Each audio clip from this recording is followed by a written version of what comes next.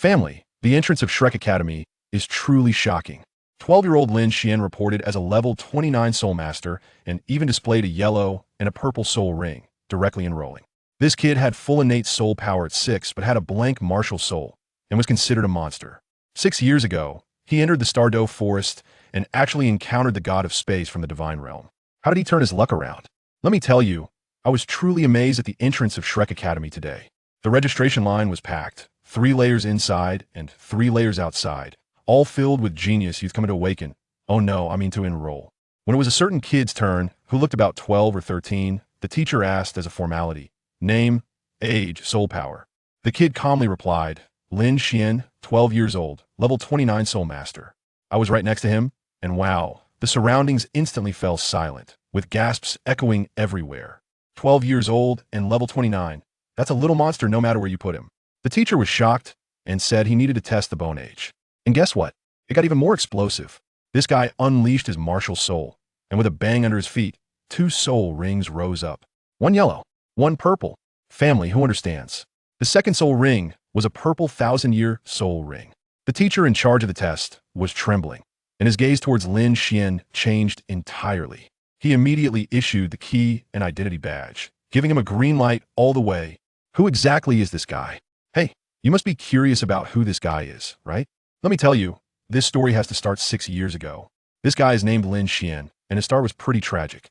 At 6 years old, his mother had just passed away, and he knelt alone in front of her grave, vowing to come back. He looked strange, with silver hair and completely black eyes, no whites at all, and was treated like a monster by the villagers. His mother was also a mystery, crying by the window every day, never mentioning who his father was until her death. The only person who treated him well was the village chief. One night, the village chief came to him and got straight to the point. Are you still worried about your useless martial soul? Let me tell you, this was the most infuriating part. On the day Lin Xian awakened his martial soul, the crystal ball nearly exploded, full innate soul power. The first in the village. But guess what? His martial soul was a blank, nothing but loneliness. Not a sword, not a spear, not even a flower, bird, fish, or insect, nothing. When a Douluo empire heard that it had no attributes, it couldn't absorb soul rings if they picked wrong. It would explode on the spot, so they just passed him. Isn't this pure heavenly punishment? But the village chief was a true sage, he told Lin Xian. Who says something unseen is a useless martial soul? It might be a unique treasure in the continent. Don't listen to their nonsense. The path is walked by yourself. In the end, the old man gave him a way out, saying if he really couldn't make it, he should go to Shrek Academy and find an old guy named Yi Fanqing. Lin Xian is also a tough kid after hearing the village chief's words. He rolled up his bedding and ran away that very night. At 6 years old, with just a few golden soul coins left by his mother, he dared to cross the Douluo Empire alone. Guess where he went? Shrek? No, he headed straight for the Douluo forest, emphasizing rebellion. He said he felt something in the forest calling him. As soon as he reached the edge of the forest, someone patted his shoulder. Lin Xian reacted quickly, leaping far away, leaning against a big tree, with a red dagger left by his mother for chopping wood in hand, looking like a leopard ready to hunt. The person who patted him was a little girl with blue hair, innocent and cheerful, accompanied by a middle-aged man. The little girl was startled by him and felt a bit wronged. Hey, why did you react so much? Lin Xian coldly replied. You touched me first. The middle-aged man quickly stepped in to mediate, apologizing profusely. Let me tell you, Lin Xian was as clever as a monkey. He spotted the character Tang on the middle-aged man's clothes, and his pupils shook. Tang sect. The next second, without saying a word, he slipped away into the forest. The middle-aged man was left dumbfounded, thinking why this kid acted like he saw a ghost at the sight of Tang sect. The little girl, named Tang Xiao, wanted to chase after him, but was stopped by the uncle. As a result, Lin Xian had just entered the forest when he ran into bad luck, being targeted by a 100-year-old fire monkey. In a flash, he was slashed on the arm, blood flowing profusely. Just when he was about to be taken away by the monkey, a crack sounded beside him, and a rift in space opened, with a voice seemingly calling him inside. In a life-and-death moment, who cares about anything else? Lin Xian gritted his teeth and dove in. The next second, he vanished. The fire monkey was left dumbfounded, jumping around in the air, only to be slapped dead by the middle-aged man from Tang's sect who arrived later. The uncle looked at the bloodstains on the ground that had vanished into thin air, equally shocked, wondering what kind of trick this kid had. As for Lin Xian, he plunged into a pure white world, injured and nearly bled out, collapsing unconscious. Just before he fainted, he heard a voice say, After so many years of waiting, finally someone like you has come. You can't die. A man in white walked down the stairs. The man waved his hand, and Lin Xian's injuries healed instantly, with all the blood flowing back into him. Wow, is this guy a deity? The man in white examined Lin Xian, frowned, and discovered a mysterious bloodline within him that even he couldn't see through. Then he looked at the red dagger in Lin Xian's hand, astonished, realizing it was a high-level artifact. When Lin Xian woke up, he thought he was dreaming. Suddenly, he sat up with a roar to the heavens, and he transformed completely. His silver hair turned red, his stature increased, and his eyes became blood red, resembling a berserker. The man in white was stunned. Berserk? No, this isn't even a Baiman giant beast. A few seconds later, Lin Xian transformed back, looking bewildered. The man in white shot a light ball into his mind, and information exploded in an instant. It turned out this man was named Yang Zhao, the god of space in the divine realm, who found the divine realm too boring and wanted to find a successor to take over so he could go out and have fun. He told Lin Xian that his blank martial soul was actually 9 million space martial soul. I thought to myself, this opportunity is right in front of him. How could he not accept? Lin Xian immediately knelt, vowing to train hard. Yang Zhao laughed heartily, saying, "Want to inherit my divine position? You have to pass my test first." With that, the scene changed, and Lin Xian found himself on a platform facing a snow-white tiger. "Kill it, or you'll die here." Yang Zhao's voice was as cold as ice. Lin Xian was also a tough kid. Without hesitation, he charged forward. The white tiger wasn't easy to deal with either, skillfully using spatial abilities to disappear and reappear behind Lin Xian. Lin Xian got his arm dislocated from the hits, but he noticed that the edge of the platform could bounce things back. His mind turned, and he came up with a plan. He used all his soul power to distort the surrounding space, throwing the dagger like a dart, intentionally making the white tiger dodge. Seizing the moment when the tiger's old strength faded, he charged forward and grabbed the tiger's leg. When the white tiger's paw came down, Lin Xian rolled away just in time to land next to the returning dagger. The moment he grabbed the dagger, his bloodline power erupted again, his red hair reappearing. He yelled and stabbed it into the white tiger's head, clean and swift. With the white tiger dead, a yellow soul ring emerged. Yang Zhao then appeared, helping him reset his bones while scolding him for fighting without using his brain, only knowing to exchange injuries for injuries. The next 6 years were hellish mode. Yang Zhao was truly ruthless. Every day was just fighting, fighting, fighting. He turned a 6-year-old child into a level 29 soul master, mastering spatial power, and even being able to control that berserk bloodline at will. Then, Yang Zhao kicked him out of the divine space, telling him to fend for himself. Lin Xian returned to Tiger Head Village, where the village chief was already gone. Remembering the village chief's instructions, he set off for Shrek City. A week later, he arrived at the gate of Shrek City, just in time for the last day of registration for new students. As he was waiting in line, he looked up and, hey, a familiar face. The Tang Sect's little princess from 6 years ago, Tang Xiao. Tang Xiao recognized him too, covering her mouth in disbelief. "Is that you? You're still alive?" She chattered around Lin Xian, while a handsome guy beside her had a dark expression, his eyes sharp like knives. This handsome guy was the prince of the Tiando Empire, clearly pursuing Tang Xiao. Only then did Tang Xiao remember to ask, "By the way, I still don't know your name." Lin Xian replied nonchalantly, "Lin Xian, a wandering cultivator." After saying that, he bypassed her and walked up to the testing teacher. Then came the explosive moment. At 12 years old, he had reached level 29, with 1 yellow and 1 purple soul ring. The entire crowd was shocked. Lin Xian took the key and left. Tang Xiao wanted to chase after him, but was stopped by the dormitory supervisor at the entrance of the boys' dormitory, and she could only walk away in frustration. Just as Tang Xiao left, Chu Linger interjected sarcastically, "Oh, the little girl seems quite concerned about you." Upon hearing this, I got goosebumps. The sourness was palpable from 8 streets away. "Are you sick? She's concerned about me. What does that have to do with you? Are you secretly in love with me?" I shot back directly.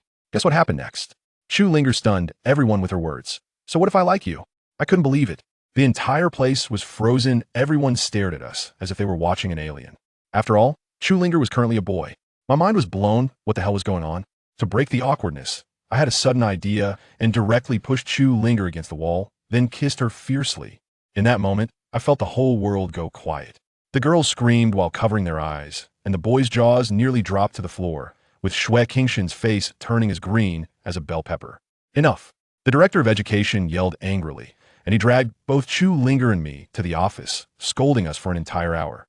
In the end, we each received a reprimand before being let go. Once we left the office, neither of us spoke. When we returned to, the earth retreated half a step. In that brief moment, Tang Hao was completely caught off guard. He collapsed to his knees, curling up like a distressed child weighing 300 pounds. Ain, observing his pitiful state, felt a surge of anger, but also a twinge of compassion. Ultimately, she steeled herself and coldly commanded, "Get up." Tang Hao hurriedly rose and cautiously inquired, "Ain, are you all right?" "I'm not well." Yin's expression turned frigid. "Before my sacrifice, did I not instruct you to take good care of the children? Is this how you care for them?" Little Yin mentioned that his brother is frail. "Have you truly considered their well-being? He even refuses to acknowledge you as his father." Tang Hao wished to defend himself, to express how much he longed for her, but faced with Yin's furious countenance, he found himself at a loss for words and could only stammer, "It's all my fault." Yin's expression softened slightly. "You owe an apology not to me, but to the children.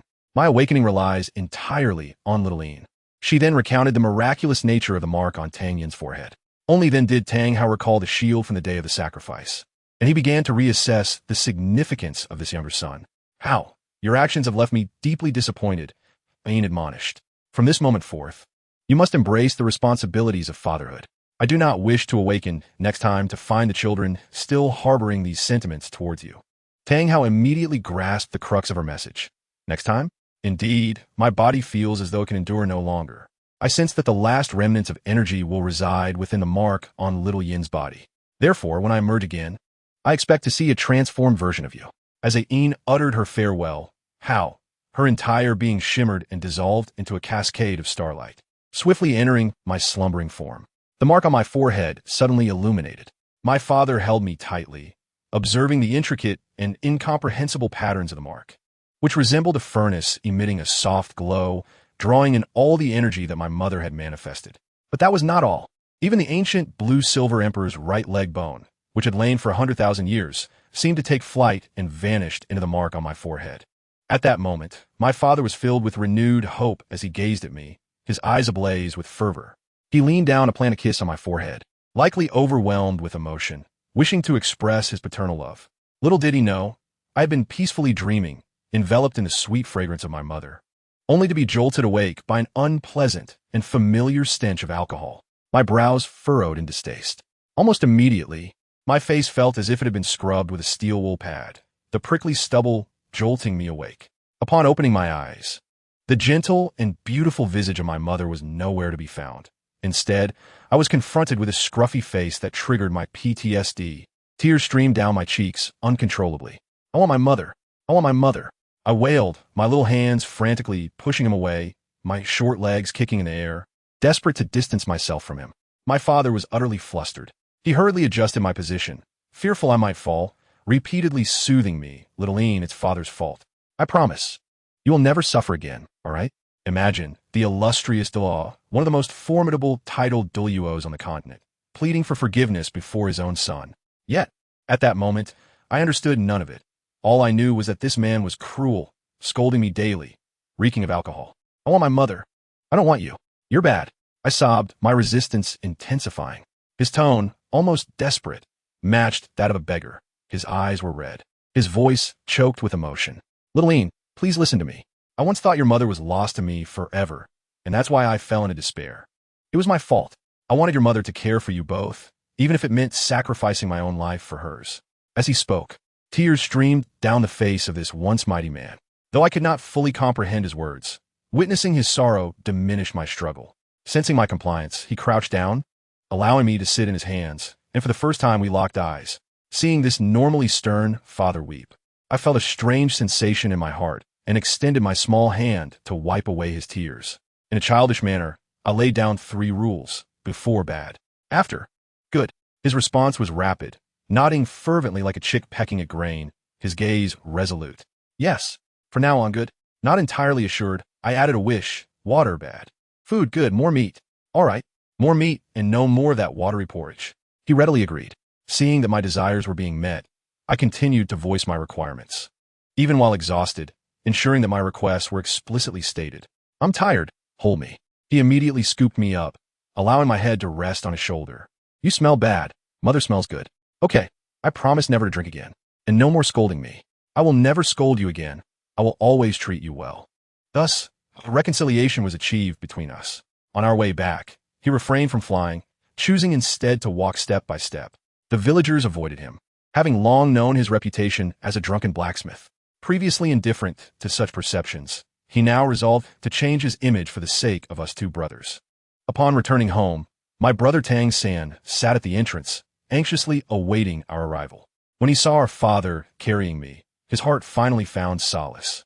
My brother, with a mind sharp as a blade, had concocted an elaborate narrative, convinced that our father was a master hiding from enemies in a remote village. To my brother's astonishment, our father reached out, gently ruffling his hair, his voice dripping with tenderness. "Little San, we're back. Let's go inside." This unexpected gesture left my brother bewildered. Having spent a lifetime as an assassin, he had never experienced such paternal affection, and his heart swelled with warmth. Once inside, my father set me down, allowing us to play while he busied himself preparing dinner and tidying up the house. The efficiency of a titled Douluo at work was impressive. He first borrowed a chicken from the village head, swiftly preparing a chicken porridge, accompanied by rice and vegetables, serving it to us. My brother obediently ate, savoring the meal as if it were the best he had ever tasted in his 2 lifetimes. I too remained composed, feeding on a combination of his and my father's offerings until my belly was pleasantly full. As my father began to clean, I leaned in conspiratorially towards my brother. Observing my demeanor, he inquired, "What is up, little brother?" In a hushed tone, I replied, "Gidge, I have a secret to share." My brother was taken aback, stammering, "You found, mother?" "Yes." I nodded emphatically, pointing to the smooth surface of my forehead. "Mother is right here with me." My brother regarded me with a look of profound concern, as if he believed I had lost my mind. "Little brother, are you hallucinating?" I quickly shook my head, brushing his hand away, insisting I really saw her. I attempted to summon my mother for him to see, but the mark remained unresponsive, as if it were in a deep slumber. "I know you are anxious, but please be patient. I know you have seen mother."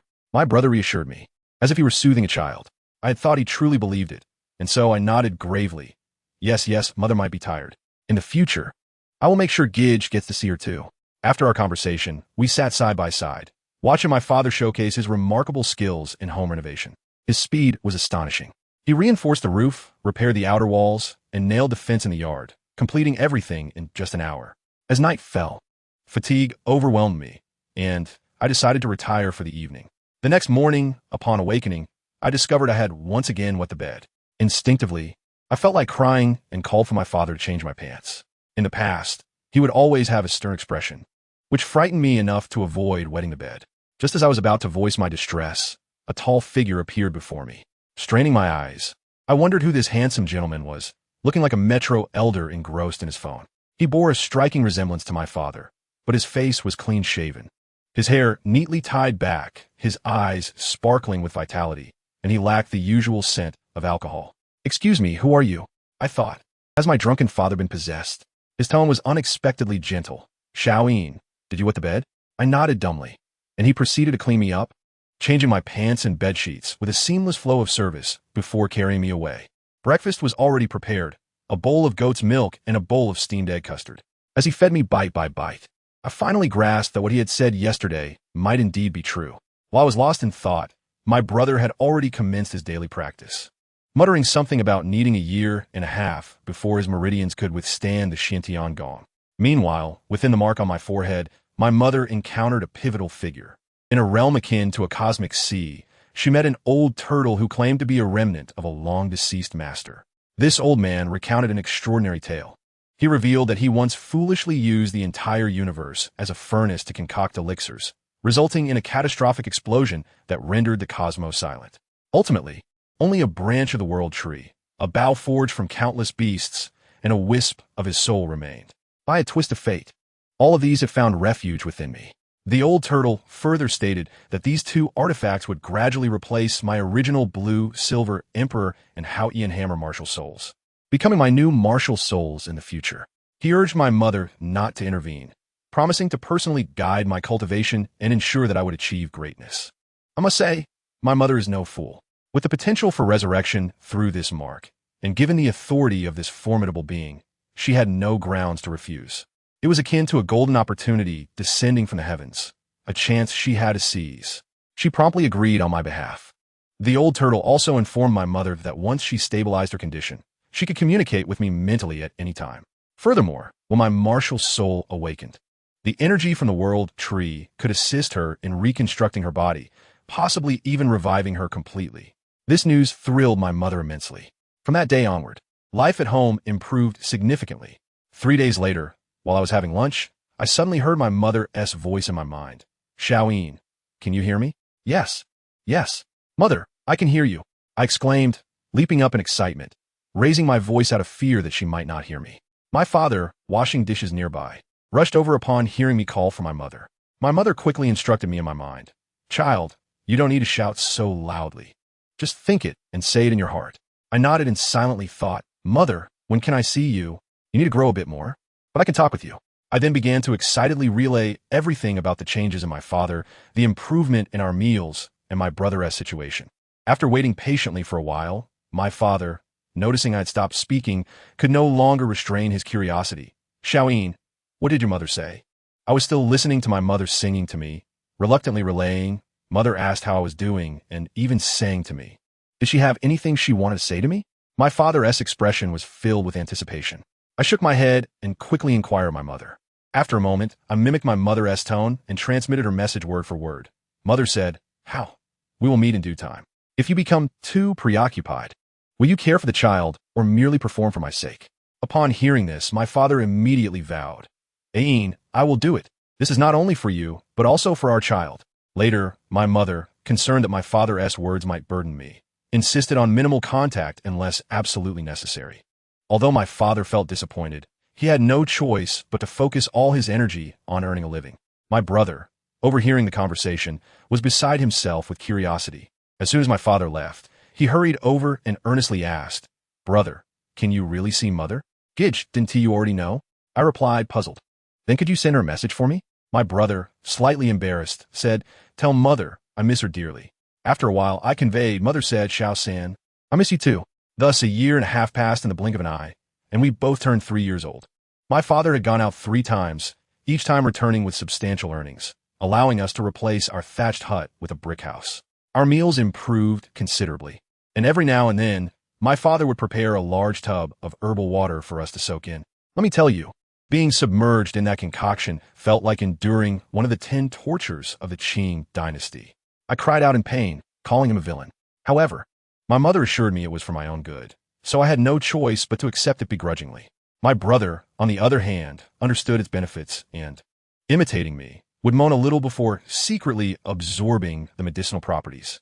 That year, when we turned 3, my brother officially began cultivating his Xintian gong. One evening, I was also drawn into my spiritual sea by the old turtle. The vast galaxy was breathtaking, leaving me utterly mesmerized. Child, you have finally arrived, a voice, both aged and warm, resonated. The old turtle explained where we were and mentioned that my mother was also present. Upon hearing I could see my mother, I was ecstatic and turned to see the figure I'd longed for. Mother, I rushed over and embraced her. After sharing a tender moment, the old turtle reminded us it was time to attend to business. My mother informed me that the old turtle was her savior and wished to take me as his disciple. The moment I realized I could learn skills to protect my mother, I readily agreed without a second thought. The ceremony of apprenticeship was simple. I bowed to the old turtle, and that sufficed. He offered no gifts, but directly imparted to me a cultivation method known as Tianwei Lu. He solemnly instructed me that this method must not be shared with others. Then he began to recite the incantation. Thus, the heavens and earth serve as the furnace, the process of creation as the craftsman, yin and yang as the fuel, and all things as the copper. Each word resonated like thunder in my mind, causing my entire spiritual sea to tremble, and an ethereal furnace manifested, exhaling the essence of the sun and moon, radiating brilliance. This is the core of the cultivation method. Sit cross-legged, and we will proceed step by step. Thus, under the guidance of the old turtle, I, Tang Yin, officially embarked on my journey of cultivation. Within just a few days, I had refined my own innate furnace, a beautiful light blue crystal furnace. The old turtle praised my talent, but reminded me that I was only 3 years old. My primary task now was to lay a solid foundation, not to rush my cultivation. At that moment, I understood little and asked him word by word. Master, what are tendons and bones? What is the foundation? I must say, my master was truly patient. He explained everything clearly. Hearing my questions, he immediately provided a live demonstration, pointing to my tiny body and saying, "Look, all the visible parts, your arms and legs, your organs, are collectively referred to as tendons and bones. They represent the hardware of your being." "And what about the foundation?" I inquired further. The master provided an analogy that was simply brilliant. The foundation is the underlying code of your body. It is the wooden barrel in which you cultivate. Consider this. A barrel's capacity to hold water does not depend on its longest plank, but rather on its shortest one. Your foundation determines your limit in cultivation for this lifetime. Do you understand? I comprehended immediately. Subsequently, my master began to impart to me the profound teachings of the Lu Sutras, instructing me on how to utilize the small furnace within my body to inhale and exhale the essence of the heavens and earth. Time swiftly passed, and nearly 5 years had elapsed. I must tell you, these 5 years have transformed our family utterly. On my side, I have made considerable progress in practicing Lu, feeling as though I am a walking air purifier, effortlessly inhaling and exhaling spiritual energy. My master, in addition to teaching me the art of cultivation, diligently instills in me the principles of being a good person, to the point where my ears nearly feel calloused from his teachings. My mother, Ian, has remained beside the long spear crafted from the branches of the world tree within my spiritual realm, daily comprehending the principles of life. And her understanding of these laws has been soaring. Being originally the blue-silver emperor, a progenitor of life energy, coupled with a more advanced external aid, her cultivation speed has been astonishingly rapid. However, she often reminds me that to progress further, she must possess her own physical body. My elder brother, Tang San, has not been idle either. He has reached a bottleneck in the first layer of Zhuangdiangong. Every day before dawn, he ascends a mountain peak to practice his purple extreme demon eye in the morning sun. Perhaps due to the excellent nourishment, he has grown significantly taller. Yet his skin has darkened from exposure to the elements, making him a striking young man. The most remarkable change has been in my father, Tang Hao. Who among our family could understand? My father has completely transformed. No longer is he the despondent uncle who merely drank all day. Besides forging iron during the day, he occasionally disappears for a time, returning with a bounty of gold soul coins and precious medicinal herbs, allowing my brother and me to feast on high-grade soul beast meat. When not working, he spends time with us, sharing tales of our continent. I had long since confided in him about my master, and upon learning that my master was my mother's savior, he promptly agreed to my apprenticeship. I remember distinctly one evening when he summoned my brother and me, his expression grave. "This continent is known as Douluo," he said, "divided between 2 great empires. The north is the Tiando, and the south is the Xinghua. Here, every individual awakens their martial soul at the age of 6. With a flick of his hand, boom, an enormous, pitch-black hammer appeared out of thin air, leaving my brother and me astounded. Behold, this is the martial soul. If one awakens a martial soul, accompanied by innate soul power, they can cultivate and become a soul master." He pointed at the hammer and explained that it is called the Haotian hammer, the inherited martial soul of the continent's foremost sect, the Haotian sect. Haotian sect? I inquired with curiosity. Beyond the 2 great empires, many formidable soul master factions exist. Among them, the most powerful is the Wuhuan Temple. ISNT, that the rundown building at the village entrance? I suddenly recalled. Yes, the influence of the Wuhuan Temple spans the entire continent, parasitically attached to the 2 empires, quite domineering. I must tell you, when my father spoke of the Wuhuan Temple, his tone brimmed with hatred, filled with subjective fervor. I found myself somewhat perplexed. But don't they send people every year to help awaken the martial souls of the village children? That is merely to win the hearts of the people. My father's emotions surged, but he quickly reined them in, saying, "Xiaoyin, you are still young. Some matters I will explain to you later." Seeing his demeanor, I realized the complexity of the situation, undoubtedly intertwined with my mother's death. Thus a rift was formed. My father continued, "In addition to the Wuhuan Temple, there are 7 great sects, divided into the upper 3 sects and the lower 4 sects. The upper 3 sects are our Haotian sect, the 7-treasure glazed tile sect, and the blue lightning tyrant dragon family, each possessing a title Douluo to stand against the Wuhuan Temple. Time flew by, and before I knew it, I had turned 6. After much contemplation, my father decided against allowing us to awaken our martial souls in the village. He would do it himself. He stated that the Haotian sect had been forced into seclusion by the Wuhuan Temple, and if either of us were to awaken the Haotian hammer, it would lead to grave troubles should it be discovered by the Wuhuan temple. That night, my father called my brother and me forward, saying, "We shall not wait for the village. It is time to cultivate. Tonight, I shall awaken your martial souls." He explained that martial souls are typically inherited from one's parents, favoring the stronger lineage. He revealed that his martial soul is the Haotian hammer, while my mother's martial soul is the blue-silver emperor, which is of equal quality to the Haotian hammer. Thus, he could not guarantee which one of us would awaken. At this critical juncture, I suddenly sensed my master calling me, and my consciousness was swiftly drawn into the sea of my spiritual awareness. Upon entering, I beheld my mother, Yin, and my master, Douluo. Yet, my mother's eyes were red, clearly having just wept, while my master appeared more ethereal than usual, his face still wearing that gentle smile. "Child, I have summoned you to convey certain matters," my master began. "Master, what is it?" I felt a sudden pang of dread. "Child, you have been my disciple for 3 years, and I am very pleased to have received such a good student after my passing." Master, at that moment, my mind reeled, unable to accept that this elder, who treated me like a cherished grandson, was. Master shook his head. "I know what you are thinking. I am but a wisp of residual thought, not even a complete soul, and I am soon to dissipate. I called you here to say farewell." "Master, is there truly no other way?" My tears cascaded down, sobbing uncontrollably. This was the first time in my life I confronted the harsh reality of separation from a loved one. "Xiao-yin, did I not teach you that a man should not shed tears lightly?" My master gazed at me with affection. "But you also said that it is only when sorrow reaches its depths." I cried, while stubbornly retorting. "Ha, you child," my master chuckled, his figure becoming increasingly translucent. "I have not taught you much. I feel quite remiss." "Master, you have treated me so well." I wept. "Child, do not weep for me. Your life is just beginning. I am merely a transient figure." Douluo continued. "Tiandiwei Lu has been imparted to you. Practice diligently henceforth. Furthermore, regarding your martial soul, I harbor a bit of personal intention." As he spoke, the spear crafted from the world tree and a blood-red bow materialized. These 2 items are the last treasures left behind by my master, and they have long since melded with you.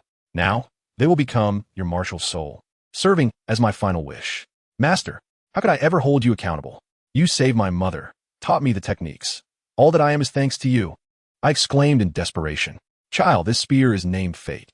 This bow, forged from the bones of countless strong beings, with phoenix bones for the frame and dragon tendons for the string, shall be called the Dragon Phoenix Bow.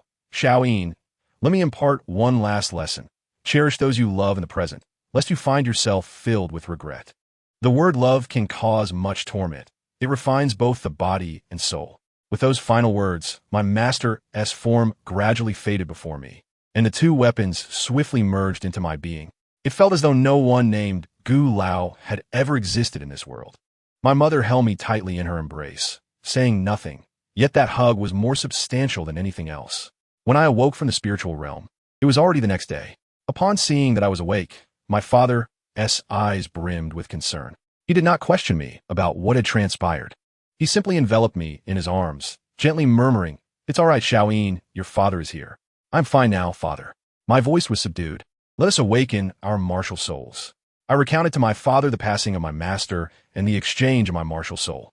I must tell you, my father was momentarily rendered speechless, his expression suggesting his mind was almost overwhelmed. Just think, not only had he lost his benefactor, but his son's martial soul had also been replaced. Who wouldn't be bewildered? In Douluo, martial souls are not linked to one's parents. It is an immense matter, signifying a shift in destiny. My father bore an enormous burden. Yet, he merely paused for a moment before his gaze solidified with unwavering resolve as he declared, "Xiao-yin is the child of both me and Yin, regardless of what martial soul he possesses. Truly, my father is a real man." He swiftly arranged 6 awakening stones into the formation of a hexagram. With a sudden boom, the Haotian hammer materialized in his right hand, while beneath his feet, 9 soul rings emerged, 2 yellow, 2 purple for black, and 1 red, creating an overwhelming sense of pressure. "Who will step forward first?" he challenged. I took a step forward. "Allow me." I positioned myself at the center of the formation, and golden motes, reminiscent of fireflies, floated into my body. My chest felt fervent. My palms tingled, as though something was striving to break free. "Do not fear, extend your hands." My father encouraged from the side. I extended both hands. In the palm of my right hand, the motes converged, and a brown long spear materialized. A soft green halo surrounded its tip, emanating life, energy. My father inhaled deeply, claiming that his 6-year-old injury seemed to have improved slightly. This spear was named Destiny. In my left hand, a blood-red bow also manifested, its limbs shaped like the wings of a phoenix, vividly lifelike. The aura emanating from the bow, my father remarked, was more formidable than that of the forest king, the titan great ape. This bow was called the Dragon Phoenix bow. Now, retract your martial soul. I shall assess your innate soul power. I placed my hand upon the blue crystal orb. In the next moment, a forceful pull surged through me, draining the spiritual energy from my body. The crystal orb then resonated with a loud hum, bursting forth in blinding radiance that illuminated the entire room as if it were day. This is an innate soul power of level 20. My father's eyes nearly bulged out in disbelief, his voice trembling as he exclaimed that he had never heard of anyone possessing an innate soul power exceeding level 10. I was somewhat fatigued and decided to return to my room to rest. My father, feeling sympathetic, refrained from saying much more. He then proceeded to awaken my brother. Tang-san. My brother was impressive as well, possessing dual martial souls. In his left hand was the Haotian hammer, and in his right hand blue silvergrass. But not just any blue silvergrass. Its leaves bore 7 golden stripes, marking it as Blue Silver King. This was likely due to his excellent diet and the influence of my Blue Silver Emperor bloodline. 3 days later, I finally emerged from the sorrow of my master's departure. During breakfast, I told my father, Dad, Mother can now temporarily appear. A chopstick slipped from my father's hand. I stood up and summoned my destiny spear, mimicking my master's earlier actions, channeling vibrant life energy into the air to construct my mother's form. Light and shadow intertwined, slowly coalescing into a stunning ethereal figure clad in a blue gown. My father, a strong man, shed tears as he trembled and called out, "Ain, it has been a long time." My mother opened her arms with a smile, and they embraced tightly. After waiting a moment, I grew somewhat impatient. "Father, you've held her long enough. I wish to embrace her too." Only then did they part. My mother knelt down, first embracing my brother, then lifting me into her arms and kissing my cheek. At last, our family was reunited. Once seated, my father began discussing serious matters. He first mentioned my innate soul power of level 20, then expressed concerns about my brother's martial soul. He originally intended for my brother to practice with the Blue Silver King while concealing the Haotian hammer to avoid attracting trouble. However, my mother interjected sharply, "Are you foolish? The Tang family using high-quality Blue Silver King. Wouldn't anyone investigating easily connect it to you and the Blue Silver Emperor?" In contrast, claiming the Haotian hammer is a lost bloodline seems more plausible. Upon hearing this, my father realized his oversight. Indeed, I had not considered that. It was my turn. My father remarked that my destiny spear was rather peculiar, resembling a support-type martial soul. Yet my mother insisted, "Do not be deceived by appearances. Its essence is that of a spear, and thus, it must be practiced by a powerful attack-type soul master. I wish to be a powerful attack-type soul master. To protect Mother," I declared, raising my small hand. My father seemed to recall someone, mumbling, "Once you acquire your soul rings, Xiao-Yin, you should meet him." He then began imparting foundational knowledge about soul masters.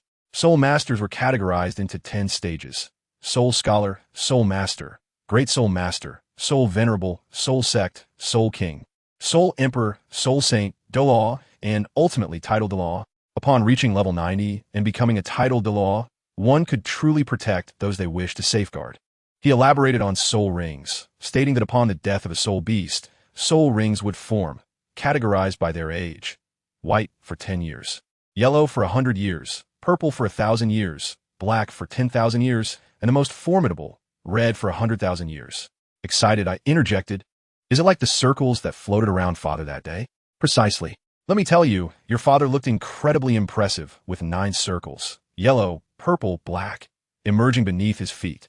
It was astounding, like Russian nesting dolls, each layer more terrifying than the last. Especially the outermost one, blood red. Its brilliance seemed capable of captivating one's very soul." As I spoke, my mind buzzed. The aura was so familiar, identical to that of my mother's. Unable to contain myself, I blurted out that last red circle. "Is it Mother?" At my words, my father and mother froze, and my brother looked stunned, likely reeling from the revelation.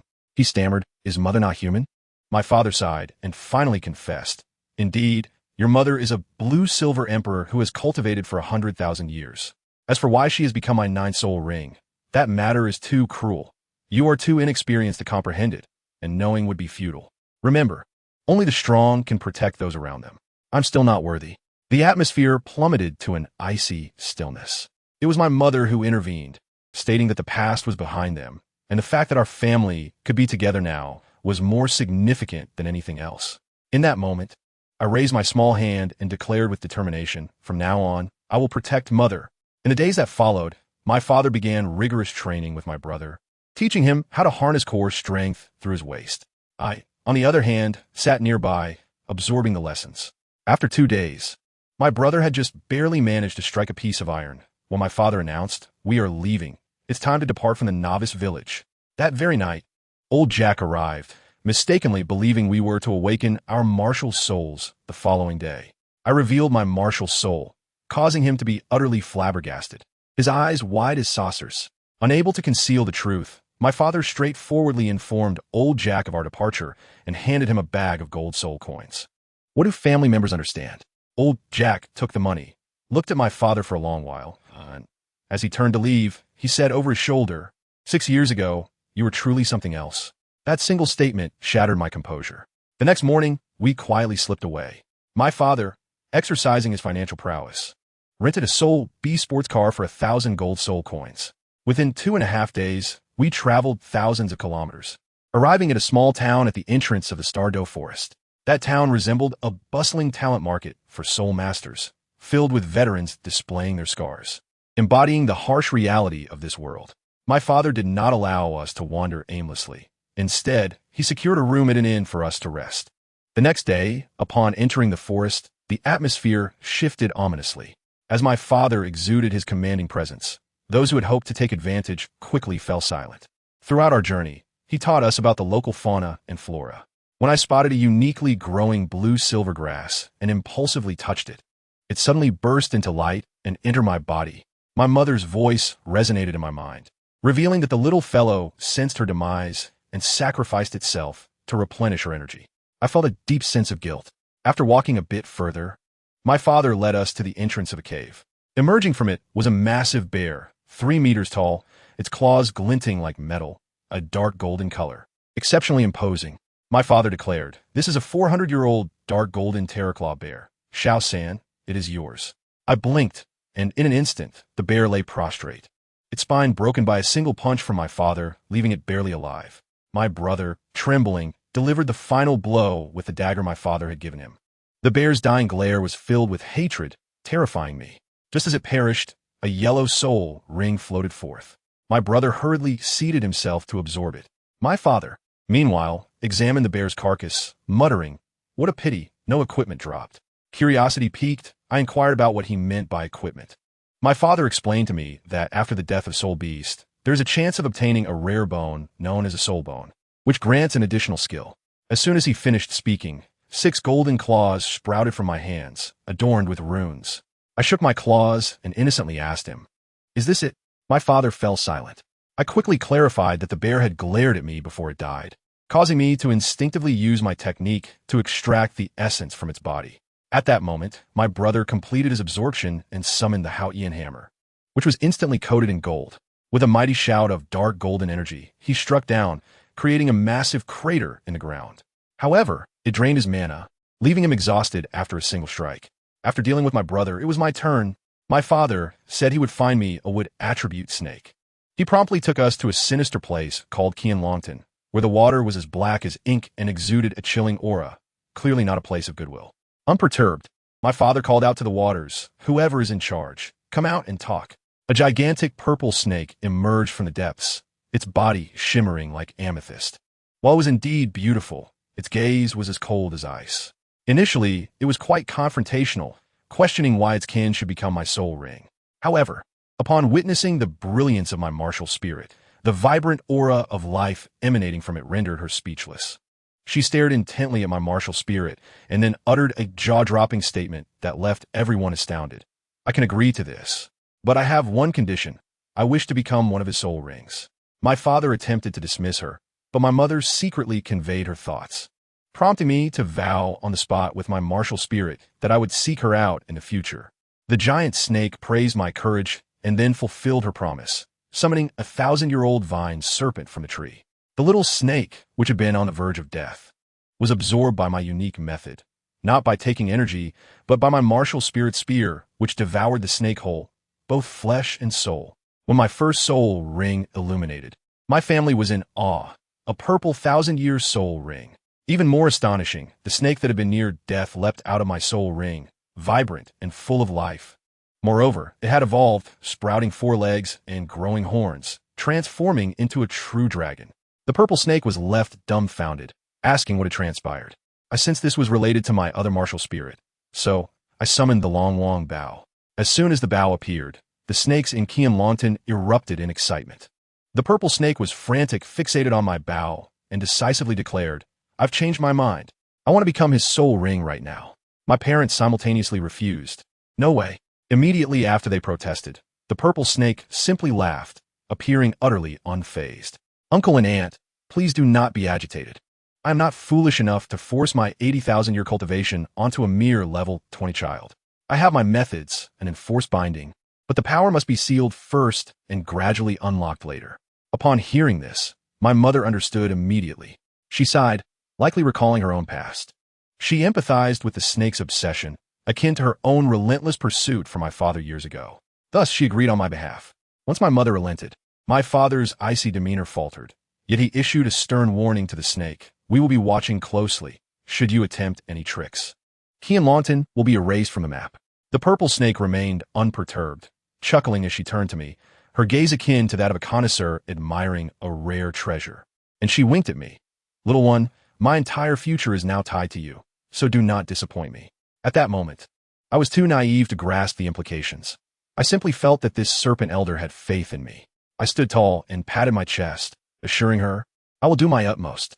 Naturally, who would be foolish enough to turn down such an opportunity? Without delay, as soon as I finished absorbing my first soul ring, I seamlessly transitioned into the absorption ritual for my second. The scene was nothing short of magnificent. Previously, I believed the leader of Qianlongtan was revered for their wisdom, but it turned out that her strength was unparalleled. Upon her departure, her subordinates filled the void, ensuring a smooth transfer of power. Suddenly, the purple snake burst forth from the water, revealing her entire form. My goodness, over 80 meters long, resembling a moving skyscraper. I realized that what I had glimpsed earlier was merely the tip of the iceberg. She soared to a towering ancient tree, large enough to house a small town.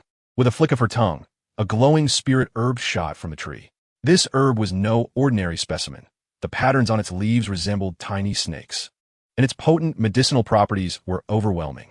It was said that a near-tidal Douluo once attempted to seize it, only to be gravely injured by several 10,000-year-old beasts, fleeing faster than a rabbit. This spirit herb was extraordinary, capable of instantly boosting the purple snake's cultivation by 20,000 years, propelling her to the threshold of 100,000 years, thus enabling the sacrificial offering. She devoured the herb, and instantly, her purple scales illuminated as if a light had been switched on. Her cultivation skyrocketed, reaching 85,000, then 88,000, and finally 90,000, with each scale shifting color, becoming a breathtaking blend of crimson and violet. Yet she seemed somewhat dissatisfied, murmuring about only achieving a dual color. However, there was no time for her regrets.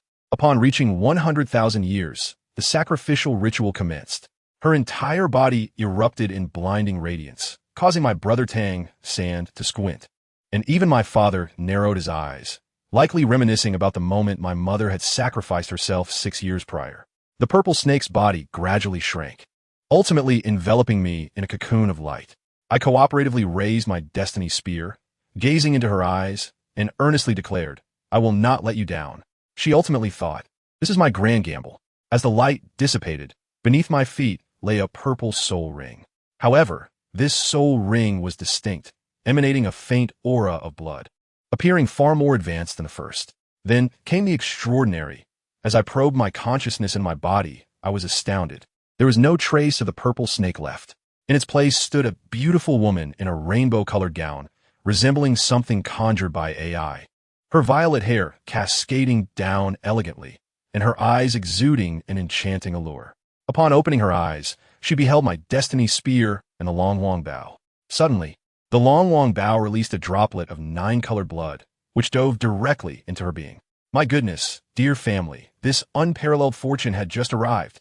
She was momentarily stunned, for this drop of blood instantly elevated her bloodline, igniting a transformation through the 7 colors of the rainbow on her body.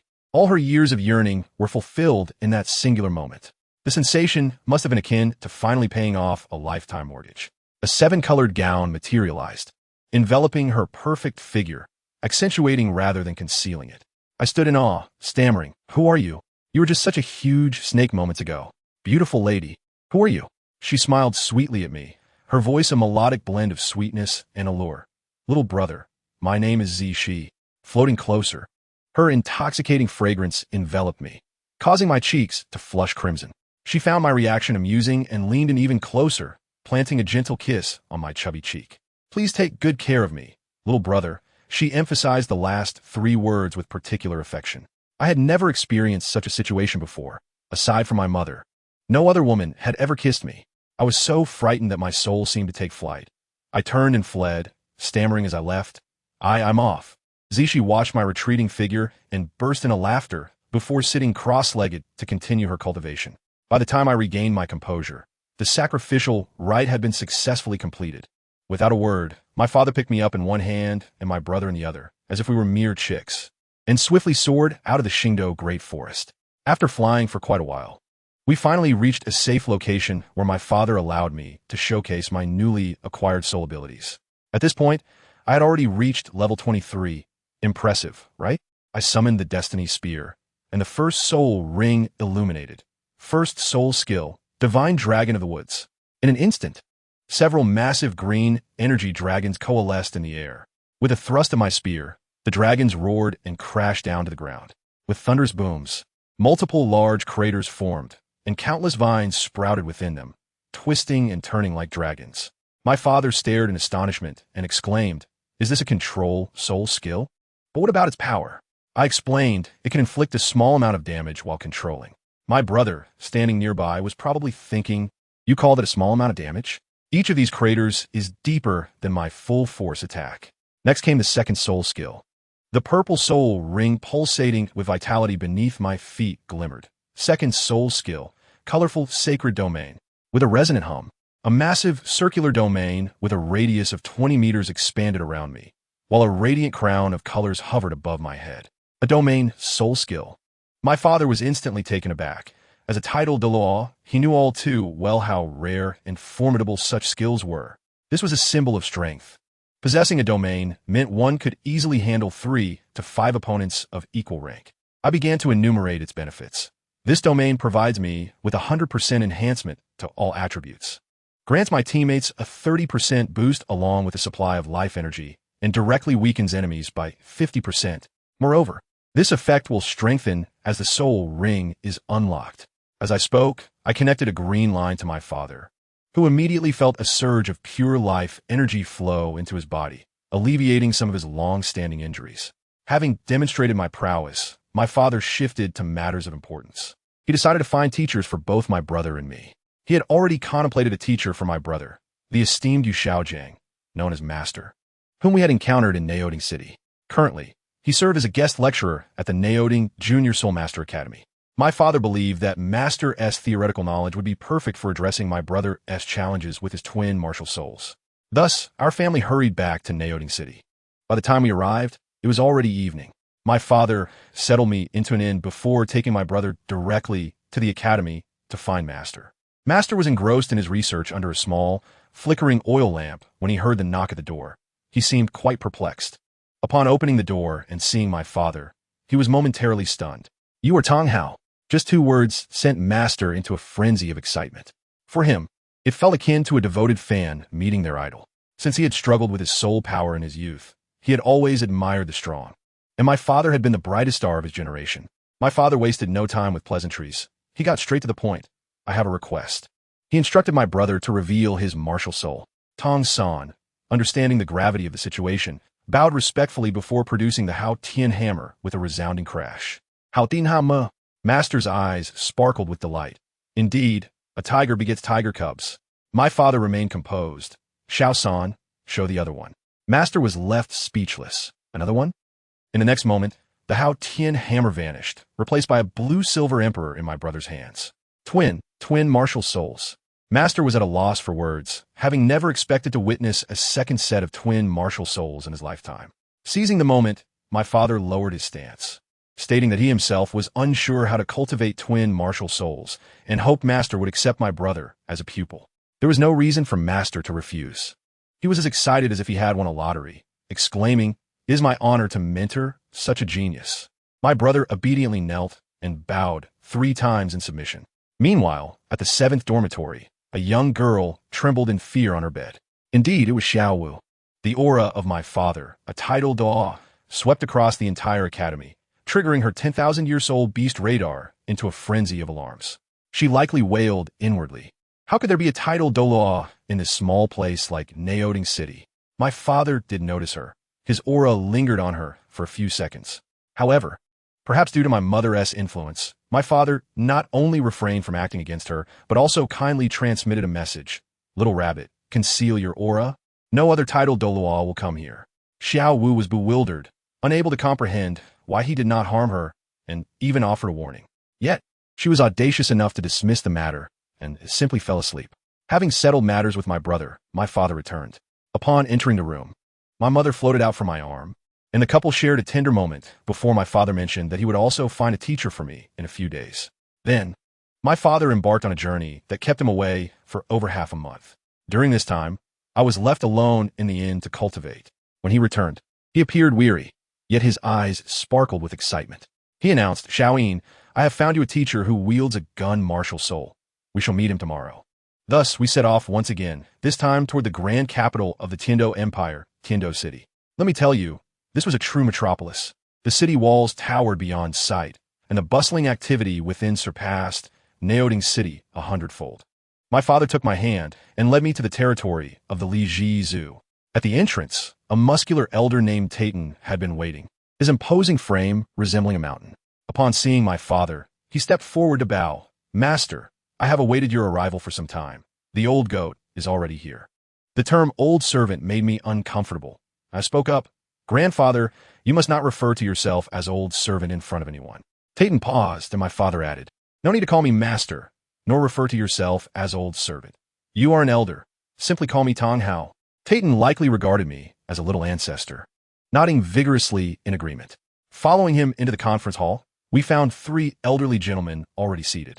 One was as robust as Tayton, another was thin and ethereal, and the last one, let me tell you, his presence was remarkable.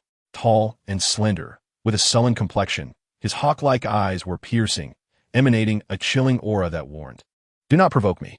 The moment I laid eyes on him, I knew he would undoubtedly be my future teacher. The unyielding intent of the gun was unmistakable.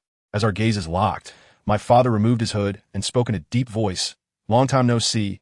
Niu Gao, young Wudi uncle." The 3 elderly men were instantly taken aback, their expressions frozen. After a brief silence, the most fearsome-eyed among them, young Wudi, scoffed and launched into an accusatory tirade. "Today is a gathering of our 4 great families.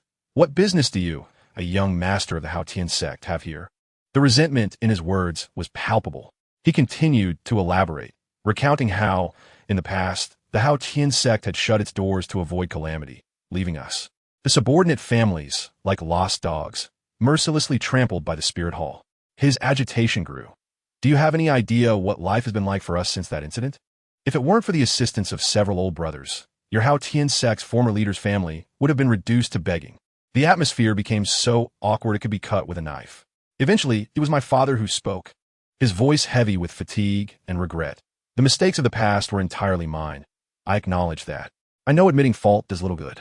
The Hao Tian sect was forced into seclusion. My father was driven to death by anger, and you all lost kin and wealth in the spirit hall's purges. This debt I shall repay with my remaining life.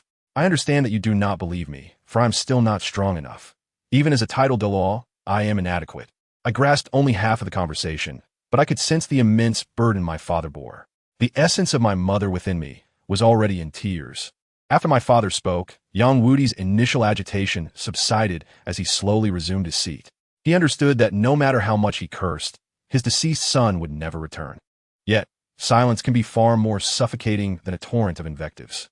The entire hall was so quiet that one could hear a pin drop. The atmosphere was thick with embarrassment. Eventually, it was the host, a formidable figure named Titan, who broke the tension. Ahem. The young master is here today for a serious discussion. Let us all listen attentively. Remarkably, moments ago he referred to my father as Tang Hao, and now he addressed him as the young master, showcasing a rapid shift more astonishing than a Sichuan opera mask change.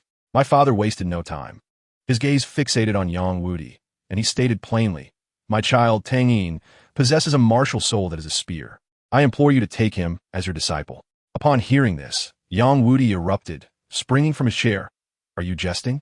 You, a hammer wielder, and your wife, a mere blade of grass, have birthed a child with a spear as a martial soul? Are you auditioning for a science fiction role?" My father ignored him and cast a fleeting glance at me. Xiao Yin. Understanding dawned upon me. With a mere thought, my fateful spear materialized in my grasp. To my astonishment, 2 circles of purple rings began to rise beneath my feet, exuding an aura of cool magnificence.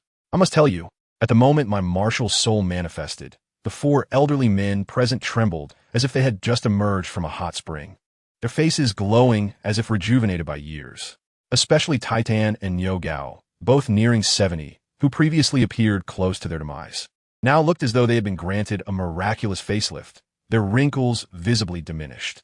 However, they hardly had the chance to relish this unexpected vitality, for all eyes were riveted upon the 2 circles of purple rings at my feet.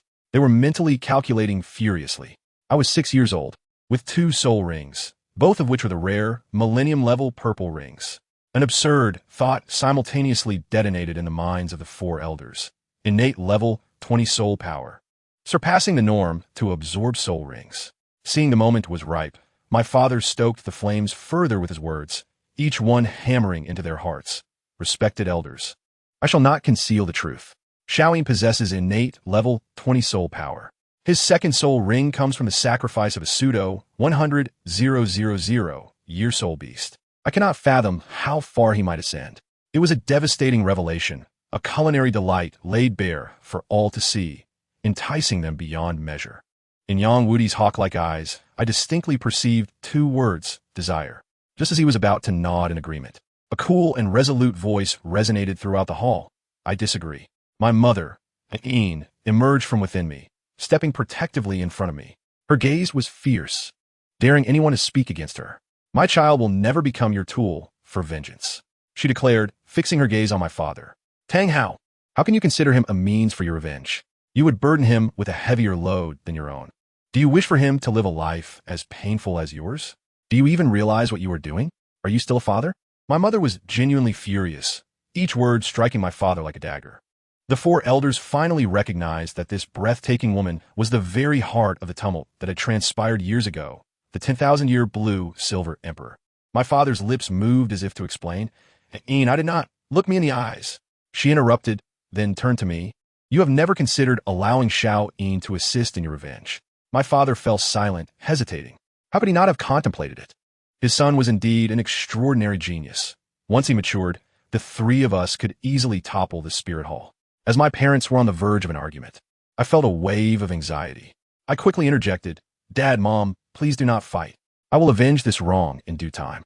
Upon hearing this, my mother's eyes glistened with tears. "Xiao Yin, you cannot." I shook my head, interrupting her. "However, I will only confront those directly involved and will not implicate any innocent person. I will not assist you in pursuing power or benefits." As soon as I finished speaking, Yang Wudi's eyes brightened. He slammed his thigh in approval. "Excellent. A young lad with such resolve and clarity. You are precisely the disciple I want." Thus it was settled. My mother said nothing more, merely holding me tightly as tears streamed down her face. Observing my mother weep, my father's fleeting joy and my promise of vengeance evaporated. He slapped himself hard across the face, instantly swelling one side. This was his way of chastising his own inadequacy, while others relied on their elders. He had become a burden to his young son, a source of embarrassment. I had to comfort both sides, first soothing my mother. "Do not cry, mother. It is still too early for revenge. I will speak of it once I become a titled Douluo. For now, I still need your protection." Then I turned to my father. "Dad, mother does not hate you. Furthermore, until I grow stronger, you must not act recklessly. Otherwise, our agreement will be void." I knew him too well. Beneath his calm exterior lurked a beast of vengeance. My father kissed my forehead, a silent agreement. He then produced a millennium-level purple crystal ginseng from his bag, presenting it to Yang Wudi as a token of apprenticeship. Yang Wudi's eyes widened, nearly drooling, as he repeatedly expressed his gratitude. After bidding farewell to my father, the four elders surrounded me as if I were an extraordinary treasure. Yang Wudi cleared his throat. Call me teacher, not grandfather. Teacher, I obediently replied. Nearby, he chuckled like a blooming chrysanthemum. Xiao Yin, do you know what to call me? I pondered, recalling that my father called him uncle. Hence I said uncle, grandpa. Good grandson, Niu Gao bellowed, joining in, and me calling Niu grandpa. Niu grandpa. Titan, not to be outdone, chimed in. Titan grandpa. Titan grandpa. Once I finished addressing them, Bai Niu Gao and Titan turned to Yang Wudi with peculiar expressions. Yang Wudi, momentarily stunned, quickly realized the implications, and his face turned pale. Goodness, if I called them grandfathers and him teacher, the lineage would be in disarray. He would become the junior of these old fellows. How shameless! Yang Wudi's beard trembled in irritation, and without a word, he seized the nape of my neck as if I were a chick, briskly leading me away. Behind us, Niu Gao's boisterous laughter rang out. Nephew Yang, don't leave yet. We have serious matters to discuss. Finally, I understood my new teacher's sudden ire. Glancing up, I saw his face turning an angry shade of liver color, his facial muscles twitching furiously. After the gathering concluded, I followed Yang Wudi back to the clan's territory. He led me to a room, declaring it my new chamber before departing. Later, I learned that this room was reserved for his deceased son, never before occupied by anyone else. This stirred a frenzy within the entire clan, with rumors flying wildly. Some claimed I was the illegitimate child of the clan leader. Others suggested I was the posthumous son of the deceased young master, while the most outrageous version posited that I was the illegitimate offspring of the current pope, abducted by my teacher for a dramatic tale of maternal betrayal. The following morning, my teacher, with a grim expression, announced before the entire clan, Tang Yin is my direct disciple. Only then did the rumors cease. Thus commenced my grueling training. My teacher inquired, what do you believe a spear is for? Without hesitation, I replied, to protect those I wish to safeguard. He inquired once more, but when you engage in combat, you only attack and never defend. Why is that? I replied, as long as I strike fiercely enough, my adversaries will be preoccupied with their defenses, leaving no opportunity for them to assault those beside me. Upon hearing my words, my teacher was momentarily taken aback, then burst into hearty laughter, nearly moved to tears. He remarked that from my statement, he perceived a path even more extreme than his own. Excellent. From this day forth, I shall instruct you on how to wield the most extreme aggression to safeguard all that you hold dear. He then assigned me my first task, to strike 1,000 times daily with a spear. Each thrust must produce a sound akin to tearing through the air to be deemed satisfactory. 1,000 strikes. Who among my family could comprehend that? I was utterly dumbfounded. After the first day's practice, I was completely drained, lacking the strength even to eat dinner, and I fainted. Upon awakening, I found myself immersed in a large medicinal bath, filled with precious herbs. My teacher stood vigil beside me. Later, my mother recounted that when my teacher saw me unconscious, he mischievously stripped me and tossed me into the herbal bath, teasingly flicking at my little brother and commenting, such a tiny thing. I truly felt I might perish from embarrassment. Thus, day after day, the seasons changed, and 4 years swiftly passed. I was now 10 years old, having blossomed into a graceful young lad.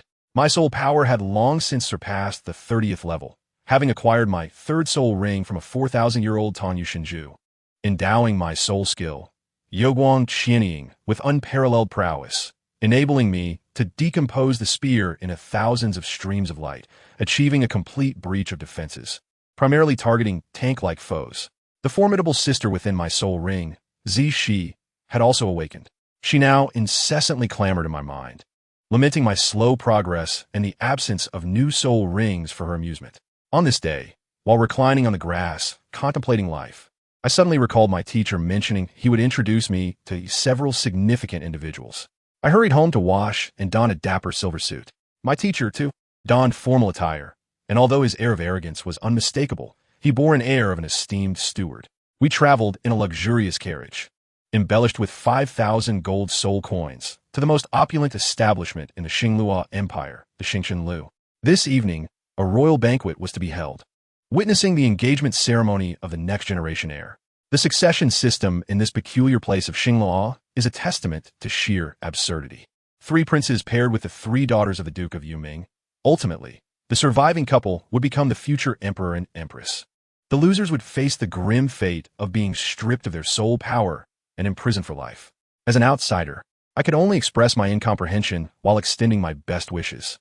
The banquet hall was filled with dignitaries, elegantly dressed, exchanging pleasantries and exuding overwhelming hypocrisy. Unable to tolerate the atmosphere, I discreetly slipped into a corner, indulging in cake. Before long, the emperor and empress arrived, plunging the room into silence as everyone bowed in reverence. As everyone lowered their heads, I hastily stuffed a piece of cake in my mouth to avoid waste. Just as I did, a stifled giggle erupted nearby. I nearly choked. After finally swallowing, I glared up to see which fool dared to laugh at me. My gaze fell upon a young lady not far off. She too was bowing, yet her trembling shoulders and the soft coughs, along with her equally quivering voluptuous figure, betrayed her composure. Once the emperor commanded everyone to rise, I finally discerned her features. She appeared to be around 15 or 16 years old, with a chic bob and an alluring charm, her figure strikingly attractive. Upon noticing my gaze, she playfully raised a small fist in my direction. But upon meeting my strikingly handsome visage, she shyly averted her eyes. It dawned on me that she was one of the protagonists of the evening, the eldest daughter of the Duke of Yuming, Zhu Zhuyan. Flanking her were her 2 younger sisters, the youngest named Zhu Zhuqing, sporting a frosty expression, yet already showing signs of a developing figure. I cast a glance at them, then at the Empress and the Duchess on stage, concluding that the women of the Zhu family indeed possessed extraordinary genetics. However, recalling that they were the central figures in this brutal game of life and death, I swiftly diverted my gaze. I had no desire to entangle myself in such troubles. My intention was merely to observe and depart once satiated. Yet, the commotion inexplicably gravitated toward me. Just as I resolved to slip away, the atmosphere on stage grew tense. A eunuch's voice rang out, announcing the arrival of the princes, reminiscent of a selection program, each stepping forward in turn. The first was the eldest prince, Davis, a towering figure at 6 feet tall, sporting a golden mane akin to the Lion King, his gaze radiating an aura of brutality. He was to be Zhu Zhiyun's betrothed. Following him were the second and third princes. The third prince, named Dai Mubai, appeared to be a timid soul, trailing behind his 2 brothers, seemingly cowed.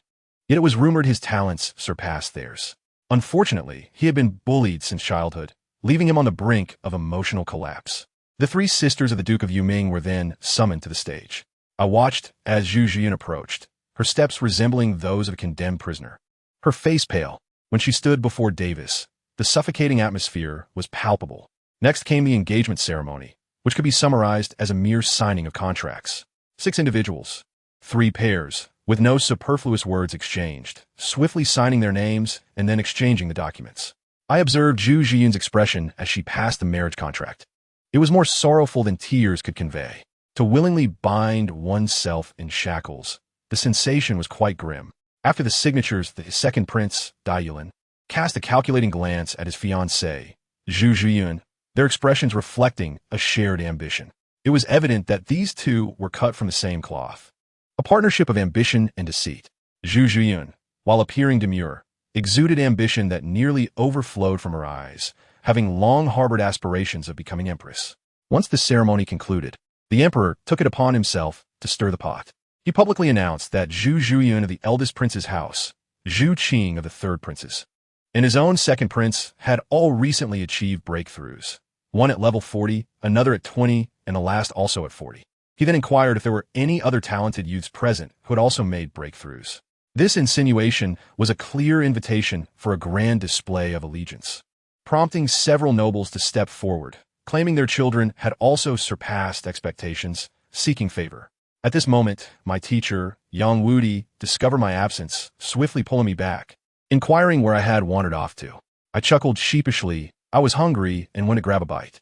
He said no more, directly asking, I recall you nearing level 40, correct? Are you not interested in joining the collective soul-hunting endeavor? I promptly declined. Please, teacher, isn't this merely a means for them to choose sides? What purpose will my presence serve? I wish to explore the continent after reaching level 40. I cannot engage with these second-generation soul practitioners. Upon hearing this, my teacher chuckled, chiding, "You call them second-generation soul practitioners, yet you are the grandest of them all." Embarrassed, I scratched my head. "Not at all. My father is merely a blacksmith." Mentioning my father caused my teacher's expression to darken, letting out a huff. The grievances between him and my father could not be resolved in a short span. Just as I was in the midst of this discourse with my teacher, I suddenly felt a chill on my back. A lethal gaze shot my way. I looked up, and lo and behold, it was the eldest Prince Davis. He was staring directly at me, his gaze icy enough to kill. I was momentarily stunned and asked my teacher, "What does the eldest prince want with me? Did you owe him money in business?" My teacher, fuming, retorted, "Nonsense. Do I look like someone who mingles with that little brat? I thought you had provoked him." I replied, "No way. I've only wandered around Xinglua City a few times. This is the first time I've even seen him." After deliberating for quite some time, we remained perplexed. However, that gaze was exceedingly unsettling. I exchanged a glance with my teacher and thought it best to leave this place swiftly. Little did I know, that single glance nearly led me to calamity. It turned out that Zhu Zhiyun, while lost in thought on stage, unintentionally directed her wandering eyes towards me, likely recalling my carefree demeanor when I had surreptitiously indulged in cake, inadvertently smiling at the memory. In that moment, her fiancé, the exceedingly possessive Davis, seized upon it. "My friend, your reaction is rather extreme." Merely because his fiancé glanced my way, he harbored murderous intent. Unable to confront Zhu Zhiyun, he resolved to target me instead. Yet, the absurdity did not end there. As my teacher and I departed, he hurried to his father, the Emperor Xinglua, to inquire about our backgrounds. Upon hearing my teacher's name, the emperor's revelation left him utterly dumbfounded. He disclosed that my teacher, Yang Wudi, was the patriarch of the Piji clan and a newly inducted soldat.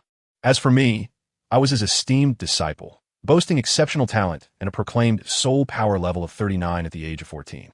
Most alarmingly, the emperor added that the Piji clan shared deep ties with the Haotian sect of Ur, and he had recently sensed the presence of an unfamiliar soul, aura, in the city, instinctively linking it to me. Upon hearing this, Davis was left utterly terrified. Did he truly intend to harm someone who might have a soul, Douluo, backing them? His perverse notion of eliminating me to send me into the palace as a eunuch evaporated in an instant. Upon returning to the clan, my teacher and I were blissfully unaware of this unfolding drama within the palace. All I knew was that I was on the verge of starvation, having only watched the spectacle at the banquet without tasting any food. Understanding my plight, my teacher promptly ordered a whole roasted lamb, a 10-year-old soul beast, which was utterly delectable. I eagerly tore off a generous piece of the crispy roasted leg, wrapped it in lettuce, and savored it. It was a moment of sheer bliss. After satisfying our hunger, my teacher inquired, "Xiaoyin, will you truly not join the collective soul hunting tomorrow?" I pouted in response, "Teacher, why do you keep bringing this up? I don't fit in with them. I don't even have a friend." With earnestness, my teacher replied, "You are already 10 years old. It is time for you to venture out and make friends." Defiantly, I retorted, "Who says I have no friends? De Huang is my friend." My teacher's expression morphed into one of amusement, for he understood that De Huang was simply our pet dog. I could only mumble under my breath, "Who says a dog cannot be a friend?" Ultimately, I did not attend. Recognizing my reluctance, my teacher advised me not to stifle my soul power and to allow my breakthrough to occur naturally. I readily agreed. That evening, I resolved to break through.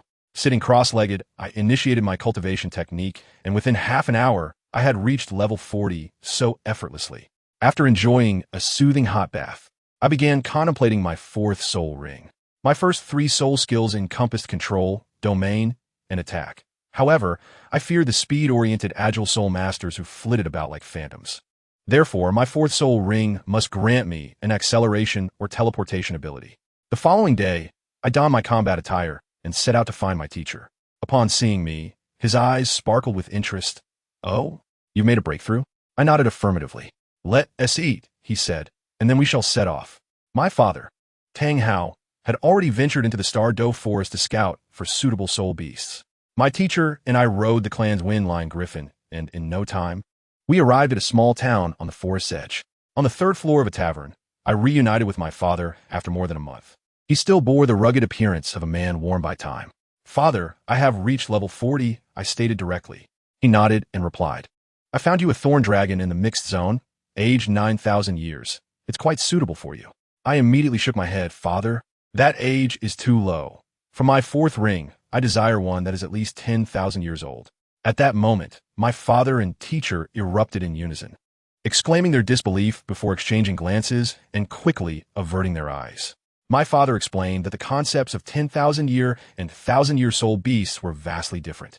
Absorbing a 10,000-year soul ring could induce soul fluctuations, and, lacking sufficient mental fortitude, one could become an imbecile or even perish. Hearing this made me uneasy. Just then, my external companion, Zishi, spoke up, her voice resonating in my father and teacher's minds. "You are merely worrying unnecessarily." With a leisurely tone, she proceeded to enlighten these two old-timers. Xiao Yin's absorption of a 10,000-year soul ring will not only prevent soul fluctuations, but will also be more manageable than absorbing the mindless 1,000-year soul beasts. Yang Wudi inquired, "What do you mean?" Zishi patiently elucidated, "It is due to Xiao Yin's martial soul. The allure of such life energy is beyond human comprehension. The method of contract he offers is exceedingly fair to soul beasts. In their eyes, humans like you, soul Douluo, live merely 200 years. In exchange for working for Xiao Yin for 200 years, they gain 2,000 years or more of life energy. Any soul beast with a modicum of intelligence would not refuse such an offer." Upon hearing this, my teacher's expression transformed as if a door to a new world had been unlocked. "Are you suggesting what I think you are?" I responded precisely. "We will find a 10,000-year soul beast, subdue it, and then Xiao Yin can unleash his martial soul and negotiate a soul contract.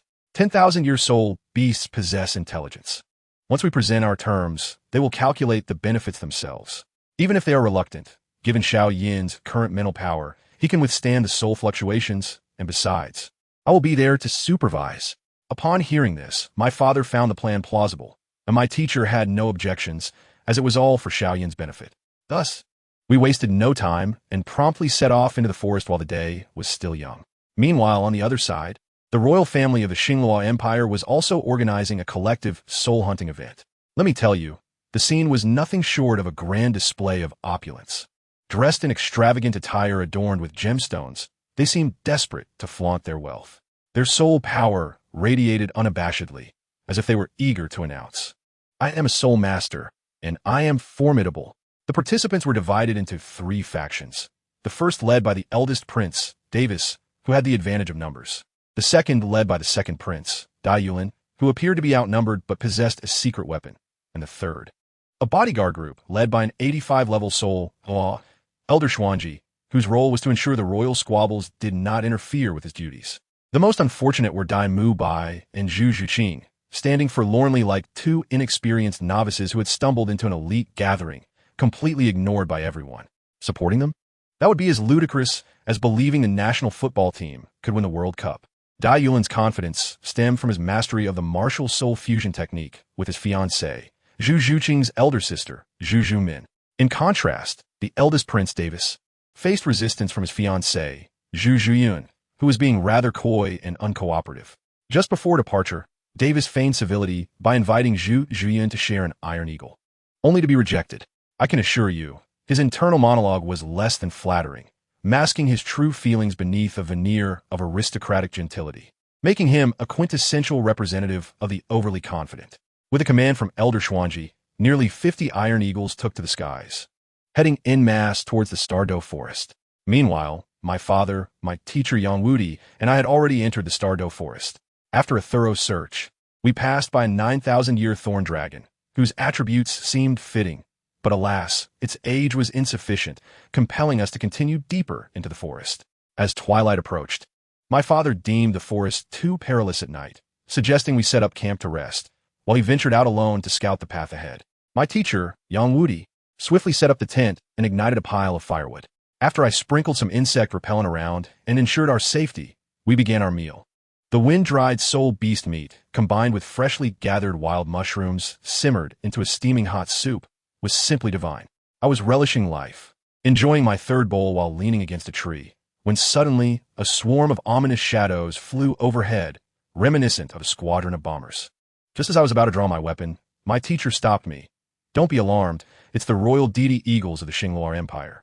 It appears that the collective activity you cannot evade has arrived." My teacher signaled to the sky, and upon recognizing a familiar face, the elder Xuanji relaxed. leading the group of princes and princesses down like dumplings. The elder Xuanji and my teacher exchanged pleasantries, claiming they wished to spend the night here. I was at a loss for words. The vast starry forest, and yet we happened to encounter this group. The eldest prince, Davis, buzzed over like a fly, lavishing praise on me, calling me a young genius. I could hardly be bothered to respond, finding him insincere, and retreated back into the tent. After a brief stay inside, I emerged and decided to climb a tree to observe the situation. To my surprise, I saw Dai Mubai and Zhu Zhuqing struggling to set up their tent.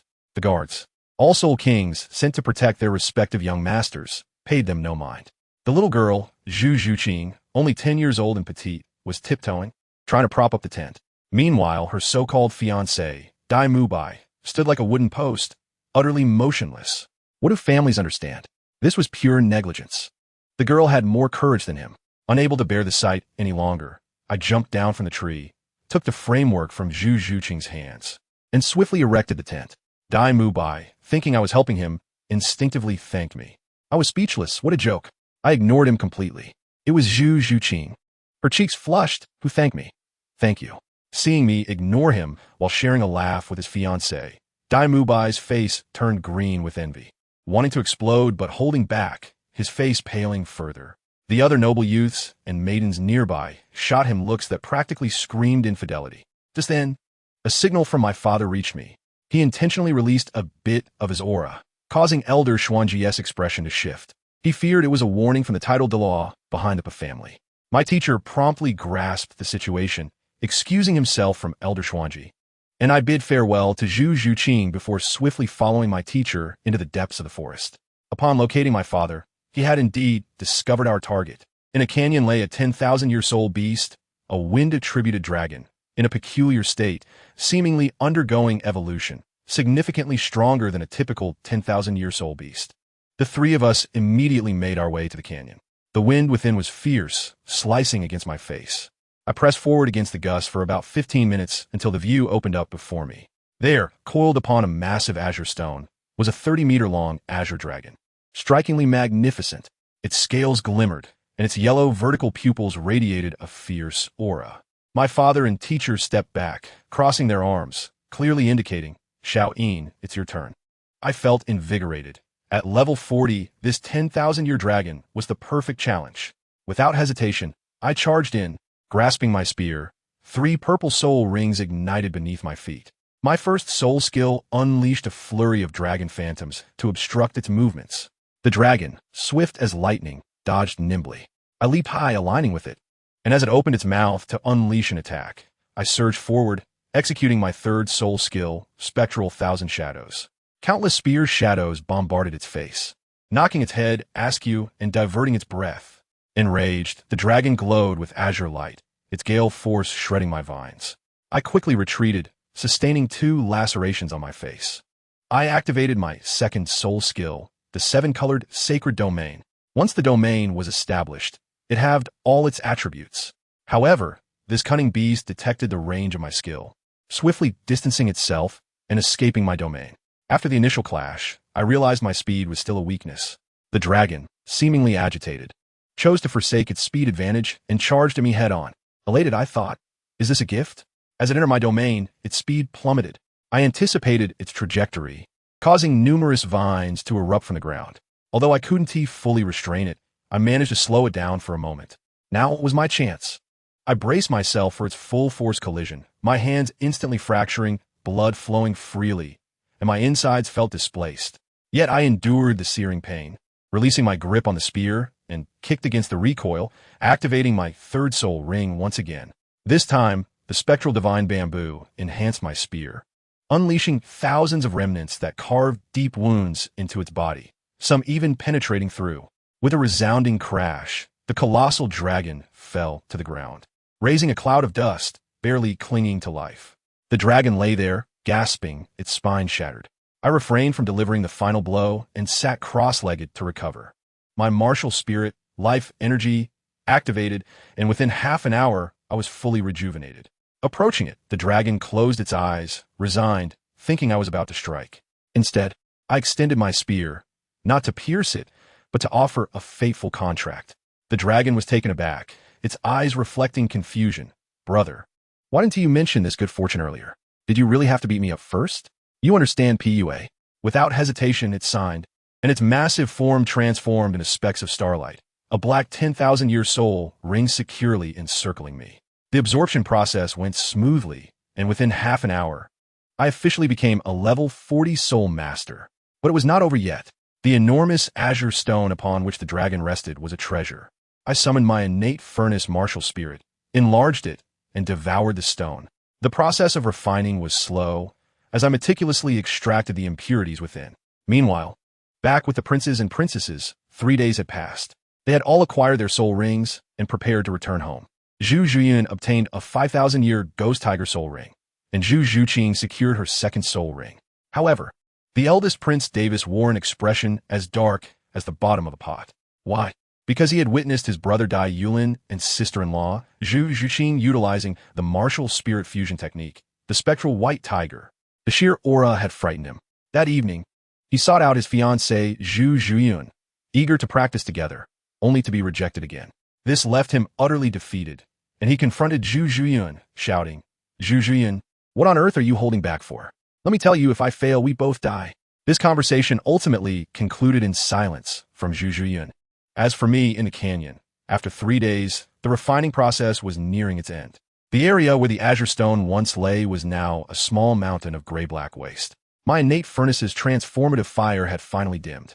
After 3 days and nights, I had successfully refined the once massive azure stone down to a small piece of exquisite white jade, glimmering and precisely shaped, truly a work of art. I must tell you, this was no ordinary stone. It was, in fact, a compressed crystal of wind elements, the core of an ancient wind eye. That unfortunate gale dragon had evolved by absorbing this.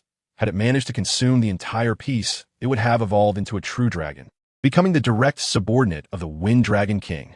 When it comes to that dragon, it is currently being molded like clay in the soul beast space within me by Sister Zixi, who is treating it with a playful demeanor, nearly crafting a patina on it, yet it remains obstinate, refusing to concede.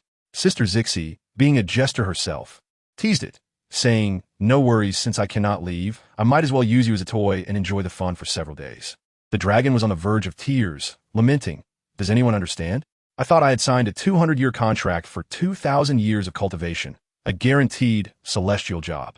But upon entering, I was met by a formidable woman who could transform into a human, leaving me utterly bewildered, followed by a brutal thrashing that shattered my dignity. I had considered surrendering, but with my companions, the Tongmu Jiao and Tongyu Shinju, watching, I could not afford to lose face and thus stubbornly resisted. I retrieved the refined wind elemental crystal and tossed most of it into the soul beast space, directly conveying to Sister Zixi, "Sister Zixi, give this to that little mudfish. It will greatly benefit it." Sister Zixi caught the crystal, tossing in her hand, causing the dragon's head to bob up and down like a rattledrum. Sister Zixi then played along, shouting at it, "What?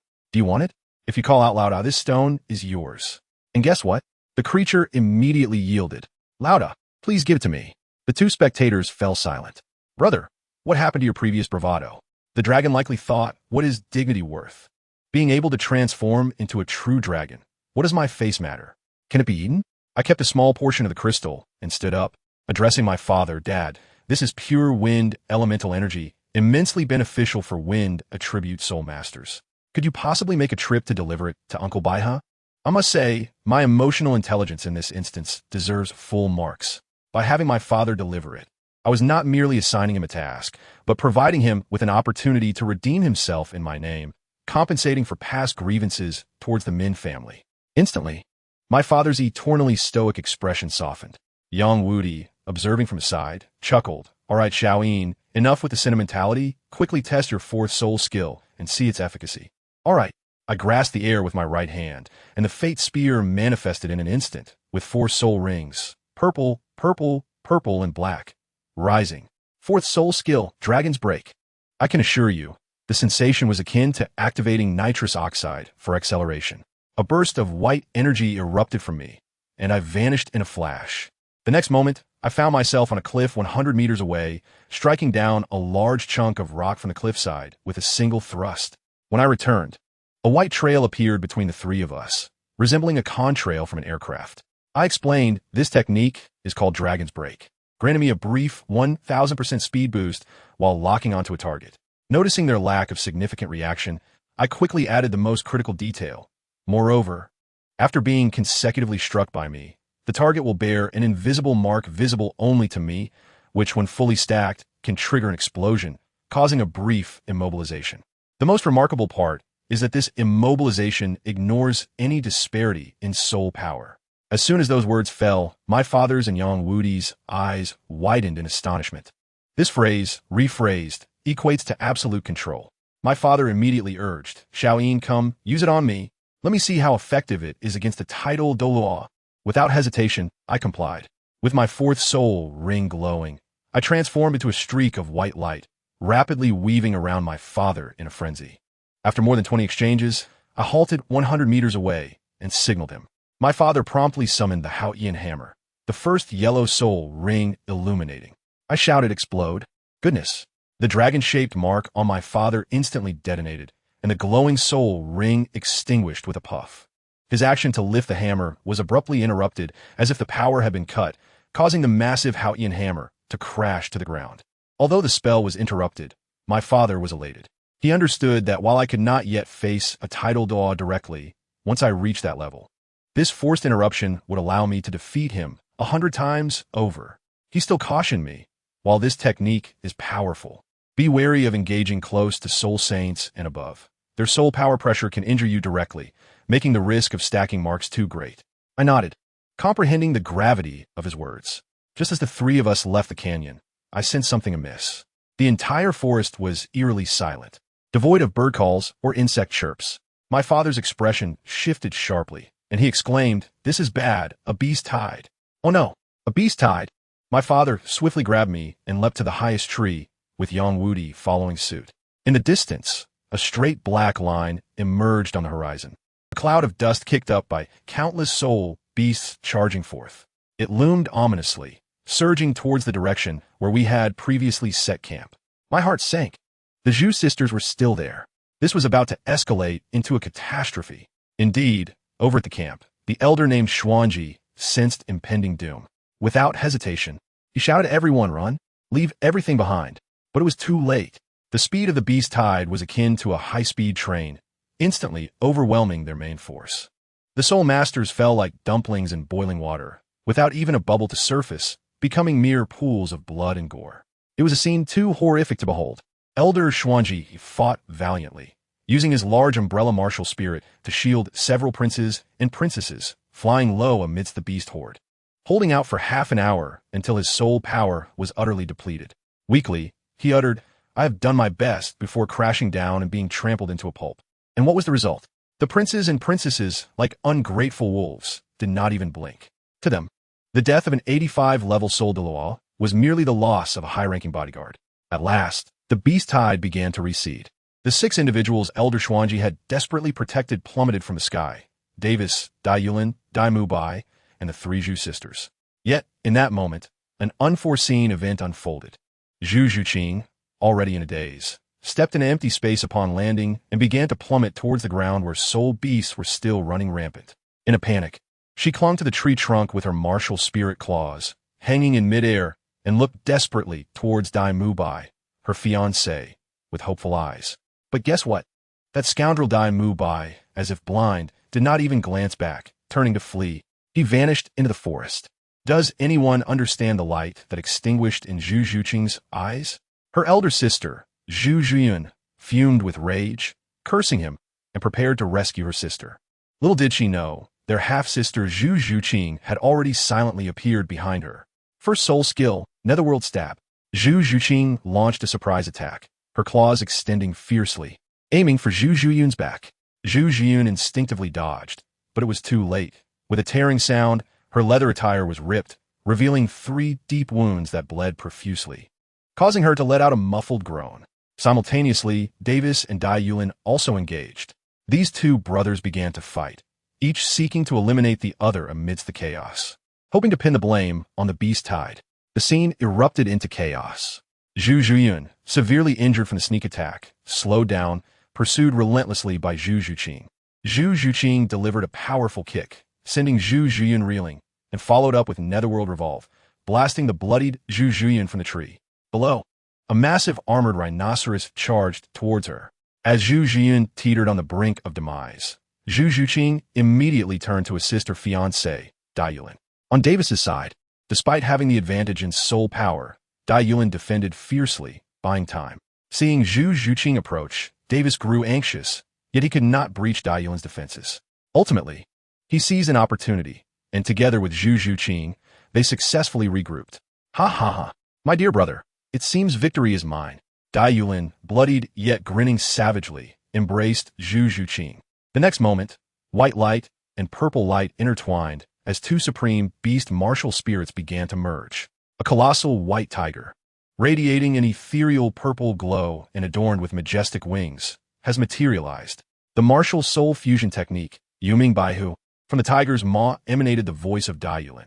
Elder brother, perishing beneath the legacy of our family's martial soul fusion technique is indeed an honor. They battled fiercely, oblivious to the impending doom as Zhu Zhuyan was on the brink of being crushed into oblivion by the colossal armored rhino. In a flash, a white figure darted across the scene like lightning, rescuing her. But do not focus on that just yet. The real excitement lay elsewhere. Dai Yulin, utilizing their family's ancestral martial soul fusion technique, known as Yuming Baihu, was playfully pursuing his elder brother as if toying with a mouse. What a formidable character he was, relentlessly chasing and taunting. Elder brother, I'm bored of this game. Farewell. With a swift motion, a wave of energy shot forth, piercing through Davis's chest. The scene shifted back to the rescuer, that white figure, our very own Tang Yin, standing with his back turned to the recently saved Zhu Zhuyan and her sister Zhu Zhuqing. The setting sun cast a halo around him, rendering him the epitome of a cool and aloof hero. Zhu Zhuyan wept, lamenting that the Zhu sisters were fated to harm one another since birth, a curse from which they could not escape. I thought to myself, sister, your perspective is dreadfully antiquated. Indeed, Tang Yin interjected. Who says you cannot escape? Do you wish to take control of your own destiny? Zhu Zhuyan was momentarily dumbfounded, murmuring, take control of my destiny? Of course I desire that, but it's impossible. Our family's power is too great. As a level 40 soul master, where could I possibly go? In response, Tang Yin turned with an effortless motion, gently wiping away her tears, and in an undeniable tone declared, you can escape. If you truly desire to. I pondered, surely the Zhu family would not dare offend a title Douluo for the sake of an heir. Title Douluo? Zhu Zhuyan was taken aback. She recalled the emperor had mentioned that Tang Yin had powerful backing. Tang Yin smiled subtly, revealing his trump card. Indeed. You and your sister shall take my father as your master, and thus your destinies shall be rewritten. Your father? Zhu Zhuyan's jaw nearly dropped in astonishment. Your father is a title Douluo? Yes, my father, the title Haotian. The mere utterance of those three words seemed to freeze the air. Zhu Zhuqing, her excitement palpable, could not restrain herself and eagerly inquired, is he the Haotian from the esteemed Haotian clan? Just then, a rather unwelcome voice interrupted the moment. All right, kid, no need to flaunt your father in front of the ladies. Yang Wudi and Tang Hao had arrived, having been observing the unfolding drama. Yang Wudi, with a mischievous grin, leaned towards Tang Hao, chuckling, what did I tell you? You're about to become a grandfather. Tang Hao's expression darkened, and after a moment's pause, he retorted, my son is merely seeking a partner. Why are you so excited? This effectively silenced Yang Wudi. Tang Yin promptly greeted, father, teacher, and the Zhu sisters quickly offered their respects. Tang Hao scrutinized the two young women, his mind racing with possibilities. Not bad looking. My son's taste is commendable. Accepted. After all, his son would need to support his future wives, so it was only reasonable for him to look after them. As for why there were two, apologies, but as a title Douluo, he had no obligation to care for his sister-in-law. Clearing his throat, he exuded an air of authority. You heard what Xiaoyin said. By taking me as your master, the Zhu family will not dare to harm you. Even if the emperor of Xingluo were to come, the two of you, utilizing your martial soul fusion technique, would still not be a match for me. With this, Zhu Zhuyan felt a profound sense of relief, yet she turned to Tang Yin, voicing a poignant inquiry. Why do you assist me so? Tang Yin scratched his head as if it were the most natural thing in the world. Because we are friends. Friends? Zhu Zhuyan was taken aback. But that was irrelevant. From now on, they were. Zhu Zhuqing eagerly raised her hand. What about me? Am I your friend too? Of course. Good friends. Tang Yin, ever the social butterfly, considered anyone he felt positively toward as a friend. With that, the sisters promptly pledged their allegiance.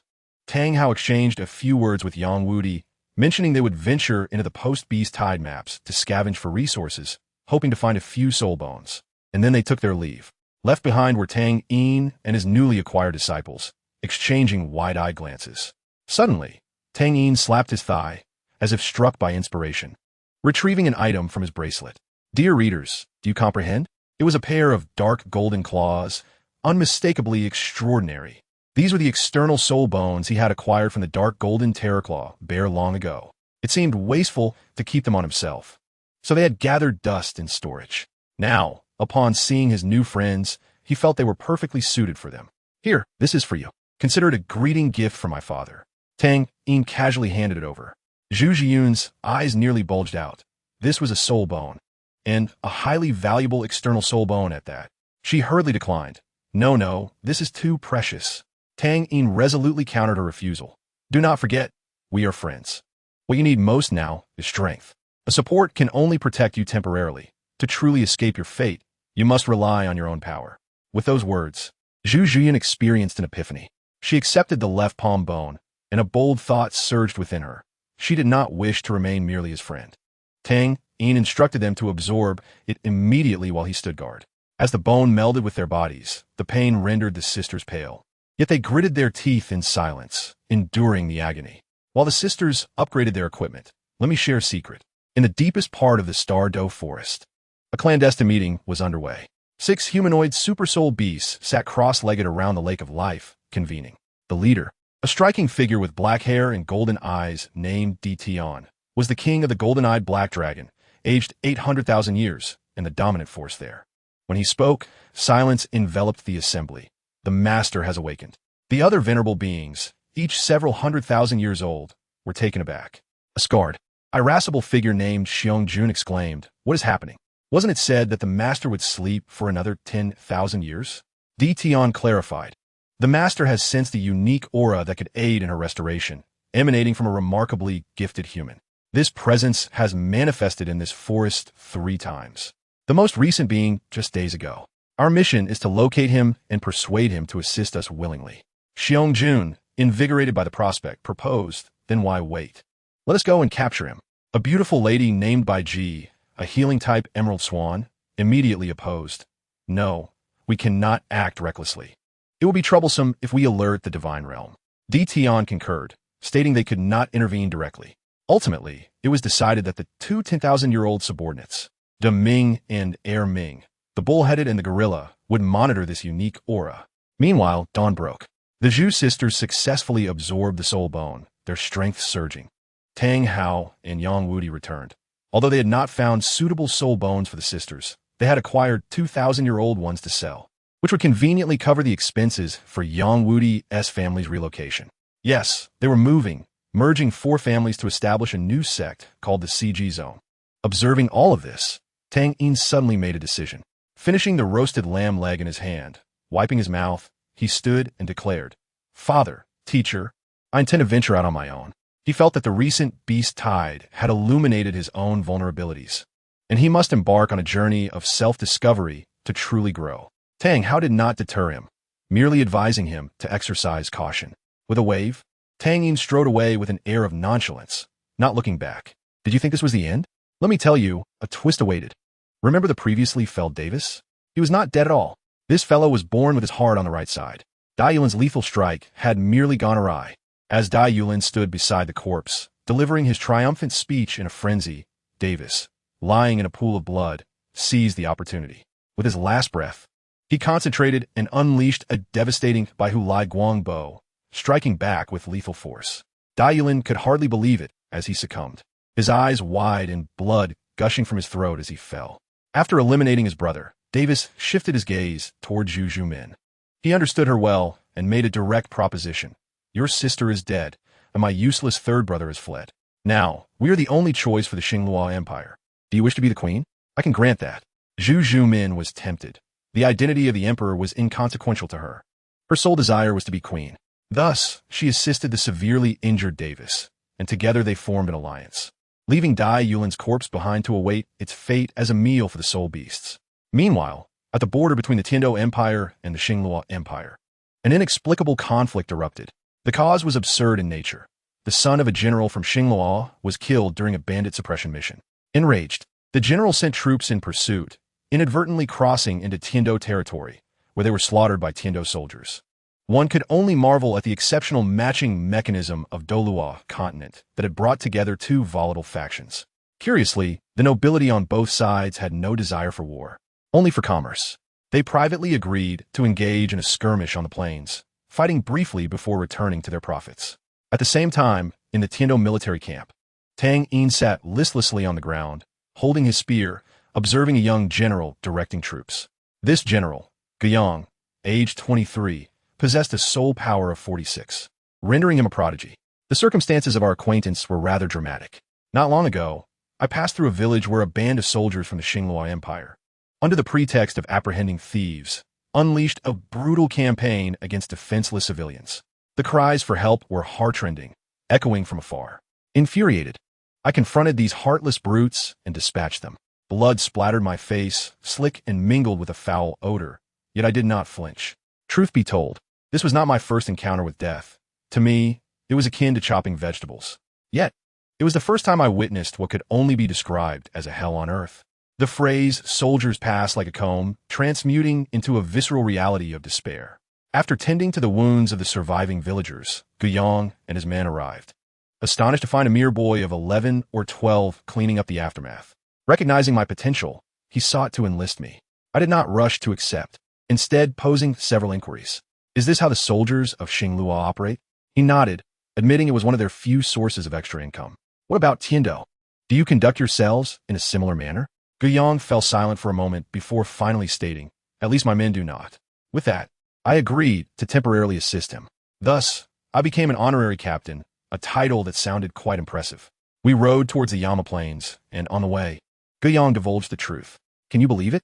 This conflict was merely a charade. The Balark Kingdom had colluded with the opposing Halian Kingdom to stage a battle. Regardless of the outcome, they intended to cease hostilities thereafter, purely for show. I was taken aback, exclaiming, what purpose does this serve? What about the refugees who have lost their homes? Don't tell me those rotund nobles will concern themselves with them.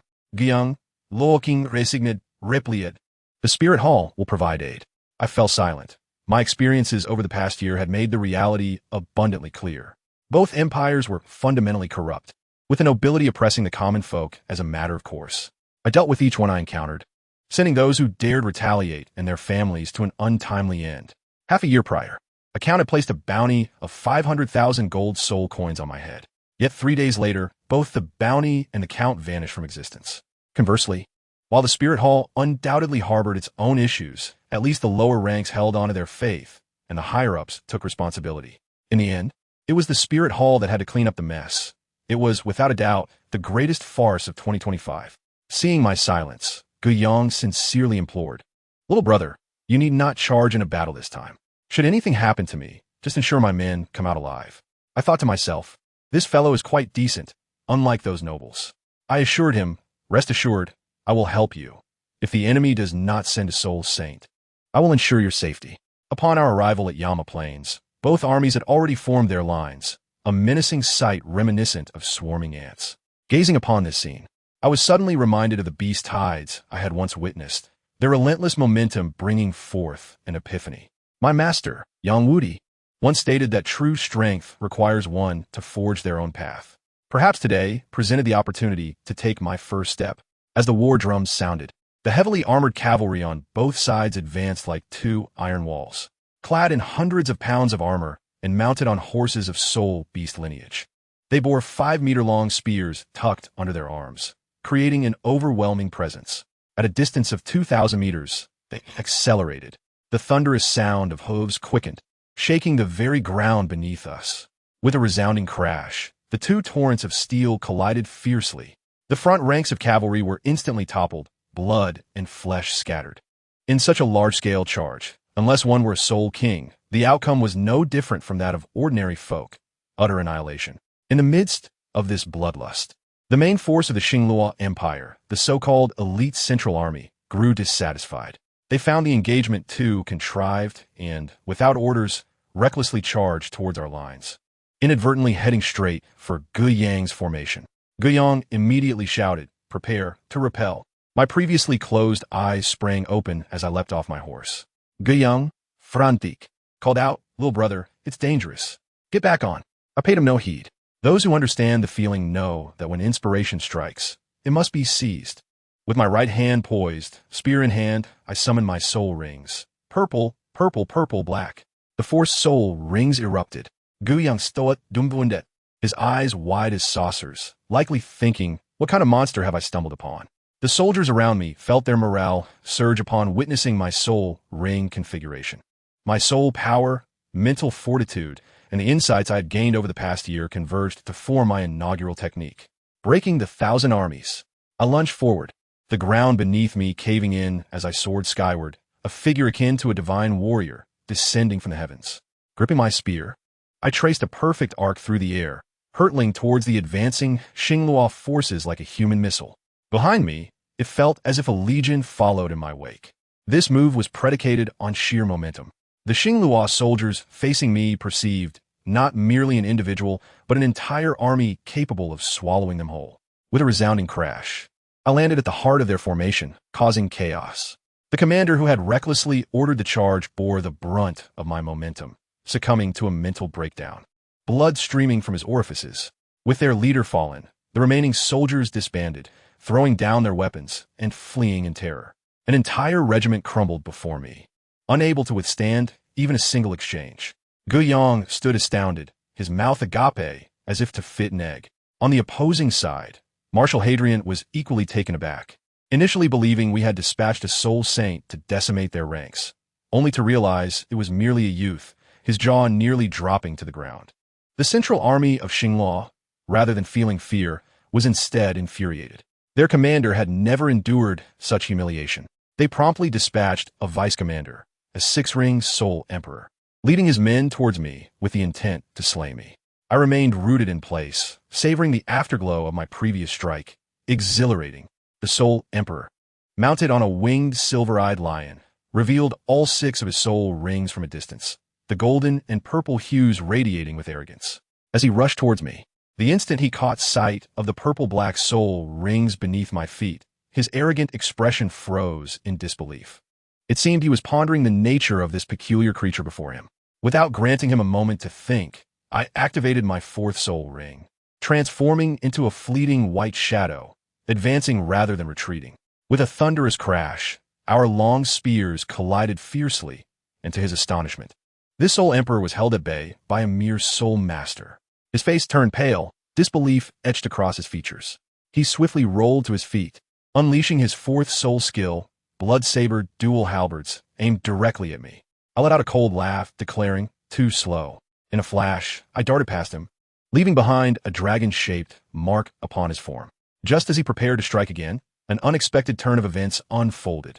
The sky was suddenly bathed in a blinding golden hue, a magnificent chrysanthemum blossoming in the heavens, an unseen force enveloping the battlefield, rendering everyone immobile. A soft voice echoed across the arena. "By decree of the Pope, cease all hostilities immediately." I glanced upward to see a figure clad in resplendent red robes, indiscernible as either male or female, floating in the air, surrounded by 9 soul rings in hues of yellow, purple, and black. A title Douluo, Chrysanthemum Douluo, with their words. Who would dare continue the fight? Even the most disgruntled commanders on both sides had to obediently withdraw their troops. Thus, this absurd war was abruptly halted. With the conflict concluded, I had no desire to linger. Guiyang approached, eager to commend my contributions, but I replied, "Let the accolades be. You may donate my share of the reward to the refugees." I pride myself on my nonchalance. Guiyang proved to be a decent fellow, not pressing the matter, merely requesting my name, promising to invite me for drinks in Tiando City a year hence. I introduced myself as Tang Yin and promptly departed. My next destination was the lawless land at the far western edge of the Xingluo Empire, the Great Western Wilderness. After traversing the majority of the empire over 2 months, I finally arrived. Upon crossing a great river, desolation greeted my eyes. I was fortunate to spot a forest, but instead of vitality, it exuded an eerie aura. Sensing something amiss, I summoned my mother, Ain, from within me. As the blue-silver emperor, she lightly gestured towards the forest, and a path of blue-silver grass unfurled before us. However, after closing her eyes to sense the surroundings, she shook her head, stating she felt no anomalies, yet urged me to prioritize safety and leave swiftly. I nodded in agreement, turning to take a step forward when, suddenly, ripples surged through the space around me, and I vanished before my mother's eyes. Aine was left in a state of shock, unable to return to my body. Her eyes reddened with urgency, and upon focusing again, she realized the forest had vanished. The end of the blue-silver grass path revealed an unfathomable chasm. That forest was merely an illusion. Aine forced herself to remain calm. Knowing frantic worry was futile, she needed to devise a plan. One thought consumed her mind. She must seek out Hao Ge, my father. In the next moment, she transformed into a streak of blue light, tearing through the air towards Nodding City. Meanwhile, my father, Tang Hao, was on the back mountain of Nodding Academy, personally training my brother, Tang San. At this point, my brother was far from the pitiful character depicted in the original narrative. At 11 years old, with soul power nearing level 30, he was indulging in the medicinal baths prepared by my father, his physique robust, nourished by the flesh of soul beasts. Physically, he resembled a small bull, though his appearance was rather unremarkable, easily lost in a crowd. At that moment, my brother was vigorously practicing the chaotic cloak hammer method with the obsidian-colored Haotian hammer. The hammer swung with ferocity. By the 23rd strike, his muscles were nearly torn apart, prompting my father to swiftly intervene. "All right, Xiao San, I've spoken. Your foundation is sufficient. Your next soul ring shall be a direct leap to 2,000 years. My brother was momentarily bewildered, exclaiming, "Dad, didn't the master say the limit was 1,800 years? My father chuckled dismissively. Your teacher's knowledge is merely theoretical. He cannot fathom your brother's extraordinary capabilities. His fourth ring is already at 15,000 years. You are my son, Tang Hao. Do not be so lackluster." Upon hearing this, my brother fell silent. In truth, the back mountain often hosted two lovely female companions for training, my father's new disciples, Zhu Zhuqing and Zhu Zhuyan. Their relationship with my brother, Tang Yin, was quite complicated. On one occasion, my brother overheard Zhu Zhuqing refer to Tang Yin as brother-in-law, causing Zhu Zhuyan to blush profusely. Leaving my brother, who had remained single for decades in both this life and the previous one, utterly flabbergasted. Little did he know, his younger brother had already mastered the art of charm at the tender age of 10. Just as my father prepared to have Zhu Zhuyan assist my brother in practicing agility, a sudden flash of blue light struck the back mountain. As the brilliance faded, Aine's anxious figure materialized, her expression frantic. "Mother!" my brother called out excitedly. The Zhu sisters, witnessing their first encounter with the matriarch, stood respectfully at attention. However, Aine had no time to acknowledge them. Her focus was solely on my father. With a trembling voice, she exclaimed, "How? Xiao Yin has vanished." Meanwhile, what was happening with my brother, Tang Yin? He felt as if he had been plunged into a washing machine, spinning and swirling, the surrounding space warping like a funhouse mirror. When he finally opened his eyes, he found himself in a desolate place. This was a silent forest, so quiet that the drop of a pin could be heard. He immediately sensed something was amiss. His connection with my mother had severed. The signal was completely lost.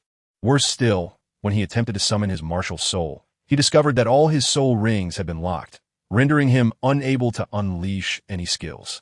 Interestingly, my brother remained remarkably calm in the face of danger. He realized that while his soul skills were restricted, his martial soul itself was still functional. Grasping his spear of fate, he began to search for a water source, relying on the spear's sensitivity to life energy. Not far along, he discovered a series of footprints in the muddy bank of a stream. High-heeled shoes. Who could fathom that in this wilderness there was a city lady? He quickly deduced that there were indeed other living beings nearby. Following the footprints upstream, he felt a thrill of anticipation at the prospect of encountering a companion. However, just a few steps later, a shadowy figure lunged from the dark forest, aiming directly for his face. This creature was grotesque, a swirling mass of gray-black mist, with a distorted face of agony. My brother's reflexes were lightning fast. He sidestepped and thrust his spear forward. But guess what? Physical attacks proved ineffective. The shadow was pierced by his spear, instantly transforming into a wisp of smoke, darting towards his forehead. It specialized in physical immunity and mental assault. Unfortunately for it, it had chosen the wrong target. My brother's mental prowess was on an entirely different level. The mist collided with the barrier formed by his mental energy. Akin to hitting a wall, My brother swiftly encapsulated this entity with his mental power, compressing it into a sphere for examination. He discovered it to be a pure manifestation of mental energy with a glaring weakness. With a thought, he forcefully contracted the mental barrier, and with a soft pop, the mist dissipated like a burst balloon. Now understanding the dynamics of this realm, my brother recognized that mental strength was paramount. He continued forward, soon uncovering signs of a struggle. Not far ahead, the urban lady he had been searching for finally appeared. The scene was nothing short of catastrophic. A woman in a purple gown, with 8 spider-like legs extending from her back, knelt helplessly on the ground. Surrounding her were at least 100 of those ghostly mists. Most perilously, a black line connected her forehead to a significantly larger, ghostly entity, which was voraciously siphoning her mental energy. Upon witnessing this, my brother could not stand idly by. However, charging in recklessly would yield no benefit. With a spark of inspiration, he devised a plan for a ranged attack. With a swift extension of his left hand, a brilliant crimson dragon phoenix bow materialized instantaneously. This was his second martial soul. However, an embarrassing predicament arose. The bow lacked arrows. According to the established rules, one required a soul ring to manifest arrows. What to do? My younger brother, being quite formidable himself, grasped his fateful spear with his right hand and, with a mere thought, compressed the 2-meter-long spear into an arrow 3 feet in length. Drawing the bow and knocking the arrow, he infused it with all his mental energy, causing the entire spear to erupt in a blinding white light. Yet, therein lay the problem. The energy was overwhelming and he could not contain it, resulting in blood tears streaming from his left eye due to mental strain. Just as he felt he could no longer endure, a white gem suddenly shot out from the bow and swiftly entered his left eye. I must tell you, assistance had arrived. That was the eyeball of the divine beast Xieji, capable of discerning good from evil and dispelling illusions. A torrent of formidable mental energy surged into my brother's mind, revitalizing his waning spirit. His left eye transformed into a snow-white orb, both eerie and sacred. "Break from me!" he roared, releasing the bowstring. The fateful arrow transformed into a radiant white light that tore through the darkness, shattering the ghostly mist it encountered and annihilating all in proximity. With a thunderous boom, the arrow accurately pinned the ghost Mist King to the ground, triggering a violent chain explosion that eradicated hundreds of ghostly apparitions in an instant. Following the explosion, the woman in the purple dress could no longer withstand the force, retracting her spider-like limbs and collapsing limply. Miraculously, she emerged unscathed from the blast. Yet her already tattered attire was utterly obliterated. My brother's snow-white Xieji eye illuminated the darkness like a spotlight, revealing the contours of her flawless form and her long, pale legs in stark clarity. Who among our family could comprehend such a sight? A pure-hearted boy of merely 11.5 years, unaccustomed to such spectacles, felt his face flush crimson. He inhaled deeply, striving to quell the tumult within, and approached the woman. Simultaneously, in the desolate western expanse, my father and mother arrived at the location where Tong Yin had vanished. My father was well acquainted with this area and knew of a notorious place nearby known as the City of Slaughter. "Yin, wait for me. I shall investigate." He instructed my mother to remain outside as he confidently entered a tavern in a small town. Let me tell you, my father's aura was something to behold. Without uttering a word, he placed the Haotian hammer upon the ground, and the 9 soul rings, golden, purple, black, and crimson, flared to life. Upon activating the realm of the god of slaughter, the tavern's patrons were rendered utterly silent, with one unfortunate soul so frightened he lost control. He smashed through the bar, revealing a dark opening, and without hesitation, leaped inside. At the entrance of the City of Slaughter, a group of knights became instantly alert. My father emerged from the shadows and stated directly, "Summon the King of Slaughter to meet me." The knights, not daring to delay, hurried to relay the message. Before long, a man clad in blood-red armor with wings sprouting from his back approached, the King of Slaughter himself. "To what do I owe the honor of your presence, esteemed god of slaughter?" My father inquired with an icy tone. 10 days ago, did a boy of approximately 11 years, wielding a brown spear, inadvertently enter this place? The King of Slaughter pondered briefly before shaking his head. "I have scrutinized every individual who entered. There was no boy as you describe." Upon hearing this, my father's temper flared, his voice rising in intensity. "Isn't this the only cursed place in the vicinity? How could a living soul simply vanish into thin air?" The King of Slaughter, sensing my father's ire, quickly adopted a conciliatory demeanor, saying, "Oh, esteemed Haotian, please temper your anger. Our location has but one entrance, akin to a sealed barrel. Not even a rat could slip through a second time. It is improbable that anyone mistakenly entered our domain. The person you seek likely never graced our presence." My father, aware of the truth underlying the king's words, understood that this old rogue would not dare deceive him. Should he provoke my father further, the city of slaughter would not fare well. Thus, with a heavy heart, he returned, his expression a portrait of despondency. Upon witnessing my father's demeanor, my mother's glimmer of hope extinguished in an instant. Who among our family could comprehend the anguish of having one's hopes dashed? She sat by the abyss, hugging her knees, her entire being seemingly adrift, staring blankly into the depths below. My father, feeling a knot of distress in his chest, knew he must remain strong. He had to be my mother's pillar of support. However, the words that followed from my mother rendered him speechless. I bestowed life upon Ain. It is also Ain who revived me. Without him, I would still be slumbering in that cave. If I cannot await his safe return, then I shall simply return to slumber. Upon hearing this, my father's heart shattered. Silently, he sat beside my mother, gently resting her head on his shoulder, assuring her, "We shall wait together for Ain's return." The scene shifts to my brother Tongsan. On the rear mountain of No Ding Academy, he lay upon the grass, gazing at the moon, lost in thought, while Xiao Wu sat beside him. Bursting with vivacity, she inquired, "Little San, what is troubling you these days? You seem preoccupied. No longer practicing your hidden weapons or paying attention in class." My brother chuckled awkwardly. "Is it that obvious?" "Of course." Xiao Wu counted on her fingers. "Your demeanor is utterly dismal." With a sigh, my brother finally divulged his concerns. "I must tell you, Xiao Wu, I have a twin brother, and he is in trouble." Xiao Wu gasped. "It's not solely about that," my brother continued. "When we were very young, our father was quite indifferent towards us. His attitude only shifted after my brother's incident at 1.5 years of age. It was after that day that he began to act like a true father. My brother even told me that our mother resides within him." Xiao was taken aback. "Your mother?" "Indeed.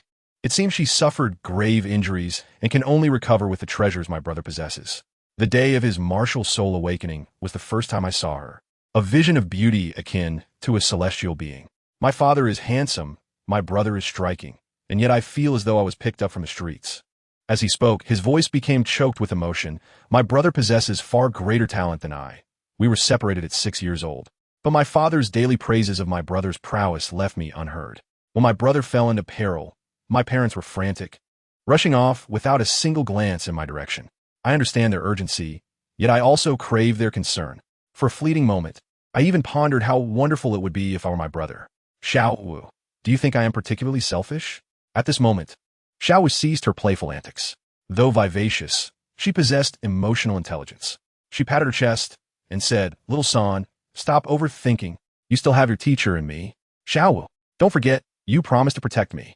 My brother began to regain his composure. Indeed, he still had his teacher, Xiao Wu, and the dream of rebuilding the Tongmen. Yet, the seed of jealousy had been sown. Meanwhile, in a small inn in Noding City, Zhu Zhuyuan was consumed with worry. Her appetite lost, and her figure nearly emaciated.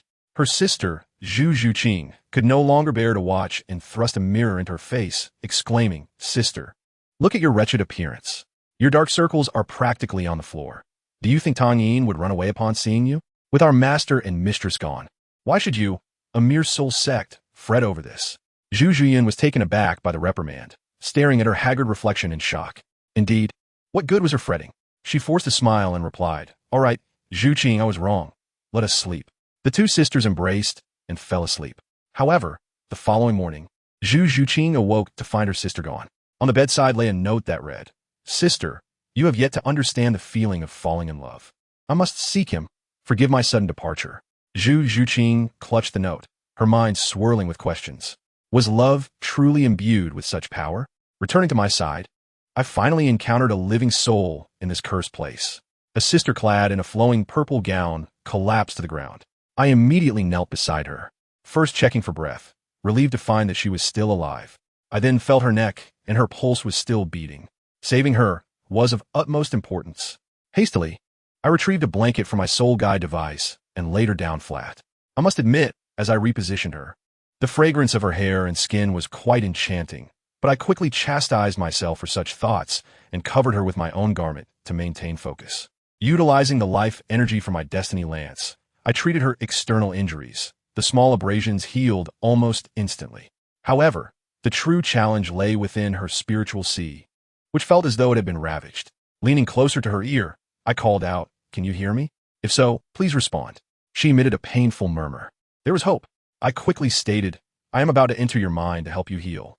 If you consent, please move your left index finger." I fixed my gaze upon her slender finger, and to my astonishment, it struggled to bend slightly. With all her strength, she managed to utter, "Save me." A shiver ran down my spine. Without hesitation, I activated the eye of the Shieji, and a beam of white light swiftly connected to her forehead, allowing my consciousness to traverse that pathway. To my astonishment, upon entering, I was met with a disheartening sight. The sisters' spiritual sea was not merely fragmented. It resembled a vast, black ocean. It was teeming with pain, resentment, and loneliness, all twisted into a grotesque monster that was relentlessly gnawing at her sanity. It dawned on me that this was the source of her torment. This unfortunate sister, named Bai Dong, was undergoing a divine trial set by being known as the Luocha god, tasked with eliminating 1,000 entities referred to as Yuan Gui. However, she discovered that absorbing these entities could enhance her spiritual power, but it was akin to consuming poisonous mushrooms, forcing her to witness the most harrowing visions of her life. Initially, she intended to grind through with sheer strength, but in an unfortunate moment, she was overwhelmed by a horde of Yuan Gui, accompanied by a particularly formidable Yuan Gui king. The scene was nothing short of chaotic.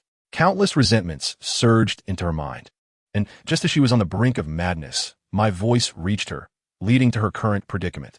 Just before losing consciousness, she received a notification indicating task completion. Perplexed and wondering when she had succeeded, it was ironic. She was entirely unaware that she had won by mere chance.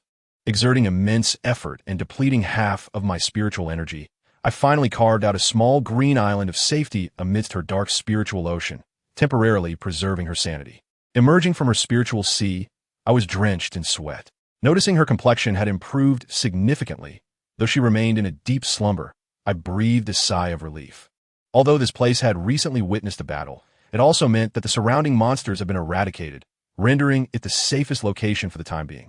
I set up my tent and, after some contemplation, decided to carry her inside.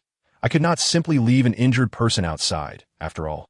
I then crawled into the modest shelter she had previously constructed, wrapped in my sleeping bag, and drifted into slumber. When I awoke, I felt remarkably refreshed, though there lingered a delightful fragrance at the tip of my nose. As I packed my sleeping bag, I realized, to my astonishment, that I had been resting on the sister's garment. It was a light purple dress adorned with lace. I feigned ignorance, maintaining my composure as I exited the tent. My stomach growled in hunger, prompting me to prepare breakfast. Approaching the riverbank, I removed my shoes and socks, wielding my destiny lance to fish.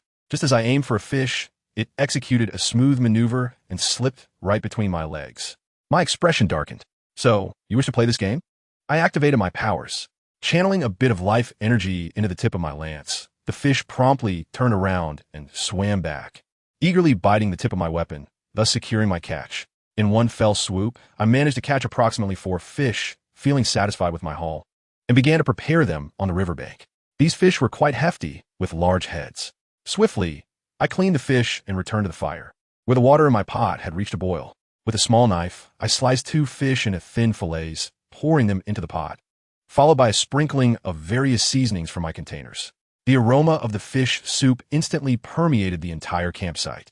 I assure you, I did not neglect the remaining 8 fish. I skewered them onto branches and placed them over the fire to roast. This is what it means to be a true 1,000-handed Azura.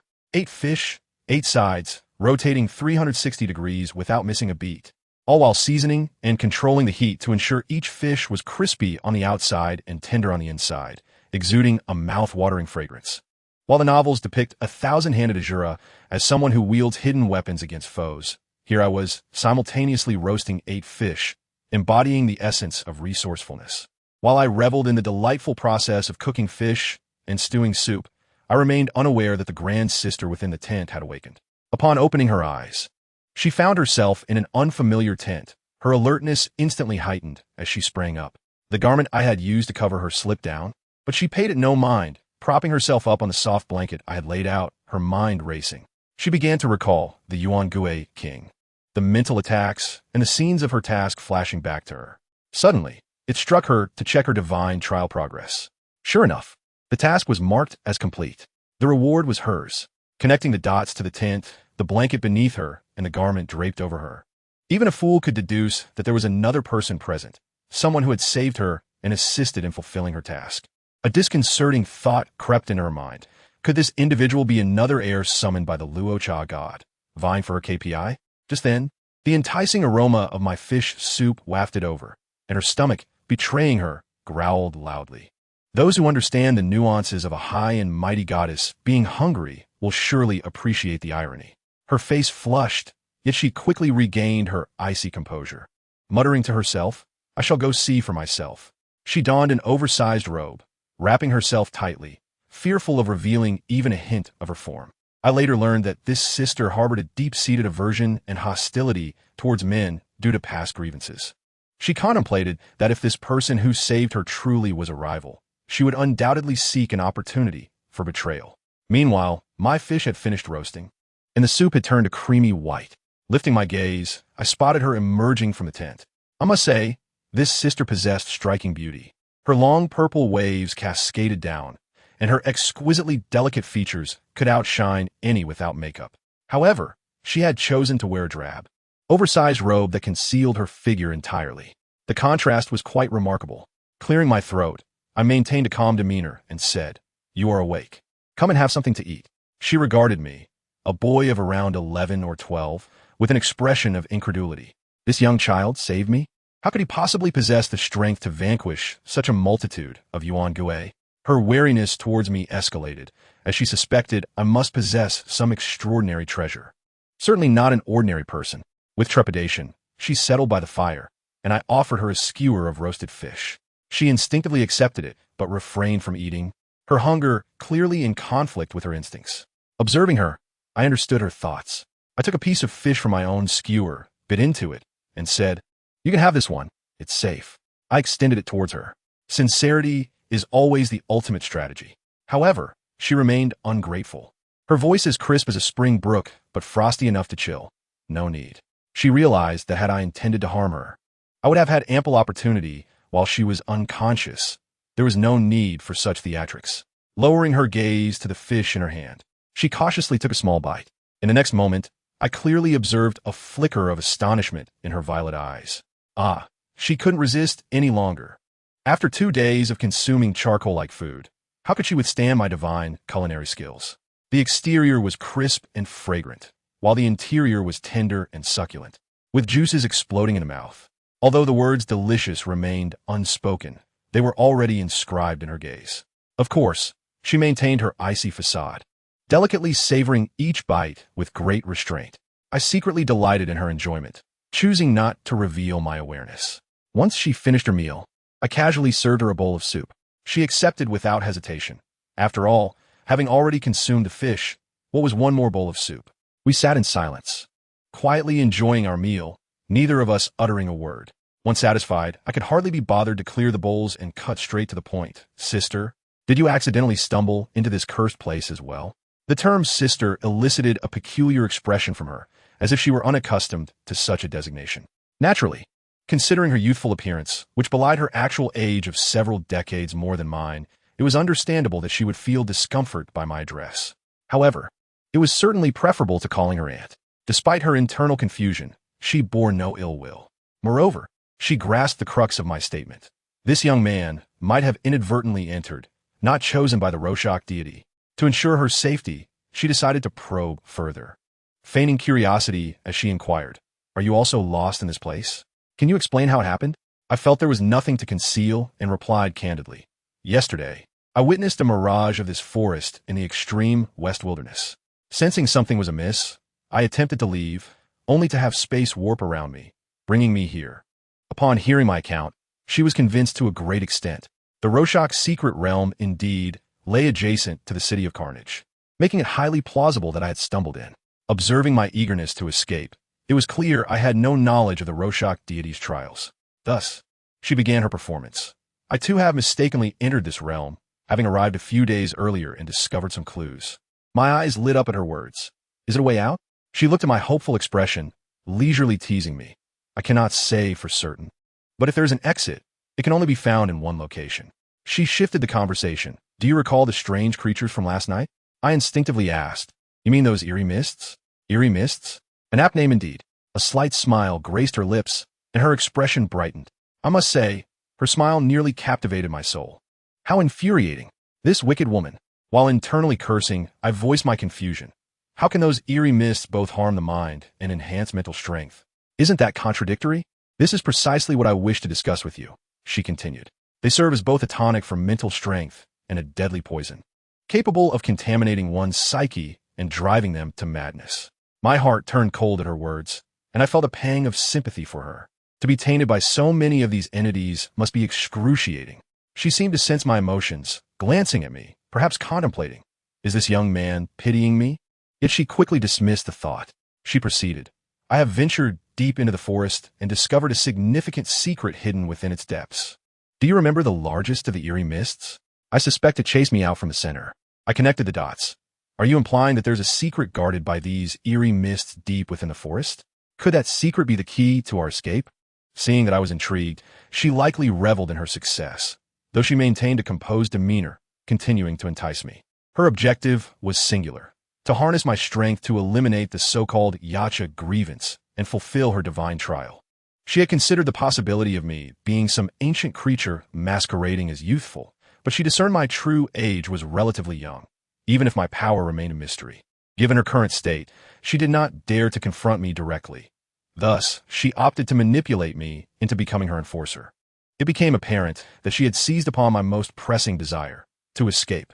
To do so, I must investigate the heart of the forest. Sensing my hesitation, she added, It is fraught with dangers. I cannot ascertain the risks. Are you willing to join me? I contemplated her words and recognized the wisdom in her reasoning. The time I would waste starting from scratch in my own investigation was considerable. My mother was waiting for me outside. Thus, I nodded. Let us go together. Before we set off, we ought to share our backgrounds. She got straight to the point. Here, one cannot utilize soul power. You are quite young. How are you so strong? I hesitated. Could I freely divulge the secret of my dual martial souls? Noticing my suspicion, she decided to quell my concerns by revealing a trump card. I am a title Douluo. Boom! My mind exploded at that revelation. A title Douluo? I scrutinized her from head to toe. She did not exude the aura of such a formidable being. She lacked the presence of a powerhouse like my father, aside from that strikingly white hair, which was quite the faux pas. I shook my head honestly. She wasted no time, her gaze sharpening, as an invisible pressure surged into my mind. In that instant, I felt like an ant on the verge of being crushed, while she appeared as a goddess gripping my fate by the throat. My DNA seemed to resonate. Yet, I am inherently defiant. Even as an ant, I would bare my fangs, and I immediately summoned my own aura to resist her pressure. Although feeble, I refused to yield. A flicker of surprise crossed her eyes, likely astonished that I could withstand her force. She withdrew her pressure, and I felt a sudden lightness in my body, my regard for her now filled with respect.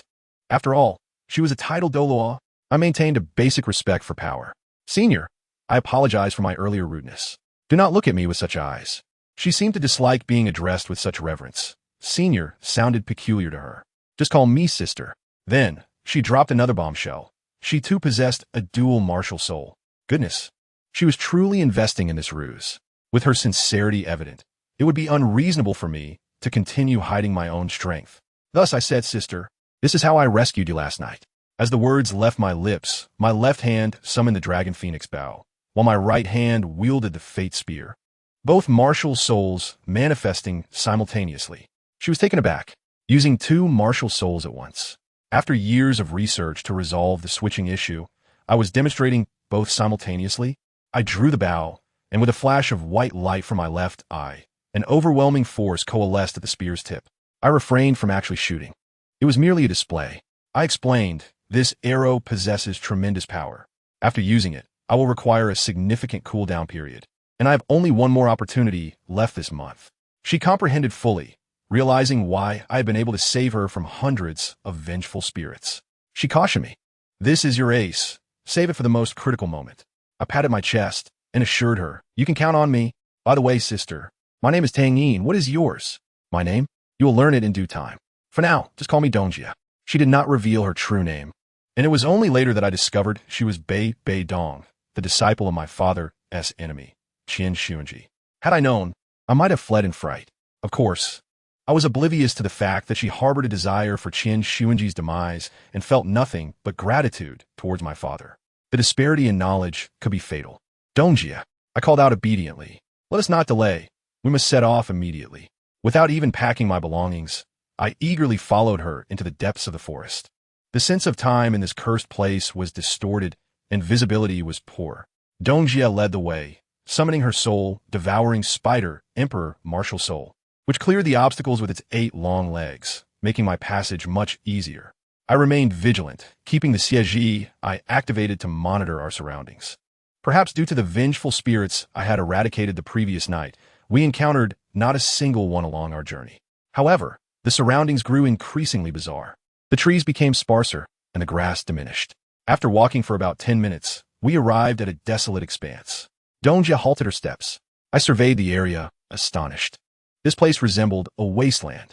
The ground was charred black, the trees stood devoid of foliage, and not even a breeze stirred. The stillness was unnerving.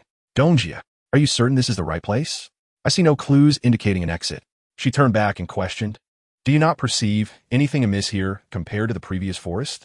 In an instant, I realized it was eerily quiet here, and such tranquility could only indicate one thing.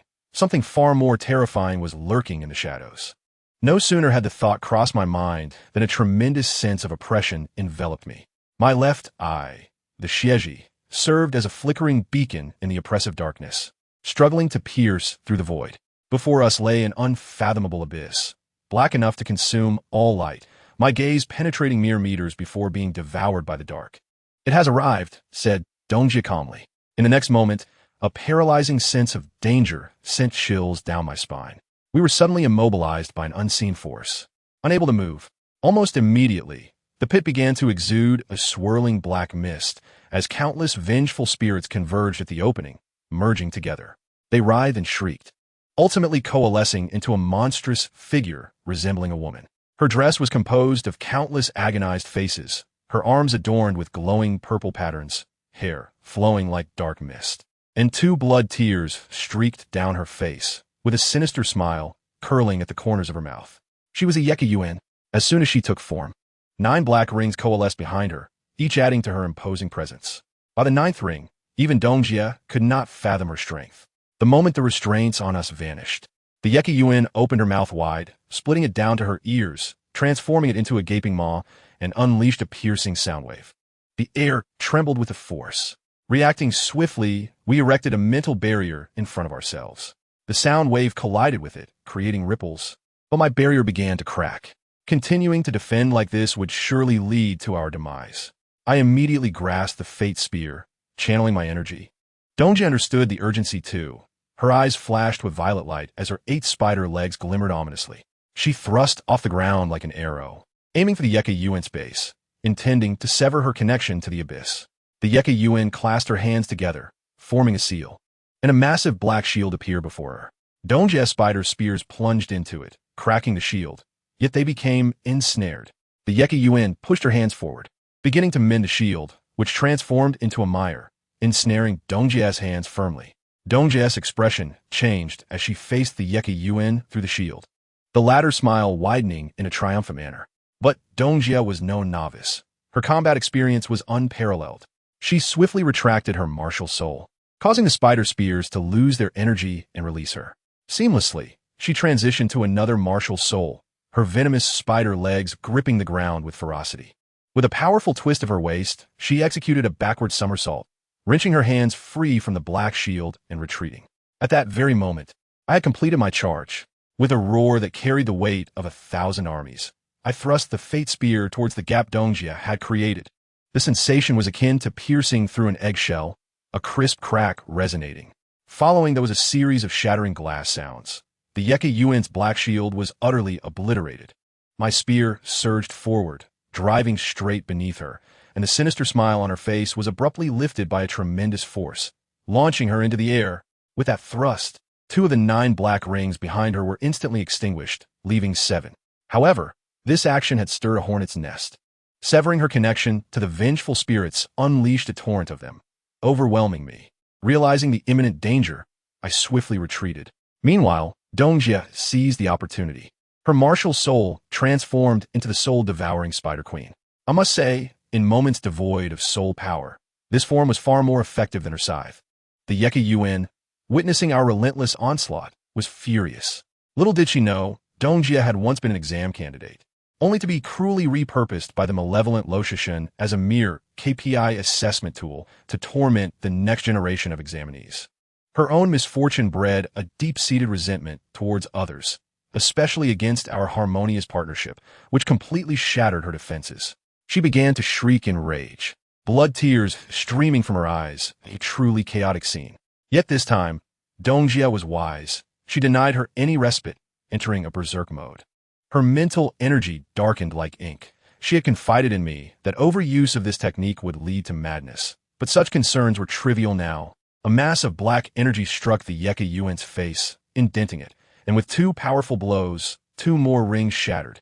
Dongjie unleashed a relentless barrage upon the Yeke Yuan, who, despite her brute strength, fought like a toddler swinging a large stick, lacking any strategy. In the blink of an eye, two more black rings were destroyed. Meanwhile, I focused on eliminating the lesser foes, ensuring to monitor the battlefield. My role was clear: assist, clear minions, and claim the final blow when the boss was weakened. Indeed, as the Yeke Yuan found herself with only 3 rings remaining, desperation overwhelmed her, and she unleashed a shockwave that sent Dongjie flying. The opportunity had arrived. I quickly drew my Dragon Phoenix bow. As soon as it appeared, the surrounding spirits recoiled in fear. The Fate Spear transformed into an arrow, and I channeled all my mental energy into it, took aim, and released. A beam of white light shot forth, striking her forehead. The righteous energy within the Yeke Yuan encountered its nemesis, causing her form to disintegrate as countless vengeful spirits escaped, vanishing into thin air. Ultimately, her body, composed of these spirits, collapsed to reveal her true form, a grotesque, blood-red mass of soulless flesh, dripping with a viscous black liquid, wailing in agony. As she teetered on the brink of obliteration, Dongjie and I were in dire straits ourselves. I knelt, gasping for breath, my mental energy nearly depleted. Dongjie, too, appeared unwell, clutching her head, evidently suffering from the aftereffects of her previous technique. Then came the most audacious turn of events. In her final moments, the Yeke Yuan's residual spirit, sensing Dongjie's turmoil, lunged toward her as if grasping at a lifeline, for their energy signatures were eerily similar. Before I could comprehend, it shot into Dongjie's forehead. Shocked, I realized the Yeke Yuan had executed a last-minute soul possession. Dongjie collapsed to the ground, lifeless. At that moment, the surrounding black mist dissipated, revealing a white halo above, an exit. My heart surged with excitement. Without a second thought, I hoisted Dongjie onto my back and dashed toward the exit. Yet, as I leaped into the opening, a tremendous force repelled us back. I was momentarily stunned. What was happening? Then, words materialized in the air. Items from this secret realm are prohibited from being taken out. A countdown followed. 58, 57. What a revelation. The system was referring to the entity that had invaded Dongjie's body. In that moment, I understood the gravity of the situation. It was a moral dilemma of epic proportions. Torn between my waiting mother and my fallen comrade who had fought valiantly by my side, now in peril. The countdown ticked away, and my mind raced. As the countdown neared single digits, I gritted my teeth and made my choice. Embracing Dongjie, I turned and sprinted back in the direction we had come. I could not abandon a comrade who had stood by me in battle for my own survival. That was not my path. With utmost haste, I transported her back to the riverbank where we had previously lingered, gently laying her down before seating myself cross-legged. Once more, I delved into her mental sea. I must tell you, the scene within this time was 100-fold more terrifying than before, akin to a Cthulhu manifestation. The remnant soul of Yachi Yuan had merged with the dark ocean of mental energy, transforming into a twisted, viscous monstrosity that ravenously devoured the last vestige of rationality represented by a green isle, which belonged to Dongjie. Upon noticing my presence, the creature attempted to assault me. I immediately activated my Xieji's Ayat overload and drew forth the long bow, momentarily subduing it. However, I found myself in a stalemate. as my mental energy was nearly depleted, rendering me incapable of taking action. Should I falter, Dong Jia might be left a mere shell of her former self. Just as I was at a loss, an astonishing turn of events occurred. Dong Jia's body began to self-rescue. A dark green giant spider, her soul spirit, the Shihunju Huang, emerged of its own accord and approached me. Suddenly, the long Wang bow in my grasp began to radiate warmth. As the spider reached me, it morphed into a dark green arrow, its tip composed of 8 spider fangs. In that moment of clarity, I realized my bow was akin to a universal socket, capable of interfacing with any beast spirit for a fusion technique. This was nothing short of divine. Without hesitation, I knocked an arrow aimed at the core of the creature. Where a dark red light emanated, the essence of Yachi Yuan's remnant soul, and released it. The creature let out a harrowing wail, and the Shihunju Huang's passive skill activated, voraciously consuming its soul as nourishment.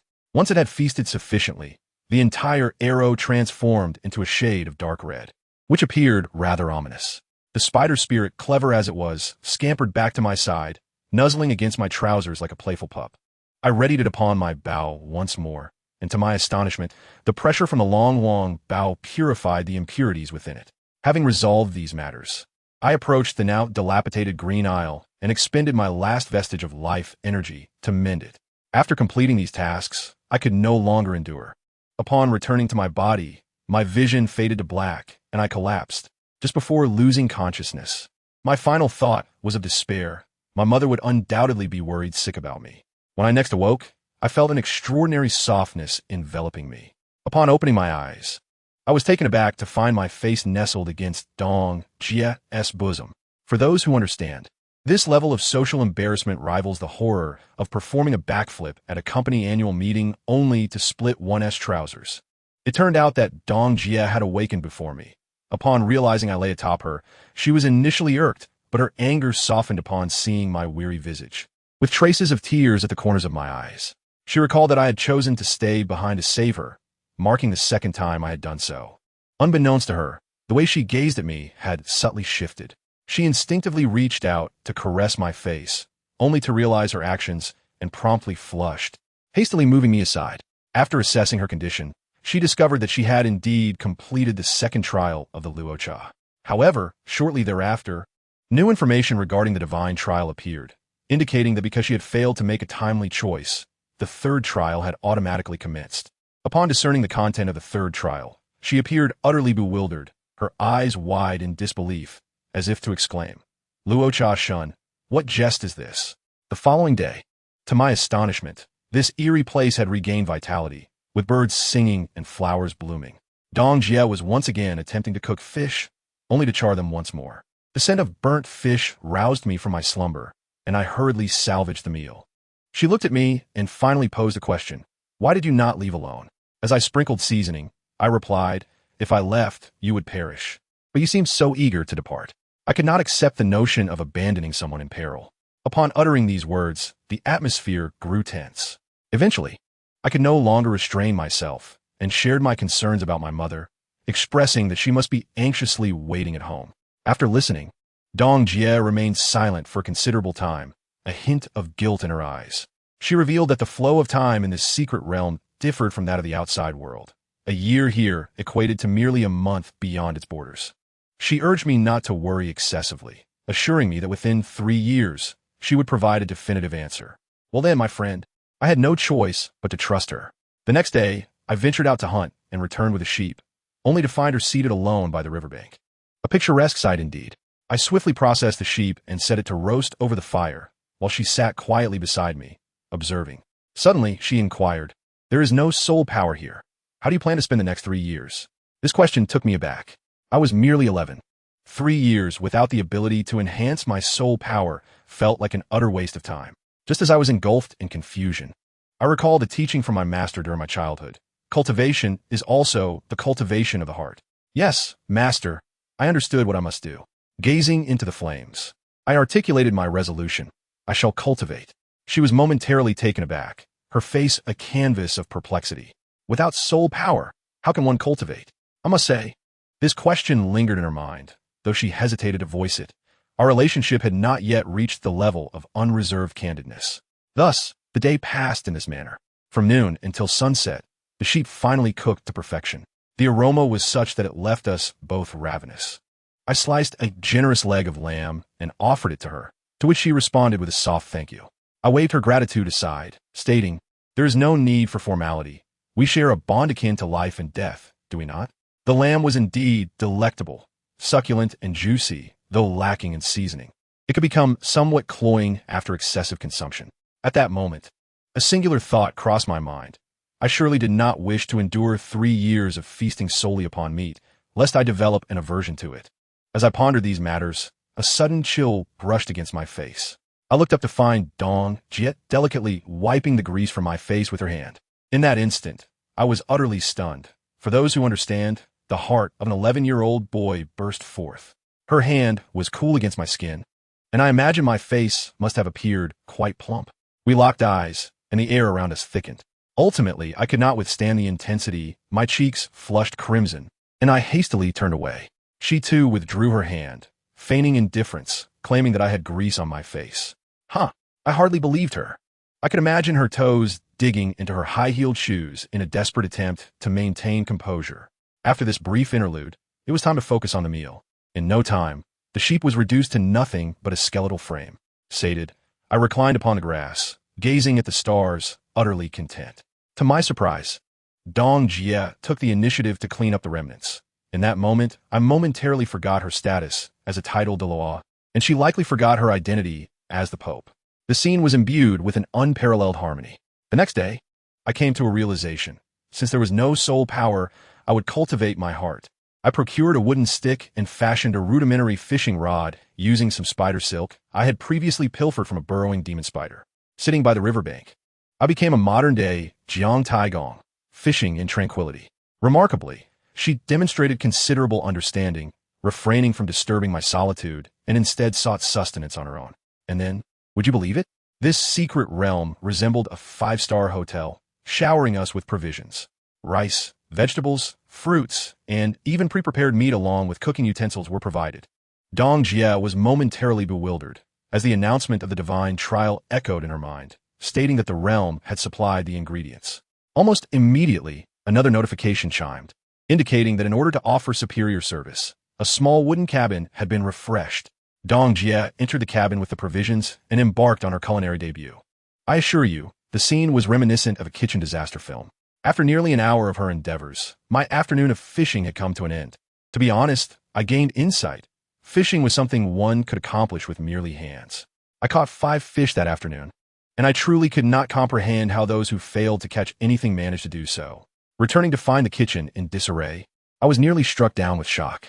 A pot of dark, unidentifiable substance simmered, resembling neither rice nor porridge, containing charred meat and vegetables that were unrecognizable. The sole redeeming feature was a bowl of fruit salad. I could not restrain myself and inquired, "Where does this food come from?" She pointed towards the wooden cabin and replied that it was provided by the secret realm.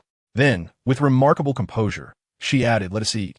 The taste may not be exquisite, so bear with it." What could I possibly say? It was already a privilege to have someone of Feng Hao Duo's caliber cooking for me. I filled a bowl, took a few vegetables, and with a resolute yet fatalistic determination, took a bite. To my surprise, my eyes instantly sparkled. Although the presentation was rather unremarkable, the flavor was unexpectedly delightful. Observing my voracious appetite, Bai Dong nibbled daintily, perhaps pondering, the taste is so inferior to what I can prepare. Is it really necessary to be so enthusiastic? After finishing my meal, I took the initiative to wash my bowl. After all, she had prepared the food. Subsequently, I returned to my old spot, resuming my fishing endeavors. Days passed in this fashion, unyielding to the elements, while she managed the logistics. Before I knew it, 3 years had slipped by. I must say, over these 3 years, my demeanor transformed significantly. The sharpness of my youthful brilliance had been dulled, and now, standing there, I exuded the aura of a true master. As for Bai Dong, she watched my gradual evolution, fully aware that despite my soul power remaining stagnant, my capabilities had progressed remarkably. Sometimes, when she gazed at me, her expression grew quite complex, perhaps reminiscent of her white moonlight, Yu Xiaojiang, whose visage had begun to blur in her memory. Conversely, I had rescued her twice, leaving an indelible mark in her heart. That feeling was a sense of security. Even she could not comprehend why, despite being so much stronger than I, she felt dependent on me. Eventually, she let go of her thoughts, deciding that living this untroubled life with me was, indeed, quite pleasant. Over these 3 years, our relationship became particularly nuanced. We resided in the same wooden cabin, sharing a large bed, each occupying our half. Every night, I utilized my Shieji Si to help her heal her mental scars. And in return, she took charge of my daily needs. The atmosphere between us resembled that of an old married couple. I confess, I had developed feelings for her. From our very first meeting, I felt a spark, and after 3 years of daily companionship, that initial fondness had taken root and blossomed. Yet I dare not voice it. This woman was perilously enigmatic. However, affection is a force that eludes rational control. Finally, on the day, I comprehended a new technique with my spear. I could no longer contain myself. I had sat in contemplation for an entire day and night, and suddenly, I felt an epiphany. Upon opening my eyes, I assure you, my gaze shone like 2 searchlights. Slowly, I lifted my spear, directing it towards the stream before me, and with a gentle touch, I invoked a miraculous moment. The entire stream, whoosh, came to a standstill. The water ceased to flow. Even a leaf that had just drifted by froze in midair as if caught in slow motion. The sensation was extraordinary. I named this technique Eternal. Having grasped this extraordinary skill, I returned to dine. Bai Dong had prepared lamb for us. As I looked at her, I finally gathered the courage to tentatively ask, Sister Dong, are you still unwilling to share your name with me? She hesitated, nearly letting it slip, but ultimately shook her head, saying, don't rush, you will know in due time. Upon hearing this, my heart sank a bit. Yet I forced a smile, assuring her it was fine. Just as I faced a failed confession, the scene shifted directly to the divine realm. There was a woman named Luo Sha Shun, strikingly beautiful, reclining on her throne while engrossed in a crystal ball. The protagonists of the drama were none other than Bai Dong and me. It turned out she was the one who had pulled us into this realm, initially intending to siphon some of my life energy, but due to a mysterious buff I possessed, she could not affect me. Frustrated and bored, she decided to treat our lives as a nurturing game. The divine task she set for Bai Dong? To fall in love with me. Friends, does this operation seem familiar? The supreme deity personally orchestrating a love story. Observing our slow progress over the past 3 years, she grew impatient and declared, this one do, we must add some spice to the mix. The spice arrived promptly. One evening, after we finished our meal and lay side by side on the grass, gazing at the stars, an invisible force suddenly seized us. Bibinon became completely immobilized. While my mind buzzed, my eyes turned blood red, and my rationality plummeted, leaving only the most primal desires. The sensation was terrifying as a voice in my head screamed, go for it. Haven't you longed for this? I desperately buried my hands in the earth, gritting my teeth as I urged her to run, but she could not move. I struggled for a quarter of an hour, ultimately succumbing to my desires. Emotionless, I rose and approached her step by step, finally leaning down to press myself against her. She closed her eyes in fear, perhaps thinking a nightmare was about to repeat itself, contemplating that after this, we would be even. Just as my hand was about to touch her chest, I cannot explain where the strength came from, but I grabbed a small knife and plunged it into the ground. Pinning my disobedient hand, blood splattered across our faces. I cried out in agony, the piercing pain momentarily awakening my senses. Yet it was not enough.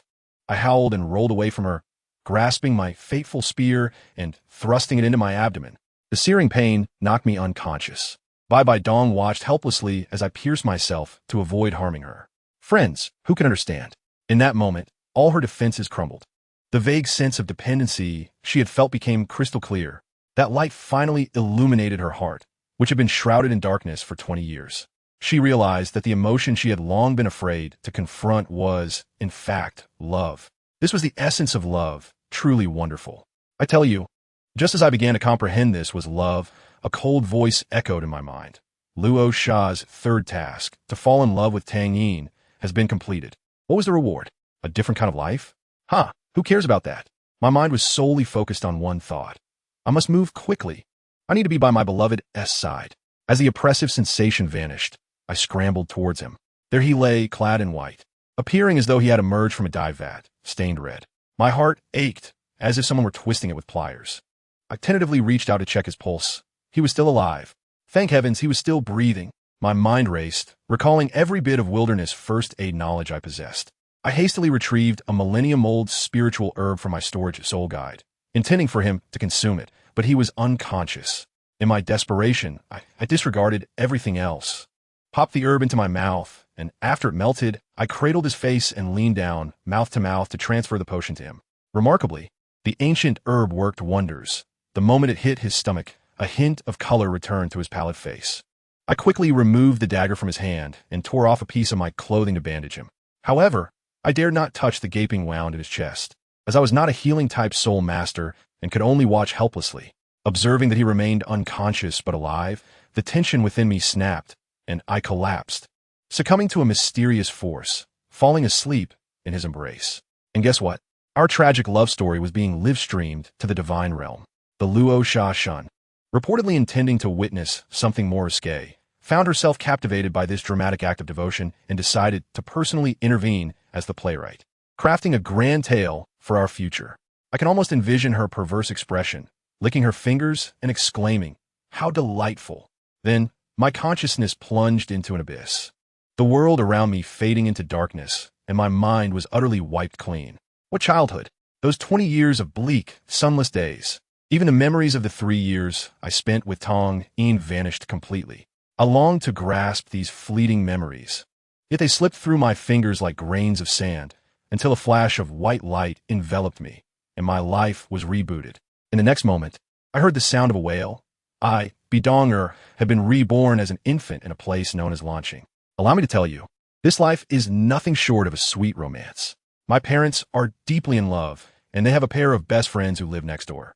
When I was just over 2 years old, the neighbor's wife began to show signs of pregnancy. At that time, I had just learned to speak, and in my innocence, poked her belly with my finger, only to be swatted away by my mother. Tears welled in my eyes, and the neighbor kindly stroked my head, smiling as she said, "Little Donga, don't cry. How about I give you a little sister to play with?" Upon hearing the prospect of sister, I was instantly overjoyed, eagerly awaiting her arrival. One day, my father rushed me to the hospital, and through the glass, I finally laid eyes on my longed-for sister, a wrinkled little creature. I couldn't help but mutter, "How ugly!" That little one was Tong Yin. Although my initial impression was less than favorable, as he grew, he transformed into a delicate porcelain doll, impossibly cute. Once I entered kindergarten, my daily ritual became rushing next door to see him after school. It seemed he understood, as he would sit patiently in his crib waiting for me. I would chatter away about my day at kindergarten, regardless of whether he comprehended my words. Miraculously, when I was happy, he would smile, and when I was upset, he would cry. He was my personal emotional barometer.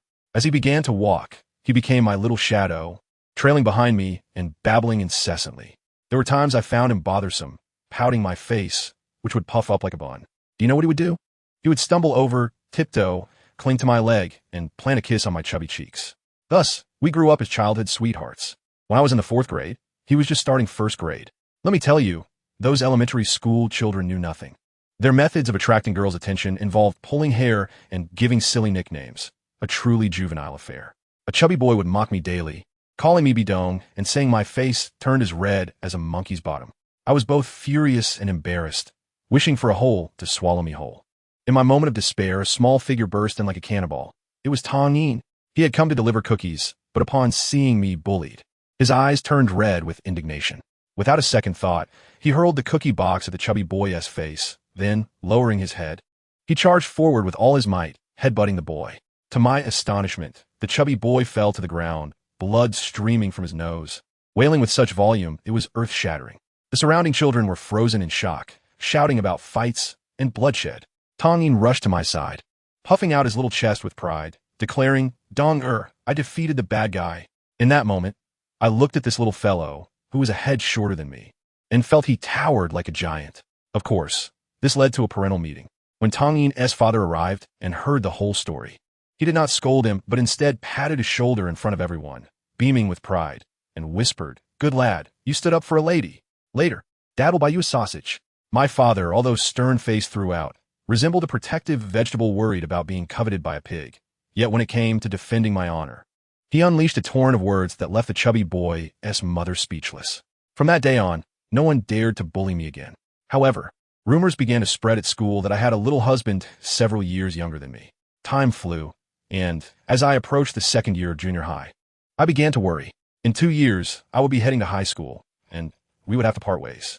I shared my concerns with him, and after much contemplation, he solemnly promised, "Donger, trust me, we will not be separated."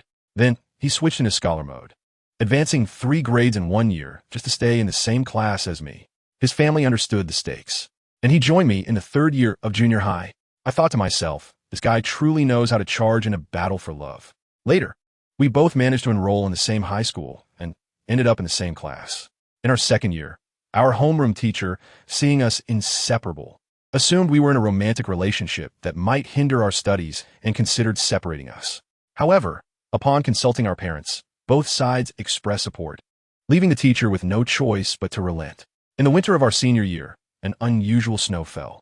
During evening study, Tong In quietly nudged me and mouthed the words to go outside and see the snow. We sneaked up to the rooftop. The snowflakes fell upon us, and he suddenly grasped my hand, his heart racing, his voice trembling yet resolute. "Duh, will you be my girlfriend?"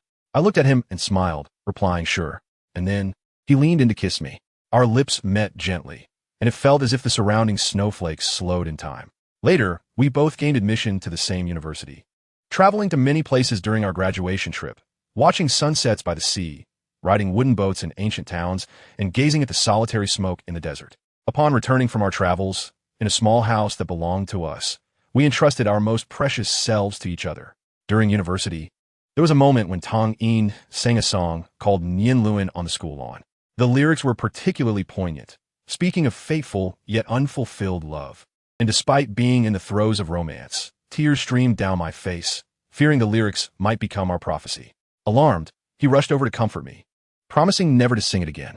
I cried and insisted, "No, you must sing it for me every day." From that day forward, whenever I felt down, he would buy me a cup of sweet milk tea. After graduation, we returned to our hometown. He entered the judicial system while I became a middle school teacher. Naturally, we got married. On our wedding day, clad in a fiery red phoenix gown, when my father placed my hand in his, I felt like the happiest person in the world. Life after marriage was simple yet sweet. He would pick me up from school every day, and together we would go grocery shopping and cook dinner. Eventually, I became pregnant and gave birth to a son named Tong Yen. However, I must tell you, the arrival of this little one did not disrupt our 2-person world at all. We would feed each other, showering each other with affection, while our 3-year-old son, Tong Yen, sat in his high chair, wearing a perplexed expression, attempting to feed himself with a tiny spoon. When he was thirsty, he would shout for a while before we noticed, and we would hand him a water bottle and then resume our business, promoting his independence. If it weren't for his grandmother's constant concern and help, it would be uncertain whether he could safely navigate his early years. And so, the years passed one after another. Our relationship was sweetly intimate. Arguments? Non-existent.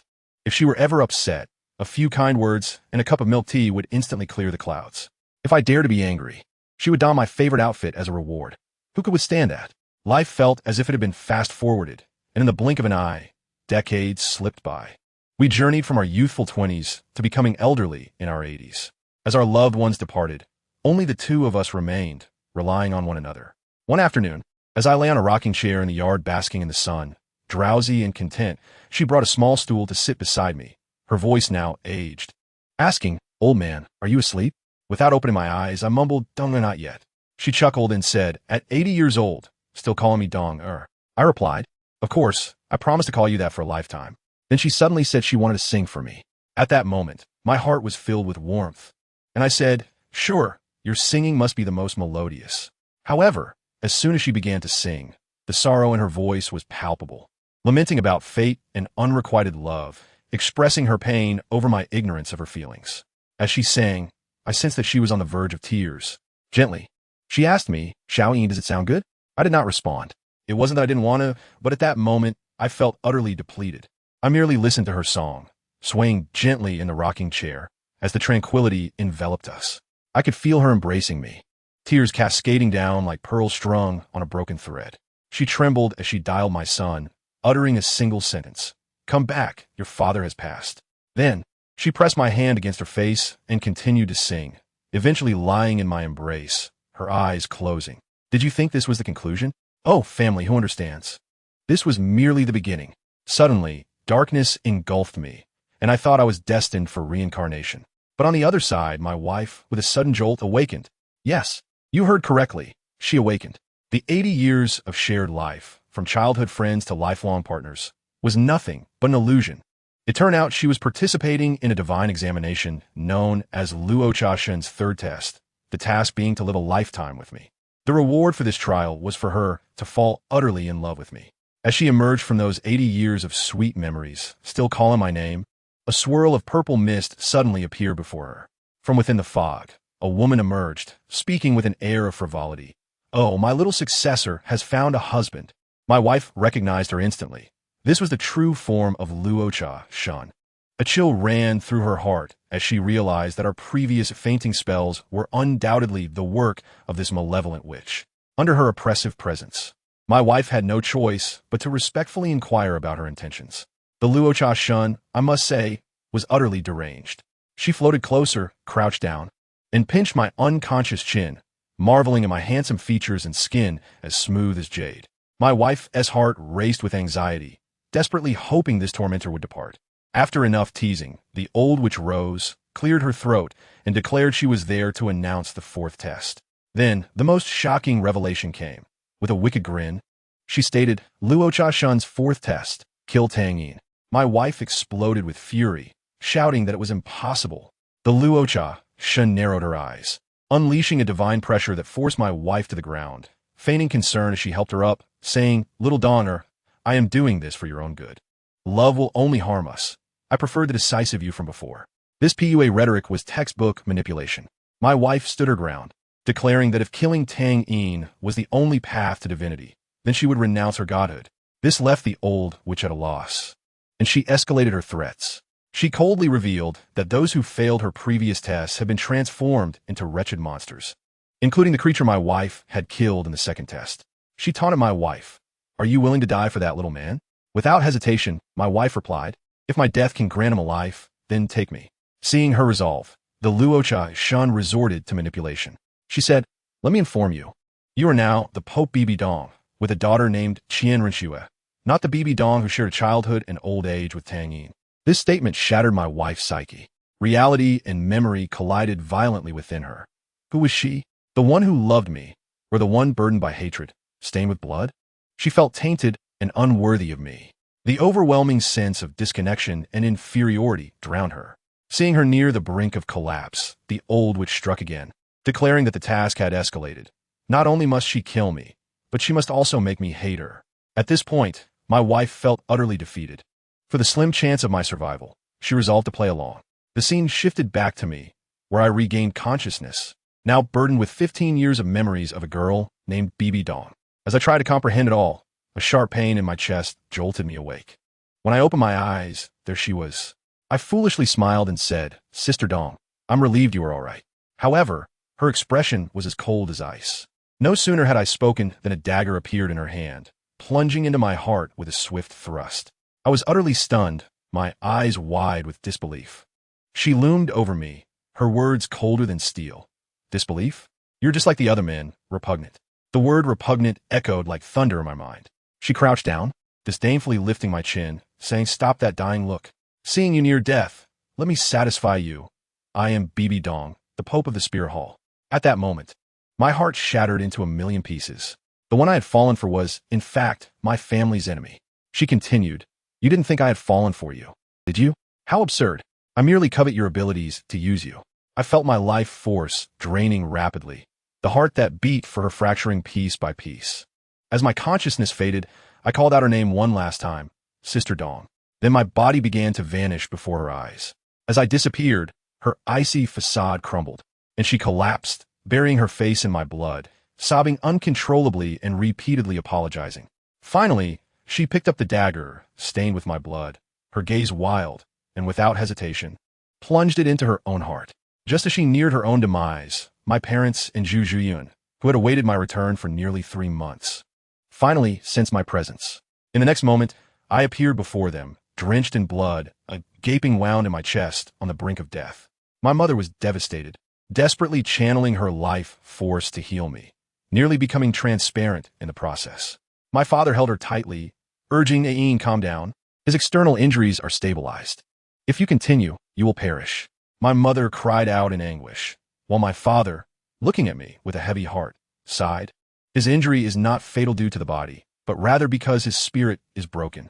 As soon as he finished speaking, my mother could no longer contain herself, hugging me tightly and weeping, while Zhu Juyan beside us shed tears like pearls cascading down a string. I felt like a rag doll, utterly helpless, simply lying there.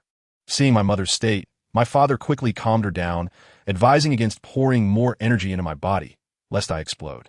They then carried me into the tent. My father instructed my mother and Zhu Juyan to rest while he kept watch outside. However, how could those two women sleep?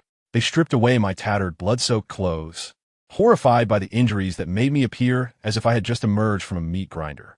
They cleaned me with fresh water and found a new set of clothes from my storage soul guide to change me into. Just as they finished, a hurried female voice suddenly echoed in my mother's mind. Ain, Senior, what has happened to Xiaoyin? I have been out of contact with him for a full 3 years. Is my sister Zixia residing within me? My mother was momentarily stunned. 3 years? I told her that my sense of time had truly stretched over 3 years, while the world outside had merely passed 3 months. Such a disparity in the flow of time would surely become a trending theme in 2025, wouldn't it? My mother leaned in to scrutinize my face, and indeed, the youthful vigor had vanished, leaving a man worn by the vicissitudes of life, with stories etched in his brow.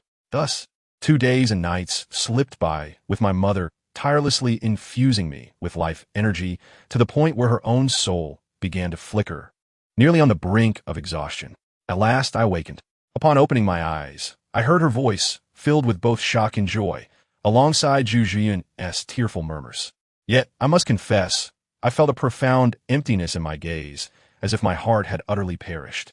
My father rushed into the tent, and upon seeing my eyes, he froze. Having witnessed my mother's sacrifice, he understood the depth of despair.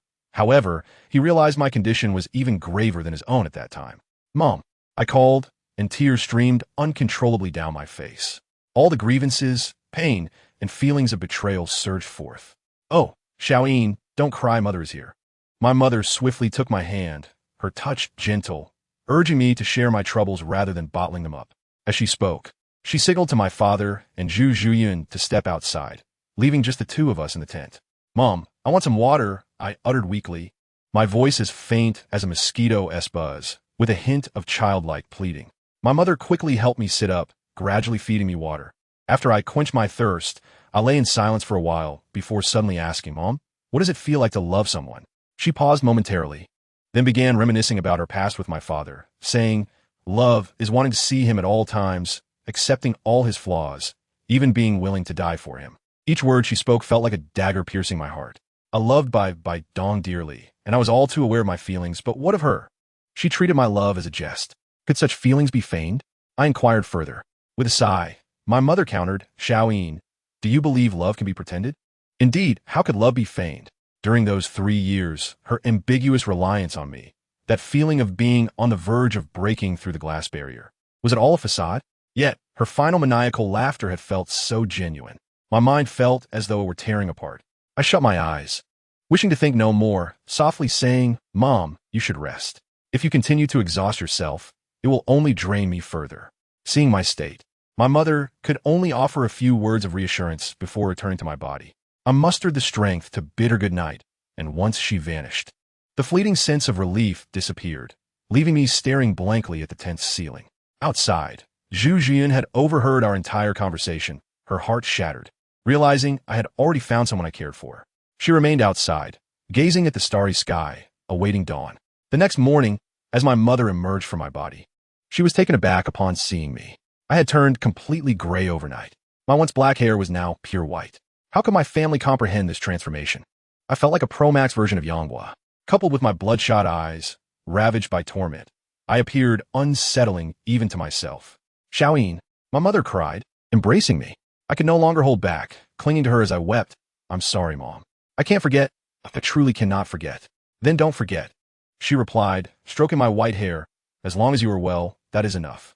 To divert my attention, she added, Xiaoyin, Zhu Juyan has been waiting for you for nearly 3 months. Saying this, she helped me out of the tent. I immediately spotted Zhu Juyan, who looked utterly worn, her eyes brimming with concern and longing. Honestly, I was deeply touched, but I could no longer accommodate anyone in my heart. I did not wish to burden her.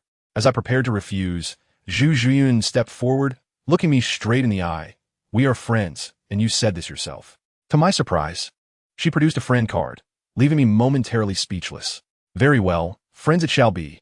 Let's not pierce this veil." I attempted to move, but found my soul power rendered entirely inaccessible, as if locked away.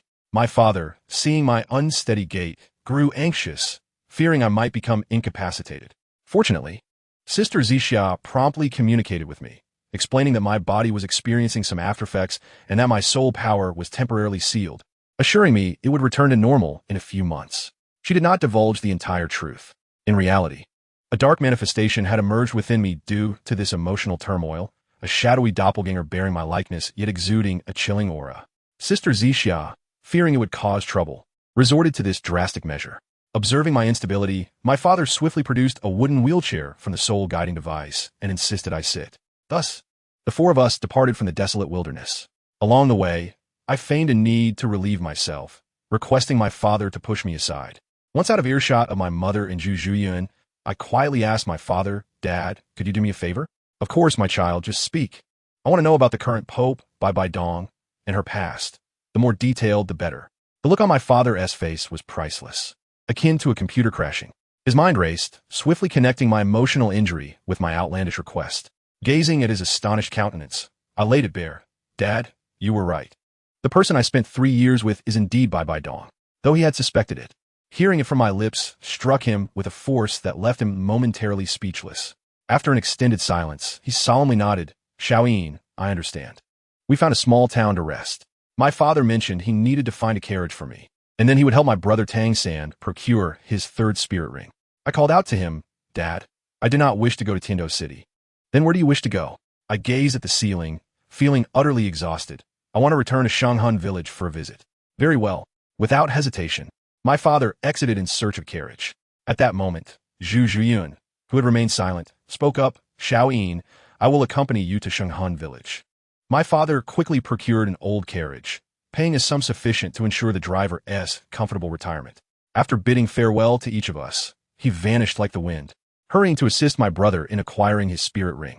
Thus, my mother, Zhu Jian, and I, the white-haired frail one, embarked on a wobbly carriage ride, taking over 2 months to finally return to the familiar yet alien place of Shanghun village.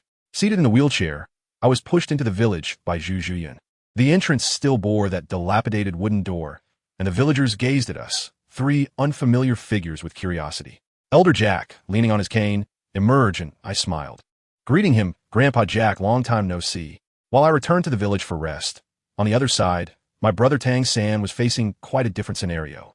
In the dead of night, Yu Xiaojiang, the so-called master, summoned my brother to his chamber. Initially, he feigned casual conversation about cultivation, suggesting there was no rush to acquire a spirit ring, assuring him that their father had plans. He engaged in a round of psychological manipulation before abruptly shifting gears to inquire about me. My brother, unsuspecting, answered honestly. When he mentioned my younger brother, Tang Yin, has innate spirit power at the level of 20. I must tell you, Yu Xiaojiang's eyes nearly bulged out of their sockets. Innate at level 20. This revelation shattered his so-called theories on martial spirits. He trembled with excitement, feigning calmness as he speculated, "Your brother must also possess twin martial spirits, right?" My brother, filled with admiration, replied, "No wonder you are the teacher. You guessed it right." He then added that my martial spirit was bestowed upon me by my deceased master. Upon hearing the news of my master's demise, Yu Xiaojiang's heart surged with uncontainable joy. In his mind, he had already calculated how to utilize me as the ultimate tool for proving his worth. One Tang San was insufficient. With the addition of a Tang Yin, who possessed innate 20-level capabilities, would he not achieve unparalleled fame across the continent? He feigned a few heartfelt remarks and conducted a melodramatic display of master-disciple affection before sending my brother away. As soon as my brother departed, Yu Xiaojiang immediately pivoted and rushed to the colossal map affixed to the wall, his eyes ablaze with ambition, nearly overflowing with fervor. His decision to take Tang Yin as his disciple was not a whimsical thought, but rather a conclusion drawn after careful deliberation. Everything that transpired this evening was intended for a preliminary assessment of Tang Yin. Chapter 77. The Golden Generation Wuhuan City. The sacred ground for all soul masters on the continent is fortified with towering walls and patrolled by soldiers who maintain order within. Upon closer inspection, one would find that every soldier here is a highly esteemed soul master in their own right. Upon entering Wuhuan City, a magnificent statue of an angel comes into view, standing tall for millennia, as if the sacred radiance of the angel still illuminates the world, dispelling all forms of injustice and darkness. Situated on the eastern outskirts of Wuhuan City, the Wuhuan Temple Academy, dedicated to nurturing its own soul masters, occupies a significant portion of the eastern territory. Within this precious land, the academy boasts an expansive forest and serene lakes, featuring various unique terrains suitable for all types of soul master training. Moreover, the academy is equipped with comprehensive educational facilities, including lecture halls, dormitories, cafeterias, and practical training arenas. At this moment, on a stage crafted from exquisite white marble, a heated 1v1 battle is unfolding. A robust young man with flowing red hair, adorned with crimson markings resembling flowing magma and covered by a layer of gray stone armor, stands with dark red eyes, his 4 soul rings in shades of yellow and purple slowly rotating beneath him.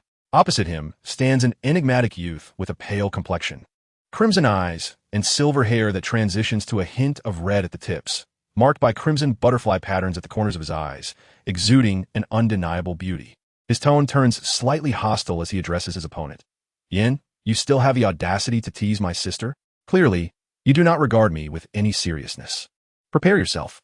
The tall figure of Xiaoyu, holding a crescent blade, gazes down at Yin, who stands not far away. "Since reaching level 30, you have not won a single match against me. Today will be no different." As an older brother, Xiaoyu finds his rather unruly sibling teasing his sister, tightening his grip on the crescent blade. "Yin, if you wish to compete, do so properly. And do not call me Nana." His latter remark is evidently directed not at Xiaoyu, but at a young girl in the audience, perhaps due to the gifts bestowed by her martial soul. Her voice carries a husky quality, imbued with an irresistible charm that resonates deeply. The girl bears a resemblance to Xiaoyu, with long black hair cascading behind her, her nearly flawless features devoid of any blemish, exuding an almost ethereal allure, an enchanting ability granted by her martial soul. Hulaina's tone is rather unfriendly. She harbors no affection for Yin. Yan's temperament mirrors that of his martial soul, as fiery as the flames it embodies. "Though I have feelings for your sister, that does not mean I fear you.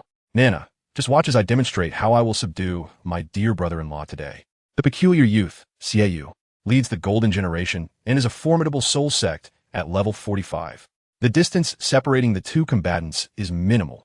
In an instant, Xiaoyu closes the gap between them, raising his crescent blades. There are 2 among the trio that constitutes the current Golden Generation of the Wuhuan Temple. The girl, Hulaina, is the last of this illustrious trio and Xiaoyu's sister. Xiaoyu wields 2 elegantly curved blood-red blades, his martial soul, the Moon Blade, which is a top-tier weapon soul combining both offensive and agile attributes. Despite enduring 33 consecutive defeats, Yin has gleaned wisdom from these experiences, becoming intimately familiar with Xiaoyu's speed and strength. The red-haired youth, Yin, whose martial soul is the Lord of Flames, stands as a level 45 assault-type soul master. As Xiaoyu's words fade, he vanishes from sight, rapidly advancing towards Yin, leaving behind a fleeting shadow. The second soul ring beneath him ignites as he calls forth his technique. The second soul skill, Granite Armor, envelopes him in a layer of gray-white granite, significantly enhancing his defenses. The first soul skill, Silver Light Slash, activates as his first soul ring glows, imbuing his crescent blades with a silvery luminescence, akin to moonlight cascading upon them. Even though Xiaoyu has triumphed over Yin repeatedly, he treats him as a formidable opponent. Against an evenly matched adversary, one must give their all. The Silver Light Slash skill grants an 80% armor-piercing effect to his martial soul, and upon striking Yan's Lord of Flames martial soul, a crisp collision resonates through the arena. The granite armor, forged from solid stone, begins to crack under the force of the blow. However, Yan's objective is clear: to withstand Xiaoyu's wave of explosive attacks. With both hands covered in granite, he seizes the crescent blade aimed at his forehead, activating his third soul ring simultaneously. The third soul skill, Hellfire, triggers as the granite-covered palms begin to fracture, revealing dark red patterns that grow more pronounced. Molten orange lava adhering to Xiaoyu's crescent blades. This soul skill is not as straightforward as it appears. The accumulating magma on the crescent blades ignites in a sudden burst of intense flames, akin to hellfire. Faced with the approaching inferno, Xiaoyu remains vigilant, activating his third soul ring in an instant. The third soul skill, Moon Convergence, unleashes a radiant silver glow from his crescent blades, conjuring an ethereal full moon behind him. The violent flames crash against a translucent silver shield, which is connected to the lunar illusion behind Xiaoyu. A powerful force propels Xiaoyu's hands, which grip the blades tightly apart, allowing him to retreat and create distance. Although Xiaoyu's crescent blades possess offensive capabilities, engaging in close combat with Yan, a heavily armed warrior, would be unwise. Maintaining distance is the key to Xiaoyu's consistent victories over Yan.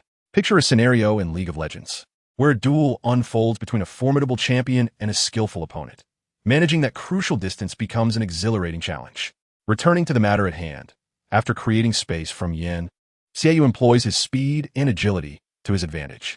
While he may not inflict significant damage on Yan, the humiliation he delivers is palpable. Yan anticipated this situation after Xiaoyu utilized his third soul skill, Moon Convergence, to create distance. However, he felt quite frustrated.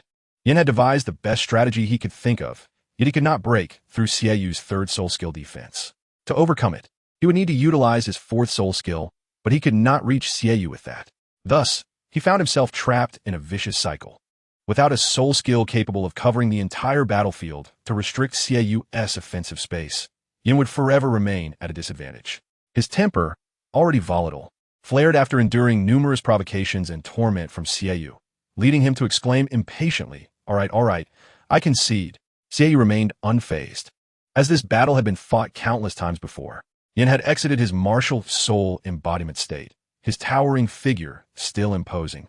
Though his once gray skin had reverted to a normal bronze hue, he continued to be indignant, lamenting, "Fighting you is truly exasperating. It always ends up like this. Once I reach level 50, I will definitely find a soul skill that can restrain you." "Well, we'll see about that once you reach level 50, Xiaoyu retorted, retracting his martial soul and heading towards Hulayina, who stood below. Upon seeing her brother descend, Hulayina offered him a towel that she had already prepared. Her eyes sparkled with joy as she sweetly said, "Brother, you must be tired. Wipe off your sweat." Yan, trailing behind, felt a pang of jealousy but still harbored a yearning for beauty, saying, "Nana, I'm also sweating. Do I get one too?" Hulayina's smile faded, her tone turning cold as she replied, "No, handle it yourself." "Ah, such hurtful words," thought Yan.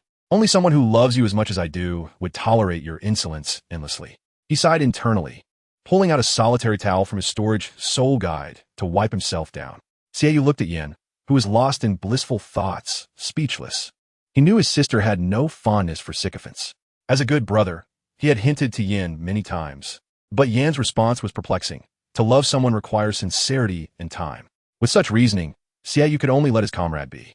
Just as the trio prepared to depart, a middle-aged woman clad in a silver robe adorned with gold embroidery approached them. She respectfully bowed and said, "Esteemed ones, the Pope has summoned you. Please follow me." Chapter 78. The mission. The three of them bowed in response and followed behind the Pope's attendant. Hulayina was puzzled as to why her mentor would suddenly summon the three of them. Yan also felt a sense of confusion and directly asked the question that troubled him, addressing not Hulayina, the Pope's disciple, but her brother. "Xiaoyu, what do you think the Pope wishes to discuss with us?" Xiaoyu shook his head. "I cannot be certain, but I suspect it concerns the next elite competition of the Advanced Soul Master Academy across the continent. It is said that last year, we were defeated by the Luo Royal Academy, which infuriated the Pope, leading to the participants being sent to the Lost Canyon for training." As he spoke, Xiaoyu's voice dropped to a whisper, almost brushing against Yan's ear. Upon hearing Lost Canyon, Yan shuddered, as if recalling some unpleasant memories. The Lost Canyon. I hope to see the seniors alive someday. After silently mourning for a few seconds for those predecessors, the trio fell into a contemplative silence.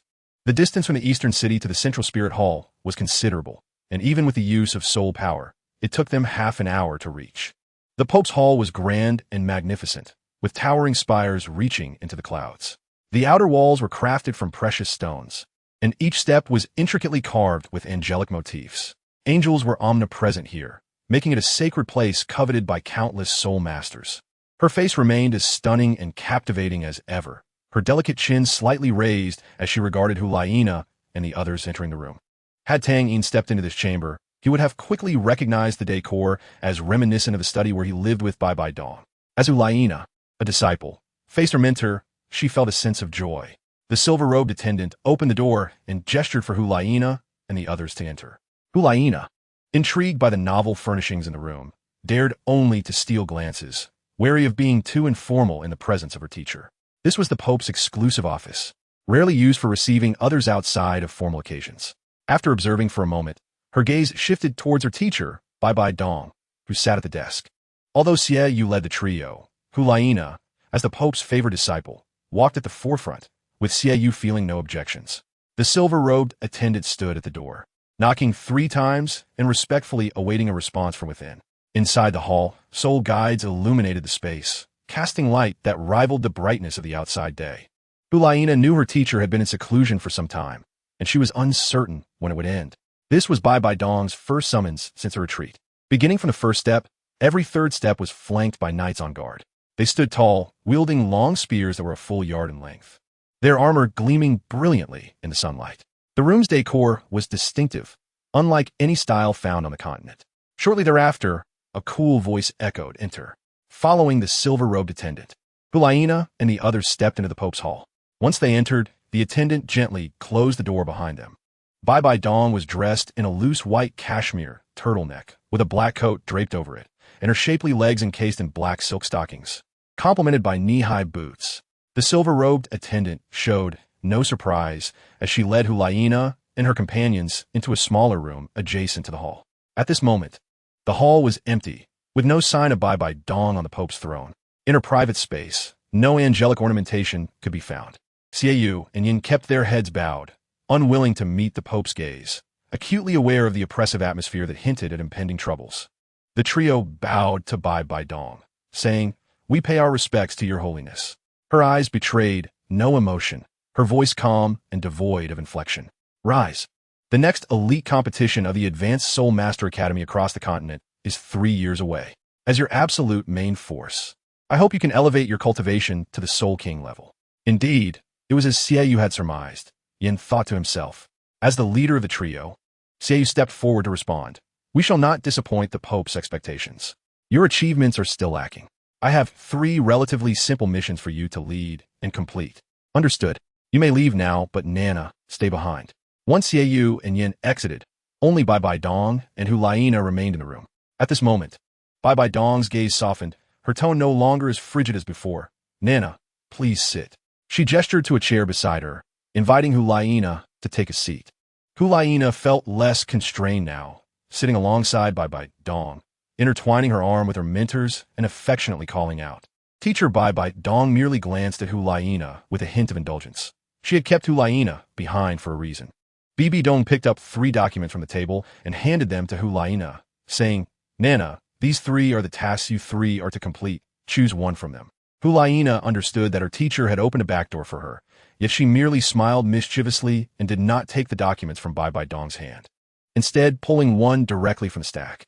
Bai Bai Dong did not admonish Hulaina for this act, recognizing that such a sense of teamwork was essential at her current age. Leaning her head against Bai Bai Dong's fragrant shoulder, a delicate aroma wafted from Bai Bai Dong's hair. Her gaze fell upon the expansive table, which held not only the documents but also a peculiar transparent cup. The cup, entirely crafted from clear glass, featured a cylindrical shape that narrowed at the bottom and widened at the top, capped with a semicircular lid from which a straw protruded. Inside the cup, a brown liquid mingled with black beads resembling pearls. Curiously, Hulaina inquired, "Teacher, what is this?" Following Hulaina's pointed finger, Bai Bai Dong looked at the cup of pearl milk tea on the table. "Why not taste it and find out?" Without hesitation, Hulaina took the cup and sipped, the overly sweet milk tea causing her charming face to contort slightly. Teacher, why is it so sweet?" she questioned, forcing down the milk tea. Bai Bai Dong was taken aback. "Sweet? Yes, but the texture is pleasant. It would taste splendid with less sugar." After a brief conversation between teacher and student, Hulaina left the room, still holding the 3 task documents. Once Hulaina departed, Bai Bai Dong's expression gradually turned somber.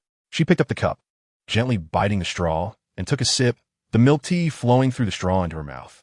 This was a concoction Bai Dong had prepared from memory, and although the method was the same, she could no longer taste the sweetness she once remembered. Thinking she had added too little sugar, she proceeded to add spoonfuls. Yet the result remained bitter. Chapter 79. The Shattered Calm. Upon exiting the room, Douluo was approached by Xiaoyu and Yin, who had been waiting outside. Nana, what task did the Pope assign us? Yin asked, his eagerness palpable. He found the training at the academy rather monotonous, and he relished tasks that could earn the merit. Xiaoyu, however, was less animated. He turned to his sister, his voice cool yet gentle, as was his nature. Sister, the Pope must have entrusted you with the task documents. Let us divide them. Noticing the 3 unopened files in Douluo's hands, Xiaoyu intended to select the least dangerous task for his sister, allowing him and Yin to tackle the other 2. Publicly, as the leader among the trio, Douluo was the youngest and possessed the least soul power, only at the 43rd level. Privately, as her brother, he wished to shield her from excessive danger. Yin, too, would not tolerate any harm coming to Mei Yangyang. Douluo had anticipated Xiaoyu's thoughts and handed him 2 of the task documents with a hint of dissatisfaction. I knew you would want me to take the easiest task, she remarked, shaking the remaining document in her hand. Previously, Douluo had witnessed several female soul masters rescued from a wolf bandit lair, their tragic states beyond description, leaving her with a significant psychological scar. I've already made my choice, so you 2 can discuss among yourselves. As she concluded, Douluo's expression turned serious. The document detailed a situation in the southwestern region of the Tiando Empire, where a band of wolf bandits, numbering between 10 and 20, was active. The upper echelons were requested to dispatch a small team to eliminate this threat before spring. Are there only a few bandits? I'm already at level 43. Can I fear those beasts? Besides, there is a Spirit Hall team for support. The wolf bandits particularly targeted female soul masters, as their bodies were more resilient, able to withstand the bandits' brutality. To prevent female soul masters from taking their own lives, the bandits would first strip them of their powers, severing all their meridians, rendering them as good as dead. They possessed intelligence surpassing that of soul beasts, but were cruel and bloodthirsty, mercilessly slaughtering male humans for sustenance. Female captives faced an even grimmer fate, being used as tools to satiate desires and as breeding vessels for the next generation, often tortured to death by their offspring, becoming the first meal for newly born wolf bandits. Xiaoyu, without reservation, slapped one of the documents against Yan's face, retorting, "Stop looking. My sister would never favor you." Upon leaving the grand hall and returning to her room, Douluo finally opened her task documents and began to read intently. Afterward, she dashed away, leaving only a beautiful silhouette behind. Yin stood dumbfounded, exclaiming, "No wonder she's the sister I admire. She's so adorable." He then shifted his tone to a playful one. This time I won't let you succeed." The wolf bandits were a hybrid race born from the union of the Yuming wolf and human female soul masters. Almost all wolf bandits were male, and without a female counterpart, the race could only perpetuate itself by abducting human women to breed. However, having accepted this task, Douluo resolved not to consult with Xiaoyu and the others. She did not wish to grow under the protection of her brother and that somewhat bothersome individual. In the second month of arriving at Shenghun village, Tang Yin once again experienced a memory shared with Bai Dong, commencing from that night of confession and culminating with the birth of their first child. After watching, Tang Yin felt as though something within him had shattered, though he could not ascertain what it was, nor did he find it necessary to understand. Days passed in this manner until one evening. As usual, Zhu Jian pushed Tang Yin towards the back mountain of Shenghun village for a leisurely stroll, while Yin remained at home, creating a private space for the 2 young individuals. The night at the back mountain was tranquil and serene. Moonlight filtered through the sparse clouds, casting a silvery glow on the winding path. It was deep autumn, with winter approaching, and the villagers of Shenghun typically rose with the sun and retired at sunset, rarely venturing out at night. With the cooling weather, outsiders were even less likely to be seen. Unlike the villagers, Tang Yin and Zhu Zhuyuan, as soul masters, were hardly affected by the weather. Seated side by side on the blue-silver grass atop the hillside, a gentle breeze brushed their cheeks, and the 2 remained silent, simply savoring a moment of tranquility. Tang Yin noticed Zhu Zhuyuan's meticulous care for his daily needs. She was once a young lady from a duke's estate, and despite fate being beyond her control, she had never engaged in menial tasks such as laundry or cooking. Yet, she remained uncomplaining, relishing the moments spent with Tang Yin each evening, just as they were now, side by side, feeling each other's presence. On rainy days, they were confined indoors, listening to the sound of raindrops tapping against the window. This silent companionship was akin to nourishing rain, subtly enriching the earth. Yet, beauty seldom lasts forever. As the two prepared to leave that evening, Tang Yin suddenly froze in place. The silence was profound, almost unsettling. Even the wilderness in winter should not be so eerily quiet. Sensing the change in Tang Yin's demeanor, Zhu Zhiyun also became aware of the surrounding tension. A rustling sound emanated from the dark thicket behind them, and Tang Yin immediately heightened his alertness. The eye of the Xieji on his left shone with brilliance, piercing through the darkness that no longer hindered his vision, rendering everything before him clear. A young girl, with long black hair, strikingly beautiful, was assisting a female soul master who appeared to be in her 30s, making her way toward them.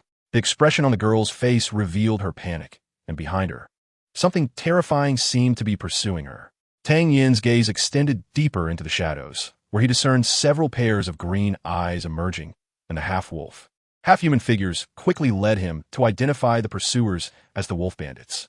With a swift motion, Tang Yin grasped the fate spear in his right hand, and the four soul rings of purple, and black rose from beneath his feet. After receiving the second fragment of memory, the seal upon him shattered. Zishi watched in awe as Tang Yin merged with his other self. Fortunately, no significant incidents had occurred during these days, yet an underlying unease lingered in Zishi's heart.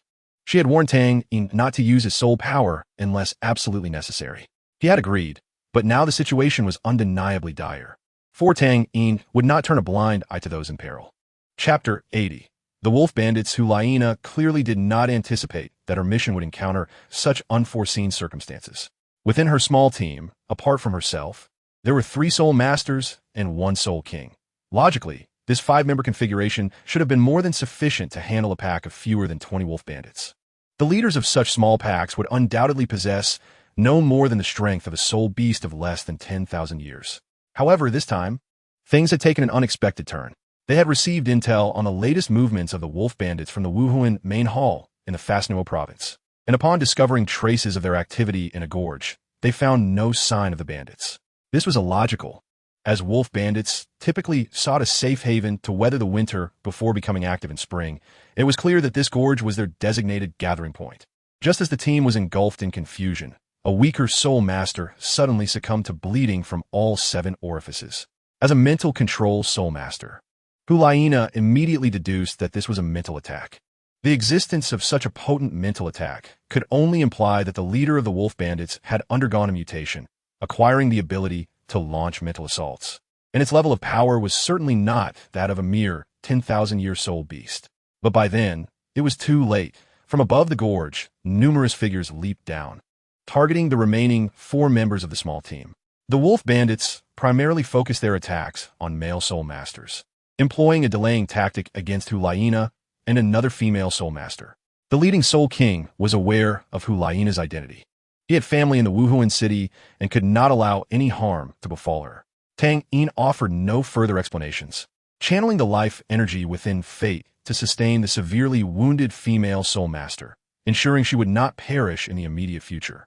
He then directed his full attention to the thicket from which Hulaina had fled. Meanwhile, the female soul master repeatedly begged Hulaina to abandon her, believing that doing so would increase Hulaina's chances of survival. As they approached the edge of the jungle, they seemed to glimpse 2 figures ahead. The leading wolf bandit was indeed distinct from the others. Not only was it significantly larger, but its head, covered in dark gray fur, appeared grotesquely disproportionate to its massive body, with a resolve to fight to the death.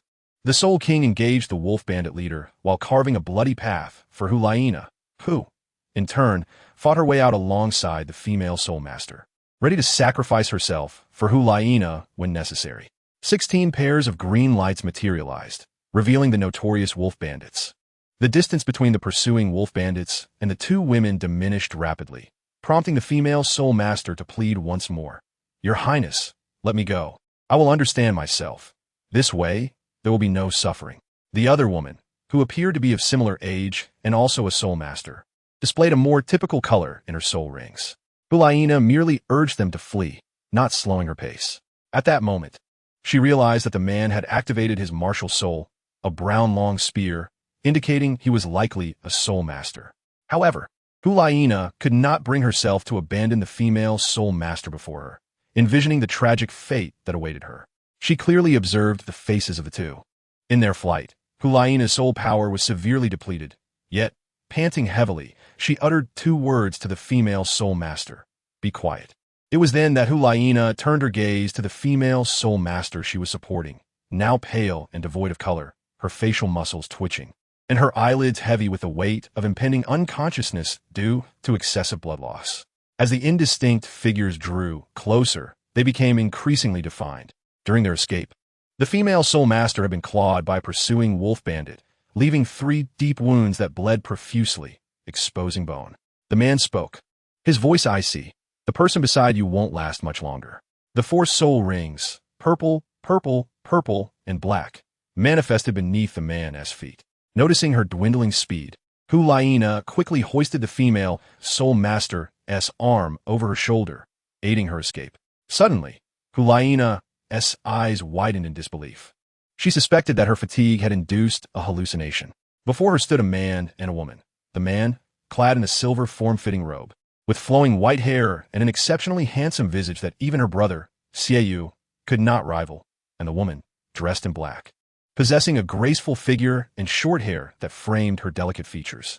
Tang Yin immediately recognized that the wolf bandit leader had undergone some form of mutation, likely due to an encounter that had amplified its mental prowess.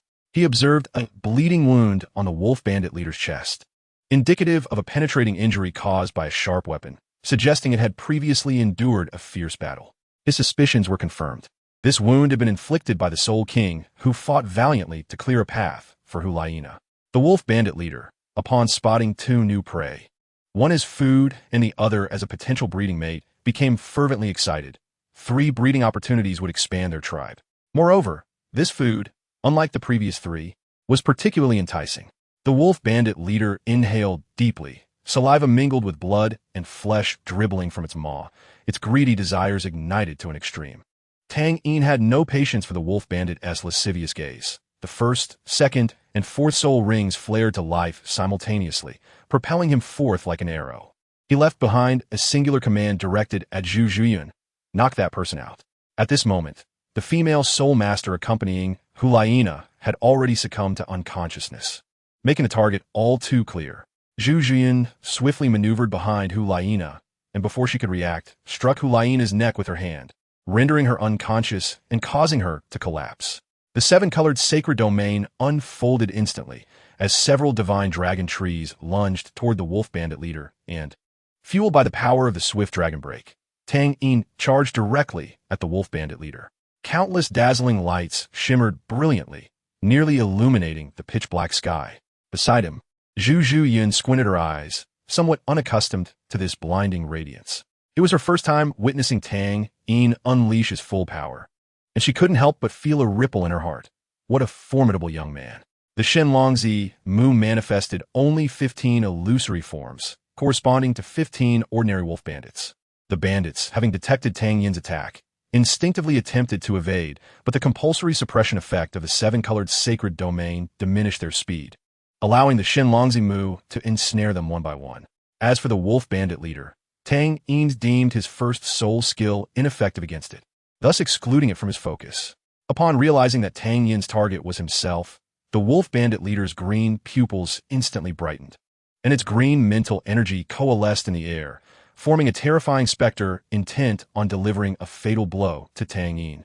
Yet, it seemed unaware of Tang Yin's hidden trump card before the Siege Tong.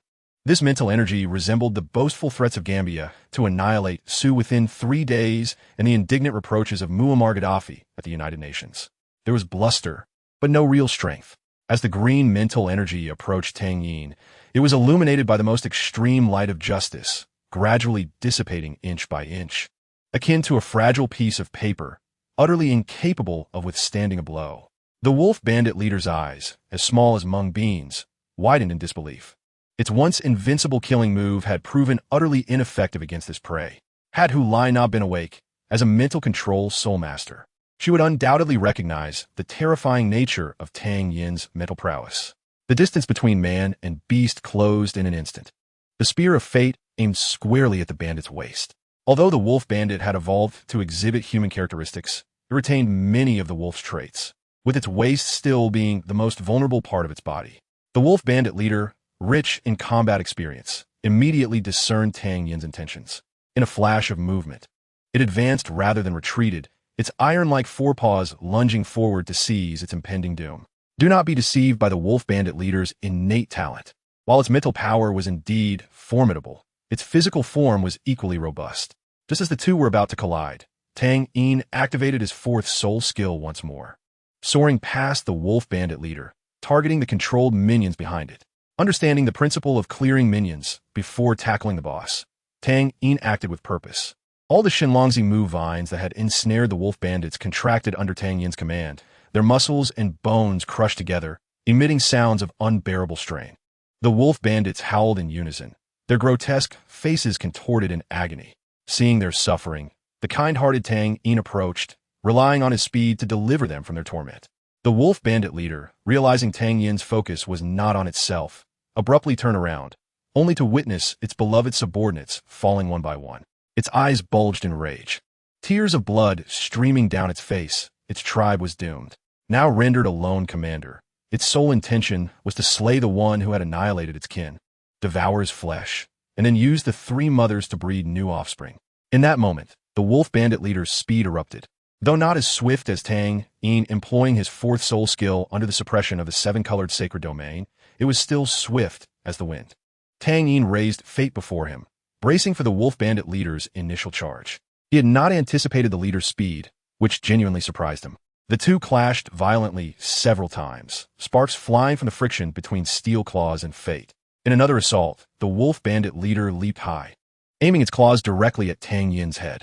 This time, fate shattered upon contact. Its claws met no resistance, the sharp tips drawing ever closer to Tang Yin's head. As the leader envisioned effortlessly slicing through this man's skull, anticipating the sound of flesh tearing. At that moment, Zhu Zhuyun, witnessing this scene, was momentarily struck with horror, her most powerful fourth soul ring illuminating as she sought to assist Tang Yin. Just as her soul skill was about to activate, she noticed the corners of Tang Yin's mouth curling upwards. He was smiling. Centered around Tang Yin, the world transformed into shades of black and white. As the wolf bandit leader's claw froze inches from Tang Yin's brow, its lewd expression likewise suspended, drool caught midair. Tang Yin withdrew his empty right hand.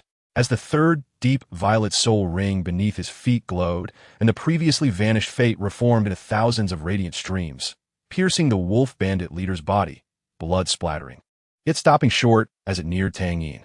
Zhu Zhuyun's mouth fell agape. She had never witnessed such a technique. She was certain it was neither Tang Yin's soul skill nor soul bone. It could only be a self-created soul skill. With a snap of his fingers, the surrounding black and white gradually returned to color, and the wolf bandit leader regained its mobility. The expression on its face twisted in agony, its body hurtling backward.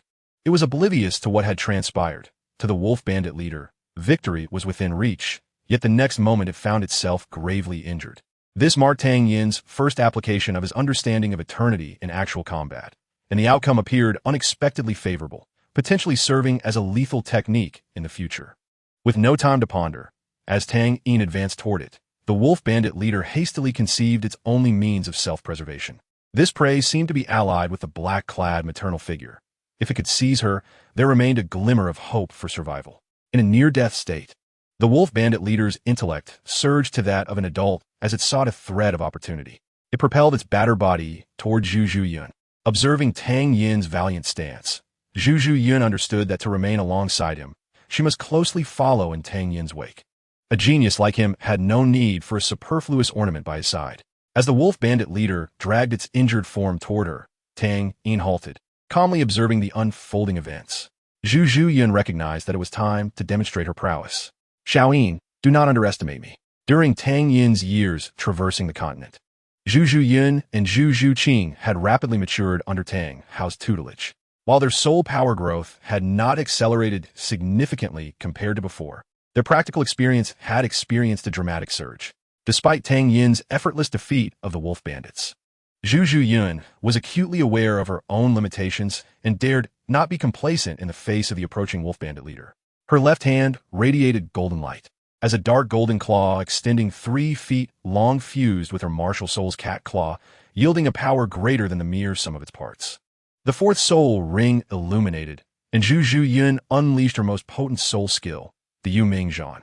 She moved like a spirit navigating the darkness, skillfully evading the lunging wolf bandit leader. In a graceful shift, Zhu Zhuyun positioned herself behind the wolf bandit leader. The leader, having missed its attack, seemed to realize the impending consequences of its failure, its speed considerably slackening. Zhu Zhuyun's agile form arched into a crescent, her golden claw combining with the ethereal cat claw, the intermingling of purple-gold light striking the wolf bandit leader from behind. The 3-meter-tall, massive wolf body momentarily froze, blood gushing from the fatal wound inflicted upon it, its raised claws falling limply. The wolf bandit leader stared at its collapsing form, its vision blurring. Yet in its final moments, a flicker of unwillingness remained in its eyes. The nefarious wolf bandit leader has met the end of its wicked existence. Zhu Zhiyun's speed was astonishing. Not a single drop of blood spewed forth by the dying leader marred her attire. As she landed gracefully, she turned her gaze towards Tang Yin, her eyes sparkling with vivacity, as if urging him to shower her with praise. However, Tang Yin's demeanor was far from normal. Chapter 81. Inner Demons, Unleashing Desires, Absurd Affairs. Zhu Zhiyun noticed that Tang Yin did not seem interested in her performance. Rather, he appeared to be grappling with some internal turmoil. This realization startled Zhu Zhiyun, leaving her devoid of other thoughts as she rushed to his side, meticulously observing the changes in him. Tang Yin stood motionless, his aura chillingly cold, no longer the benevolent figure he once was. After the closure of his Xieji eyes, his irises returned to their original black, but were now ominously replaced by a vivid crimson hue. The concerns that Zishi had harbored were indeed realized. The true Tang Yin had not vanished, but lurked within him, merging with his soul power. Unless Tang Yin refrained from utilizing his soul power for the entirety of his life, this entity would persist. Why do you resist me? We are inherently one. To preserve your laughable integrity and kindness, you dare not confront your own heart, resulting in the emergence of my existence.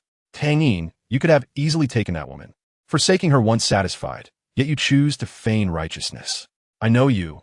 At that moment, you could hardly restrain your desires for her. Do not deceive me, for I am you. It is precisely because of your hypocrisy that our body is now plagued with issues. That primal desire, if not vented upon her, will inevitably harm those around you. Tang Yin, will you be a coward forever, evading me? Face me. Tang Yin understood that everything he said was true. He had been evading, too terrified to confront reality, much like a coward. Upon witnessing Tang Yin embrace the devilish aspect of himself, Zhu Zhiyun's anxious heart finally found solace.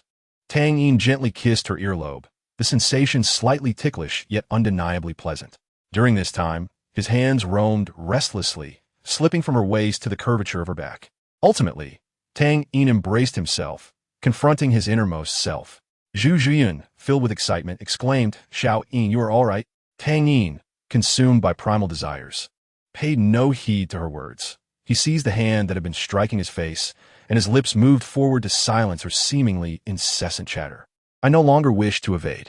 Standing beside him, Zhu Zhiyun felt a surge of trepidation, fearing for Tang Yin's well-being. With her strength, she was uncertain how to confront such an unexpected situation. Yet, Tang Yin offered no response, his attention fixed on Zhu Zhiyun. He suddenly drew closer, enveloping her in his embrace, resting his head against her alabaster neck. Today, Zhu Zhiyun remained as stunning as ever. At 17, she had developed an alluring charm, her voluptuous figure rendering her almost enchanting. After a quarter of an hour, Tang Yin began to stir, though his eyes remained blood-red. She could no longer discern what form Tang Yin might take. Just as Zhu Zhiyun was about to succumb to the intoxicating atmosphere, realization struck her, and her dazed eyes regained clarity. She understood that the current Tang Yin was not himself. Indulging in this moment would be irresponsible to him and to herself. The soft, elastic sensation emanated from her hand as Tang Yin's body beckoned her touch, prompting her to squeeze gently. With one hand pressed against his chest and the other lightly patting his cheek, her voice grew heavy and urgent. "Xiao Yin, please wake up." For reasons unknown. At that moment, he thought of Zhu Zhiyun, the girl who had always been by his side. The warmth and weight of her breath enveloped him. Her ample bosom pressed against his chest. She had dreamt of his embrace countless times, yet never expected it to manifest today. Zhu Jiyun inherited the remarkable lineage of her family, and at the tender age of 17, she blossomed far beyond her peers. Zhu Jiyun felt a twinge of fear under Tang Yin's gaze. At that moment, he felt so foreign that she doubted whether this person was truly Tang Yin. This was not the time for such indulgences. Zhu Jiyun's eyes widened as she felt the warmth of his lips. Before long, a nimble tongue pried open her pearly gates. Enter her mouth. The confusion of their first kiss left Zhu Jiyun somewhat bewildered, yet the intertwining sensations were undeniably delightful, akin to sweet candy. With a renewed sense of boldness, Zhu Jiyun bit down on their entangled tongues, a metallic sweetness flooding her senses. Uncertain of whose blood it was, she found herself unconcerned with such trivialities. In pain, Tang Yin retracted his tongue, and, just as he prepared to initiate further actions, Zhu Jiyun's almost pleading voice reached his ears. Please, no. Tang Yin paused, seemingly regaining a shred of rational thought. Zhu Jiyun continued, Xiao Yin, it's not that I refuse you, but I hope our first time can be when you're fully awake, all right? All right. After a long moment, Tang Yin mechanically responded, slowly releasing Zhu Jiyun and reaching out to wipe away the tears at the corners of her eyes. Upon freeing her, his gaze shifted to the unconscious Hulayina. The other middle-aged female soul master was overlooked by Tang Yin. Though he was somewhat intoxicated, he was not yet ravenous enough to consume everything in sight. Hulayina's appearance was indeed impeccable. To fulfill her mission, her straight black hair had been fashioned into a bun, a few strands cascading down her forehead. Her features bearing a hint of seduction, rendering her a true beauty. As she sensed Tang Yin's advancing presence, Hulayina trembled with anxiety. Zhu Jiyun's earlier strike to her nape had diminished in force. She had awakened when Tang Yin unleashed his eternal blow on the wolf bandit leader. This was the first time Hulayina had encountered such an extraordinarily handsome youth. It appeared that this silver-haired boy was not much younger than herself. Yet his strength surpassed hers by leaps and bounds. Growing up in the fiercely competitive environment of the Soul Master Academy, Hulayina had witnessed countless prodigies, yet none like Tang Yin. She had intended to extend an invitation for him to join the Spirit Hall after this battle. But who could have anticipated such a turn of events? Stop pretending, get up. Tang Yin's tone was icy, laced with authority. Hulayina realized she could no longer feign unconsciousness. Trembling, she propped herself up, her expression fraught with trepidation. What do you intend to do? Let down your hair. You dare. I am a member of the Spirit Hall. There will be severe consequences for your actions. Let down your hair. You. Hulayina attempted to protest, but was interrupted by Tang Yin's commanding voice. Let down your hair. This time his tone intensified, his chilling breath and emotionless crimson eyes enveloping her in a suffocating aura. As the seconds ticked by, the final thread of Hulayina's resolve snapped. She spoke with a quivering voice, her tone filled with grievance, yet remarkably submissive. I will let go. I will let go. Her flowing long hair cascaded down, complementing her delicate and pitiful expression, evoking a sense of pity in me. In Hulayina's eyes, Tang Yin at that moment resembled a demon. Take off your clothes. Unlike her gentle restraint with Zhu Jiyun, Tang Yin felt no need to exercise caution with this unfamiliar individual. As Zhu Jiyun tidied her attire and noticed Tang Yin approaching the unconscious girl, an ominous feeling enveloped her. Tang Yin's actions were not unexpected. She realized that if she did not intervene, the one she cherished would engage with another woman right before her eyes. Taking a deep breath, Zhu Jiyun made her decision. She stealthily approached Hulayina from behind and knocked her unconscious, delivering a blow far stronger than the last, ensuring Hulayina would remain unconscious for a considerable time. Tang Yin stood momentarily stunned, casting a puzzled glance at Zhu Jiyun. With a serene smile gracing her face, Zhu Jiyun said, Xiao Yin, it must be painful. Let me assist you. A poetic line echoed in my mind. Beneath the moon, the flute plays as the night wanes. Among the flowers, the wine flows freely. Cherish the beautiful moments, lest you wait until the beloved's tears have dried. Unbeknownst to them, the crimson hue in Tang Yin's eyes faded, and as he regained his composure, he observed Zhu Jiyun diligently at work, exhaling a breath of relief, relishing this absurd yet beautiful moment. The four individuals present were unaware that at the moment of their encounter, two formidable presences converged simultaneously. Chapter 82. Tang Hao and Zhu Daw. A multitude of updates presented in the shadows. Both Tang Hao and Zhu Daw were taken aback, never anticipating to cross paths in this location. After accompanying Tang San to acquire the third spirit ring, Tang Hao began his investigation into the matters entrusted to him by Tang Yin. In contrast to Tang San's maturity, Tang Yin had always caused him considerable concern. Upon meeting Yin, his initial impatience gradually transformed into enjoyment, as he embraced the responsibilities expected of a father. Tang Hao was aware of Bibi Dong's past relationship with Tang San's mentor, Yu Xiaojiang, yet he deemed it inappropriate to disclose this to Tang Yin just yet. He resolved to wait until Tang Yin and his disciple were together before revealing such matters, hoping it might ease Tang Yin's heart. Additionally, Tang Hao discovered that Bibi Dong's separation from her master, Qian Xuanji, bore some relation to past events, though the specifics remained known only to those involved. Lacking a solid rationale to directly inquire with her master, Tang Hao found himself at a loss, as little was known about the Pope's past.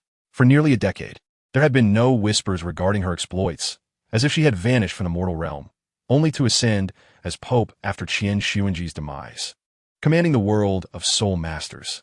With no leads, Tang Hao, concerned for Tang Yin's safety, returned to Shanghan village to protect him in secret, not even informing Yin. In recent days, the relationship between Tang Yin and Zhu Zhuyun began to undergo subtle changes. While they concealed their feelings, Tang Hao, as someone who had experienced similar situations, quickly discerned everything. As he vigilantly watched over Tang Yin that night, his prudence proved fortuitous, for he unexpectedly encountered an old acquaintance in the secluded Shanghan village. Zhu Douluo had been dispatched by Bibi Dong to provide covert protection for Hulaina. In Bibi Dong's heart, Hulaina was not merely her cherished disciple, but akin to a daughter. Upon learning that Hulaina's mission was to hunt down the wolf bandits, she sent Zhu Douluo to intervene should Hulaina face peril. His astonishment was far from over. Your injuries have healed. You? Who do you think you can send to hunt me down? Douluo? Or perhaps you and that little brat? The little brat referred to the ghost Duo, Gui Mei. Zhu Douluo's delicate visage revealed tension as veins bulged, yet she soon composed herself. Tang Hao scoffed, his aura surging dramatically, yet the surroundings remained tranquil. The pressure emanating solely towards Zhu Douluo. Clad in a black robe, upon encountering Zhu Douluo, he couldn't resist teasing. Old Zhu, at your age, why do you still dress so flamboyantly? Is it to please that little brat beside you?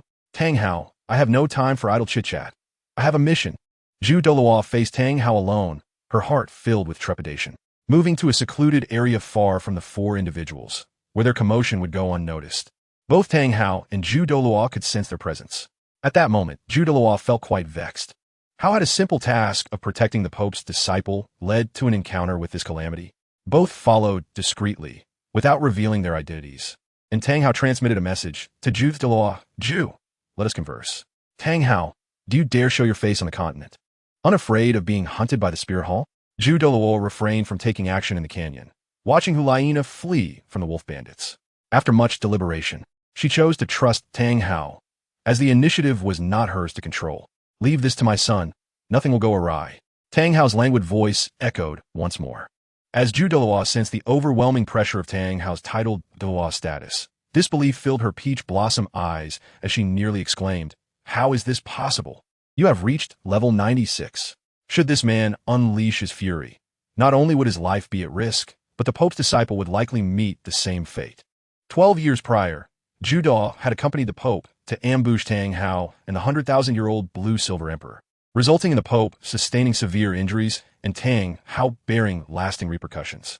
Yet at this moment, Zhu Douluo felt no trace of weakness emanating from Tang Hao. His vitality was evidently genuine. The caution in her heart escalated from 3 parts to 7. Having just entered the realm of a titled Douluo, Tang Hao could face 3 opponents. Now, with a spirit power exceeding her own, her chances of victory seemed almost non-existent. Quickly weighing the pros and cons in her mind, Zhu Douluo ultimately chose to follow her heart. Tang Hao, I am not here to trouble you. I advise you to tread carefully. Although she had conceded, she could not afford to lose her composure. Let us linger here for a while. Once my son has dealt with those wolf bandits, you and your spirit hall should leave. Those wolf bandits are not simple. Can your son handle them? Before the words could escape her lips, Zhu Douluo sensed the presence of all the wolf bandits vanish. It seems the saying holds true, a tiger father begets no dog son. Since the matter is resolved, we shall part ways here. Zhu Douluo clasped her fists towards Tang Hao, wishing to distance herself from this calamity.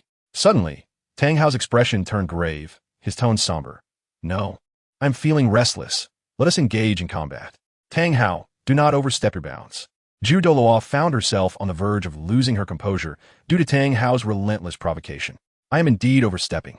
Come and fight me. Tang Hao raised the Haoyan hammer, pointing it directly at Douluo. Douluo, too, possessed her own temperament.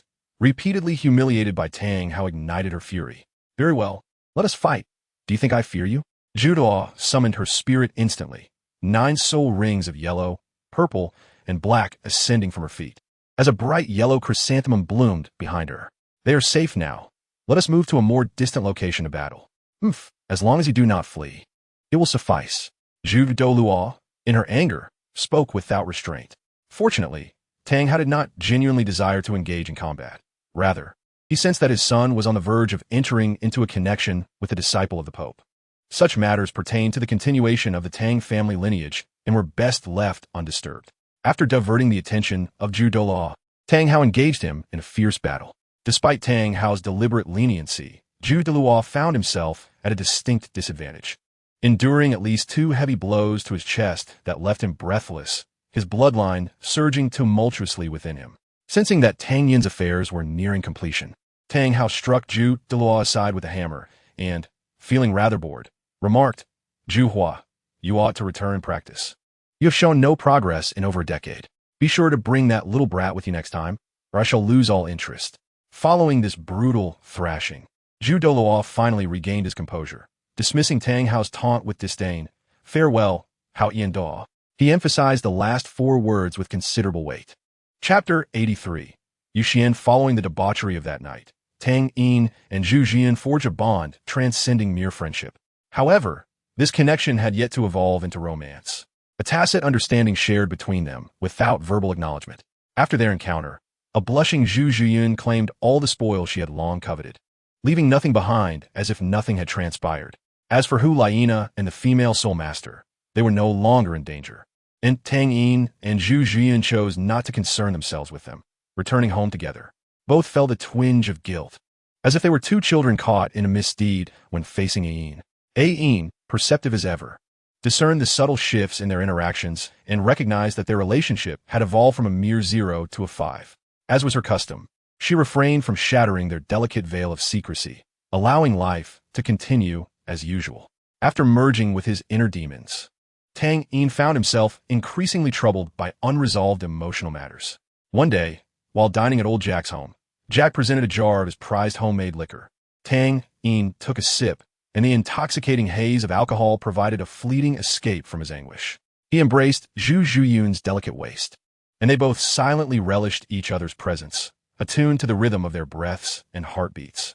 Zhu Zhuyun, sensing his accelerated heartbeat, rested her chin upon his chest, gazing into his eyes with an enchanting sparkle.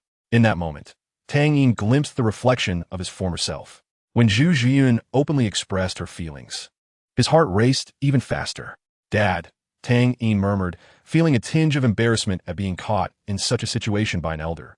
Even though nothing had truly transpired between them, Tang Hao, aware of the unfolding circumstances, recognized the opportunity had arrived. Early the next morning, he knocked on Tang Yin's door.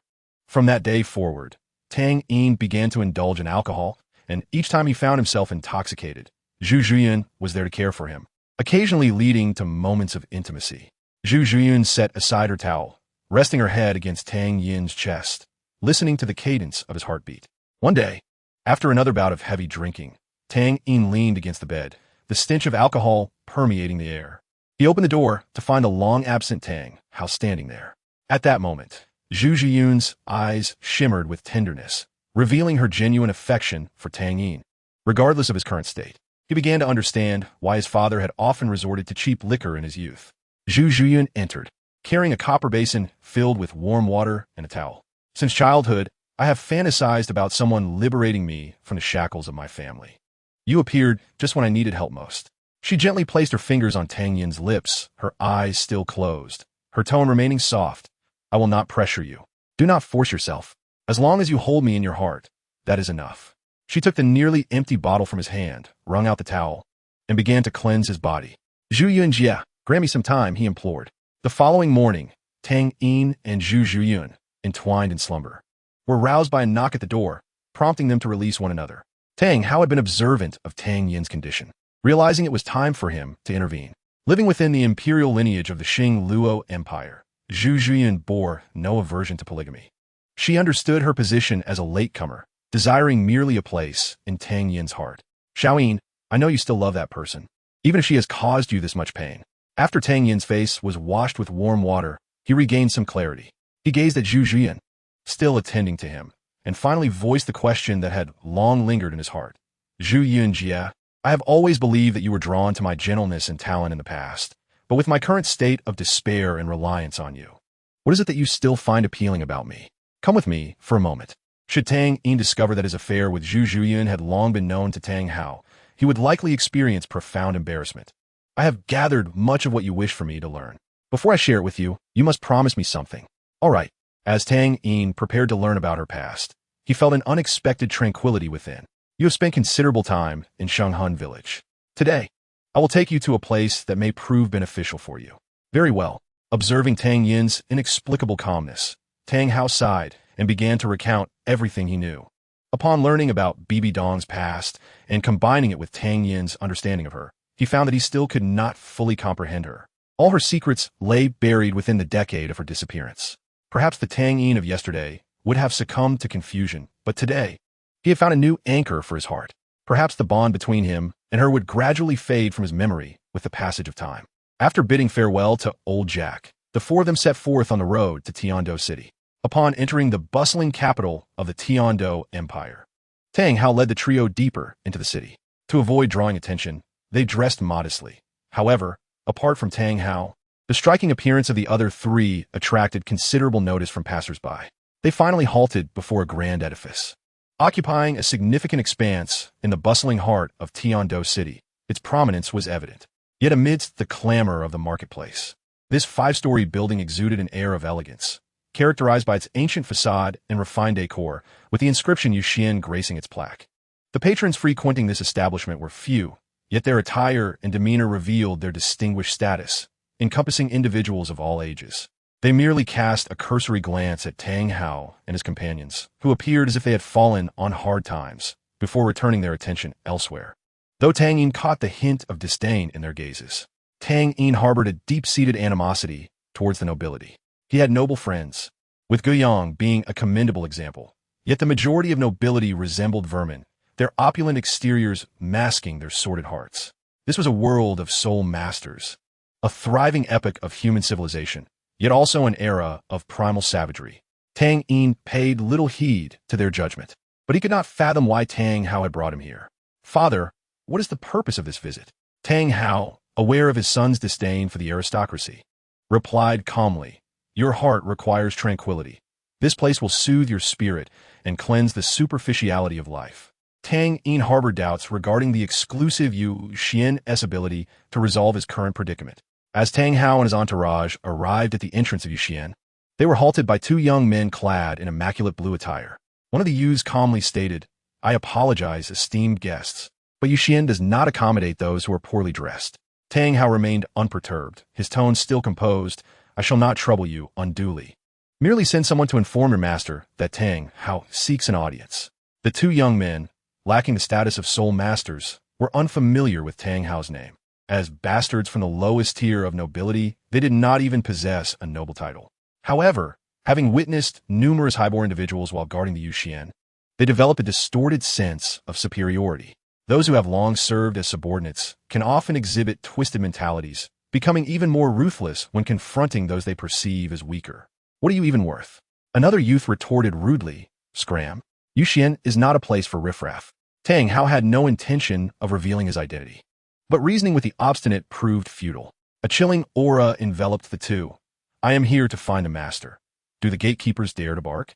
The faces of the youths turned pale, and as the icy intent bore down upon them, their backs became drenched with cold sweat. The previously arrogant youth swallowed hard, his voice trembling. Wait a moment. He then stumbled towards the interior of Yu Xian. Shortly thereafter, he returned, accompanied by a middle-aged man in purple attire, and two others donned in meticulously tailored blue robes. His demeanor had transformed. No longer anxious, he barked like a hound. Steward, these are the troublemakers at Yu Xian. Tang Yin was left speechless. Did these nobles possess no sense? Judging solely by appearances, what if they encountered a disheveled, titled Douluo? Would they still have a chance at survival? Yet, how could those who often look down upon others ever lower their noble heads to view the world? Arrogance is the foremost of the 7 deadly sins. The purple-clad middle-aged man cast a disdainful glance at Tang Hao and his companions, echoing the previous youth's tone. Yu Xian does not entertain beggars. Begone. Provoked repeatedly, Tang Hao found himself on the brink of eruption, and Tang Yin realized that if this continued, these individuals would soon become corpses. A grave atmosphere enveloped the area, drawing the attention of numerous passersby. Aware that his father could not act easily due to his status, Tang Yin decided to intervene himself. The fate spear stood at his side, and the exaggerated purple, black, and other hues of his soul rings rose from beneath his feet. The 2 blue-robed individuals gasped at the sight of Tang Yin's soul rings. How terrifying. Step aside. Should a conflict arise, I cannot guarantee that Yu Xian will remain unscathed. The blue-robed, middle-aged man hesitated. Their soul power was not significantly higher than Tang Yin's, and outwardly, he appeared the youngest among the 4. Engaging in combat would surely lead to their disadvantage. The purple-clad man's expression darkened ominously. Are you threatening me? This is the capital of the Tiando Empire, where powerful individuals abound. If you harm a single noble here, you will find that 10 of your heads are insufficient for compensation. Nonsensically nobili Tang Yin scop. Disdain evident in his smile. Having torn the facade, there was no need for hypocrisy. I offer you a chance.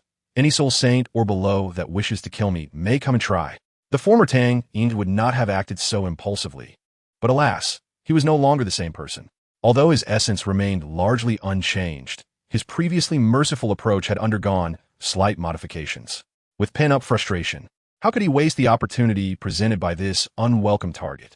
The second soul skill activated, and a kaleidoscope of colors erupted around Tang Yin, enveloping a 100-meter radius. The pressure of the domain caused the 4 individuals from Yu Xian to change countenance. The ordinary youth was so frightened that he lost control and fainted. The remaining 3, being soul masters, fared somewhat better, summoning their martial spirits in preparation for battle.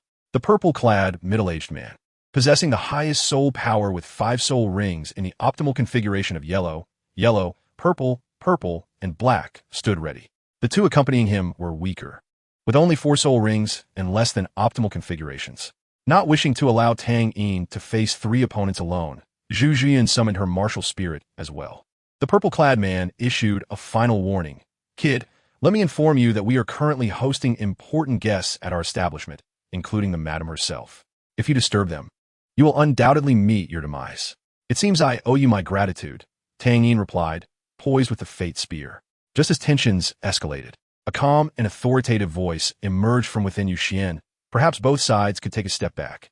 Since you have come to Yu Xian to visit, why not join us inside? Upon hearing the middle-aged voice, the previously sharp-tongued, purple-clad man retracted his martial spirit and bowed respectfully. Tang Hao's expression softened, and he gently urged Tang Yin, Xiao Yin, Zhu Yun, put away your martial spirits. Let us proceed inside. Chapter 84. Ning Fengji. Today marked the day when Ning Fengji brought his daughter to Yu Xian to learn etiquette. As the current sect master of the 7-treasure glazed tile school, he was inundated with daily affairs and seldom involved himself in his children's education, delegating it to others. His daughter, Ning Rongrong, being his youngest child, had garnered affection from the 2 elders responsible for protecting the sect, resulting in her somewhat unruly behavior over the years. Recently, while conversing with his disciple Xue Qinghe, the topic arose, and Xue Qinghe remarked, Master, Rongrong's playful nature is simply her character, but she is 11 now. Learning etiquette at Yu Xian could help her settle down. After contemplating for a moment, Ning Fengji found this suggestion quite agreeable. As for the concern that studying might hinder her cultivation, such worries were unfounded. After all, Ning Rongrong was already quite unruly at home. Sending her to Yu Xian to learn noble etiquette would be beneficial for her future interactions among the upper echelons of nobility. It was a sound plan. With his teacher's endorsement, he decided to visit Yu Xian to arrange a meeting with Madame Tang. Ning Fengji nodded. I appreciate your efforts, Qinghe. Xue Qinghe rose and bowed to Ning Fengji. It is my duty to alleviate my master's concerns. Thus, Xue Qinghe provided Ning Fengji with a specific time for the appointment. Father, I don't want to go to that Yu Xian to learn etiquette. In front of the carriage, Ning Rongrong clung to Ning Fengji's arm. shaking it incessantly as she pouted. Ning Fengji feigned a stern demeanor, his tone resolute and unyielding. No, your brother Qing'e has already arranged for a teacher for you. And that teacher happens to be Madame Tang, the master of Yuxian. Countless individuals desire her guidance, but find it unattainable. Upon hearing that it was Xue Qing'e who had sought the teacher, the little imp immediately noted the refined and cultured young prince in her mind. Realizing that her attempts to charm her father were in vain, her gaze shifted to an elderly man standing beside Ning Fengji, clad in pristine white robes. With hair and beard as white as snow, his long silver hair was neatly arranged behind him. His features were ancient, with a face as tender as a baby's, and his expression was aloof, as if oblivious to the surrounding world, quietly standing there without speaking. He is one of the esteemed guardians of the Qibao Liuli sect, a title Douluo of the impressive 96th rank, known as the Sword Douluo Qinshin. Upon noticing Ning Rongrong gazing at him, Qinshin's indifferent expression instantly transformed into a warm smile, reminiscent of a benevolent grandfather. Ning Rongrong released her father's arm and embraced Qinshin's hand, her bright, expressive eyes soon glistening with tears, a single droplet forming at the corner. With a voice filled with a hint of sobbing and a touch of grievance, she pleaded, "Grandfather Jian, Rongrong does not wish to leave you. I want to stay by Grandfather Jian's side every day." Seeing his little princess in such a state softened Qinshin's heart, yet recalling Ning Fengji's prior admonitions, he replied, "Rongrong, my dear, the Yuexian is not far from our sect. Whenever you wish for your grandfather, I shall be by your side in an instant." Naturally, Ning Fengji was well aware of his daughter's nature. All her little schemes were entirely anticipated by her old father. Qinshin's words clearly conveyed a refusal, prompting Ning Rongrong to burst into tears, exclaiming incoherently, "Grandfather Jian does not want Rongrong anymore. I will go find Grandfather Gu." Before Ning Rongrong could dash back into the sect, a rugged voice resonated from within. "Rongrong, my dear, focus on your studies. Grandfather Gu will visit you in a couple of days." The sound of her wailing abruptly ceased upon hearing Gu Rong's voice. She understood that her presence at the Yuexian was inevitable. Gu Rong was the name of another guardian elder of the Qibao Liuli sect, possessing the unparalleled and enigmatic martial soul known as the Bone Dragon. Once the performance of his little witch concluded, Ning Fengji, with a hint of resignation, said, "Let us board the carriage." Although Ning Rongrong was still sniffling and reluctant, she complied and stepped into the carriage. Within the Qibao Liuli sect, upon learning that the once mischievous little which had finally departed, a wave of jubilant cheers erupted throughout the sect. When the carriage arrived at the Yuexian, Xue Qing'e had long been waiting at the entrance. The middle-aged steward in purple had also been anticipating Ning Fengji's arrival. Under the steward's courteous guidance, Ning Fengji met the lord of the Yuexian, Tang Yuehua, who is Tang Hao's younger sister and Tang Yin's aunt. The two took their seats in the most prestigious chamber of the Yuexian, with Tang Yuehua occupying the host position and Ning Fengji as the most esteemed guest present. Seated in the guest position, Ning Rongrong sat beside her father, with Xue Qing'e and Sword Douluo flanking them, while Tang Yuehua conversed with Ning Fengji. Xue Qing'e couldn't shake the feeling of being scrutinized. Lowering his head, he discovered that Ning Rongrong was observing him, prompting a polite smile in return, after which he dismissed her from his thoughts. What a laugh! Ning Rongrong cursed inwardly, adopting an expression of indifference. After a brief exchange, Tang Yuehua smiled at Ning Fengji and reassured him, "Rest assured, Sect Master Ning, your daughter is exceptionally gifted. She will grasp etiquette with ease. She could be a bit mischievous, so I will rely on you, Madame Tang." Ning Fengji replied with a smile. Just then, a commotion from downstairs caught the attention of those in the chamber, followed by a surge of intense soul power and dazzling multicolored light. What formidable intent! Sword Douluo, who had remained silent, could not help but exclaim. As a titled Douluo with a sword as his martial soul, Qinshin had devoted over 60 years to the sword path. Having long since comprehended his own philosophy, estimating from the intensity of the soul power emanating from the individual, he deduced that the person was unlikely to exceed the rank of Soul King, yet the strength of their intent suggested that, given time, they could surpass his current self without difficulty. Tang Yuehua furrowed her brow. As the host, it was her oversight that disturbed her guests. She rose to apologize to Ning Fengji, saying, "I apologize for disturbing you, Sect Master Ning. Please excuse me for a moment." Qinshin leaned in to whisper a few words to Ning Fengji, sharing the details he had overheard. As a titled Douluo, he had clearly discerned the conversation between Tang Yin and the middle-aged man in purple.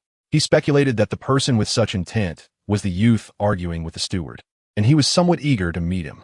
There is no need for such formality, Madam, Ning Fengji interjected, raising his hand to halt Tang Yuehua's departure. He continued, those individuals are here to see you, but they were obstructed by the steward. It would be prudent to invite them in for a meeting. Given Ning Fengji's suggestion, Tang Yuehua felt compelled to acquiesce, saying, let us heed sect master Ning's counsel. Ning Fengji rose and channeled his soul power to communicate with those downstairs. Tang Hao recognized the voice and had no intention of avoiding it. After Tang Yin and Zhu Zhuyan retracted their martial souls, the four ascended towards the upper levels.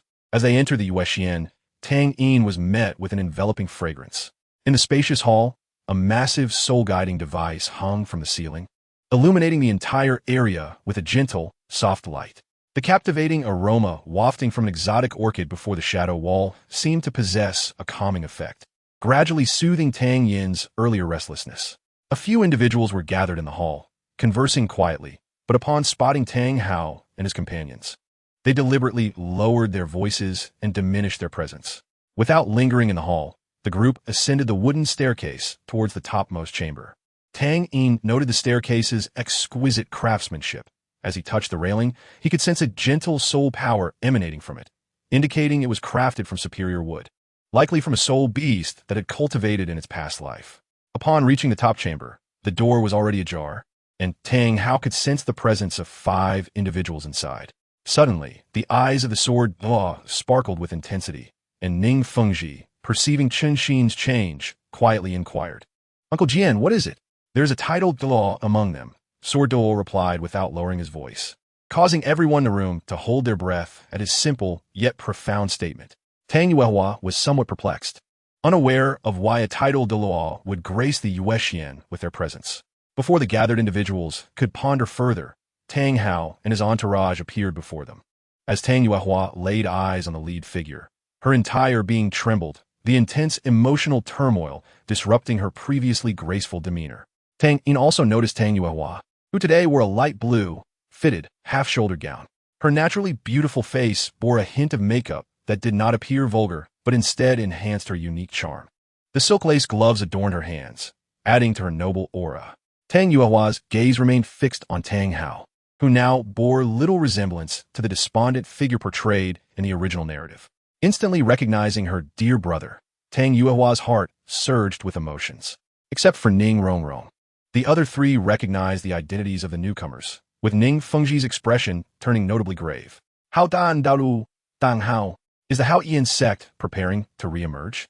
As the leader of the Qibao Liuli sect, Ning Fengji understood that while the 3 upper sects were interconnected, the once second-in-command sect had contemplated taking the lead when the Hao Yan sect announced its retreat, aspiring to attain a transcendent status beneath the Spirit Hall and above all other forces.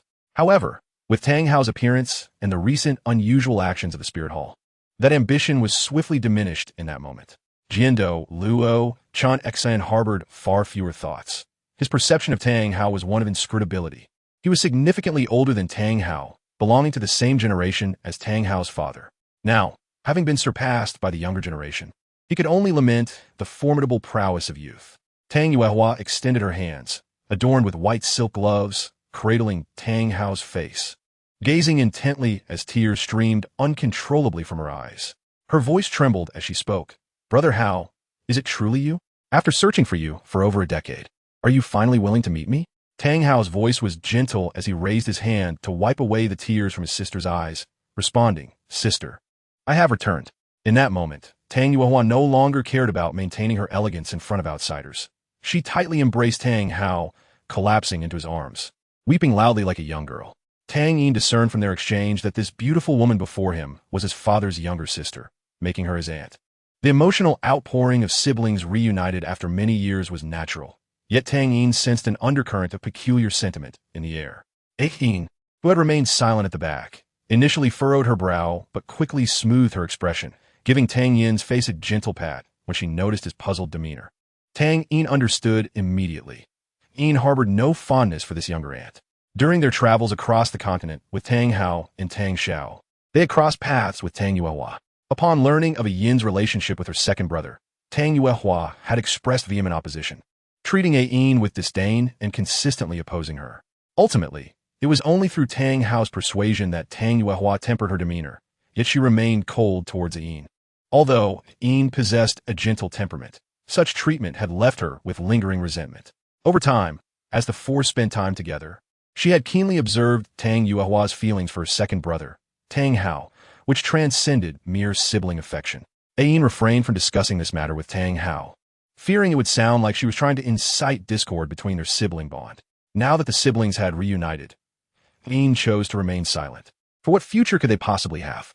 Tang Yin was genuinely taken aback. A Yin's gesture had undoubtedly reinforced his suspicions, and it seemed even his mother was aware of this situation. As long as it did not pertain to his own feelings, Tang Yin's judgments were invariably astute. Sensing his sister's emotions beginning to stabilize, Tang Hao gently patted Tang Yuehua's back, prompting them to part. In a soft tone imbued with affection, he remarked, "Come now, we are both over 40. Why behave like a little girl?" Tang Yuehua retorted playfully, "Humph. Even at 80, you will still be my brother." Her tone tinged with a hint of defiance, a stark contrast to her usual role as an elegant mentor of noble etiquette. It was only then that she turned her gaze towards Ain, Zhu Zhuyun, and Tang Yin, and upon locking eyes with Ain, a look of astonishment crossed her face. Ain offered a slight smile, greeting her with a simple, younger sister. How could Tang Yuehua not be astounded? From what she knew, Tang Hao had left the sect and vanished, the reason linked to her sister-in-law, whom she had believed to be deceased. Yet, here she stood before her. Tang Hao then introduced, "This is my wife, Ain, whom you already know. This is Tang Yin, our child, and Zhu Zhuyun, my apprentice." Tang Yin and Zhu Zhuyun were not awkward either, stepping forward to salute Tang Yuehua with a greeting of aunt. Tang Yuehua's expression returned to normal, instructing, "Please rise." Her gaze initially fell upon her brother's disciple, Zhu Zhuyun, before quickly shifting to Tang Yin. Upon seeing her nephew's head of white hair, she was momentarily taken aback. Chapter 86. Longing for others, Tang Yuehua recognized immediately that her nephew's white hair was not a birthright. In Douluo, while it was possible to have white hair, it was not the result of a genetic mutation, but rather inherited from one's parents. Given that Tang Hao had black hair and Ain had blue hair, it was impossible for them to have a child with innate white hair, indicating it must have been acquired later. Considering his age, Tang Yin was at most 12 years old. Tang Yuehua could not fathom what her nephew had endured to appear in such a state at such a tender age. She approached and grasped Tang Yin's hand, which he did not resist, allowing her to hold it. As Tang Yin felt a natural and tranquil energy emanating from his aunt's hand, the negative emotions and madness accumulated within him began to dissipate upon contact with that aura. This extraordinary ability, Tang Yin was certain, was not a soul skill, as he could sense less than 10th level soul power from her. It is a domain. Zih she conveyed to Tang Yin, akin to the second soul ring I provided you, and her domain is innate.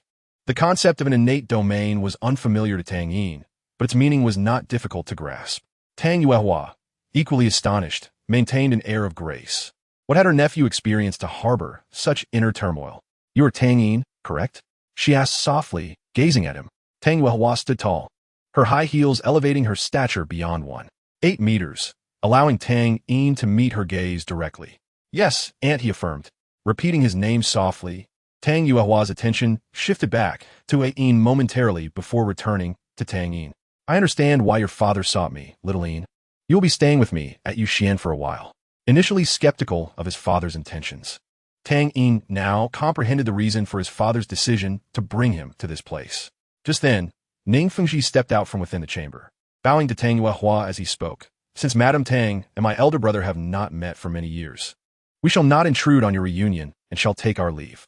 Tang Yuehua returned the bow, apologizing. "I have been remiss. I was a bit ungracious today. I hope Sect Master Ning will forgive me. I shall certainly host a banquet to make amends in the future." "Madam, you are too kind. There is no need for such formalities. However, if you wish to treat me, Ning, to a meal, I would be more than happy to attend."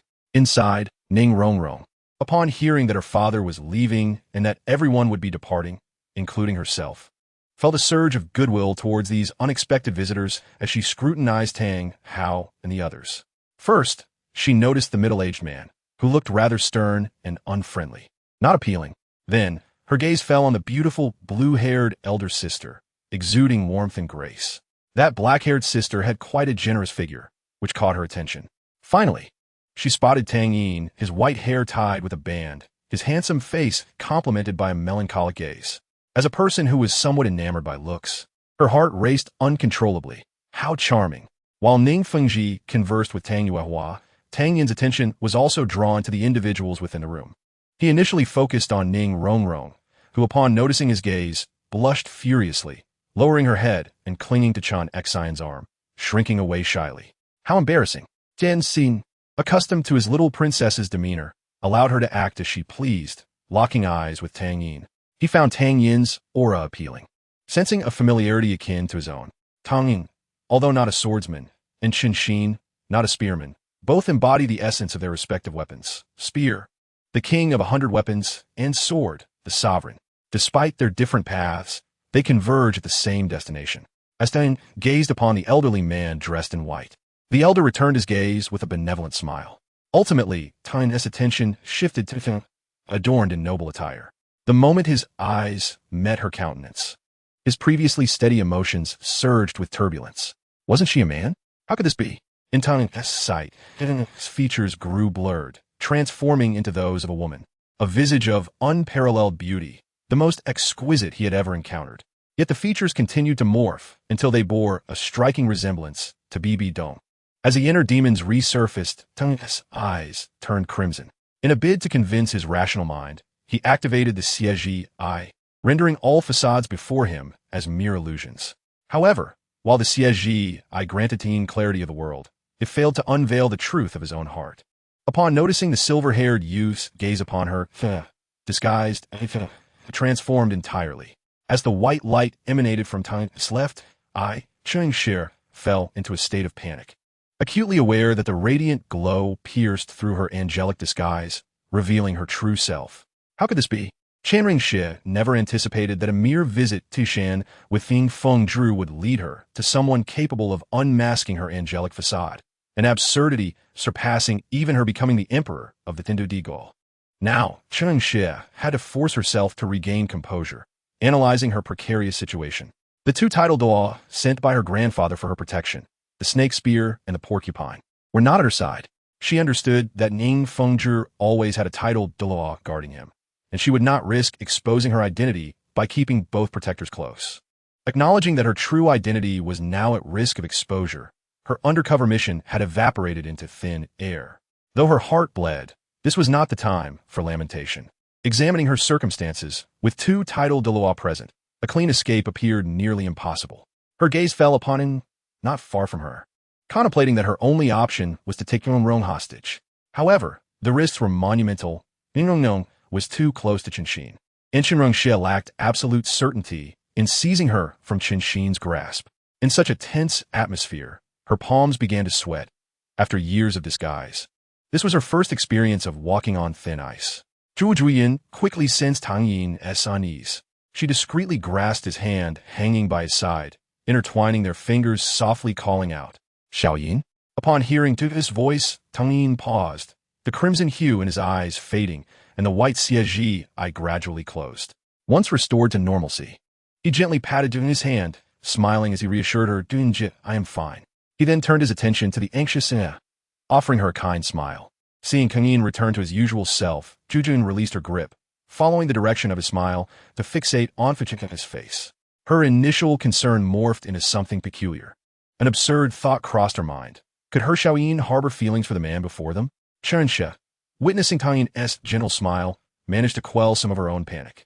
Uncertain of his thoughts, she recognized that Tang Yin had no intention of exposing her, and thus returned a serene smile. Tang Yin was entranced. The likeness was uncanny. The expression of the person before him almost identical to Bibi Dong. Noting Tang Yin's continued fixation on the man in the room, Jujun's anxiety intensified. Surely, Xiaoyin couldn't truly be enamored with that man. Could he? The more she pondered, the more plausible the thought became. As she perceived love reflected in Tang's gaze, an unfathomable sight of a man displaying such affection towards another he had just met.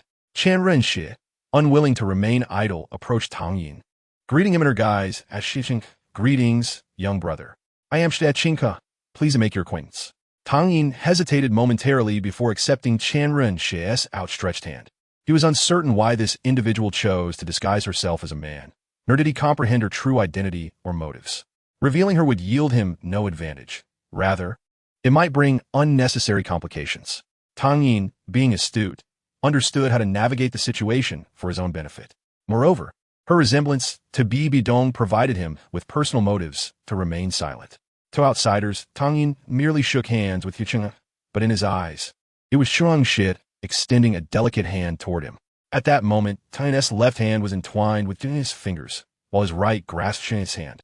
He couldn't help but compare the two. Jin's hand felt cooler, akin to a piece of jade, while Shen's was warm and smooth. Her presence seemingly resonating with the blue-silver emperor bloodline within him. The angelic holy light possessed an irresistible allure for those with plant-type martial souls. Seeing Tang Yin hold onto the hand of this man without releasing it, Zhu Jing, alarmed, tightened her grip to draw Tang Yin back to reality.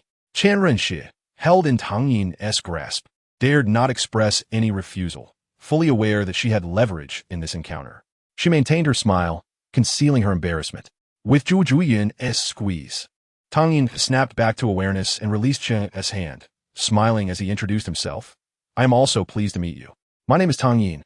May I know how you are dressed? Qian Renxi replied, I am Xue Qinghe. Given our age difference, you may call me Shridagura. Ning Fengzhi observed the peculiar behavior of his disciple and inquired, Qinghe, do you know this young brother? Qian Renxi chuckled and shook her head. Not all, master. I merely found this young brother quite amiable, prompting me to introduce myself. Tang Yin internally scoffed, realizing that the most beautiful women often wield the greatest deception. Ning Fengzhi then turned to Tang Hao, clasping his fists and greeting Tang Xiong. It has been many years, yet you remain as impressive as ever. Tang Hao reciprocated the gesture. Ning Zongzhu, you flatter me.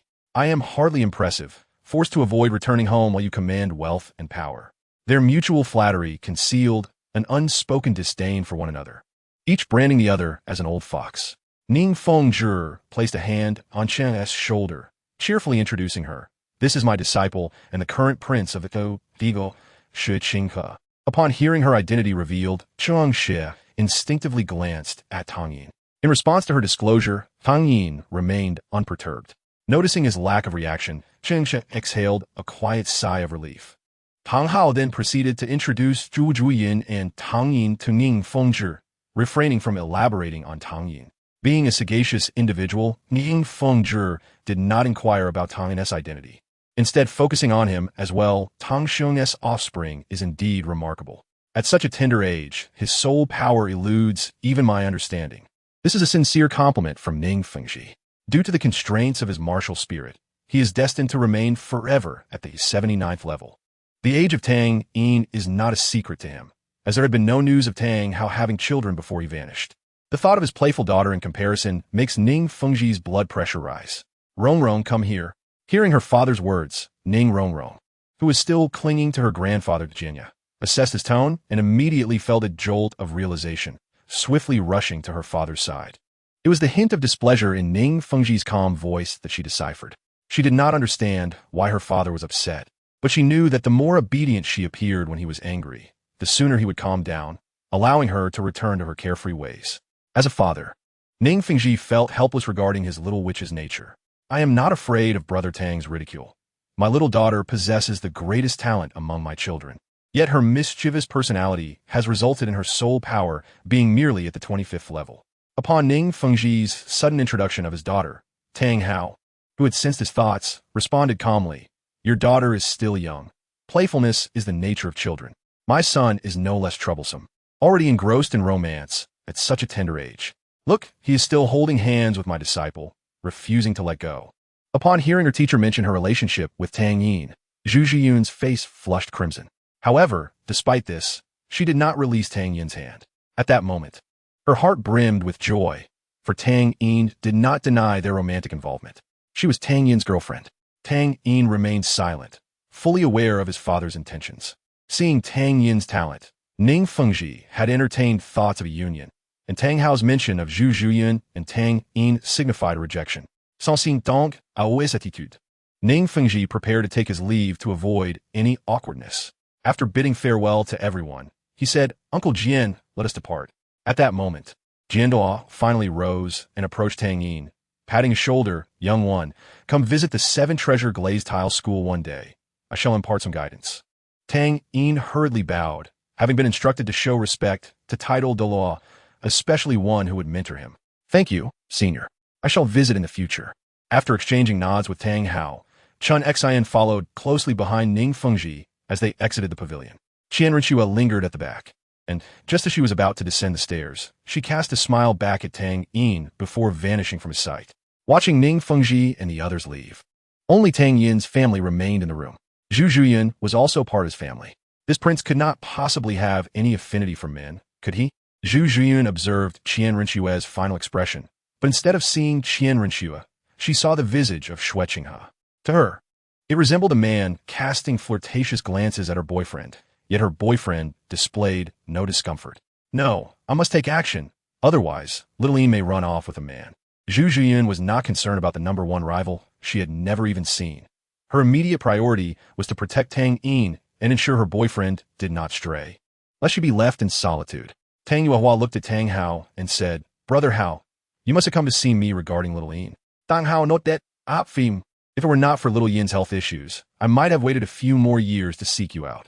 Upon hearing this, Tang Yuehua felt somewhat resentful. Only when there's a problem do you remember me. How annoying. Yin knew that only her little sister could remedy her son's ailment. And as a mother, she needed to mend her relationship with his sister-in-law for Tang Yin's sake. I entrust little Yin's matters to you, Yuehua.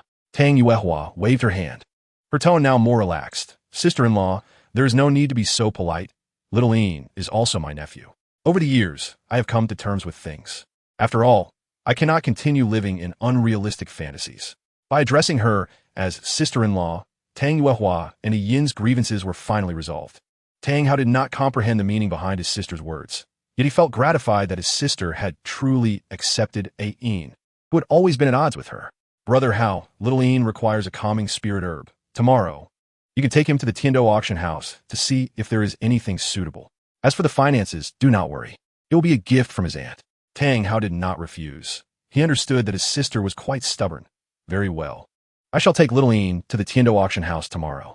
The conversation between Tang Hao, Tang Yuehua, and Yin remained unknown to Tang Yin and Zhu Zhuyan. Zhu Zhuyan was contemplating how to secure Tang Yin's heart and prevent him from straying. Tang Yin was still preoccupied with the masked Qian Renshua who pretended to be a prince. That evening, Tang Yin and Zhu Zhuyan shared a hotel room. Initially, Tang Yin intended to book 2 separate rooms, but for some unknown reason, Zhu Zhuyan insisted on sharing the same room, her stance quite firm. Having already shared some intimate moments, Tang Yin did not oppose Zhu Zhuyan's insistence. Thus, they settled into the same room.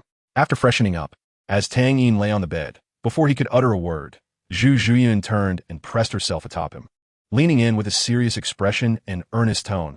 Little Yin, do you think I am beautiful? In the dim light, the interplay of shadows and light accentuated the allure of Zhu Zhuyan's already striking features, adding an air of mystery. A strand of her hair brushed against Tang Yin's nose, filling his senses with a faint fragrance, causing him to swallow hard. Tang Yin gazed at her, their faces barely 30 centimeters apart. Zhu Zhuyan sensed something. Having had a few experiences prior, she was no longer flustered. With a charming smile, she playfully remarked, Little Yin, I believe I know your answer now. Today, I shall reward you with something special. Tang Yin's breath quickened as he resolved to claim his reward first. Sitting up, he embraced Zhu Zhuyan, savoring the taste of her rosy lips. He could distinctly see the slight tremor of her eyelashes. Their eyes met, yet ultimately, it was Zhu Zhuyan who averted her gaze. Feeling shy, Tang Yin lowered his eyes to her fair, round face. As he moved to dress, Zhu Zhuyan remained silent. However, her increasingly heavy breaths betrayed her feelings. Tang Yin released her lips, and the gentle exhalation from Zhu Zhuyan's mouth brushed against his face. At that moment, Tang Yin slowly bent down. Enraptured, Zhu Zhuyan suddenly playfully smacked Tang Yin's head. No biting. Tang Yin raised his head with an awkward smile, quietly observing the enchanting Zhu Zhuyan before him. Zhu Zhuyan adjusted her mindset, internally questioning, am I not the one taking the initiative today? How'd I end up being led by little Yin? However, she thought to herself, he is quite adept. For the remainder of the time, you must not move. Everything will be directed by me. Zhu Zhuyan asserted with a fierce tone. Yet, to Tang Yin, her fierce demeanor was endearing, reminiscent of the sweetness he had just tasted. Zhu Zhuyan's body formed a beautiful curve, her toes beneath the black silk twitching restlessly. Ascending continuously, the ethereal ankles and elongated beautiful legs, honed by years of exercise, exude an undeniable texture, slender yet not fragile. The ample silhouette beneath the black silk skirt provokes the imagination. Unlike before, this time the sensation is soft and delicate. Tang Yin revels in the rewards bestowed upon him by Jie Yun. Chapter 88. The third memory after the encounter. Zhu Yun did not squander her spoils. As previously noted, any deity that consumes Tang Yin will inevitably ascend to the exalted rank of a divine sovereign. With such a lethal allure to a deity, it is no surprise that Zhu Yun, possessing only the cultivation of the soul sect, finds him irresistible. Initially, her inexperience led her to devour him entirely, fearing waste. However, she was astonished to discover that, in the following days, her training seemed devoid of any bottlenecks, progressing at an astonishing pace. Although their encounters with Tang Yin numbered fewer than 5 in that month, her soul power had genuinely elevated by 2 levels, now reaching a formidable 44. When she broke through from level 42 to 43, Zhu Yun felt no astonishment, having lingered at level 42 for an extended period. Thus, the breakthrough was a natural progression. However, upon transcending to level 44, she sensed something amiss. After level 40, each advancement typically requires several months, if not a year, to achieve.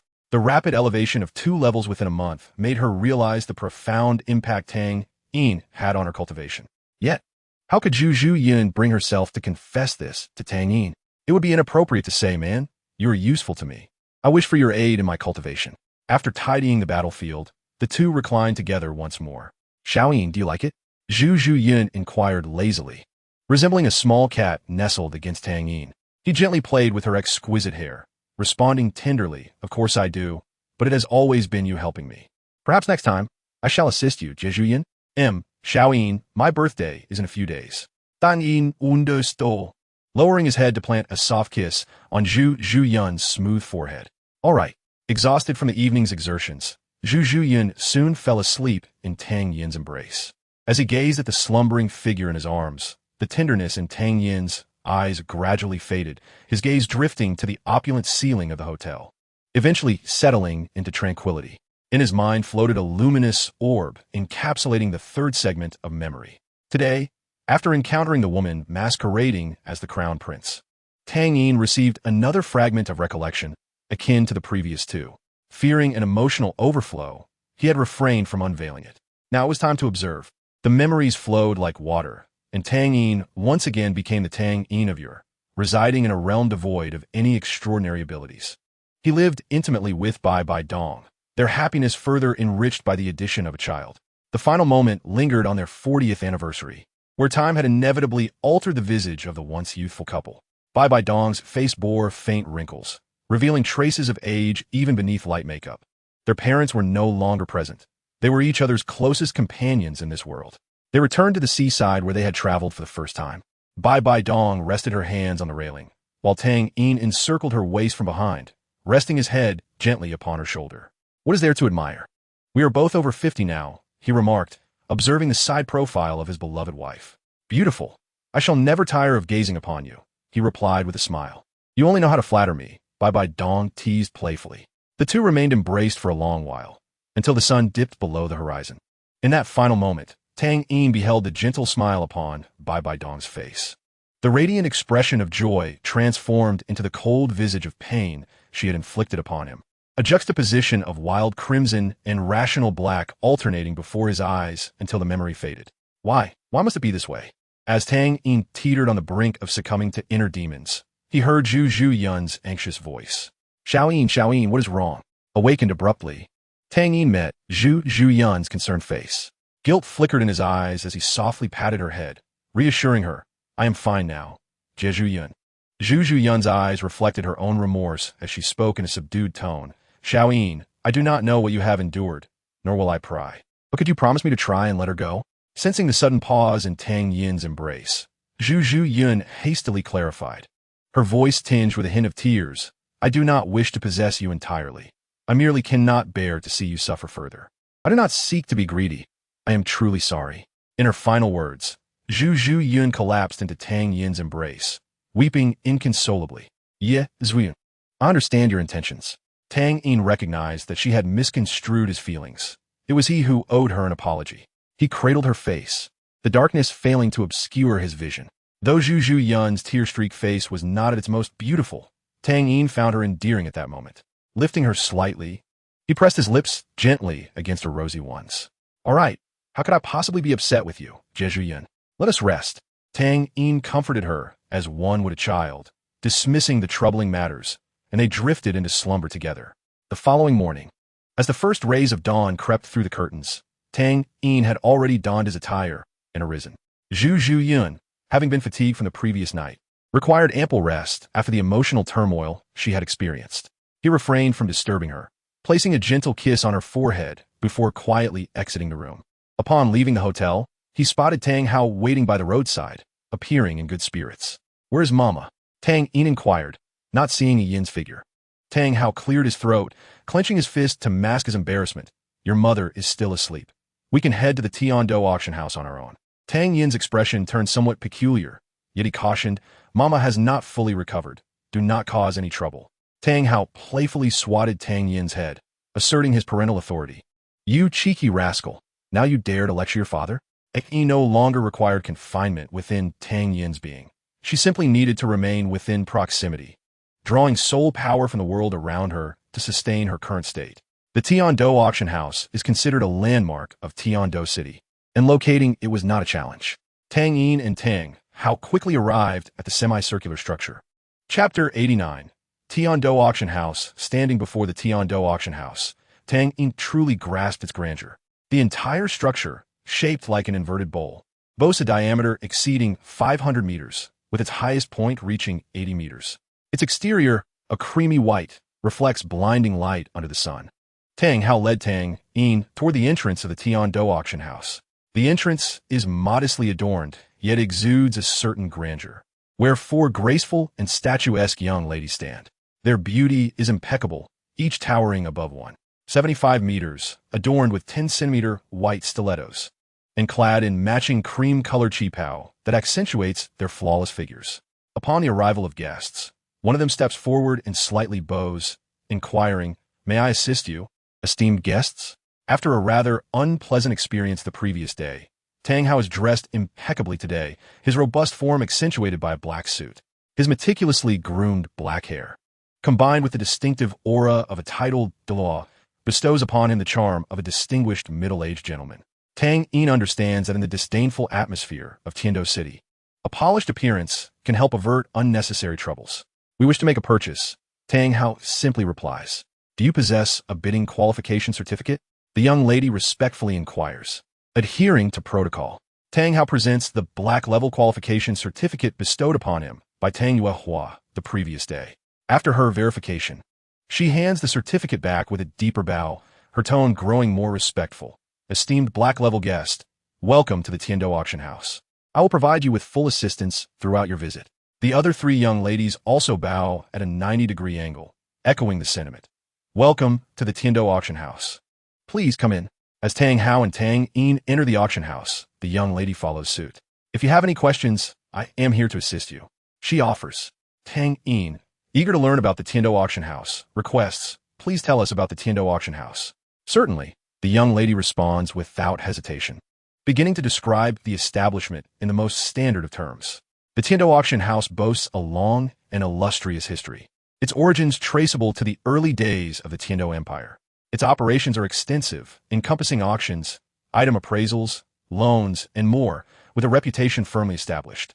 Her introduction is rich with information, prompting Tang Yin to speculate that the Tiando Auction House likely has royal connections.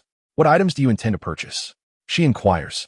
"We seek a calming spiritual herb," Tang Hao replies. After a moment's contemplation, the young lady beams, "You have arrived at a fortuitous time. Today, we have an item that perfectly aligns with your needs. Item number 2200 is a nebula flower, recently transmuted from a mere plant into a spiritual entity after a millennium. Its blossoms bloom at night, releasing a fragrance that calms the mind and soothes the spirit. However, its efficacy diminishes for higher-ranked soul masters. Our appraisers have determined that it is most effective for soul masters between levels 35 and 50. We'll take it," Tang Hao asserts. With their objective confirmed, The young lady leads them to the entrance of the auction center. Before entering, she presents them with 2 masks, explaining that wearing them is for the safety of the guests, to prevent potential vendettas after acquisitions. Tang Yin perceives this precaution as somewhat superfluous. After all, one's identity cannot be concealed by a mere mask in the face of murderous intent. Its only real purpose seems to be to distance the auction house from any ensuing violence. Upon entering the auction center, a dedicated receptionist takes over from the young lady, continuing to serve Tang Yin and Tang Hao. The auction center resembles a grand hall, with a circular podium at its center, surrounded by concentric seating arrangements. The seating is divided into 5 distinct sections, the 3 rows closest to the podium being red, radiating outward to black, purple, yellow, and white. This arrangement clearly reflects the varying statuses of the bidders. The inner red seats are accessed via a special entrance, guarded by security personnel. This is the so-called million-level VIP area, reserved for individuals of substantial status. The outer black seats cater to ordinary million-level VIPs. Money grants access. Further out, the purple seats accommodate half-million-level VIPs. Yellow seats serve ordinary VIPs at the 100,000 level, and the outermost white seats encompass the largest area. As a black-level guest, Tang Yin notices the receptionist's excessive enthusiasm. She frequently exhibits an alluring demeanor, occasionally brushing against him, her cheeks tinged with shyness. While the receptionist possesses a certain charm, Tang Yin finds her merely adequate compared to many women he has encountered. The receptionist astutely chooses Tang Yin as her target, likely due to his youth and striking good looks, knowing that young men often struggle to maintain composure. To dispel her impractical fantasies, Tang Yin boldly states, "Dear sister, please keep your distance. I have an affinity for men." Tang Hao glances at him in surprise, but quickly averts his gaze. The receptionist, now awkwardly chuckling, refrains from any further advances. The auction center is sparsely populated, with attendees seated in scattered groups. After Tang Hao and Tang Yin settle into the black seating area, they begin to focus on the auction items. At this point, the auction has progressed to item number 2193, just 7 lots away from Tang Hao's desired item. The auctioneer, a youthful gentleman with a somewhat flamboyant voice, adeptly engages the audience's emotions. The current item, unearthed from ancient ruins, is a storage soul guide, exquisitely designed as a necklace adorned with 7 diamond-shaped gemstones, each possessing a cubic storage capacity. "We have named it the Brilliant Star," he announces, showcasing the necklace under a glass dome. Despite a considerable distance, Tang Yin can clearly discern the facets of each gemstone. While the storage functionality may not be exceptional, it stands as a precious piece of art, ideal as a gift for a girlfriend, wife, or even daughter. The starting bid is 10,000 gold soul coins, with increments of no less than 1,000 gold soul coins. The bidding begins. Despite the auctioneer's elaborate presentation, the attendees, all of whom likely own a storage soul guide, exhibit little desire for this non-essential item. Only a few tentative bids are raised, failing to ignite any fervent competition. After 5 bids, the necklace's price barely reaches 20,000 gold soul coins. Reflecting on what Zhu Zhuyun had mentioned the previous night, and feeling somewhat drowsy, Tang Yin seizes the moment with a sudden offer. "I bid 25,000 gold soul coins." With that, all competition ceases. Given that a 7 cubic storage soul guide should not exceed 10,000 gold soul coins in terms of value, especially one divided into 7 smaller compartments, Tang Yin successfully acquires the necklace. Tang Hao refrains from questioning Tang Yin's motives for bidding on the necklace, merely asking if he requires assistance with the payment. Tang Yin naturally declined the suggestion, as it is inappropriate to ask his father for money when choosing a gift for his girlfriend. Just as he was about to continue watching the next auction item, he noticed a familiar figure not far from him. In the red zone ahead, a middle-aged man dressed in white caught his attention. Wasn't he the master of the Qi Bao Liuli Zong he encountered yesterday at Yuxian? Beside him sat an unfamiliar elderly man. The old man had a large build. Even the spacious seats in the red area could not accommodate him. To be precise, this elderly gentleman had a sturdy frame, with a few sparse hairs on his head dancing wildly, giving the impression of neglect. Ning Fengji also sensed Tang Yin's gaze and turned to look in his direction.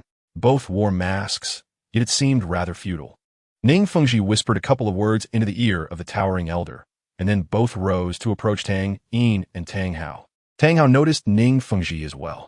Just like the day before, he held no hostility towards him, nor did he feel any inexplicable fondness. Ning Fengji and the elder sat beside Tang Yin, and Ning Fengji greeted him naturally young brother, we meet again. Tang Yin performed a respectful gesture towards Ning Fengji, saying, the younger generation pays their respects to Master Ning. Ah, referring to me as Master Ning feels too distant. We three sects are akin to branches of the same tree, and I am of the same generation as your father. Just call me Uncle Ning, he replied. This created a slight awkwardness. Although Tang Hao hailed from the Hao Tian zone, Tang Yin felt he did not belong to that sect. He neither possessed the Hao Tian hammer nor knew where the Hao Tian zone was located. How could he be considered a disciple of Hao Tian zone? Noticing Tang Yin's momentary silence, the atmosphere was about to turn uncomfortable when Tang Hao spoke up. Xiao Yin, Master Ning is a friend of mine, so calling him uncle is fine. Uncle Ning, Tang Yin obediently called out. Haha, good nephew, Ning Fengji expressed with a hint of surprise. The reason for his reaction and presence today was indeed related to Tang Yin. After returning to the sect yesterday, Ning Rongrong, relieved of the burden of studying etiquette, dashed off and was nowhere to be found. After disembarking from the carriage, Ning Fengji and Chen Xan strolled leisurely towards the back garden of the Qi Bao Liuli zone. With his cane rhythmically tapping the ground, Ning Fengji pondered for a long while before softly inquiring, Sword Uncle, what do you think of that Hao Douluo's child we encountered today? Chen Xian immediately replied, very strong. His talent is the most exceptional I have ever seen, bar none, both in terms of soul power and understanding of weapon martial spirits. Oh. Ning Fengji was somewhat surprised by Chen Xian's high praise for youth. Chen Xian continued, Fengji, that child's soul power is likely in the 40s. And considering his age of merely 15, having aged 3 years in the secret realm, this cultivation speed is the fastest I have encountered. But that is not his most dazzling talent, he added. Upon hearing Chen Xian's remarks, Ning Fengji halted, turning to face the venerable elder. His most remarkable talent lies in his comprehension of his own martial spirit. Fengji, weapon martial spirit masters like myself inherently possess the highest potential. This is not mere boasting. The reason the continent's foremost sect, the Hao Tian zone, maintains its supremacy is due to the extraordinary Hao Tian hammer technique of the former sect master, Tang Chen. That technique embodies the understanding of one's own martial spirit by weapon soul masters. I once followed my father and witnessed the might of Tang Chen's Hao Tian hammer, a sight that remains vivid in my memory. Today, that young man Tang Yin gives me the impression of a Tang Chen in the making. After listening to Chen Xian's evaluation of Tang Yin, Ning Fengji was left in a daze. He knew Tang Yin's talent was considerable, but had not realized it was to such an exaggerated degree. If Tang Yin did not meet an untimely end, he would undoubtedly lead an era. It appeared that for at least the next century, we would be relegated to a subordinate position beneath the Hao Tian zone. After a long silence, Ning Fengji finally sighed. Fengji, you actually wish to unite with Tang Hao, intending for Rongrong to marry that Tang Yin, correct? A wry smile emerged on Ning Fengji's face as he replied, Indeed, Sword Uncle. However, I did not anticipate Tang Yin's talent to be so extraordinary. Otherwise, I would have boldly pursued the matter, even if Tang Yin already has a girlfriend. Chen Xian remarked, there is no rush. I never expected that the Hao Tian Douluo and the Lady of Yuxian, Tang Fu Run, are siblings. Since Tang Hao is here to find his sister, it indicates they will not be leaving Tiando City soon. We should prepare a gift and formally visit the Hao Tiando Luo family tomorrow to cultivate a good relationship. That works, Ning Fengji nodded. I heard the Tiando auction house has received a batch of fine treasures. Tomorrow I will select a few as a meeting gift. Ning Fengji was slightly taken aback to see Tang Yin today at the Tiando auction house. He smiled and asked, like a benevolent elder, Xiao Yin, if you find any auction item you fancy, just let me know. I have some influence here at the Tiando auction house, and anything I acquire will be a gift from your uncle. Tang Yin felt that Ning Fengji was exceedingly warm, which made him somewhat embarrassed. However, in Ning Fengji's view, as a shrewd merchant, even a modest sum could forge a connection with a future top-tier powerhouse, representing a tremendously lucrative transaction. Unable to decline such kindness, Tang Yin expressed his gratitude. I cannot refuse such a generous offering from my elder. Thank you, Uncle Ning. As they conversed, the auction item numbered 2194 failed to sell, and the next item, 2195, was about to be presented. Suddenly, the auctioneer's voice dropped to a husky tone, his already flamboyant tone taking on an unsettling quality. The following item is one of today's key auction pieces, so dear guests, do not blink. With a wave of his hand, several burly men wheeled a card onto the stage. seemingly covered by a thick red cloth, obscuring the contents within. The moment the cage was brought forth, Tang Yin's expression turned icy. He sensed that beneath the red cloth lay a person. Sure enough, when the auctioneer forcefully unveiled the cloth, it revealed not a box, but an iron cage, inside which a young girl curled up in fear, casting frightened glances at her surroundings. She was exceptionally beautiful, with long black hair cascading like waves. Her figure perfectly proportioned, though nearly all her skin was exposed, with only essential areas covered by clothing. However, such coverings served little purpose, only heightening the desires of the onlookers. After the presentation of this auction item, the previously subdued atmosphere surged with excitement, and many guests in the black and red zones exhibited keen interest. Before the auctioneer could begin his introduction, Tang Yin abruptly stood up, his presence shifting dramatically. "You dare to violate imperial law by openly trafficking in slaves." His voice was calm, yet it contained a suppressed fury, resonating throughout every corner of the auction center. As for Tang Yin's actions, Ning Fengji and Gu Rong remained utterly unresponsive, merely sitting in silence. The sudden turn of events drew the gaze of everyone present towards Tang Yin, their astonished expressions gradually morphing into mockery. Upon hearing Tang Yin's words, the entire assembly erupted in a cacophony of derisive laughter. "Ha ha! Who is this little brat? How amusing! Law! I am the son of the Chief Justice. Do you dare speak of law to me? Ha ha ha!" The scornful remarks that reached Tang Yin's ears did not evoke shame within him, but rather an overwhelming urge to obliterate the source of such derision. For soul rings of violet and black materialized beneath his feet. As he reached out to seize his fate, a broad hand rested upon his shoulder. The voice of Tang Hao resonated from behind. Xiao Yin remained calm. The two who had initially anticipated mere entertainment could scarcely believe that Tang Yin was genuinely prepared to take action. Ning Fengji shook his head in disappointment. Tang Yin's impulsiveness hardly aligned with the genius that Qin Xian had described, one capable of attaining the heights of Tang Chun. However, as Tang Yin's soul rings appeared, both Ning Fengji and Gu Rong gasped in astonishment, for the colors of his soul rings shattered their previous understanding. Monster! The term echoed in their minds simultaneously, as they realized that the labels of genius and prodigy were insufficient to encapsulate Tang Yin's essence. Ning Fengji remarked, "I apologize, my voice was perhaps too loud just now." Before Tang Yin could make his next move, Tang Hao's imposing presence enveloped the venue, and with a simple command, the raucous crowd fell into an eerie silence. Quiet. Most present were nobles, some of whom were also soul masters. The latter could distinctly feel the powerful aura emanating from Tang Hao. Ordinary individuals without soul power felt as though a colossal weight pressed down upon them, rendering their voices mute. For the soul masters, the sensation was even more pronounced. Their soul powers appeared meek before Tang Hao, akin to gentle lambs, a stark contrast to the overwhelming disparity they faced. The atmosphere descended into a prolonged stillness, and Tang Yin lowered his raised hand, returning to his seat. Observing Tang Yin's compliance, Tang Hao spoke, "Please continue." The auctioneer, visibly shaken, glanced nervously at Tang Hao and refrained from the previous unrestrained demeanor. "We shall proceed with the auction."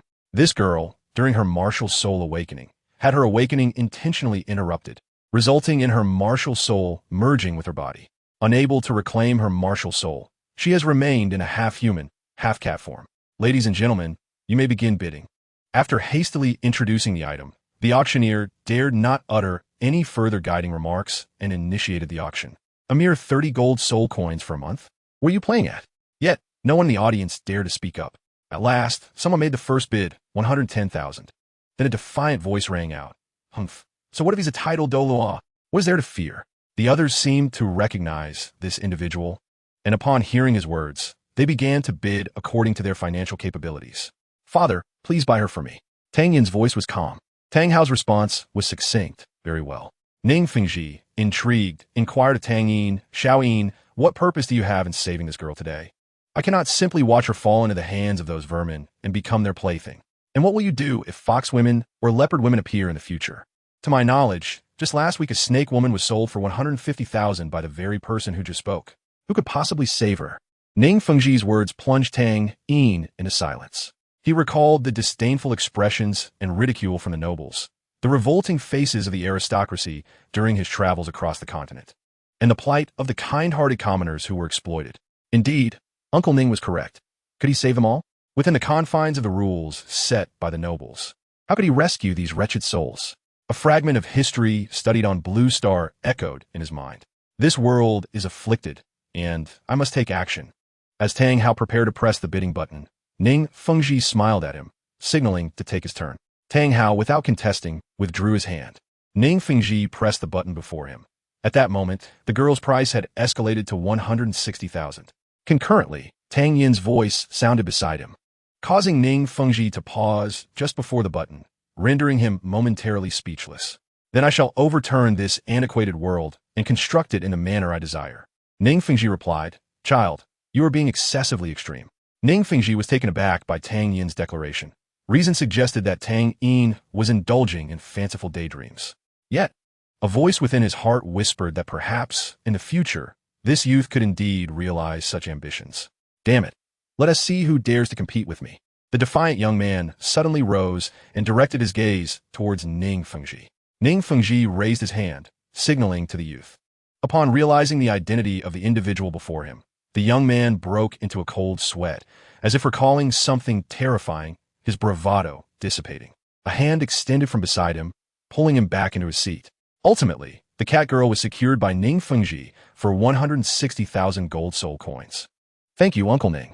As Ning Fengji acquired the cat girl, Tang Yin expressed his gratitude. Ning Fengji waved his hand, chuckling, I did not purchase her for you.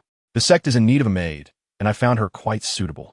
Tang Yin understood that Ning Fengji was jesting, implying that it was not a gift for him. Despite being aware of Tang Yin's audacious plans, Ning Fengji remained amicable. It was this very kindness that would safeguard the future of Seven Treasure Glazed Tile School. Tang Yin lost interest in the subsequent auction items. After purchasing the Xingyunhua, he and Tang Hao bid farewell to Ning Fengji. Watching Tang Yin's departing figure, Ning Fengji turned to Gu Rong and asked, Bon uncle, do you think he can achieve it?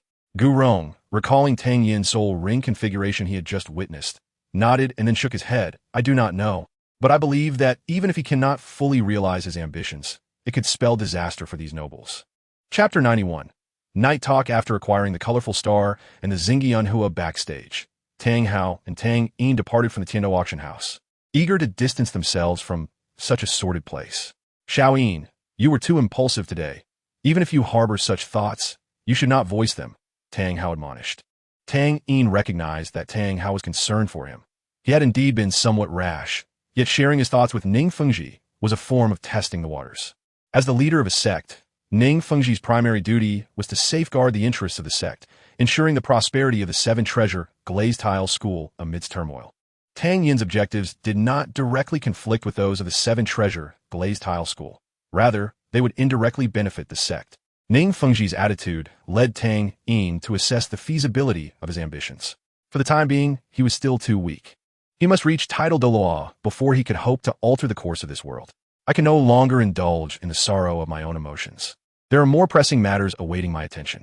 Over the past 6 months, Tang Yin's cultivation has indeed been lackadaisical, as he has lacked direction and motivation. However, due to Tang Yin's extraordinary talent, even with just the natural growth of his soul power, he has ascended from the 45th to the 46th level during this time. When one has a goal, motivation follows. As the two were preparing to head towards Yuxian, a young lady clad in court attire approached them briskly. After confirming Tang Yin's appearance multiple times, she respectfully presented him with a token. Young Master Tang Yin, His Highness the Crown Prince invites you to the Crown Prince's residence tonight. The Crown Prince? Instantly, the exquisite visage of Qian Renshua surfaced in Tang Yin's mind. What could she want to discuss with me? Yet, he recalled that she was masquerading as the current Crown Prince of the Tiando Empire. The true Crown Prince had either been imprisoned or slain. As he aimed to overthrow the aristocratic rule of the Tiando Empire, might there be a possibility for collaboration with her? Ultimately, Tang Yin resolved to meet her. As for how she learned of his presence at the Tiando auction house, did he need a guess? With Tang Yin having deduced her identity, she must be deeply unsettled. Accepting the token, Tang Yin replied politely, Thank you, miss, for this information. Please convey to His Highness that I will certainly visit tonight. The young woman, taken aback by his humility, responded with utmost courtesy, Then I shall take my leave. As she walked away, Tang Hao inquired, Xiao Yin, are you not intent on overthrowing the Tiando Empire? Why then do you wish to meet the current Crown Prince? Tang Yin merely offered a mysterious smile, Father, you will come to understand in due time. Seeing Tang Yin's reluctance to elaborate, Tang Hao chose not to press further.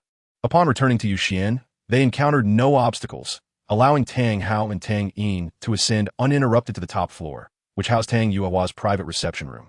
The furnishings here were crafted from precious agarwood, exuding a faint yet pleasant fragrance, while the understated decor imparted an air of elegance and subtlety. Today, Tang Yuehua donned a light green casual dress, kneeling gracefully before a low table, her head bowed as she played the qin. Beside her, an ancient bronze incense burner emitted a thin stream of aromatic smoke, harmonizing perfectly with the scent of agarwood, devoid of any discordance. Tang Yin seated himself on a nearby chair, attentively listening to the melodious strains. Though he had never learned to play the qin or understood any musical theory, the appreciation of music was an innate talent bestowed upon all. From Tang Yuehua's melodies, Tang Yin could sense the joy intertwined with a persistent, indescribable sorrow. As the final note lingered in the air, Tang Yuehua lifted her gaze towards Tang Yin and Tang Hao, smiling radiantly at Tang Hao. Brother Hao, you have arrived. Indeed.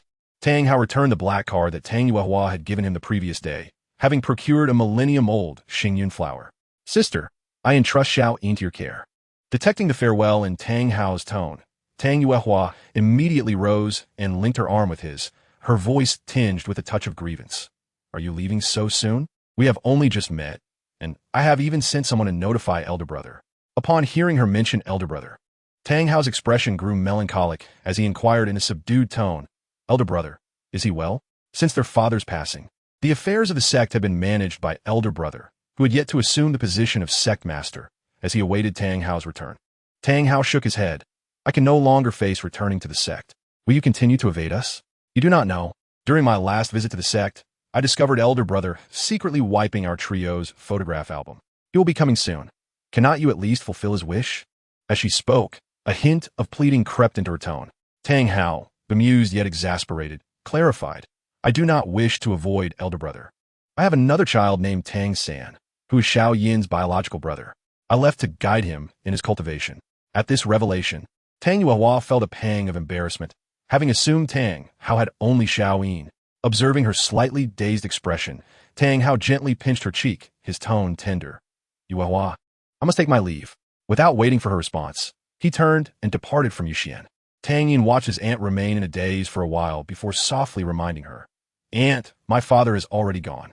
Tang Yuehua snapped back to reality, and the memory of Tang Hao's affectionate expression and gentle tone brought a faint blush to her cheeks. Just then, she remembered there was another person present. Indeed, Tang Yin was watching her with an expression of calm curiosity. To mask her embarrassment, Tang Yuehua cleared her throat and softly said, Xiao Yin, please set aside an hour each day to come visit me. I shall help cleanse your spirit. Tang Yin tucked away his peculiar thoughts and nodded obediently. Of course, Aunt. After concluding today's healing session, Tang Yin first met with his sister Zhu Zhuyun, and they shared a meal together. Zhu Zhuyun had already made plans to explore Tiando City with Ayin in the afternoon, and though Tang Yin intended to accompany them, Zhu Zhuyun declined. For reasons undisclosed, she did not inform Tang Yin. With nothing else to occupy his time, Tang Yin spent the afternoon in his hotel room cultivating, solidifying his 46th level of soul power. After a lengthy hiatus, heaven and earth, as the furnace greedily absorbed the surrounding spiritual energy circulating through his body before expelling it, allowing his long-neglected meridians to adapt to the influx of soul power. Time flew swiftly in his cultivation, and soon Zhu Zhiyun and Ayin returned to the hotel.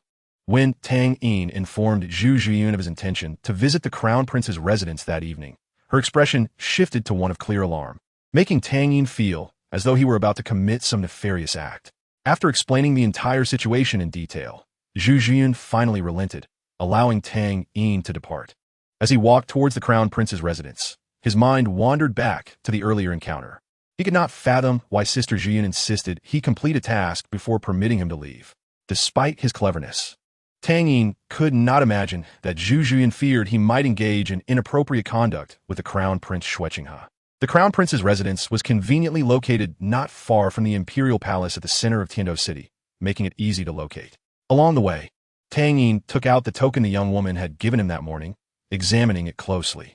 The token was crafted entirely of gold, with 3 precious purple gemstones embedded at the top. The front bore the characters Tiando, while the reverse displayed the emblem of the Tiando royal family, a swan. Upon arriving at the entrance of the Crown Prince's residence, he presented the token to the guard knights, and one promptly entered to announce his arrival. Shortly thereafter, the young woman who had delivered the token earlier appeared before Tang Yin. She smiled and said, "Young Master Tang Yin, His Highness the Crown Prince has been awaiting you for some time. Please follow me."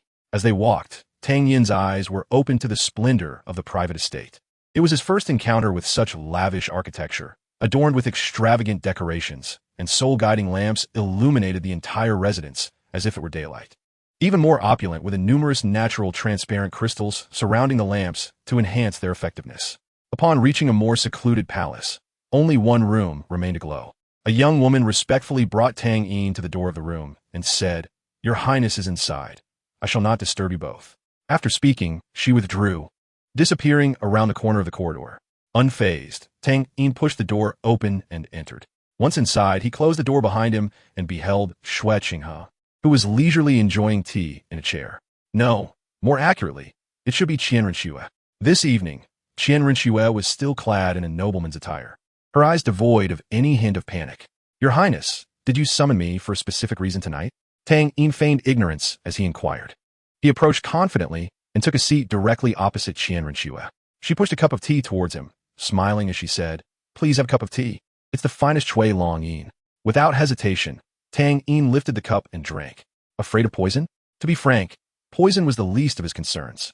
Having learned about herbs from Yang Wudi since childhood, Tang Yin possessed a heightened sensitivity to toxins.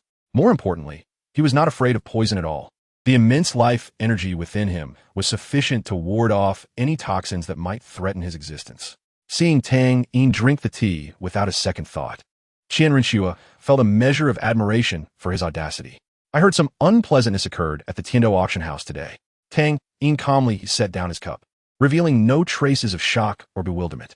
He gazed into Qian Renxue's eyes, refraining from responding directly, instead countering, "You must already know what happened this morning. Why ask me? However, dear sister, your invitation tonight must not solely pertain to that matter." As Tang Yin uttered his last sentence, he sensed two hidden presences locking onto him. Qian Renxue merely waved her hand, smiling as she said, "Since you've called me sister, I shall not beat around the bush with you."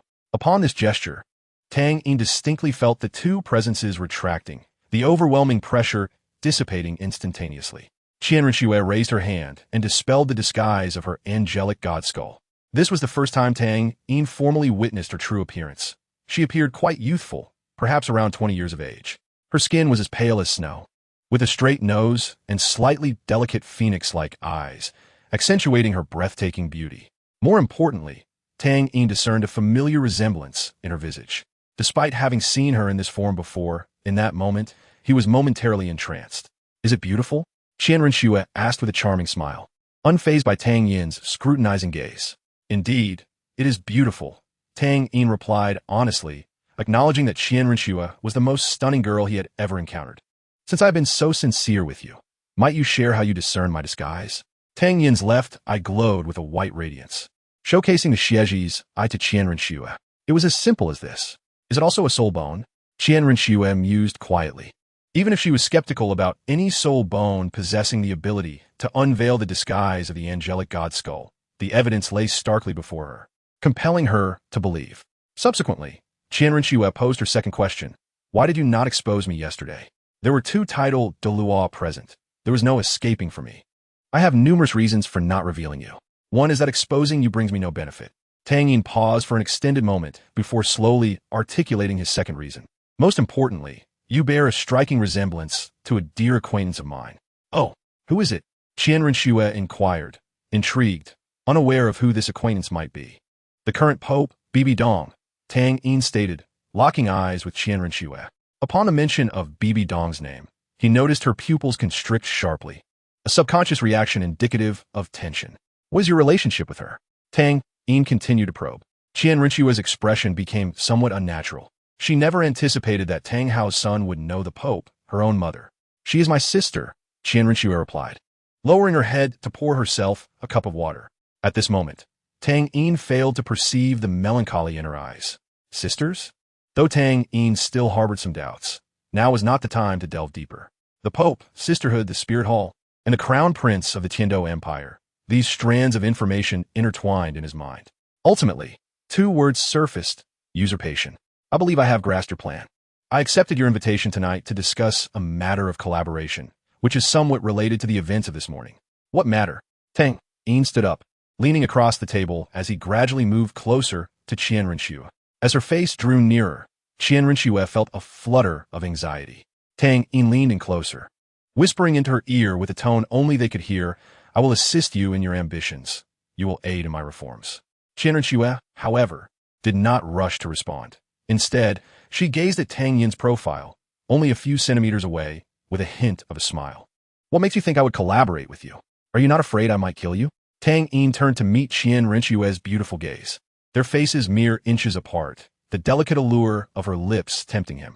They could feel each other's breaths and hear the rhythm of their heartbeats. A hint of romantic tension rising between them. Tang Yin blinked his innocent, wide eyes, exuding a naive charm.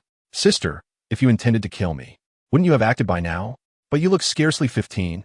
What could you possibly offer me in collaboration?" Qian Renxue recognized that Tang Yin's innocence was feigned. Yet for some inexplicable reason, she found it endearing and felt a desire to pinch his cheek. "I possess innate soul power at level 20. This statement was still heard only by the two of them. Qian Renxue appeared to be lost in contemplation, offering no immediate response. When her focus returned, she suddenly leaned forward, their lips meeting. Before Tang Yin could comprehend the situation, Qian Renxue had already pulled away. "Allies are too unreliable from now on. You belong to me." It was only then that Tang Yin realized he had not anticipated such a bold advance from her. "Why you? I already have a girlfriend." Qian Renxue shot him a disdainful glance, her tone imperious. "I am not asking you to leave your girlfriend. Henceforth, I shall be the dominant one, and she shall play the subordinate." Tang Yin was utterly baffled by her words. "But I don't even know your name. I am Qian Renxue. Now stop being so wishy-washy. You sound like a girl." Both of them were astute individuals, understanding that beating around the bush served no purpose. Directness could save them considerable time. For Qian Renxue, the slight of a father was a trivial matter. Meanwhile, Tang Yin momentarily set aside his grievances with the Spirit Hall. Chapter 92. Living in memories after watching Tang Yin depart, two figures, one tall and one short, emerged from the shadows.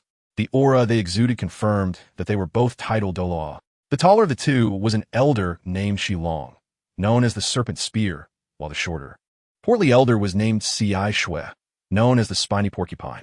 The stout figure of Xishua questioned perplexed young master. "Why did you not allow us to eliminate that boy just now? He is already aware of your identity. He cannot be spared." Qian Renxue gazed in the direction where Tang Yin had departed, and after a long pause, she replied, "He spared me yesterday. Would it not be inappropriate for me to seek his death today?" Xishua's tone was tinged with urgency. "But the former pope met his demise at the hands of that boy's father. Even if you choose not to slay him, how can you?" Qian Renxue interrupted Xishua's words, her voice tinged with discontent. "Grandfather Xishua, you were sent to protect me, not to dictate my actions." Sensing the anger in his young master's tone, Xishua refrained from further persuasion, bowing respectfully and hastily saying, "This subordinate dares not." "You may leave," she commanded.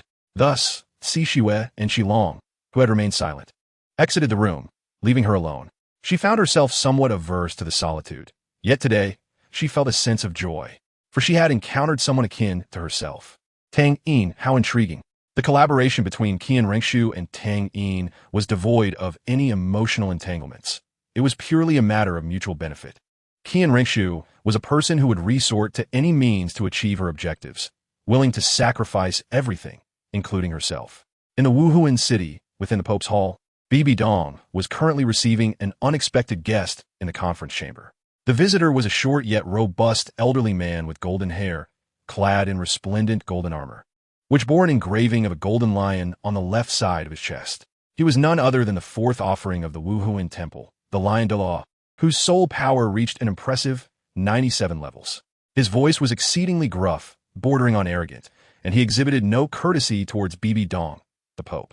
"Bibi Dong, what have you decided?" On the table before Bibi Dong lay a document titled Personnel Promotion and Transfer Plan for the main hall of Wuhuan. She had already reviewed its contents, noting that the Douluo Hall had audaciously replaced the heads of 5 significant cities of Wind temples all at once. Among them, 4 of the black-clad bishops had been promoted by Bibi Dong herself, and to save face, those old men had replaced one of their own bishops, who was on the verge of being laid to rest. Had it merely been a routine promotion, Bibi Dong would not have objected. However, upon seeing the new candidates for the positions, her blood pressure surged. The original 4-to-1 balance had shifted to 1-to-4, indicating that she had lost leadership over 4 provincial capitals. This was clearly a maneuver to undermine her authority and restrict her power as pope. Are you jesting with me? That Miles from Gongxin City received a poor performance evaluation last time and exhibited a deplorable lifestyle, yet you have promoted him to the head of the Gongxin City's Wuhuan Temple? Bibi Dong struggled to maintain her composure, teetering on the edge of an outburst. It was not yet the time to confront the Douluo Hall. She lacked the strength for such a confrontation. Bibi Dong, I am not here to negotiate with you, but rather to inform you. This plan has been discussed among several of my brothers. You need only to execute it. With that, the Lion Douluo turned and departed the conference chamber. Bibi Dong's gaze remained fixed on the document, her hands gripping the table so tightly that her knuckles turned pale. The Wuhuan Temple, which appeared to be a unified entity, was, in reality, divided into 3 factions. The grand offerings of the Douluo Hall held 2/3 of the power, while Bibi Dong, as pope, had only managed to secure 1/3 over the course of many years. Living daily amidst this intricate power struggle had become wearisome for her. Weary in body and spirit, Bibi Dong returned home. She removed her shoes and placed them by the entrance, slipping into comfortable house slippers. Beside them lay a pair of pristine men's slippers. The dim light filled the dark room, casting a warm glow. Arriving at the soft sofa in the living room, Bibi Dong sank into its embrace, her gaze drawn to a large portrait adorning the wall. The artwork was strikingly realistic, a piece she had commissioned with considerable effort. It depicted a couple on a mountain peak, the man clad in a well-fitted black suit and the woman in a pristine white wedding dress. Their hands clasped as they gazed into each other's eyes, surrounded by an endless sea of clouds, with the dawn casting a reddish hue over the horizon. This was a memory of her and Tang Yin's wedding photo, of the same dimensions, hung on the living room wall. As she beheld the portrait, Bibi Dong's expression softened, the weariness momentarily forgotten. After a brief respite, she rose and shed her garments, her flawless form exposed to the air. The only blemish was a ghastly scar on her chest. On that fateful day, when she chose to end her life, Bibi Dong had not perished. She had been rescued by the goddess of the underworld. The goddess had warned her against harboring suicidal thoughts, threatening to torment those dear to her. Aside from Tang Yin, Bibi Dong had other concerns, such as her disciple Hu Laiina and Qian Rengshu. Thus, she had no choice but to continue living. Barefoot, she entered the bathroom, where a bathtub awaited her, filled with warm water and adorned with floating petals. The steam rising from the water blurred her vision. Those who reached the level of a titled Douluo possessed an immaculate physique, yet Bibi Dong still indulged in daily baths. She let her long, silky purple hair cascade down her back and removed the purple crystal pendant from her ear before submerging herself in the tub. The warm water met her skin, eliciting a soft sigh from her lips. After acclimating to the temperature, she reclined in the most comfortable position. In her tranquil state, Bibi Dong recalled her first encounter with Tang Yin, where the 2 youthful souls had made the most significant decision of their lives, entrusting themselves to one another. The happiness and sweetness of that moment, upon reflection, made her feel as though she were not a pope, nor a titled Douluo, but an ordinary girl, cherished by a boy. She was not merely bathing, but washing away the burdens of daily worries and the gloom within her heart. Yet, memories remained memories. In reality, Bibi Dong had lingered in the bath for quite some time. Rising to rinse her body, she donned a purple silk lace-trimmed nightgown as she exited the bathroom. Emerging from the bathroom, her fair skin bore a slight blush, and droplets of water clung to her delicate collarbone. The purple locks of her hair dried effortlessly under the influence of her soul power. Upon entering her bedroom, a large wooden coat rack greeted her, upon which hung a golden red garment, draped with a layer of sheer red fabric. The phoenix robe was her wedding attire. Approaching the rack, Bibi Dong's fingers glided over the soft fabric, and the memories surged forth once more. In a whimsical moment, she removed the dress from the rack and slipped it on. Standing before the full-length mirror in her bedroom, she spread her arms wide and twirled gracefully, scrutinizing her reflection. As a thought crossed her mind, a blush crept across her cheeks. Adorned in this attire, Bibi Dong made her way to the balcony. The residence of Bai Dong is situated within the papal palace, where from the balcony one can almost gaze upon the entirety of Wuhan City, as if cradling the world within one's grasp. This is the ultimate power that countless souls yearn for. Yet at this moment, Bai Dong seems indifferent. She leans against the balcony railing, gazing into the pitch-black night sky. The moon tonight is both full and radiant, with scarcely a cloud to obscure its brilliance. Twinkling stars accompany the moon, flickering like distant flames. Xiaoyin, you are still alive, are you not? Bai Dong had once contemplated unleashing the might of the Wuhan Palace to seek out Tang Yin's whereabouts. Yet now she finds herself unable to act, her authority severely constrained. Additionally, the overwhelming feelings of inferiority and guilt within her rob her of the courage to search for Tang Yin. Most crucially, she is gripped by fear, the fear that the news awaiting her may be of Tang Yin's demise. Should that be the case, Bai Dong would irrevocably descend into madness. A melodious song escapes Bai Dong's lips, circles outline fingerprints imprinted upon my lips. Memories of bitter kisses are the roots of trees, flourishing through the seasons, yet obscuring the dusk. The cold night leaves me alone, waiting for dawn. In truth, this song is not a reflection on the past, but rather a stark confrontation with reality.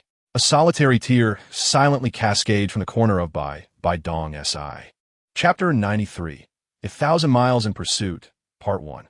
Hu Laina awakened from her stupor just as dawn broke, a testament to the severity of Zhu Yun's second strike. As she gingerly touched her somewhat heavy head, Hu Laina swiftly assessed her condition. Apart from the loosened fastenings of her garments, she discerned no significant changes. She tentatively opened her legs, feeling none of the excruciating pain described in literature regarding a first experience. After adjusting her attire, Hu Laina, accompanied by a female soul master, departed from the rear mountains of Shenghun village. Instead of heading towards the Soul Master Hall in the Fazinu province, they took refuge in the nearby Wuhan Subpalace in Nuoding City. The female Soul Master's injuries were merely suppressed by Tang Yin and had not been fully healed. After completing the essential reporting procedures, Hu Laina left the female Soul Master to recuperate in Nuoding City and embarked on her solitary journey back to Wuhan City. Throughout the carriage ride back, Hu Laina was lost in thought. The impact of this mission had been devastating. Not only had her squad suffered near total annihilation, but she had also come perilously close to being harmed. The visage of Tang Yin haunted her mind. The mere recollection of his cold gaze and emotionless commands sent shivers down her spine, compelling her to curl up into a ball, seeking a modicum of safety. The carriage jolted along the road, and after several days, Hu Laina finally returned to Wuhan City. The ever-watchful Douluo, unbeknownst to Hu Laina's ordeal, assumed her melancholic demeanor was merely a result of the mission's failure. Completing his protective duties, Douluo proceeded to the papal palace to report. For the news of encountering Tang Hao was of utmost significance. He had nearly recovered from his injuries, and Douluo was well aware that Tang Hao had not intended to kill him. Upon entering the papal palace, the steward escorted Douluo to the entrance of Bai Dong's office. After announcing his presence, Douluo stepped inside. Before the papal figure of Bai Dong, Douluo maintained a posture of utmost respect. After bowing to her, he began his report. Upon hearing Douluo's account, Bai Dong detected a suspicious detail. The intelligence regarding the bandit leader was erroneous. Even a captain of Soul King caliber had fallen to the bandits, indicating the leader possessed at least Soul King strength. At that moment, Nana was already pursued by the bandits, and when you sought to rescue her, Tang Hao intervened, asserting that his son could handle the situation. Indeed, Douluo recounted, his tone tinged with grievance as he recalled that night.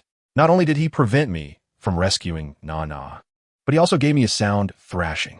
Nonetheless, Nana emerged unscathed, while the bandits now lie as corpses. Have you examined how those bandits met their end? Bibi non inquired. Douluo nodded. I would not dare neglect matters related to Tang Hao. I inspected all the bandit corpses, apart from the leader, who perished from claw wounds to the back. The rest were all pierced through their bodies. Pierced? Indeed. If my judgment is correct, Tang Hao's son must wield a gun as his martial soul. Upon hearing the word gun, Bai Dong's heart momentarily halted. A firearmed martial soul, with the surname Tang. A bold hypothesis emerged in her mind. Are there any other clues? Bibi Nong pressed anxiously. Douluo shook his head. There is little else to discern. Perhaps Nana knows more than I. Summon Hu Laina at once. Following the command, an attendant promptly set off to find Hu Laina. Before she could return to her quarters for respite, Hu Laina found herself before Bai Dong. Observing the fatigue and sorrow etched upon Hu Lai Na's visage, a flicker of compassion stirred within Bai Dong. However, now was not the moment for concern over her disciple. She had urgent matters to address. Nana, recount every detail you can about Tang Hao's son, the one who saved you. Be as thorough as possible. Hu Lai Na initially presumed her teacher sought to offer comfort, only to find herself being interrogated, a bitter pang rising within her. Despite feeling wronged, Hu Lai Na would not defy Bai Dong's wishes. Thus, she began to recall the features of Tang Yin as she had seen that night. The boy appeared to be around 14 years of age, strikingly handsome, with white hair. Upon hearing Hu Lai Na's description, Bai Dong felt her heart sink. While Tang Yin was indeed handsome, he possessed black hair. Kao Eliana, oblivious to Bai Dong's thoughts, continued, he is a soul master, and his martial soul is a brownish long spear, but his soul ring configuration is quite terrifying, purple, black. At first, I thought my eyes deceived me, but upon repeated confirmation, that was indeed the color. Purple, black? Douluo seemed to recall something. About a year ago, when I was mediating between the Tiando Empire and the Xinglua Empire in the Bala Kingdom, I heard tales of a genius on the battlefield who possessed a purple, black soul ring configuration. I had thought it merely a rumor, but appears to be true. Once Douluo finished recounting, Hu Lai Na added, oh, and his martial soul has healing capabilities. With just a touch of his finger, he saved the female soul master who escaped with me. After Hu Lai Na concluded her description, Bai Dong struggled to maintain her composure, painfully uttering 2 words, leave. Hu Lai Na sensed a peculiar change in her teacher, but complied, departing with Douluo. As they exited, Hu Lai Na cast a glance back at her teacher, finding her hunched over in silence, head bowed. Once everyone had departed, Bai Dong immediately rose to lock the door, feeling utterly drained as she leaned against it, gradually sliding down to the floor.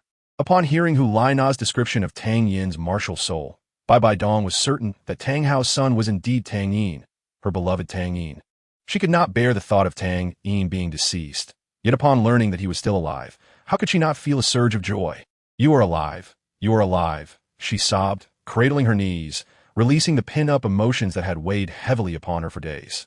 After this catharsis, Bai Dong felt a significant alleviation within her heart. With a head full of white hair, Bibi Dong recalled Hu Lai Na's description of Tang Yin's appearance, and a wave of compassion washed over her. She could hardly fathom the depth of Tang Yin's inner turmoil. Bibi Dong recognized that Tang Yin loved her deeply, perhaps even more than she loved him. Otherwise, he would not have taken such drastic measures for her sake. If the truth caused her such anguish, how much more sorrow must he endure, kept in the dark? Moreover, she had belittled his love, rendering it worthless. How heartbroken he must have been. No, I cannot allow this to continue. I must seek him out and clarify everything. Bibi Dong instinctively made her decision. When emotions are placed in absolute control, even the most rational individuals can become impulsive, let alone someone as love-struck as Bibi Dong. As for who would manage the daily affairs of the papacy, those old codgers seemed to relish meddling. Let them worry about it. Bibi Dong returned to her chamber and opened the wardrobe in her bedroom. Inside lay an array of garments that appeared quite extraordinary in the current context of Douluo. After much deliberation, she selected an outfit and matching accessories, placing them into her storage soul guide. Once everything was prepared, Bibi Dong set forth on her quest to find her beloved. Chapter 94. 1,000 Miles in Search, Part 2. The Pope had vanished without leaving a trace. The duty officer on shift was at a loss, so he reported to the Elder Hall. Each time Bibi Dong entered seclusion, she would meticulously arrange the daily affairs of the Spirit Hall, but this time, her abrupt departure left her no time or inclination to do so. After some discussion, nearly half of the elders proposed reporting to the Douluo Hall and having the clergy manage the situation. While the members of the Spirit Hall were in a frenzy, Bibi Dong had already crossed the Bala Kingdom and reached the Fazinu province.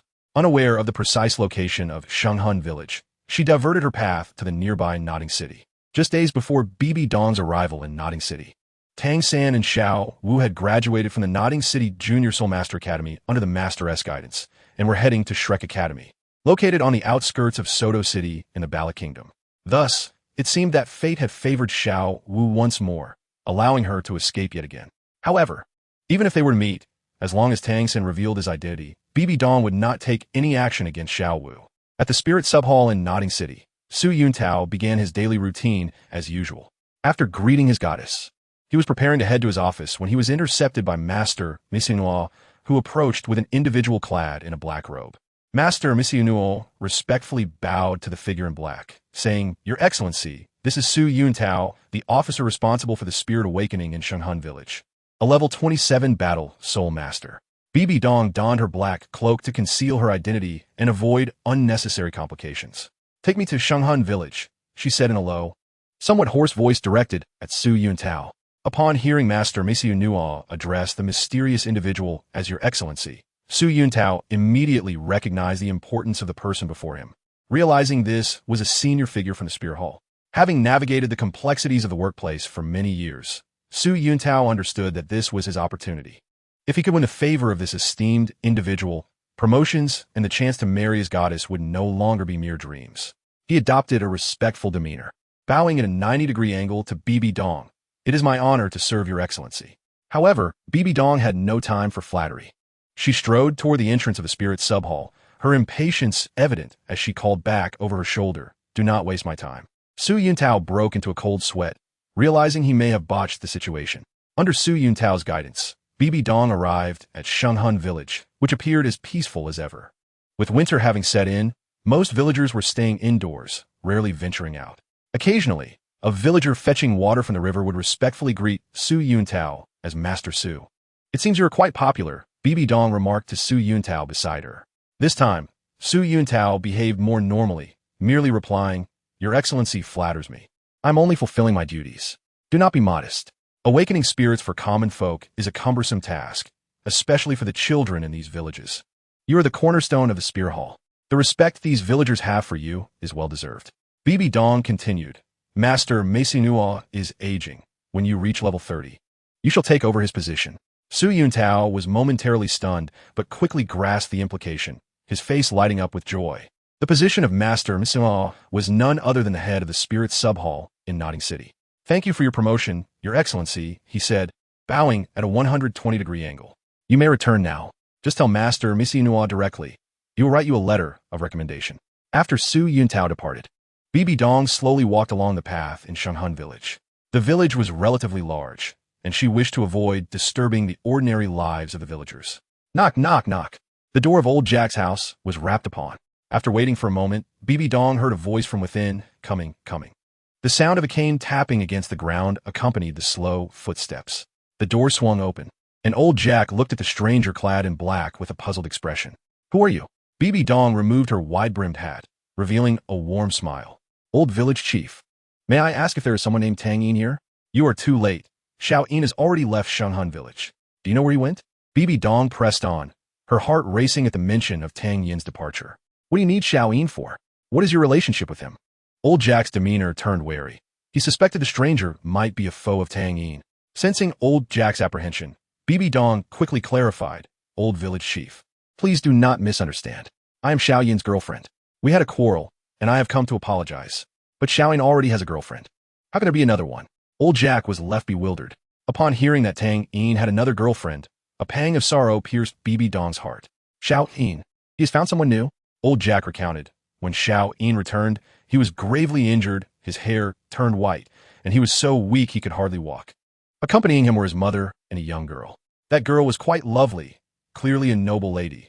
"We can't raise such a girl in our rural village." Xiao Yin's daily care was provided by her, and even his mother adored her. After listening to old Jack's account, the impulsive fire within Bibi Dong cooled. Xiao Yin had begun a new life. Should she really intrude upon it? As she reflected on her current self, feelings of inferiority surged anew, dimming the brightness of her once vibrant eyes. Observing Bibi Dong's demeanor, old Jack sighed. "Ah, young lady, I may not understand the affairs of youth, but it is evident you care deeply for Xiao Yin. He has gone to Tiando City to find his aunt, somewhere called Yuxian. Young lady, if you wish to apologize to Xiao Yin, you should go and speak with him directly. Indeed, even though Xiao Yin has found a new girlfriend, I must clarify my feelings with him. I am grateful for the village chief's teachings." Bibi Dong respectfully bowed to old Jack, who quickly assisted her, saying, "What are you doing? Xiao Yin has grown up under my watch. He is intelligent and considerate of others' feelings, a gentle child. You should speak with him. There may yet be some hope. In the Douluo continent, polygamy is permissible. not only in the royal families of the two great empires, but also Zhu Zhuyun's father. The Duke of Yuming has several wives. After bidding farewell to old Jack, Bai Bai Dong did not pause, heading north towards Tiando City. Chapter 95. Peking Tiando City was graced with its first snowfall of the year. The gently falling snowflakes settled upon the rooftops, draping the ancient city in a delicate veil of silver. Even in the bustling heart of Tiando City, pedestrians were scarce. In Yuxian, Tang Yin and Tang Yuehua sat facing each other. A soft, pale light radiated from Tang Yuehua, enveloping Tang Yin within its embrace. The gentle energy continuously flowed into Tang Yin's body, soothing his emotions. This was Tang Yuehua's innate domain skill, Noble Ring. The Noble Ring has the power to calm the unrest within people's hearts, gradually quelling all negative emotions under its luminous aura, effectively inducing a state of tranquility. Tang Yuehua extended a hand and gently brushed aside the white strands of hair on Tang Yin's forehead, smiling as she said, "Silly child. Why are you being so formal with your aunt?" Upon first experiencing the effects of his aunt's noble ring, Tang Yin was struck by its uniqueness. If Tang Yuehua could cultivate further, she might truly become a goddess of peace for the continent. While she initially treated Tang Yin due to Tang Hao's request, through their time together, Tang Yuehua had come to regard him as her own child. Its remarkable nature lay not merely in its final effects, but in its conceptual ability to alter one's subconscious perceptions. "Aunt, you have worked hard," Tang Yin expressed. "Both Yin and I are kind-hearted individuals. To be so smooth-tongued at such a young age, I wonder how many girls you will deceive in the future." Tang Yuehua teased, her tone light-hearted rather than reproachful. "Well, it's getting late. Isn't today your little girlfriend's birthday? Your aunt will not keep you. Do not keep her waiting." On the low table before Tang Yin lay the starry flower he had purchased from the Tiando auction house. One day, when Tang Yin arrived earlier than usual, he noticed Tang Yuehua's slightly melancholic silhouette. Hee, Tang Yin chuckled foolishly. "This is not mere politeness. It is concern for you, aunt."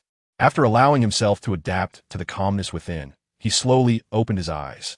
Tang Yin had sensed the emotional changes in Tang Yuehua and, fearing that Yin might be upset, had deliberately maintained distance from her. The starry flower emitted a faint, ethereal fragrance, its petals adorned with shimmering white markings, reminiscent of twinkling stars. After a quarter of an hour, Tang Yuehua gently exhaled a breath of stale air. An hour of treatment per day was quite taxing for her, given her soul power was only at the 9th level. After all, she was a woman burdened by fate. What could be more painful than loving someone deemed impossible? The taboo romance between Yu Xiaogang and Lu Erlong was already looked down upon, let alone her forbidden love with her own brother. The petals of the starry flower were round, with purple petals marked by white spots, and a deep blue center with only a few filaments, resembling a hanging star. Tang Yin accepted this unique love from his aunt, and Yin, upon learning of it, said nothing.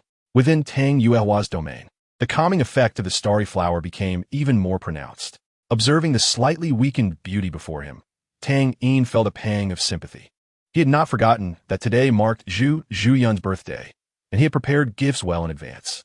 Picking up the starry flower from the table, he bid farewell to Tang Yuehua and made his way outside Yuxian. Since he intended to stay in Tiando City for a while, Tang Yin and Zhu Zhuyun had chosen not to lodge in a hotel, but rented a small courtyard not far from Yuxian. Instead of returning home directly, Tang Yin visited the marketplace to purchase various items. Throughout his journey, he remained unaware that someone had been following him closely. While Tang Yin received treatment from Tang Yuehua, Bai Bai Dong had been watching from outside. After parting from the secret realm, this was the first time Bai Bai Dong laid eyes on Tang Yin again. Despite her prior mental preparations, she could not help but shed tears upon witnessing his appearance. For a fleeting moment, she yearned to rush in, recognize him, embrace him, and reveal everything she knew. Yet, her self-doubt and rationality held her back. At this moment, Bai Bai Dong was still clad in her black cloak, but beneath it, she had donned a carefully selected outfit, a beige long coat paired with a white turtleneck sweater, black leggings, and white ankle boots, topped with a cat ear headband that lent a youthful and charming touch. This was the attire she wore when she confessed her feelings to Tang Yin that fateful snowy night. Coincidentally, it was snowing once again today. Unable to muster the courage to step forward, Bai Bai Dong trailed behind Tang Yin as he knocked on the door of his home. A girl dressed in a black velvet outfit opened the door. It was Zhu Zhuyun. Upon seeing Tang Yin return, Her face lit up with a joyful smile as she accepted the items from his hands and linked her arm with his as they entered the house together. Bai Bai Dong scrutinized Zhu Yun closely, and when she saw the joy on Zhu Yun's face, she felt as though she was gazing at her former self. Having experienced love herself, Bai Bai Dong understood that such expressions were only visible on the faces of girls deeply enamored. She no longer possessed the courage to approach. The impulsive bravery she had felt in Shanghun village had long since evaporated. Not every place was illuminated by soul guidance devices, and with the fall of the Douluo Empire, the technology associated with these devices had gradually faded into obscurity, making even basic illumination unattainable. The dim glow of candlelight provided a flicker of brightness within the room. Today was Zhu Yun's birthday, and Tang Yin had personally prepared dinner for the two of them, along with a cake. Zhu Yun cherished the moments spent with Tang Yin. Wherever he was, she felt at ease.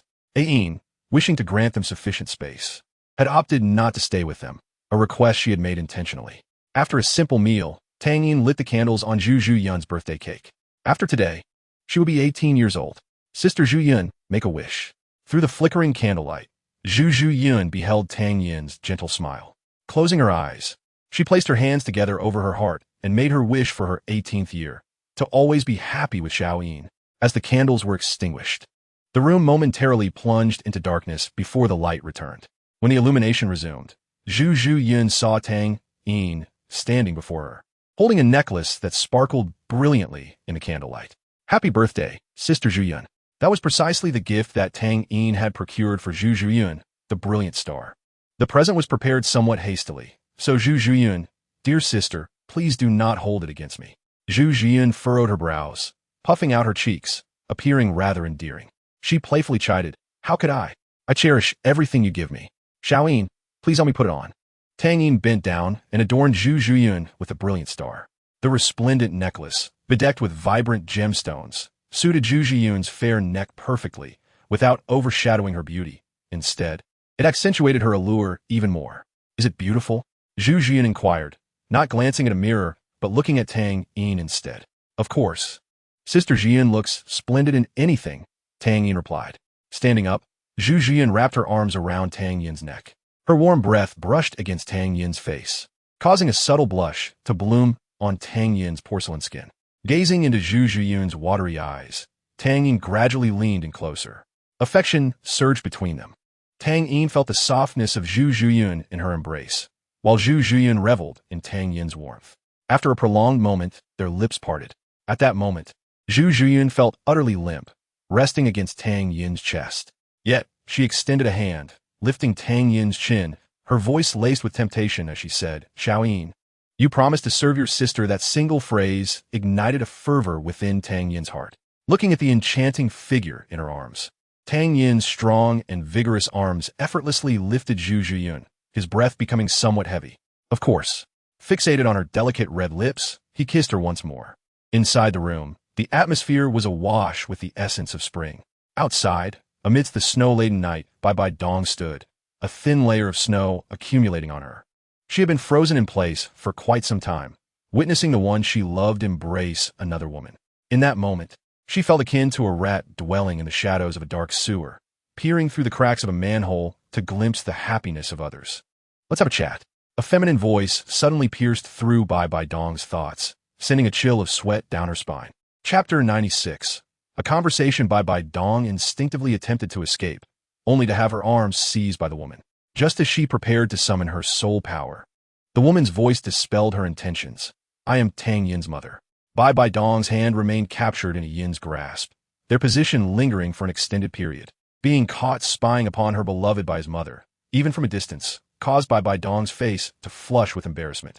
Xiao Yin's mother, she softly murmured, the dimly lit street obscuring a Yin's features. A Yin had been observing Bai Bai Dong for some time, noting her prolonged presence without leaving, and the bitterness in her heart began to overflow. A Yin brushed the snow from Bai Bai Dong's shoulders and said, do not linger here. Come back with me.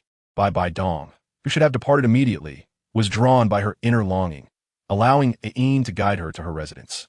A Yin's abode was not far from the courtyard of Tang Yin and Zhu Yun, merely separated by a narrow alley. Tang Yin's intention was to prevent a Yin from being caught in a difficult position between the two. Ain then scrutinized Bai Dong. She was strikingly beautiful, resembling a goddess from on high. Coupled with the sorrow on her face, it added a layer of worldly charm. Observing Bai Dong in this light, Yin's intended reprimand transformed into a soft sigh. Ah, to be frank, as Tang Yin's mother, I harbor a great disdain for you. Xiaoyin loves you so dearly, yet you have caused him such pain. Bai Dong lowered her head, her voice barely above a whisper, akin to a child who had erred. I have not finished speaking. As a woman, I understand your feelings for Xiaoyin. Otherwise, you would not have remained there for so long, oblivious to my presence. Although Ain had surmised Bai Dong's general identity, she sought confirmation. If I am not mistaken, the days when Xiaoyin was missing were spent with you, and you are the one Xiaoyin holds dear? Am I correct? Yes. This evening, Ain had intended to inform Zhu Zhuyun that her sister would be arriving in Tiando City in a few days, but unexpectedly, she gained a surprising insight. The fireplace within the room blazed with a lively fire, dispelling the chill that clung to Bai Dong. Upon learning of Bai Dong's identity, Ain was somewhat taken aback. It was no wonder that Xiaoyin had concealed this from her. As Bai Dong attempted to continue speaking, her emotions surged, leading her to cover her face and weep, her muffled voice breaking through intermittently. Xiaoyin must be aware of your true identity. Indeed, I should not have fallen in love with Xiaoyin. If it were not for me, he would not have become this way. Ain, unoffended by Bai Dong's abrupt interruption, observed the emotionally tumultuous young woman before her and compassionately embraced her. I am the Pope of the Wuhuan Temple, Bai Dong. Can you share your identity with me? No, no. Bai Dong lifted her head, her eyes reddened, hurriedly explaining, at that time, if I had not acted as I did, Xiaoyin would surely have perished. Bai Dong appeared exceptionally compliant now. The exchange between her and Ain resembled that of a malicious mother-in-law tormenting her daughter-in-law. Such warmth felt insignificant to her, compared to her frigid body. Her heart was even colder. Once Bai Dong's emotions stabilized somewhat, Ain spoke of Tang Yin's current condition. You have seen Xiaoyin's appearance. He is experiencing significant issues due to his own body, and his visit to Tiando City is for treatment. Aoyin sensed Bibi Dong trembling slightly, her tone softening. Xiaoyin and Zhu Zhuyun, the girl you met today, are together. This is what I and his father hope to see, as it will help Xiaoyin emerge from his inner shadows more swiftly. I understand. Regarding Tang Yin's affections for another, Bai Dong felt no resentment, for she had consciously chosen to sever the bond between herself and Tang Yin. Yet now, witnessing him with another woman, she should feel joy. She had prepared herself for this moment. So why did her heart ache so intensely? I will ask you just one thing. Do you still love Xiaoyin? Bai Dong slowly lifted her head, meeting Yin's earnest gaze. Do not rush to answer. Consult your heart. This was ostensibly a straightforward question. Bai Dong's love for Tang Yin was etched into her very being, yet she could not voice it. Fear gripped her. She felt inadequate, terrified that Tang Yin would disdain her, that she would tarnish him. I do not know. Bai Dong gradually lowered her head. Foolish girl. I comprehend your thoughts now. Although Yin was approximately the same age as Bai Dong, she had lived for 100,000 years longer, so addressing her as girl was not unwarranted. The atmosphere fell into a prolonged silence, ultimately shattered by Bai Dong. Auntie, just days ago, I believe Xiaoyin had perished killed by my own hand. But now, knowing he is alive, surrounded by you and someone who loves him, I am content. Henceforth, I shall no longer disturb Xiaoyin. Bai Dong forced a smile of feigned relief. I must take my leave. As Bai Dong rose to depart, Ain wished to say something, but found herself at a loss for words. She could perceive the profound affection that Bibi Dong harbored for her son, a love so intense that it culminated in a humble act of self-sacrifice. At that moment, a long-buried memory quietly resurfaced in her mind, intriguingly connected to Bibi Dong. Suddenly, she recalled an incident. Ain held back Bibi Dong, who was about to depart, leaving Bibi Dong perplexed as she gazed at Tang Yin's mother, unsure of why she was being retained. Once, they had shared a night of silence. In the morning, Zhu Zhuyun awoke from her slumber in Tang Yin's embrace. The sweetness and shyness of the previous night flooding her thoughts, causing a blush to rise upon her cheeks. This younger brother, how adept he was at evoking such feelings. As she gazed at his still sleeping visage, Zhu Zhuyun, filled with curiosity, extended her delicate fingers to playfully mold Tang Yin's face into various shapes. Naughty brother, silly brother, how would you feed me? At this point, Zhu Zhuyun's cheeks reddened further. Tang Yin appeared to be quite fatigued, showing no signs of waking despite her playful antics. Noticing his rosy lips, She boldly pressed her own against them. Just as they were about to embark on their morning exercise, a familiar voice called from outside the room. "Sister, are you there?" Zhu Zhiyun, whose body was slowly sliding down, abruptly froze. Upon recognizing the voice's owner, she sprang up like a startled kitten. Meanwhile, Tang Yin, unencumbered, couldn't help but marvel at the scene. Greatness requires no words. In that moment, Zhu Zhiyun resembled a caught-in-the-act lover, hastily gathering her clothes from the floor and draping them over herself, while the torn black stockings were stowed away in her storage soul guide. Observing Tang Yin still unmoving, Zhu Zhiyun anxiously urged, "Little Yin, Zhu Qing has arrived. Hurry and get dressed." Tang Yin, speechless, wrapped his arms around Zhu Zhiyun. "We are a proper couple. What is there to fear?" It dawned on the flustered Zhu Zhiyun that she and Tang Yin were indeed in a relationship. "Right, why am I in such a hurry?" Thus, the two of them leisurely tidied up the remnants of the previous night. Once Zhu Zhiyun was dressed, she opened the courtyard door. Chapter 97, Sisters Reunited. CG sect outside the door. Zhu Zhuqing looked at her sister with a puzzled expression. "Sister, why did it take you so long to come out?" The smile on Zhu Zhiyun's face faltered momentarily, but quickly returned to normal as she explained with a smile. "I was in a deep sleep and didn't hear anything." Noting that Zhu Zhuqing seemed poised to inquire further, Zhu Zhiyun swiftly changed the subject. "By the way, Zhu Qing, what brings you to Tiando City?" "The teacher returned to Nodding City a few days ago and informed me that you were in Tiando City, so I came to find you." Zhu Zhuqing stepped forward, wrapping her arm around her sister's, continuing, "In fact, I arrived last night. I learned from the teacher's younger sister, Lady Tang, that you reside here." Touching her younger sister's head affectionately, Zhu Zhiyun, like a caring elder, asked, "Have you been training diligently these days?" Zhu Zhuqing, now noticeably shorter than Zhu Zhiyun, looked up at her sister with pride. "Of course, I have already reached the 28th level of soul power." The dark golden claw bone, gifted by Tang Yin, greatly aided Zhu Zhuqing's cultivation. Compared to the original narrative, her soul power was 2 levels higher than it was in the previous timeline. The absence of the extreme pressures of a perilous environment, coupled with the absence of the torment of being hunted by loved ones, was indeed a blessing for Zhu Zhuqing. A flush suddenly spread across Zhu Zhiyun's face as she hurriedly tugged at her collar to conceal the crimson mark on her neck. In that moment, she was far from the icy demeanor of her original character. She was a girl with aspirations to escape her family's fate and loved ones, Sister Zhu Zhiyun. After 2 years apart, Zhu Zhuqing and Tang Yin were reunited. Just as she was about to look away, she caught sight of the red mark on Zhu Zhiyun's neck. Tang Yin handed Zhu Zhiyun a wrung-out towel. "I sustained some injuries, but I'm almost fully recovered." Tang Yin had completed his attire, tying his hair back into a simple ponytail secured with a purple gold hairpin. "You silly little Yin, why kiss there of all places?" Tang Yin knew that upon discovery, he would undoubtedly protest his innocence, for he had a few marks of his own.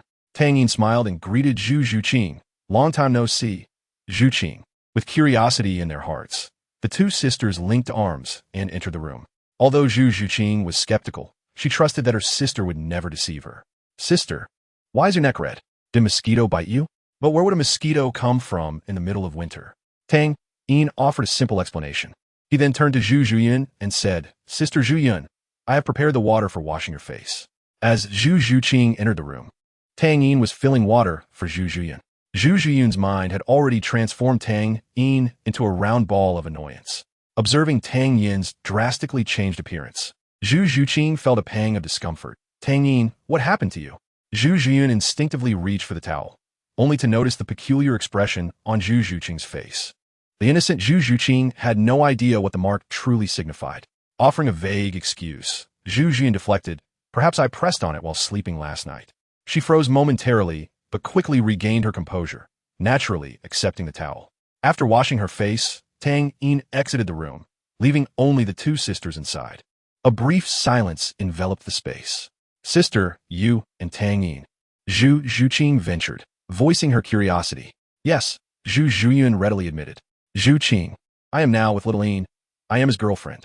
The sweet smile that adorned Zhu Zhuyun's face was impossible to conceal as she spoke the last 3 words. Observing her sister finally achieving happiness after months of effort, Zhu Zhuqing felt a swell of joy for Zhu Zhuyin. "So, should I start calling Tang Yin brother-in-law?" Zhu Zhuqing teased. "You little rascal." Zhu Zhuyin playfully pinched her sister's cheek, the sensation surprisingly pleasant. "Little Yin and I have only been together for a short time." Oh. Little Yin and Zhu Zhuqing, unperturbed by her sister's playful reprimand, only grew bolder. At that moment, Tang Yin entered, drinking water. Zhu Zhuqing called out, "Brother-in-law." Hearing this, Tang Yin sputtered, water spraying from his mouth. Coughing, he had not anticipated Zhu Zhuqing's unexpected address, and he found himself choking. Zhu Zhuyin swiftly stepped forward, patting Tang Yin's back while casting a reproachful glance at Zhu Zhuqing. Zhu Zhuqing shrank back, sticking her tongue out at her sister. Once Tang Yin regained his composure, he was not angry. Instead, he embraced Zhu Zhuyin, teasingly saying, "Zhuqing, say brother-in-law again. Let me hear it." Zhu Zhuyin buried her head in Tang Yin's embrace, seemingly in tacit agreement with his playful banter. "By the way, Zhuqing, did my father give you any instructions?" Upon hearing Tang Yin inquire about business matters, Zhu Zhuqing recalled, saying, "The teacher mentioned that your mentor, Elder Yang Wudi, has formed the CG sect with other sects and asked you to pay a visit. The teacher also said that Zhu Zhuyin and I should follow you for training during this time." Tang Yin suddenly recalled that his mentor, Yang Wudi, had relocated to Tiando City. Having spent some time in the city, he realized he had yet to pay a visit. With this matter in mind, he promptly decided to take Zhu Zhuyin and Zhu Zhuqing along to Sijaizong. Of course, he first informed Yin. Last night, Yin had exchanged words with Bibi Dong, leaving her with a perplexed expression, yet her eyes sparkled with hope, a clear indication that she had found something to believe in. Initially, Tang Yin intended to visit Sijaizong with only Zhu Zhuyin, but the charming plea from Zhu Zhuqing to accompany them made him relent, and he brought his sister-in-law along to meet his teacher. Sijaizong is situated in the southern outskirts of Tiando City, among the four major families. Only the Min family faced some financial strain, while the other three had accumulated considerable wealth over the years.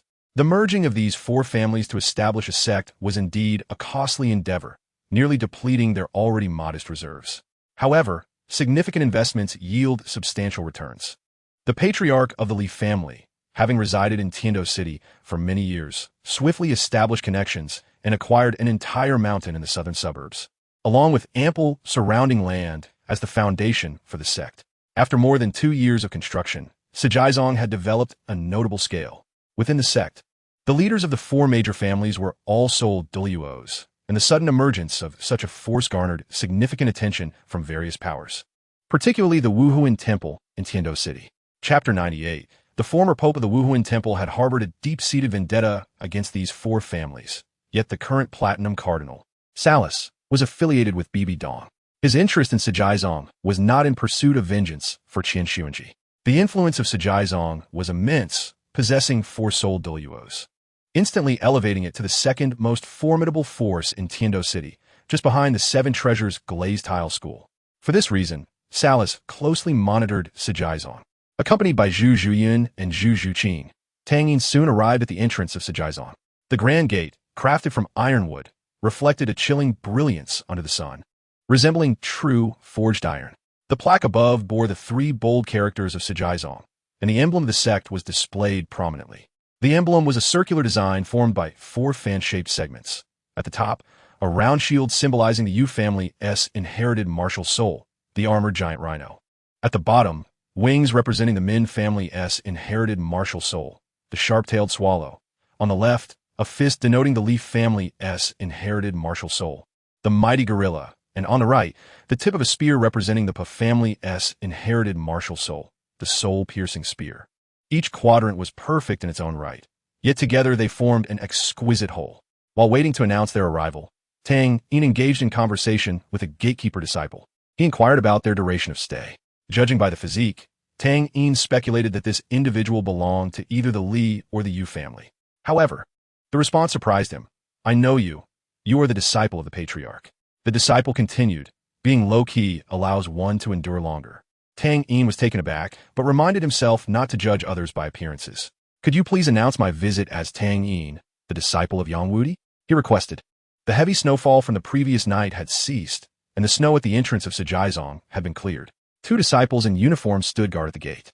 The enraged emperor of Xinglu ordered a thorough investigation into recent events, marking what could be the most significant succession crisis in the history of the Xingluo Empire. The Pa family? There was no room for lowbrow antics. Upon hearing Tang Yin's identity, the disciple hastily informed his companion and dashed into the sect. Among the 3 contenders for the imperial throne of the Xingluo Empire, Only 2 had returned, while 1 had defected. Among the 3 survivors, they could not even muster a complete pair of heirs. Most disciples of Sijizong hailed from the 4 major single attribute families, having developed a humble and modest demeanor due to the calamity that struck over a decade ago. The gatekeeper candidly shared, "We began moving to the Tiando Empire 2 years ago. We left in quite a rush, and some less important items were ordered to be discarded by the patriarch." He chuckled. "You wouldn't expect it, would you? I often get mistaken for someone else in the sect." Yang Wudi's actions were precautionary to avoid drawing the suspicion of the Xinglua emperor and to prevent unnecessary trouble. "Oh, and the patriarch has instructed us not to refer to ourselves as members of any particular family, but rather as disciples of Sijizong." Listening to the gatekeeper's account, Tang Yin began to grasp the situation. Just as he was about to inquire about Yang Wudi's well-being, a figure swiftly approached him. The individual moved with such speed that he seemed to leave behind only an afterimage, arriving before Tang Yin in the blink of an eye. Upon closer inspection, Tang Yin's eyes lit up with delight. "Teacher, you have arrived." Upon hearing of Tang Yin's presence, Yang Wudi, who had been sparring with Titan, immediately ceased and hurried down the mountain. Titan, bewildered, left the arena with a frown, lamenting to Niu Gao, and by he, this old goat used to despise Tang Hao, yet now shows such concern for his son. Niu Gao, straightforward as ever, responded, "I saw you getting beaten up by the old goat. Just as you were about to retaliate, he ran off. You aren't feeling too great about it, are you?" Titan, caught off guard by the truth, retorted angrily, "Old rhinoceros. Do you want to get it too? Old gorilla, don't think I'm afraid of you. Come at me. Let us see if you can loosen my bones." The 2 climbed onto the arena. Bai He, having seen such antics many times before, walked down the mountain alone. Upon seeing Tang Yin, Yang Wudi said little but patted his shoulder. "You've grown up and become significantly stronger." Though a myriad of words brimmed in Yang Wudi's heart, he ultimately refrained from expressing overt concern. Tang Yin was well aware of his mentor's feelings. How could he not share in the worry? "Teacher, I'm fine. By the way, I have a girlfriend now." "You have met her," Tang Yin said, holding Zhu Zhiyun's hand as he introduced her to Yang Wudi. Yang Wudi was not surprised that Zhu Zhiyun had become Tang Yin's girlfriend. He merely nodded. "Young lady, focus on your cultivation. Since you are with Xiao Yin, there is no need to fret about anything else." This statement was Yang Wudi's assurance to Zhu Zhiyun. Understanding the implication of his words, Zhu Zhiyun promptly bowed to Yang Wudi.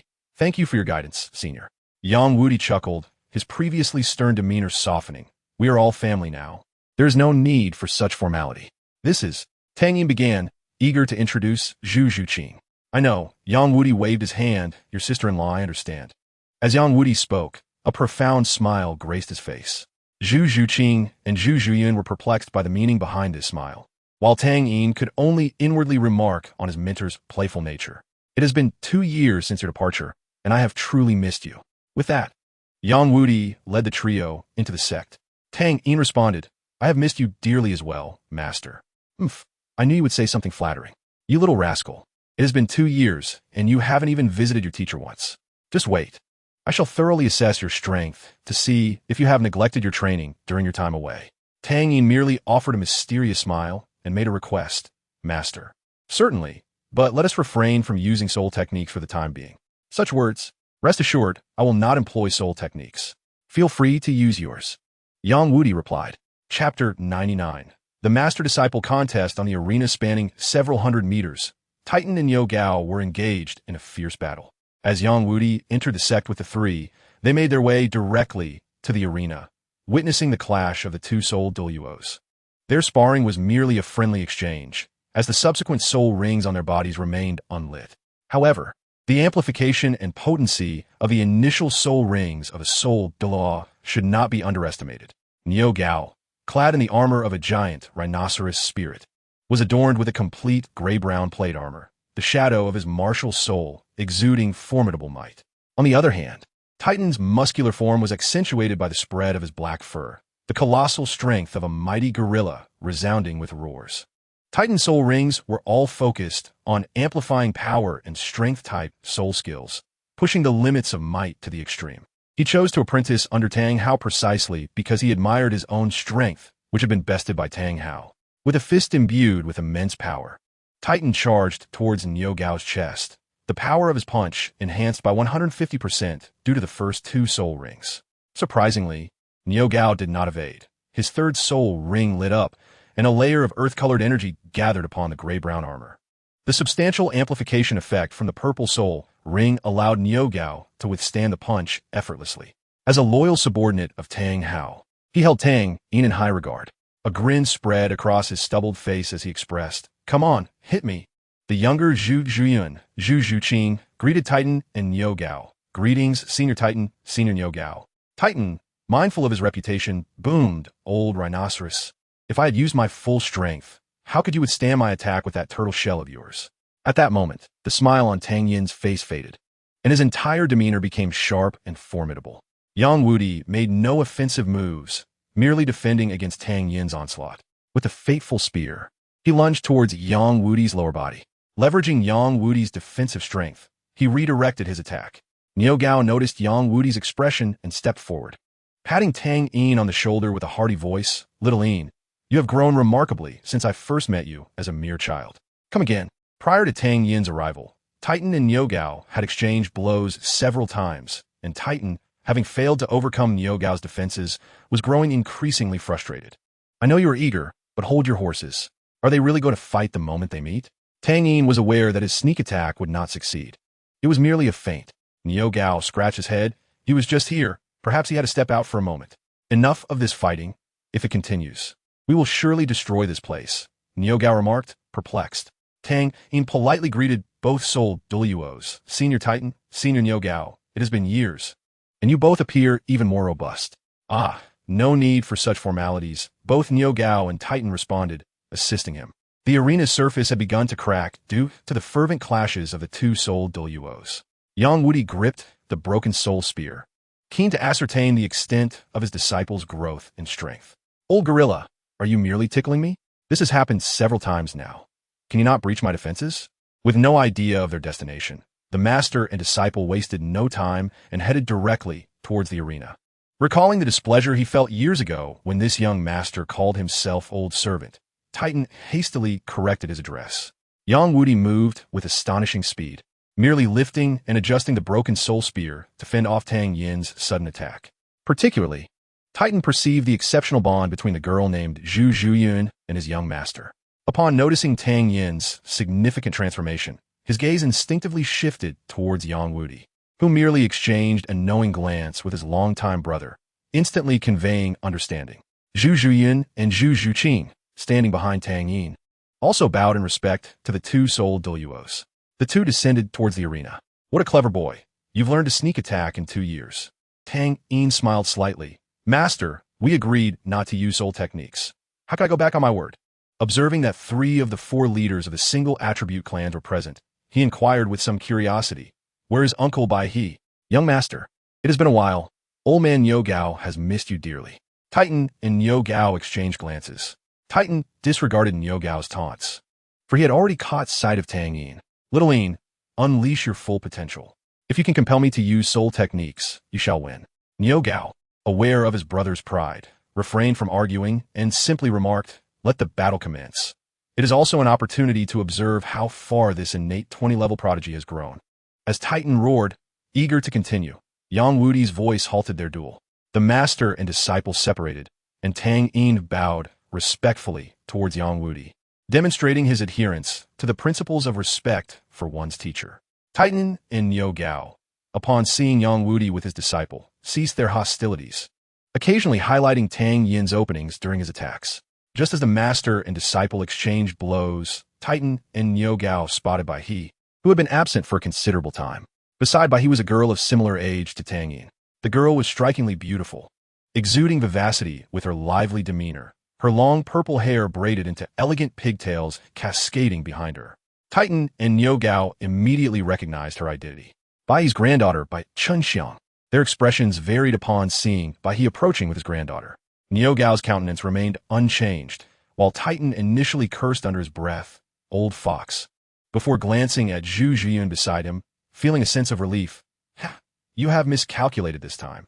Bai He, unaware that Titan had discerned his thoughts, sought out his granddaughter upon learning of Tang Yin's arrival. At merely 12 years of age, Bai Chunxiang, being of similar age to Tang Yin, would surely have much to discuss.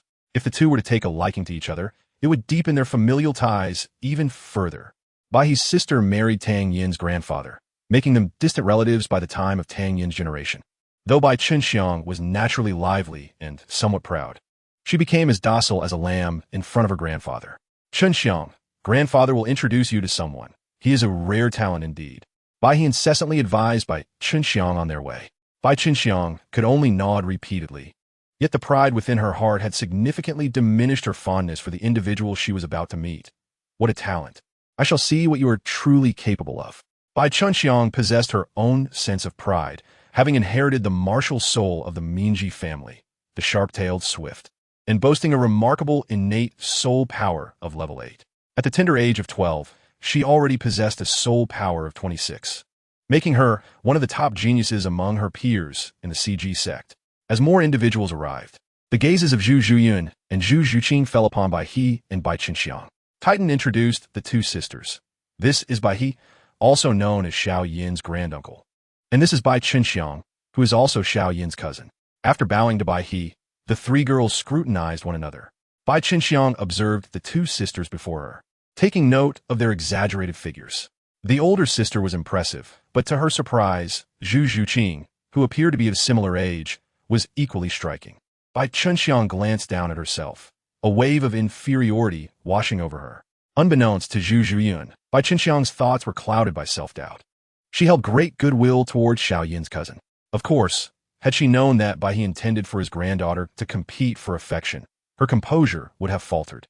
As Bai He brought Bai Chenxiang to the arena, Tang Yin and Yang Wudi had engaged in several exchanges, during which Yang Wudi seized upon a flaw in Tang Yin's spear technique, pushing him back with a firm hand.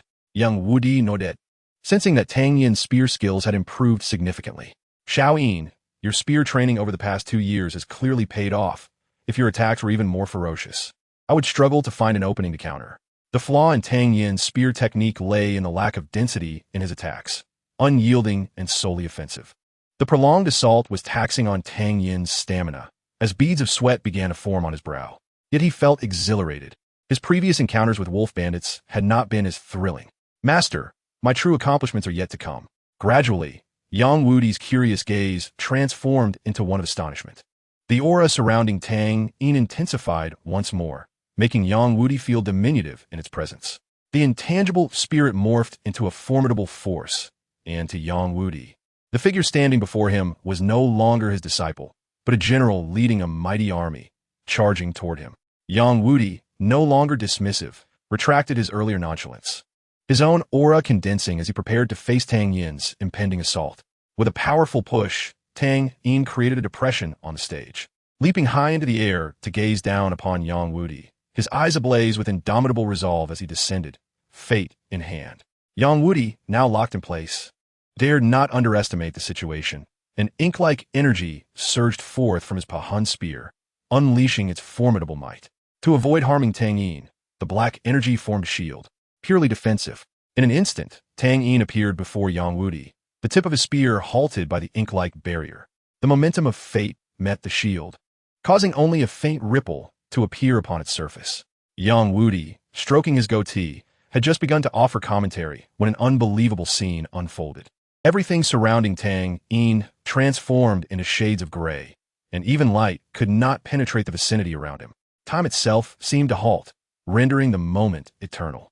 The tip of fate's spear appeared to merge with the ink shield, gradually breaching the seemingly flawless defense.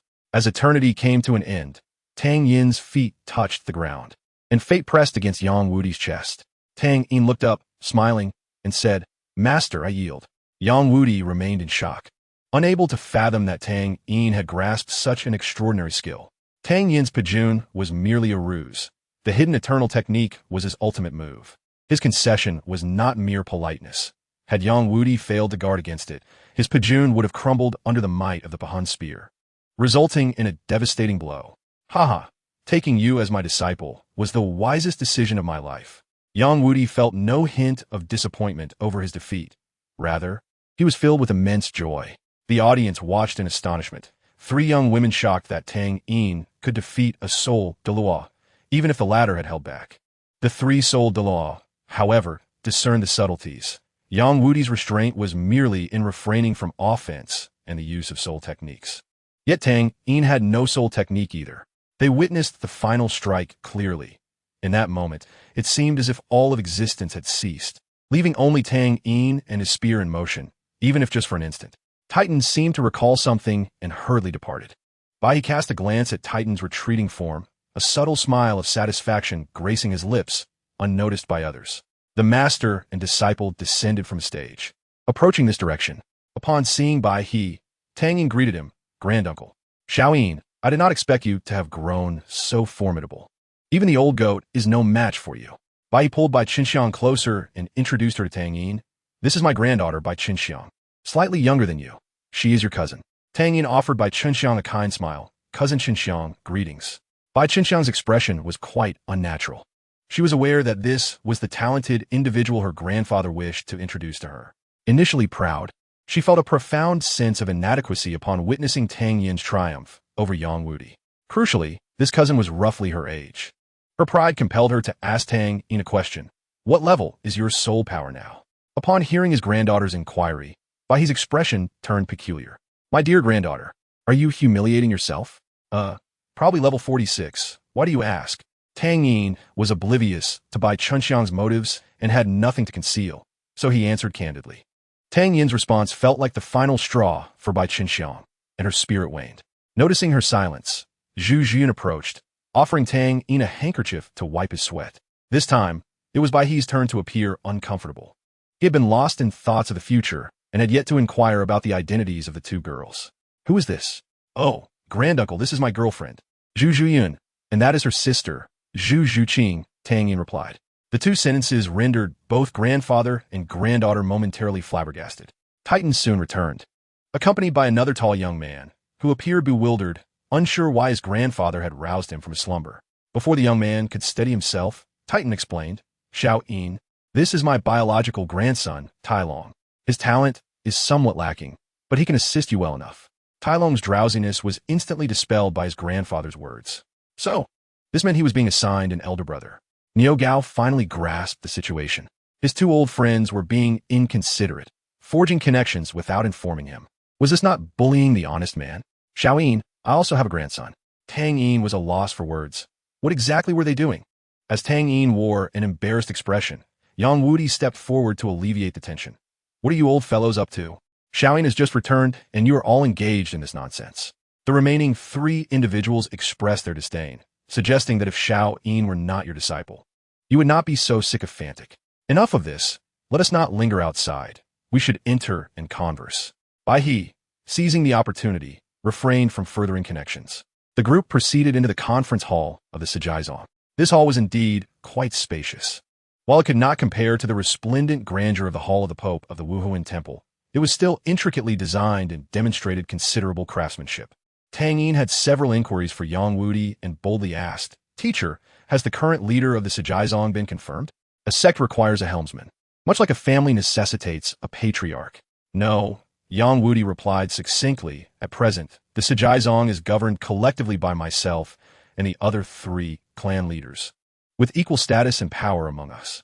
This arrangement seems rather inconvenient." Tang Yin interjected, shaking his head. "It is unfeasible. I am still too young, and my status is not quite appropriate." Yang Wudi's bluntness momentarily created an awkward silence.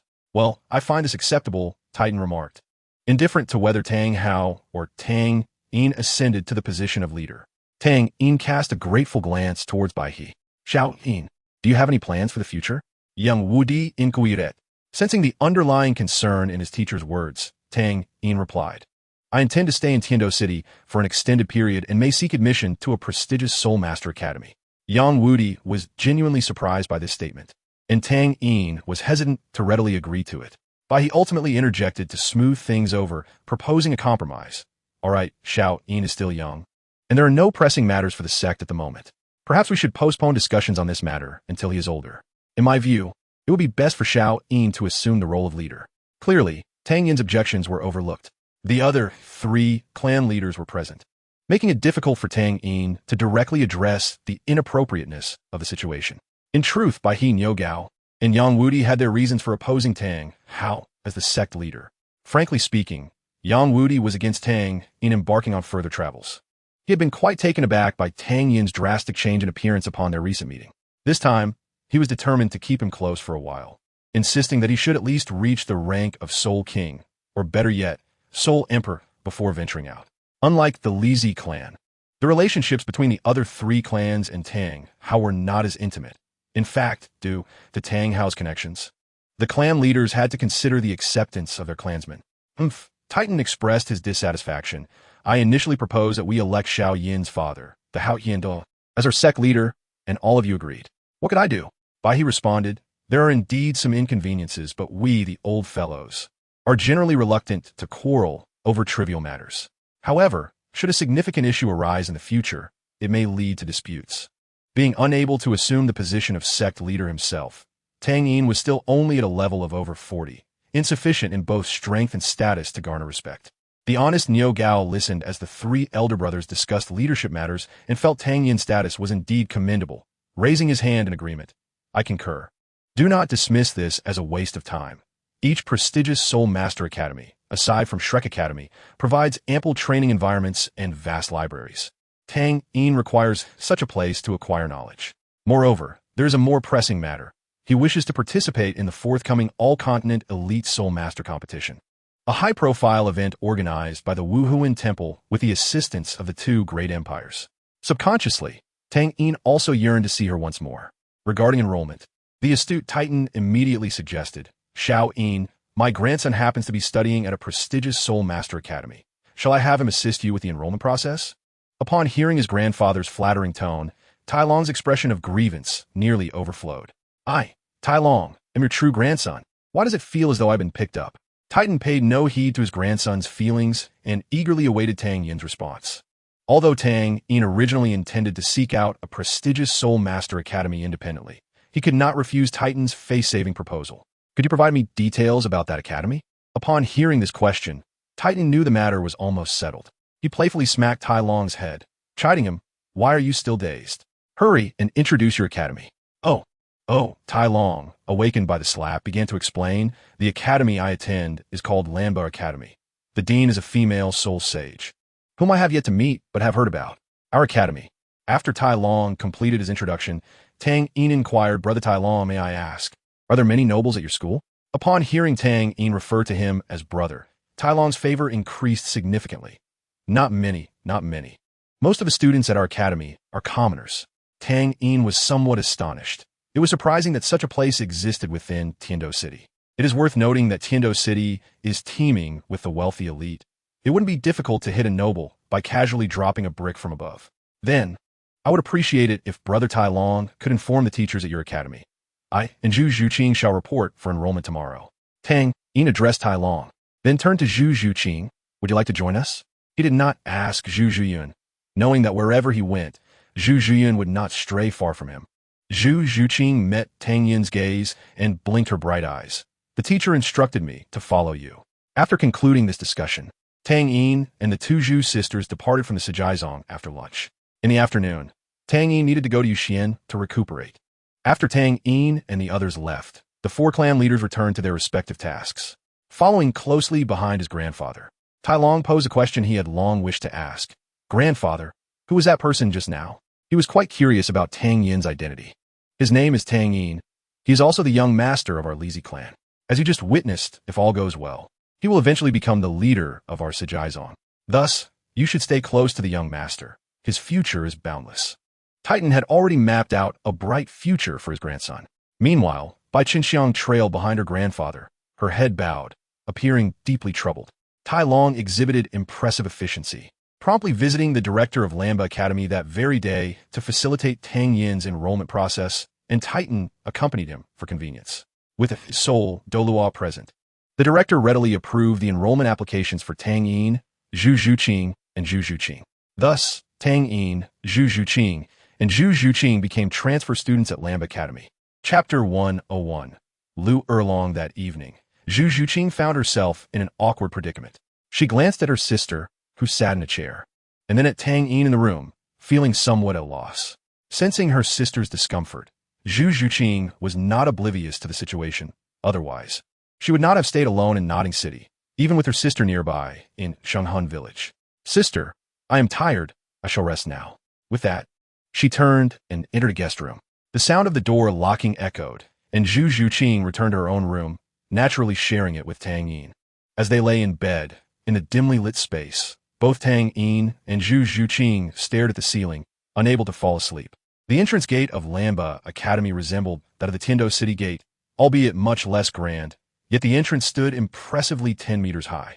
The gate, crafted from Han Baiyu, was not extravagant, but possessed a certain majestic aura, adorned with 8 gilded characters proclaiming Lamba Advanced Soul Master Academy.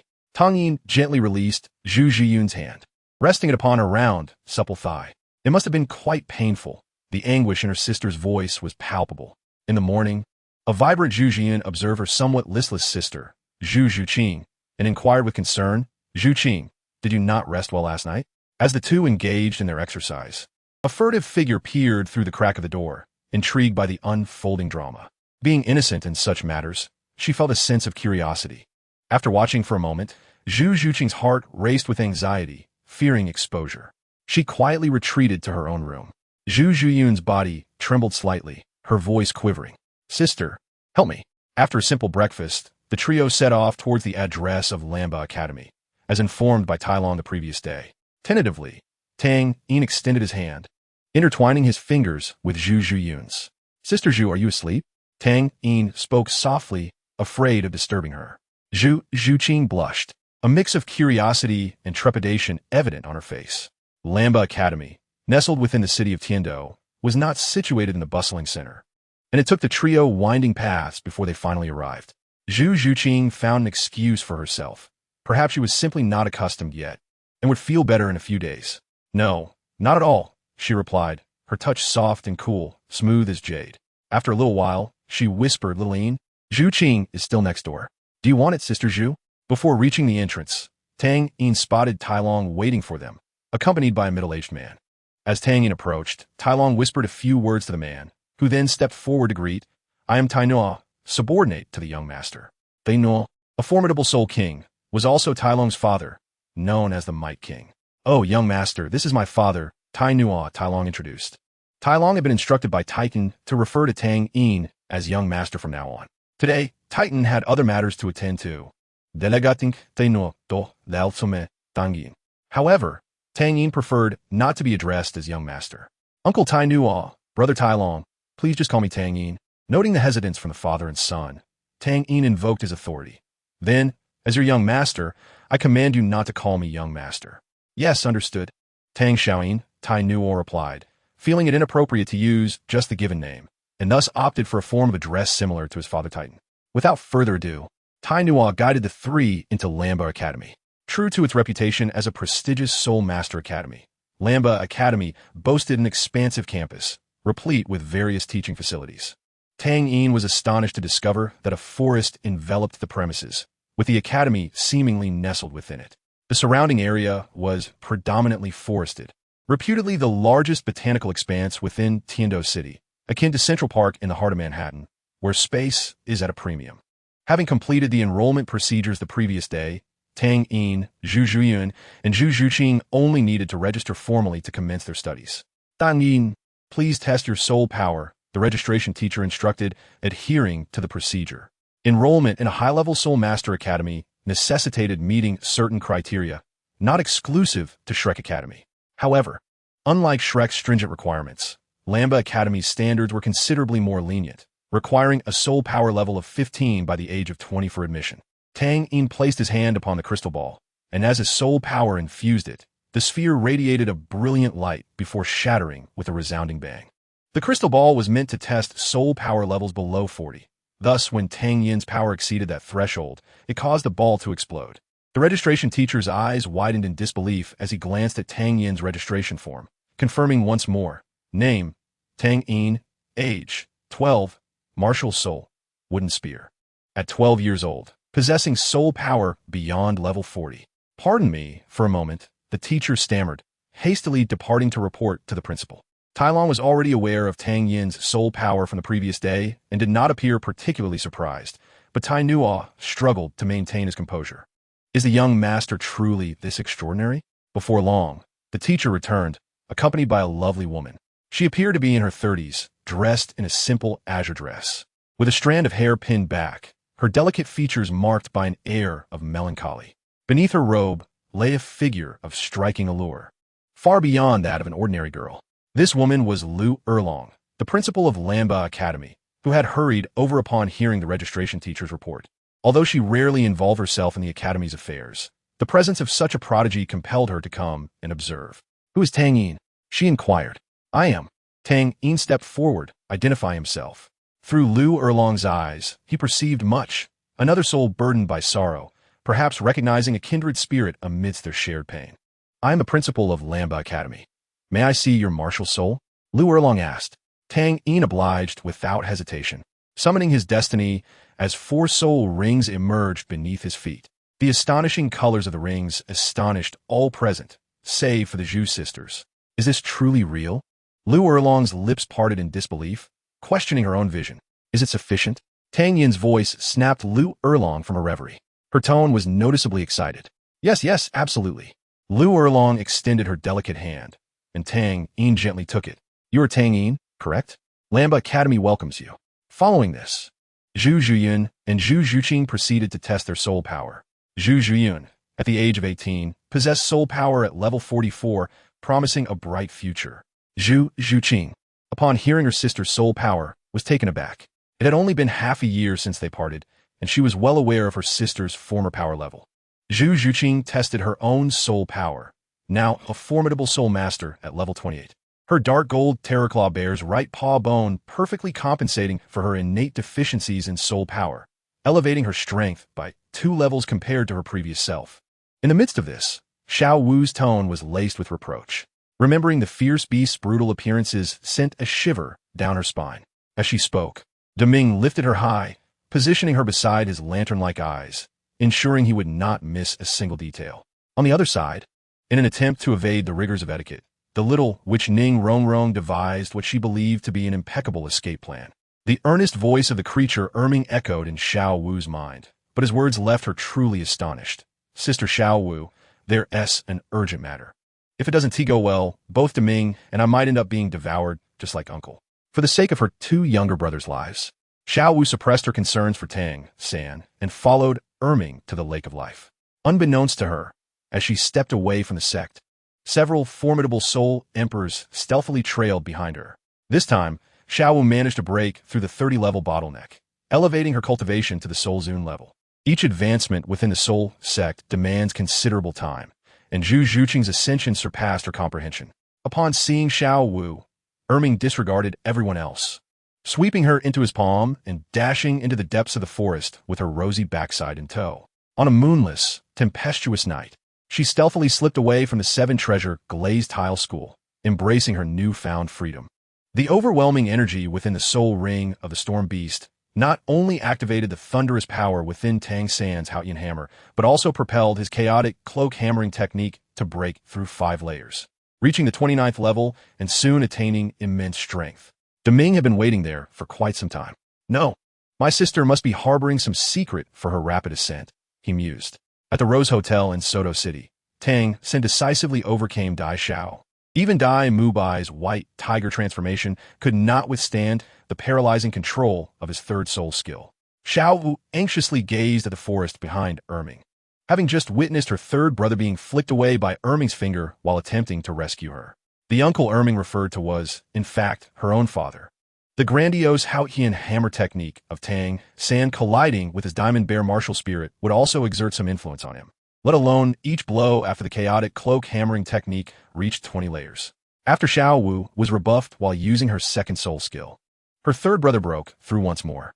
Zhu Zhuqing pondered quietly, realizing she needed to find an opportune moment to investigate thoroughly. One must not underestimate this seemingly trivial flick.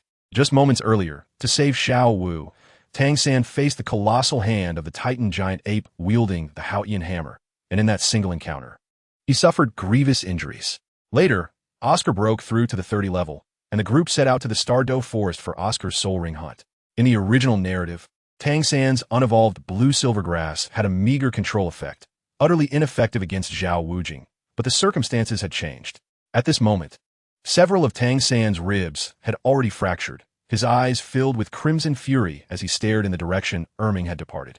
letting out a feeble roar before succumbing to unconsciousness. Tang Hao had chosen the third soul ring for Tang San from a 2,000-year-old storm beast.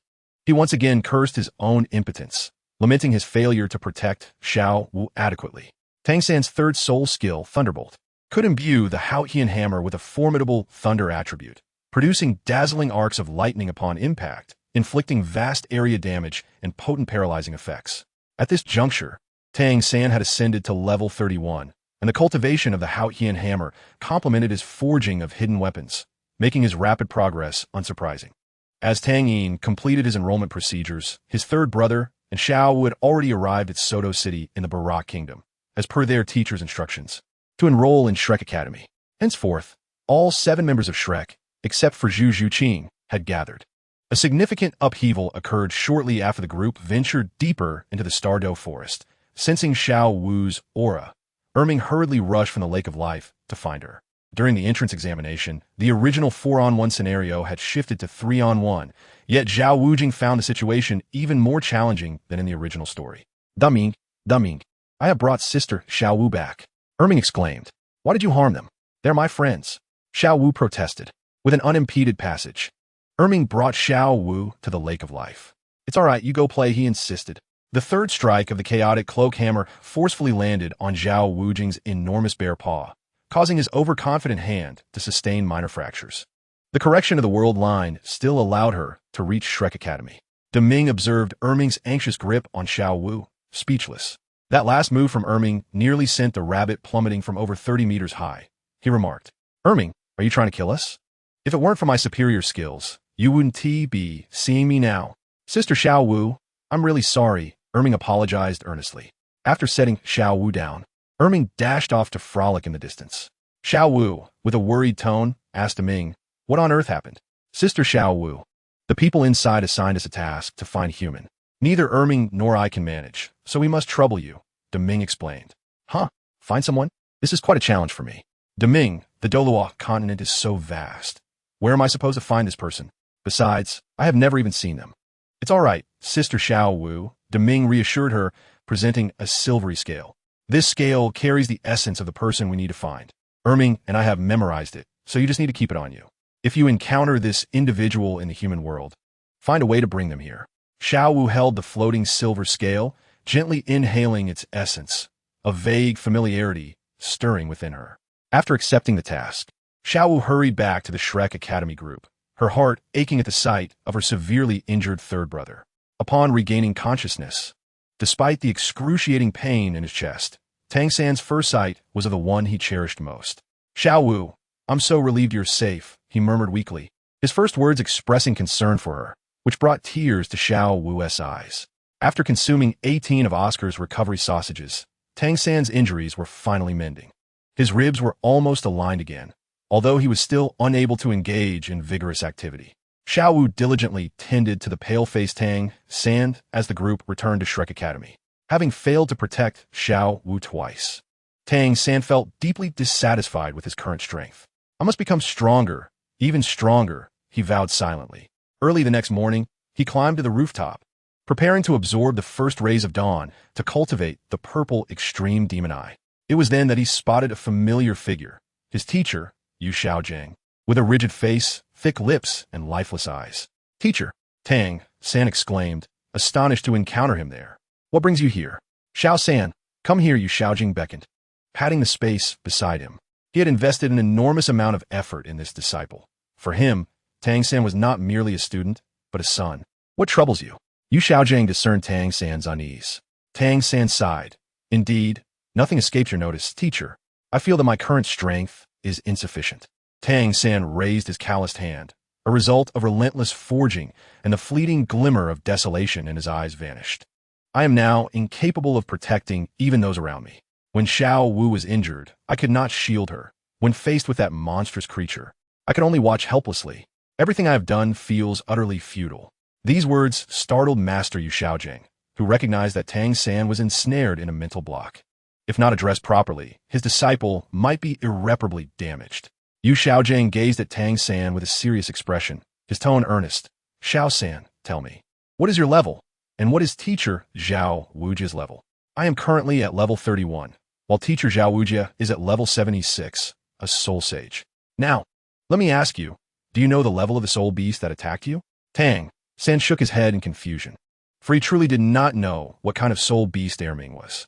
I will tell you, the soul beast that attacked you is known as the Titan Great Ape, a dominant soul beast in the Stardow Forest, possessing over 50,000 years of cultivation. Its strength is comparable to that of a tidal Douluo among humans. Yu Xiaojiang's words left Tang San in stunned silence. Yu Xiaojiang's tone softened. Xiao San, you are only 12 years old. Your future path is still long. If all goes well, you will achieve at least the rank of tidal Douluo. By then, neither teacher Zhao Wujia nor the Titan Great Ape will be your match. Remember, there are no shortcuts in cultivation. Every step must be taken with a solid foundation. What you need to do now is to progress steadily and allow yourself to venture further. Master, I understand. Tang San replied as he absorbed his teacher's guidance on the rooftop. Meanwhile, Xiao Wu was nestled in her blankets, holding the silver scale close to her nose. Inhaling its scent, the aroma grew increasingly familiar, and she was certain she had encountered it before, although she could not recall where. Such a familiar scent. Where could I have smelled it? It was indeed a challenge for someone as carefree as Xiao Wu to engage in such a search. She had indeed detected this scent on Tang San, who had lived with Tang Yin for 6 years, thus inadvertently absorbing some of Tang Yin's essence. Additionally, when Tang Yin awakened his martial soul, an abundance of life energy overflowed, some of which Tang San had also absorbed while practicing his Xian Tiangong. Yet over time, the essence Tang San had absorbed had faded considerably, and the trace of Tang Yin's aura was long gone. As Xiao Wu attempted to recall further, a sudden clap from Ning Rongrong's delicate hand struck her rear, causing her to jump in surprise and hastily conceal the silver scale. Xiao Wu, hurry and get up. Class is about to start. As the only 2 girls at Shrek Academy, they naturally shared a dormitory. Xiao Wu peeked out, her face slightly flushed. Rongrong, you could just call me from now on. Xiao Wu, why is your face so red? Ning Rongrong teased, her mischievous grin revealing her playful nature. Who would have thought? It feels surprisingly nice to give a little tap.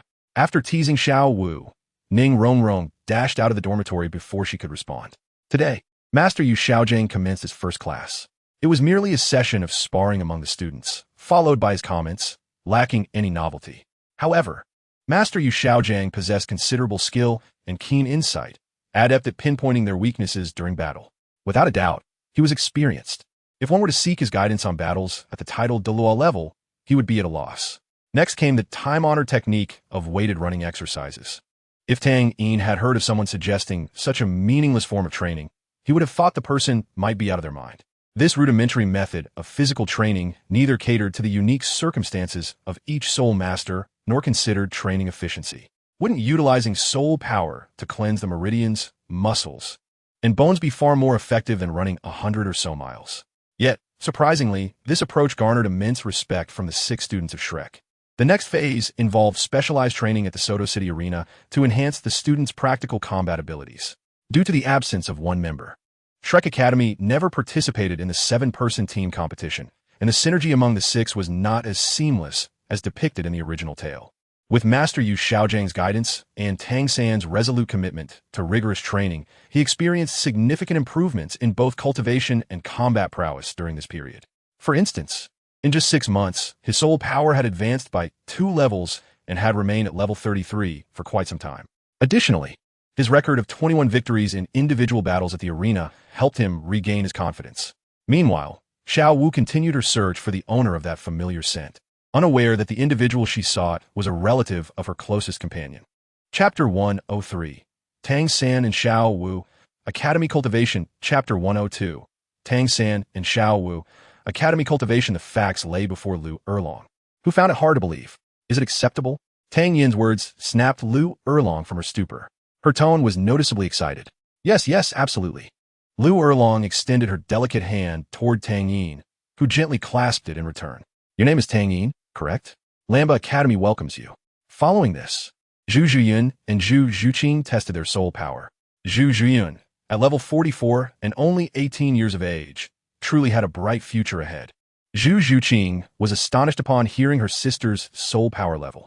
Having been apart for merely 6 months, she was aware of her sister's level when she left. Each advancement within the soul sect required considerable time, and Zhu Zhuyun's rapid progress exceeded her understanding. Something is amiss. My sister must be concealing a secret that has facilitated her swift ascension, Zhu Zhuqing pondered, determined to find an opportunity to investigate further. Zhu Zhuqing also tested her soul power, now possessing a level 28 Great Soul Master.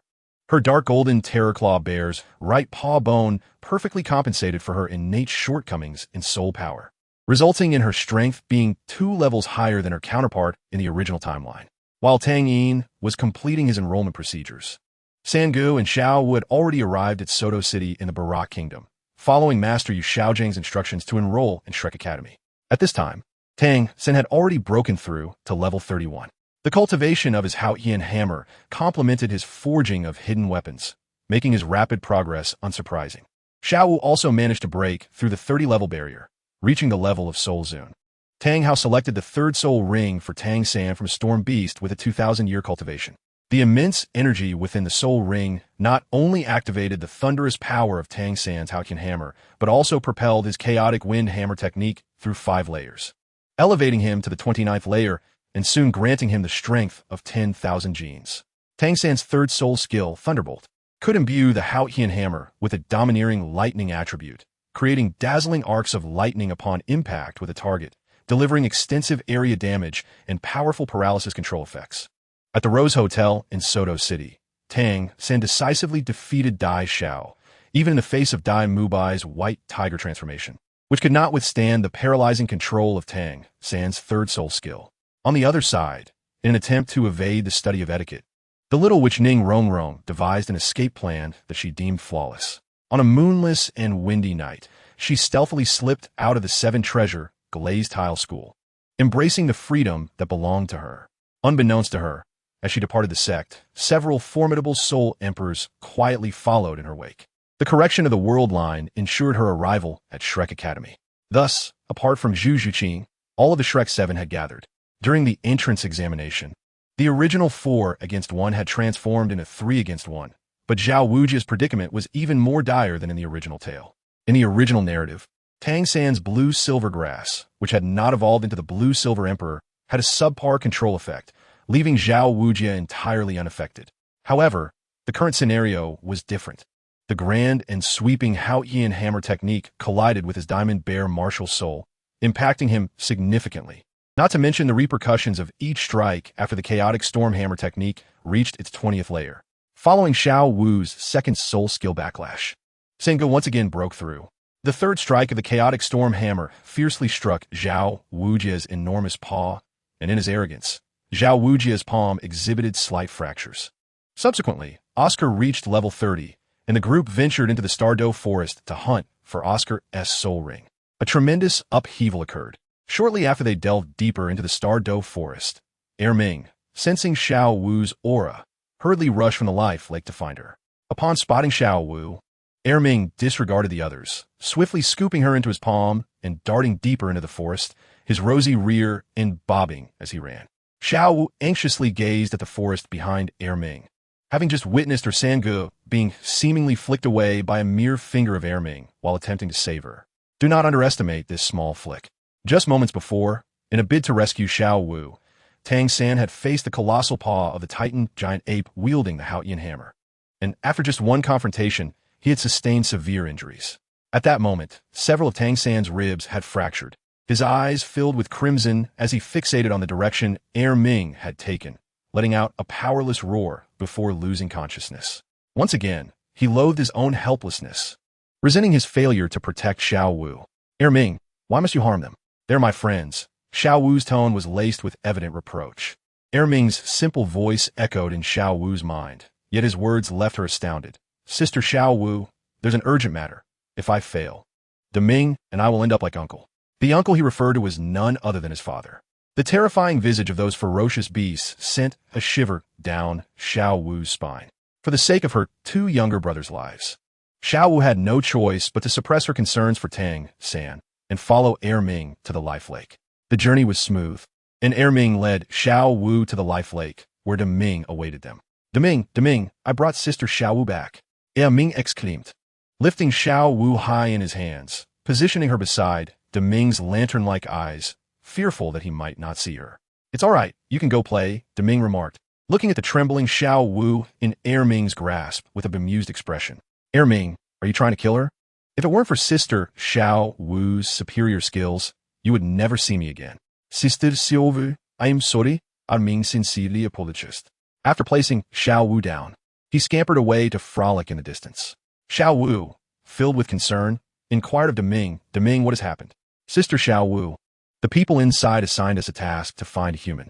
Neither Ming nor I can manage it, so we have to trouble you, Deming explained. Find someone? This is quite a challenge, Xiao Wu replied. Deming, the Douluo continent is so vast. Where am I supposed to find this person? Besides, I have never even seen the person we're looking for. It's fine, Sister Xiao Wu, Deming reassured her, presenting a silvery scale before her. This scale carries the aura of the person we need to find. Ming, and I have memorized it. You just need to keep it on you. If you encounter this person in the human world, find a way to bring him here.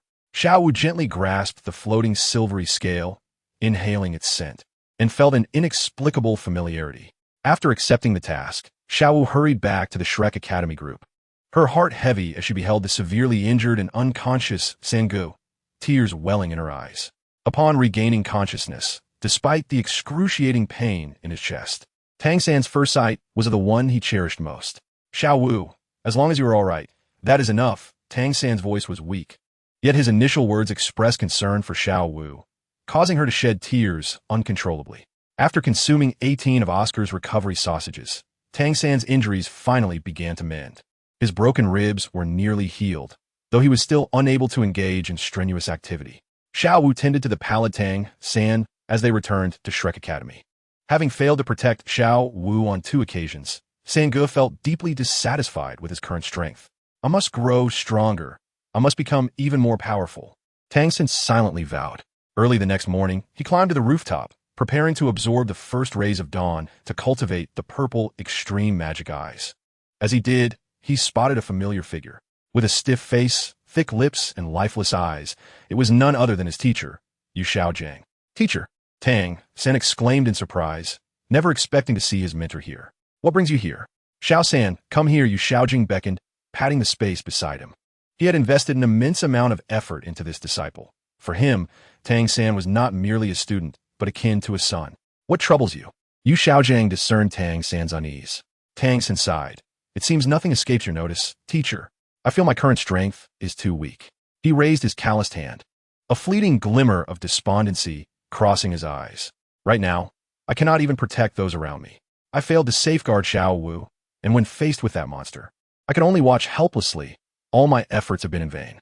His words startled Yu Xiaojiang, who realized that Tang San was trapped in a mental block. If not addressed properly, his disciple could be lost. Yu Xiaojiang looked at Tang San seriously, his expression grave, and said earnestly, Xiao San, tell me your level. And what level is teacher Zhao Wujia? I am currently at level 31, while teacher Zhao Wujia is at level 76, a soul sage. Now I ask you, do you know the level of the beast that attacked you? Tang San shook his head in confusion, for he truly did not know what kind of spirit beast Ming was. Let me tell you, the beast that attacked you is known as the Titan Giant Ape, a dominant spirit beast in the Stardow Forest, possessing over 50,000 years of cultivation, strong enough to rival our human title Douluo. Yu Xiaojiang's words left Tang San astounded. Yu Xiaojiang's tones softened thereafter. Xiao San, you are merely 12 years old now, and your journey ahead is still lengthy. Your future accomplishments, barring any unforeseen circumstances, will surely see you attain the rank of a titled Douluo. At that time, neither teacher Zhao Wuji nor the Titan Great Ape will stand as your adversaries. Remember, there are no shortcuts in cultivation. Each step taken solidifies your foundation. What you must do now is progress steadily, allowing yourself to venture further. Teacher, I understand. As Tang San received his mentor's guidance atop the roof, Xiao Wu lay concealed within her blankets, cradling a silver scale close to her nose, inhaling its scent repeatedly. The fragrance grew increasingly familiar, and she was certain she had encountered it before, though the memory eluded her momentarily. How familiar this aroma is. Where have I encountered it? It is indeed a challenge for someone as carefree as Xiao Wu to engage in such a search. Xiao Wu had indeed sensed this essence from Tang San. During the 6 years they shared a life together, Tang San had inevitably absorbed some of Tang Yin's essence. Moreover, when Tang Yin awakened her martial soul, A surge of life energy had overflowed, and Tang San, practicing Xian Tiangong nearby, had also absorbed some of that energy. However, as time passed, the essence on Tang San had faded, and the hint of Tang Yin's aura had long dissipated. Just as Xiao Wu attempted to recall further, a sudden clap resounded as Ning Rongrong playfully struck Xiao Wu's rear. Startled, Xiao Wu jolted and quickly concealed the silver scale.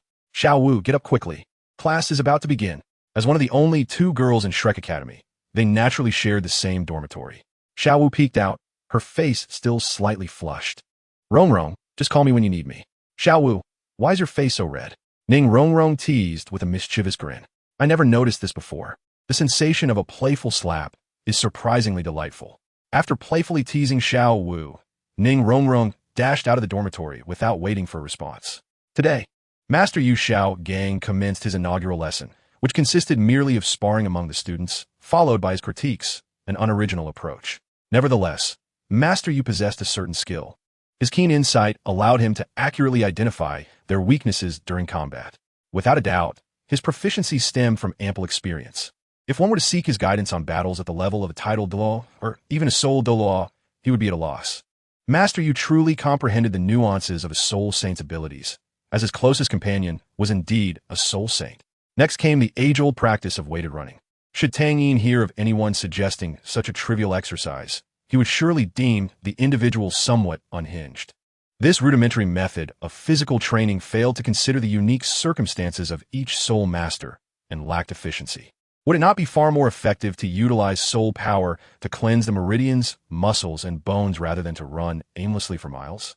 Yet, astonishingly, this method garnered considerable respect from the 6 students of Shrek. The subsequent phase involved specialized training at the Soto City Soul Arena, enhancing the students' practical combat skills through arena battles.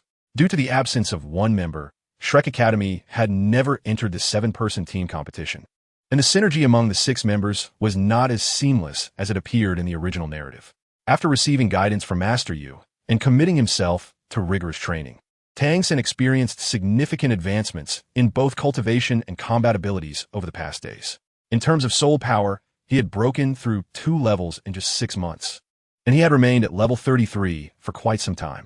With 21 victories in individual matches at the Soul Arena, Tang San seemed to regain his confidence. Meanwhile, Xiao Wu continued her diligent search for the owner of that familiar essence, unaware that the person she sought was a relative of her most cherished companion. Chapter 104. The detective Zhu Qing. Over the past 6 months, Zhu Qing had devoted considerable time to observing her sister Zhu Zhiyun's remarkably swift advancement. Indeed, Tang Yin and the Zhu sisters had been studying at Lamba Academy for half a year. While it was termed study, Tang Yin had hardly attended many classes, mostly only listening in on those related to soul beasts. In terms of practical training, he felt that the only one capable of imparting knowledge was the beautiful matron headmistress, Liu Erno. However, Liu Er long seldom engaged with the academy's affairs, spending her days secluded in a small wooden cabin within the forest, and no one knew what she did inside.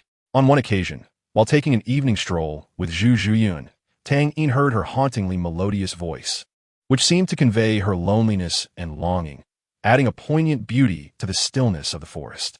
Gazing at the faintly glowing cabin, he lingered for a while before heaving a sigh and departing the forest with Zhu Zhiyun. Among the trio, Zhu Qing attended the most classes, needing to accumulate theoretical knowledge and enhance her practical skills. This led to her being perpetually occupied with either training or studying. Yet, she never faltered, always insisting on dragging her sister along during her training sessions. She was quite considerate, often seizing the moments when Tang Yin was absent to meditate with her sister. Additionally, since both of their martial souls were the Nether Cat, their joint training yielded slight enhancements. These 2 factors compounded, leading Zhu Zhiyun to accept Zhu Qing's invitations without hesitation. After summarizing their experiences over the past 6 months, Zhu Qing discerned that her sister's training speed was indeed peculiar. During their joint training, Zhu Zhiyun's pace would occasionally surge, allowing her soul power to increase noticeably within a single day. Yet, Zhu Qing was baffled. Why did her sister's training speed fluctuate so dramatically despite their consistent practice together? One afternoon, after bidding farewell to Zhu Zhiyun, Tang Yin ventured to Yuxian to seek treatment from Tang Yuehua. After half a year of therapy, he felt a marked improvement in his mental state, no longer troubled by the entanglements with Bai Bai Dong. Outside the classroom, Zhu Zhiyun awaited Zhu Qing's release. Lamba Academy categorized classes based on soul power, and Zhu Qing's soul power level of 28 was sufficient to stand out among her peers, placing her in a class predominantly composed of students over 18. Upon entering the class, Zhu Qing's striking beauty and impressive stature caught the attention of male students. Yet her youth and somewhat aloof demeanor deterred any inappropriate advances. Subsequently, when Zhu Zhiyun came to visit her sister, her equally captivating beauty diverted the gaze of many students toward her, as she appeared to possess a considerably more amiable disposition than her sister. Before any advances could be made, the perceptive Tai Long, accompanied by his entourage, dealt with those attempting to employ underhanded tactics against them and warned everyone to keep their distance from Zhu Qing. Since that day, no one dared to harbor ill intentions towards Zhu Zhiyun and Zhu Qing. Tai Long was the current top student of Lamba Academy, boasting a prestigious family background and formidable strength, placing him among the elite within the institution. Who is Zhu Zhiyun? She is none other than the beloved girlfriend of Tang Yin, the young master of Tai Long. As a subordinate, how could one allow a mere fly to disturb her? Thus, outside the classroom, Zhu Zhiyun did not attract the attention of other students, for the last one with intentions had already returned home to recuperate. Of course, all of this was handled privately by Tai Long, unbeknownst to both Zhu Zhiyun and Zhu Zhuqing.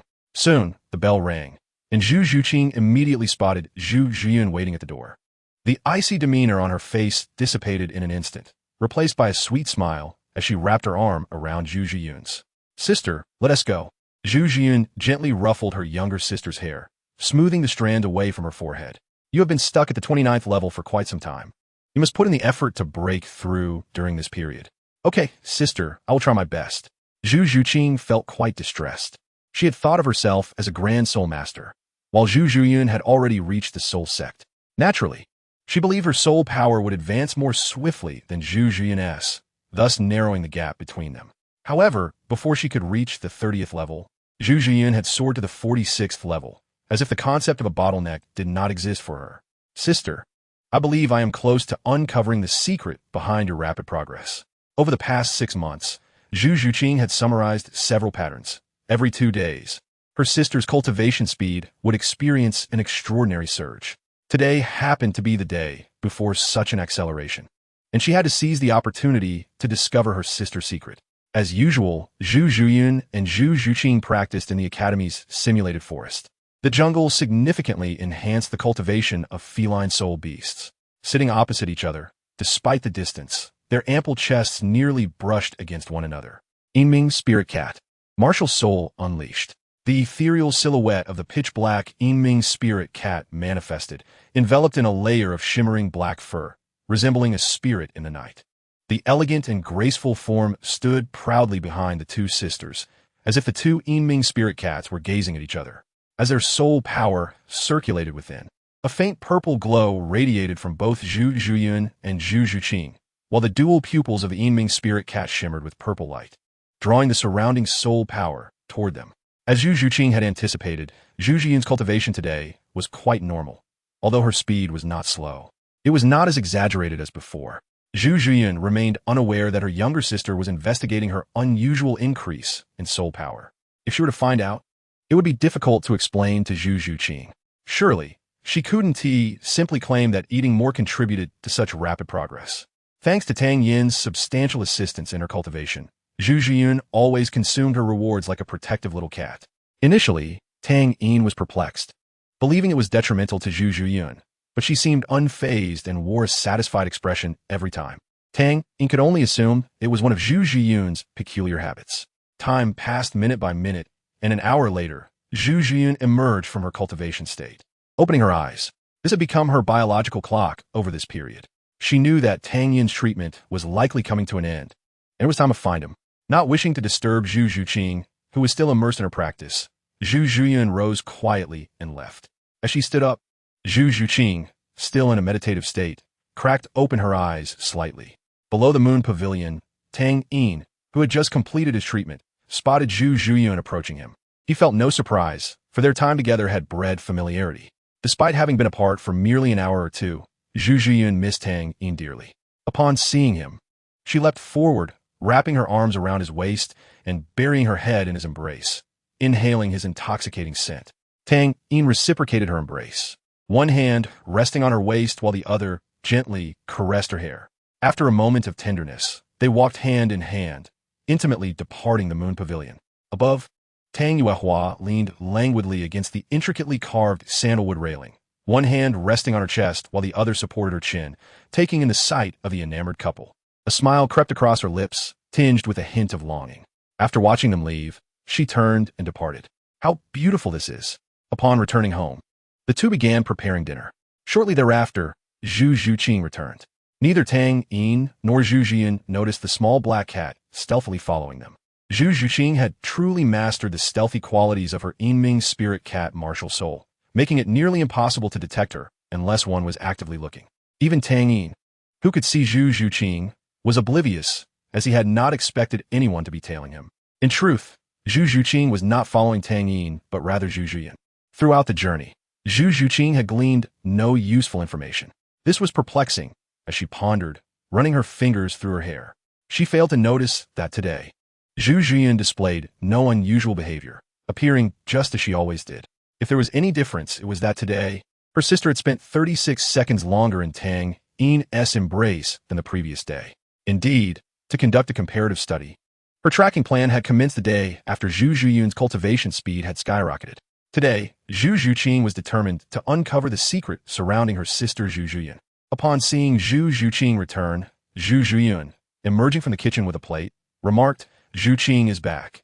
You must be tired from training. Wash your hands quickly. Dinner is almost ready." "All right," Zhu Zhuqing replied simply, stepping into the kitchen to find Tang Yin still busy. Regarding this brother-in-law, Zhu Zhuqing held him in high esteem. Over 2 years ago, it was he who had helped her and her sister escape the confines of their family, preventing a bloody and cruel conflict between the two sisters. The ruler of the Xingluo Empire? The position of empress? To be honest, young Zhu Zhuqing had little understanding of these concepts. In the original story, her choice to fight was merely a means of survival. "Brother-in-law, you've worked hard." Zhu Zhuqing's words prompted Tang Yin to turn and look at her. He smiled slightly, saying, "There is no such thing as hardship. We are family. Hurry up and serve the rice." The three of them sat around a small table to begin their dinner.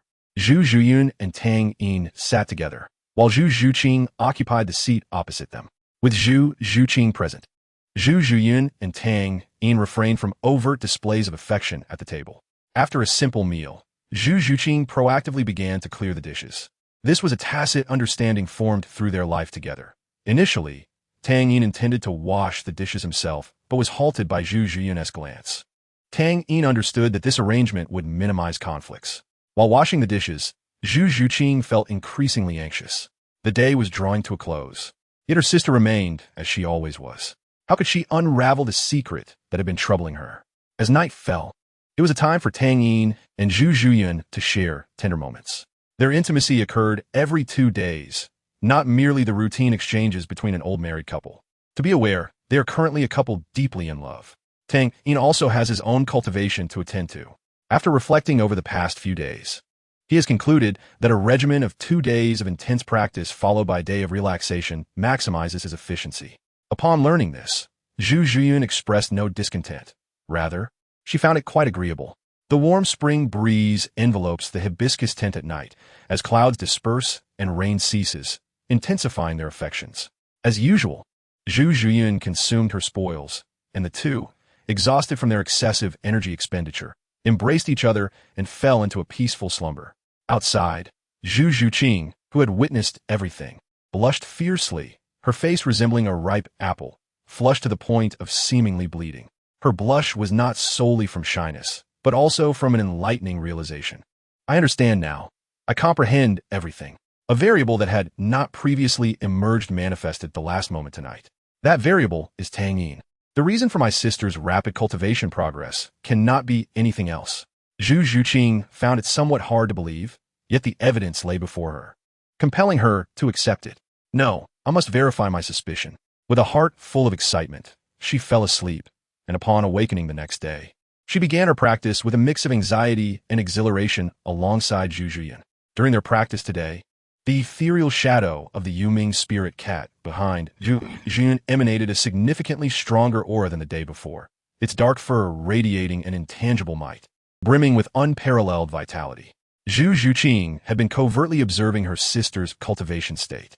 When Zhu Zhuyun's soul energy began to circulate, the terrifying absorption speed left Zhu Zhuqing speechless in shock. Could this truly be real? Zhu Zhuqing still harbored some doubts, but the truth was undeniably evident before her. Days passed, and after witnessing several instances of the lively spring palace, Zhu Zhuqing was left with new perplexities. While she understood how intimacy between men and women ought to manifest, after clandestinely observing her sister and brother-in-law, she was left bewildered. Why does my sister always insist on consuming everything in the end? But soon enough, she received her confirmation. One day, as Tang Yin and Zhu Zhuyun were deeply engrossed in each other, they paid little heed to anything else. The following day, during practice, Zhu Zhuqing noticed that Zhu Zhuyun's cultivation speed had not experienced a significant boost. After a series of observations and analyses akin to a detective, Zhu Zhuqing deduced the singular truth, Tang Yin. More precisely, as this realization dawned upon her, Zhu Zhuqing's cheeks flushed anew. No wonder my sister insists on this. It turns out to be this way. Upon unraveling her sister's secret, Zhu Zhuqing's gaze towards Tang Yin shifted subtly. Chapter 106. The Maiden's Spring Thoughts in Recent Days. Tang Yin sensed that Zhu Zhuqing was acting unusually. This girl would return home each day, gazing at him in a daze. When he caught her eye, she would shyly lower her head, a delicate blush gracing her fair skin. Tang Yin could not help but entertain an unsettling suspicion. However, how could he broach such a topic with Zhu Zhiyan? After all, Zhu Zhuqing had not articulated her feelings. Would it not be somewhat ordinary and presumptuous to directly inform her sister that she harbored affection for her brother-in-law? Yet, allowing this to persist was equally untenable. Tang Yin needed to find an opportunity to converse with Zhu Zhuqing. What was her current state? Whenever she beheld Tang Yin, images of Zhu Zhuyan, like a little greedy kitten beneath him, flooded her mind. The expression of satisfaction on her sister's face, with her eyes closed and her alabaster neck arched, lingered in her thoughts. That night, Zhu Zhuqing experienced a most peculiar dream. In the dream, she stood there in a daze, leaning against a soft bed where a figure lay. It was none other than Tang Yin. To her astonishment, she found herself clad in her sister Zhu Zhiyun's black lace nightgown, which accentuated her perfect form without appearing vulgar. She also noticed that Tang Yin wore a nightrobe, and should he loosen the waist tie, his strong physique would be revealed before her. Tang Yin regarded her with gentle eyes, akin to how he looked at her sister. Before Zhu Zhuqing could utter a word, the dream's Tang Yin drew closer, enveloping her in his embrace. He pressed his lips to her ear, seeming to compliment yet flirt. Zhuqing, why are you wearing your sister's clothes? However, I quite like it. Zhu Zhuqing offered no rebuttal. Instead, she allowed Tang Yin to hold her. In a mix of resistance and surrender, she found herself entranced in his gentle embrace. Suddenly, the realization struck her that Tang Yin was her brother-in-law, and she jolted upright in bed, gasping for breath. A delicate pink hue blossomed upon her fair skin, evoking thoughts of her recent dream experiences. What is happening to me? Zhu Zhuqing muttered in a fluster. Tang Yin is her sister's boyfriend. How could she feel this way? Yet in the dream, she had felt no resistance to Tang Yin's closeness. On the contrary, it stirred something within her, an abnormal reaction. Zhu Zhuqing felt her mind swirling in chaos, and without further contemplation, she succumbed to sleep once more. Zhu Zhuqing slept lightly and awoke early the next day, feeling somewhat unwell. As she reached for her blanket, the damp sensation left her momentarily stunned, but soon she comprehended what had transpired. She felt akin to a steam engine, a faint mist rising from her head. Zhu Zhuqing changed her clothes, clutching the discarded garments and blanket as she stealthily opened her door, resembling a guilty party. As she peered out, she collided directly with the early rising Tang Yin. Upon seeing Zhu Zhuqing awake, Tang Yin greeted her with a smile. Good morning, Zhuqing. However, Zhu Zhuqing was far from calm. The memory of the previous night's disconcerting dream rendered her even more embarrassed in Tang Yin's presence. Moreover, if he were to discover the nature of the items she held, her standing in this household would be jeopardized. Zhu Zhuqing avoided eye contact with Tang Yin, muttering a soft greeting before hastily passing him and heading towards the washroom. In her haste, she bumped into Tang Yin's right arm, yet she dared not pause. Instead, she quickened her pace.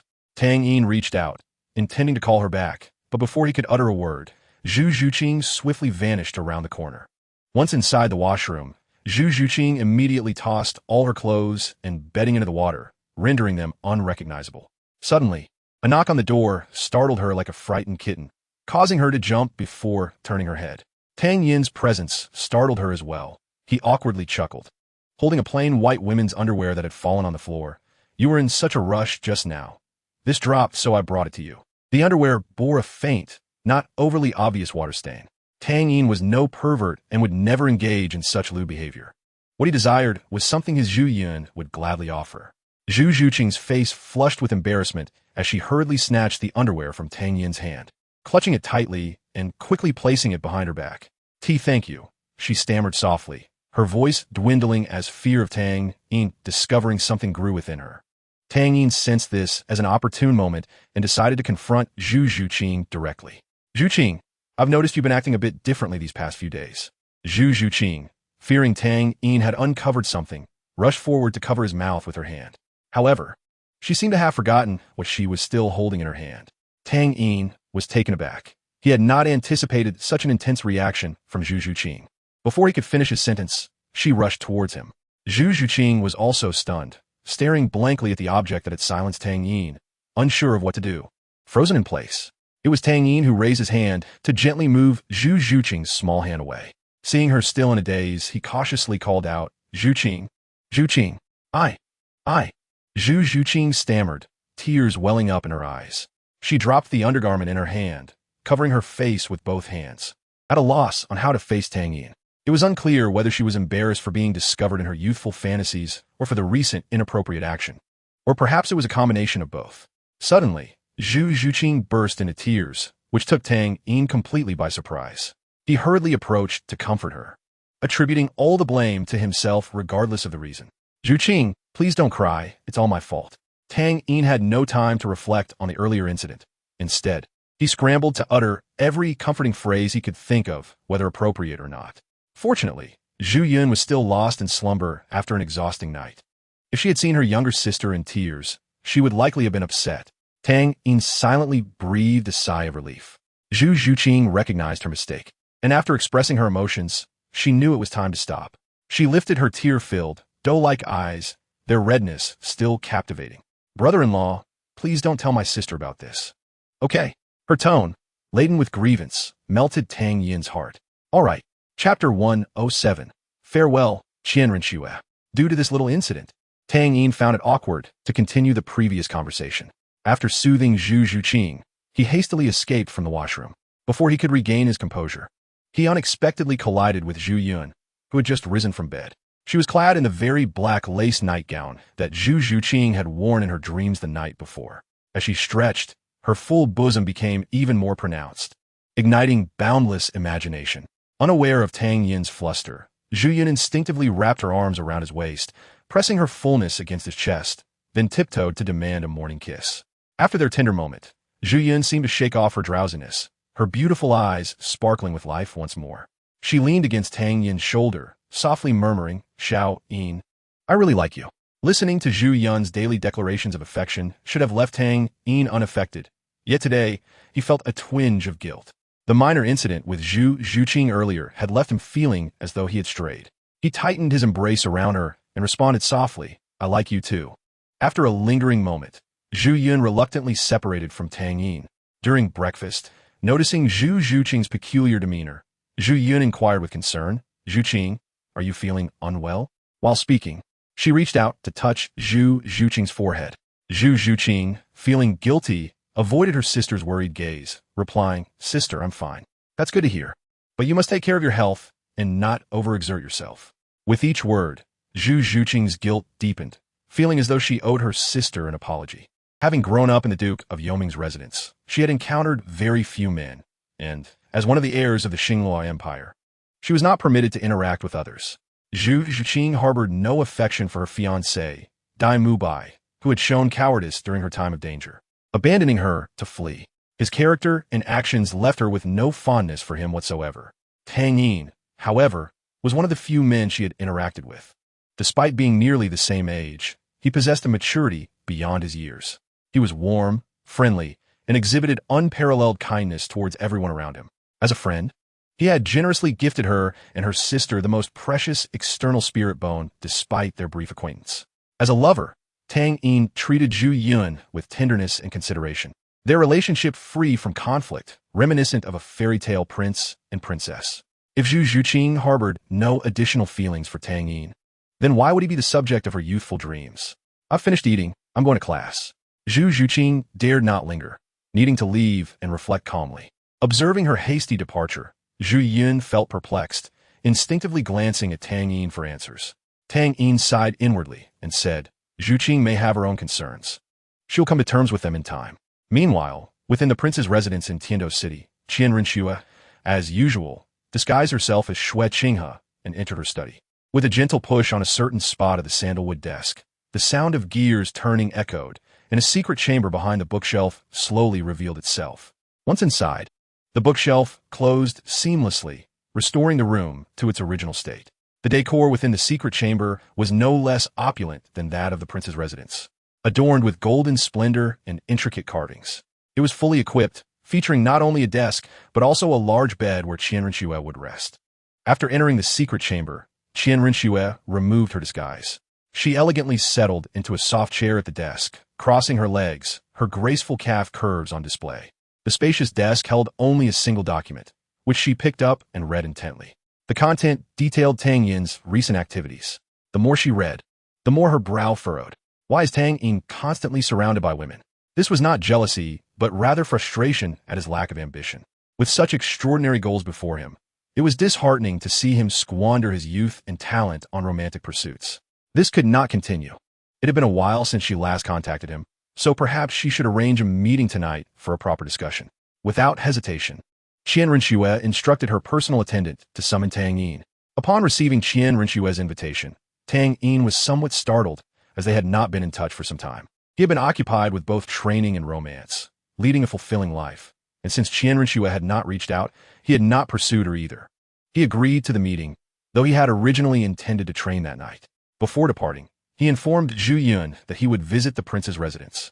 He perceived this as a mere report, yet he noticed Zhu Yun's expression froze in shock at the mention of the prince's residence, as though she were deeply surprised by his intention to go there. Zhu Yun was indeed astonished. Memories long buried suddenly resurfaced, leaving her perplexed as to why Tang Yin had brought up the prince's residence. The prince, Tang Yin, the scene from that day replayed vividly in her mind. The lingering gaze between Xue Qinghe and Tang Yin etched in her memory. She had thought that the tumult surrounding Tang Yin's preferences had passed. Considering the past 6 months had seen them explore every conceivable aspect of their relationship. Moreover, Zhu Yun understood that Tang Yin was not one to take the beaten path. The sooner he goes and returns, the better. Although anxiety lingered in her heart, Zhu Yun understood that she could not recklessly attempt to alter Tang Yin's thoughts, relying solely on his affections for her. Such actions might yield initial concessions from him, but over time, the bond they shared would inevitably fracture. After receiving a gentle kiss on her forehead, Tang Yin departed for the prince's residence, presenting the royal decree bestowed upon him earlier by a servant. He entered the palace without hindrance. Everything appeared unchanged since his last visit, and Qian Renxue received him in the same chamber as before. However, upon entering, Tang Yin noticed that Qian Renxue's expression was less than favorable. Little did he know that he was the cause of her displeasure. "Sister, did you summon me for a particular reason?" Tang Yin inquired directly, observing Qian Renxue, who had shed her disguise. She approached him, and Tang Yin felt the weight of her presence, rendering him momentarily breathless, much like a child who had misstepped. As she drew closer, he instinctively retreated until his back met the closed door. Still oblivious to the reason behind her summons, he wondered why this sister appeared so ferocious. With no room left to retreat, Qian Renxue pressed against him, and Tang Yin realized that she was not significantly shorter than he. Gazing upon her exquisite visage, the tense atmosphere caused his heart to race uncontrollably. "What do you intend to do?" he stammered as she lifted his chin, her tone sharp. "I have heard that you have been indulging in feminine company and neglecting your training. Allow me to administer a proper lesson." Chapter 108. The invitation. Tang Yin gazed into Qian Renxue's strikingly beautiful eyes, now filled with a fierce intensity, and he sensed that something was about to unfold. Her rosy lips glistened under the light, alluring and seductive. Though a pang of guilt for Zhu Yun tugged at him, the thrill of this forbidden encounter ignited an unexpected anticipation within him, his heart pounding in exhilaration. It seemed Qian Rinxue had perceived his trepidation. As her expression shifted from dominance to cunning, a subtle smile gracing her lips. Realizing he had been outwitted, Tang Yin reacted swiftly. Qian Reinsu, maintaining her grip on his chin, raised her other hand, pinching each side of his face, her tone a mix of admonishment and playful teasing. Humph, little lecher. What are you thinking? Are you wondering if your sister might kiss you? Feeling a twinge of guilt, he allowed Qian Rinxue to toy with his face, offering no resistance. When she eventually grew bored, she returned to her seat.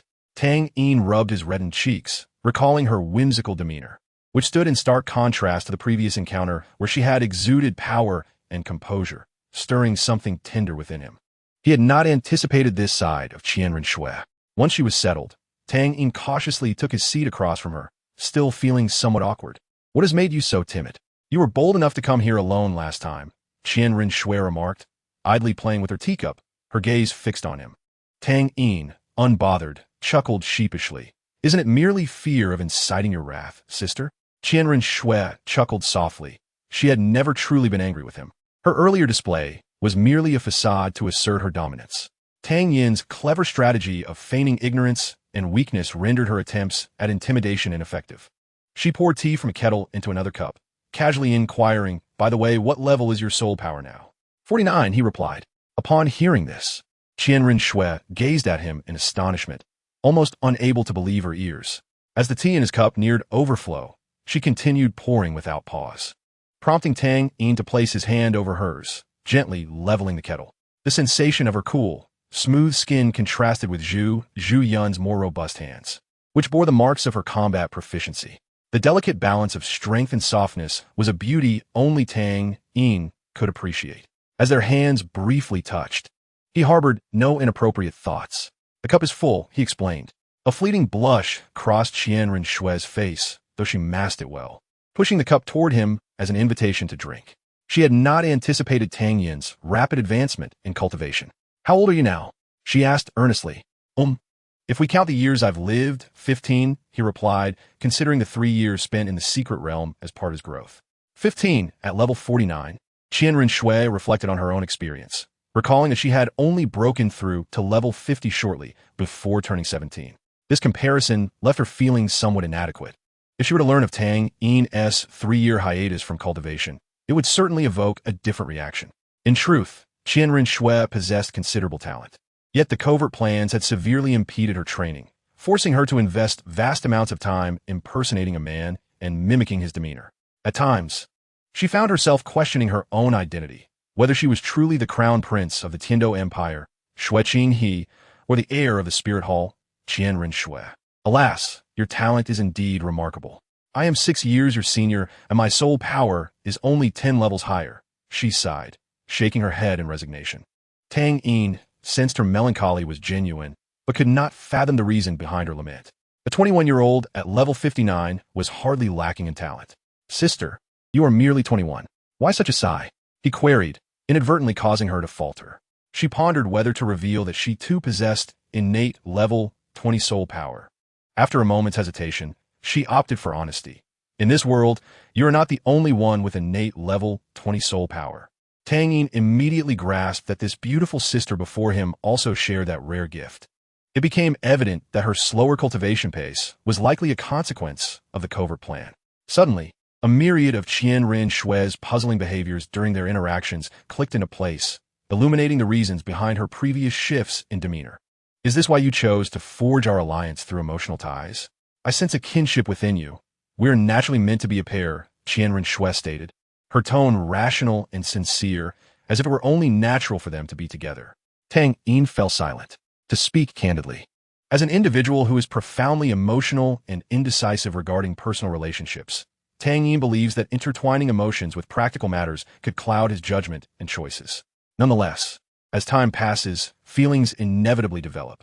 Qian Rinxue, not wishing to dwell on this topic any longer, opted to change the subject, suggesting that they embark on a journey to the Sunset Forest together to hunt for soul rings next time.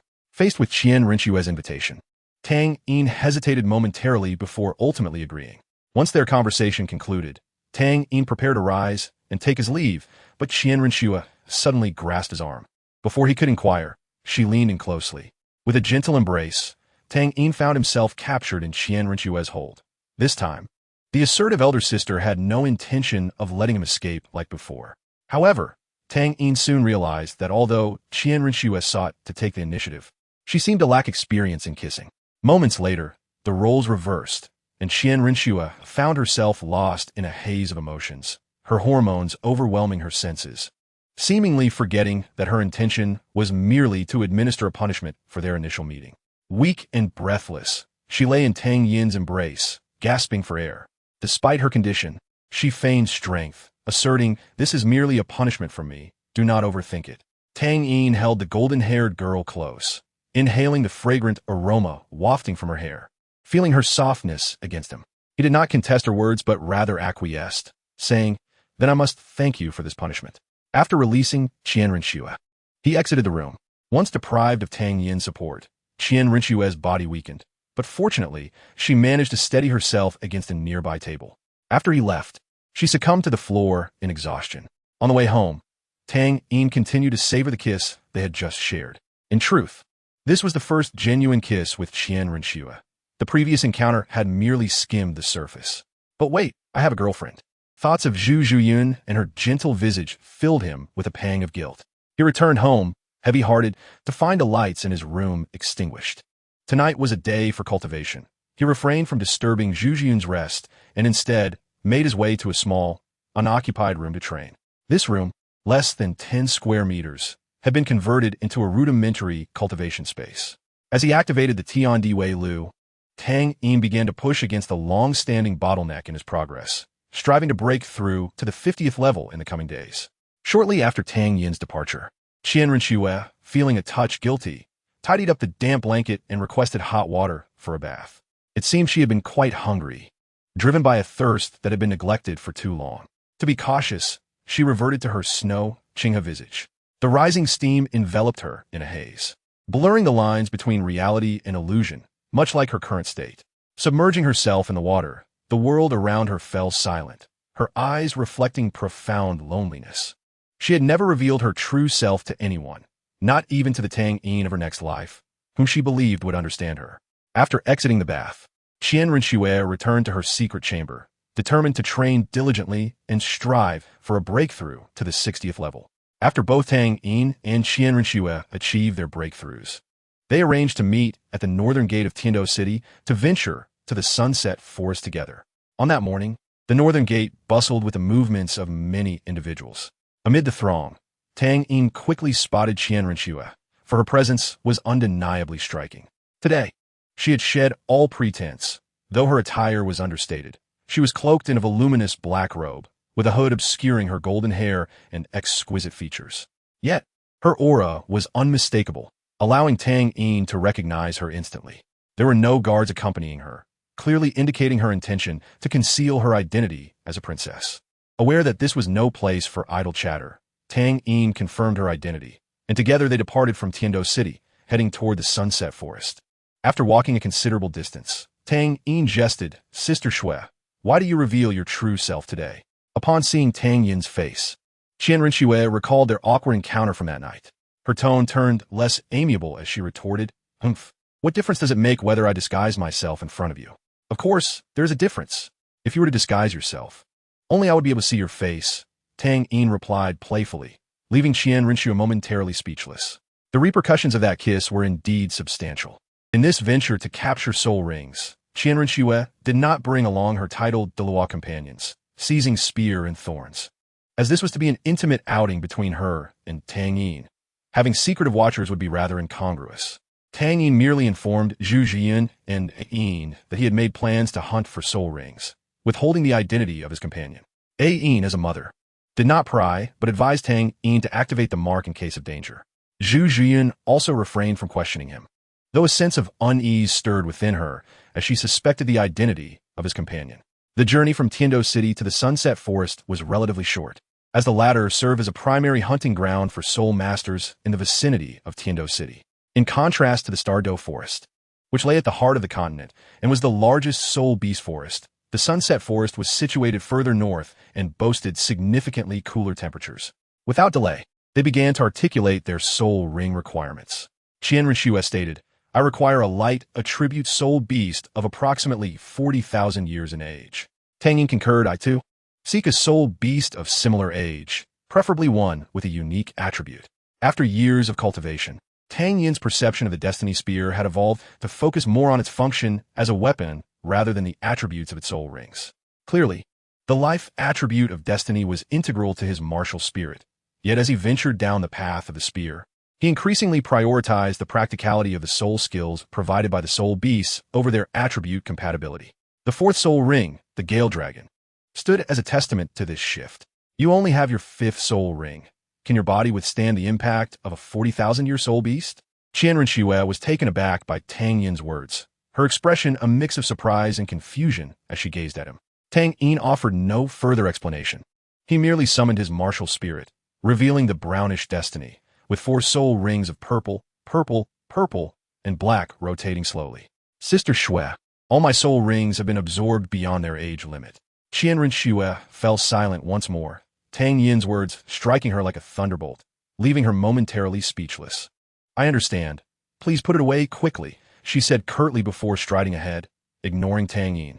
Puzzled by her reaction, he hurried to catch up, trailing closely behind her. Qian Renxue, inherently proud, had always viewed herself at the pinnacle of the hierarchy with her innate soul power of 20. She had commanded respect from all heroes, including her exceptionally esteemed grandfather, a formidable title Douluo. However, upon encountering Tang Yin, she felt a profound sense of inadequacy.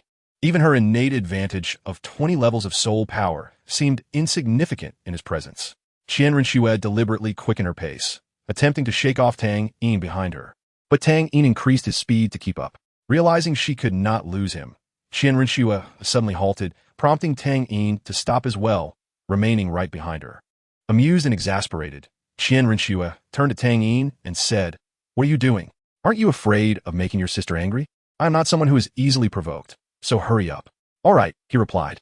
The two had been traversing the Sunset Forest for half a day, and Tang Yin noted that the number of soul beasts they encountered was comparable to that in the Xingdou Great Forest, albeit with slightly lesser quality. Although they had come across a few thousand-year level soul beasts, most were merely at the threshold of 1,000 years.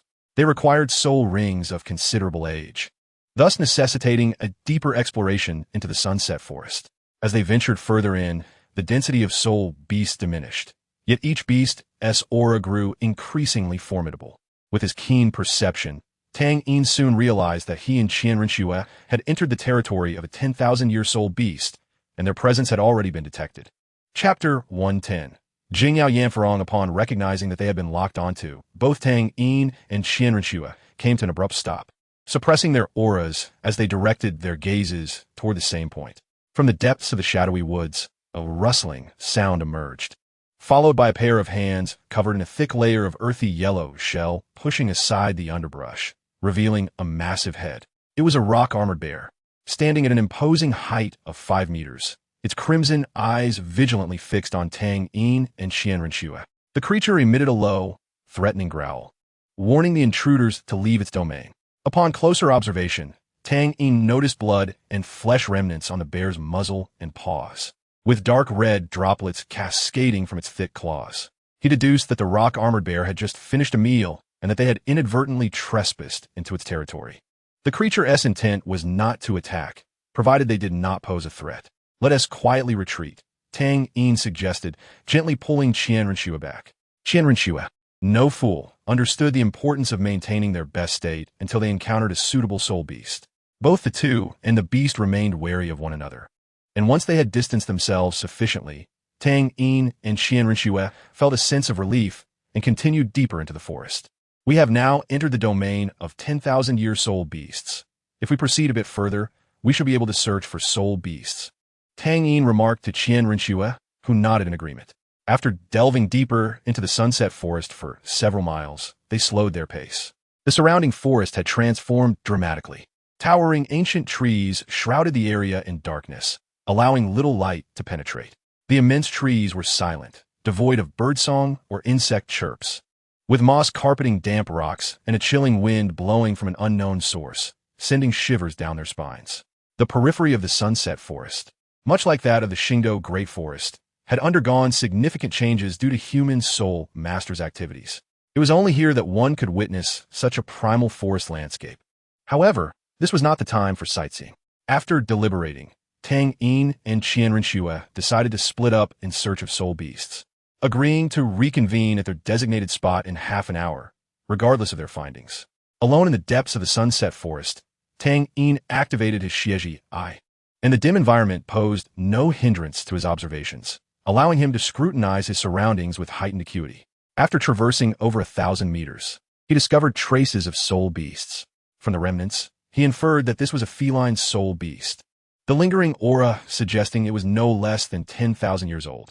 Brushing aside the dense foliage ahead, Tang Yin stumbled upon a remarkable sight. A flower radiating a fierce, white light stood out vibrantly in the dim surroundings, resembling a miniature sun.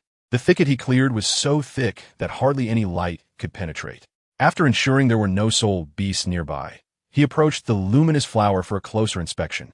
As he neared the flower, a wave of warmth enveloped him, and the mere scent of its fragrance sent a surge of heat coursing through his body. Each petal of the flower was composed of a white, luminescent veil, and upon closer examination, he realized that the petals were, in fact, translucent. This transparency extended to the stamen, receptacle, and stem as well. Remarkably, the flower did not grow from the soil, but was affixed to a small stone. The nature of the stone was indiscernible, and Tang Yin refrained from touching the flower directly. Having studied pharmacology under Yang Wudi in his youth, he had perused the medicinal texts treasured by the Pa family. He understood that one should not touch uncertain spiritual herbs in the wild, as some might have stringent harvesting conditions that would lead them to wither upon contact with human skin, losing both their vitality and potency. Tang Yin began to compare the flower's appearance with images stored in his mind. Sunflower?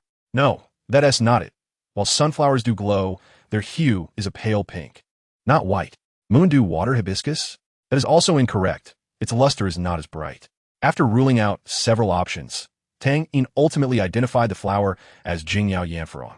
Once this realization struck him, his eyes widened in amazement. He had never encountered such a high-quality Jingyao Yanfurong before. His failure to recognize it immediately stemmed from the rarity of such pure, crystalline flowers. Near transparency signified perfection in quality. Such a rare treasure was indeed a fortuitous find. Yet Tang Yin remained composed. He understood that treasures within the forest were typically guarded by powerful soul beasts and did not entertain the notion that he had stumbled upon a flower without a protector. Judging by the flower's attributes, he surmised that a fire or light-type soul beast likely guarded it. With this thought in mind, Tang Yin swiftly erased any traces of his presence and cautiously retreated, heading back to reunite with Qian Rinxue. Upon arriving at their agreed-upon meeting place, he did not have to wait long before encountering Qian Rinxue's return. Upon seeing the hopeful look in Tang Yin's eyes, Qian Rinxue shook her head, indicating she had not made any discoveries. Tang Yin smiled slightly. I have made some findings, but I cannot yet ascertain if the soul beast is suitable for you. He then shared the details of the Jingyao Yanfurong and his conjectures with her. Qian Rinxue was taken aback by his revelations, not merely because he had discovered a soul beast that might suit her, but rather by the depth of his knowledge. She recognized that she could not extract such extensive information from a single herb, having no familiarity with flora herself. Growing up in a sheltered environment, the medicinal herbs she used were always prepared by specialists, and she had no need to learn about them personally. If it were anyone else, she might have dismissed their knowledge. However, Tang Yin was different. He was the one she regarded as her equal. Let us set off quickly, she urged, and together they headed towards the location of the Jingyao Yanfurong. Upon arrival, Tang Yin resolved to conceal himself until he could ascertain the type of soul beast before making a decision. In truth, such caution was unnecessary, for regardless of whether the soul beast was suitable for Qian Rinxue, Tang Yin would undoubtedly strive to seize the exquisite Jingyao Yanfurong. Indeed, this splendid flower was guarded by a soul beast. The two had hardly lingered in the tree when a colossal figure emerged within their sight. It was a white tiger, its body spanning an impressive 3 meters, adorned with wings. Its fur resembled the purest snow of winter, immaculate and radiant, shimmering with a gentle luminosity, while its black stripes rendered it reminiscent of a formidable serpent, each hair seemingly imbued with the power of holy light. Most peculiarly, it bore an emblem on its forehead, distinct from the royal character of typical tiger-type soul beasts, which glimmered with a soft glow. The holy light, white tiger. Qian Rinxue recognized this soul beast immediately. The Wuhuan Temple possessed a tome cataloging all soul beasts suitable for absorption by the six-winged angel Wuhuan, of which Qian Rinxue was well aware. The holy light white tiger was ranked quite high among them. According to the records of her ancestors, the holy light white tiger could bestow a powerful mental-type soul skill upon the six-winged angel Wuhuan, making it a fitting choice for Qian Rinxue's sixth soul ring. The holy light white tiger coveted the Jingyao Yanferong, which was on the verge of ripening. If it could consume this flower, the tiger was confident in its ability to become the true sovereign of the sunset forest. Startled by Qian Rinxue's sudden voice, the holy light white tiger became alert to the presence of intruders.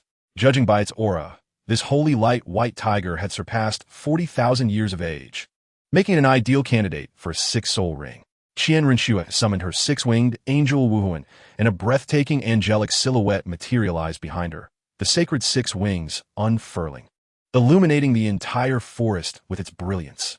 5 soul rings, yellow, purple, and black, rose from beneath her feet, and as she grasped the air, a sort of holy light formed in her hand.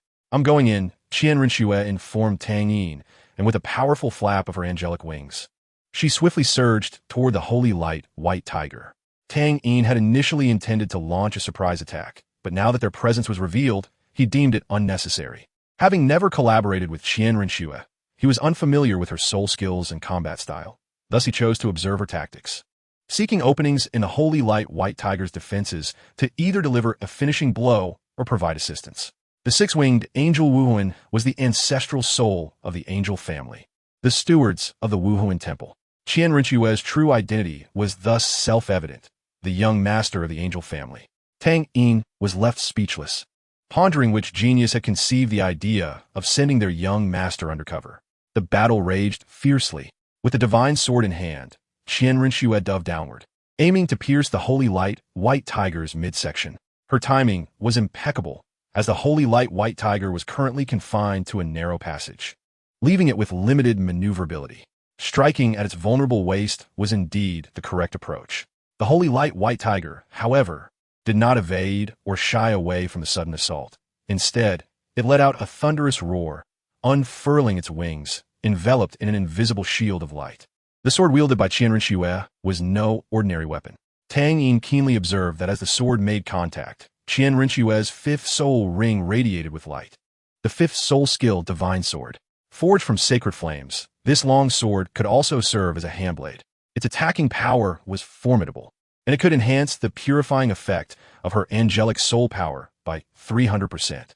As the divine sword struck the hastily constructed shield of the holy light white tiger, the shield's soul power was swiftly dissolved by the purifying effect of Qian Rinxue's fifth soul skill. Without losing momentum, she pressed on toward the tiger's waist. Yet, the holy light white tiger was a soul beast with over 40,000 years of cultivation, possessing vast combat experience. It had not expected that its hastily formed shield would withstand the attack of this human. Concealed beneath the shimmering curtain of light, it prepared a counterattack. As Qian Rinxue pierced through the light barrier, a powerful mental attack surged toward her, visible in its rippling intensity. Anticipating this, Qian Rinxue activated her first soul skill, gathering light in her left hand to manifest a shield that enveloped her. The tiger's mental assault was deflected by the shield, slightly diminishing the impact of the divine sword. Yet it still left a wound on the holy light white tiger's back, the searing pain akin to a relentless parasite, eliciting a pained howl from the creature. Amidst its anguished cries, the mental attack struck with immense force, compelling Qian Rinxue to retreat swiftly. From the treetop, Tang Yin seized the moment, leveraging the speed of his Jilungpa, and before the holy light white tiger could react, he positioned himself directly in its path. A resounding crack echoed as the massive form of the holy light white tiger was sent flying by Tang Yin's strike, crashing violently into a colossal tree trunk. The enormous tree, measuring 5 or 6 meters in diameter, groaned under the strain, ultimately snapping. The holy light white tiger quickly regained its footing, its black eyes glimmering with a white light as it regarded the two humans before it. It pondered whether to engage these formidable adversaries from their brief skirmish. It sensed that they were not to be trifled with. Even if it managed to subdue them, it would likely sustain severe injuries. Qian Rinxue's expression grew serious as she fixed her gaze upon the holy light white tiger, astonished by the formidable nature of such an elite soul beast. Confronted with the tiger's roar, Even after absorbing the head-soul bone from the tension set, she felt a disorienting influence on her spirit. She glanced at Tang Yin beside her, noting his calm demeanor, seemingly unaffected by the tiger's mental assault, which piqued her curiosity. Just moments before, as she was pushed back, Tang Yin had charged forward, and she believed it improbable that he had emerged unscathed. The holy light white tiger's mental attack was exceedingly difficult to defend against. "You aren't affected at all, are you?" she inquired, her concern manifesting unexpectedly. Tang Yin, still focused on the holy light white tiger, responded, "My mental prowess is exceptionally strong. Its attack has little effect on me." Observing that the holy light white tiger had yet to retaliate, Tang Yin sensed something amiss. It wouldn't he be contemplating escape? Would it? He speculated, considering the likelihood of such a scenario. The holy light white tiger was well acquainted with its surroundings. If it chose to flee, Tang Yin doubted his ability to stop it. Acting decisively, he dashed toward the location of the Jingyao Yanferong. The holy light white tiger initially assumed Tang Yin was advancing to attack, preparing to flee, but upon realizing that Tang Yin's target was not it, a wave of unease washed over the creature. With eyes fixed upon the flower nearing its bloom, Tang Yin offered the holy light white tiger a menacing smile. "If you run, this flower shall be mine." Chapter 111. Holy light white tiger. The holy light white tiger realized that its intention to flee had been discerned, and that the male human had identified its weakness. Hesitation gripped its claws as it gathered its strength, stabilizing its uncertain stance.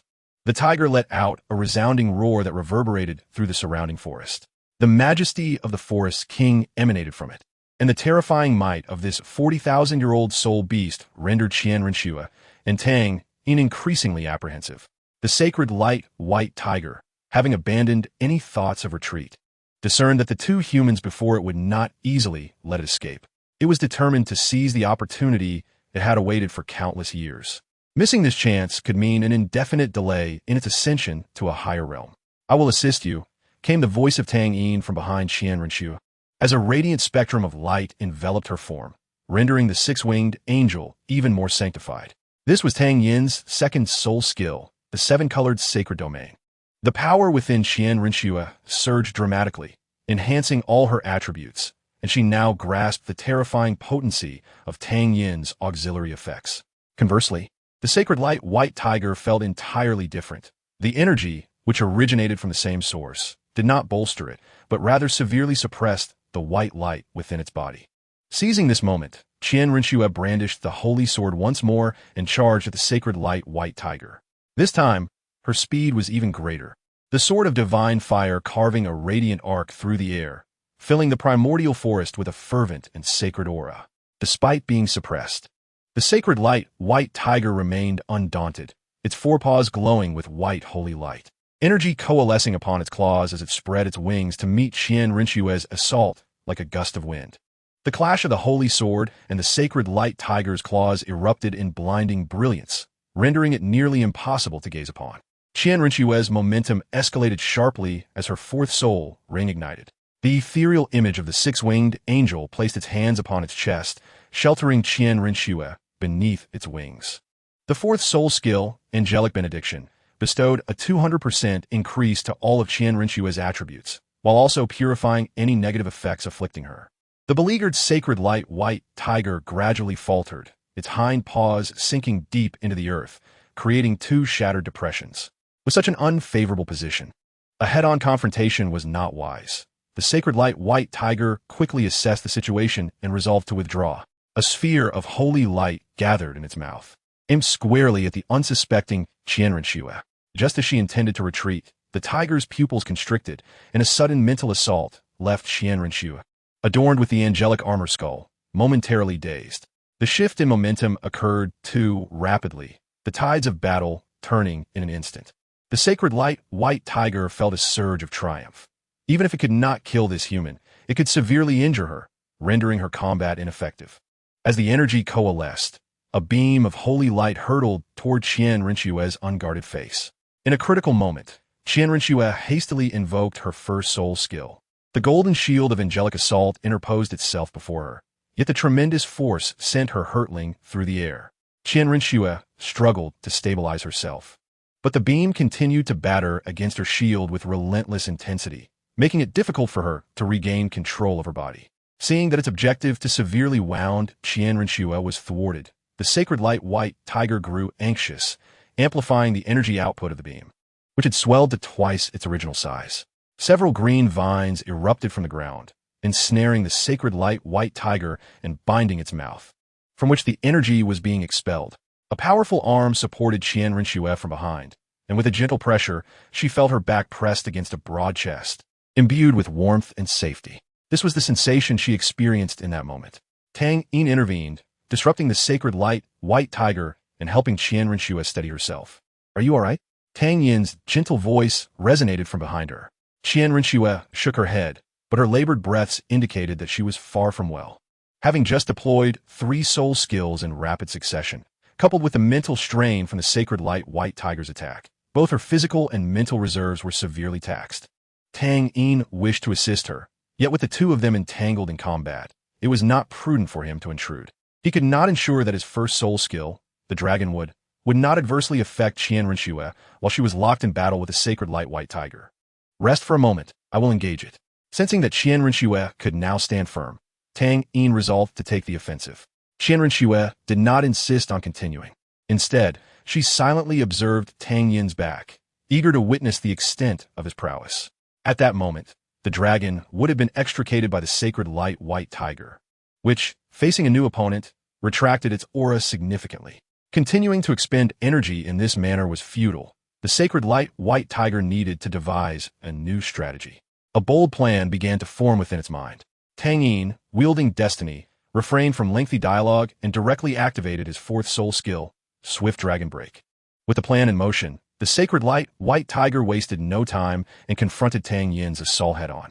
Having observed the skirmish between Qian Renshue and the sacred light white tiger, Tang Yin had roughly gauged the latter's defenses and discovered that his attacks would struggle to penetrate its armor. The sacred light white tiger was protected by a layer of holy light. Qian Renshue was able to effortlessly pierce its skin due to the melting properties of her 5th soul skill, the Holy Sword. Therefore, Tang Yin had only one option left. The Swift Dragon Break relentlessly battered against the sacred light white tiger, which in truth inflicted little damage upon it. The sacred light white tiger had intended to feign an attack on Tang Yin, then pounce on Qian Renshue to disrupt their rhythm, ultimately aiming to devour the crystal radiant flame hibiscus. Though the hibiscus was not yet fully matured and would not possess the potency of a ripe one, this was not the time for such considerations. Tang Yin refrained from directly assaulting the sacred light white tiger, prompting it to alter its plan and skip its initial step. Like a dragon emerging from the clouds and a tiger from the wind, the sacred light white tiger, despite being a mutated soul beast, retained the characteristics of ordinary tiger-type soul beasts. It darted past Qian Renshue, speeding toward the crystal radiant flame hibiscus. Qian Renshue immediately sensed the impending crisis and attempted to intervene, but it was too late. At that moment, Tang Yin halted, turning just in time to see the sacred light white tiger open its maw, poised to devour the crystal radiant flame hibiscus and complete its bloodline transformation. Chapter 112. Gratitude. At this juncture, Tang Yin wielded not only destiny. The long-dormant dragon phoenix bow rested in his left hand. The sudden flash of crimson light prompting Qian Renshue to turn her gaze back. In her astonished eyes, Tang Yin placed destiny upon the vibrant bow, the piercing gaze of the white light piercing through her guise. The sacred light white tiger sensed an overwhelming pressure bearing down from behind. In this critical moment, it could not afford to hesitate, determined to consume the crystal radiant flame hibiscus even at great peril. Tang Yin would not allow it such ease. The accumulated mark of Swift Dragon Break surged forth from Tang Yin, forcibly immobilizing the sacred light white tiger midair. Releasing the bowstring, destiny, imbued with unparalleled might, shot toward the sacred light white tiger. Upon contact, the sacred light white tiger was sent hurtling backward like a kite severed from its string, carving a path across the ground for several dozen meters before being violently pinned down. Sister Shui, quickly slay that tiger. Dan Yin Uget, realizing he could not control the force of the arrow, if he were to kill the sacred light white tiger outright, all their efforts would be in vain. Upon hearing Tang Yin's voice, Qian Renshue emerged from her state of shock and swiftly grasped the sacred sword, racing towards the sacred light white tiger. Tang Yin had indeed underestimated the defensive capabilities of the sacred light white tiger. Even after enduring his most formidable strike, it still clung to life. Blood gushed from its wounds, staining the pristine white fur of the sacred light white tiger. And the faint breath escaping its nostrils hinted at the fading brilliance of the once mighty king of the forest. Qian Rinxue was no benevolent figure herself, merely a spirit beast. She raised her blade, and a pitch-black soul ring slowly emerged from the sacred light white tiger's body. I shall safeguard you. Tang Yin had already sheathed the dragon phoenix bow and was approaching Qian Rinxue. She harbored numerous questions for him, but this was not the time for inquiries. She silently nodded towards him and began to absorb her sixth soul ring.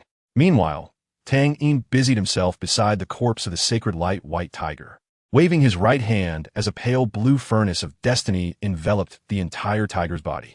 A thought struck him, and his gaze shifted to the crystal radiant flame lotus.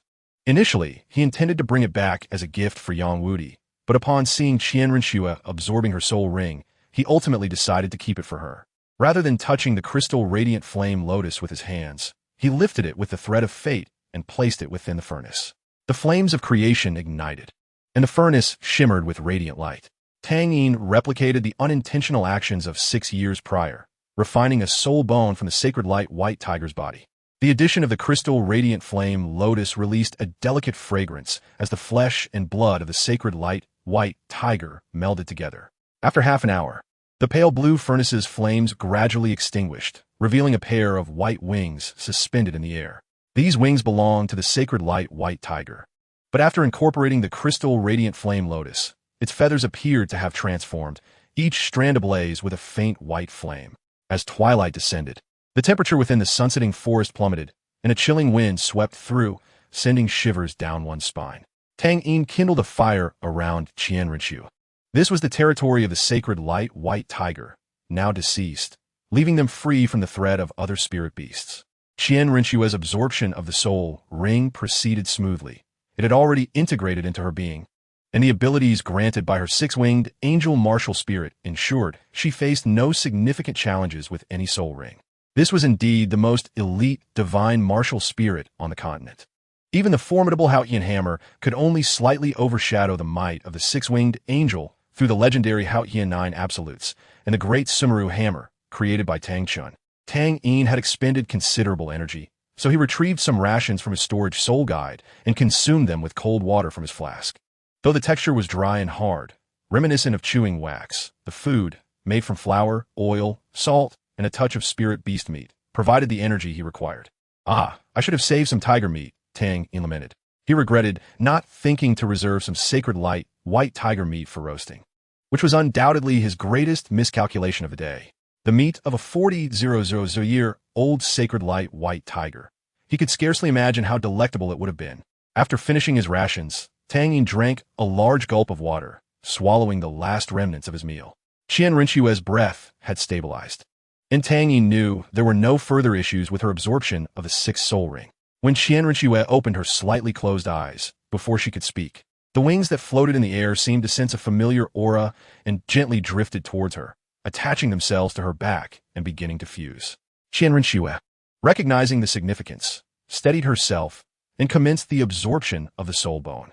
With the enhancement from the soul ring, the absorption of the compatible external soul bone proceeded exceptionally well, encountering almost no resistance. In just a quarter of an hour, Qian Rinxue opened her eyes once more. She was about to pose a question when Tang Yin interjected, "That was the external soul bone of the sacred light white tiger. I infused it with the properties of the crystal radiant flame lotus, and it has automatically merged with you." External soul bone, Qian Rinxue exclaimed in astonishment. Fully aware of the rarity and value of such a treasure, Tang Yin could have kept it for himself while she absorbed her soul ring. Yet he chose not to do so. Had Qian Rinxue known that Tang Yin had already bestowed 2 external soul bones, she might not have been so surprised. "What is your 6th soul skill?" Tang Yin inquired candidly. In the world of soul masters, asking about another's soul skills is considered quite impolite, as each soul master's skills serve as their trump cards, not to be divulged lightly, except among close acquaintances. Undeterred, Qian Rinxue replied, "My 6th soul skill is named Angel's Roar. It inherits the powerful mental attack capabilities of the sacred light white tiger. When activated, it converts soul power into a mental shock in an instant, allowing for wide-ranging attacks. Those struck will experience intense mental turbulence, If their mental strength is less than half of mine, their souls will shatter, leading to immediate death. If the difference is within that margin, they will suffer mental damage from the shock. Do not underestimate this skill. Qian Rinxue's fourth soul skill grants a 200 boost to all attributes, including mental strength. This implies that anyone with mental strength inferior to hers would face certain death through the sixth soul skill. Little brother, you have helped your sister with such a significant task. How should I express my gratitude? The firelight illuminated Qian Rinxue's face, enhancing her already breathtaking beauty with an alluring glow. Hearing her words, Tang Yin recalled the kiss they had shared not long ago, and his heart stirred with a ripple of emotion. As if sensing his thoughts, Qian Rinxue smiled and drew him into her embrace with a force reminiscent of a man. Tang Yin felt like a little white rabbit about to receive overwhelming affection, his expression a blend of nervousness, trepidation, and anticipation. True to his expectations, Qian Rinxue tilted his chin and kissed him directly. Chapter 113. After the previous defeat, Qian Rinxue took advantage of her status as the crown prince of the Tiando Empire to remedy her urgent lack of knowledge in certain areas. Naturally, she would not partake directly. Only those she deemed worthy could engage with her in practice. Thus, during this period, two elegantly dressed girls, blushing, frequently emerged from the crown prince's study, leaving the events within shrouded in secrecy. After a while, their lips parted. Tang Yin gazed at Qian Rinxue, astonished. He had not anticipated that today, as Qian Rinxue was no longer the same as the one who had once been swept away by a kiss. 3 days apart, and you look at me with new eyes. Qian Rinxue's fair complexion bore a delicate blush, her shy gaze even more enticing. Enthralled, her lips slightly parted, the soft red hue glimmering with a sheen, while her heaving bosom betrayed the tumult within her calm facade. Sister Shui, you are exquisite. Tang Yin embraced Qian Rinxue, gazing up at her flawless visage from every angle. Qian Rinxue's heart fluttered, relishing Tang Yin's compliments, yet her words were teasingly dismissive. Save your sweet words for your girlfriend and your little sister-in-law. As Tang Yin contemplated his sister-in-law, memories of the misunderstanding from that fateful morning surfaced in his mind, the unique scent belonging to Zhu Zhuqing lingering in the air. However, now was not the time for such thoughts. Tang Yin had pressing matters to attend to. Yet, Sister Shui was undeniably enchanting. Gradually, he drew closer, the distance between them once again diminished. This time, Tang Yin found himself becoming somewhat restless. He yearned to glimpse the softer side of this formidable sister, and thus felt compelled to escalate the intensity of their interaction.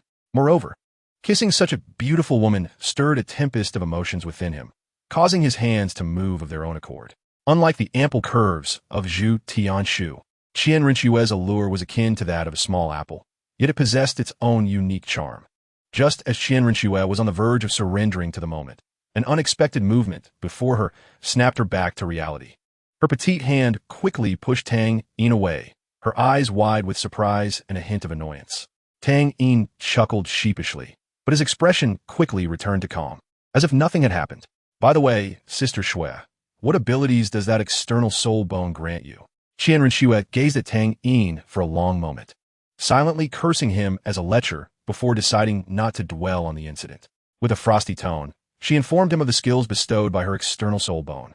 The pair of wings grants me a skill called Eternal Burning Wings, a remarkably powerful passive ability that significantly enhances my flight speed and allows the sacred fire enveloping my wings to reduce incoming damage by at least 20%. As she spoke, Qian Rinxue arose, turning her back to Tang Yin, and shed her outer black robe, revealing her flawless, snow-white back to his gaze. A stunning curve that seemed to be sculpted by divine hands.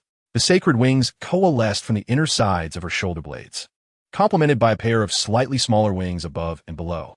Tang Yin understood that the external soul bone of the holy light white tiger had merged with Qian Rinxue's main wings of the six-winged angel. On the primary wings behind Qian Rinxue, the sacred white flames burned eternally, enveloped by an invisible energy that shielded her. Unfazed by Tang Yin's gaze, she exhibited no hint of shame. After all, she had already allowed him to gaze upon and touch her. As you can see, the external soul bone has fused seamlessly with my angelic wings, with neither adversely affecting the other. Rather, they complement one another beautifully. Just as Qian Rinxue intended to turn around, she discovered Tang Yin had extended his hand towards her wings. No, after the manifestation of the six-winged angel, her wings were integrated with her body, meaning they were connected to all her sensations. Strangely, Tang Yin found the texture of the wings pleasantly surprising. They felt more like smooth skin than feathers. Upon hearing Qian Rinchue's soft gasp, he withdrew his hand. She struggled to calm the turmoil within her, pretending as though nothing had transpired. Adjusting to her six-winged angel form, she retracted her wings, bent down to retrieve her black robe from the ground, and draped it over herself once more, concealing her exquisite figure. She then sat quietly, silently gazing at the flickering campfire. The only sounds that filled the air were the crackling of the fire and the occasional breeze that made the flames dance. Qian Rinchue truly did not expect Tang Yin to touch her wings. Not even her closest relatives had done so throughout her life. Tang Yin, aware of his transgression, had not anticipated Qian Rinchue's heightened sensitivity. After all, he had once tugged at Zhu Tianshu's tail. Suddenly, the memory of that moment struck him, and he mentally chided himself for his carelessness. The soul is an integral component of a person's being, particularly for those with possession-type souls. The body parts derived from them tend to be exceptionally sensitive, as evidenced by the Yoming Lingmao. He could not shake the memory of that breathtaking scene. Sorry, Sister Shui. For my earlier indiscretion, Tang Yin spoke sincerely, genuinely apologizing to Qian Rinchue. She felt a mix of complex emotions, but did not truly blame him. Just as she contemplated forgiving him, a thought crossed her mind. She could not simply let him off the hook. If she allowed this to continue unchecked, she feared what further mischief this younger brother might unleash upon her. You should go to sleep now. I will keep watch for the first half of the night, Qian Rinchue stated coldly, seemingly unwilling to revisit the previous incident. Tang Yin hesitated, uncertain whether to depart. Noticing his reluctance to leave, Qian Rinchue's piercing gaze narrowed slightly, hinting at her displeasure. With a newfound resolve, Tang Yin stood and squatted before Qian Rinchue, locking eyes with her frosty gaze. Then, before her very eyes, he lightly pecked her lips. He distinctly saw a blush bloom on Qian Rinchue's previously stoic face, a juxtaposition of indifference and shyness adorning her features. So she wasn't truly angry, Tang Yin mused, finding this side of Qian Rinchue utterly adorable. He leaned in for another gentle kiss, smiling as he said, "Good night. I'll come to relieve you shortly." The tent had already been pitched, and as he entered, Qian Rinchue could no longer maintain her composure. She buried her face in her knees, wrapping her arms around her rounded calves, hiding her expression from the world. How embarrassing. How could I not resist? Her plan to keep Tang Yin in check had crumbled before it even began. At that moment, the full moon hung high, casting a silvery glow over the sunsetting forest. Serene and tranquil. Of course, this tranquility was in stark contrast to the bloodshed and battles unfolding in every corner of the forest. A young man and a young woman were separated only by the thin fabric of a tent. Chapter 114. The fifth soul ring. The night passed without incident, and Tang Yin took over the night watch from Qian Rinchue in the early hours. At dawn, the first rays of sunlight pierced the clouds, heralding a new day in the sunsetting forest. The coolness of the night, combined with the humidity of the forest, had created a delicate layer of morning mist, enveloping the primal woods in a shroud of mystery. The campfire had long since extinguished, with wisps of smoke mingling with the fog, rendering them indistinguishable from one another. The faint mist was cold and damp, drifting with the gentle breeze. It was the moment before the sun fully rose, when the fog was at its thickest. Tang Yin observed the fog, wondering when it would finally dissipate. Qian Rinchue emerged from the tent, still somewhat dazed from sleep, clearly not fully restored from the previous night's exhaustion. After a brief period of rejuvenation, Tang Yin and Qian Rinchue resumed their quest for soul beasts. The events of the previous night were tacitly acknowledged, but not spoken of by either of them. This time, their search for soul beasts proved less fruitful. Tang Yin and Qian Rinchue wandered deep into the sunsetting forest for 3 to 5 days. Yet they still had not encountered a suitable soul beast for Tang Yin that was also of the appropriate age. Just as they contemplated the risks of venturing deeper, fortune finally smiled upon them. By a lake surrounded by ancient trees, a soul beast resembling an 8-meter-long crocodile, adorned with diamond-shaped transparent scales, appeared before them. Tang Yin immediately recognized the creature as a mirror beast. The mirror beast was an exceptionally rare and special soul beast, possessing the coveted ability to replicate. The astonishing ability to mirror and replicate perfectly aligned with Tang Yin's vision for the fifth spirit ring. This was it. Upon identifying their target, Tang Yin and Qian Rinchue wasted no words and chose to launch a surprise attack. Unlike the grueling wheel battle against the holy light white tiger, The days of combat had honed their coordination. Although they had not yet achieved a profound connection, their synergy was remarkable. Qian Rinxue took the lead, and with the amplification of Tang Yin's seven-colored sacred domain and the enhancement from the Holy Light White Tiger's dual wings, her speed had reached an alarming level. Tang Yin doubted his ability to fully perceive Qian Rinxue's movements. Despite being unable to match her pace, Tang Yin initiated his spirit skill first. With a firm grip of his left hand, countless vines erupted from the earth like dragons, ensnaring the unsuspecting mirror beast. The brief control rendered the mirror beast unable to react before it met Qian Rinxue's fifth spirit skill, the Holy Sword. The Holy Sword cleaved through the vines of the divine dragon tree and struck the mirror beast's diamond-like scales, leaving a shallow cut. The mirror beast activated its defensive capabilities upon receiving the ambush, and even Qian Rinxue's formidable strike failed to draw blood. Unhindered, Qian Rinxue unleashed her recently acquired sixth spirit ring. The six-winged angel spirit avatar opened its mouth, unleashing a wave of sonic energy towards the mirror beast. Instantly, the mirror beast was struck as if by lightning, blood tears streaming from its eyes, and its already ferocious gaze turned even more menacing. The mirror beast retaliated, performing a death roll to free itself from all the vines. Enduring the agonizing pain of its shattered spiritual sea, it executed its ultimate technique, mirror replication. A brilliant white light enveloped the mirror beast, and on the shimmering surface of the lake appeared its 8-meter-long reflection. An extraordinary scene unfolded as the reflection began to reverse, resembling a second mirror beast emerging from the mirror. Both mirror beasts howled to the heavens and coordinated their assault on the nearest Qian Rinxue. At this moment, Tang Yin had arrived to support, thrusting his hand upward in the void of fate, and a wooden dragon burst forth from the ground, sending one mirror beast flying. In an astonishing display, the other unhindered mirror beast also soared into the air, mimicking the actions of its counterpart. Remarkably agile for its massive size, the mirror beast stabilized itself mid-air. Utilizing the force of its dive, it opened its cavernous mouth, aiming to devour both Tang Yin and Qian Rinxue. They dared not confront it directly and swiftly retreated to a safe distance. The ground erupted with dust where they had stood, revealing two large craters. The mirror beast climbed out of the crater and charged once more at Tang Yin and Qian Rinxue. They exchanged glances, instantly comprehending each other's intent. Without hesitation, they activated their spirit skills to clash with the mirror beast. Each faced one of the mirror beasts, engaging in fierce combat. Moments later, Tang Yin noticed something amiss. When his third spirit skill, Phantom Shadows, struck the mirror beast before him, its shattered scales instantly restored. The same occurred on Qian Rinxue's side, as the punch-shaped wound from Angel Assault healed immediately. Realizing the anomaly, the duo quickly distanced themselves.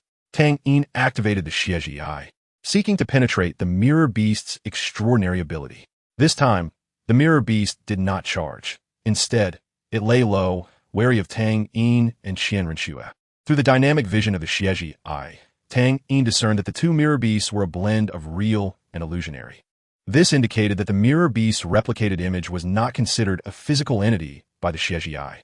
With no hesitation, Tang Yin gauged the weight of his weapon, aiming at the corporeal mirror beast and throwing it with precision. Simultaneously, he activated his third spirit skill, causing the projectile to shatter into thousands of fragments, raining down upon the corporeal mirror beast like a torrential downpour. At that moment, a miraculous sight unfolded. Tang Yin watched as the corporeal mirror beast transformed into an illusion, while the previously ethereal part became real. Thus, he comprehended why his and Qian Rinxue's attacks had been ineffective. Sister Shui, attack the left one swiftly, Tang Yin instructed. Understanding that Tang Yin had devised a strategy, Qian Rinxue did not question further and complied with his command. She raced towards the left mirror beast, and, before closing in, unleashed a powerful angel's roar.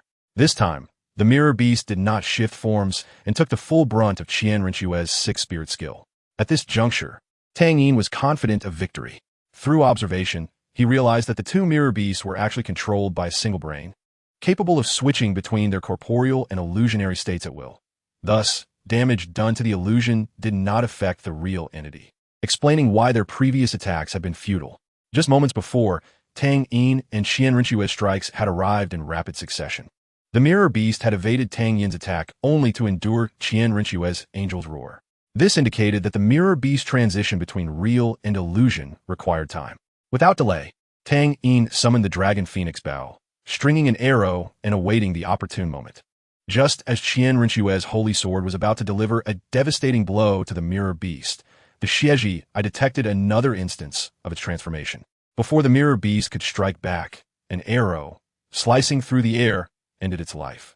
Tang Yin, you are soon to ascend to Spirit King. Chapter 115 concluded. The mirror beast's illusionary form vanished with the death of its corporeal self, its once resplendent, gem-like scales losing their luster. A pure energy emanated from the mirror beast's body, coalescing in the air into a pitch-black soul ring. Tang Yin retracted his martial spirit and approached the mirror beast's remains. Qian Rinxue, having dispelled her six-winged angel form, posed a question she had been eager to ask since yesterday. That bow? Yes, Tang Yin replied, revealing no secrets to Qian Rinxue. I possess dual martial spirits. That bow is my second martial spirit. Although prepared for this revelation, Qian Rinxue was still taken aback upon hearing Tang Yin's affirmation. She mentally appended a new descriptor to Tang Yin. The stronger he became, the more satisfied she felt, relishing the unparalleled sense of conquest his strength provided, both psychological and physical. He truly is the man I admire, Qian Rinxue thought, a look of appreciation and contentment gracing her features. Meanwhile, Tang Yin began to absorb his fifth soul ring. The mirror beast had missed its time. Had it encountered Tang Yin before he embarked on a path of bloodshed and brutality, it would have undoubtedly survived. Moreover, it might have even thrived, potentially becoming a divine beast, or at the very least a 100,000-year soul beast. In a peculiar realm, the beings known as Tongmu Jiao, Tongyu Shinju, and Jifeng Jiaolong beheld with trepidation the demise of the mirror beast, struck down by a single arrow from Tang Yin.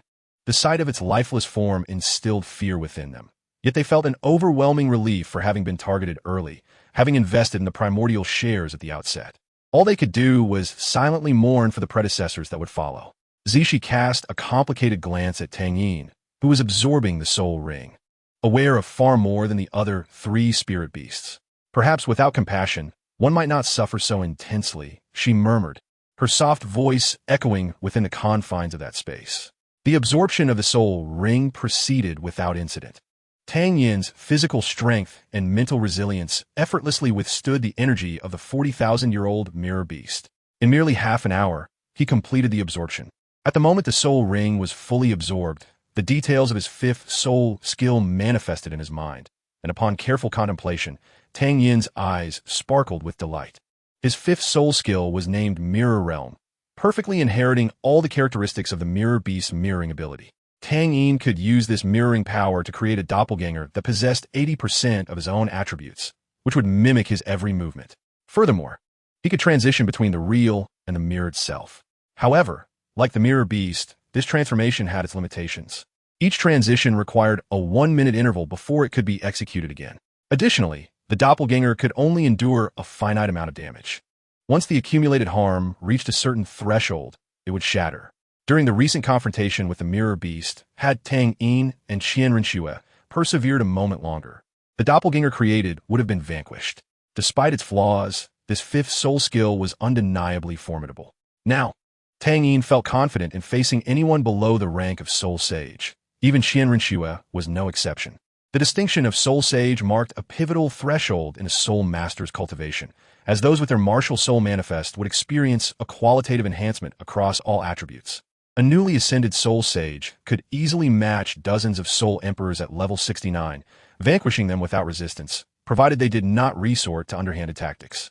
After sharing the details of his fifth soul skill with Qian Rinxue, Tang Yin's gaze lingered on the carcass of the mirror beast. While he absorbed the soul ring, Qian Rinxue had searched the body for a soul bone, but found none, which left her feeling somewhat disheartened.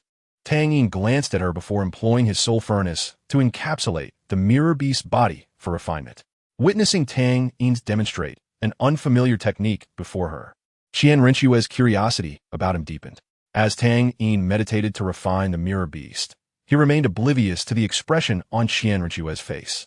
She playfully licked her rosy lips, her demeanor exuding charm, a sight even Tang Yin had never witnessed before. "Little brother, you truly pique my curiosity more and more," she mused. The refinement time for the mirror beast was comparable to that of the sacred light white tiger. When the flames of Tang Yin's soul furnace extinguished, barely half an hour had passed since the commencement. As the lid of the furnace opened, a diamond-shaped crystal emerged, captivating both their gazes. Tang Yin reached for the crystal, its purpose instantly revealing itself in his mind. Its shape did not resemble a soul bone, and Tang Yin quickly understood its function. This object was an excellent offensive weapon, capable of replicating a corresponding skill upon activation. He demonstrated this to Qian Rinxue by activating his first soul skill, Shenlong Ji Mu, alongside the crystal, resulting in a miraculous duplication of the dragon's shadow, now appearing as two. Qian Rinxue observed Tang Yin with interest, though her curiosity about the crystal was muted. Understanding her unspoken questions, Tang Yin did not shy away from discussing Tianwei Lu, offering her a brief introduction without elaborating further, and she refrained from probing deeper. In the realm of intelligent individuals, romance is characterized by an understanding of boundaries, and thus, their soul-hunting expedition could be deemed a resounding success. As they journeyed back, their proximity allowed their arms to brush against one another. The temperature had risen, and neither wore much beneath their expansive black cloaks. Qian Rinxue donned a backless long-sleeve garment, while Tang Yin was clad in a simple brown tunic. The light fabric could not contain the warmth exchanged between them, and an amorous atmosphere began to unfold. Qian Rinxue felt a flutter of anticipation. She had never walked hand in hand with another, yearning for Tang Yin to grasp her hand and hold it in his palm. True to her hopes, Tang Yin opened her palm and intertwined their fingers, holding them tightly together. Stealing a glance at him, Qian Rinxue noted his calm demeanor as he gazed forward, seemingly unaware of the moment's significance. Behind them lay the primordial tranquility of the forest, while the sky succumbed once more to darkness. As Tang Yin calculated the distance remaining to exit the setting sun forest, a heart-wrenching scream echoed from a nearby mountain, shaking the very trees. Chapter 116, The Poison Douluo. Tang Yin and Qian Rinxue exchanged solemn glances, each detecting a trace of gravity on the other's face. Tang Yin was certain that the anguished roar did not originate from a spirit beast but from a human. The sheer intensity of the pained wail suggested that the individual was at least possibly even a tidal Douluo. The direction of the sound indicated the approximate location of this powerful figure, merely a few hundred meters away. Initially, Tang Yin intended to heed the adage of not standing beneath a precarious wall and avoid such murky waters, especially since he was not alone. Let's depart, he whispered to Qian Rinxue, though curiosity gnawed at him regarding what could provoke such suffering from being of such strength. Qian Rinxue, however, furrowed her brow, seemingly deep in thought. That aura feels so familiar. I believe I have encountered it before. Just as Qian Rinxue pondered, a faint metallic scent wafted on the mountain breeze, sparking a realization within her regarding the identity of the individual. I remember now. That is why it seemed so familiar. Her revelation caught Tang Yin's attention, and he awaited her explanation without pressing for details. If my conjecture is correct, the individual in question is the poison Douluo, Douluo. Tang Yin was not well acquainted with this title Douluo and continued to wait for Qian Rinxue's elaboration. The poison Douluo possesses the beast martial soul, the azure scale serpent king, renowned for its potent toxicity. I once encountered him at a banquet in the Heaven Do Empire, and the aura he exuded matched the metallic scent we just detected. Upon hearing Qian Rinxue's explanation, Tang Yin felt a shiver run down his spine. Indeed, he was a title Douluo. Noticing that Qian Rinxue hesitated to leave, her contemplative expression revealed she was weighing her options. Observing her conflicted demeanor, Tang Yin inquired, "What is on your mind?" After a brief pause, Qian Rinxue voiced her concerns.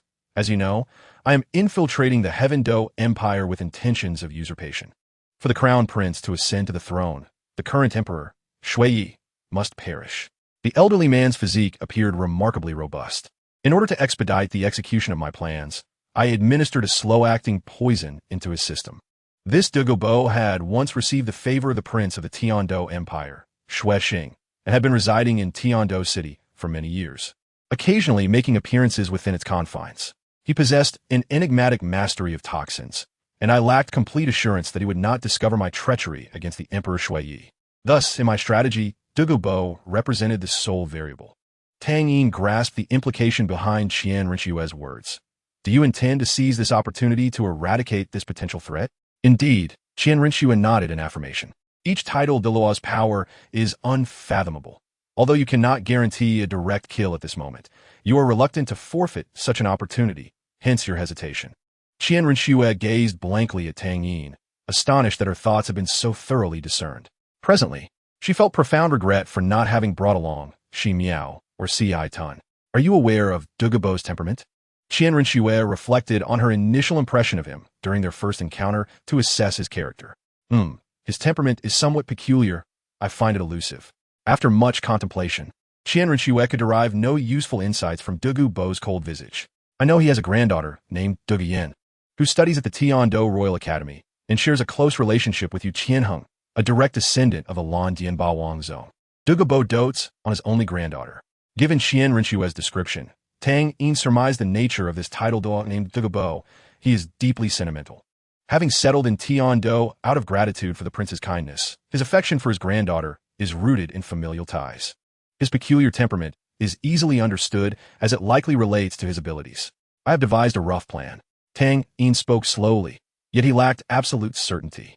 For safety's sake, he resolved to summon assistance. Mother, he murmured, far away in Tiando City. Yin was preparing to engage in some activity with her beloved Tang Hao when she suddenly heard her son's voice, causing her to halt immediately. Xiao Yin, what is it? Yin's gentle words instilled additional confidence in Tang Yin. Meanwhile, Tang Hao looked at Yin, unable to ask or say anything. Mother, can you reach out to father? Yin glanced at the pitiful Tang Hao and replied, he is currently with me. There's been a minor situation that may require his presence. A minor situation? Yin recognized that Tang Yin was attempting to alleviate her worries. If it were merely a minor issue, surely he could resolve it without involving his father. Yin's tone turned somewhat anxious.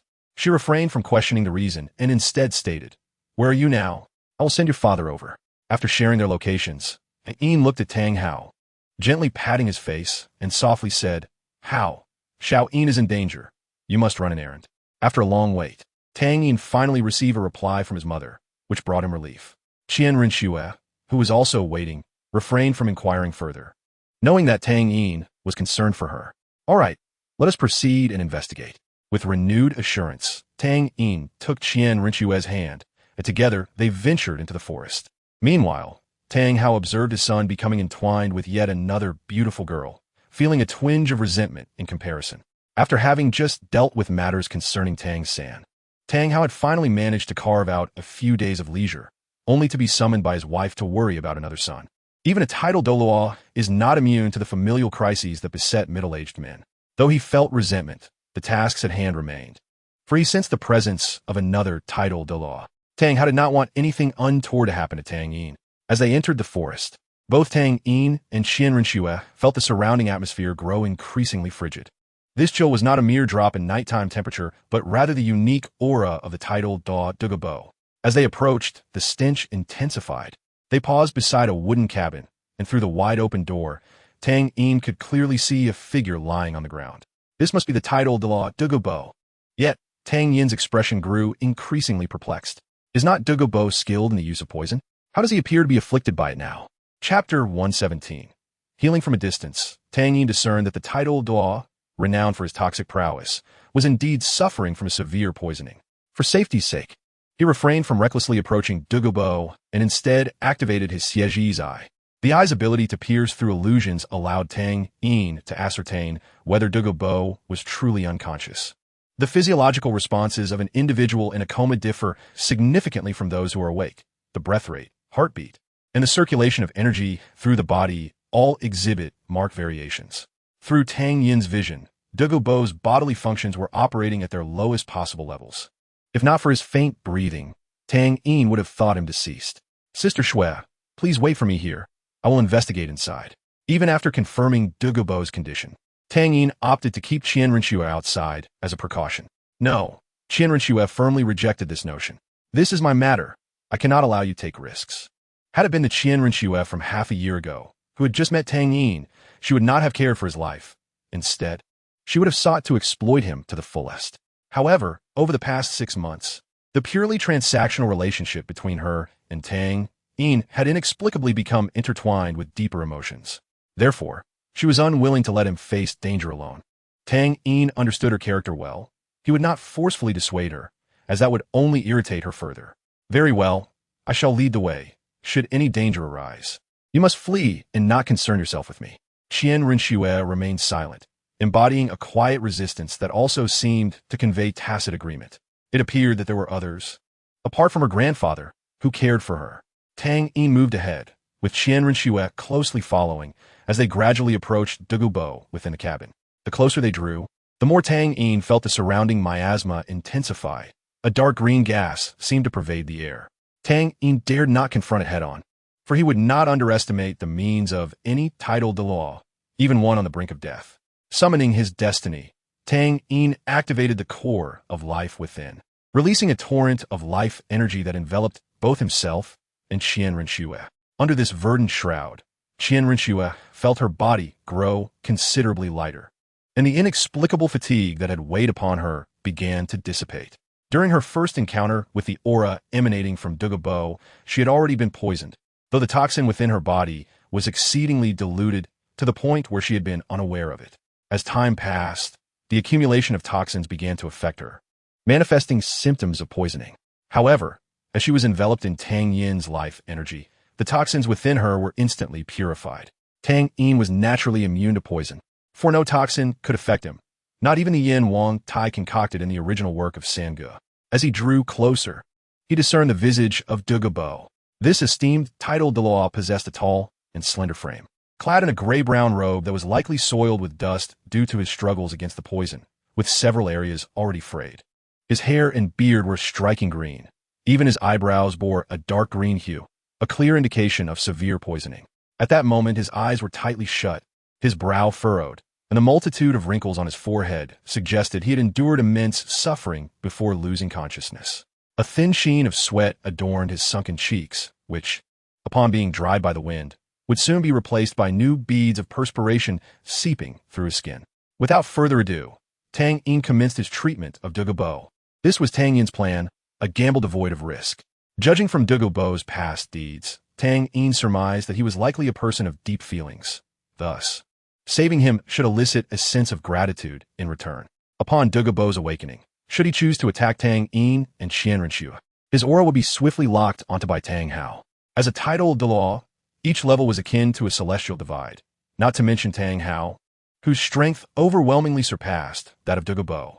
It should be noted that even a mere encounter with the formidable Zhu Duo under Tang Hao's command could easily overpower Douluo. Even if Tang Hao were momentarily delayed, Yin would instantaneously thwart any sudden assault from Douluo, providing a dual layer of assurance that rendered this a virtually foolproof endeavor.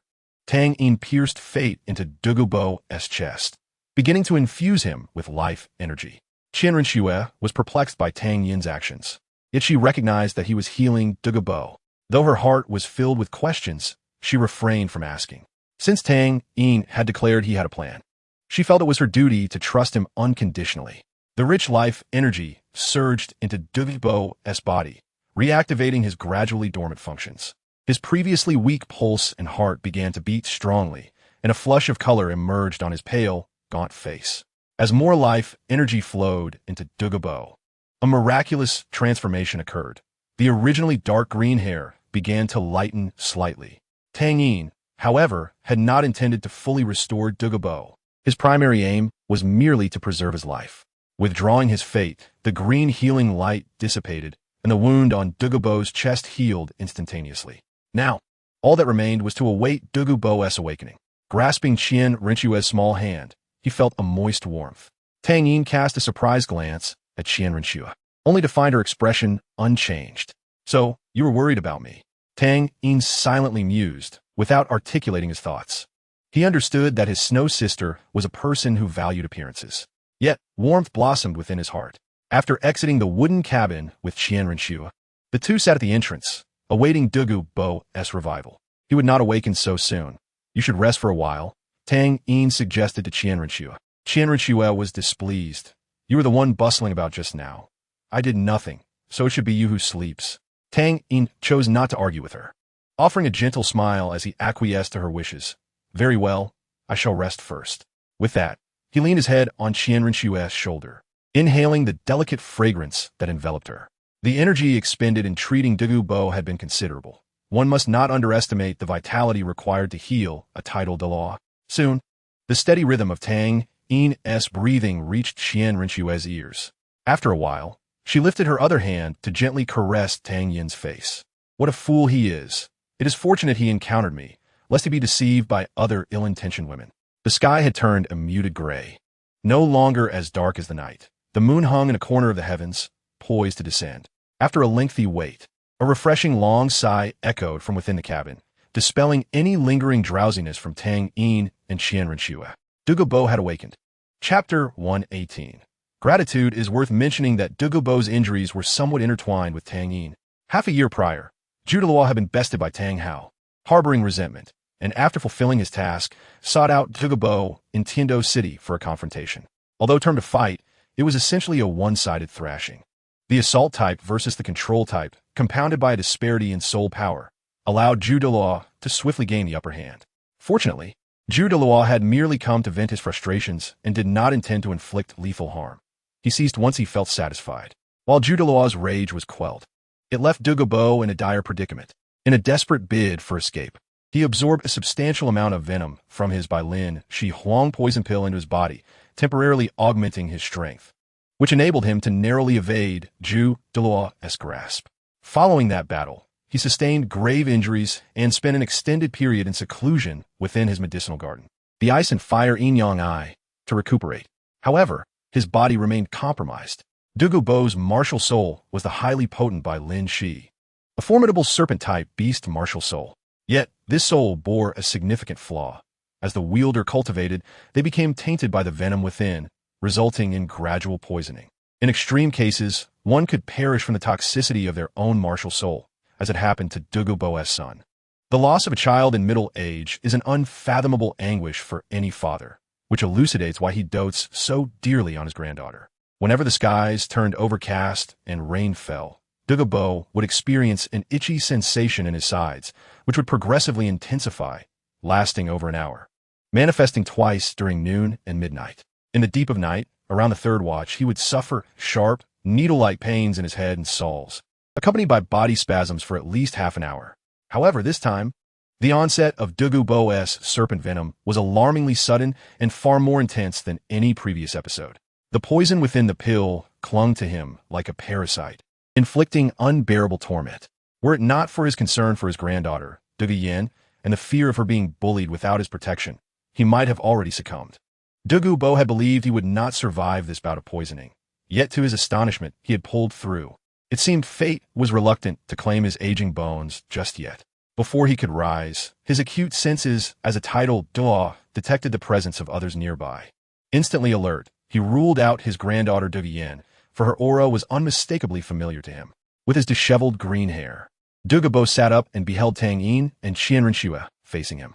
"Senior, you are awake." Despite Douluo's cold, piercing gaze, Tang Yin remained composed and unruffled. Douluo scanned the pair with caution, from the fluctuations of soul power emanating from them and their youthful appearances. He discerned that Tang Yin and Qian Renxue possessed extraordinary potential. His gaze lingered on Qian Renxue for some time before returning to Tang Yin. "Who are you? How did you come to be here?" After careful contemplation, Douluo resolved to ascertain their identities before making any hasty decisions. "Senior, we have come to the Luri Senlin to acquire a soul ring. Last night, as we passed through here, we discovered that you were gravely poisoned and on the brink of death. I took it upon myself to administer an antidote." Tang Yin briefly recounted the events of the previous night to Douluo. Upon hearing Tang Yin's words, Douluo examined his body closely. Indeed, the poison within him was suppressed by an external force. This energy did not eliminate the snake venom residing within him, but rather formed a thin, protective membrane, isolating his flesh from the poison. Such a miraculous sight astonished Douluo. "How did you accomplish this?" "Senior, this is the healing effect of my martial soul," Tang Yin explained. "The toxins in your body have accumulated over many years and have fused with your being. I merely suppressed the toxins without achieving a complete cure." Tang Yin's words did not elicit a positive response from Douluo. His gaze grew colder, his green eyes fixated on Tang Yin and Qian Renxue. The two, locked onto by a tidal Douluo, felt their bodies stiffen, their breath slowing as if fate itself had tightened its grip around their throats. However, this suffocating sensation soon dissipated. "Ha!" Douluo chuckled self-deprecatingly. "I have lived 78 years, practicing for over 70 years, believing my poison arts to be unparalleled. I never expected to fall victim to my own poison one day. Tang Yin and Qian Renxue fell silent at this revelation. Douluo regained his composure. You two are here awaiting my awakening, presumably not out of concern for my well-being? Senior, you are astute, Tang Yin replied candidly. Might I inquire your esteemed name? Douluo, title, poison. Senior Douluo, I wish to propose a transaction. Tang Yin delved directly into the matter. Oh, what kind of transaction? Douluo expressed interest. He recognized that these two were aware of his identity prior to revealing his name, as their expressions had not changed in the slightest. The fact that they chose to wait for him to awaken, knowing who he was, indicated they had some leverage. Being a titled Douluo, Douluo was certainly not a fool. Those lacking wisdom had long perished before achieving such a status. Before discussing the transaction, let us address another matter. Tang Yin decided to first glean some benefits from the title Douluo. Senior, you were in dire straits last night. The energy I expended to save you was not insignificant. At this point, Tang Yin's tone grew measured, awaiting Douluo's response. That is only natural. Douluo was known for acting according to his own preferences. Yet he was also a man of great loyalty. Aware that Tang Yin had saved his life, he would not be stingy in return. I possess a medicinal garden containing some valuable herbs. While their worth may not equate to the life you saved, they are indeed rare treasures. Additionally, I can promise to perform 3 tasks for you, provided they do not contravene my will. Is it that simple? Qian Renxue was momentarily taken aback by Douluo's generosity. She understood that Douluo had minimal connections to the Tiando imperial family. His favor to Prince Xuexing was limited. With Tang Yin's relationship in play, her plans gained substantial security. Tang Yin, too, was surprised by Douluo's generosity. He had intended to negotiate a complete cure in exchange for a promise to refrain from interfering with the Tiando imperial succession. Yet Douluo had readily agreed. Nevertheless, this simplification was indeed convenient. Chapter 119. The Eye of Ice and Fire observing the astonished expressions on Tang Yin and Qian Renxue's faces. Douluo clasped his hands behind his back, tilting his head slightly as if embodying the wisdom of a venerable elder. Had Tang Yin not witnessed Douluo's pitiful state the previous night, he might have prostrated himself in reverence. There is no rush regarding the transaction. Let me first take you to a place to fulfill the first task I promised you. Just then, Tang Yin, unsure of what to trade with Douluo, replied. I appreciate it, Senior Douluo. Young man, you must stay close, Douluo instructed, striding purposefully toward the mountain's peak. Tang Yin exchanged a glance with Qian Renxue, nodded slightly, and followed suit. The mountain stood 500 to 600 meters tall, with Douluo's residence situated halfway up, leaving a considerable distance to the summit. Douluo moved swiftly, traversing the rugged path with ease. Although his pace appeared slow, each stride covered vast distances. A keen observer would notice that each of Douluo's steps spanned the same length. To Tang Yin's perspective, it was as if Douluo were ascending vertically. Without activating his martial soul, Tang Yin managed to keep pace with Douluo, relying on his physical speed. Qian Renxue, possessing 10 levels more soul power than Tang Yin, was slightly stronger, which was why Tang Yin often found himself at a disadvantage during their sparring sessions, relying on superior technique to emerge victorious. Douluo expressed surprise. He had anticipated that these two young individuals would need their martial souls to keep up, yet they managed to follow him solely through their physical capabilities. Before long, under Douluo's guidance, Tang Yin and Qian Renxue reached the mountain's peak. It was there that Tang Yin discovered the mountain's remarkable nature. Beneath his feet lay a hollow formation. What he beheld was an inverted conical depression, enveloped by surrounding stones and trees. Mist rose from the hollow, and within, he sensed 2 contrasting auras of heat and cold. Cold spring and hot spring? Tang Yin's curiosity drew Douluo's attention. Good lad, your perception is quite acute. Douluo praised. Indeed, my medicinal garden lies below, encompassing both a cold spring and a hot spring. Douluo's words piqued Tang Yin's interest further regarding this medicinal garden. Let us descend, Douluo declared, leaping into the unfathomable abyss. Tang Yin gazed into the bottomless chasm, unable to gauge its depth. Beside him, Qian Renxue smiled charmingly, her radiant wings of the holy light white tiger unfurling. She opened her arms and playfully said, Hold on tight, little brother, I will take you down. Tang Yin's face flushed, uncertain whether from embarrassment or the rising steam. How capricious, Qian Renxue muttered, before effortlessly scooping him up. One arm cradling his legs while the other embraced his back in a princess carry.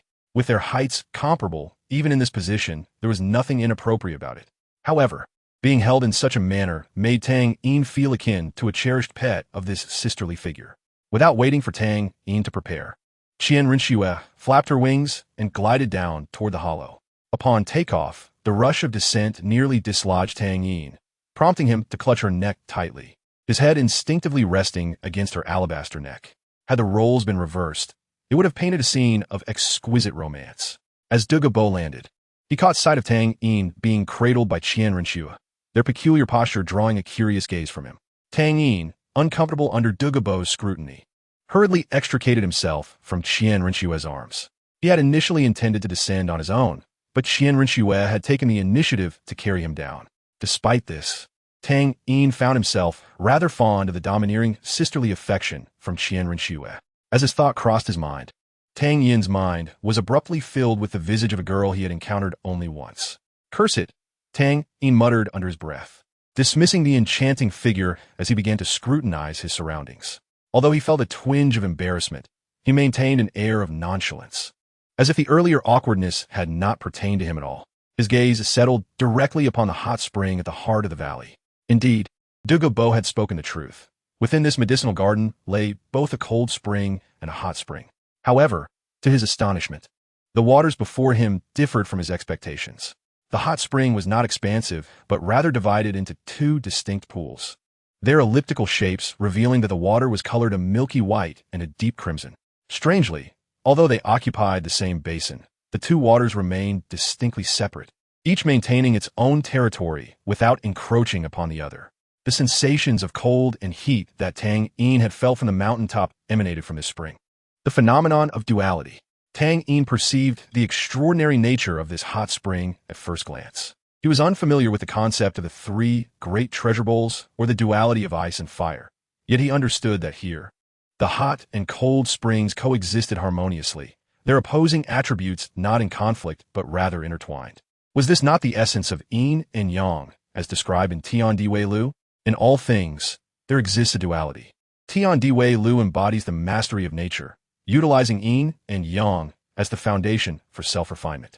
Without concern for whether his sièges would be revealed, he activated it without hesitation.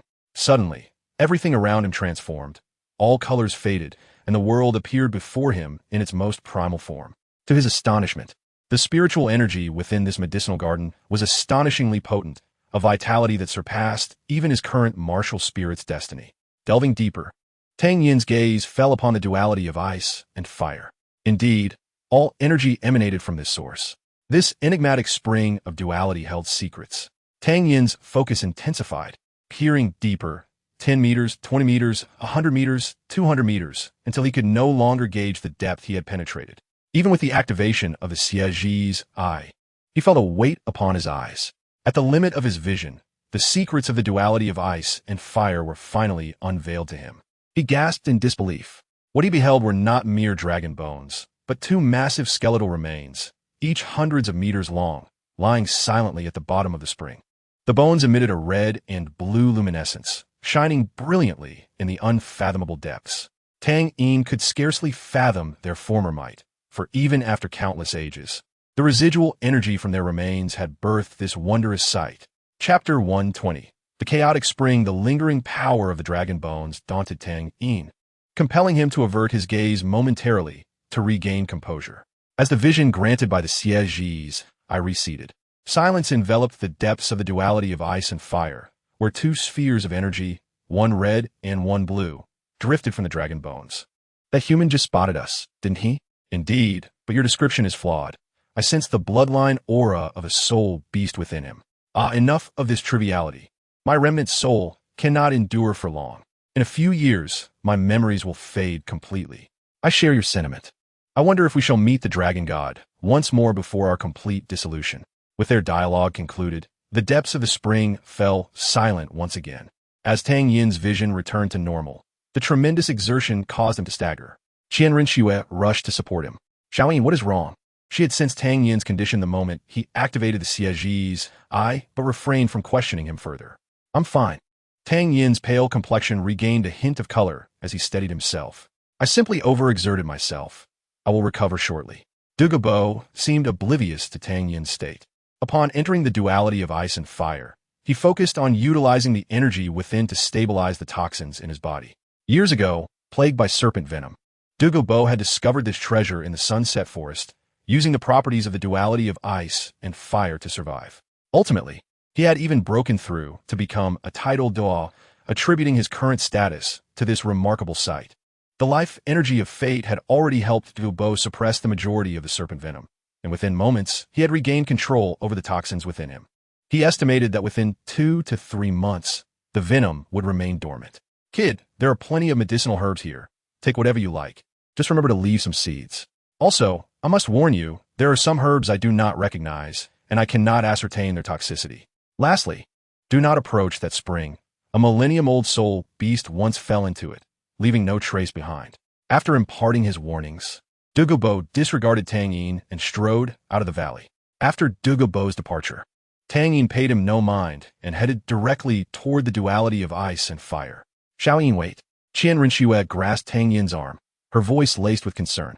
Did not Douluo warn against approaching that spring? Tang Yin flashed a confident smile at Qian Renxue. Trust me, Shuejia, there is no danger. Under Qian Renxue's worried gaze, Tang Yin approached the shore of the duality of ice and fire. Standing at the confluence of the two springs, he could distinctly feel the scorching heat of the red spring and the chilling cold of the black spring. His gaze fell upon the boundary where the two colors met. At the center of the duality of ice and fire, the waters that were once starkly divided had begun to intermingle. From the water's surface, one could not discern this phenomenon. It was only through the use of the Siege's eye that Tang Yin could perceive the truth. The chaotic spring. In his youth, the old tortoise had elucidated the wondrous phenomenon of yin and yang to him. He had also mentioned that there was no absolute duality in this world. At the juncture of yin and yang, there is a significant probability of slight imbalance, giving rise to peculiar entities imbued with chaotic attributes. Such entities could transform the mundane into the miraculous, and Tang Yin vividly recalled the example the old tortoise had given, reviving his mother. Suppressing the agitation within, Tang Yin transformed his innate furnace into a large vessel and scooped up the chaotic spring water. Indeed, once separated from the hot red spring and the cold white spring, the water within his innate furnace took on a dark silver hue, as if all colors intertwined, exhibiting a peculiar spectacle on the brink of separation. An instinctive urge surged within Tang Yin, compelling him to consume this chaotic spring water. As warmth enveloped his right hand, fate manifested, seeking to rush toward his innate furnace. Fortunately, Tang Yin managed to seize it in time, preventing fate from swallowing the spring water outright. After suppressing that primal urge, Tang Yin employed the power of his mark, summoning a yin from the distant Tiando city to his side in an instant. Qian Renxue was startled to see another person beside Tang Yin, her complexion paling as she nearly lunged at a yin. Tang Yin hurriedly reassured her, Shuejia, calm down, calm down. This is merely my mother. Upon hearing Tang Yin's words, Qian Renxue, with her martial spirit already summoned, felt a sense of confusion and hastily retracted her martial spirit, her nervousness leading to a flurry of disjointed speech. I apologize, Tang Yin's mother, Yin, quickly sensed Qian Renxue's presence and immediately recognized the extraordinary bond between her and her son. While Yin was unconcerned about Tang Yin's flirtations, her only wish was for him to move past the heartache of the past. Of course, she believed that one should never impose on a girl. Upon witnessing Qian Renxue's martial spirit, a Yin's gaze sharpened. How could she not recognize the six-winged angel martial spirit? A Yin surmised that this girl had intricate ties to the Qian family of the Spirit Hall, and she estimated that Tang Yin must also be aware of her true identity. A sigh escaped a Yin's heart. She did not wish to let the grievances of the previous generation be passed down, for that would only lead to tragedy. With a gentle smile, she said, It's all right, Xiaoyin, aren't you going to introduce me? Oh, Mama, this is Qian Renxue. After hastily completing the introduction, Tang Yin inwardly scolded himself for forgetting the animosity between his mother and the Spirit Hall. Hello, I am Xiaoyin's mother. Thank you for taking care of him these days, Yin said warmly, treating Qian Renxue as if she were indeed Tang Yin's girlfriend.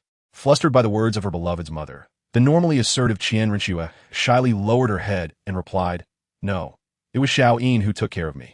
All right. Tang Yin quickly redirected a Yin's attention, fearing that continued inquiries would shatter the image he had built of his snow sister.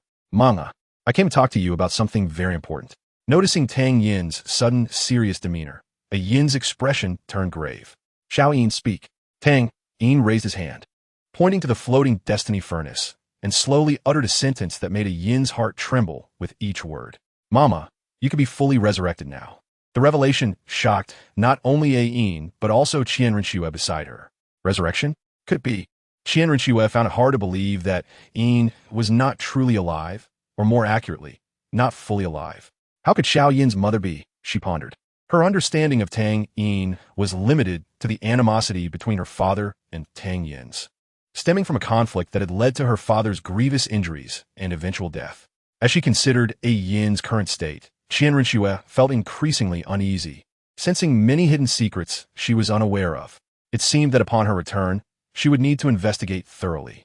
A Yin soon regained her composure and looked at Tang Yin with concern. She recalled that old turtle had once mentioned that her complete resurrection would require Xiao Yin to initially master his destiny martial spirit, which necessitated reaching at least the soul sage level. However, she knew her son would never undertake an endeavor without certainty, prompting her to ask Xiao Yin, "Have you discovered something?" Tang Yin nodded with a smile. "Rest assured, Mama, I am fully confident that I can resurrect you without risking my own body." How could he not perceive the worry in a Yin's heart? His priority was to soothe her emotions, ensuring that nothing would go awry. Moreover, with the presence of the chaotic spring, he felt untroubled by potential mishaps. "Mama, please shift to a soul state." Without hesitation, Yin transformed into a soul form, exhibiting absolute trust in Tang Yin. Her once solid body became ethereal in an instant, and the 10,000-year blue-silver emperor right leg bone, having lost its constraint, began to fall, only to be caught by Tang Yin's soul power.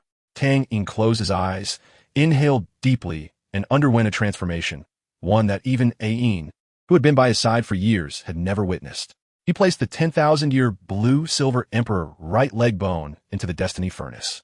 Inside, the previously tranquil chaotic spring erupted upon contact with the soul bone, boiling with a surge of primal life force that coalesced into a dense, dark gray mist, continuously spewing from the furnace.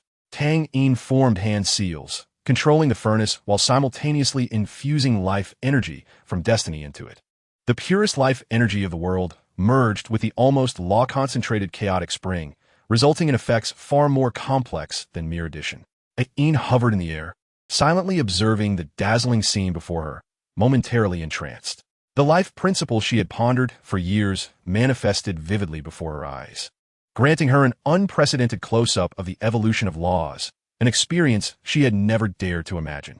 It was akin to someone who had never seen the color red, being unable to articulate what it truly represented. A being in three-dimensional space could not fathom the mysteries of four-dimensional existence.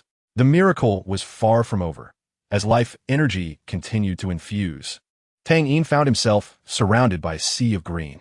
This was not the poisonous green mist of Douluo, but rather a solidified life energy. After a quarter of an hour, as Tang Yin felt his own life energy depleting, he prudently ceased the infusion and began refining within the destiny furnace. Sensing the moment was ripe, he opened the furnace lid and addressed Yin.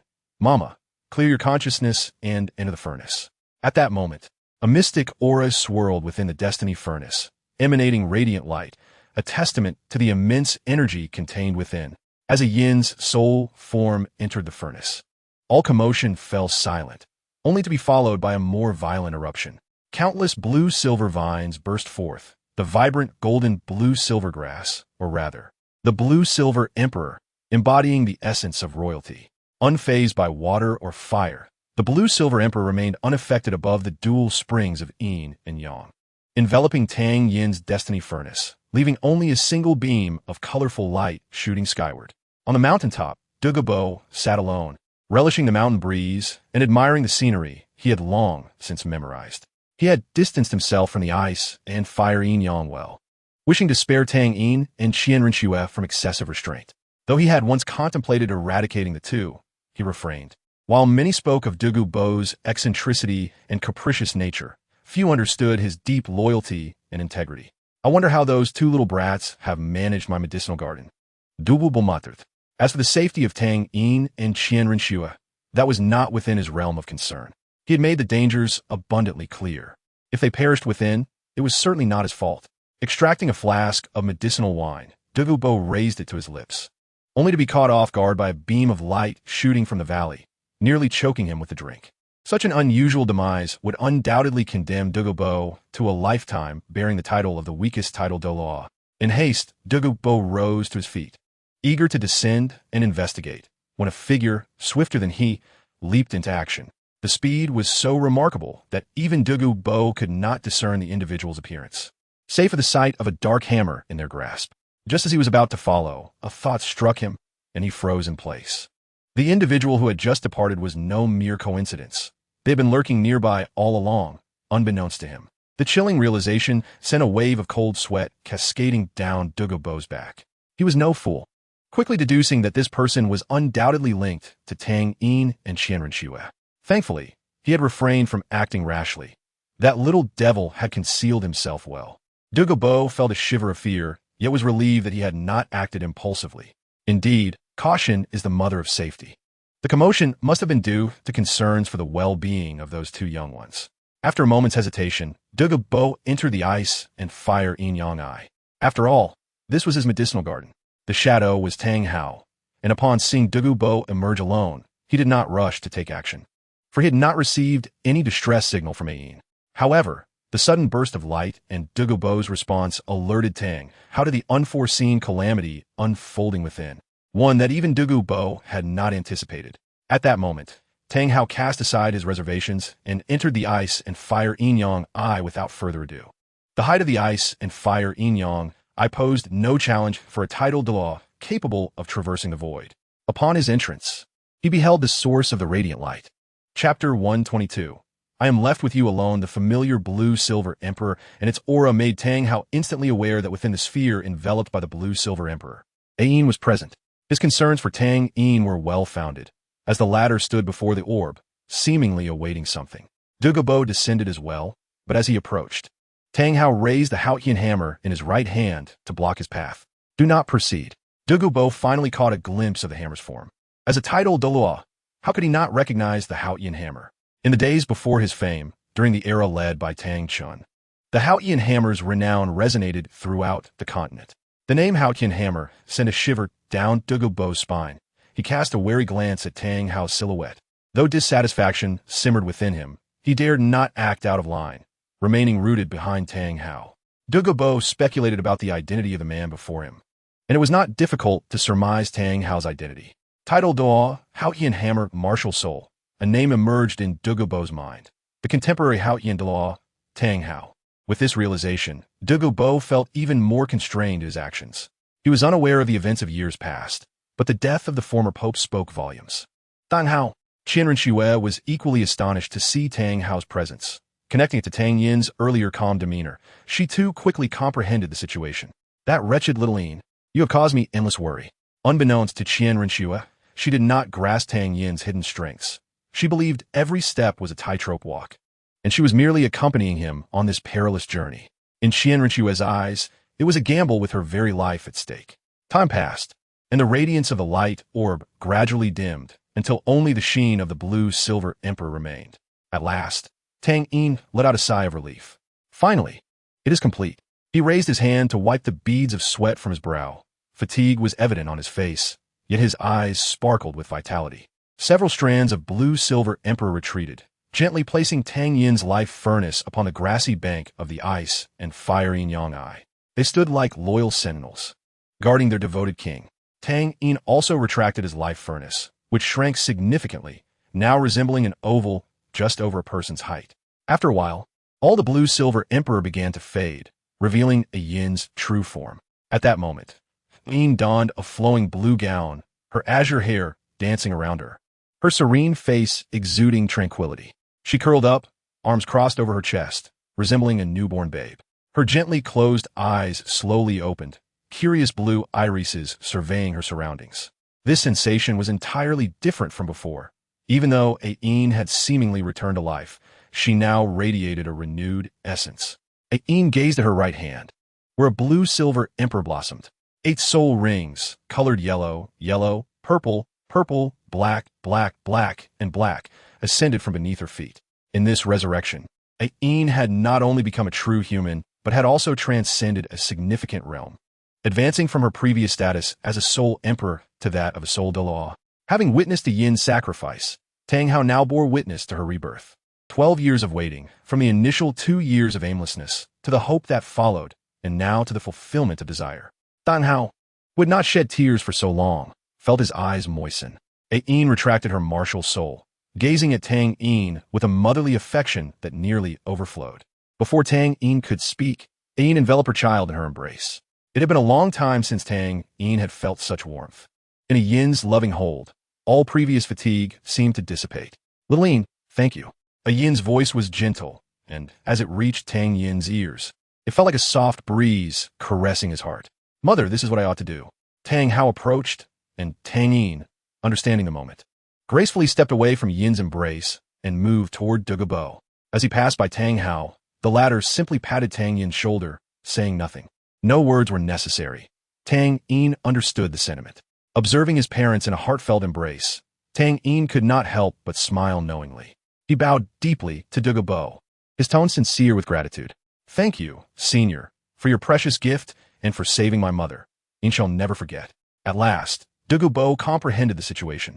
The commotion had stemmed from this young man reviving his mother. Observing Tang Hao's demeanor, Douluo finally pieced together the relationships among Tang Yin, and Tang Hao. Relieved at the clarity, he maintained an air of nonchalance, unaffected by Tang Yin's actions within his garden. I shall not renege on my promise. If there is anything else in this garden that you desire, feel free to take it. Tang Yin regarded Douluo's lofty demeanor with skepticism, deeply doubting whether the elder comprehended the true worth of the chaotic fountain he had taken. Furthermore, Tang Yin surmised that this elderly title Douluo's medicinal garden contained treasures far beyond just the chaotic fountain. Faced with such a vast trove of riches, he could not suppress a gulp. Truly, I may take what I wish. Despite his astonishment, Tang Yin feigned skepticism, as if to question Douluo's words. Douluo, clearly irked, huffed with indignation, his green mustache quivering with agitation. I Douluo, a dignified title of the law, stand by my word. Seeing Douluo's declaration, Tang Yin felt a pang of guilt at the thought of taking everything. Thus, he resolved to refrain from exploiting the elder entirely, opting instead to explore the treasures first before discussing matters with the venerable elder. Standing apart, Qianrenxue felt like an outsider, witnessing the warmth shared among Tang Yin and his family of 3. Having never known maternal love, and having lost her father later, she could not help but feel envious. Alone in the corner, her solitude rendered her seemingly out of place in this gathering. I should perhaps take my leave. Before Qianrenxue could act on her thoughts, a pair of arms encircled her slender waist from behind. The familiar scent enveloped her, momentarily filling the void in her lonely heart. Sister Xue, I apologize. Why do you apologize to me? Qianrenxue did not turn around, her voice devoid of emotion. Everything will be all right. Tang Yin rested his head upon Qianrenxue's shoulder, feeling the warmth of her skin through her silky, golden hair. He sensed her trembling gently, before her emotions erupted suddenly. Qianrenxue turned to him, embracing him tightly as if wishing to merge him within her being. You're all I have left. These 5 words made Tang Yin's heart quiver slightly. Chapter 123. A bountiful harvest within the ice and fire 2 element eye. Tang Yin was wandering around, searching for the rare treasures hidden within. Tang Hao and Yin had long departed, and shortly after, Douluo had also left, leaving only Tang Yin and Qianrenxue in this extraordinary realm. After a moment of intimacy, they parted slightly, their bond seemingly deepening. Qianrenxue was a person who valued interests above all. She could even set aside her vendetta against her father's killer to win Tang Yin's favor. Yet, she was also someone who yearned deeply for affection, whether familial or romantic. Although she had no real reason to remain, she seemed reluctant to leave Tang Yin's side. Her presence here had little impact on him, for Tang Yin would not conceal his secrets from someone he had chosen. Surrounding the ice and fire 2 element, were a plethora of plants, each with unique forms, creating a veritable paradise of flora. The quality of herbs cultivated here astonished Tang Yin. By the milky white cold spring, he discovered the exquisite snow silkworm among the cordyceps. The snow silkworm appeared grayish-white with ring patterns. Its body boasted 8 pairs of legs, the 4 pairs in the middle being the most pronounced. The texture was delicate, easily breakable, with a slightly flat cross-section and a white hue tinged with yellow. The main body was slender, deep brown to chestnut in color, cylindrical in shape. generally longer than the worm itself, with a slightly swollen spore at the top. Its outer color was bright yellow, while the interior was white and plump. Consuming this precious herb could significantly enhance one's vitality, nourish the kidneys, benefit the lungs, stop bleeding, and relax the muscles. Taking out a small shovel, Tang Yin carefully extracted this potent snow silkworm, ensuring its roots remained in the soil. Thanks to the unique environment of this treasure trove, it would soon grow back. Heavens! A Zhu Sha Lian. Is that a Han Xing Chao? In this realm, rare herbs appeared as common as radishes and cabbages, overwhelming Tang Yin's senses. To swiftly assess the rarity of the herbs, he activated the Xieji's eye, utilizing the strength of energy to identify the more precious plants. Within his field of vision, several beams of light, brighter than those of other plants, emerged, guiding him to the nearest two specimens. These two plants were located at the center of the yin-yang dual springs. On the side of the milky white yin spring stood a white herb resembling a large flower with an octagonal shape, its center glimmering like icy crystals with tiny flower buds. It emitted no fragrance. On the side of the crimson yang spring, there was a red plant shaped like a cabbage, its internal glow reminiscent of blood flowing through its veins. The Ba Jiao Xian Bing Chao and the Lai Hua Xing Jiao Shu were two notoriously poisonous plants. The Ba Jiao Xian Bing Chao absorbed the cold air day and night, possessing the world's deadliest ice poison, while the Lai Hua Xing Jiao Shu, in stark contrast, drew in the extreme yang energy from the yang spring, containing the most lethal fire poison. However, like the balance maintained by the ice and fire dual pot, these two existed in a fragile equilibrium, which was why Tang San in the original story had to leap into the center of the ice and fire two-element eye to refine these celestial plants. Tang Yin had his own methods for absorption. He took out his fate and skillfully wielded the spear to excavate the two celestial plants. Fate was inherently resilient, and the influences of ice and fire on it were negligible. Now, Tang Yin's control over his martial soul was adept, making it no challenge to use the spear as a shovel. Soon, he extracted the Ba Jiao Xian Bing Chao from its roots, gently flicking it to create a graceful arc, causing it to glide over the yin spring and land in his mini version of the fate refining furnace. Tang Yin was not foolish enough to grasp this poisonous herb with his bare hands. Approaching the Ba Jiao Xian Bing Chao would expose him to the chilling aura surrounding it. If he carelessly reached out, he could sustain serious injuries, even requiring amputation to save his life. The fate refining furnace, however, served as a perfect container, being composed of celestial spiritual energy that would not repel any plant. Following the same method, Tang Yin carefully harvested the Lai Hua Xing Jiao Shu and placed it in the fate refining furnace. With one white and one red celestial plant in hand, Tang Yin's spirits soared, his joy bubbling forth uncontrollably. Holding the fate refining furnace, he circled the ice and fire two-element eye, arriving at the junction on the opposite side. The energy of his plant was not inferior to the Ba Jiao Xian Bing Chao and Lai Hua Xing Jiao Shu he had just harvested. In fact, it seemed even stronger, prompting Tang Yin to eagerly clear away the surrounding weeds to reveal its true form. It was a large, pale pink flower, leafless, with a stem 3 feet long and an impressively large blossom, measuring nearly a foot in diameter. Each petal resembled crystal, translucent and shimmering. The delicate pink flower swayed gently in the mist, flourishing at the intersection of the red and white springs. From 10 meters away, Tang Yin could already catch a whiff of its faint fragrance. The flower's core was light purple, resembling tiny purple diamonds embedded within. Though its scent wafted far, it was not overpowering. Instead, it was a subtle, refreshing aroma, reminiscent of a young maiden's fragrance. Leaning closer, the floral scent remained delicate and did not intensify with proximity, continuing to soothe the senses. Recalling his knowledge of herbal properties, a remarkably astonishing name surfaced in his mind: Yuxiangqi Luo Xianpin. This exquisite flower was known as the nemesis of all poisons, possessing the ability to neutralize toxins. While it did not directly detoxify, it could counteract poisons. Simply inhaling its floral fragrance could eradicate all toxins within the body. Moreover, within the range of its fragrance, no poison would take effect, as its aroma had the power to neutralize myriad toxins. Tang Yin employed a special method to extract the Yuxiangqi Luo Xianpin and handed it to Qianren Xue. Sister Xue, take this flower. Qianren Xue looked at the purple flower Tang Yin offered, her expression puzzled. What is this? This flower is called Yuxiangqi Luo Xianpin. known for its ability to counteract all poisons. While there are many restorative herbs here, there are also quite a few toxins. Holding this flower, you need not worry about being harmed by poison gas. And what about you? Qian Rengshu hesitated to accept the flower. Tang Yin smiled and said, "Have you forgotten? I am not afraid of poison." Noticing Qian Rengshu's lingering doubt, he firmly placed the flower into her hand. "Only when you hold this flower can I feel at ease." Unable to refuse his kind gesture, Qian Rengshu grasped the fragrant, exquisite flower, feeling a warmth spread through her heart. She was unfamiliar with herbs.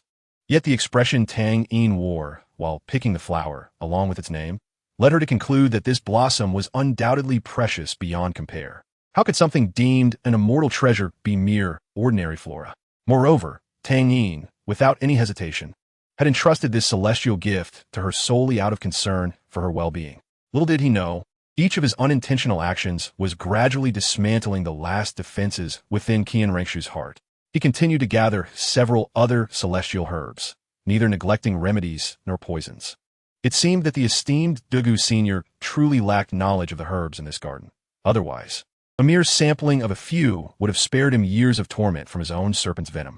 Tang Yin mused as he approached the final and most potent specimen. It was an unassuming white flower, palm-sized and resembling a peony, devoid of leaves. Strangely, its root was not embedded in soil, but rather attached to a small, dark stone, a weighty, somber presence. The flower was adorned with several striking red petals, vivid as blood, evoking a sense of awe. Tang Yin scrutinized the flower, searching for its information among the teachings imparted by Yang Wudi. Born of love, perishing for love, the king of flowers, severing longing. His gaze became somewhat dazed as he realized he had stumbled upon the legendary flower known as Shangxi Duanchang Hong, which was only mentioned in books. According to the texts, consuming this flower granted the ability to attain immortality alongside the heavens, potentially elevating one's soul power by 10 levels, while also transforming the body completely, possessing the miraculous capability to restore life to the dead. Such otherworldly effects classified it as an unparalleled celestial treasure. However, the method of harvesting this flower was exceptionally demanding. The collector must focus on their beloved with pure intent, shedding a drop of their heart's blood upon the petals. Any hint of wavering resolve would result in fatal consequences.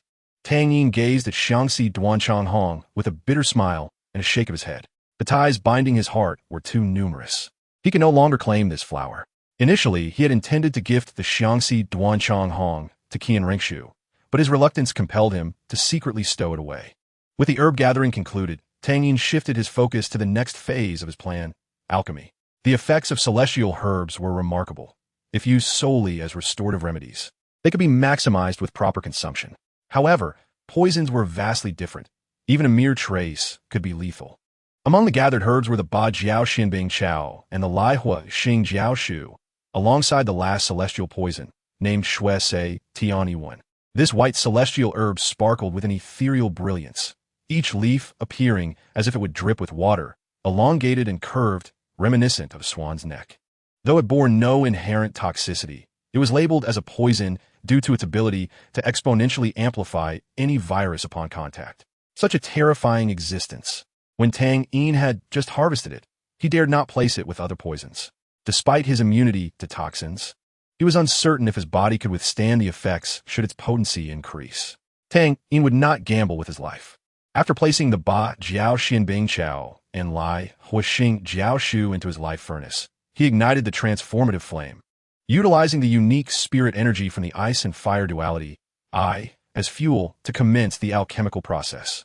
Gui Lao had informed him that the life furnace could be used for alchemy, and he had previously tested it, producing not pills but spiritual liquids. This was his first attempt at refining such high-quality herbs, and he felt a twinge of anxiety. In the initial stages of refinement, the two celestial herbs remained relatively quiet, gradually transforming into droplets of liquid within the furnace. However, the moment their essences mingled, the opposing forces clashed violently, almost overwhelming Tang Yin's control of the life furnace. The explosion was tremendous. Externally, the furnace appeared a soft blue, seemingly unchanged. Yet internally, white and red energies fought fiercely. They were attempting to merge, yet neither would yield, each vying for dominance, resulting in a colossal energy collision. Tang Yin acted swiftly, recalling the properties of other celestial herbs to neutralize the two. After some contemplation, he selected a jade-like yet slightly dull herb known as Han Yuan Xian Chao. True to its name, it possessed a chaotic nature, capable of harmonizing the turbulent energies of Ba Jiao Xianbing Chao and Lai Hu Xing Jiao Shu. Indeed, once the Han Yuan Xian Chao was added to the furnace, the clashing energies began to stabilize, no longer so tumultuous. With a sense of relief, Tang Yin concentrated on regulating the temperature within the live furnace. After half an hour, a fragrant aroma wafted from the furnace, causing Tang Yin's eyes to brighten. He recognized it as the distinctive scent accompanying successful alchemical transformation. Patience was key, so he refrained from hastily extracting the pills, continuing to manipulate the transformative flame to prevent the precious concoction from turning to ash, a loss too great to bear. Once he was certain of success, Tang Yin opened the furnace lid, and with a thought, 2 pills materialized in his hands. He pinched one between his thumb and index finger, examining it under the light. The pill was crystalline, and he could almost see the flowing energies within. Its overall appearance was a harmonious blend of red and white, with hints of dark silver intermingled. The distribution of colors resembling the yin-yang duality of the ice and fire duality strikingly beautiful. Even Tang Yin, the creator, hesitated to speculate on the immense energy contained within these 2 pills. However, he was confident that the toxins from Ba Jiao Xianbing Chao and Lai Hu Xing Jiao Shu had been entirely neutralized, leaving only the properties of the 3 celestial restorative herbs. This was not merely a simple sum of parts, but rather a geometric amplification. Realizing he would not pursue further alchemy, Tang Yin decided to seize the present opportunity. Thus, he took the 2 pills and strode toward Qianrengshu. Naturally, he intended to share these precious pills with his beloved Xuejia. Upon witnessing Tang Yin's diligent efforts, culminating in his first act of seeking her out, Qianrengshu felt a warmth envelop her heart. Xuejia, I have a wonderful gift for you.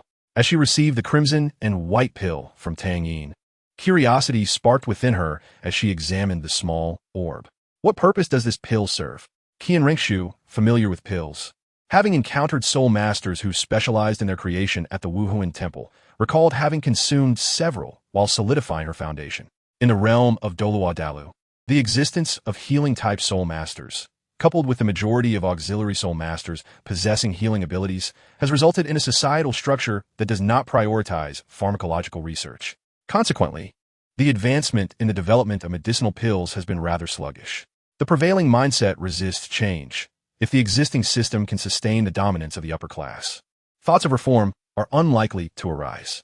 Even after millennia, during the timeline of the unrivaled Tang sect in Douluo, only a handful of medicinal pills emerged, all exhibiting rather singular effects. Tang Yin was uncertain of the potency of the pill he had concocted, as it was his first attempt at blending 3 types of celestial herbs. The 2 pills contained 3 celestial herbs, yet he could not accurately gauge their medicinal properties. Notably, the quality of celestial herbs equates to at least a level 95 title Douluo in the Soul Master realm, rendering them as the most exceptional of spiritual medicines. Having stated this, Tang Yin retrieved a flower to present to Qianrengshu. The flower was a chrysanthemum, radiating a splendid purple hue. Strangely, each petal appeared adorably fuzzy, and the entire blossom exuded no fragrance. The flower's center rose over half a foot above the petals, its apex shimmering with a faint golden glow. This is the Qi Rong Tong Tianju. Qianrengshu recognized the flower at first glance, as it was the martial soul of the chrysanthemum Douluo. Their connection was significant. During her time in the spirit hall, the chrysanthemum Douluo and another title known as the Ghost had always been by her father's side. After her father's death, they remained loyal to the Pope, serving that woman.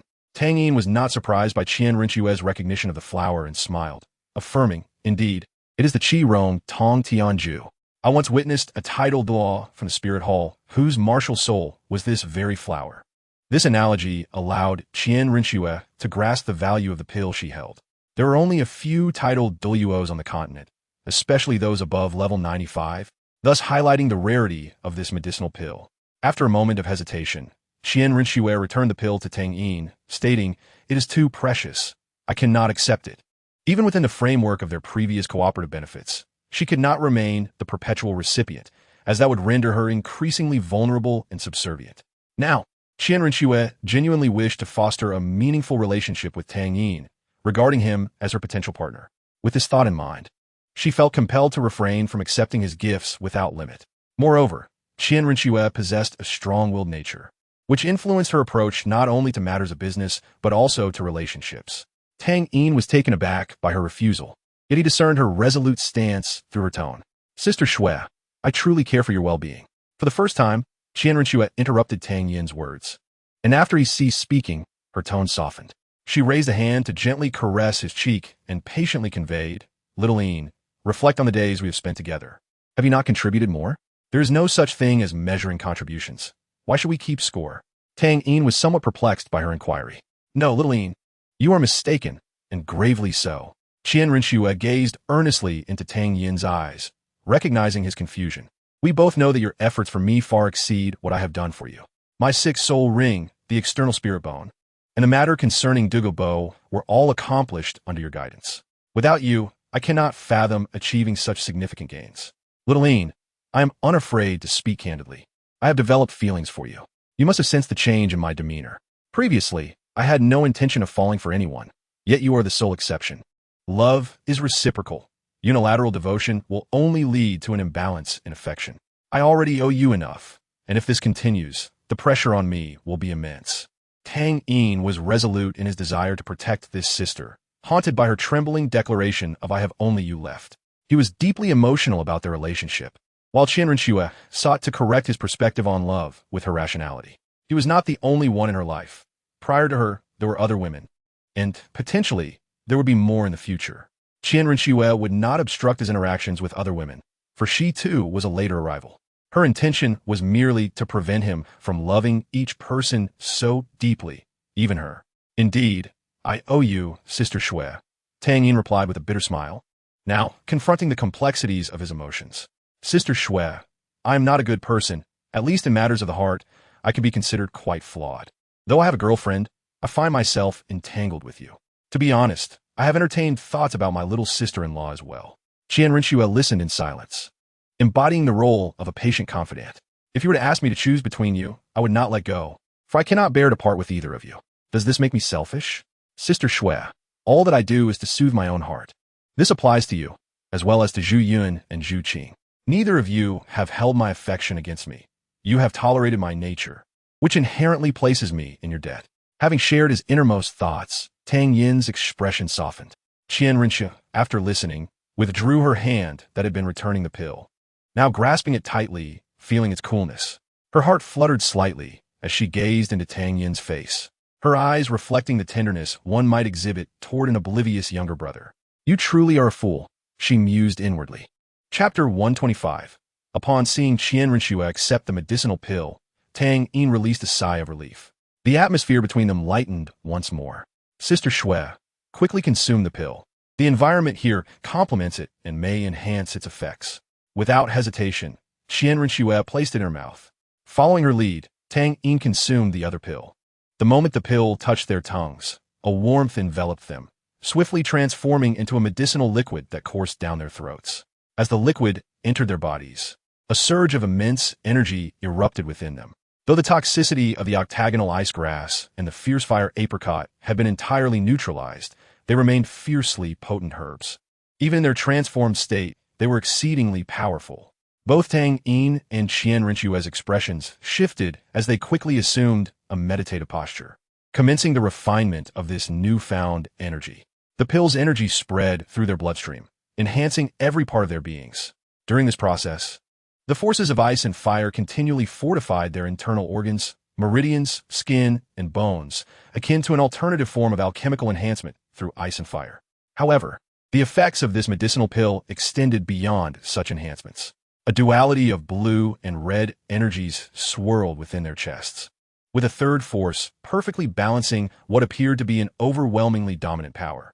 On and Shansao orchestrated the convergence of two energies, intertwining the Ba Jiao Xianbing Chao and the Lai Hua Xing Jiao Shu, gradually forming a swirling vortex of energy in the position of the heart. When cultivating soul power, all the soul energy within a soul master remains dormant in the dantian, which serves as the core of a soul master. The energy vortex coalescing at the heart of Tang Yin and Qian Rinxue can be perceived as a new core.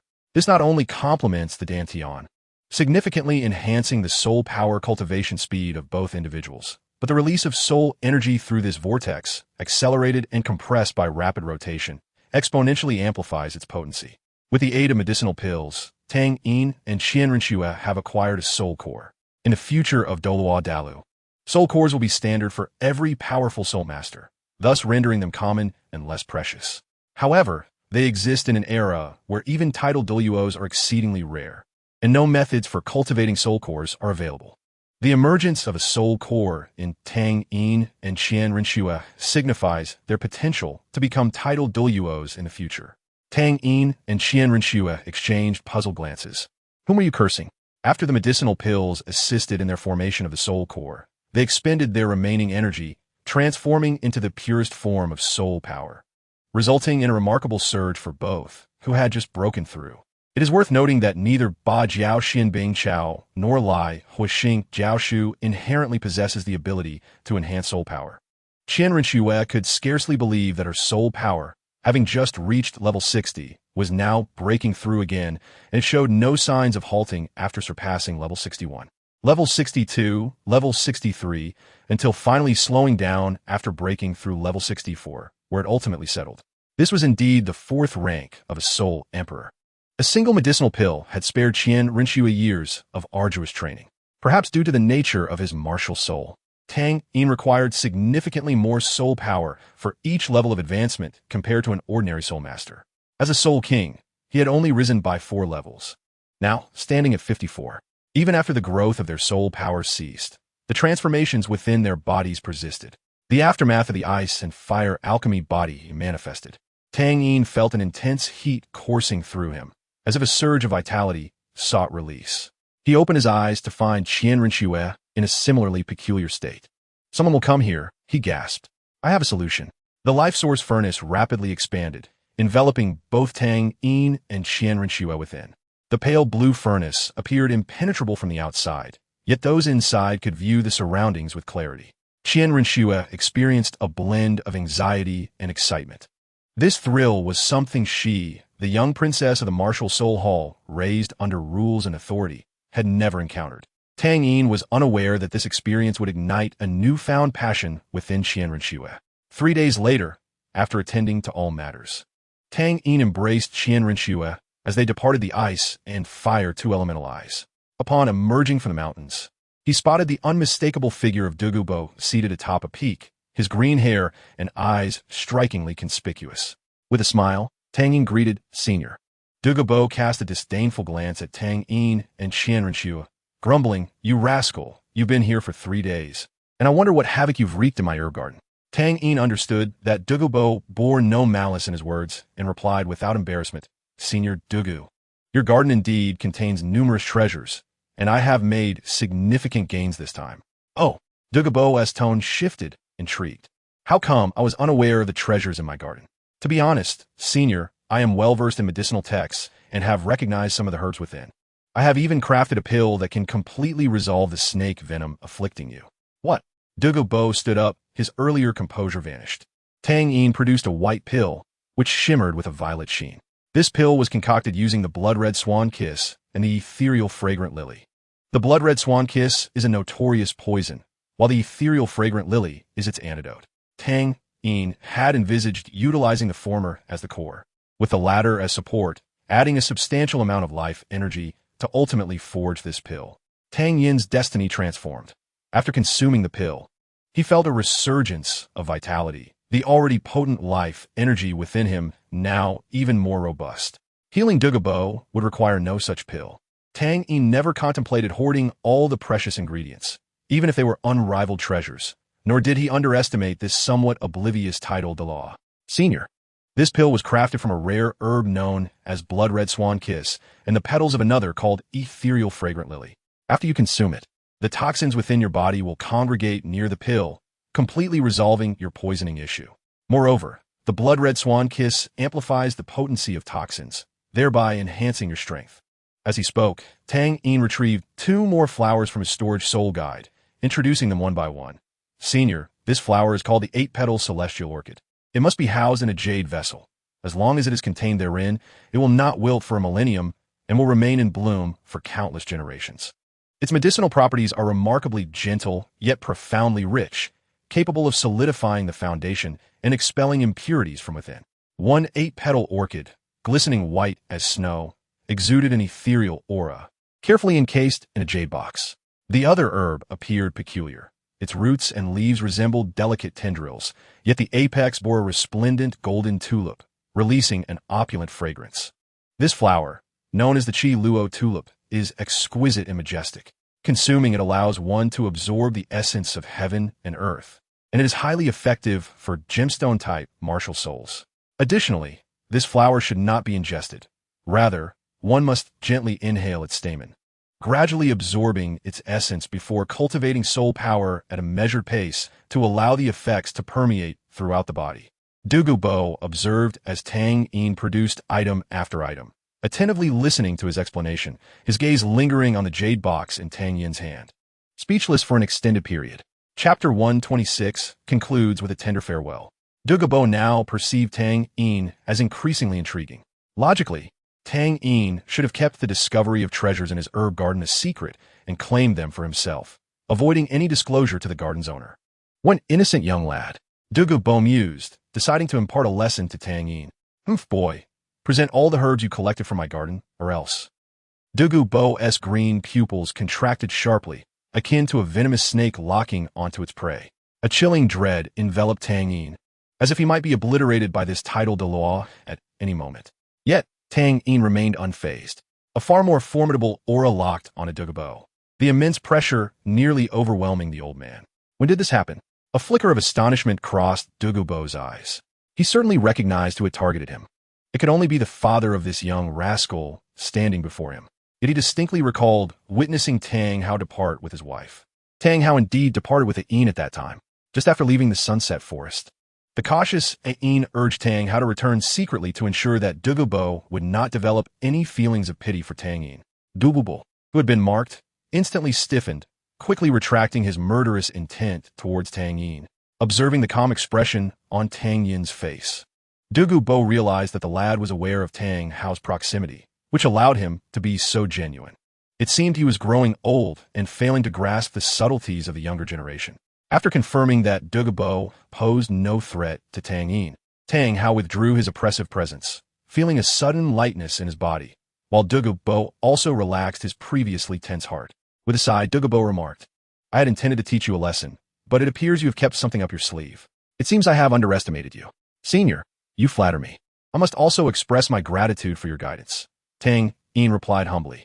Douluo would never harbor any murderous intentions towards him, as he had already learned that his father was Tang Hao, the Douluo of the Haoyin clan.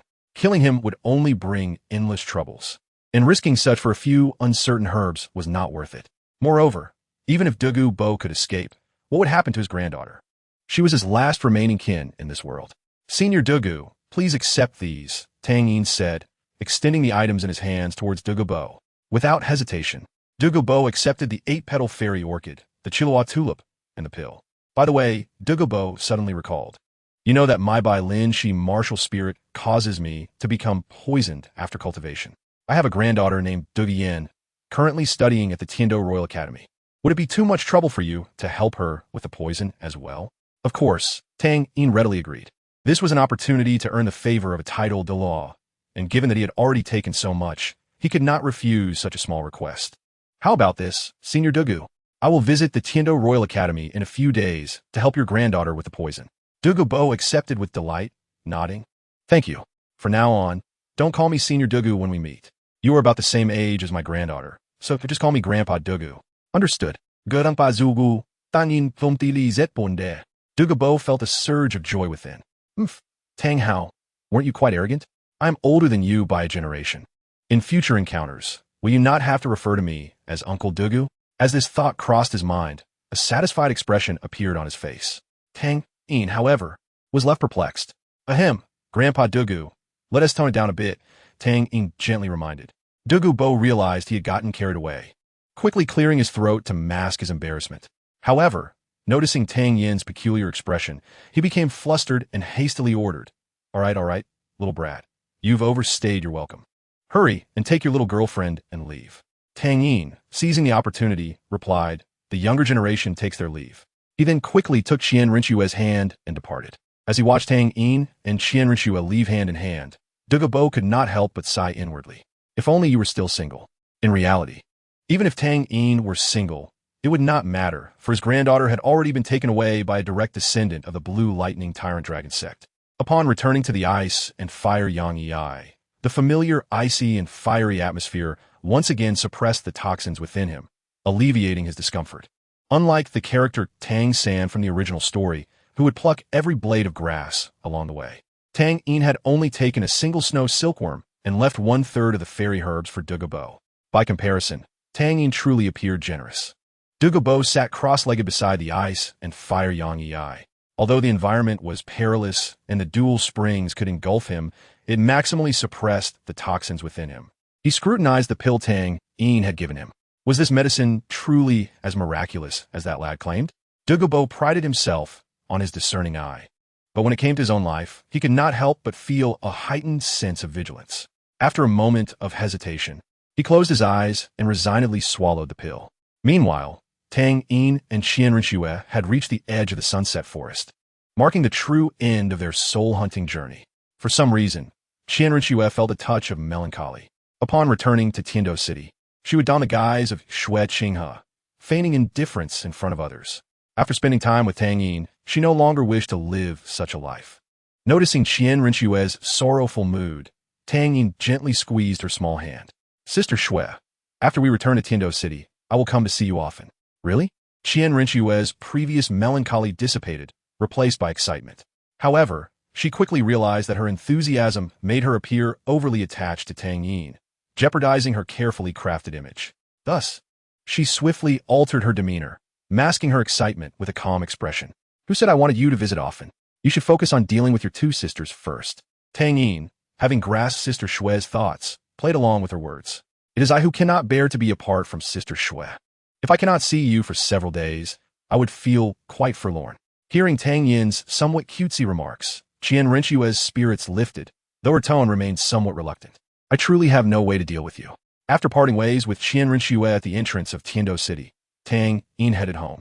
On the way back, he recalled the enchanting kiss he had shared with Qian Rinxue. Soft, silky, and rounded, this older sister was indeed captivating. The distance from the north gate of Tiando City to Tang Yin's current residence was not far. After knocking on the door to his home, he collected his thoughts. The door swung open with a light, cheerful sound of footsteps. It was his sister, Zhu Zhuqing, who, upon seeing Tang Yin, displayed a fleeting glimmer of joy in her eyes. "Brother-in-law, you're back." Today, Zhu Zhuqing wore a black home dress, and Tang Yin noted that both sisters seemed to have a penchant for black, perhaps tied to their martial spirits. "Zhuqing, where is your sister?" Tang Yin inquired as he stepped into the courtyard. "She went out to buy something." For some reason, Tang Yin detected a hint of disappointment in Zhu Zhuqing's tone. It appeared that he was not the only one grappling with complicated emotions. After the misunderstanding that morning, Tang Yin had not spoken to Zhu Zhuqing alone for quite some time. Their daily interactions had been buffered by Zhu Zhiyun's presence. Following Tang Yin's breakthrough to level 50, he had gone hunting for soul rings with Qian Rinxue and had not revisited his feelings for Zhu Zhuqing. Zhu Zhuqing had endured a tumultuous inner struggle over these days. Upon realizing her feelings for Tang Yin, she felt torn, knowing he was her sister's boyfriend, her brother-in-law. How could she dare to feel such emotions? The intertwining of shame and affection after the misunderstanding had led this innocent girl deeper into her turmoil. She always secretly observed the daily interactions between Tang Yin and Zhu Zhiyun, even fantasizing about transforming into her sister and indulging in a romance with Tang Yin. This thrilling sensation of harboring a secret affection for her brother-in-law incessantly tugged at Zhu Zhuqing's heartstrings, rendering her increasingly entrapped.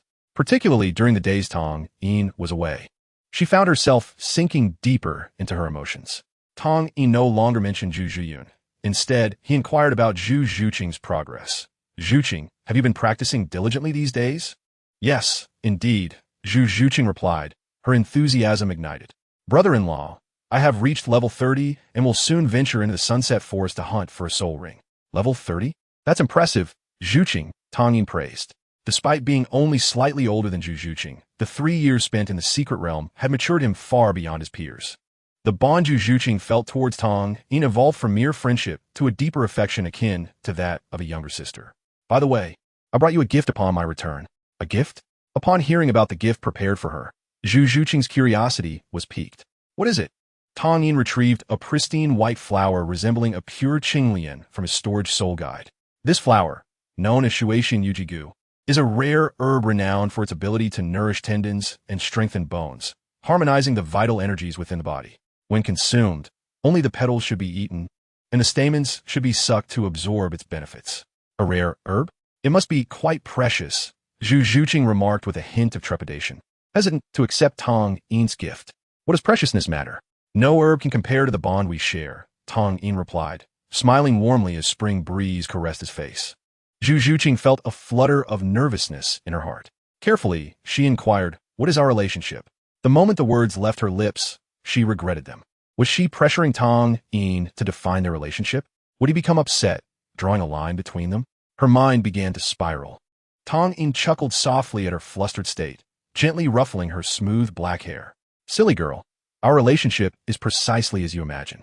His words left Zhu Zhuqing momentarily stunned. The relationship she envisioned quickly led her thoughts to the phrase secretly in love with her brother-in-law. Although her response was initially slow, realization soon dawned upon her. Did that mean her feelings were so evident? She cautiously stole glances at Tang Yin, seeking his affirmation while unwilling to confront the reality of her emotions being laid bare. Tang Yin nodded. Zhuqing, I understand your feelings. Indeed, I harbor affections for you as well. Upon receiving Tang Yin's affirmation, Zhu Zhuqing's eyes sparkled like two black crystals, shimmering with brilliance. Tang Yin continued, because of Zhiyun, I had considered distancing myself from you. That morning, I intended to discuss this matter with you. However, I realized that if I let go, you might find yourself in another man's arms, and I could not bear that. I do not wish to regret seeing you marrying someone else. Tang Yin's words carried a hint of selfishness and a touch of masculinity. Yet Zhu Zhuqing perceived them as the most beautiful confession in the world. But, sister, Zhu Zhuqing voiced her final and only concern. Tang Yin reassured her, I will speak to Zhiyun about this. Zhu Zhuqing gazed at the Shuexian Yujigu in her hands and then looked up at Tang Yin's face. Summoning her courage, she stood on her tiptoes and lightly pressed her lips against his before swiftly pulling away. Tang Yin observed her with calm amusement, his eyes glinting with playful intrigue. Under his gaze, Zhu Zhuqing's face flushed crimson. No, please don't look at me like that, she stammered, nearly burying her head in her hands. Tang Yin found her adorably endearing and couldn't resist cupping her delicate face. The skin on her cheeks felt cool and surprisingly soft. Overwhelmed by Tang Yin's teasing, Zhu Zhuqing lowered her head and muttered, I should return to my room, before hastily retreating. Oh, Zhuqing, remember to maintain a calm mind when absorbing the Shuexian Yujigu for maximum effect, Tang Yin reminded her. Zhu Zhuqing replied quietly, unsure if he had heard her. With a soft thud, the door closed, and tranquility enveloped the room once more. However, this tranquility was short-lived. Upon emerging from his shower, Tang Yin was greeted by the sight of Zhiyun, whom he had not seen for several days. Each day, Zhiyun eagerly anticipated her reunion with Tang Yin, unwilling to part from him. If not for her limited strength, she would have accompanied him on his soul-hunting endeavors, fearing that her presence would distract him. Regardless, she was determined to join him in the sunset forest. Zhiyun dropped everything and dashed towards Tang Yin. Xiaoyin, I miss you so much, Zhiyun said, lazily leaning against Tang Yin's shoulder. Zhiyun Jia, I missed you too. Tang Yin responded to her affection as usual, though this time he felt a twinge of guilt, perhaps due to his recent encounter with her sister. Shall we return to the room? It seemed that both were reciprocating each other's feelings. Embracing Zhiyun, Tang Yin entered their shared room, and soon, the air was filled with a distinct commotion. Zhu Zhuqing quietly opened the door, peeking her head through.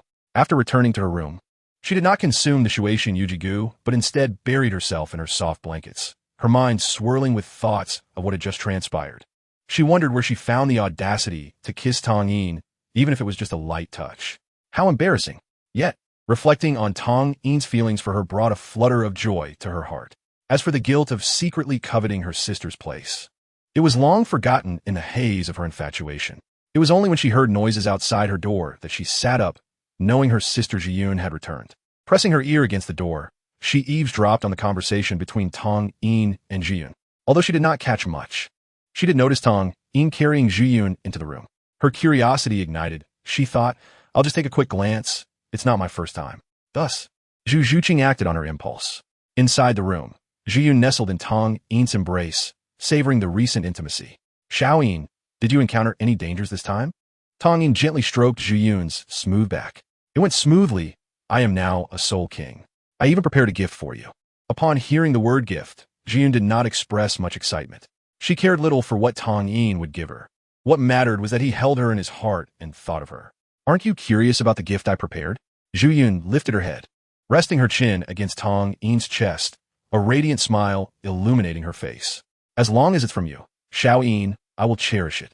Tang Yin helplessly stroked Zhu Yun's head, her silky black hair slipping through his fingers, the strands brushing lightly against his skin. A gift for Sister Zhu Yun should undoubtedly be something extraordinary. Tang Yin retrieved his storage soul guide from the bedside and extracted a delicate purple chrysanthemum. Zhu Yun's large, watery eyes fixated on the magnificent flower. Though she could discern no miraculous quality, she merely noted the unusual hue of the blossom. This chrysanthemum, known as Qirong Tongtianju, possesses the ability to invigorate the limbs and enhance blood circulation, enabling the cultivation of the legendary indestructible body. After hearing Tang Yin's description of its medicinal properties, Zhu Yun hesitated, expressing concern about the compatibility with her Yoming Ling Mao martial soul, which had a predominantly Yin attribute. Tang Yin, having anticipated her worries, smiled reassuringly. Sister Zhu Yun, have you forgotten the Anjin Kongjua Xiong soul bone I gave you? Its soul power is remarkably strong and yang, harmonizing well with the Qirong Tongtianju. They might even create a wondrous synergy. Furthermore, the herb's properties are neutral, so consuming it won't conflict with your internal soul power. Think of it merely as a restorative. Zhu Yun accepted the Qirong Tongtianju from Tang Yin's hands, the fluffy petals indeed charming, prompting her to reach out and touch them. Sister Zhu Yun, consume the flower's core first, then eat the petals one by one. There's no need to eat the roots. After finishing, you can immediately refine it. Zhu Yun gently parted her lips and began to follow Tang Yin's instructions to ingest the mystical herb. Although the medicinal power of the Qirong Tongtianju was gentle, absorption still required considerable time. Noticing that Zhu Yun had entered a meditative state, Tang Yin felt a degree of relief. He realized that his presence might disrupt her cultivation. So he casually donned a garment and exited the room, intent on finding the little black cat that had been eavesdropping. Upon discovering that Zhu Yun's door was tightly shut, Tang Yin unhesitatingly turned the doorknob. The door was unlocked. Perhaps Zhu Yun had left in haste, or she simply had not anticipated Tang Yin's boldness in entering her room. Upon entry, Tang Yin spotted Zhu Yun cocooned in blankets, with only her head exposed. She turned to him, her expression that of someone just awakened, her eyes still drowsy and her tone languid. Brother-in-law, what brings you here? Rather than exposing her, Tang Yin approached her bedside, leaned down, and rested his forehead against her smooth brow. Because I've been missing you, Zhu Yun. This confession startled Zhu Yun. She was acutely aware of the recent events and the potential consequences of being discovered by her sister. Sister, brother-in-law, please, not like this. Sister will see us. At that moment, Zhu Yun could no longer pretend to be asleep, her flustered expression betraying her inner turmoil. Tang Yin chuckled. It's all right. Our Zhu Yun is simply too adorable, and I couldn't help myself. Realizing she could no longer maintain her facade, Zhu Yun resorted to denial. Brother-in-law, I was wrong. I shouldn't have been peeking. Fool, I truly miss you, Tang Yin replied, as he gently extracted the bundled Zhu Yun from the covers. Sister, sister, Zhu Yun exclaimed, her panic evident. She was not yet bold enough to indulge in such actions before Zhu Yun. Tang Yin lifted Zhu Yun and placed her on his lap, her ample figure prompting him to compare her with Zhu Yun, leading him to conclude, as long as they can coexist, it's fine. Zhu Yun, don't worry. Your sister is currently in meditation. Feeling somewhat reassured, Zhu Yun rested her head against Tang Yin's chest, listening to the steady rhythm of his heartbeat. Brother-in-law, are we going to stay like this forever? After a while, Zhu Yun cautiously inquired. The moment her curious gaze met Tang Yin's beaming smile, she felt uncertain whether to agree or refuse. Certainly not. Let me see what our Zhu Yun has just learned. Zhu Yun, flustered, was at a loss for words, unsure whether to consent or decline. Tang Yin's hand brushed past her thigh, the mere touch through the fabric prompting her to instinctively close her long legs. It seems our Zhu Yun has matured. Resolved not to shy away any longer, Zhu Zhiyun bashfully asked, "Sister, what does brother-in-law want me to do?"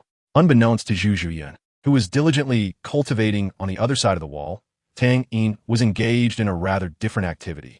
Chapter 129. Zhu Zhiyun unexpectedly spat out the milk she was drinking. "What's wrong?" Zhu Zhiyun patted her sister's back with concern. Tang Yin, feeling somewhat guilty, took a sip of water to mask his embarrassment. After a couple of coughs, Zhu Zhiyun's face flushed as she stammered. "It's nothing. Just drank too quickly and choked." As Zhu Zhiyun tidied up the table, wiping away the spilled milk, she cautioned, "Be more careful next time." "Understood, sister," Zhu Zhiyun replied, unable to meet her sister's gaze, akin to a child caught in wrongdoing. Yesterday, Zhu Zhiyun had emulated her sister and attempted to consume the herb. She recognized it as a precious remedy. Indeed, the effects were remarkable, allowing her to break through the barrier of rank 29. As she sipped her milk, her mind inadvertently wandered to some less than wholesome images, conjuring memories of recent events. "Oh, by the way, Xiaoyin, there has been a change in my martial soul. Last night, not only did Zhu Zhiyun achieve a breakthrough, but Zhu Zhiyun, having absorbed the Qirong Tongtianju, also ascended 4 levels, needing only to absorb a soul ring to become a soul king." What kind of change? Tang Yin had not anticipated that the Qirong Tongtianju would truly alter Zhu Zhiyun's martial soul. He had merely speculated based on pharmacology and soul knowledge. Zhu Zhiyun stood and moved to the more spacious living room, summoning her martial soul. When the Yoming Lingmao manifested, Zhu Zhiyun's figure became even more alluring. A black tail emerged behind her, and her hands transformed into fluffy cat paws. The allure was evident, as Tang Yin had once engaged in martial soul play with Zhu Zhiyun, recalling how she had sprawled atop him while he playfully grasped her long tail. Returning to the subject, Tang Yin carefully observed the changes in Zhu Zhiyun's martial soul. The originally pure black first shimmered with countless golden lights, reminiscent of the stripes on a tiger, especially around the tail where 9 golden rings were neatly arranged at equal intervals. Those violet eyes transformed into a brilliant gold, exuding an even greater aura of intimidation. The most significant transformation occurred in the claws of the Yoming Lingmao, initially slender to complement its agile nature. They had thickened considerably after consuming the wondrous Qi Rong Tong Tianju.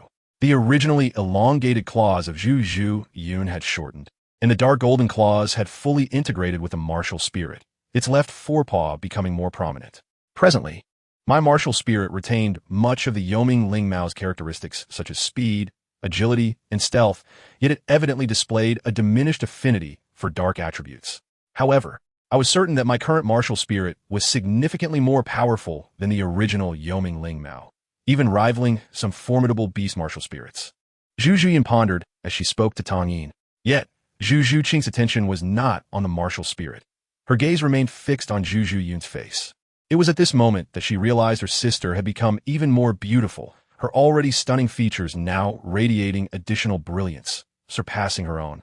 Due to the softer contours of her face, Zhu Zhuqing indeed appeared more attractive than her sister.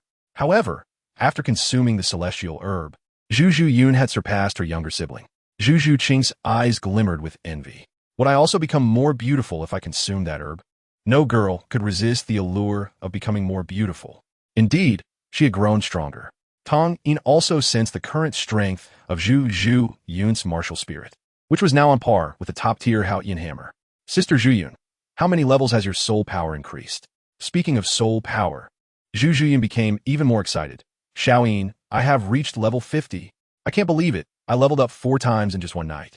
Zhu Zhiyun was at a loss for how to express her exhilaration, so she leaned closer to Tang Yin, disregarding Zhu Zhuqing's presence, and kissed him. Of course, it was a mere peck. She wasn't bold enough to engage in a French kiss in front of her sister. After parting, Tang Yin said to Zhu Zhiyun, "Sister Zhiyun, the effects of the Qi Rong Tong Tianju extend far beyond merely enhancing soul power. This celestial herb is fundamentally a substance for fortifying and nurturing one's essence, offering you greater benefits for future cultivation." Embracing Tang Yin, Zhu Zhiyun softly replied, "Xiao Yin, it's wonderful to have you." As Tang Yin held Zhu Zhiyun, his gaze shifted to Zhu Zhuqing, who was also observing him. After flashing a smile at Zhu Zhuqing, Tang Yin continued, "Zhuqing has also broken through to level 30. It's the perfect opportunity for us to venture into the sunset forest together to hunt for soul rings. Indeed, Zhu Zhuyin responded. You just returned from the sunset forest. You should rest for a few days. The teacher has returned as well, so let him lead us in hunting for soul rings. Tang Yin initially intended to accompany them, but Zhu Zhuyun's words clearly declined his presence. His heart warmed, and he tightened his embrace around Zhu Zhuyun. Meanwhile, Zhu Zhuqing felt a flutter of excitement. Almost involuntarily, she reached out and took Tang Yin's free hand. The thrill of this discreet flirtation in plain sight sent waves of nervousness and exhilaration through Zhu Zhuqing, a dual stimulation that left her feeling euphoric. Tang Yin also reveled in this delightful experience of openly holding his sister while secretly enjoying the company of his younger sister. The only one oblivious to the situation was perhaps Zhu Zhuyin herself. Zhu Zhuyin led Zhu Zhuqing to find Tang Hao. Tang Yin had matters to tend to as well. He had promised Douluo to assist his granddaughter Douluo in treating the snake venom within her. Shortly after the two sisters departed, Tang Yin set out for the Tiando Royal Academy. The academy, located outside Tiando City, was established to prevent students from being distracted by the hedonistic lifestyle within the city that might sap their zeal for cultivation. This institution, reputed to be the finest in the Tiando Empire, was not difficult to locate, and Tang Yin was familiar with its general vicinity. Upon arriving at the Tiando Royal Academy, he understood why it held the title of the Empire's premier academy. Take his current institution, the Blue Tyrant Academy, for example. Although it boasted a forest, it seemed insignificant in comparison to the grandeur of the Tiando Royal Academy. The academy sprawled extensively, encompassing a forest, a lake, and an entire mountain range. Tang Yin had no desire to admire the surroundings. He made his way directly to the academy's main gate. Chapter 130.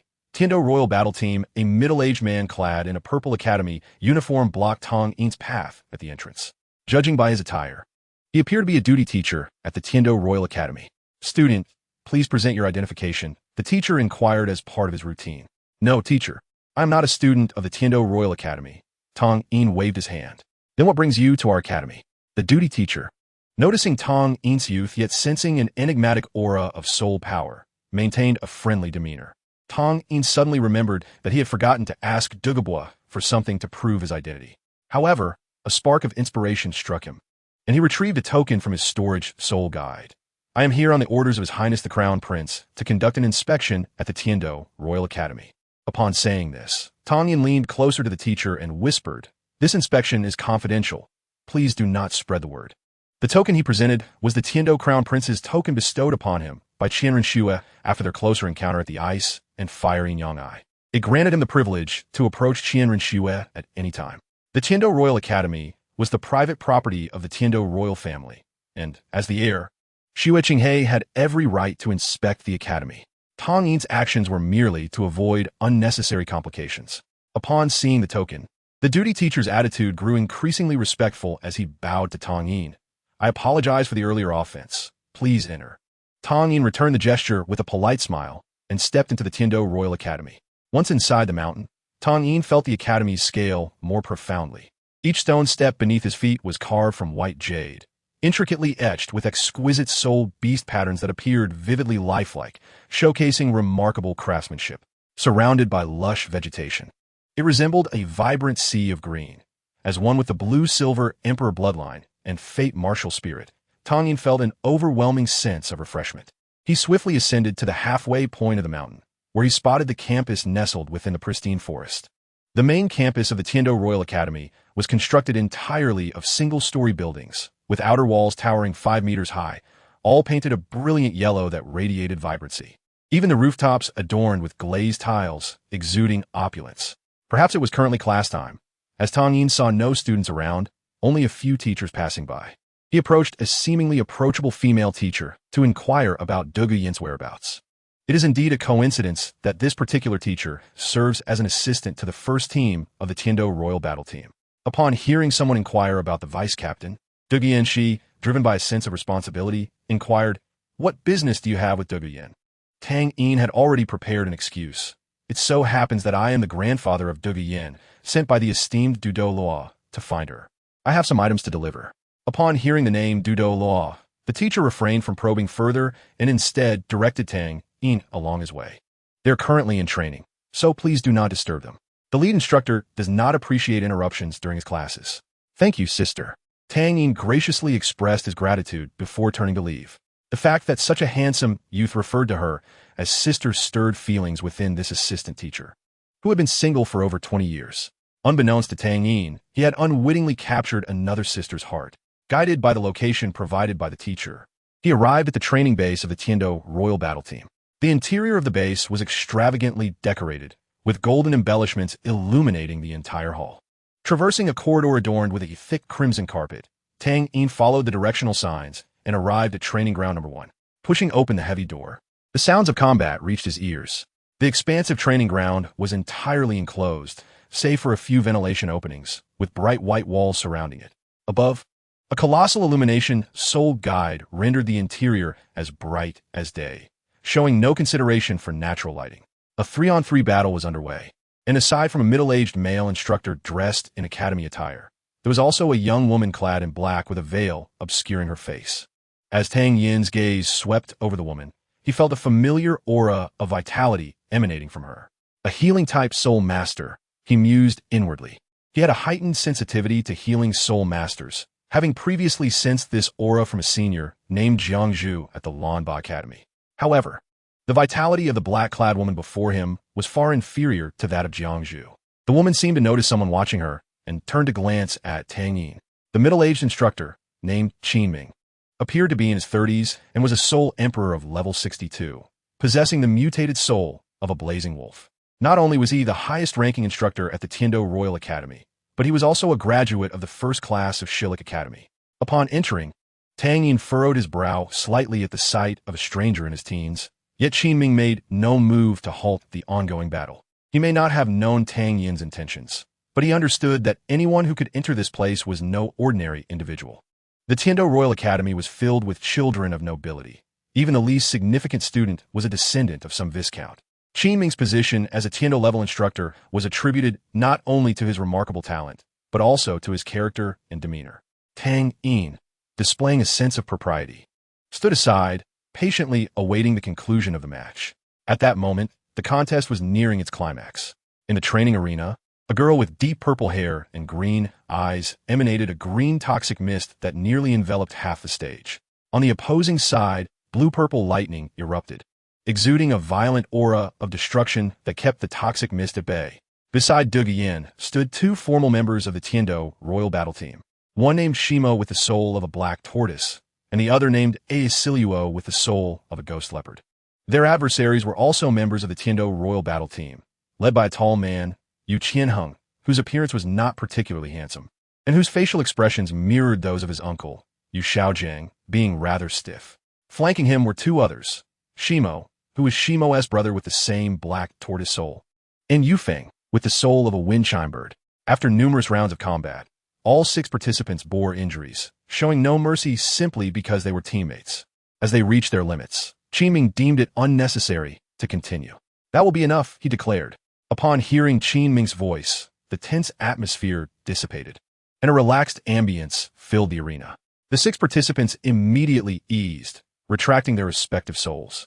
Aesiluo was the first to speak, exposing 3 wounds on his arm, and exclaimed to Yufeng, Yufeng, I held back at first, yet you retaliated with a claw. Yufeng shrugged indifferently, replying, who told you to hold back? Teacher Qin said we should give it our all. Just as Aesiluo was about to retort, Qin Ming's stern voice resonated from below. Enough, Ling Ling, please heal them first. Yelling Ling, the black-clad woman. At Qin Ming's command, Aesiluo shivered, realizing he was in for a scolding. He quietly transformed into an ostrich, standing behind the vice-captain, Douluo Yin. At that moment, Douluo Yin was playfully linking arms with Yu Qianheng, sharing light-hearted banter. You were quite fierce just now, nearly poisoning me with your emerald-scaled serpent venom, Yu Qianheng remarked with a wry smile on his otherwise stiff face. Even with the overwhelming power of the blue electric Tyrannosaurus, he barely managed to fend off Douluo Yin's pervasive serpent toxin. Douluo Yin, with her head held high, replied haughtily, I simply wanted to show you your place within the family hierarchy.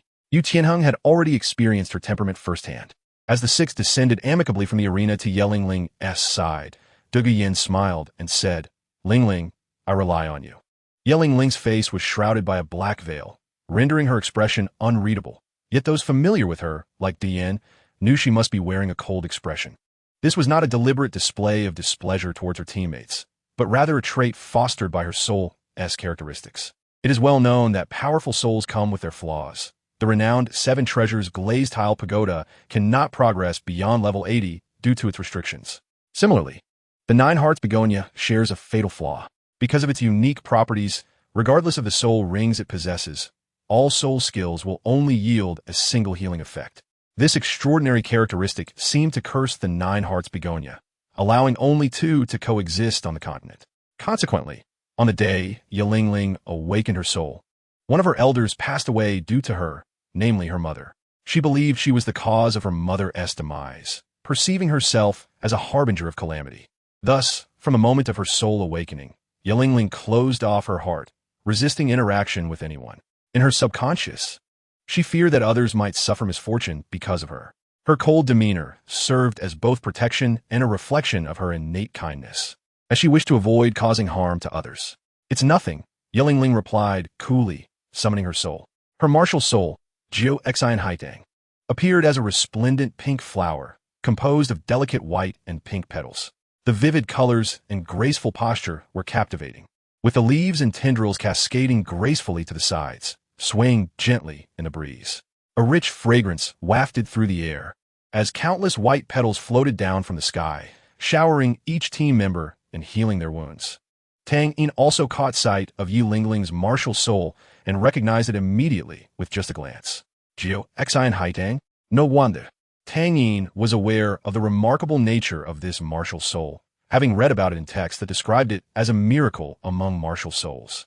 At that moment, Qin Ming approached Tang Yin, asserting the authority of a teacher. "Excuse me, what brings you here?" "Teacher, I'm looking for Du Guyan," Tang Yin replied quickly, noticing Qin Ming's composed demeanor. "Senior Poison Douluo, that is, Du Guyan's grandfather, sent me. You should have informed her."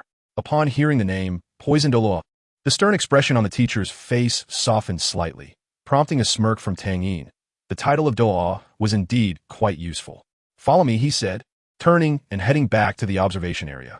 True to the nature of Jiu Xian Haitang, in the brief moments of conversation, the injuries of the 6 individuals had already healed, and their spirits had lifted considerably. It was then that they noticed Tang Yin's arrival. Apart from Yilingling, the other 6 cast curious glances at him. Tang Yin had little interest in forming relationships with the Tiando royal team. The only person who piqued his curiosity was Yilingling. Qin Ming addressed Du Guyan directly. "Du Guyan, this young man has come to see you." His words elicited a flurry of peculiar looks, particularly from A.O.C. Luo, who secretly scrutinized Tang Yin before glancing at his leader, instantly feeling nervous for Yu Tianheng. "You must be the granddaughter of Du Gu," he surmised, as there were only 2 females present, and it was impossible to mistake Du Guyan given her evident poisoned state. Du Guyan, however, appeared perplexed.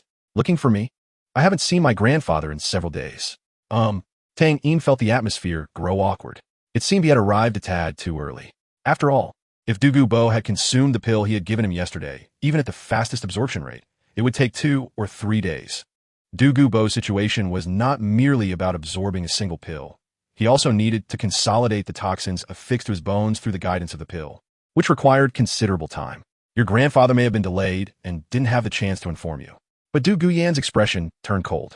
"So, you cannot prove your identity?" Tang Yin sighed, realizing he had no choice but to take a stronger approach. "I apologize." He swiftly unleashed his power, manifesting fate, and aimed it directly at Du Guyan's chest.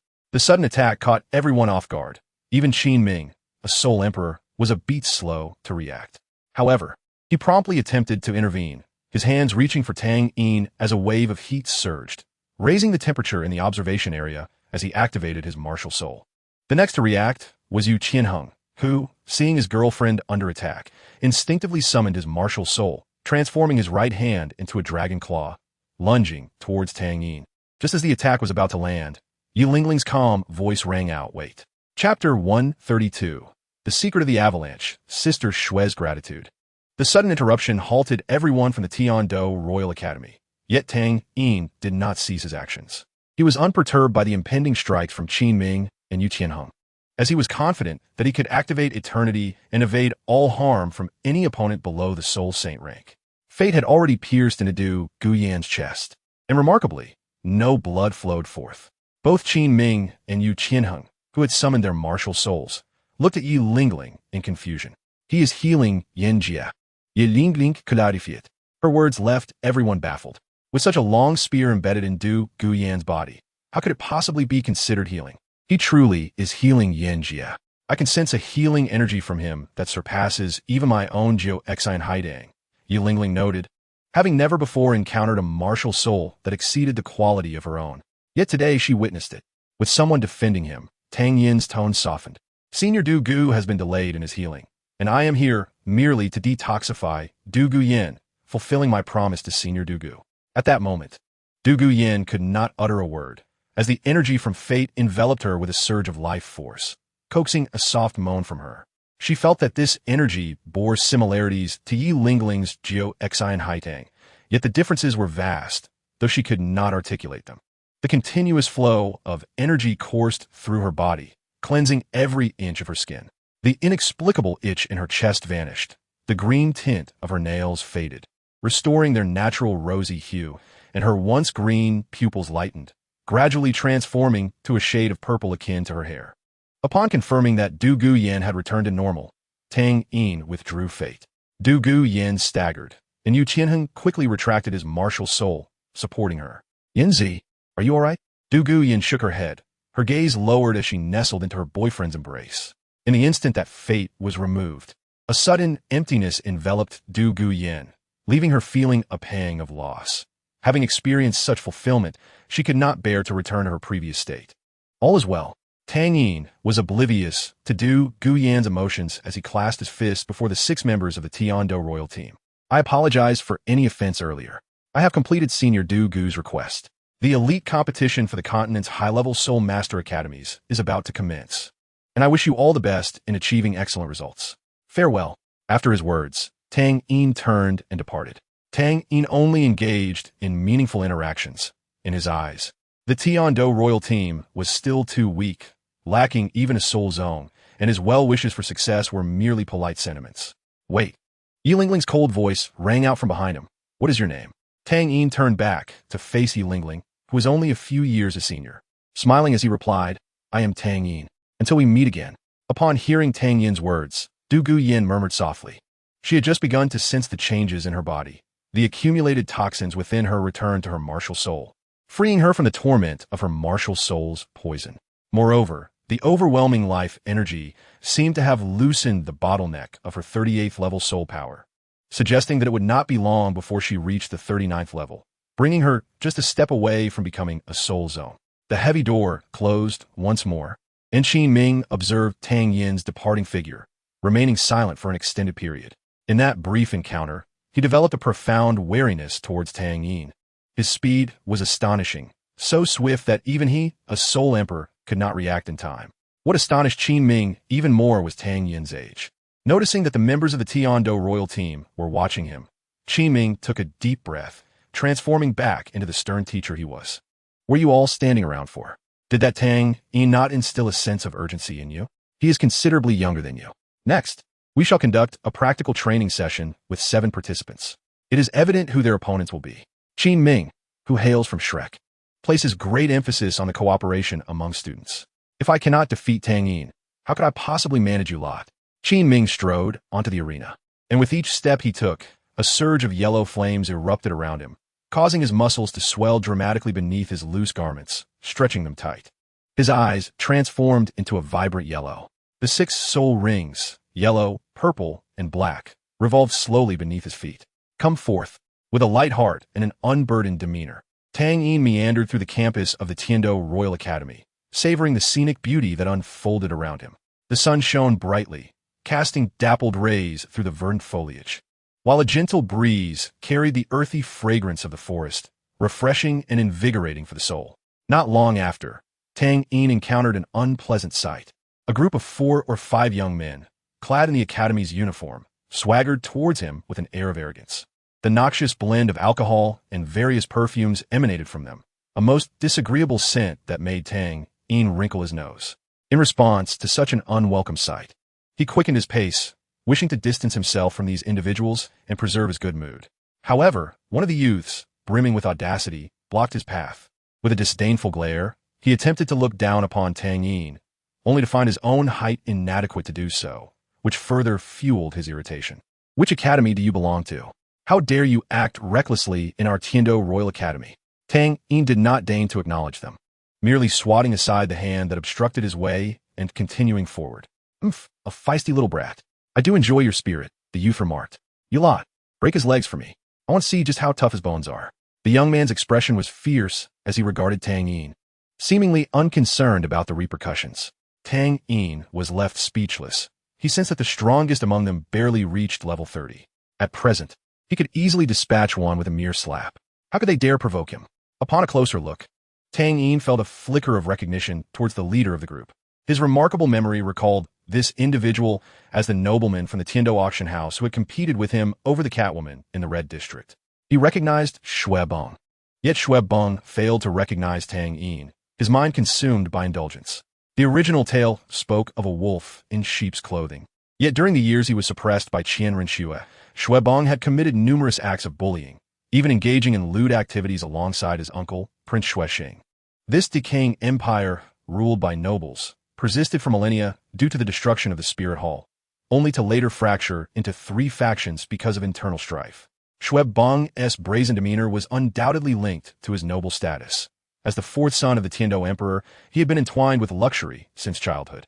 The Tiando Royal Academy was a familial estate of the Tiando royalty, currently overseen by his uncle, Xuexing, with whom he shared a close bond.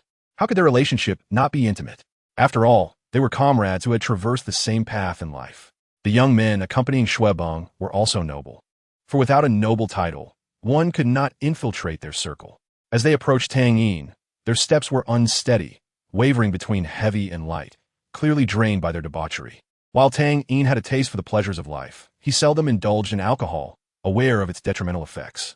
A mere glance at the group was enough to captivate his attention, but his gaze remained fixated on Xue Bong, sensing a secret within him. In a flash, Tang Yin maneuvered past the approaching youths, positioning himself directly before Xue Bong. He keenly perceived that in that fleeting moment, he glimpsed something beyond fear in the eyes of this wayward noble. What exactly it was, he could not articulate. Suddenly, the situation shifted. The noble youths from the Tiando Royal Academy were taken aback by Tang Yin's sudden appearance behind them. They were reckless, not foolish. Witnessing Tang Yin's prowess immediately marked him as an unstoppable force in their eyes. The wise among them quickly recoiled, hastily retreating from Tang Yin, abandoning their leader, Prince Xue Bong. Yet amidst the chaos, a brave soul called out, "Don't act recklessly. This is His Highness, Prince Xue Bong." Tang Yin found this amusing. Under the pressure of Tang Yin's presence, Xue Bong struggled to control his trembling legs, desperately attempting to steady his quaking voice. "Why you don't act recklessly?" Xue Bong was on the verge of tears, seemingly merging with the persona of the debauched prince he portrayed. This led him to unwittingly provoke Tang Yin, resulting in his current predicament. After observing Xue Bong for some time, Tang Yin discerned his true intentions, but chose not to expose his ruse in front of him, instead turning to leave. Relieved, Xue Bong collapsed onto the ground, as the pressure Tang Yin exerted was overwhelming, akin to a prey ensnared by a lion, knowing that a slight exertion could lead to its demise. As Tang Yin passed by the noble youths, they instinctively recoiled several steps, clearly intimidated by him. Once Tang Yin departed, the group exchanged glances, collectively exhaling a sigh of relief. Suddenly, a voice erupted behind them. "You useless fools, come here at once." Unexpectedly, there was a discovery. The eyes are windows to the soul. No matter how one may attempt to conceal their inner thoughts through actions, their true intentions will inevitably be revealed in a fleeting glance. During his prolonged gaze with Xue Bong, Tang Yin had captured a semblance of calmness from the debauched noble. In the face of Tang Yin's murderous intent, this seemingly powerless prince maintained his composure, exuding a remarkable fortitude. This deeply hidden waste of a prince had evaded even Tang Yin's sister, Xue Jie, who failed to perceive his true nature. One could say he had endured humiliation and carried the weight of his identity. How would Xue Jie react upon learning of this revelation? As Tang Yin pondered this, his pace quickened. Within the Tiando prince's residence, in the study, Qian Renxue, dressed in masculine attire, was perched on Tang Yin's lap, her head resting upon his shoulder. A rosy blush adorning her cheeks, indicating the intimacy they had shared moments prior. Upon arriving at the prince's residence, Tang Yin encountered Qian Rinxue, who had just returned. Engaging in conversation with her in the tone of Prince Xue Qinghe, they entered Qian Rinxue's secret study side by side. Upon entering, Qian Rinxue did not bother to change her attire. She swiftly shed the disguise of the angelic skull, restoring her true appearance, and intertwined herself with Tang Yin once more. Gazing at Qian Rinxue in her male attire, Tang Yin reminisced about their recent escapade, finding her presence uniquely captivating. After casting aside this somewhat peculiar thought, the voice of Qian Rinxue resounded in his ear, her slightly husky yet alluring tone causing Tang Yin to lose his composure. "Xiao Yin, it's only been a day, and you've come to find your sister?" Tang Yin replied, "Of course I miss you. Every moment is filled with thoughts of you. Save your sweet words for your little sister." Though Qian Rinxue feigned indifference, her heart was filled with sweetness. Tang Yin had already discerned the character of this snow sister and did not argue, instead steering the conversation towards serious matters. After informing Qian Rinxue of his meeting with Xue Peng and his speculations, he awaited her response. "I once suspected that Xue Peng was feigning." Qian Rinxue frowned and slowly stated, "I have tested him several times, but he has shown no signs of deceit. However, hearing your words lends some credence to my doubts." Yet, Qian Rinxue's tone shifted, revealing her hesitance. Tang Yin interjected, "You are concerned that after eliminating Xue Peng, your identity will be questioned by the Emperor of Shui. "Yes," Qian Rinxue nodded, acknowledging Tang Yin's insight. She was not one to show mercy. Sparing Xue Peng was merely a means to conceal the truth of her actions against the other princes. Xue Peng's continued existence holds the greatest value. His death would only bring us more trouble. Tang Yin analyzed from Qian Rinxue's perspective. Doesn't Xue Peng enjoy playing the role of dandy? Let him continue his charade and relish a few days of indulgence. When the time is right for our plan, we will eliminate the lineage of the Tiandou royal family. Such a bloody declaration seemed to float effortlessly from Tang Yin's lips. Qian Rinxue remarked, "You're being rather extreme." Everyone, recalling the little princess Xue Ku, who always called out to her elder brother, Qian Rinxue's heart softened. Tang Yin consoled her. To eradicate the roots is essential. Otherwise, future troubles are inevitable. "All right, enough of this." Qian Rinxue quickly changed the subject, realizing that the day for implementation was still far off. "Xiao Yin, you have helped your sister immensely. What reward do you desire?" Qian Rinxue shifted her position, straddling Tang Yin. The warm breath emanating from her body raised Tang Yin's prideful head. Unabashed, he articulated his desired reward.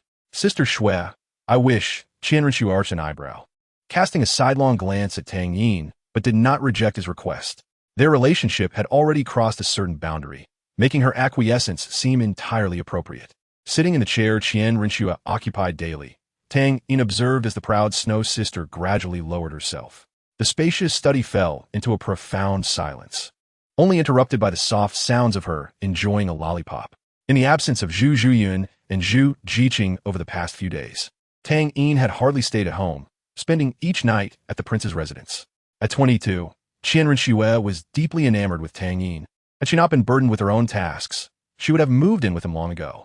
The surroundings of the prince's residence were rife with the eyes of various factions. The Emperor of Shui, Prince Xuexing, and the Seven Treasures Glazed Tile School, all dispatching numerous spies to monitor everything. The relationship between Qian Rinxue and Tang Yin could not be concealed from others. Yet to outsiders, it appeared as though Prince Xue Qinghe was merely spending time with the youth, their secrets deemed too trivial for public discourse. Naturally, the attitudes of the various factions differed. As the emperor, Shui expressed concern, believing Xue Qinghe to be foolish for indulging in romantic pursuits with a boy, questioning how the future of the empire could be entrusted to one without heirs. However, upon uncovering Tang Yin's background, Shui was momentarily taken aback, subsequently declaring his lack of understanding, but offering his support. A title de law, and yet the Tiandou Empire had no direct title de law of its own. He lamented, if only the child of Haotian de law were a girl, what a fine turn of fate that would be. One day, he summoned Prince Xue Qinghe, also known as Qian Rinxue, to the imperial court, earnestly advising, Qinghe, your father respect your choices, but as the heir to the Tiandou Empire, you must find a woman to bear children to inherit the throne. Surely, you do not wish for the future of the Tiandou Empire to fall into the hands of Xue Peng's wretched offspring. Qian Rinxue was left in a state of bewilderment upon returning to the prince's residence, having spent days in blissful happiness with Tang Yin. with no time to manage the affairs of the prince's residence. Seizing the moment while Tang Yin was away, Qian Rinxue began addressing the backlog of matters. To her surprise, the rumors about her relationship with Tang Yin had already circulated among the upper echelons of Tiando City, although only a few knew of Tang Yin's true identity, kept under the scrutiny of Emperor Shuiyi. Among them was Salus, the bishop of the Spirit Hall of the Tiando Empire. Qian Rinxue had underestimated the human inclination towards gossip, particularly regarding someone of her stature. In just a few days, the rumors had grown significantly. Suppression was no longer feasible, and recalling the emperor's words, she pondered whether she should find someone to silence the whispers surrounding her. That night, after confiding in Tang Yin, he too felt it was necessary to find shield. However, the choice of candidate was crucial. Do you have anyone in mind? Tang Yin inquired regarding the potential choice for the princess. Qian Rinxue reclined in Tang Yin's embrace, revealing a few names she had considered. I do have a few in mind, but I have yet to decide on anyone. Oh, please do share. The novelty of his sister seeking a woman intrigued Tang Yin immensely, and remarkably, he felt no sense of being wronged. Tang Yin's excitement led Qian Rinxue to suspect he was harboring some mischievous thoughts. Her younger brother was indeed admirable, though perhaps too innocent. He might have already shared a bed with the pair of sisters at home. Had Tang Yin known, he would have vehemently protested his innocence. Firstly, I never contemplated such a scandal. Secondly, I have not shared a bed with anyone. And most importantly, if anyone is innocent, it would be you, dear sister, as you're the one on top these days, while I am but a helpless little lamb. Qian Rinxue would not voice her inner thoughts. If it came to it, it was simply a matter of circumstance. The identity of the princess could not be too lowly and needed to be manageable. My most suitable candidate is Yi Lingling, the current possessor of the 9-heart C-star martial spirit. There are also a few young ladies from noble houses, though you may not take a liking to them. Why should I care if I like them? Tang Yin directly overlooked the last remark, contemplating another candidate. What do you think of the granddaughter of poisoned Douluo? Are you referring to Douluo? Qian Rinxue frowned. I have considered her, but isn't she currently in a relationship with Yu Tianheng from the Blue Lightning Tyrant Dragon sect?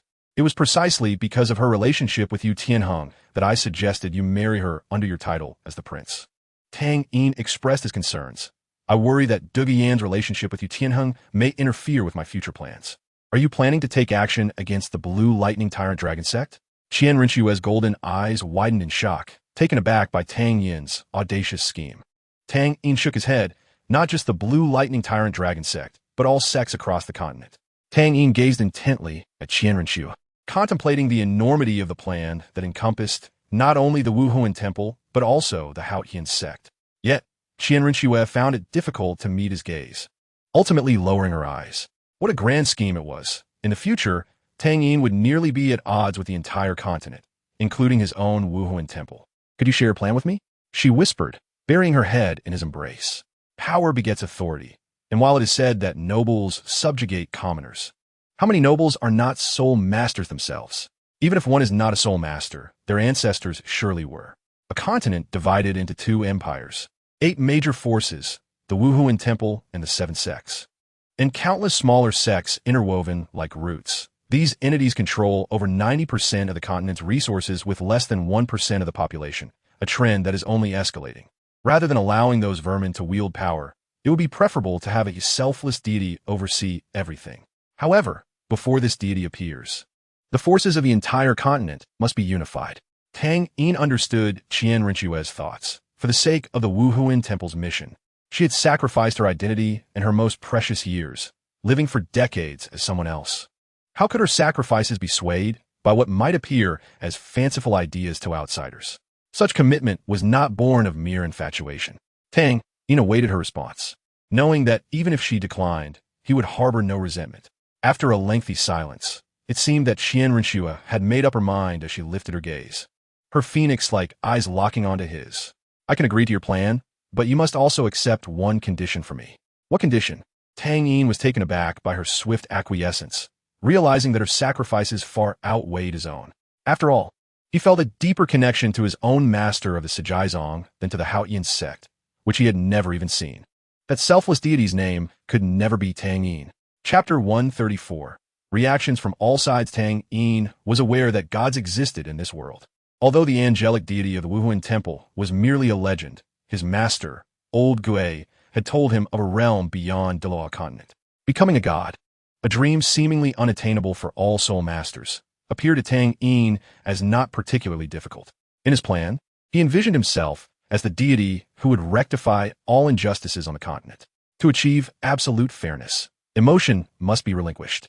Tang Yin, now overflowing with his own affection, perhaps sought to compensate for the emotional void that would accompany his ascension to godhood.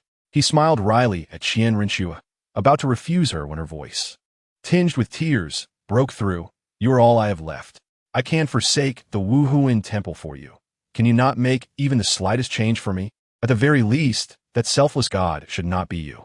Becoming a god is not that simple. The only ones I have seen with the potential for godhood are you and me." The last vestige of Tang Yin's resolve dissipated with her words. Yet, Qian Rinxue seemed less rational than before.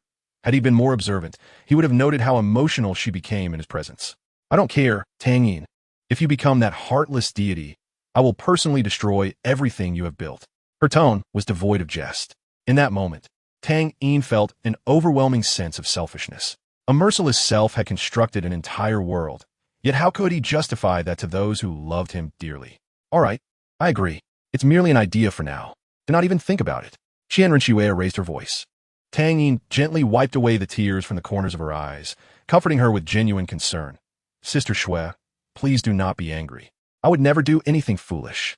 How could I bear to see you upset? You must swear by the name of the Wuhuan." This was the most sacred oath of Douluo continent, as the Wuhuan was the foundation for every soul master. To break such an oath would lead to the ruin of one's Wuhuan and an inability to progress in cultivation. Qian Rinxue's insistence stemmed from a place of desperation. She feared that her significance in Tang Yin's heart would pale in comparison to his grand plans.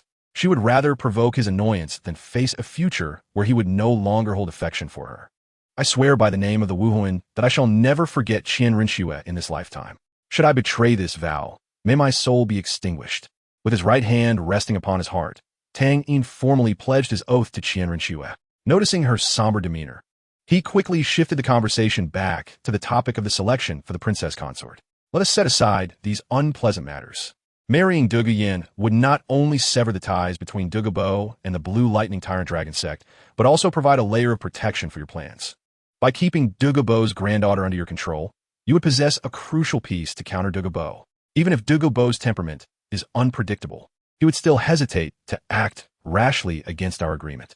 Although Tang Yin had treated Douluo's injuries and selected herbs for him, these actions were merely part of a calculated exchange of benefits.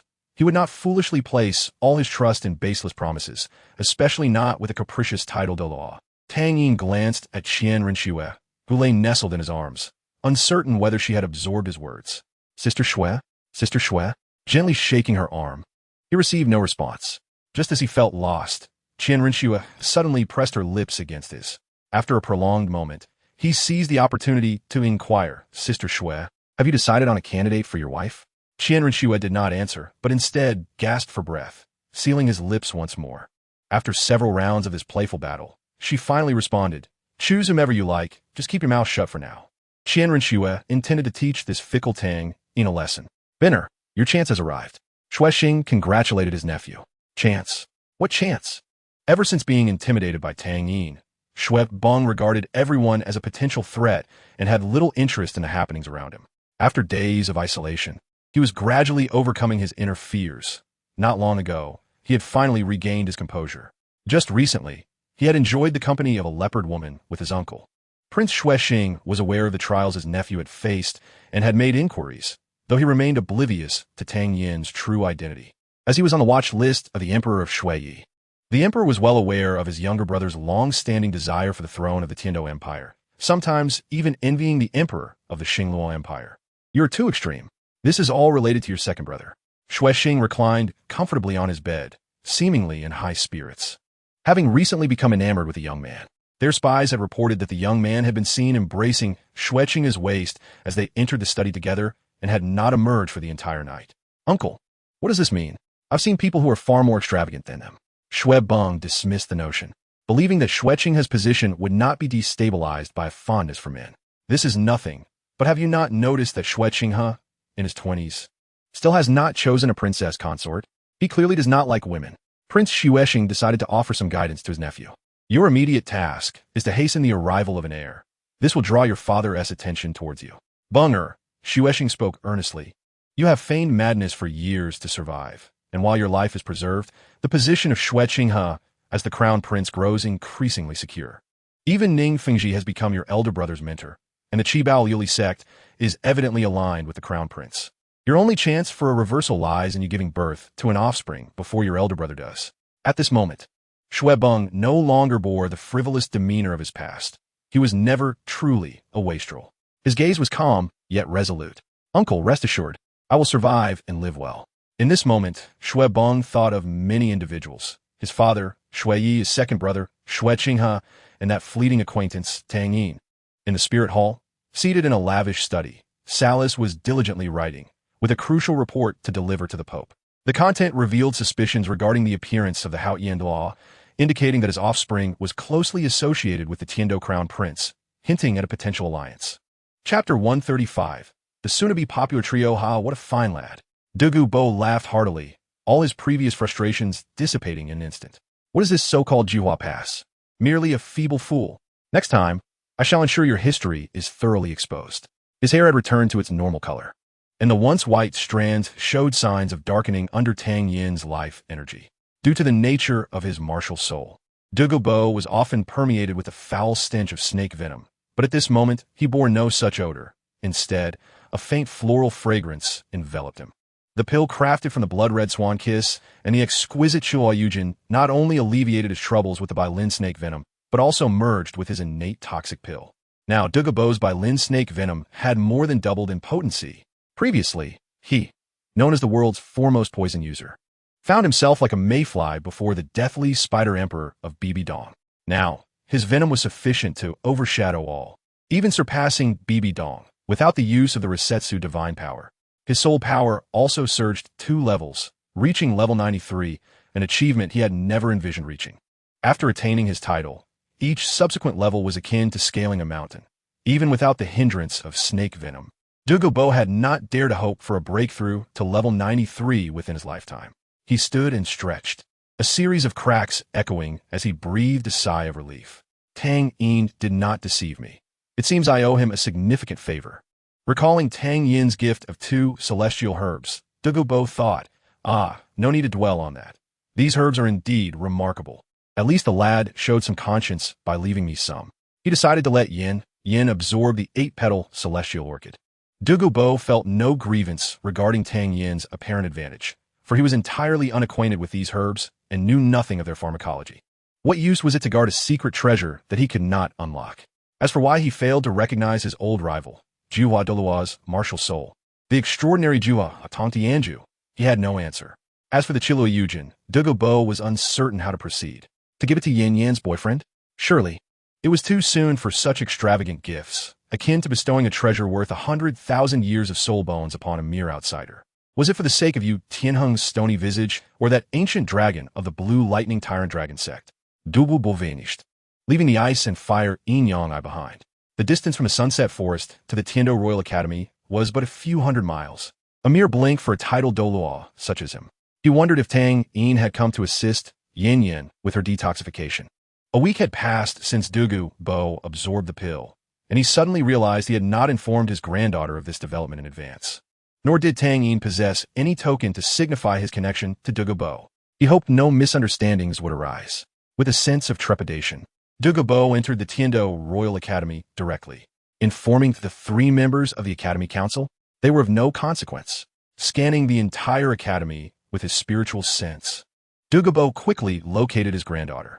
In the Tiando Royal Battle Team Lounge, Qin Ming was briefing the members on their upcoming itinerary.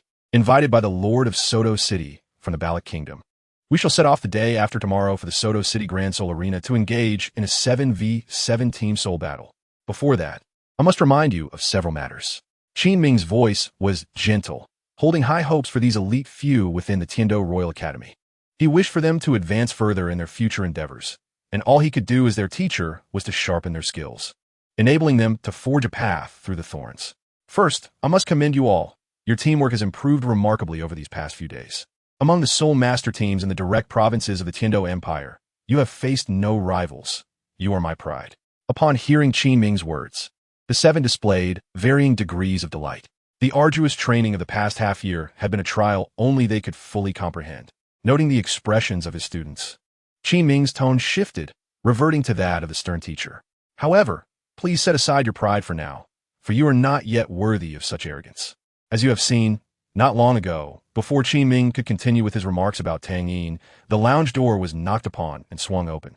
Turning, Qin Ming saw a gray-haired elder stride in. Seated beside Yu Tianheng, Douluo leaped up excitedly upon seeing the newcomer. "Grandfather!" Before Douluo could speak, Douluo rushed forward to embrace him. Her affection for this sole family member eclipsed all else. Her relationship with Yu Tianheng was merely a seasoning in life. The identity of the elder was unmistakable. Qin Ming exhibited no displeasure, for his temperament was ill-suited for such moments. Junior Qin Ming pays respects to the poisoned Douluo, he stated, and the other students promptly rose to bow as well. Douluo waved his hand, bidding them to rise. "You are all Yin Yan's teachers and comrades. There is no need for such formalities." He lingered a moment longer on Yu Tianheng, inevitably comparing him to Tang Yin, the most suitable candidate for his granddaughter. Appearance? He could not compare. Tang Yin was strikingly handsome, capable of charming many young women merely through his looks. Talent? He could not measure Tang Yin's soul power, but it surely exceeded level 40. Emotional intelligence? What had Yu Tianheng just called him? Grandfather? Were they so familiar? The more Douluo compared, the more dissatisfaction he felt towards his granddaughter's boyfriend. Ignoring Yu Tianheng, he turned to Qin Ming and said, "I need to discuss some matters with Yin Yan. You all may continue your tasks." He then took Douluo by the hand and exited the lounge. "Grandfather, what have you been doing these days? You haven't come to see Yin Yan." Douluo's tone was filled with a hint of complaint, akin to a child whose parent had failed to buy her a doll. The members of the Tiando battle team would undoubtedly be left astounded upon witnessing such a transformation. Is this truly the same cold-hearted leader, known for her venomous demeanor? Douluo allowed Douluo to indulge in her whims. His affection for her had reached a level of doting. "Ah, my dear grandfather, I have encountered someone intriguing." Upon hearing this, Douluo immediately thought of the silver-haired youth who had dispelled her poison. "Who is it?" She lifted her head. Her curiosity piqued as she awaited her grandfather's response. "His name is Tang Yin." "Oh, by the way, has a white-haired young man visited you in recent days?" Douluo glanced at his granddaughter's demeanor and smacked his forehead, realizing his own lapse in memory. With his acute sensitivity to toxins, he finally noticed that Douluo bore no remnants of the Bai Lin snake's venom. It appeared that Tang Yin had indeed come to the Tiando Royal Academy to cure her. Upon hearing Tang Yin's name, Douluo was certain that he was the one who had cured her. "Ah, I've been so busy. You must have met him, right? Tell me, did anything else happen between you two?" At this point, a glimmer of anticipation shone in Douluo's eyes.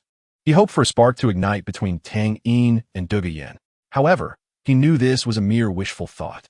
He was aware that the golden-haired girl who accompanied Tang Yin was truly a vision of beauty, a perfect match for him. Although his granddaughter possessed some charm, she would appear less than stellar next to the other girl. Douluo pouted. Yes, there was something, but it was not a pleasant matter. She proceeded to recount the misunderstanding that had transpired between her and Tang Yin. Douluo sighed deeply, feeling a pang of guilt. "It is entirely my fault for having overlooked such an important matter." But now, there was little he could do other than to offer his apologies. "Let us not dwell on that, Yin Yan. I have brought you something extraordinary, something that could transform your very being."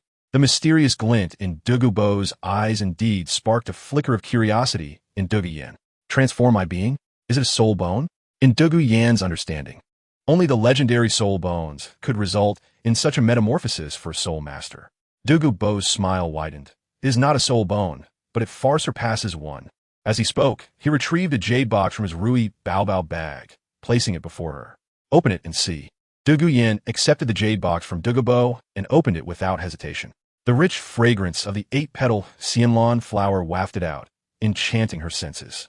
Upon seeing the flower, Douluo was momentarily perplexed. "Grandfather, what is this?" She had never doubted her grandfather's honesty. If he claimed it surpassed a soul bone, it must possess remarkable qualities. Douluo explained, "This is a rare herb from my medicinal garden, known as the 8-petal xianlon. Its effects are exceedingly gentle. You need only chew and swallow it. Its sweet flavor will blend with your soul power to enhance its efficacy. Your soul power is nearing the 40th level. If all goes well, this herb can help you break through to that level and become a soul zone. After hearing Douluo's account, Yan's initial shock transformed into admiration for her grandfather. Douluo relished the look of adoration in her eyes, his beard quivering with pride as he lifted his head with an air of superiority. But, grandfather, did you not say you were unfamiliar with the herbs in your garden? Yan's pointed remark caused Douluo's smile to falter. He had celebrated too soon. Ahem. He coughed to mask his embarrassment and attempted to shift the topic. Yan, you should absorb this herb as soon as possible. The sooner you do, the greater the benefits for your body. Yan chose not to press further, for she had already deduced the answer in her heart. The intriguing individual who had informed her grandfather about the herb's effects must be Tang Yin. Before Douluo delivered the herb to Yan, Tang Yin had also visited the CG sect to present a herb to his teacher. The herb Tang Yin prepared for Yang Wudi was named Mou Shenju. The Mou Shenju was entirely black, resembling jade, with each segment exuding a unique charm. Although this herb was not particularly precious and could even be deemed mediocre, as it did not enhance a soul master's soul power, it significantly bolstered the martial soul's combat strength. Given that Yang Wudi's martial soul, the Pahun Gun, emphasized honing its own capabilities, this herb was the most suitable for him. Likewise, the Mou Shenju was of great importance to Tang Yin. How could Yang Wudi fail to recognize this herb? Upon seeing the Mou Shenju, Yang Wudi initially reacted with overwhelming joy, yet he suppressed his yearning and declined the offer. His exact words were, Xiao Yin, you need this Mou Shenju more than I do. Your future is still bright, whereas I've already seen my limits. Tang Yin, touched by his teacher's selflessness, persisted with his entreaties until Yang Wudi reluctantly accepted the herb. 2 days later, a radiant Yan rejoined her team. During those 2 days, she had fully absorbed the 8-petal Xianlan, integrating its entire medicinal effect into her being, and her soul power had directly broken through to the 40th level. Additionally, she experienced unexpected gains. Her Bailin Snake martial soul, which had not been of high quality and whose innate soul power was merely 7th rank, was considered mediocre at best. However, after consuming the 8-petal Xianlan, this herb dramatically altered her fate, not only elevating her innate talent to rival that of a full soul power, but also instigating subtle changes in her martial soul. To her astonishment, a pair of protruding dragon horns sprouted from the head of her Bailin Snake martial soul, a sign of its transformation into a dragon. Upon learning of his granddaughter's martial soul transformation, Douluo repeatedly exclaimed his delight, feeling an overwhelming sense of joy and gratitude towards Tang Yin. At this rate, Douluo would become Tang Yin's most devoted admirer. He understood his granddaughter's talent. Without this fortuitous encounter, her journey might have culminated at Soul Saint. The prospect of her evolving into a dragon heralded a bright future for Yin. The other team members, upon seeing Yin, felt as if they were witnessing a long-lost friend. After all, it had only been 2 days since they last saw her. Osro exclaimed, Sister Yin, how have you changed so much in just a few days? Observing the astonished expressions on her companions' faces, Yin was somewhat taken aback. Is there something different about me? Osro momentarily faltered, struggling to articulate what had changed about Yin. The others felt similarly perplexed. Yu Qianheng approached Yin with a smile, remarking, perhaps my Yinzi has simply become more beautiful. However, even with a smile, Yu Qianheng's charm did not particularly shine. As Qin Ming noticed that everyone had gathered, he clapped to garner their attention. Everyone, we shall depart now. Meanwhile, the San Wu combination still within the Soto City Great Spirit Arena was oblivious to the impending crisis they were about to face. Chapter 136, Soto Great Spirit Arena. Inside the temporary resting room of the Tiendo Royal team at the Soto City Great Spirit Arena, the team members had achieved consecutive victories over several Silver Spirit ranked teams, with not a single team managing to last even a quarter of an hour against them. At this moment, the lounge was devoid of Qin Ming's presence. The 7 members of the battle team were comfortably seated in plush armchairs, with a low table before them adorned with an assortment of tea and snacks. The absence of pressure from battle had led to a certain degree of relaxation among them. The Ballot Kingdom was merely a rural area, devoid of formidable adversaries. Yin crossed her legs, her fitted combat attire accentuating the exquisite contours of her legs, while her alluring purple high heels swayed gently, exuding temptation. She felt particularly content, as this was her first battle in peak condition, suggesting that the previous snake venom had indeed imposed some limitations on her body. Notably, Her martial soul, which now released only the Bailin poison, had substantially strengthened, greatly enhancing her ability to control the battlefield. Sipping from her cup of tea, she reclined lazily in her chair, expressing her boredom with the journey, having anticipated encountering a formidable opponent. Yanzi, your strength has remarkably increased. It seems our chances in this Soul Master competition have improved, Yu Qianheng remarked, genuinely astonished by Duge Yan's transformation. He had learned from her that it was her grandfather who had given her a medicinal herb, although he was unaware of its specific type. As a direct descendant of the Blue Lightning Tyrant Dragon sect, he had consumed numerous herbs since childhood, yet he had never heard of a single herb yielding such substantial enhancement. Indeed, Sister Yin, Osro chimed in excitedly. Today, your Bailin snake poison forced the opposing team, what was it called, the Mad Warriors, into disarray. Who among us in the Emperor's battle team could possibly rival that on the arena? The two brothers, Shimo and Shimo, whose personalities matched their appearances, nodded in agreement, albeit quietly. However, Duge Yan's thoughts drifted to Tang Yin. He would surely be participating in this Soul Master competition, she mused. Recalling the shot that had caught even Qin Ming off guard, she felt a twinge of uncertainty, despite having consumed the divine herb. Responding to the flattery of her teammates, Duge Yin retorted, "All right, enough of this praise. I should focus on enhancing my soul power." I wonder what Qin Ming is thinking. Coming to this rural place and wasting our training time, Osro complained. Yu Qianheng replied nonchalantly. Perhaps it would be wiser to conserve our energy rather than engage in idle chatter. Osro shrank back, choosing not to speak further, as he held great respect for Yu Qianheng, aware that he could hardly withstand even 3 minutes against him. It seems Qin Ming will take quite some time to handle the subsequent matters. Is anyone interested in joining me for a 2v2 match? With Qin Ming's delayed return, Duge Yin sought to occupy herself. Her gaze swept across her companions, but Osro, Yu Feng, and the Shimo brothers either averted their eyes or pretended to sip tea, clearly unwilling to engage. Everyone was well aware of the situation. As for Yi Lingling, she remained aloof, seated in an inconspicuous corner, radiating an icy aura that kept others at bay. In a 2v2 match, her contribution would be minimal. Yu Qianheng glanced around and with a wry smile said, "Yanzi, I will accompany you." "You lot are truly timid," Duge Yin remarked, disregarding her teammates as she left the lounge with Yu Qianheng to register for the competition. Meanwhile, Tang San and Xiao Wu were preparing to begin their trials for the day. The training led by the instructor for the Shrek 6 had progressed to the second phase, focusing on practical combat training in the Soto City Great Arena. However, due to Zhu Zhuqing's absence, the Shrek Academy team was 1 member short, and the only potential substitute was the instructor, whose soul power was merely at the 29th level. Yet, the instructor's strength was quite lacking, which often put the Shrek Academy team at a disadvantage, compounded by the presence of 2 support soul masters who severely hampered their offensive capabilities.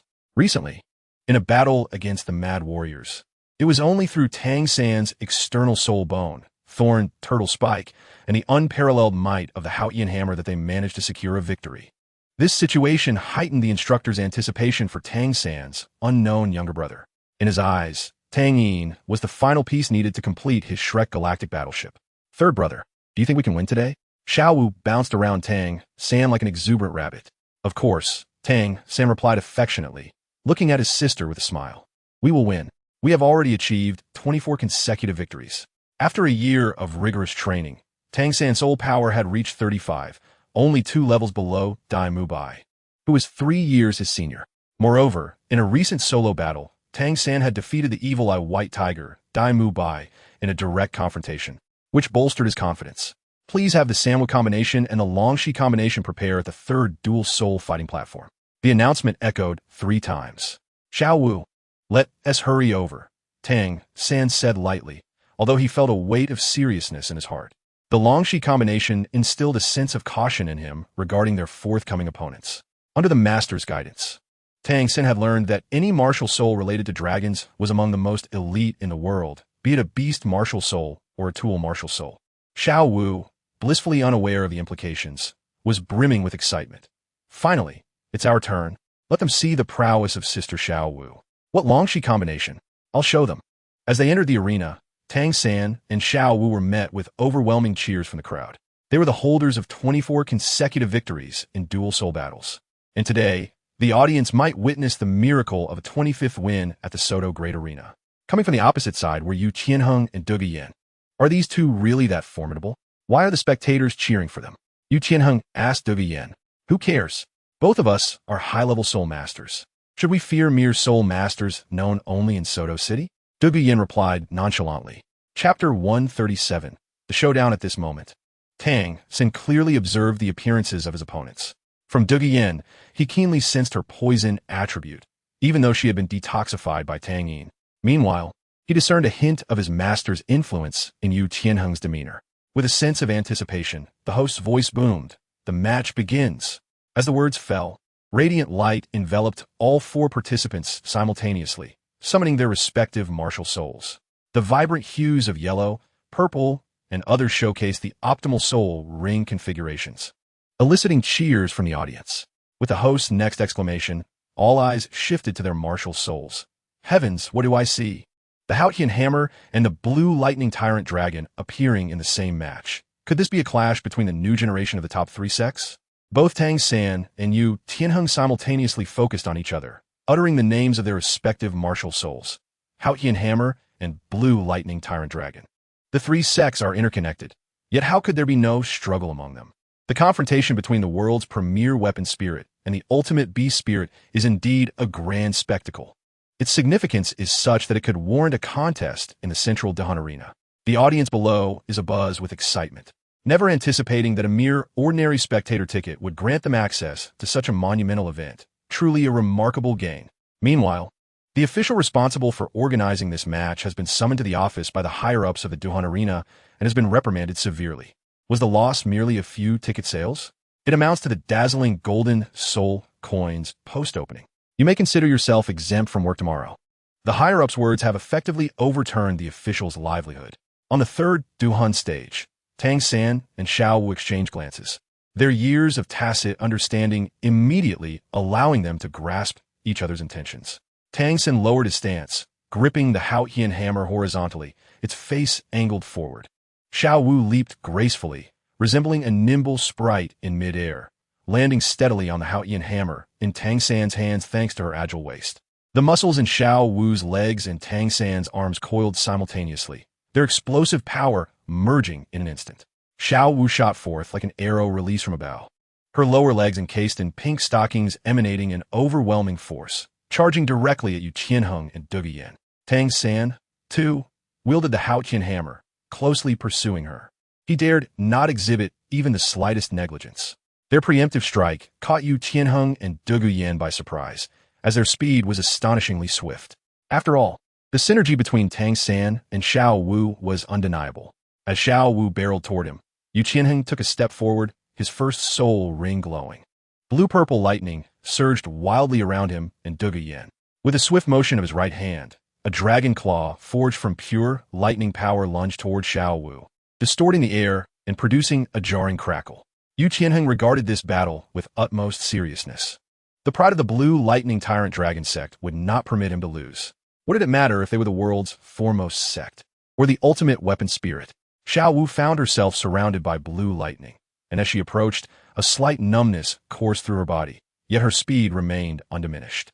Just before the lightning dragon claw made contact, her purple soul ring activated, enabling her to slip past the claw effortlessly. The third soul skill, instantaneous movement. This technique not only allowed Xiao Wu to evade the attack, but also closed the distance between her and Yu Qianheng. Her strike was poised to make contact. Tang San, trailing closely behind Xiao Wu, found his path obstructed by the lightning dragon claw. Seeing Xiao Wu traverse the battlefield, a sense of unease gripped his heart. The sudden assault had been anticipated by Yu Qianheng, who quickly retreated to evade Xiao Wu's powerful horizontal swipe. Just as Xiao Wu was about to press her advantage, she was confronted by a dense cloud of purple mist.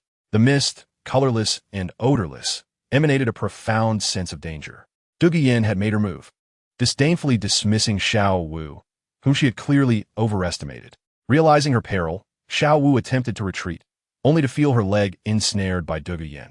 Locking eyes, she saw Douluo's other hand glowing with a toxic light, preparing to eliminate the oblivious rabbit. However, Xiao Wu was no novice. She recognized that her advance had diverged from Tang San's strategy.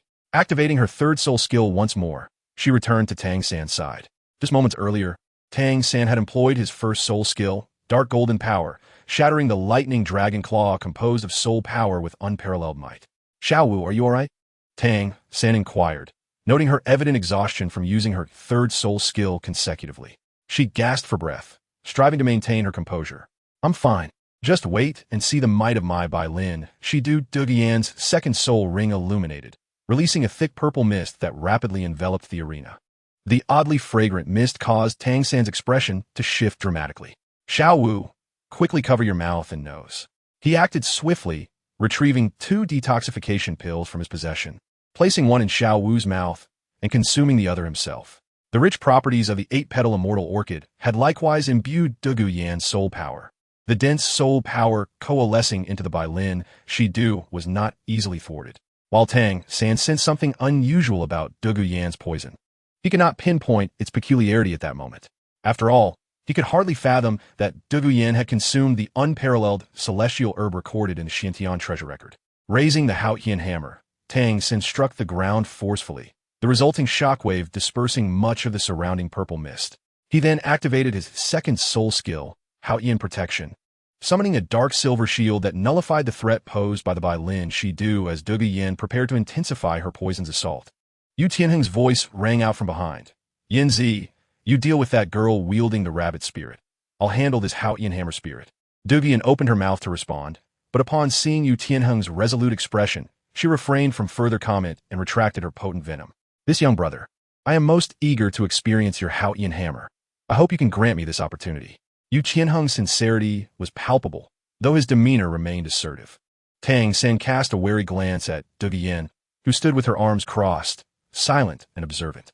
The recent skirmish had quickly revealed to Tang San that their odds in a 2-on-2 matchup were rather bleak. Dugu Yan's poison was too effective against Xiao Wu. Even if Xiao Wu managed to close the distance, she would inevitably be tainted by Dugu Yan's venom, and the opposing soul power was evidently superior. Prolonged attrition would lead to their inevitable defeat. After weighing the pros and cons, Tang San's expression remained calm, as though he were not the one at a disadvantage. Very well, I accept your challenge. Thus, the contest transformed from a 2-on-2 duel into a 1-on-1 confrontation.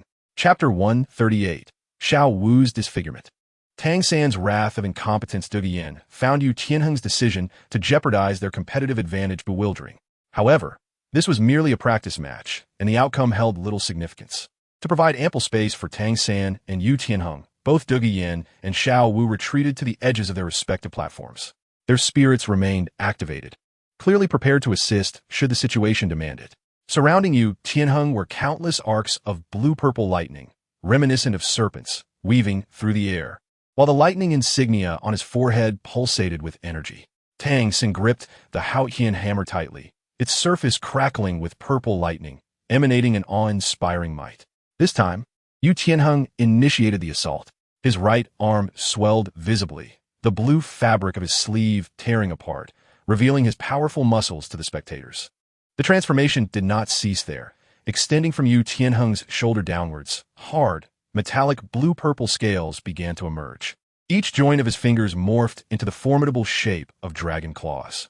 This was the exclusive skill of the blue lightning tyrant dragon, Dragon Transformation. In the realm of the Soul Masters, the blue lightning tyrant dragon manifests as a unique martial spirit that, upon reaching the 30th level, allows for the transformation of specific body parts into draconic forms with each significant advancement.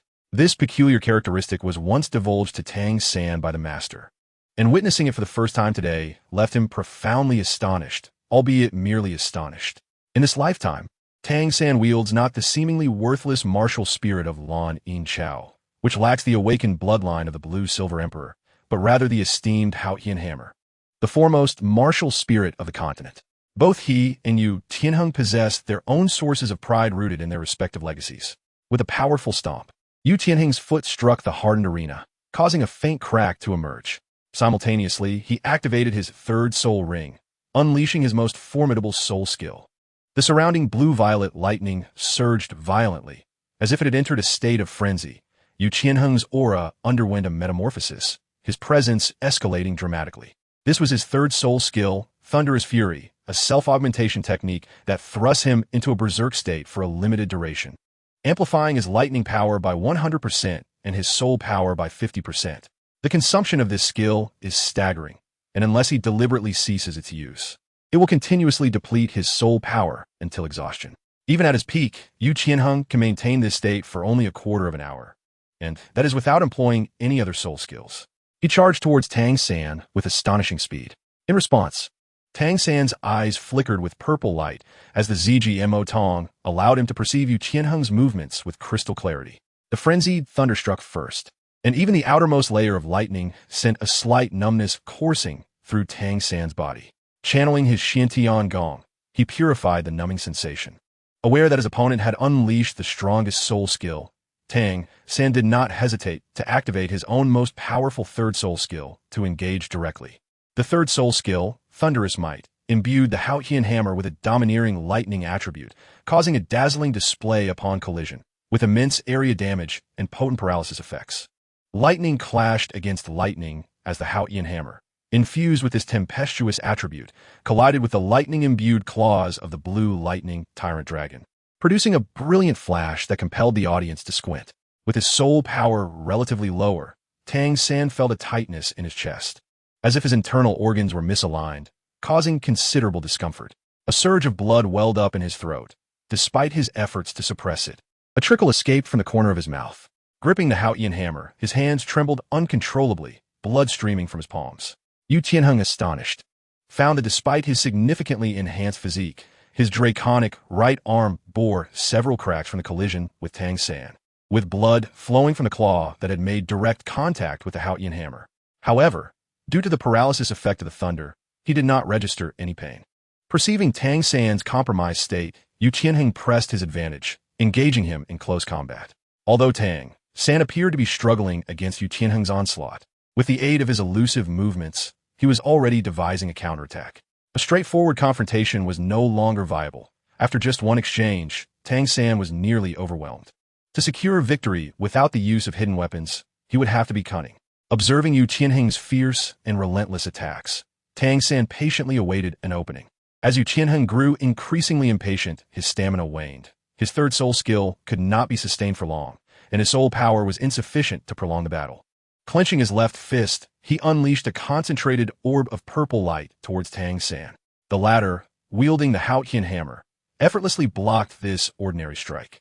In his defensive posture, Tang San inadvertently exposed a flaw. Second soul skill, Thunderous Might. Yu Qianheng roared, activating a skill that shared its name with Tang San's third soul skill, unleashing a torrent of thunder that surged forth in a multitude of electric arrows, scattering in all directions.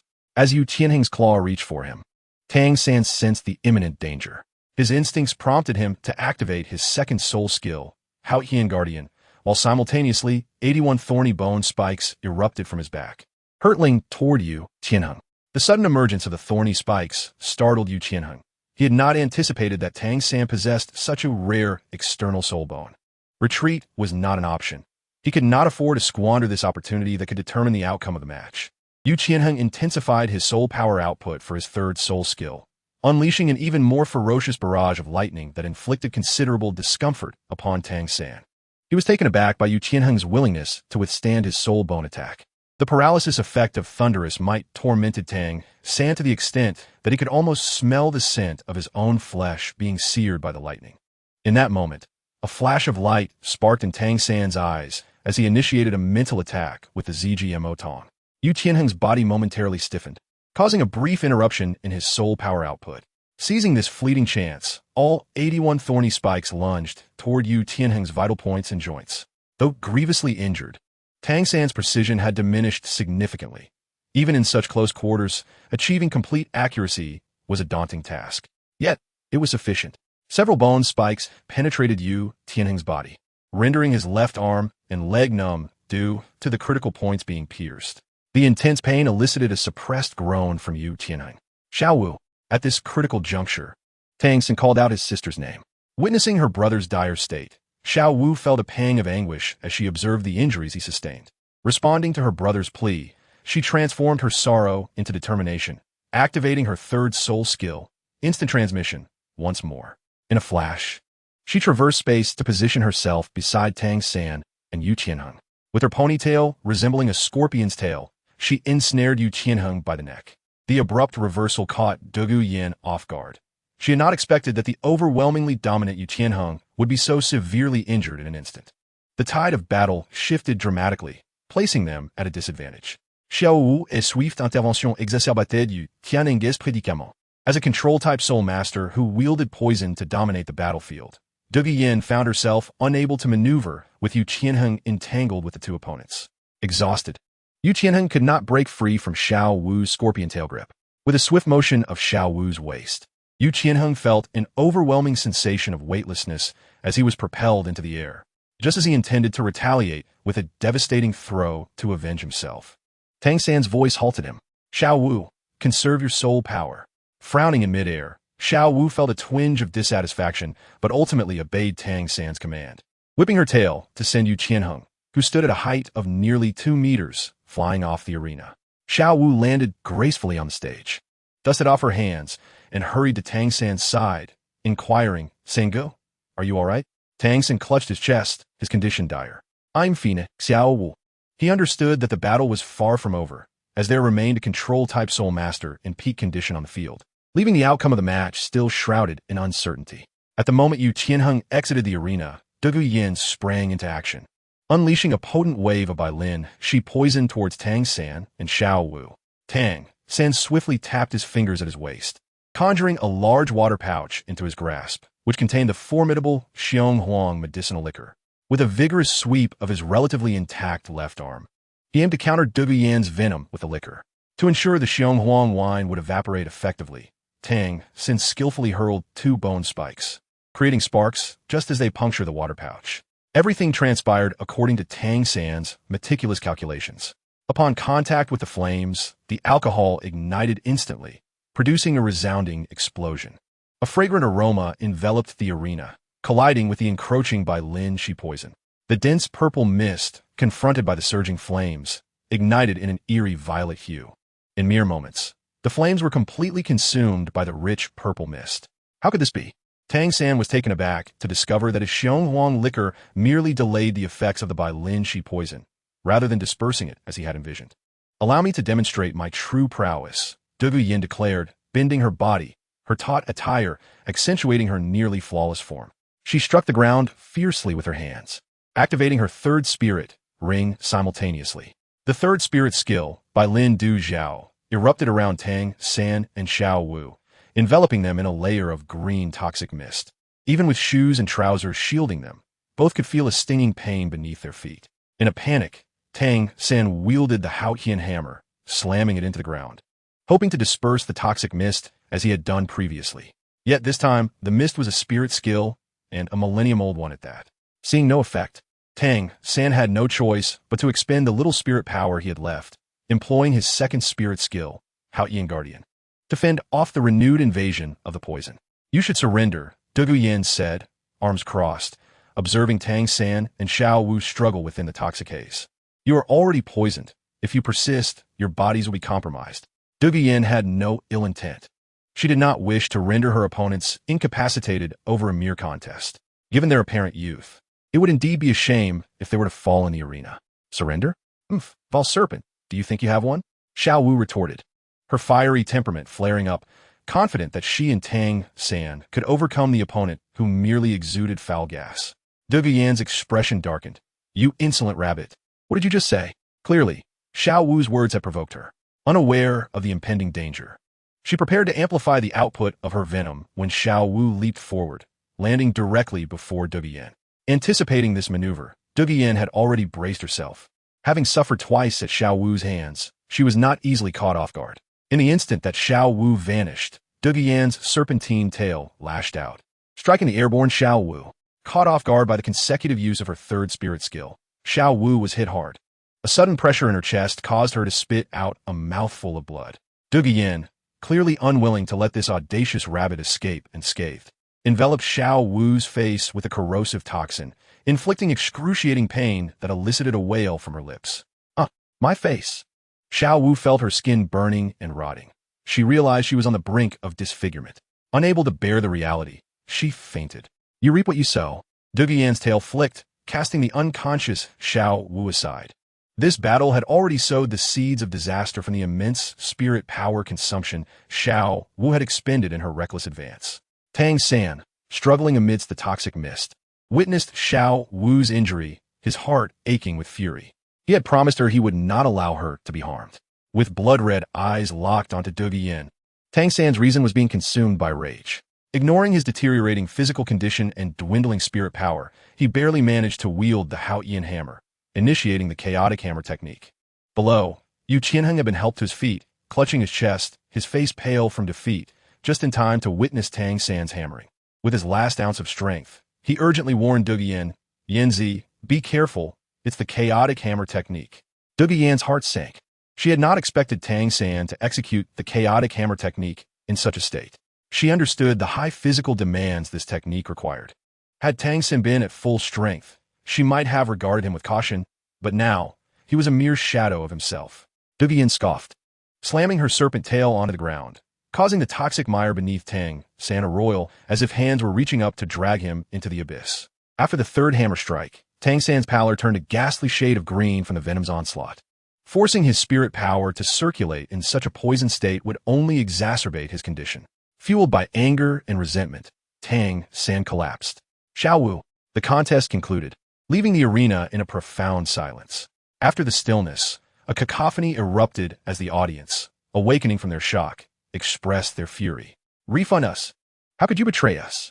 Clearly, the pair of Tang San and Xiao Wu, having secured 24 consecutive victories, had garnered a devoted following. They ostensibly supported Tang San and Xiao Wu. However, they were more intent on profiting from their consistent triumphs. As the matches progressed, the odds for Tang San and Xiao Wu only increased. Although this bout was not held under the auspices of the Suodawa Great Soul Arena, private betting houses had already seen considerable returns. With the defeat of Tang San and Xiao Wu, these gamblers lost a significant amount of their stakes, inciting their wrath. Of course, the unconscious Tang San and Xiao Wu were oblivious to the unfolding chaos. Upon learning of their injuries, the teachers from Shrek Academy rushed to the scene. Witnessing Tang San covered in blood and Xiao Wu's face marred with gore, an unnameable fury ignited within the hearts of the three instructors. In their eyes, while it was acceptable for Shrek Academy students to instigate trouble, it was utterly unacceptable for others to harm their own. Moreover, to inflict such severity in the arena suggested potential for even worse behavior outside of it. Douluo was about to seek Yi Lingling for assistance in healing her comrades when her path was obstructed by a stout figure. Young lady, you have injured our Shrek Academy members, and you think you can leave so easily? It was Zhao Wujin, accompanied by the master and Flender. With his fiery temper, he initiated the confrontation, aiming to dominate the discourse regardless of the validity of his claims. Douluo frowned, intending to clarify, but upon seeing the arrogant expression on his face, she retorted, "What is this Shrek Academy? Can't you handle defeat? Did you not see my teammate is also injured?" At this moment, they finally noticed Yu Tianheng lying unconscious nearby. Yu Xiaojiang, who had been focused solely on his disciple, was oblivious to the escalating quarrel between Zhao Wujin and Douluo. This was one of his prized students. If he were harmed, it would be a dire situation. The students of Shrek Academy hurriedly arrived, and upon witnessing the condition of Tang San and Xiao Wu, a fierce anger ignited within them. Particularly, Dai Mubai and Ma Hongjun, upon seeing their brother and sister injured in such a manner, were consumed by an immense fury. They surrounded Douluo, all casting furious glances in her direction. Douluo, encircled by the crowd, observed the unreasonable faces before her and could only respond with a bitter laugh. Throughout her life, no one had ever dared to confront her in such a manner. Her grandfather, Douluo, was one of the few titled Douluos in the continent. What? Do you still wish to resort to violence? Douluo stared down at the students of Shrek Academy, mocking them. I hear you are all from the same academy. Yet you cannot even unify your attire. Even your teachers are dressed in tatters. I wonder what kind of backwater university you hail from. Flander, who usually maintained his temper, could no longer restrain himself upon hearing her words. He exclaimed, "Young lady, did your elders not advise you to exercise caution when out in the world?" Douluo retorted sharply, "I return your words to you." Noticing Zhao Wuji's eagerness to engage in a fight, Douluo taunted, "This is the Soto Great Soul Arena. Do you dare to act recklessly?" After a prolonged absence, Qin Ming finally completed his affairs and returned to the lounge. Upon learning that Dugu Yin and Yu Qianheng had gone to participate in a 2v2 soul battle, he inquired further and made his way over, just in time to witness Dugu Yin being encircled. Spotting her teacher, Dugu Yin rushed over, feeling a bit aggrieved, and called out, "Teacher Qin." However, Qin Ming did not look at her. His gaze was fixed on Flander and Zhao Wujia. "Dean Flander, teacher, Zhao Wujia." Qin Ming's tone was laced with barely contained excitement. "Dugu Yin, please wait a moment." With that, Qin Ming approached Flander and Zhao Wujia. Dugu Yin did not linger. She sought to find Yi Lingling to heal Yu Tianheng. Flander adjusted his heavy glasses and, upon recognizing the newcomer, expressed his excitement. "Ah, young man, it is you. How'd you been these past years?" Qin Ming respectfully bowed to Flander and Zhao Wujia. "Thanks to the guidance of the esteemed teachers, I am now employed at the Tiando Royal Academy. By the way, what has transpired?" As the leader of the royal battle team, it was Qin Ming who inquired about the situation. "Well, your student just claimed that we are beggars and that Shrek Academy is trash." Zhao Wujia recounted the events, embellishing the narrative while omitting their attitude towards Dugu Yin. Flander remained silent, seemingly in tacit agreement with Zhao Wujia's account. Only then did Qin Ming notice Tang San and Xiao Wu lying on the ground, along with his own unconscious Yu Qianheng. He hurriedly checked Yu Tianheng's condition, relieved to find that he had merely fainted, with a steady pulse and heartbeat. After confirming that his student was not severely injured, Qin Ming approached his junior, Tang San, and junior sister, Xiao Wu, shocked by their injuries. Particularly, Xiao Wu's face was so grievously marked that it was truly alarming. Dugu Yin quickly returned, bringing Yi Lingling with her. "Lingling, please heal Tianheng," Dugu Yin urged. Just then, Qin Ming interjected, "Lingling, first attend to the two of them." Observing Dugu Yin's puzzled expression, Qin Ming admonished sternly, "Dugu Yin, why did you strike so heavily in the arena? Do you realize you could have killed someone?" Dugu Yin was initially taken aback, clearly unprepared for Qin Ming's reaction. However, she recognized that her team leader was evidently acquainted with the others and was now siding with them. A profound sense of injustice surged within her. Despite being surrounded by several individuals moments ago, she had not shed a tear, yet now she faced scolding from her own teacher. Struggling to suppress her tears, Dugu Yin stood silently, her head bowed.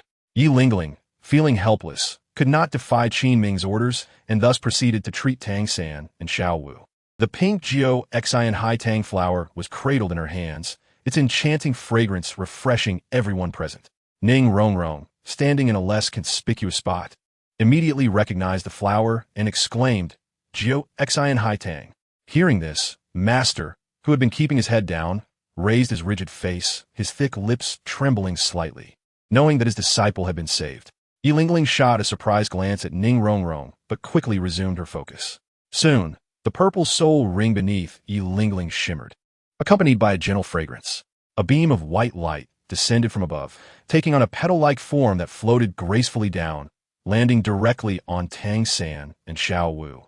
Upon contact with the petals, Tang San shuddered, his complexion visibly improving as the miraculous healing effects allowed him to regain a significant portion of his strength in a short time.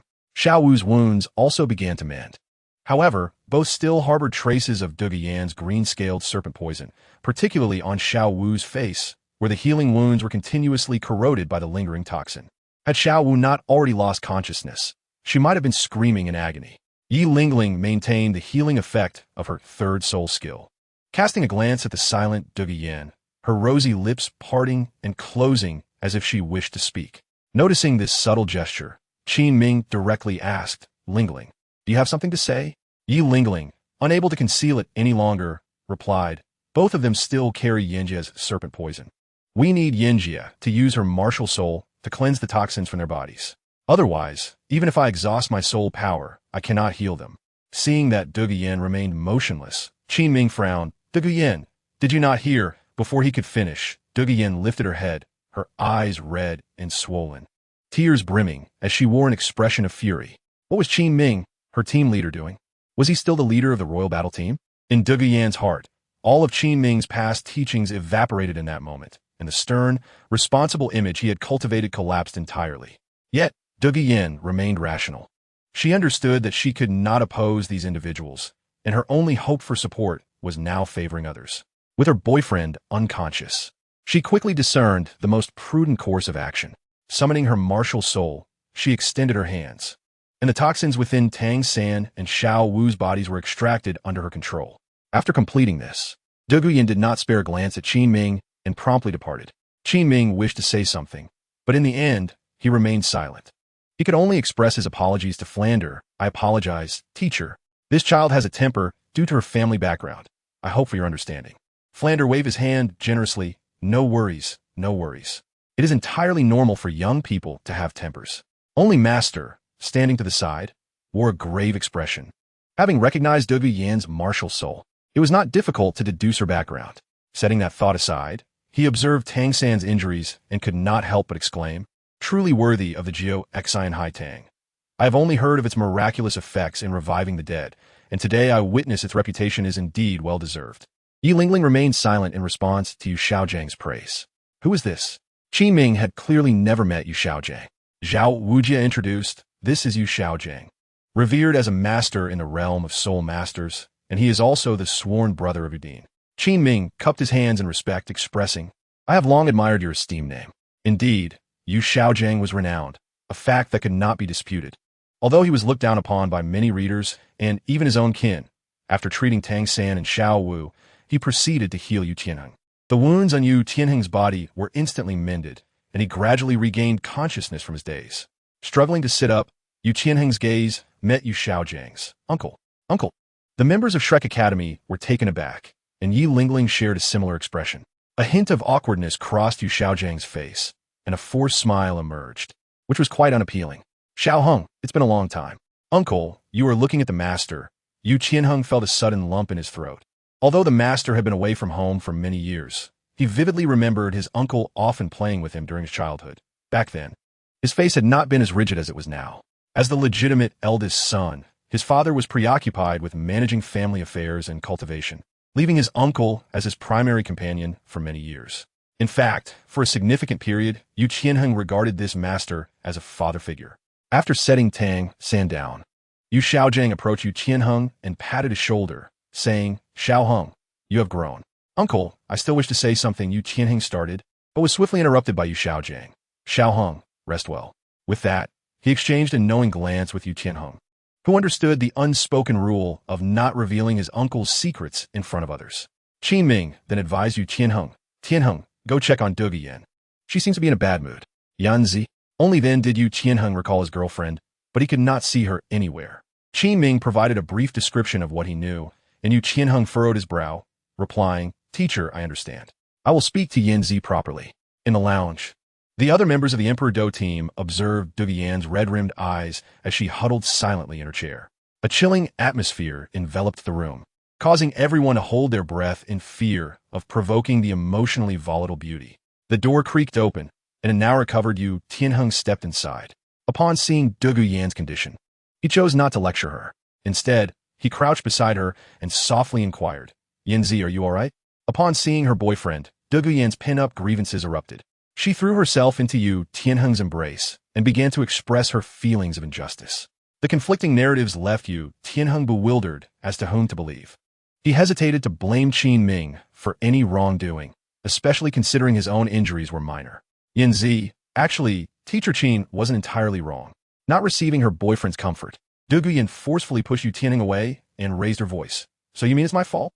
Yu Tianheng sighed bitterly, intending to comfort her, but was met with her sharp rebuke. Don't come near.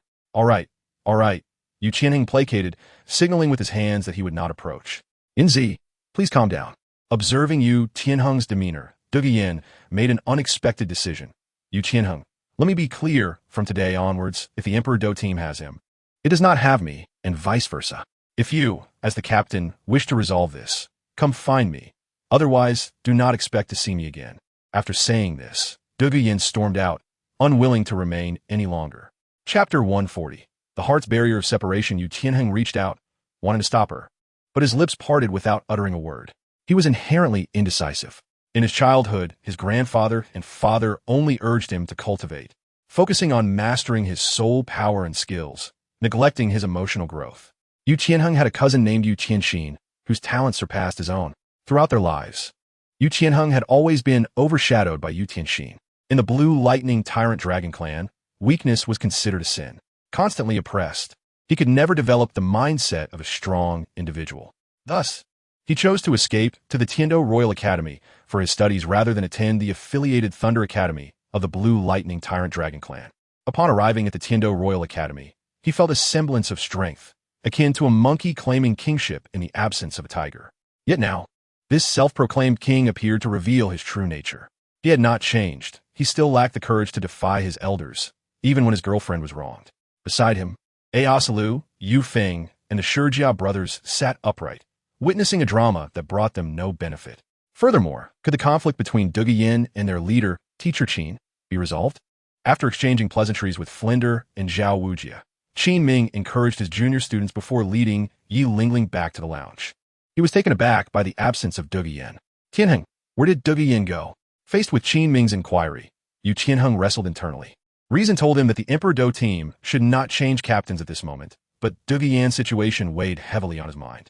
After a long pause, he sighed, saying, Teacher Qin, Yanzi may be considering withdrawing from the Emperor Do team. Yu Tianheng dared not contradict his teacher, yet he understood Douluo's nature. She was a strong-willed individual, and once she made up her mind, nothing could sway her. Qin Ming frowned, believing that the fault lay with Douluo for being too harsh. His preconceived notions had clouded his ability to judge fairly. Was it just a matter of scolding her? Did she think she could act without consequence due to her titled Douluo grandfather? As he spoke, Qin Ming's tone rose. The members of the Emperor Do team fell silent. Sensing the tension, after calming himself, Qin Ming's composed demeanor allowed him to reflect on many matters. This Emperor Do team was his creation, and now, his presence posed a risk of disintegration to this newly formed group, a reality that was unacceptable to him. Thus, the most sensible course of action was to step away. It seems I'm not suited to lead your team. He exhaled, his tone subdued. Upon returning to the academy, I will submit my resignation to the committee and no longer serve as the leader of the Emperor Do team. Yu Tianheng's fears had materialized, and he hurriedly pleaded, Please, Teacher Qin, we cannot do without you. I will talk to Yanzi. However, Qin Ming's resolve was unwavering. You are now a team. This is a crucial period for your group, and no factors, including myself, should disrupt your relationships and camaraderie. As Qin Ming prepared to speak further with Yu Tianheng, he placed a reassuring hand on his shoulder and solemnly advised, Tianheng, you are the captain and the most composed member of our team. From now on, you must consider the bigger picture and lead our group to greater heights in the next elite competition of the Advanced Soul Master Academies across the continent. Striving for an admirable ranking, Yu Tianheng lowered his gaze, remaining silent. Meanwhile, Yi Lingling stood quietly by, a mere observer, fully aware of the intricacies of right and wrong in this situation. After all, which teacher would prioritize saving another academy's student over their own? At Shrek Academy, Tang San awoke from his unconscious state, memories of Xiao Wu's tragic appearance before his blackout flooding his mind, causing a sharp pang in his heart. Xiao Wu. He struggled to rise, but his frail body nearly toppled him from the bed. Hearing the commotion, Yu Xiaojing hurried in and steadied the unsteady Tang San. Xiao San, don't move around too much. Your body requires more time to recuperate. Yu Xiaojing's words were filled with concern, warming Tang San's heart slightly. Tang San grasped his mentor's hand, his eyes bloodshot as he looked up at him and said, Teacher Xiao Wu. With a gentle pat, Yu Xiaojing reassured him. Xiao Wu is fine. Your opponent's teacher happens to be a first-generation graduate of Shrek Academy. Their team includes a healing soul master with a 9-heart sea butterfly, martial soul. Under her care, both you and Xiao Wu are out of serious danger. The mention of a 9-heart sea butterfly brought a measure of calm to Tang San's heart. Yet, the recollection of his strenuous battle against the formidable blue lightning tyrant dragon and his impotence in the face of his own prideful poison, along with the image of Xiao Wu being bullied by their adversaries, replayed incessantly in his mind, tormenting his spirit. Teacher, I am too weak, utterly inadequate. Right now, I cannot accomplish anything, Tang San lamented, his sudden despondence startling Yu Xiaojing. Although he was a rank 29 Great Soul Master with a wasted martial soul, he understood that soul masters often faced peculiar challenges during their cultivation. Just like Tang San, who had fallen into self-doubt after a single failure, risking his potential to spiral into despair. The thought of his reputation and nearly a decade of effort resting on this precious disciple weighed heavily upon Yu Xiaojing. What would he do if something went awry? I possess the Haotian Hammer martial soul, yet I have failed to live up to its esteemed legacy as the continent's foremost weapon martial soul, unable to protect. Noticing Tang San's increasingly troubling demeanor, Yu Xiaojiang acted in desperation, delivering a sharp slap to Tang San's face. The force of the strike, augmented by the scant soul power he could muster, left a vivid flush on Tang San's dark skin, visibly swelling. Tang San appeared momentarily stunned, his eyes wide with disbelief as he gazed at his teacher. Since the age of 6, he had been Yu Xiaojiang's disciple. Of all the individuals he admired in this world, only a few held such esteem: his father Tang Hao and his mentor Yu Xiaojiang. Throughout his life, Yu Xiaojiang had consistently embodied the role of a responsible teacher, imparting knowledge and guiding him in the art of cultivation and soul power manipulation. With minimal encounters with Tang Hao, Yu Xiaojiang occasionally assumed a fatherly role in Tang San's life. This mentor, who held dual identities as both teacher and father in Tang San's heart, had never before struck him, let alone delivered an insult-laden punishment. Seeing Tang San regain his composure, albeit with an expression of innocent bewilderment, Yu Xiaojiang exhaled deeply and sternly admonished, "Xiao San, do you see yourself now? Do you resemble my disciple Yu Xiaojiang at all? Do you embody the son of the Haotian Douluo Tang Hao? This is merely a competition, a simple contest. Have you forgotten what you promised me last time?" Yu Xiaojiang was genuinely angered. He had not anticipated that Tang San would fall into self-doubt after a single defeat. A heart unable to confront failure would never become a true powerhouse. It dawned on Tang San that he had indeed succumbed to such a predicament following the Titan Great Ape incident. In the original narrative, he faced no significant setbacks. His growth trajectory was smooth, overcoming crises with ease. However, the reality had shifted. He had a younger brother whose innate talent overshadowed his own. A disheartening experience, akin to being perpetually second best. Tang San recognized that this state of mind was abnormal and deeply troubling. Yet escaping this quandary would require a victory that resonated with his innermost desires and aspirations. "Teacher, I understand my mistake," Tang San spoke earnestly, akin to a child confessing wrongdoing. Observing Tang San's demeanor, Yu Xiaojiang softened his tone. "Ah, Xiao San, you are exceptional in every way. Yet you are overly fixated on perfection. You have already performed admirably. Why burden yourself so? This was the case last time, and it remains so now. You are still young, and your future holds immense promise." Finally, Yu Xiaojiang firmly grasped Tang San's shoulders, gently shaking him to uplift his spirits. With unwavering intensity, he regarded Tang San and declared, "Xiao San, you cannot continue this way. I will not permit it. You no longer belong solely to yourself. Your future is entwined with mine." These words, laden with selfishness, nevertheless warmed Tang San's heart. "So, I'm truly important."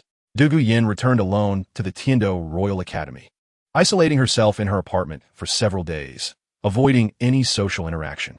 It was the opposing academy's brash rabbit that had instigated the insults, and they were the ones who had first harmed Yu Qianheng. What was wrong with her defending herself? Given the rabbit's sharp tongue, her restraint in not tearing her apart was already commendable. Yet, ultimately, she found herself at the mercy of the opposing academy's teacher, while her own instructor unjustly criticized her. To add to the insult, her boyfriend suggested a mutual reprimand, compounding her grievances to the point of near breakdown. Dugu Yin wished to maintain her relationship with Yu Qianheng. She hoped he would rally the other members of the royal fighting team to drive Qin Ming away and seek her out, allowing their bond to be restored. But would Yu Qianheng truly take such action? Although their time together was brief, Dugu Yin believed she understood him well. Despite his usual decisiveness, he often hesitated when faced with choices requiring sacrifice. Little did he realize that love is not a multiple-choice question, but a compulsory one. As these doubts festered within her, cracks began to appear in their relationship. A familiar voice echoed from outside her door. "Yin Zi, open the door. I'm back." Dugu Yin felt a flicker of joy, still clinging to fantasies about her boyfriend. He has come to find me.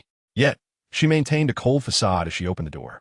As Yu Qianheng was about to enter the house, he was abruptly halted at the door by Dugu Yin. Her tone was frigid, seemingly inquiring. "Has Qin Ming left?" Yu Qianheng furrowed his brow slightly, feeling that Dugu Yin's temperament was quite unpleasant. Teacher Qin Ming had voluntarily resigned for the sake of their team. Yet Dugu Yin continued to act according to her whims, showing no regard for the future of the squad. "Yinzi, Teacher Qin has already submitted his resignation to the Education Committee." From Yu Qianheng's words, Dugu Yin gleaned the answer she had dreaded.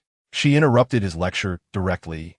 "So you mean Qin Ming left of his own accord, and you, as the captain, did nothing?" With her arms crossed and leaning against the door, Her eyes narrowed, like a venomous snake assessing its prey.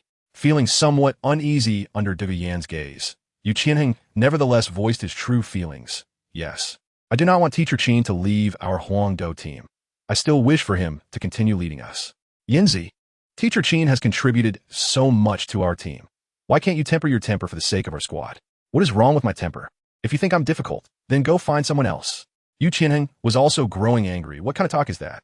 This situation is clearly, So you believe the fault lies with me? Du Vian no longer wished to continue the conversation with Yu Qianheng. She felt deeply disappointed in him. Since that's the case, there is nothing more for us to discuss.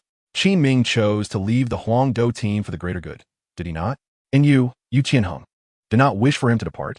Since you both are individuals who understand reason and the larger picture, it is best for someone as petty and calculative as I to withdraw. From now on, you need not seek me for the training of the Huangdou team. Whoever wishes to be the vice-captain may do so. Having spoken, De Vian turned to enter the house. As the door was about to close, Yu Qianheng, shaken by her words, came to his senses and hurriedly prevented the door from shutting. De Vian, seeing the awkward expression on Yu Qianheng's face, grappled with her emotions before making her final choice. Let's end things here.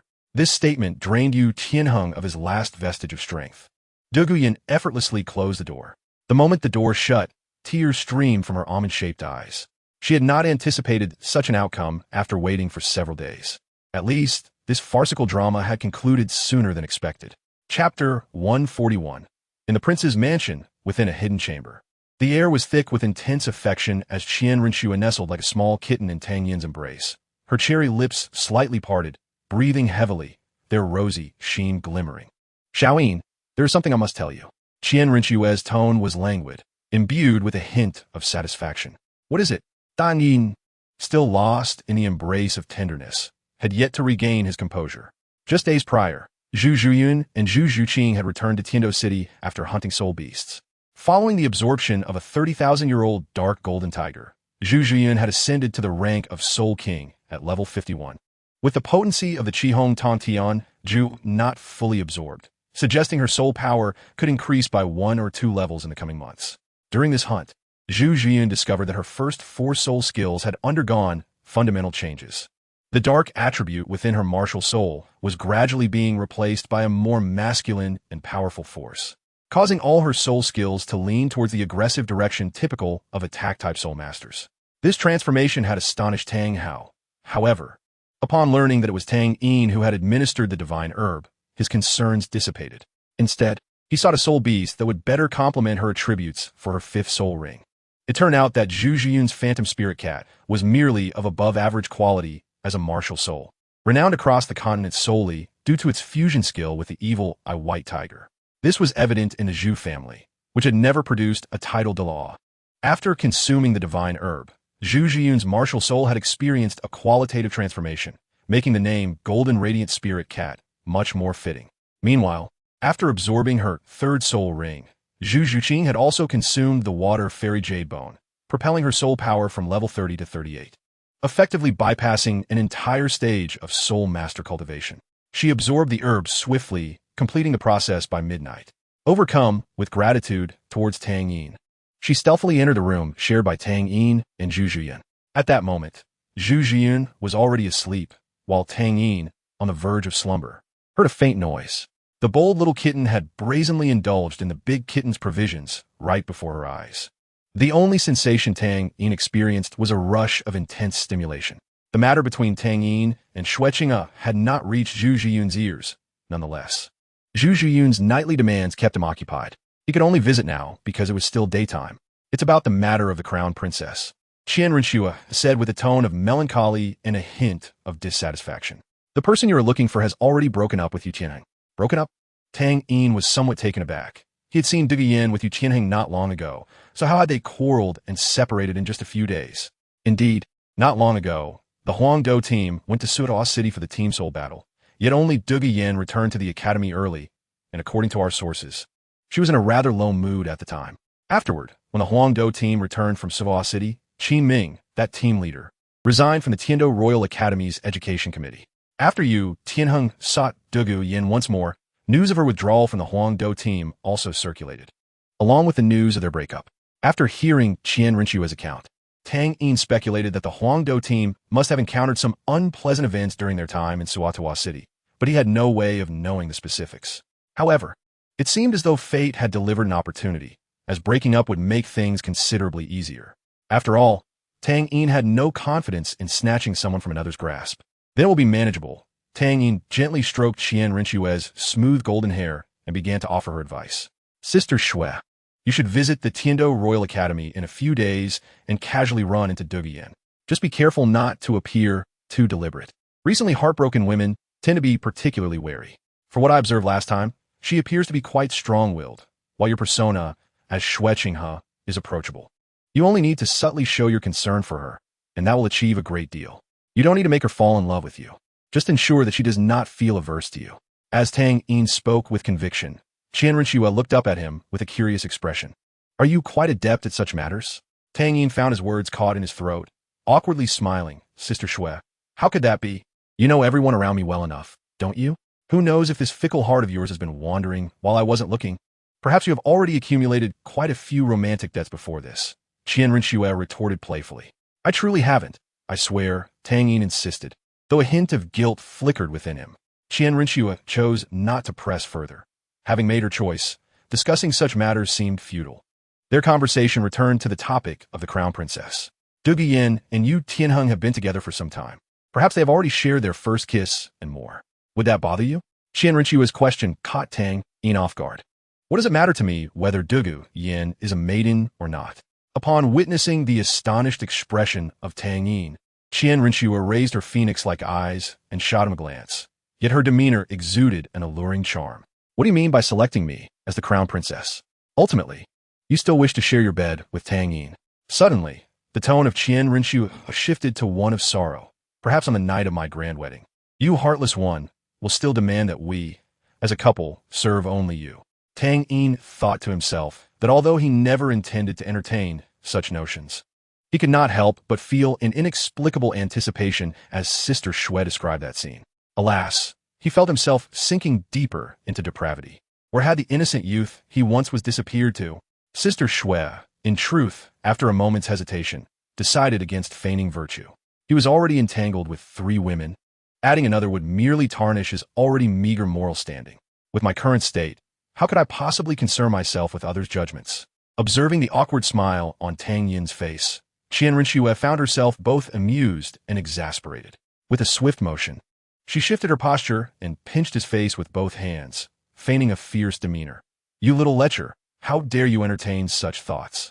If you desire both me and my wife to serve you, you must prove your worth. With unabashed insinuation, Tang Yin replied earnestly, I shall strive not to disappoint your highness's expectations. Are you out of your mind? Qian Rinchua's cheeks flushed crimson. She disliked being addressed as your highness in such an informal context. Tang Yin chuckled, resembling a foolishly merry child. I adore Sister Shui. Qian Rinchua retorted, a hint of annoyance in her tone. Save your sweet nothings for your own sisters. I now wish to assess your true capabilities. Chapter 142. Tang Yin emerged from the crown prince's residence in the afternoon, feeling invigorated as he stretched languorously before embarking on his journey home. Qian Rinchua displayed her utmost combat prowess. Yet in the face of Tang Yin's abundant vitality, she appeared rather overzealous. She exerted herself to the limit, nearly fainting, while Tang Yin remained nonchalant, reigniting Qian Rinchua's fighting spirit once more. The outcome was that Qian Rinchua eventually succumbed to exhaustion and fell asleep. Upon returning home, just as Tang Yin intended to take a bath, Zhu Zhuqing stealthily approached him from behind. Her small hands encircled his waist, burying her head against his back, and she took a gentle inhalation. Tang Yin immediately sensed something amiss, yet it was too late. Zhu Zhuqing, as if discovering a new world, exclaimed excitedly, Brother-in-law, you smell of another woman. Have you been unfaithful? Before she could finish her sentence, Tang Yin hastily covered her mouth with his hand. Cautiously glancing around to ensure Zhu Zhuyin was not present, he whispered, Zhuqing, where is your sister? Seeing Tang Yin's cautious demeanor brought joy to Zhu Zhuqing. She felt she had finally caught him in a vulnerable moment and could now manipulate him at will. Remembering how Tang Yin had assisted her sister, she secretly vowed to ensure he would help her as well. Before she could revel in her dreams of the future, a sudden reprimand jolted her. Zhuqing, I was asking you a question. Tang Yin had already released his grip from Zhu Zhuqing's mouth, realizing that while she was charming, she often appeared lost in thought. Zhu Zhuqing mumbled while rubbing her head. My sister went out. She said she would prepare something delicious for us.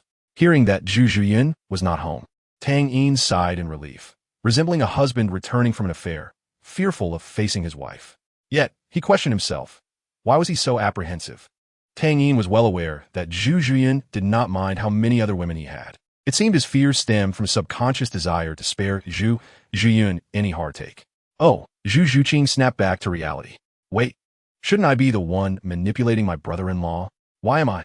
Zhu Zhuqing promptly donned a serious expression, stating, Tang Yin, how can you seek other women behind my sister's back?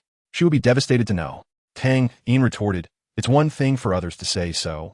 But you, a little cat who has been sneaking around with your brother-in-law, dare to lecture me? Without hesitation, he pulled her petite figure into his embrace, her astonishing softness enveloping him, accompanied by her unique fragrance. Zhu Zhuqing clearly did not anticipate such an advance from Tang Yin. Her feigned cold demeanor crumbled in an instant.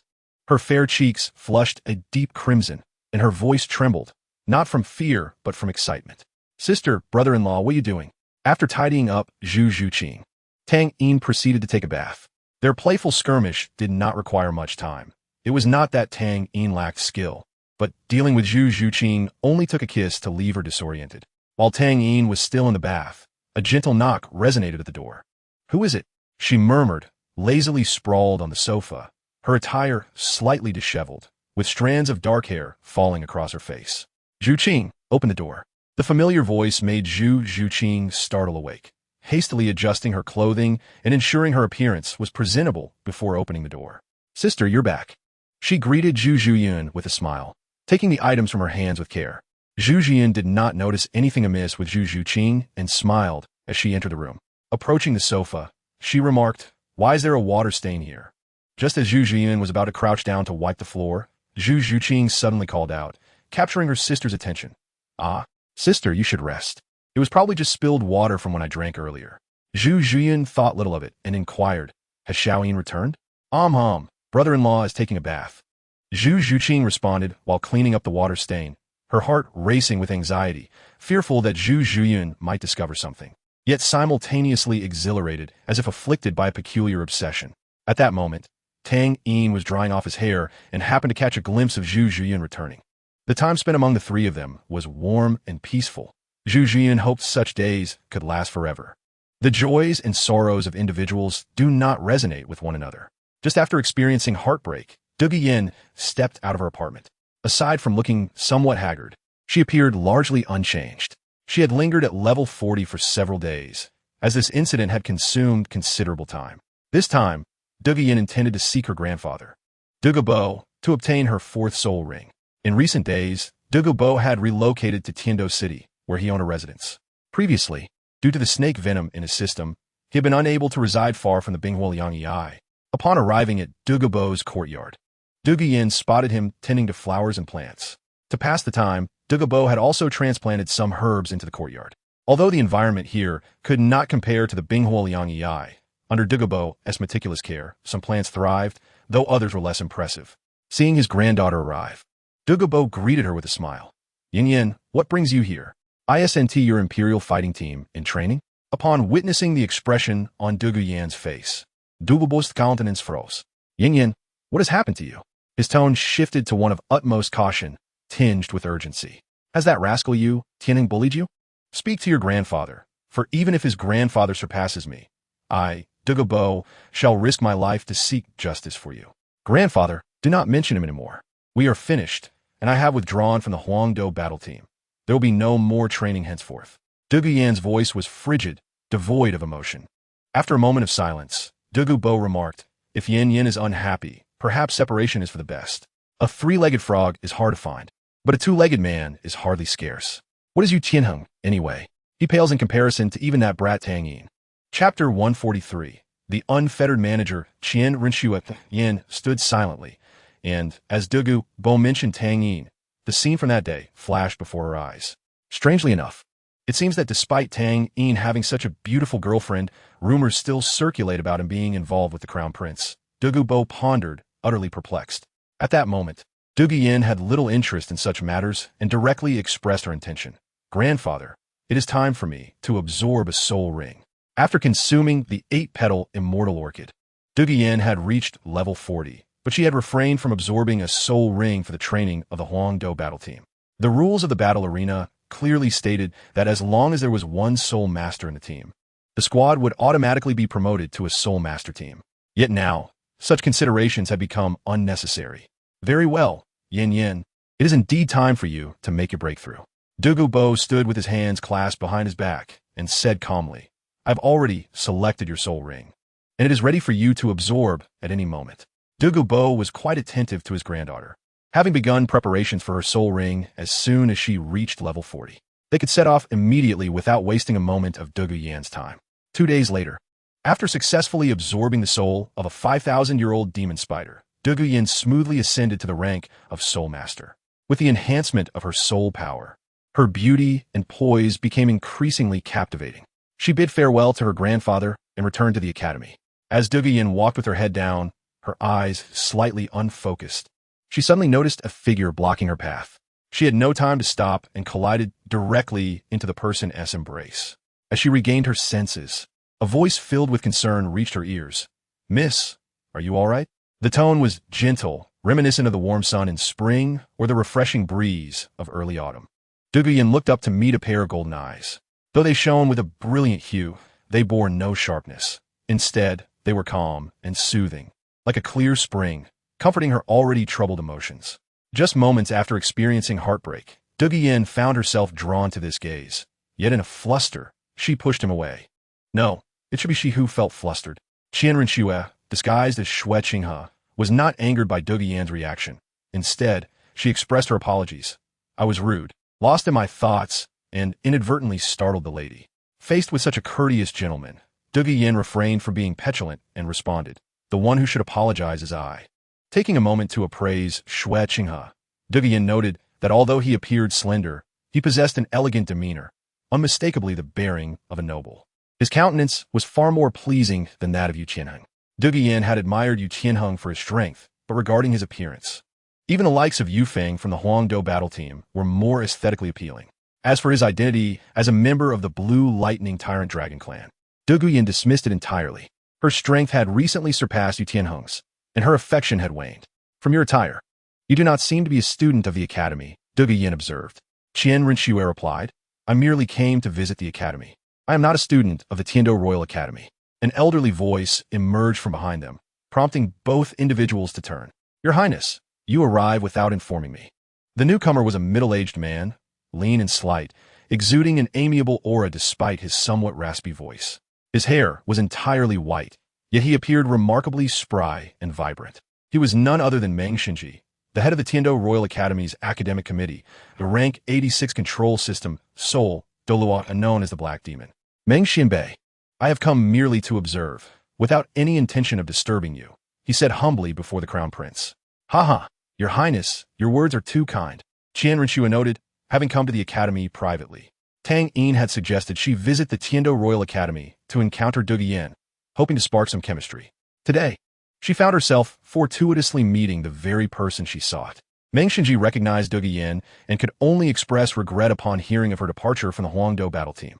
After all, her grandfather was a titled Douluo, capable of defeating 10 soul Douluo like himself. His gaze lingered on Yan for a moment, and he remarked, Yan, you have made the breakthrough to Soul Master. Yan respectfully saluted Meng Xinji, saying, Yes, Xinbei, I have just reached level 40. Impressive, truly impressive. You are the fastest student to achieve level 40 in the history of the Tiando Royal Academy. I am proud of you, he praised. At 19, Yan remained the fastest student in the academy, highlighting the institution's lack of promising talent. Alas, I know my request may seem inconsiderate, but I hope you will consider rejoining the Huangdo battle team, Meng Xinji suggested. I have gathered some insights into your conflict with Qin Ming. His perspective is quite biased. His handling of matters, favoring outsiders, is a dereliction of duty, and his resignation is the best outcome. You are now fully capable of shouldering the responsibilities of the Huangdo battle team, and becoming the captain is not beyond your reach. Yan shook her head. I am sorry, Xinbei, but I believe my departure is the best choice. The rift between her and Yu Tianheng had not yet reached the ears of the esteemed committee member. Qian Renxue observed quietly from the sidelines, feeling somewhat helpless towards the heartbroken young woman. In their earlier conversation, she had sensed Dugu Yan's ambivalence towards her. That troublesome little Yin. Are you not making this difficult for me? Before meeting Tang Yin, Qian Renxue had never experienced romance, let alone pursue a girl who had just encountered heartbreak. Listening to the exchange between Meng Xinji and Dugu Yan, a plan formed in her mind. She smiled at Meng Xinji and said, "Since Miss Dugu Yan is unwilling to join the team, we shall not press her. However, I have a splendid alternative that would still allow her to participate in the upcoming elite competition for advanced Soul Master Academies across the continent. This way, it will not hinder Miss Dugu Yan's talents." Qian Renxue's words immediately captured the curiosity of both Dugu Yan and Meng Xinji. Chapter 144. The Overwhelmed Tang Yin. The impending departure of Shrek Academy, Meng Xinji's initial response was to consider the second team of the Tiando Royal Academy. However, upon recalling the peculiar assortment of individuals within that team, he could only shake his head in resignation. What sort of talent could they possibly cultivate? Qian Renxue wasted no time. I have a friend who is currently studying at a prestigious Soul Master Academy in Tiando City. You might as well transfer there and participate in the upcoming elite tournament of Advanced Soul Master Academies under their banner. Before Dugu Yan could voice her thoughts, Meng Xinji interjected urgently, "That is out of the question, Your Highness. It is a rare occasion for such a genius to emerge from our academy. How can we simply relinquish such talent?" Qian Renxue was not truly a prince. The honor of the Tiando Royal Academy held little relevance to her. If anyone questioned her loyalty, she could easily retort that the Lamba Academy was also part of the Tiando Empire, and its students were indeed its citizens. Qian Renxue remarked, "Meng Sr., you cannot jeopardize another's future for the sake of institutional pride." Meng Xinji was momentarily at a loss for words. For Qian Renxue's statement placed him in a difficult position. On one hand, he had no authority to counter the prince's decision. On the other, his integrity forbade him from allowing a mere figment of honor to hinder another's destiny. Dugu Yan did not hasten to agree, but first inquired about Qian Renxue's identity. "Who are you? Having spent some time together?" She realized she knew little about this individual and could not simply acquiesce without due consideration. Though Qian Renxue's tone was courteous, it left no room for negotiation. Dugu Yan resolved, "Very well, I shall attend Lamba Academy." Qian Renxue was aware of Tang Yin's involvement in Dugu Yan's healing. Yet she found herself astonished by Dugu Yan's attitude toward Tang Yin. Dugu Yan nodded, "He is my savior." With the matter settled, Qian Renxue prepared to depart, stating, "It is decided." Upon learning of Qian Renxue's identity, Dugu Yan showed no signs of surprise. As Qian Renxue left, Dugu Yan returned to her apartment to gather her belongings. She turned to Meng Xinji and said, "Senior Meng, could you assist Dugu Yan in handling her transfer procedures?" Her response was succinct. Perhaps leaving this place would expedite her return to the normalcy she desired. Nonetheless, this was for the best. Dugu Bo had already informed Dugu Yan of that day's events, and upon learning of the fatal flaw in her martial soul, Tang Yin became her life-saving benefactor. As for herself, she would await her beloved's return to serve her. Qian Renxue chuckled inwardly, allowing Tang Yin to manage the affairs between the sisters and that little snake. "Who is the friend you mentioned?" The prince's acquaintance brought to mind a rumor inadvertently shared by her grandfather, and an image immediately surfaced in Dugu Yan's mind. This was not a notion imposed by her grandfather, but rather a conclusion Dugu Yan had reached herself. "His name is Tang Yin. You should be acquainted with him." Seeing that the situation had reached a conclusion, Meng Xinji replied, "It is my duty." Qian Renxue smiled and responded, "I am Qinghe, the prince of the Tiando Empire." Achoo! At that moment, Tang Yin, who was engrossed in his training, unexpectedly sneezed, oblivious to the challenges that awaited him. As Dugu Yan turned the corner of the hallway, she spotted a familiar figure before her apartment door. At that moment, Yu Tianheng appeared haggard, having lingered at the entrance for quite some time after hearing Dugu Yan's words of separation. Ultimately, he chose to leave. After a night of drunkenness, he still could not come to terms with their breakup. Of course, he did not believe he was in the wrong, yet he still yearned to salvage their relationship. He had waited 3 long days at Dugu Yan's door.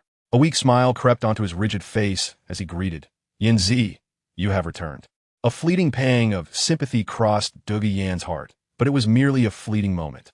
Yu Tianheng's hesitation had extinguished any possibility of a future between them.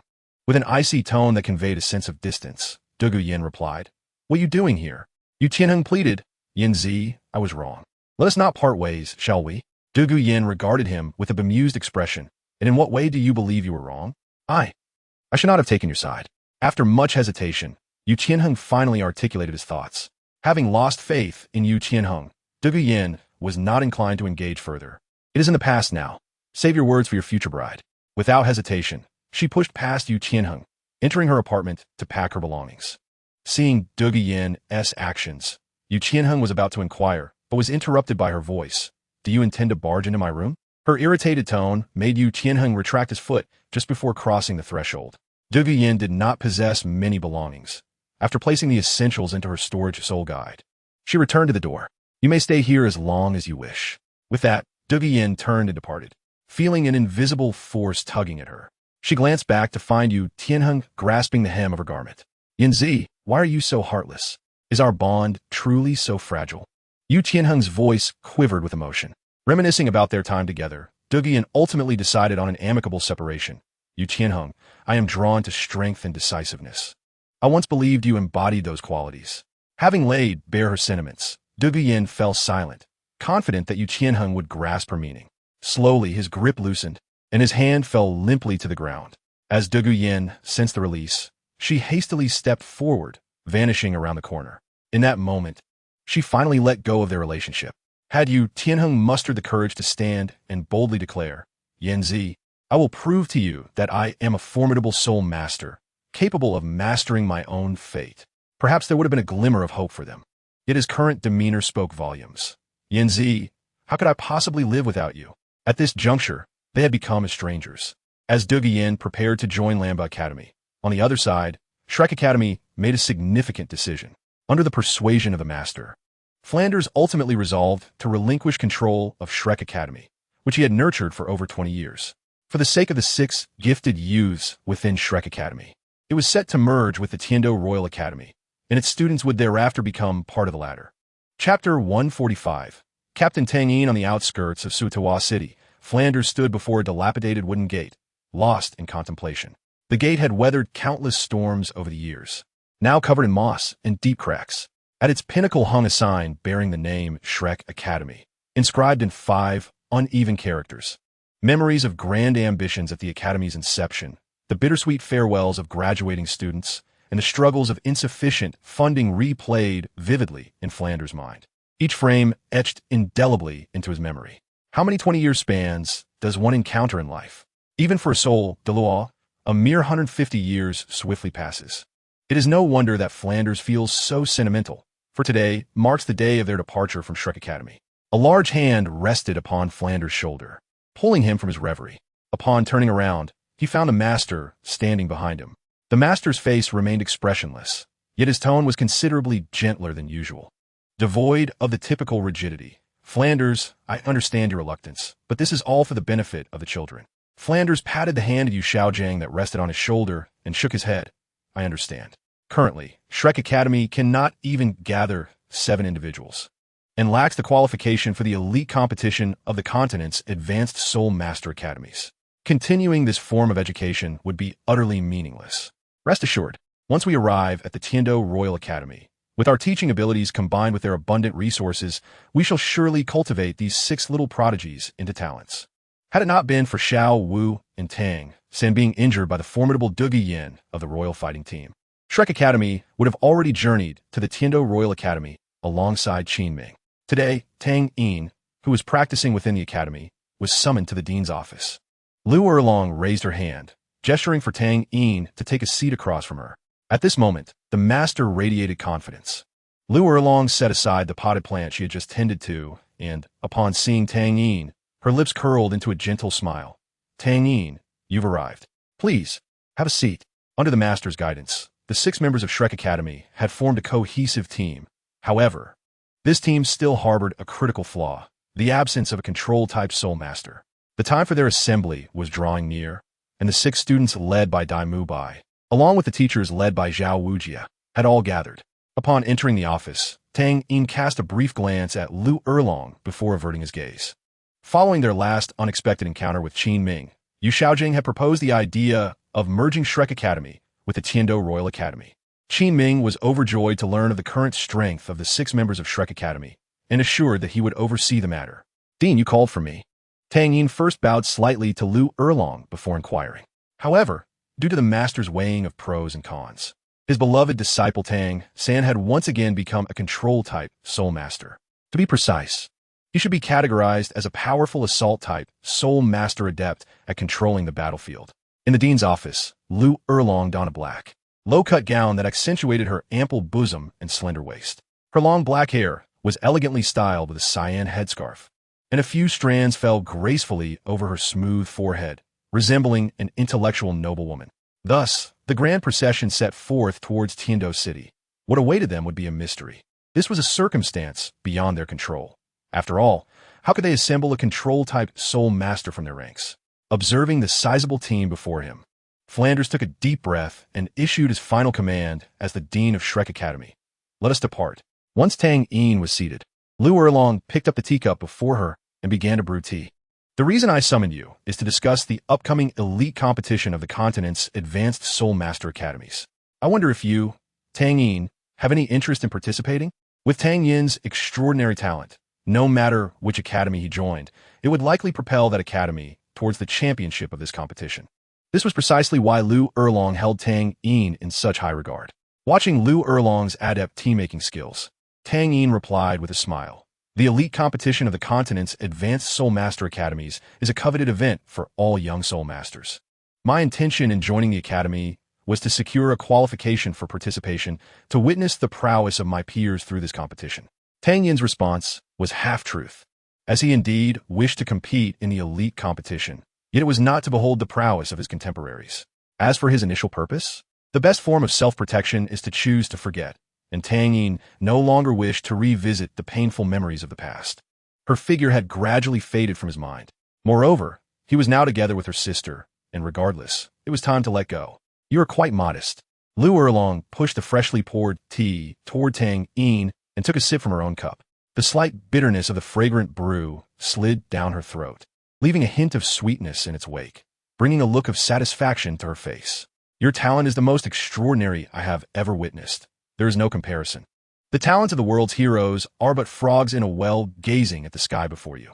Every compliment Lu Erlong offered was sincere. Tang Yin had conversed for quite some time without grasping the true character of this dean. From their dialogue, it appeared that she was a poised and elegant woman. However, he sensed a deeply concealed aura about her. It seemed to have been buried by time for too long, leaving Tang Yin unable to see through it clearly.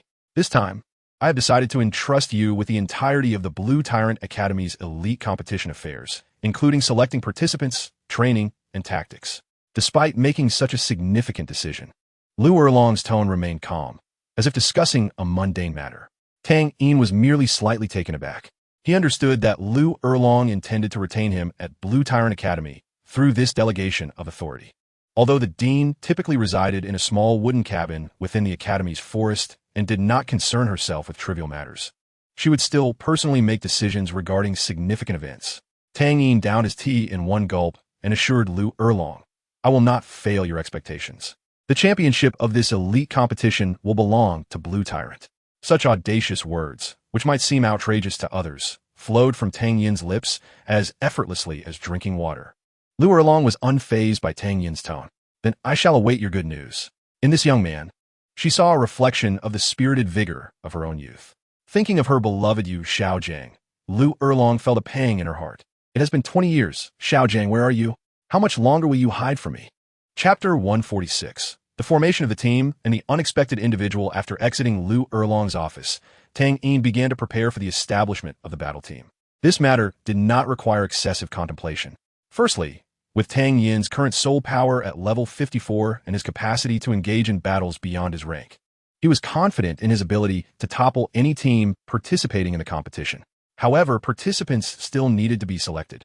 Tang Yin couldn't possibly be the sole competitor in every match, as that would be dreadfully monotonous. A battle team requires 7 members. Excluding Tang Yin and his sisters Zhu Zhuyin and Zhu Zhuqing, there remained 4 official spots. He could allocate 1 spot to Tai Long, allowing him to fill the remaining vacancies. In his thoughts, Tang Yin arrived at the training forest of Zhu Zhuyin and Zhu Zhuqing. After consuming the divine herb, the compatibility of Zhu Zhuyin and Zhu Zhuqing in their training seemed to have improved, especially following Zhu Zhuyin's martial soul mutation.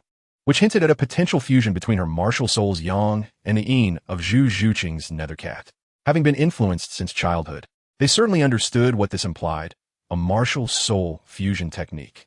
This was their 11th attempt at fusion, having learned from all previous lessons. Fearing to disrupt their training, Tang Yin chose not to intrude directly or call out to them, lest he interrupt their progress at a crucial moment, which would be a significant loss. This was already their 11th attempt at fusion. The fusion of martial souls transcends the simplistic notion of 1 plus 1 equating to 2. Even two identical martial souls may not necessarily produce a martial soul fusion, as it demands complementary and harmonious synergy. When a martial soul fusion occurs, the resultant power reflects not merely the levels of the two soul masters, but an existence that surpasses the ordinary. Within the mystical confines of the Nitai Xiuyin Senlin, Zhu Zhiyun and Zhu Zhuqing are entwined in an embrace. As their heartbeats, pulses, and breaths synchronize to a common rhythm, their martial soul fusion has already reached completion. "Sister, we have succeeded," they exclaim, their energies permeating and merging into one. However, Tang Yin, having consumed the Bing Huoliang Dawn, might assist in harmonizing their powers, facilitating a swifter martial soul fusion. In recent days, Zhu Zhiyun and Zhu Zhuqing have been exploring the potential of their martial soul fusion technique. Zhu Zhuqing's fullness rests against Zhu Zhiyun's abdomen, while her head is enveloped by Zhu Zhiyun's soft embrace. As Zhu Zhiyun exerts a gentle pressure, Zhu Zhuqing's cheeks flush with a rosy hue, feeling slightly breathless. With an incredulous yet exhilarating tone, Zhu Zhuqing acknowledges their prior failures, having encountered various obstacles in their initial 10 attempts. Sensing each other's martial souls, they simultaneously open their eyes, glimpsing a flicker of joy reflected in one another's gaze. The requirements for a martial soul fusion technique are exceedingly stringent, rendering it a rare phenomenon across the continent. As time inexorably ticks away, they arrive at the critical juncture of merging their energies. Both maintain their eyes gently closed, as the resplendent golden light emanating from Zhu Zhiyun intertwines with the ethereal purple glow of Zhu Zhuqing, creating a mesmerizing radiance that captivates the senses. It is indeed wise that Tang Yin refrains from intruding upon their moment, lest they be compelled to await a 12th attempt. Zhu Zhiyun's slightly greater height adds an air of intimacy to their embrace, a notion she had never envisioned, sharing a martial soul fusion with her sister.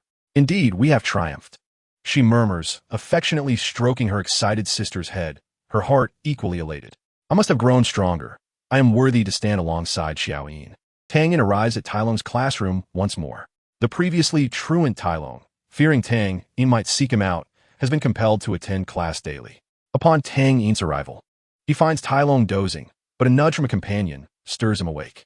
"Tai Long, big brother," Tang Yin calls out. Tai Long scratches his head, still shy about the endearing title Tang Yin has bestowed upon him after all this time. "Xiao Yin, what brings you here?" In Tai Long's recollection, Tang Yin had never sought him out before. "I have come to discuss a matter with you, Tai Long," Tang Yin replies. "Director Liu Erlong has tasked me with assembling a team for the elite tournament, and I am in need of 3 more members. I do not know many people, so I hope you can assist me." Tai Long, initially curious, beams with joy upon learning that Tang Yin is leading a team in need of members. He is well aware of Tang Yin's extraordinary talent, from a mere soul master to a soul king in such a short span. His astonishing growth renders him a remarkable asset to any team. "Leave it to me," Tai Long promises, thumping his chest, vowing to select the finest candidates from the Lanba Academy. However, he is mindful to avoid choosing individuals of inferior quality, for Tang Yin's displeasure would bring discontent upon himself and his family. Why invite unhappiness when it can be avoided? Tai Long swiftly selects the remaining 3 team members, who happen to be substitute candidates from Shilake Academy, Jiangzhu, Jingling, and Huang Yuan. With the team fully assembled, Tang Yin prepares to submit the list when Director Liu Erlong presents him with another piece of news. "Tang Yin, I have good news for you," she announces as he enters her office, leaving him puzzled about what this good news might entail. Without delay, she reveals, "We have received word that a student from the Tiando Royal Academy wishes to transfer to our academy and join our elite tournament team." Tiando Royal Academy? A transfer? Tang Yin's confusion deepens. In his recollection, aside from a few notable individuals, he doubts there are any other commendable students from that academy. Her name is Douluo, and her martial soul is the green-scaled serpent. She is quite formidable, possessing the strength of a level 41 control system soul master. The familiar name astonishes Tang Yin. It just so happens that our team lacks a control system soul master. Her addition will undoubtedly propel us further. Yet, a deeper curiosity stirs within him. What could prompt Douluo to suddenly join Lanba Academy? What circumstances surround Xue Jiejia? Chapter 147. Liu Erlong's bold idea. Tang Yin remains unaware that Qianrun Xue has assumed a hands-off approach, delegating the task of courting Douluo back to him. Upon hearing Tang Yin's agreement, Liu Erlong nods. Her voice imbued with a slight rasp that adds a touch of depth to her words. I had promised not to interfere with your team-building endeavors. Yet I find myself unable to refrain. Tang Yin submits the list he has prepared, smiling as he acknowledges, Director, your considerations for the Academy are duly noted, especially with Douluo's impressive capabilities. Liu Erlong takes the list, reclining in her chair as she reviews the members Tang Yin has selected for the team. While Tang Yin is not required to report this step, he recognizes the significance of reciprocating the trust Liu Erlong has placed in him by extending her authority. Upon glimpsing the first line of the document, Liu Erlong's eyes widen in disbelief, her black pupils constricting in astonishment. Tang Yin's gaze remains fixed on her, marveling at the graceful motion of her sudden rise, a beauty he has only previously witnessed in Zhu Yunjia. Fortunately, her focus is not on him. Her breathing quickens, and she struggles to conceal her emotions as she queries, Your soul power has reached level 54? The first line of the paper unmistakably displays Tang Yin's information, followed by Zhu Zhuqing's equally extraordinary surge in soul power, leading Liu Erlong to suspect, Tang Yin, have you encountered some fortuitous circumstance? Such a thought is inevitable.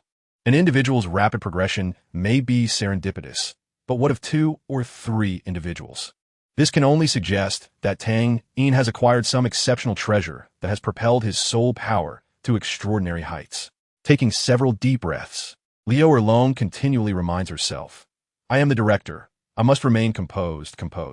Soon enough. Name, Tang Yin, martial soul, wooden spear, soul power, level 54.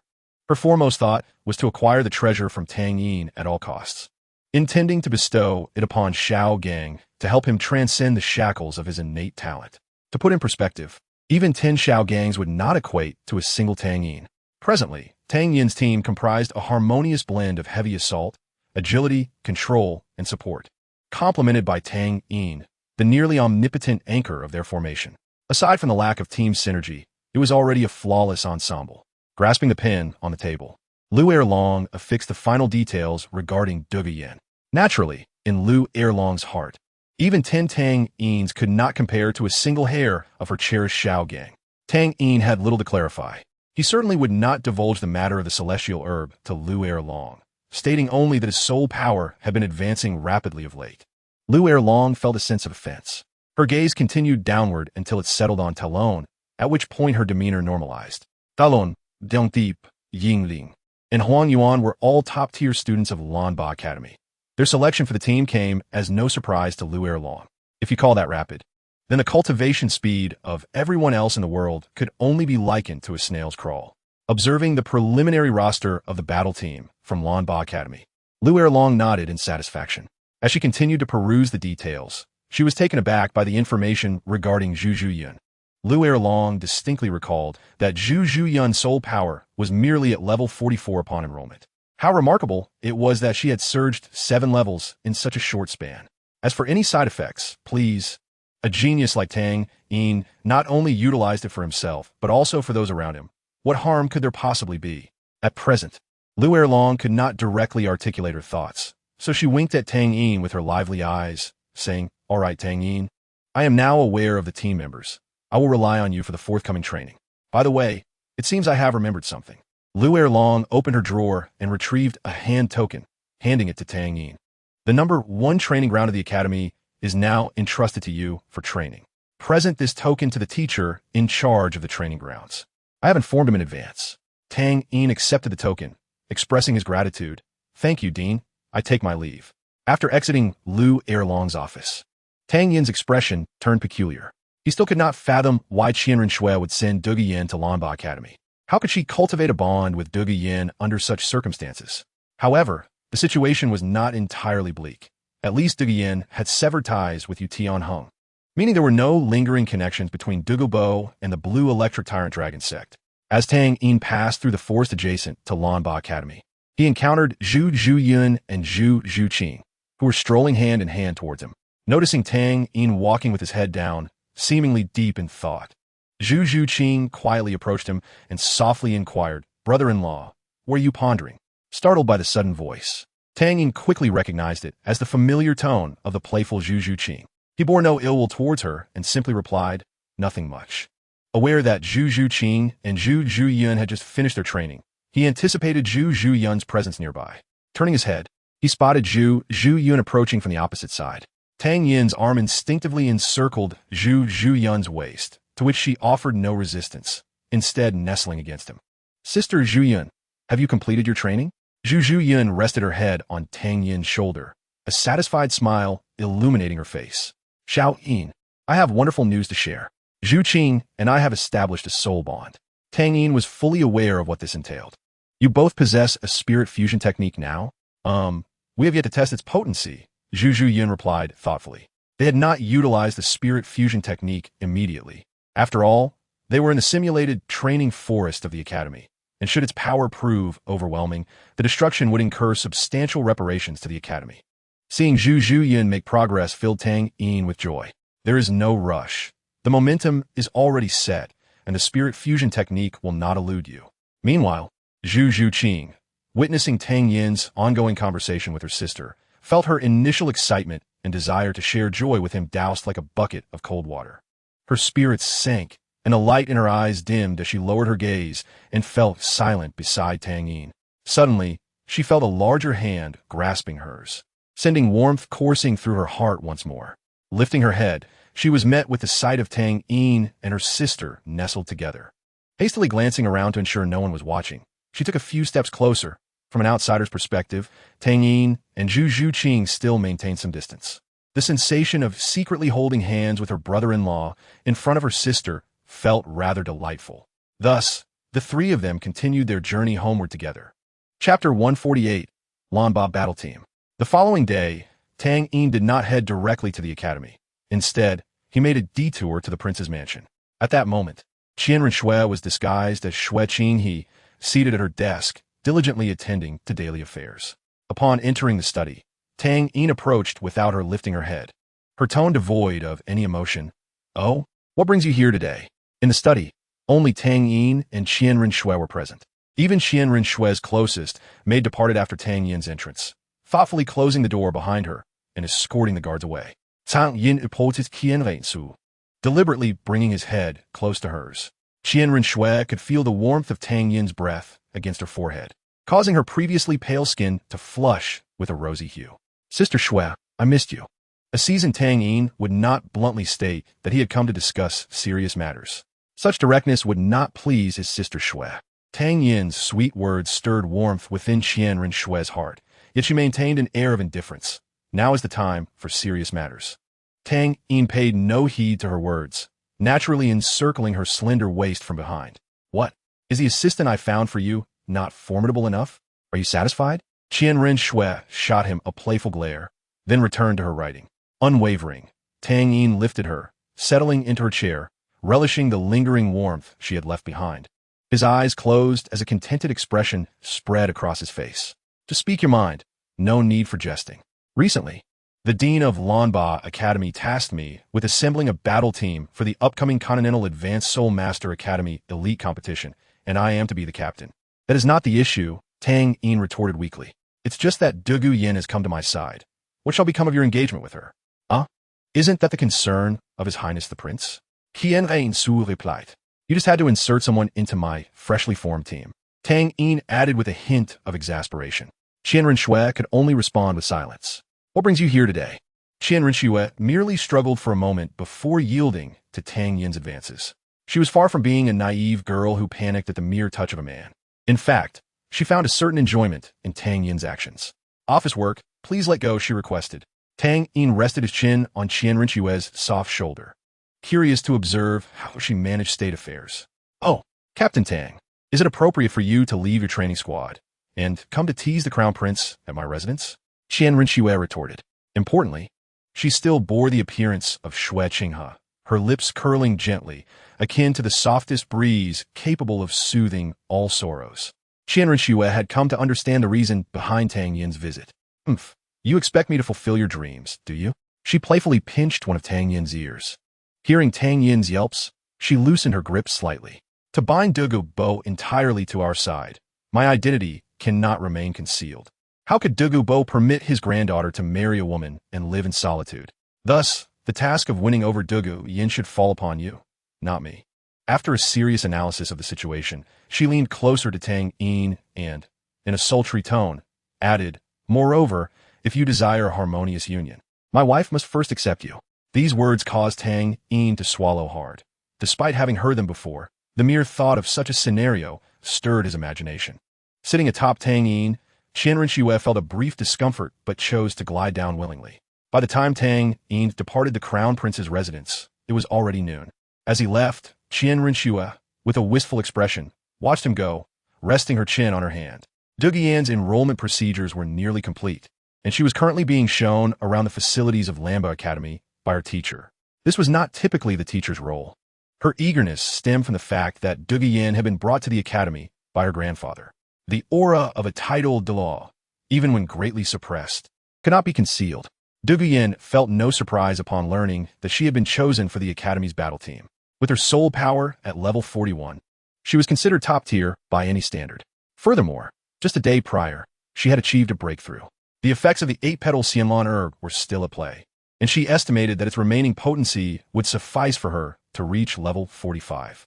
Additionally, the herb had improved her foundational abilities, making her future cultivation incomparable to before. However, upon discovering that her soul power ranked only 3rd, she became restless. While she could accept that Tang Yin ranked above her, given his remarkable ability to unexpectedly use his martial soul to heal himself in front of Qin Ming, it was unacceptable that someone else ranked even higher. Presently, Douluo was not in the mood to listen to her teacher's incessant chatter. She was eager to learn who the mysterious individual stronger than herself was. Today marked the day of the first assembly for the Lamba Academy battle team. Upon returning to the academy, Tang Yin instructed Tai Long to notify Huang Yuan and Jing Ling, while he had already reminded Zhu Zhuqing and Zhu Zhuyun before leaving in the morning. The assembly point was at the training ground, specifically the first training ground of Lamba Academy.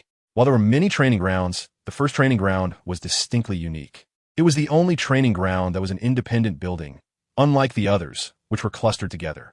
When Tang Yin arrived at the entrance of the first training ground, the other team members were already waiting. Familiar faces included Zhu Zhuyun, Zhu Zhuqing, and Tai Long. Tang Yin's gaze then fell upon 3 others.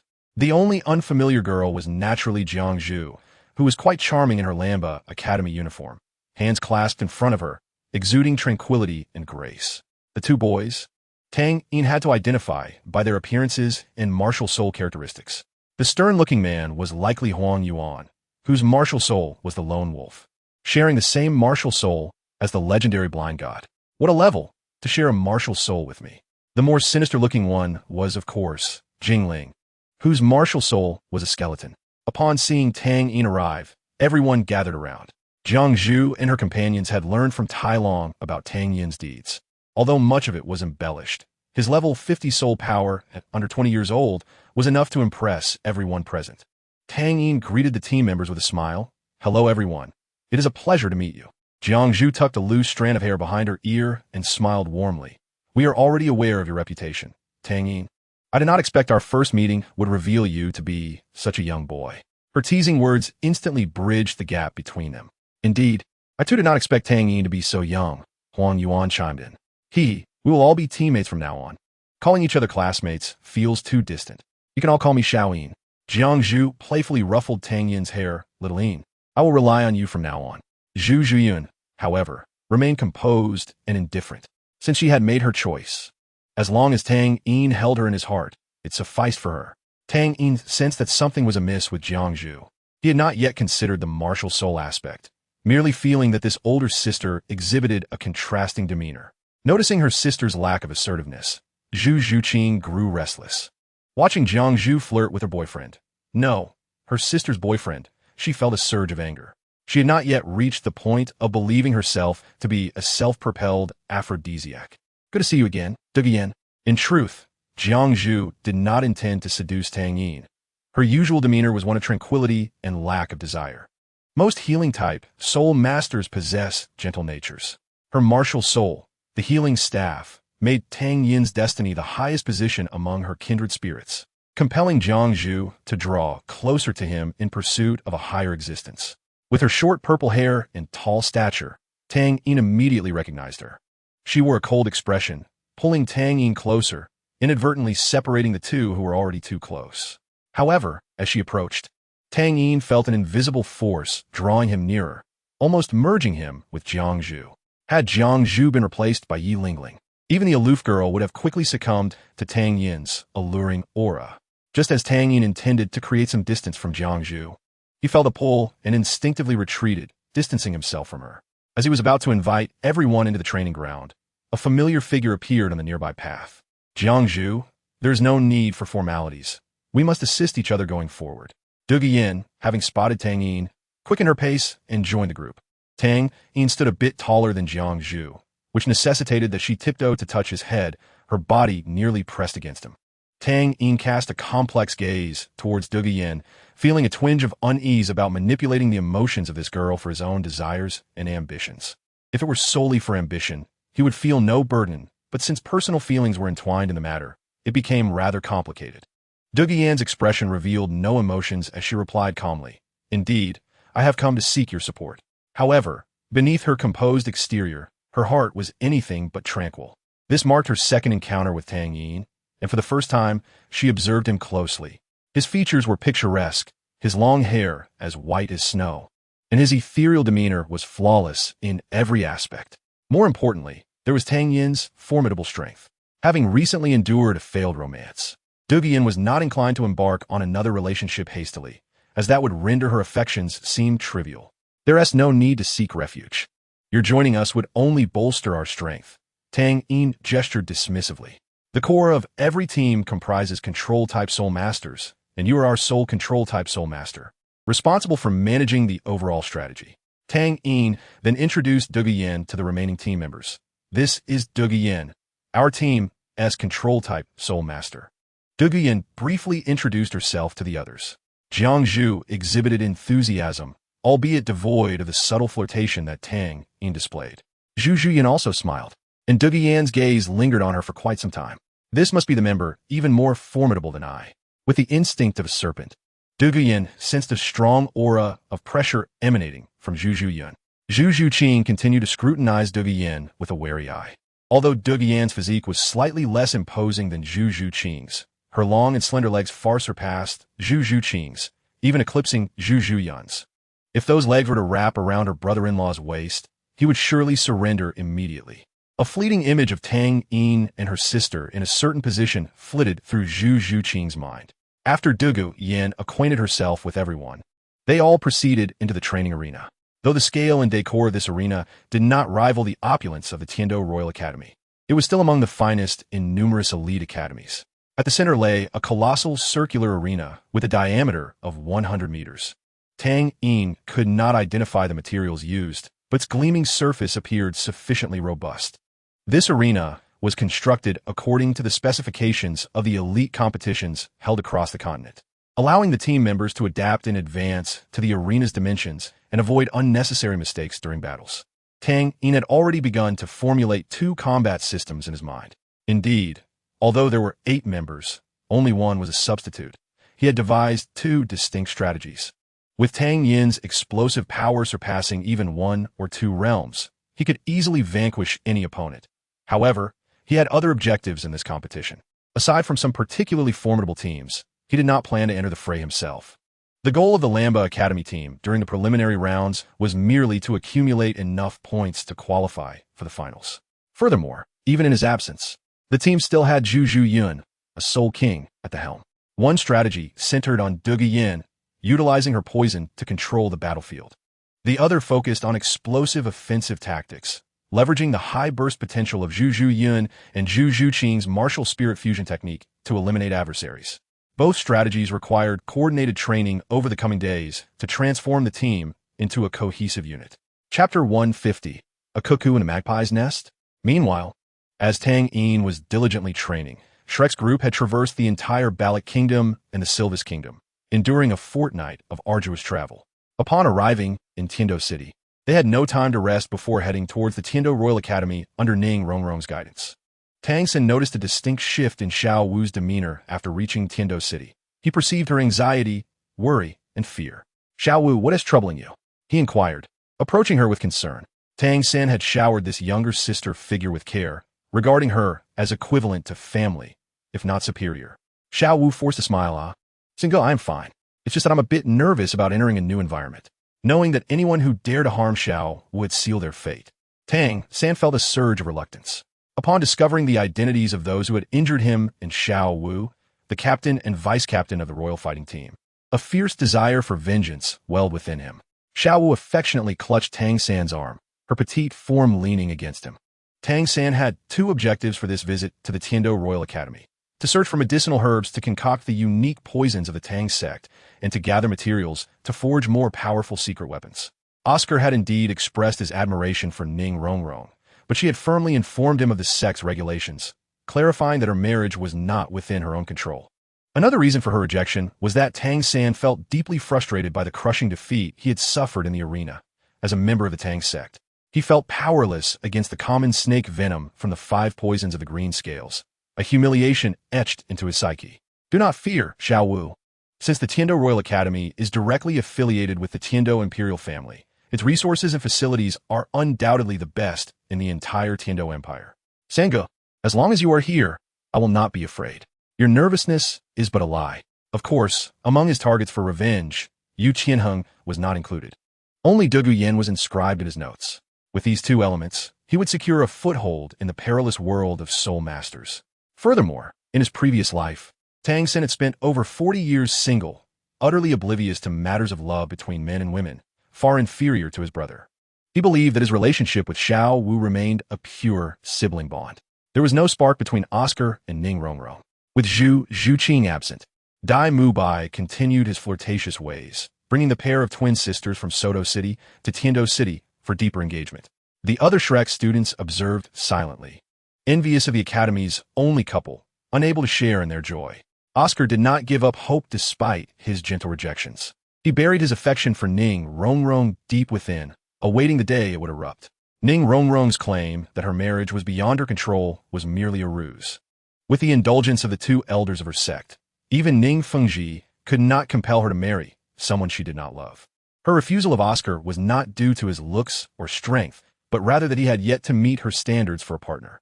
As for Ma Hongjun, his situation was evident. Due to the sinister flames of his martial spirit, he squandered a significant portion of his soul master subsidies on indulgences, rendering love seemingly unattainable for him. The crowd moved swiftly, and with the aid of their soul power, they soon arrived at Tiando Royal Academy. This time, they did not encounter the pretentious Shui Lang, who had been diligently working under his uncle's guidance to create a child. Qin Ming was also quite invested in the merger of his alma mater with Tiando Royal Academy. Upon learning that the group from Shrek had reached the Academy's entrance, he personally descended the mountain to welcome his teachers and fellow students. Dean Flander, teacher Zhao Wujia, Qin Ming, clad in the Academy's faculty uniform, waved as he approached them. Flander, taking the lead, stepped forward and embraced Qin Ming, saying, "As your teacher, it seems I am now indebted to my students. How shameless of me. Please, Dean, do not say that. You are a soul, sage-level powerhouse, among the top tier of combatants even within Tiando Royal Academy, second only to a few members of the academic committee. Your presence here is highly valued by the committee," Qin Ming replied sincerely. He had previously lost his position as the leader of the Royal Combat Team due to the incident involving Dugu Yin, which had also resulted in her departure from the academy, leading to a demotion from Tiando level instructor to Tianji level instructor under Chief Committee member Meng Xinji. Nevertheless, he continued to teach in the Tiando class. Qin Ming's strength and talent were evident, and while he had erred, the consequences were mild. Excessive punishment would only drive away such a rare talent. Following his facilitation of Shrek Academy's integration, the committee learned of Shrek's impressive roster, which included 3 soul sages, 2 soul emperors, and numerous outstanding students, leading to the revocation of Qin Ming's punishment. As for Yu Xiaojiang, his theoretical teachings were highly regarded.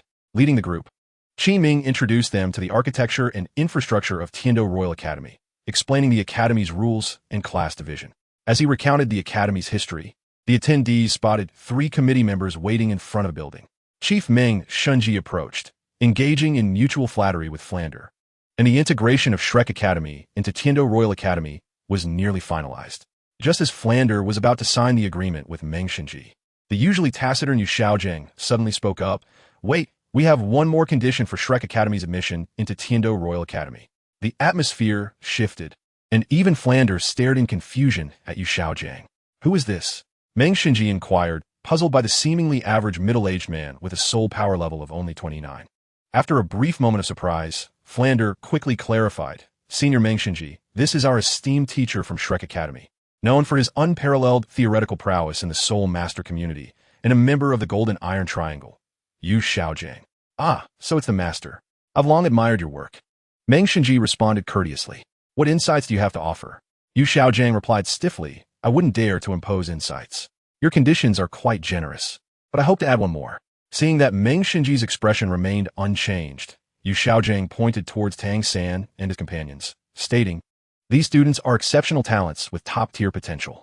I hope you can allow them to represent Tiendo Royal Academy in this year's competition. Upon hearing this, everyone present was taken aback. Flander grasped Yu Xiaojing's arm, whispering urgently, Xiaogang, is this really the time to bring that up? We just arrived at their academy, and you're asking them for competition spots? No matter how talented your students are, this is inappropriate. However, Yu Xiaojing paid no heed to Flander's caution and instead fixed his intense gaze on Meng Shunji. The latter, not wishing to strain relations, given his favorable first impression of Flander, carefully weighed his response. Every member of our first team at Tiendo Royal Academy is selected through rigorous trials and competitions. Even I, as a committee member, cannot compel them to relinquish their competition spots. However, if the students from Shrek Academy prove sufficiently outstanding, they may be considered for the second team. Meng Shunji's response was quite diplomatic. Otherwise, with his 86th level soul Douluo strength, he would not have even bothered to entertain the demands of a seemingly unremarkable man in his 50s still at the 29 level of Soul Masters. Yu Xiaojing understood the significance of the distinction between the first and second teams at Tiendo Royal Academy. If Shrek Academy's 6 prodigies could join the first team, they would bypass the preliminary and advancement rounds, going straight to the finals.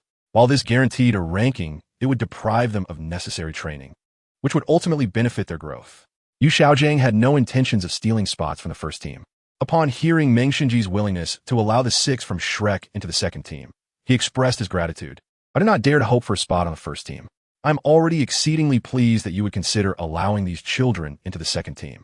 His appearance was the most balanced among the 3 committee members, though he was rather ordinary. Yu Xiaojing continued, addressing Meng Shunji, Senior Meng Shunji, this child is my disciple, and I can assure you that his talent surpasses that of any student at Tiendo Royal Academy. At this moment, Jilin's soul power was entirely unfamiliar to Tang San, and the dormant blue-silver emperor bloodline within him showed no signs of awakening. As a soul master at the rank of soul respect, he remained humbly deferential in the presence of these esteemed elders.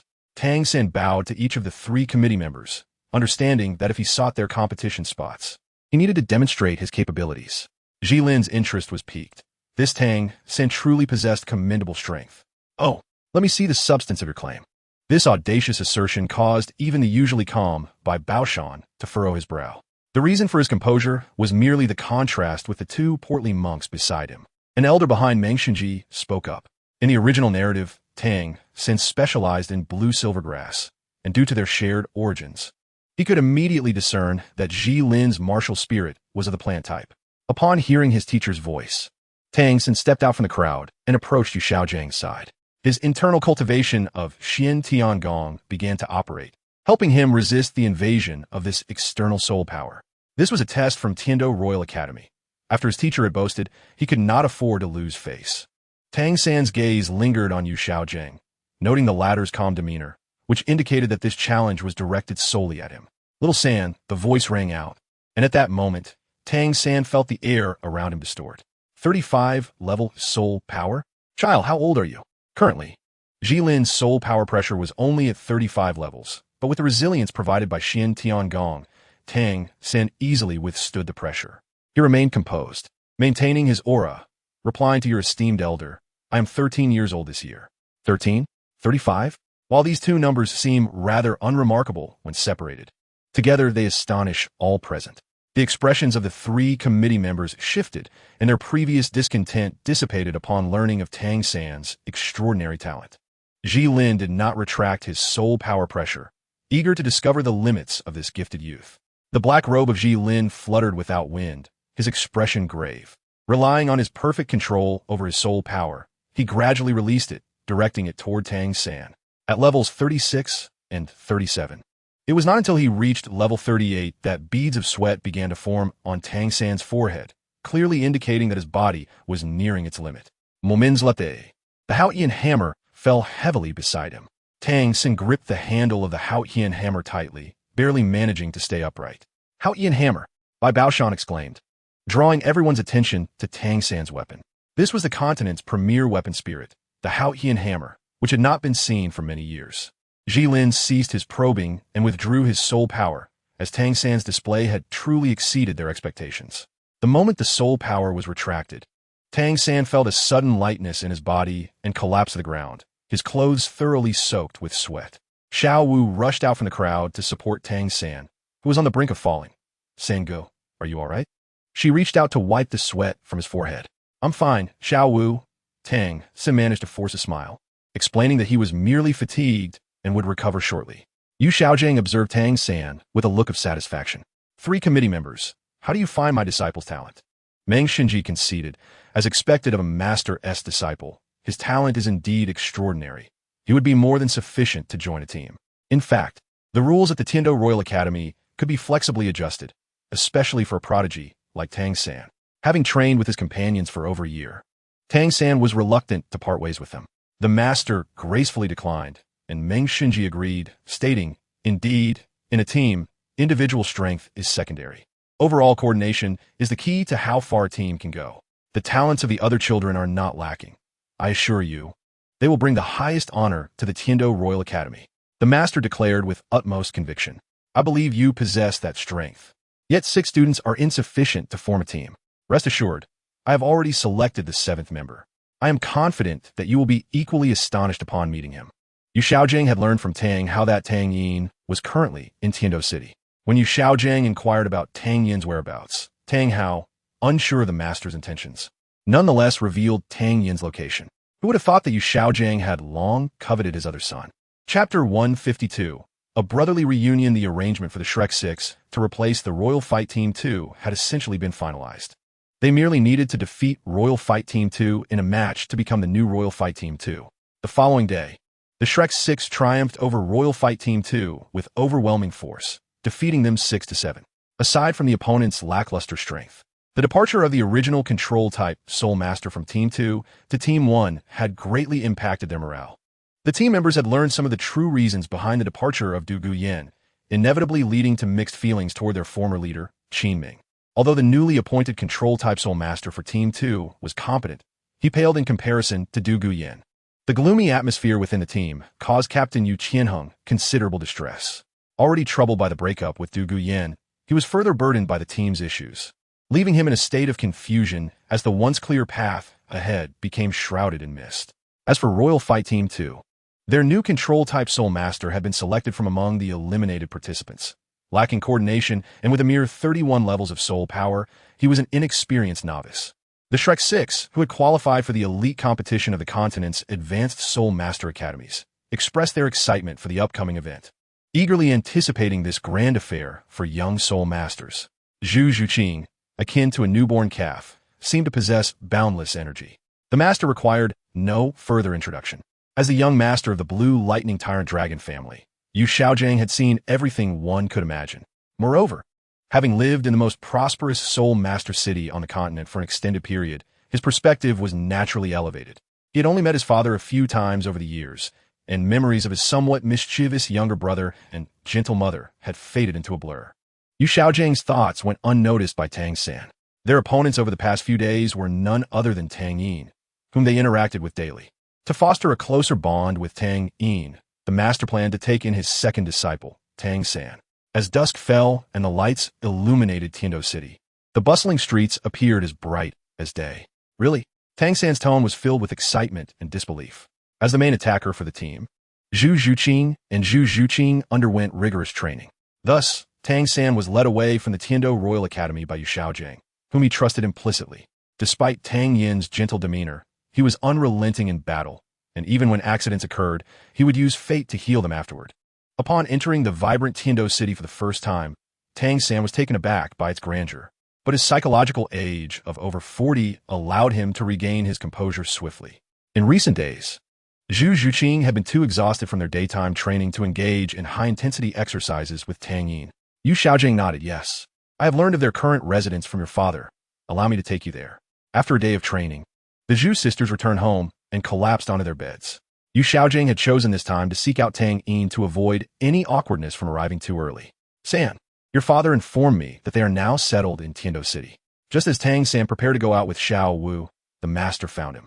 Her training had been as demanding as Zhu Zhuqing's, if not more so, as Tang Yin often targeted her during battles due to her weaker strength, simulating the challenges Zhu Zhuqing would face in real combat. Yet every night, she gazed at Tang Yin with fervent eyes, sneaking into his room after her sister had fallen asleep, hoping to exact revenge for the daytime encounters. Night after night, Tang Yin observed as Zhu Zhuqing transformed from a fierce demeanor to a pitiful one, finding her quite endearing. In Tang Yin's plans, the scheme to truly captivate this little glutton was now on the agenda. Suddenly, while preparing dinner, Tang Yin heard a knock at the door, and after wiping his hands, he approached the courtyard and opened the door. A plain face and an unfamiliar, stiff countenance came into view. After 7 years apart, both Tang Yin and Tang San had changed significantly, to the point that they could hardly recognize one another. Who are you? Tang Yin's gaze continuously shifted between Tang San and Yu Shaojiang, as he sought to recall the faces from his memories. Tang San, observing the handsome man with silver hair before him, similarly failed to recognize Tang Yin's identity, mistakenly believing that his master had made an error in location. However, Yu Shaojiang was resolute, convinced that Tang Hao had no reason to deceive him. May I ask, are you called Tang Yin? Tang Yin's eyes grew increasingly vigilant, his right hand, concealed behind the door, tensed. Should either of these individuals dare to make a move, their fate would be sealed. What do you seek Tang Yin for? Before he could finish his inquiry, he began to feel an unsettling familiarity with the seemingly unremarkable youth before him. Childhood memories flooded his mind, and he suddenly merged the figure from his past with the boy in front of him. You are Gij? At that moment, Tang San recognized the person before him as his long-lost brother. You are Xiao Yin. Tang Yin promptly pushed the courtyard door open and embraced Tang San. Long time no see. Tang San reciprocated the embrace. Indeed, it has been a while. They quickly parted, the bond between them appearing less profound than anticipated. Aside from their blood relationship, Tang Yin and Tang San had little direct connection. Tang Yin turned his gaze towards the middle-aged man standing at the door, casting a puzzled look at Tang San. Who is this? Oh, this is my teacher, Master Yu Shaojiang, Tang San introduced. Upon hearing Tang San's introduction, Tang Yin's gaze remained fixed on the master's face. The rigid features, thick lips, and vacant eyes suggested that he, too, seemed to have been bested by such a person. Tang Yin's feelings towards Bibi Dong had grown increasingly faint.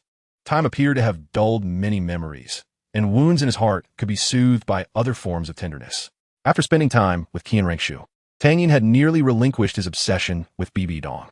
He had promised a future to 3 girls. Lingering in the past pain would only betray the beauty of the present. Tang Yin silently chuckled to himself, dismissing the notion of having been defeated by Yu Shaojiang. Chapter 153. Yu Shaojiang's Joker Show as Tang San introduced himself.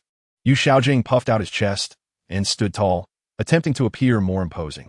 Please come in. Tang Yin's tone was flat, devoid of emotion. After speaking, he strode directly into the house.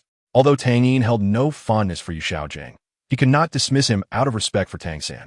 The two men, teacher and student, noticed Tang Yin's evident emotional shift, particularly Yu Shaojiang, who felt a pang of anxiety, fearing that Tang Yin would form a negative first impression of him.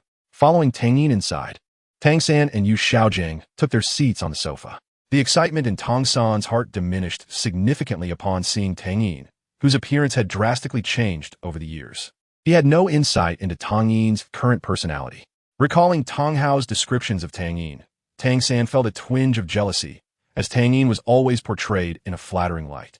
In contrast, Yu Shaojiang appeared at ease, embodying a contradictory mindset of concern for his brother's hardships while simultaneously envying his brother's success.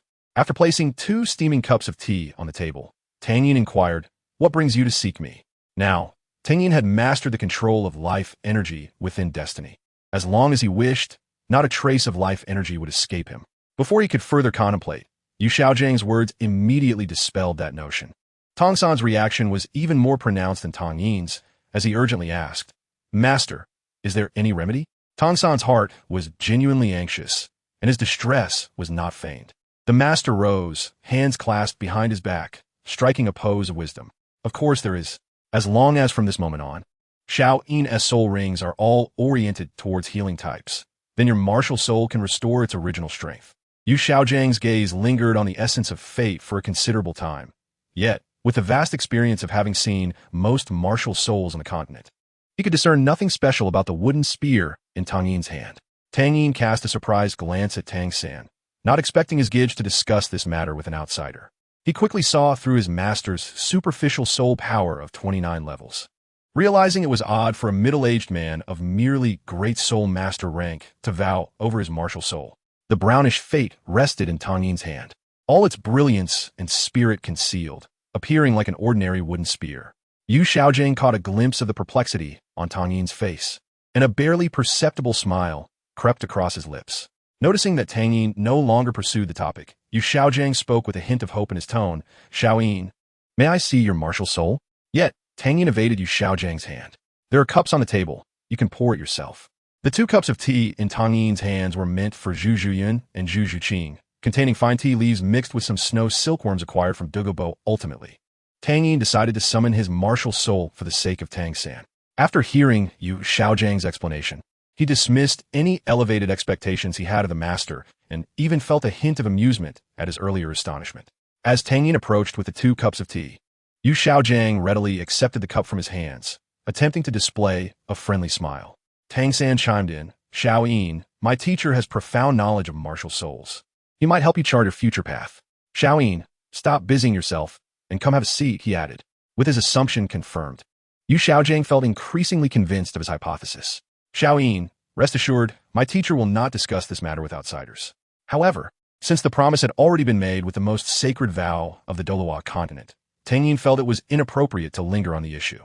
Sitting up straight, his expression turned serious, and he spoke earnestly. "Xiao Yin, your martial soul originally possessed formidable healing abilities, correct?" Yu Xiaojing realized he had misspoken. He should not have divulged his good disciple's secrets in front of Tang Yin. He hastily assured him, "I swear by my martial soul that I will not disclose the fact that you possess innate soul power of level 20. Alas, what a pity. What a pity for such a talent to be wasted." Did he truly have exceptional abilities? Tang Yin was genuinely taken aback by Yu Xiaojing's inquiry.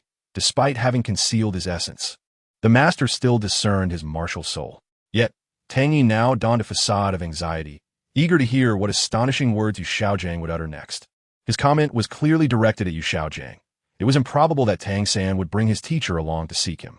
The only possibility was that Yu Xiaojing had business with him.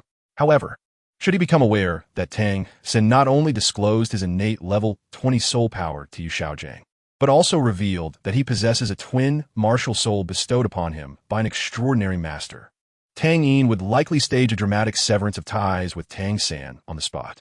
"Observing your martial soul resembles a spear, I boldly conjecture that you are pursuing a path of formidable offense, as your soul power increases along with the addition of soul rings.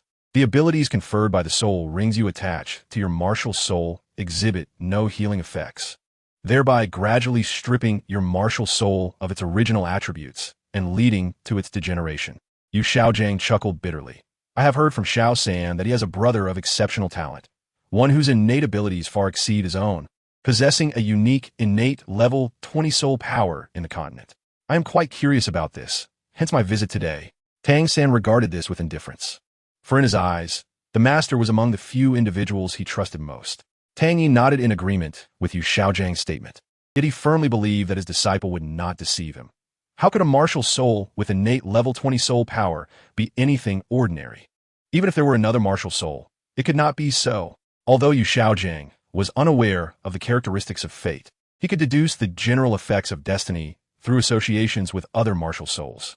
The intense gaze of Yu Xiaojing made Tang Yin somewhat uncomfortable, akin to a nauseating sensation as if he had swallowed a fly. If you continue to absorb soul rings so recklessly, It will lead to irreversible harm to your martial soul. In severe cases, it could even incapacitate you. Tang Yin struggled to suppress a smile and retorted, "Are you suggesting that I should transform from a powerful, offensive soul master into a supportive soul master?" Yu Xiaojiang earnestly replied, "Xiao Yin, I understand that the disparity between becoming a formidable, offensive soul master and merely standing behind your teammates as a supportive, healing soul master is significant. However, this is not the time to concern yourself with such matters. Your talents must not be buried. Do not forget, your brother Tang San wields the Haotian hammer, renowned as the first martial soul in the continent. Once your father and your uncle were celebrated as the Haotian twin stars. What glory that was! In the future, simply follow my guidance, and together you two brothers will undoubtedly become the new twin stars of Douluo continent." Tang San was utterly captivated by the future Yu Xiaojiang painted, his eyes sparkling with admiration for his esteemed teacher. From a young age, he aspired to become a person like his father, a realm unattainable even by the former leader of the Tang sect before his reincarnation. Tang Yin's expression grew increasingly peculiar, as he regarded Yu Xiaojiang as if he were a fool. "Master, are you suggesting that I should become your disciple, contentedly living as a support?" Tang Yin was already aware of Yu Xiaojiang's intentions. He was merely captivated by his talent. Although Tang Yin was uncertain how Yu Xiaojiang perceived his martial soul's degeneration, Yu Xiaojiang's fervent gaze urged, "Xiao Yin, do you wish to?" Yu Xiaojiang's earnest tone was unwavering. Tang Yin could no longer contain himself. He erupted into laughter, leaving Yu Xiaojiang and Tang San exchanging bewildered glances. After a considerable time, Tang Yin managed to stifle his laughter, tears of mirth lingering at the corners of his eyes. Yu Xiaojiang assumed that Tang Yin was overwhelmed by the thought of being relegated to a supportive soul master and had lost control of his emotions, eventually regaining composure. Tang Yin waved his hand dismissively. "Forget it, master. I am already a failure. There is no need for your concern." Yu Xiaojiang thought this was Tang Yin resigning to despair, and just as he was about to offer words of encouragement, Zhu Zhuyin and Zhu Zhuqing emerged from the bathroom together. Zhu Zhuyin, perplexed, wondered why her sister had insisted on bathing with her these past few days. Initially shy, she eventually acquiesced to Zhu Zhuqing's relentless persuasion. "Sister, when can I be like you? When you grow up, you shall be." "Sister, you are so soft." "Zhuqing, if you continue like this, I will be angry." The two sisters were in the bathroom discussing how to merge their martial souls. Zhu Zhuqing harbored her own intentions, wishing to foster an environment of open communication between the sisters, which might prove beneficial when she eventually confided in her sister about her relationship with her brother-in-law. They heard commotion from outside the bathroom, and, upon realizing there were outsiders, dressed themselves before exiting. Tang San had long sensed the presence of others in the room. It was a necessary vigilance for an assassin. Moreover, from the lingering aura, he discerned it belonged to women. Upon witnessing Zhu Zhuyin and Zhu Zhuqing emerge, Tang San was taken aback. He recognized their identities. He had practiced with Zhu Zhuyin for a time at Notting Academy. Tang San was astonished to find Zhu Zhuyin was together with his brother. Tang San? Zhu Zhuqing instantly recognized him, and she was no stranger to Yu Xiaojiang beside him. She had stayed in Notting City for quite a while, and although she was not fully aware of Yu Xiaojiang's background, she knew he was Tang San's teacher. Yu Xiaojiang, seeing two familiar faces, quickly turned to Zhu Zhuyin and Zhu Zhuqing for assistance. "You must persuade Xiao Yin. It is not too late to turn back now." Yu Xiaojiang's plea left both Zhu Zhuyin and Zhu Zhuqing utterly bewildered. Why should they persuade Xiao Yin? What does turning back mean? Tang Yin had no intention of allowing this drama to conclude so swiftly. He offered the sisters tea from the table, gently saying, "Here is some tea prepared for you. Please drink it quickly." While saying this, Tang Yin exchanged a knowing glance with Zhu Zhuyin. Their familiarity led Zhu Zhuyin to immediately understand. She took the cup from Tang Yin and, with an apologetic expression, addressed Yu Xiaojiang. "Master, I am sorry, but I cannot intervene in Xiao Yin's affairs." With that, she pulled her sister into the room and closed the door behind them. Although Zhu Zhuyin was uncertain of Tang Yin's intentions, she sensed he was concerned about her saying something inappropriate, so she sought an excuse to leave. At this moment, only Tang Yin, Tang San, and Yu Xiaojiang remained in the living room. "All right, master. You may retain your theories to instruct me elsewhere." Tang Yin issued an eviction notice. Yet Yu Xiaojiang persisted. Resembling a responsible elder, "Xiao Yin, you're..." Tang Yin ignored Yu Xiaojiang, turning his attention to Tang San. "Severing ties, your body harbors hidden injuries. Allow me to treat you." Tang Sen had intended to assist his teacher in persuading his brother, but upon hearing Tang Yin mention his concealed injuries, the words he wished to say were abruptly choked back. Tang Yin, before the two mentors, harnessed the life energy from destiny. After suffering a crushing defeat to Douluo Yan, Tang San had begun fervent training even before his body had fully recovered, and he sensed that several meridians were experiencing obstructions in soul power circulation, even causing a dull ache. The resplendent life energy filled the hall with a vibrant spring aura, the pure green hue reflecting on Yu Xiaojiang's dazed, rigid face, resembling that of a corpse. Recalling Tang Yin's previous expressions of anxiety, peculiarity, and sudden laughter, Yu Xiaojiang understood everything. He felt like a clown concealed within a drum. After healing Tang San's hidden injuries, Tang Yin observed Yu Xiaojiang's expression and shook his head. It was now Tang Yin's turn to console Yu Xiaojiang. Master, your theories are indeed valid for the majority of soul masters. Your knowledge can be greatly expanded. Tang San approached his mentor, feeling a twinge of sympathy for his current state. Xiaoyin, you're being a bit excessive. Tang San's tone was stern, laced with reproach towards Tang Yin. Tang Yin shrugged, unconcerned. What can I say? He started by declaring me useless. Tang San was rendered speechless. Tang Yin continued, all right, master. Didn't you wish to take me as your disciple? Let us do this. Set a date, and as long as you can demonstrate your capability to teach me, I shall willingly become your student. Upon hearing this, Yu Xiaojiang's eyes regained a glimmer of hope. Is this truly your word? What mockery! What insult! None of it matters. As long as I can have Tang Yin bear my name as his teacher, I can prove to the world that I am right. Naturally, as long as you can earn my full respect, perhaps. Tang Yin glanced at Tang San beside Yu Xiaojing, by forcing me to unleash my soul skills. Such audacity filled Yu Xiaojiang with delight. It is a promise. He agreed with unwavering resolve, failing to notice Tang San's somewhat displeased expression. Tang Yin's remark was undoubtedly a slight against Tang San, yet Yu Xiaojing showed no concern for Tang San's feelings. As the two masters departed, Tang Yin pulled Tang San aside to a corner. What is it? Tang San's tone was calm, devoid of any emotion. For he had just been advocating for his mentor. With a beaming smile, Tang Yin said, all right, San, do not be upset. I have a gift for you. With that, Tang Yin retrieved a precious herb he had long prepared for Tang San from his storage soul guide. It was a vibrant, trembling herb, soft and delicate in appearance, merely composed of red leaves. The topmost leaves resembled a coxcomb, but upon closer inspection, one could discern its uniqueness. The veins were of a radiant golden hue. Phoenix coxcomb herb, Tang San exclaimed, nearly crying out in surprise, quickly realizing his lapse in composure. This was understandable. Having lived 2 lifetimes, it was his first encounter with a peerless treasure recorded in the Xian Tian Bao Lu, making it impossible for him to contain his emotions. San, you recognize it? Tang Yin, believing that Yu Xiaojiang had imparted such knowledge to Tang San, felt no need for further explanation. After consuming this herb, you will swiftly break through to level 40. A sense of guilt washed over Tang San regarding his earlier irritation towards Tang Yin. Clearly, he had just been upset with him. Yet now Tang Yin was gifting him such a precious herb. I cannot accept. Tang San gritted his teeth, resolutely refusing. However, Tang Yin pressed the Phoenix coxcomb herb into Tang San's hands. San, I'm already at level 54. If you do not consume this herb, you will truly force me to reveal my soul skills. 54. Tang San, recalling Tang Yin's innate soul power and the herb in his hand, felt a sense of relief. How could Tang Yin possess only one herb? Perhaps Zhu Zhuqing and Zhu Zhuqing had already consumed theirs as well. Then I shall accept it. Upon seeing Tang San accept the herb, Tang Yin earnestly advised him, your teacher is not as pure as you might think. Enough, Tang San interrupted Xiao Yin. He is my teacher. Once a teacher, always a father. I hope you refrain from speaking ill of him in my presence. Tang Yin gazed at Tang San for a long moment, observing his serious and stern demeanor, and ultimately relinquished his intent to persuade further. Very well. My parents are not far from here. Do remember to visit them. I understand.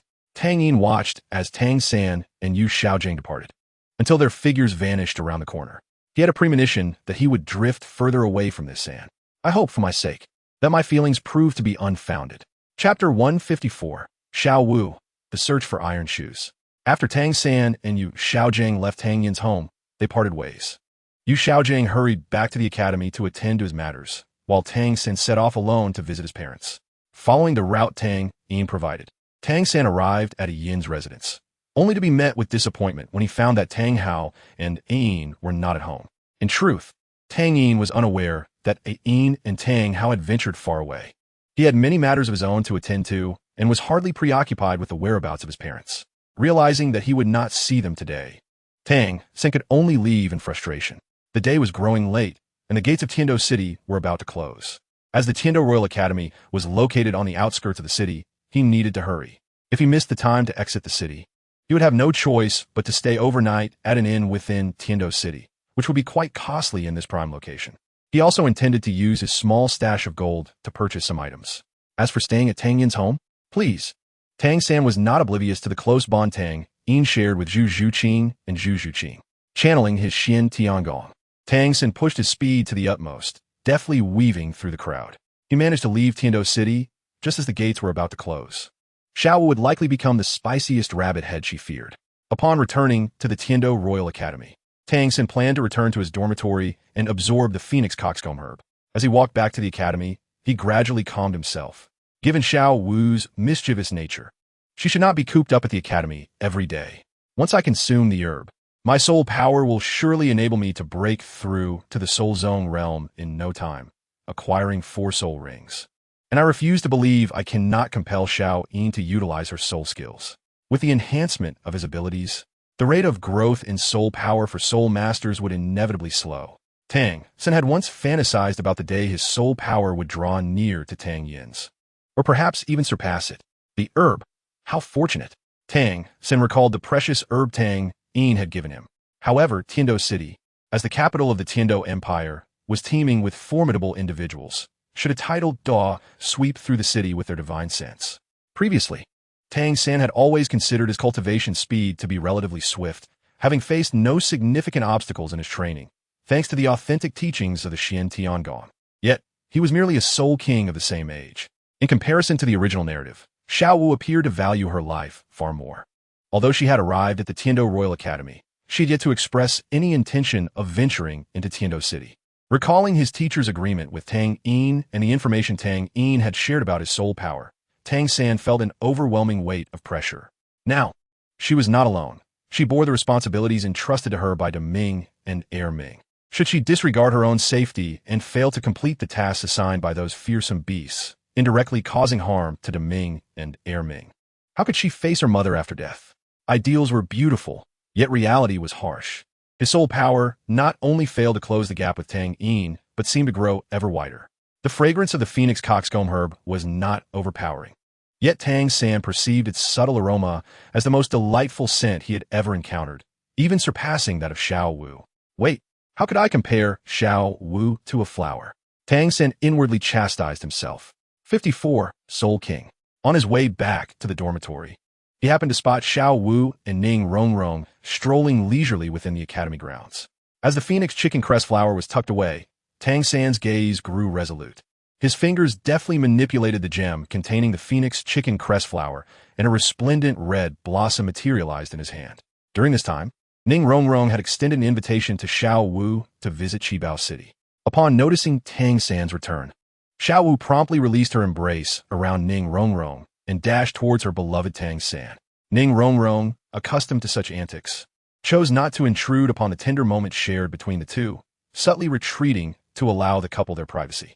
When Xiao Wu leaped into Tang San's arms, the familiar scent that lingered in her memory enveloped her once more, causing her grip around his waist to stiffen. It was unmistakable. This was the fragrance she recognized. To ensure her instincts were correct, she buried her head deeper into Tang San's embrace, inhaling deeply.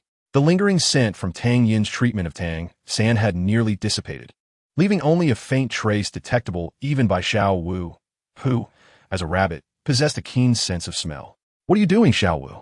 Tang San inquired, feeling a twinge of anxiety as Xiao Wu continued to inhale his scent. He feared there might be something peculiar about him. Realizing her lapse in composure, Xiao Wu lowered her head, avoiding his gaze, embarrassed by her own behavior. Tang San, playfully ruffling her dark hair, said, "We met this afternoon. Yet every moment since, I've been thinking of you." Xiao Wu lifted her head, her eyes shimmering with unspoken emotions. Such an expression was unfamiliar to Tang San, causing his heart to race uncontrollably. "Where did you go today?" she asked with certainty, recalling the scent she had previously detected on him, now making sense. I visited my brother alongside our teacher, Tang Sen shared, recounting the events at Tang Yin's residence. In this world, if there was one person he yearned to protect, it was undoubtedly Xiao Wu. Brother? Xiao Wu mused, connecting the dots regarding the scent she had encountered on Tang San. Did you not encounter anyone else today? She pressed, her concern evident. Not at all, Tang San replied, sensing Xiao Wu's unusual interest. Her breath quickened, and a flush crept across her delicate cheeks. The excitement of discovering that the person she had sought for a year was, in fact, connected to her dearest friend was overwhelming. In a spontaneous moment of affection, Xiao Wu wrapped her legs around Tang San's waist and planted a fervent kiss on his cheek. Tang San, I adore you, she exclaimed. Tang San, taken aback by her sudden advance, found himself momentarily stunned. As Xiao Wu's mind gradually calmed, she realized her impulsiveness, and seizing the opportunity while he was still dazed, she jumped down and fled, leaving him with a breathless goodnight. Tang San.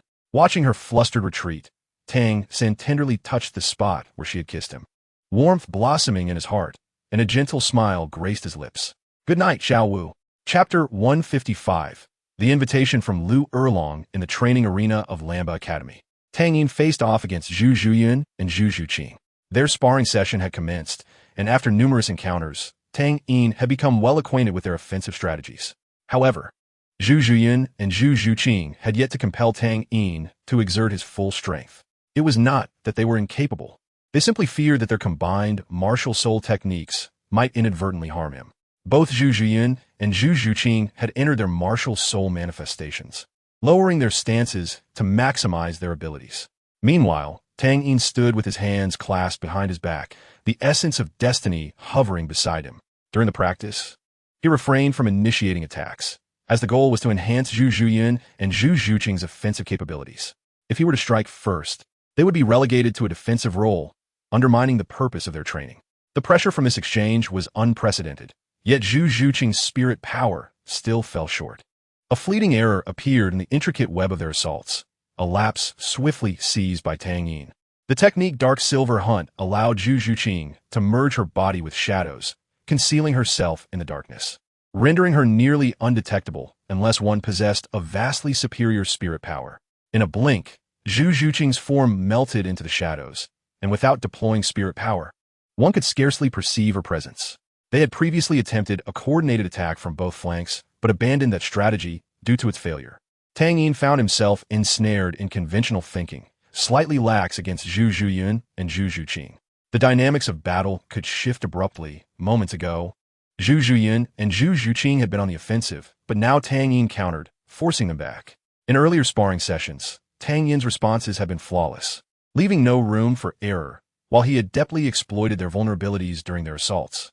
With the advantage of the dark golden Fearclaw Bear Paw, Zhu Zhuqing focused on remaining hidden. With a powerful push, Zhu Zhuqing retreated swiftly, setting the stage for the next phase of their training. While she vanished into darkness, Zhu Zhuyan prepared herself, having learned from past encounters. In tandem, Zhu Zhuyan launched herself towards Tang Yin. He grasped his weapon, Destiny, to withstand the tempest of their combined strikes.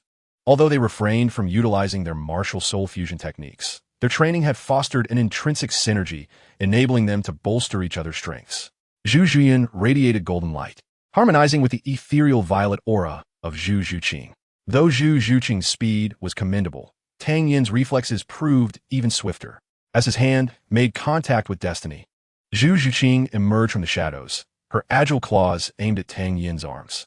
Recognizing the impending danger from Zhu Zhuyan's hesitation to strike, Tang Yin braced himself for what was to come. Tang Yin remained composed, not deliberately seeking the whereabouts of Zhu Zhuqing. He understood that she was biding her time, waiting for an opportunity to create some trouble for him. Well done, Sister Zhu Yun and Zhu Qing. Your progress has been remarkable, he praised while tending to the wounds of the two sisters.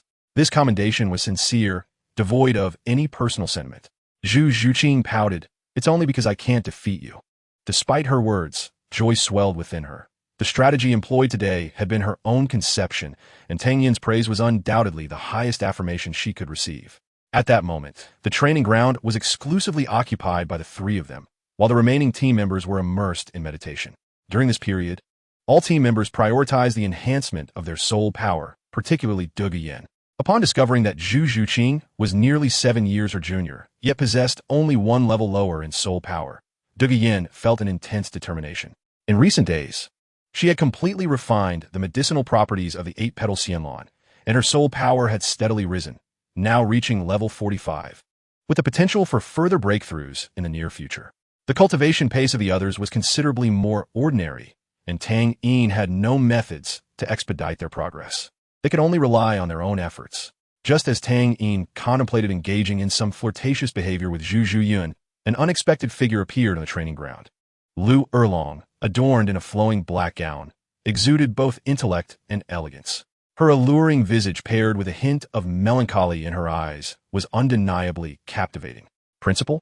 Upon recognizing the visitor as Lu Erlong, the esteemed principal of Lanba Academy, the trio bowed in greeting. Lu Erlong waved her hand dismissively, signaling that such formalities were unnecessary. I hope I'm not interrupting your training. Not at all. It is currently a break time. Tang Yin silently breathed a sigh of relief, having narrowly avoided embracing Zhu Zhuyun in the resting area. As for Zhu Zhuqing, that was of no concern. She would indulge in some nighttime mischief later. Lu Erlong's gaze swept over Zhu Zhuyun and Zhu Zhuqing before settling on Tang Yin, as her purpose for visiting was indeed to seek him out. Lu Erlong was intent on procuring an opportunity for her beloved to make a breakthrough, prepared to pay a steep price if necessary, even if it meant relinquishing the academy to Tang Yin. Tang Yin, do you have time tonight? Lu Erlong pursed her lips, reluctant to beg before others. Tang Yin readily perceived that she had something of significance to discuss, perhaps even a matter of delicacy. He held a favorable impression of the principal. I do. Then, I shall treat you to dinner tonight. Zhu Zhuyun cast a wary glance at Lu Erlong, but soon relaxed, recalling Lu Erlong's age. Although the principal appeared youthful, Zhu Zhuyun knew she was over 30 years older than Tang Yin. There was simply no possibility of a romantic relationship between them. Tang Yin instinctively turned his gaze toward Zhu Zhuyun, who responded with a reassuring smile. Very well, principal. Upon his agreement, Lu Erlong's fingers instinctively tightened, whether from excitement or anxiety. Then, I shall return to prepare. Please wait for me outside the training ground. With that, Lu Erlong hurried away. After Lu Erlong's departure, only Tang Yin, Zhu Zhuyun, and Zhu Zhuqing remained in the training ground. The trio engaged in a few more practice bouts until Zhu Zhuyun and Zhu Zhuqing's soul power was nearly depleted. Let's call it a day, Tang Yin declared. Make sure to rest well upon returning. Zhu Zhuyun's chest rose and fell slightly, her red lips parted, her enchanting eyes revealing a hint of fatigue. As the primary attacker, her soul power expenditure had been significantly greater than Zhu Zhuqing's, leading to considerable physical exhaustion. Come back early, Zhu Zhuyun forced a smile. Tang Yin, feeling a pang of sympathy, wiped the beads of sweat from her forehead. You really don't need to push yourself this hard. Each time Zhu Zhuyun practiced, she exerted her full strength, elevating her state to the extreme, which made her attacks more formidable but also exponentially increased her post-training fatigue. Hearing Tang Yin's words, Zhu Zhuyun merely smiled in silence, for he did not regard Yu Xiaojiang with any seriousness. Tang Yin smiled, it's fine. Memories can help one face reality better. Or perhaps, even now, he still dared not confront the scars of his past. Zhu Zhuyun departed with her sister. To enjoy a meal prepared by the principal is a privilege. Had Tang Yin known that Lu Erlong compared him to Yu Xiaojiang, he could only have smiled in resignation. Seated on a bench, the golden hues of the setting sun cast a warm glow upon his silvery hair, reflecting a mosaic of light. The evening breeze tousled the strands that fell across his forehead, revealing his already striking features. It had been quite some time since he had enjoyed such solitude, and this rare moment of tranquility allowed him to unwind completely. Zhu Zhuyun, however, did not exhibit the same calmness, for she was aware that Tang Yin had other women in Tiando City. Yet Tang Yin would not pry. He had been hurt once before. Authorized personnel only. Read the sign at the academy's entrance. Tang Yin noticed a shimmering little lake. While it was termed a lake, it was more aptly described as a pond. Gentle streams flowed into the pond, maintaining its vitality. She did not wish to be merely a decorative figure beside Tang Yin. From a moment she decided to leave Nodding City. She had made her choice. Beneath her black gown lay a mature and alluring figure, her long legs entwining as she walked, her curvaceous form exuding an irresistible charm. Her black tresses cascaded down her back, emanating a faint scent of lilacs. Although spending time with the beautiful was quite enjoyable, this sense of unrestrained relaxation offered a unique experience. In Lu Erlong's heart, Yu Xiaojiang possessed the greatest wisdom in the world. The renowned techniques of the Golden Iron Triangle were conceived by him. Conversely, Tang Yin occupied a revered place in her heart as the epitome of talent. A soul king at the tender age of 15, a figure of unparalleled brilliance. Though her interactions with Lu Erlong had been limited, the unintentional sorrow that lingered in her demeanor and action suggested that she, too, had her own story to tell. Tang Yin trailed behind Lu Erlong, his gaze inadvertently falling upon her. "Let us go. I prepared dinner myself, so do not be critical," Lu Erlong said, her lips parting gently as she led the way. Tang Yin's remark pulled Lu Erlong back from her reverie, as her memories seemed to transport her back 20 years. To a time when she was the killing angel of the Golden Iron Triangle, the youngest and only female member, cherished by her two older brothers in the team. Before long, Tang Yin discerned that Lu Erlong was observing him from behind. Memories and reality intertwined, the two figures merging seamlessly. As they were departing, Zhu Zhuqing cast a glance at Tang Yin, her expression tinged with unease. Lu Erlong guided Tang Yin into the academy's forest, heading toward her quaint cabin nestled within the woods. The fence crafted from tree branches was adorned with an array of blooming flowers, each exuding a refreshing fragrance. Upon closer inspection, droplets of water still clung to the petals, suggesting they had just been watered. "That troublesome Tang Yin, I will make you suffer when you return tonight." Lu Erlong's unusual behavior did not escape Zhu Zhuqing's notice, causing her to harbor suspicions. Lu Erlong chuckled softly, shaking her head. "It is merely a way to pass the time. Dean, you have arrived." The Dean exudes grace, residing in tranquility, devoid of conflict. A modest wooden cabin stands quietly by the lakeside, seemingly constructed from local materials, its roof adorned with a layer of withered yellow grass. Although it appears simple, it is meticulously maintained. The allure displayed by Lu Erlong contrasts starkly with the seductive charm of Zhu Zhuyin, familiar to Tang Yin. Upon recognizing Tang Yin, Lu Erlong exclaimed in surprise, realizing her lapse in composure, and hurriedly apologized. "My apologies, Tang Yin. I was reminded of some past events." In that same sunset hour, the man she admired also faced the setting sun, his melancholic and solitary gaze captivating her youthful heart. Lu Erlong gazed at the youth bathed in the golden light, momentarily lost in thought. However, the scents she encountered that day were fleeting, and she could not recall the specific fragrance. In Tang Yin's eyes, Lu Erlong bore an uncanny resemblance to Bai Bai Dong. Shortly after Zhu Zhuyin and Zhu Zhuqing's departure, Tang Yin donned a new outfit and awaited Lu Erlong at the entrance. The deeper they ventured into the forest, the sparser the towering trees became, while the gentle sound of flowing water echoed from the depths of the woods. After a brief moment of appreciation, Tang Yin withdrew his gaze. A massive ancient tree bore a conspicuous sign, etched with fading words. She was once a fiery, mad woman. Otherwise, how could she have become the angel of slaughter? Now, she appeared so elegant and poised, a demeanor cultivated over the past 2 decades. With a creak, the wooden door opened, and Tang Yin followed Lu Erlong into the cabin. Inside, there were no extravagant decorations, yet a subtle fragrance lingered, reminiscent of the scent emanating from Lu Erlong herself. A wooden window was propped open by a branch, and a simple vanity stood in front of it, while a door at the back was slightly ajar. From the entrance, Tang Yin could only glimpse a thin veil, intuitively knowing it was Lu Erlong's resting place. The dining table at the entrance was already laden with dishes, still warm to the touch. Dispelling the darkness within, Tang Yin noticed that the candle Lu Erlong had lit was no ordinary one. The moment it was ignited, he caught a whiff of gardenia fragrance, which soothed his thoughts and heart, suggesting it possessed calming properties. After more than a year of psychological healing, Tang Yin understood well the type of individuals who required such tranquilizing household items, and his gaze toward Lu Erlong grew more complex. Were they kindred spirits? Tang Yin shook his head, choosing not to delve deeper, as he had resolved not to inquire further. Lu Erlong placed the candle on the candlestick, turned to face Tang Yin, and the flickering flame illuminated her face, casting shadows and light upon her delicate, fair complexion, rendering her both alluring and mysterious. "Please sit. The food will soon cool." Lu Erlong approached and pulled out a chair for Tang Yin before sitting across from him. The small table brought them close enough that Tang Yin could feel the warmth radiating from Lu Erlong's body at his knees. "What prompted the dean to invite me to dinner?" Tang Yin inquired, still unaware of the true purpose behind Lu Erlong's invitation. Lu Erlong had not forgotten her intention in seeking out Tang Yin, but she felt too shy to directly ask him, resorting instead to this method for a private conversation. Yet, she lacked the courage to directly demand anything from him. Her boldness crumbled in the presence of Tang Yin's gaze. It is said that defeated individuals can sense one another's essence, much like kindred spirits attracting each other. Tang Yin had sensed Lu Erlong's secret. How could she not perceive the scent of a fellow spirit emanating from him? However, what puzzled her was how Tang Yin could remain thus, accompanied by two enchanting women. Lu Erlong chuckled lightly.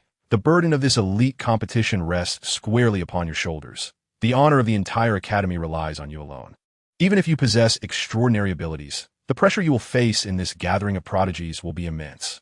As your dean, I must reward and comfort you, our esteemed captain.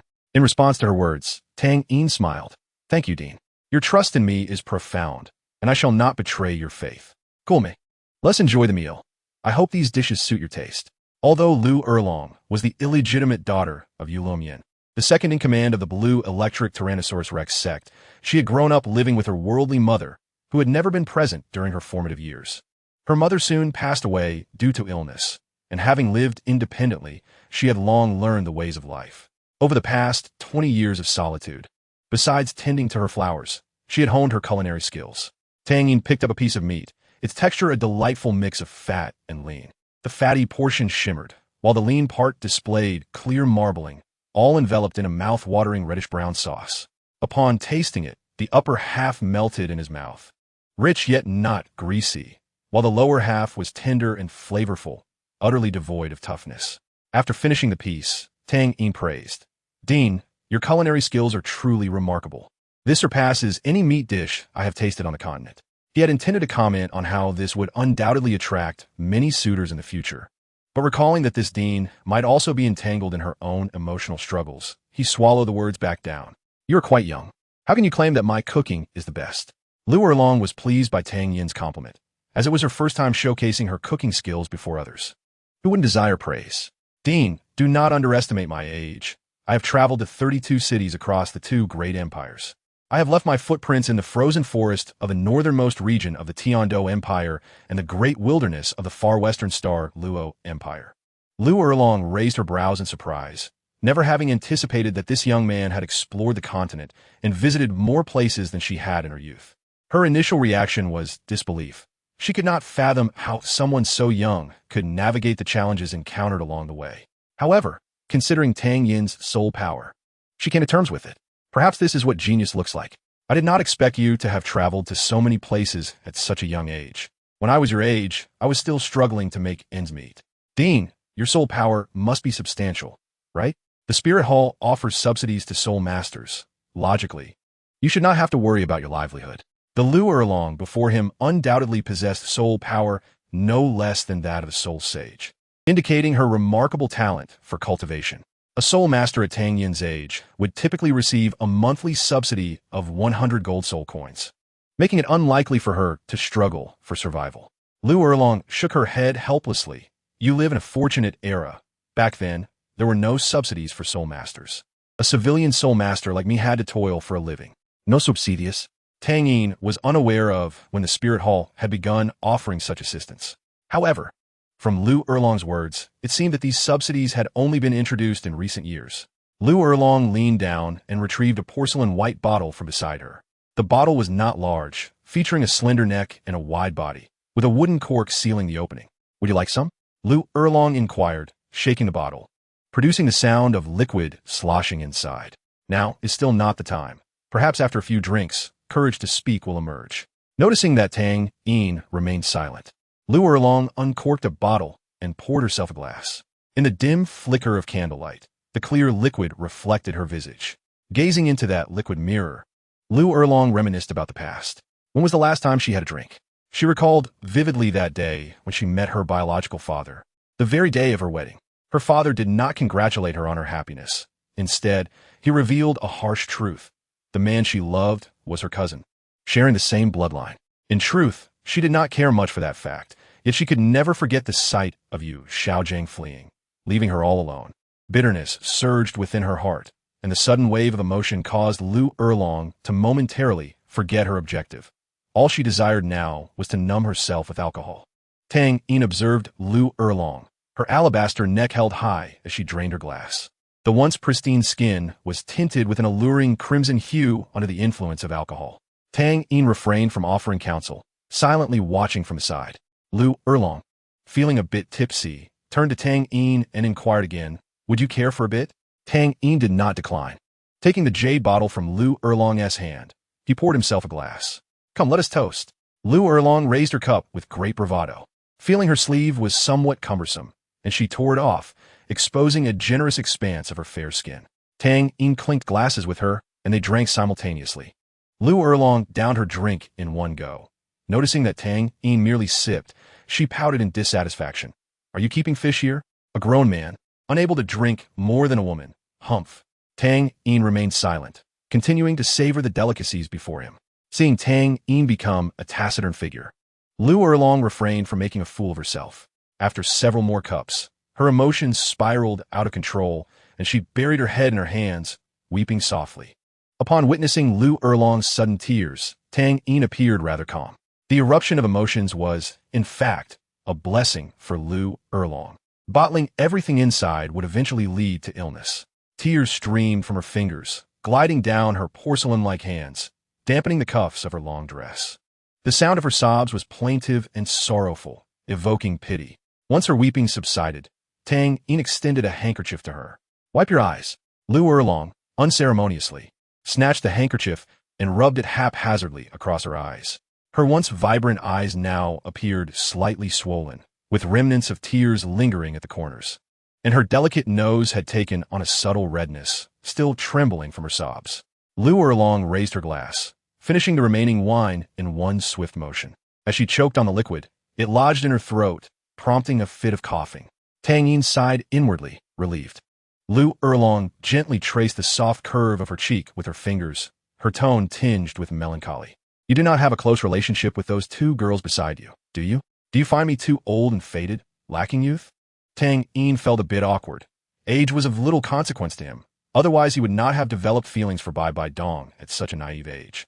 Had he not encountered Bai Bai Dong, his wariness towards Lu Erlong would not have been so profound. Cough, cough. During my last soul beast hunt, I had some unexpected encounters, fortuitously raising my soul power by a few levels. Tang Yin's typically placid gaze narrowed, clearly startled by Lu Erlong's words. Perhaps due to her intoxication, Lu Erlong lost all semblance of decorum, casting a playful glance at Tang Yin and teasing, "What a bold remark you make." Tang Yin sensed something amiss, yet could not pinpoint the source of discomfort. Adhering to a principle of sincerity, he did not conceal anything from Lu Erlong. "You rascal. Why not come and lend me a hand? After all, I prepared such a feast for you. Enough of that. By the way, how have you managed to enhance your soul power so rapidly lately, along with those sisters of yours? Your talents are exceptional, but do not rush and ruin your future." Tang Yin contemplated approaching Lu Erlong to ease her concerns, yet restrained himself from taking action. The propriety of male-female interactions weighed heavily on him. Lu Erlong, with a charming smile, her eyes shimmering with mischief, replied, "I was merely teasing. How could I ever be attracted to a mere boy like you?" Tang Yin's abnormal rise in soul power could not be hidden. Anyone with a modicum of awareness would detect it. Lu Erlong patted her ample bosom, taking a moment to compose herself. Troubled, she remarked, "I sometimes envy you, young man." Lu Erlong gazed up at the wooden ceiling, her tone wistful. "With such talent, you must come from a notable lineage, and you have a beautiful companion by your side." Although Lu Erlong had not inquired into Tang Yin's background, someone of his caliber undoubtedly hailed from a prestigious family, for such was the rule of Douluo. As the conversation shifted, the atmosphere in the room relaxed once more. Tang Yin lifted his glass, consuming the remaining contents in one go. The bitter and spicy liquid slid down his throat, yet his demeanor remained unchanged. Ever since breaking through to the Soul King, the self-regulating life energy within him had drastically enhanced his metabolism, several times that of an ordinary soul master, allowing him to maintain an unchanging appearance. Simultaneously, he had acquired the troubling ability to remain sober through countless cups. Tang Yin exhaled deeply in truth. The past is like smoke. With time, it naturally fades. Lu Erlong fell silent. Had she not contemplated giving up? Yet could she truly achieve it? A self-deprecating smile crossed her lips, as if mocking Tang Yin's inability to remain steadfast, while also ridiculing her own futile persistence. She waited for Yu Xiaojiang for over 20 years, from the prime of her youth to the fading of petals and leaves, dwelling alone in this tranquil forest, solely to catch a glimpse of him. They had made a pact to find a secluded place to peacefully spend their remaining days together. But does Yu Xiaojiang still remember their once fervent vows? Does he remember her? Lu Erlong was uncertain. She truly did not know, even as she yearned to help Yu Xiaojiang overcome his insecurities, even at the cost of sacrificing her meticulously crafted academy, and even herself. What she had just said was not merely a jest, but laden with intent. If Tang Yin required her assistance, she would not hesitate. As long as he acquiesced to her request, Lu Erlong ceased to concern herself with Tang Yin, picking up a new jade bottle, uncorking it, and drinking heartily from its mouth. She was weary and no longer wished to ponder these vexing matters. Let all demands and longings perish for now. Hee Tang Yin, do you think I am pitiful? Tang Yin gazed at the flushed Lu Erlong, nearly inebriated, and sighed inwardly. See, you two think I am pitiful, haha. Lu Erlong, under the influence of alcohol, liberated her true nature, confessing that the elegance she displayed in front of him was merely a facade. In truth, she was the one who had once cut through the entire Soul Beast Forest alone. Haha, back then, I rampaged through the Soul Beast Forest, and two men entered my life. By the way, I forgot to tell you, I despised men like you, such fickle-hearted beings. Had it been my former self, I would have long since slain you. While recounting the past, Lu Erlong did not hesitate to chastise Tang Yin. Tang Yin felt a bit awkward, for her scolding was indeed justified. Lies do not wound. The truth is the swift blade. Tang Yin did not attribute his own fickleness to his past. Having acted, he resolved to face it without remorse. Lu Erlong continued her narration. The two men were not particularly handsome. One had a large nose and tongue, while the other was dull and stiff. Perhaps it was due to their somewhat peculiar personalities that I became friends with them. Together we traversed the continent, earning quite a reputation, though I wonder if our names have lingered in memory after all these years. They say time breeds affection, and I found myself drawn to one of them. Despite his lesser talent compared to the other and his lack of charm, I still fell for him. I knew the other also harbored feelings for me, but upon discovering our mutual affection, he chose to support us. Yet, on the day of our wedding, my father, whom I had never met, sought me out, and to my surprise, my fiancé recognized him. Do you know why? She swayed, struggling to maintain her balance, her steps unsteady, and with a few clattering sounds of her heels on the wooden floor, she leaned towards Tang Yin. Anyone who heard Lu Erlong's confession would feel a surge of compassion. Tang Yin asked a question he was eager to know. Lu Erlong, burdened by ethical dilemmas, still thought of the one she loved. Otherwise, she would not have waited for him all this time. It was evident that Lu Erlong was speaking without restraint, words spilling forth. With tears and laughter, her expressions contorted, even appearing somewhat grotesque. Then he ran away, and the other pursued him, leaving me alone in that wedding chamber, still adorned in red. Tang Yin was at a loss for how to respond to Lu Erlong. Ethical taboos were a slippery slope to tread upon. My father and his father were brothers, and I was bound by blood to him as a cousin. How absurdly amusing, don't you think? It was not that Tang Yin was cold-hearted, but he had endured far greater suffering himself. Well, my man, even at over 40, I remain untouched by a man's embrace. However, were he in my position, he would never abandon a woman to face everything alone. At this, tears streamed down Lu Erlong's face once more. I'm not drunk. Lu Erlong, agitated, took several more hearty swigs, hiccuping.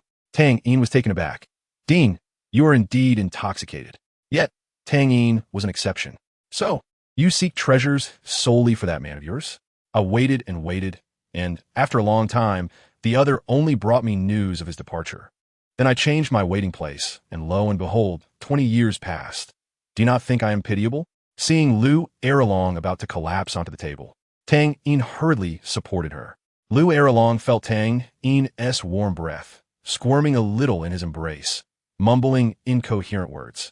Tang Yin attempted to rouse Lu Erlong, but she was far too intoxicated. No matter how he called, she did not respond. Instead, she emitted a few discontented sounds, as if protesting his actions. Realizing the hour was late, Tang Yin ceased to linger in this entanglement. He supported Lu Erlong's back to prevent her from falling, then bent down to scoop her up by her knees lifting her entirely. Lu Iralong stood at a height of 175 centimeters, and with her heels, she was nearly as tall as Tang Yin, making it somewhat challenging for him to carry her this way. Nevertheless, he carried Lu Iralong toward the room within. Lifting the sheer curtain, Tang Yin laid her gently on the bed, removing her shoes and socks. Her petite, delicate toes curled together, each one rosy and adorable, with a graceful arch of her foot resembling the most exquisite of lines. As he removed her socks, he inadvertently brushed against her soft, silky soles. Once he completed his tasks and was about to leave, Lu Iralong seized Tang Yin's wrist with surprising strength, unwilling to let go. "Do not depart. Do not leave me."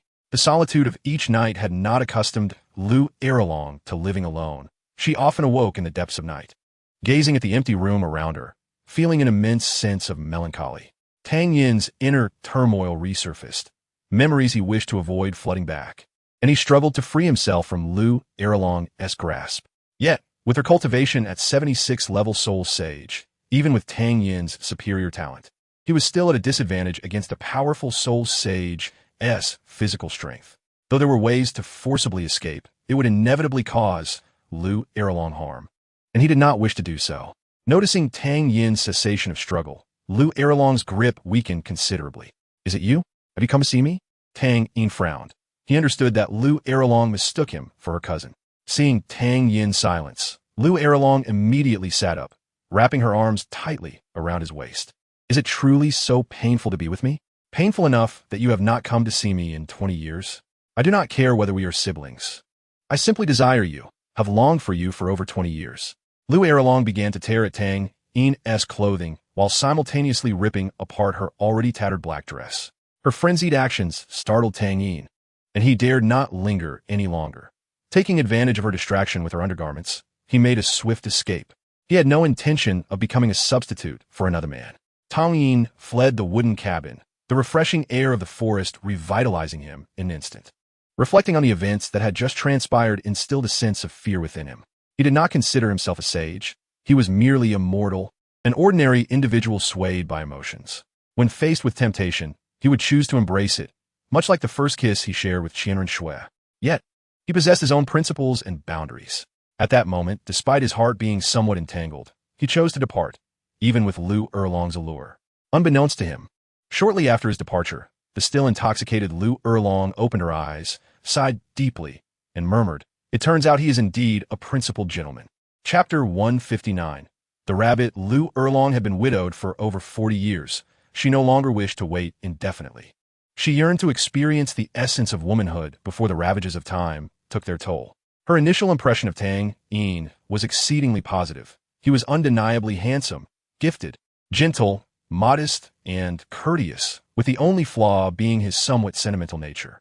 Most importantly, she sensed a kinship with him, perhaps a mutual recognition or a shared sympathy akin to wounded souls. Thus, she deemed him the most suitable choice for a fleeting romance. Flander, the warm-hearted man, should just listen at the door. She sighed before closing her eyes and drifting into a deep slumber. Upon returning home, the living room was shrouded in darkness, and Zhu Zhuqing's room was equally dim. However, in his own chamber, a soft yellow light flickered. Despite Tang Yin's careful movements, Zhu Zhiyun noticed his return and stepped out, catching a whiff of the alcohol on him. She did not express disdain, but instead assisted him in shedding his outer garments. "You should bathe first." Flander, patting Tang San's shoulder, feigned mystery and said, "Xiao San, quickly unleash your soul ring for your teacher to see." Forcing someone to employ their soul skills was not a daunting task. Yu Xiaojing was confident in Tang San.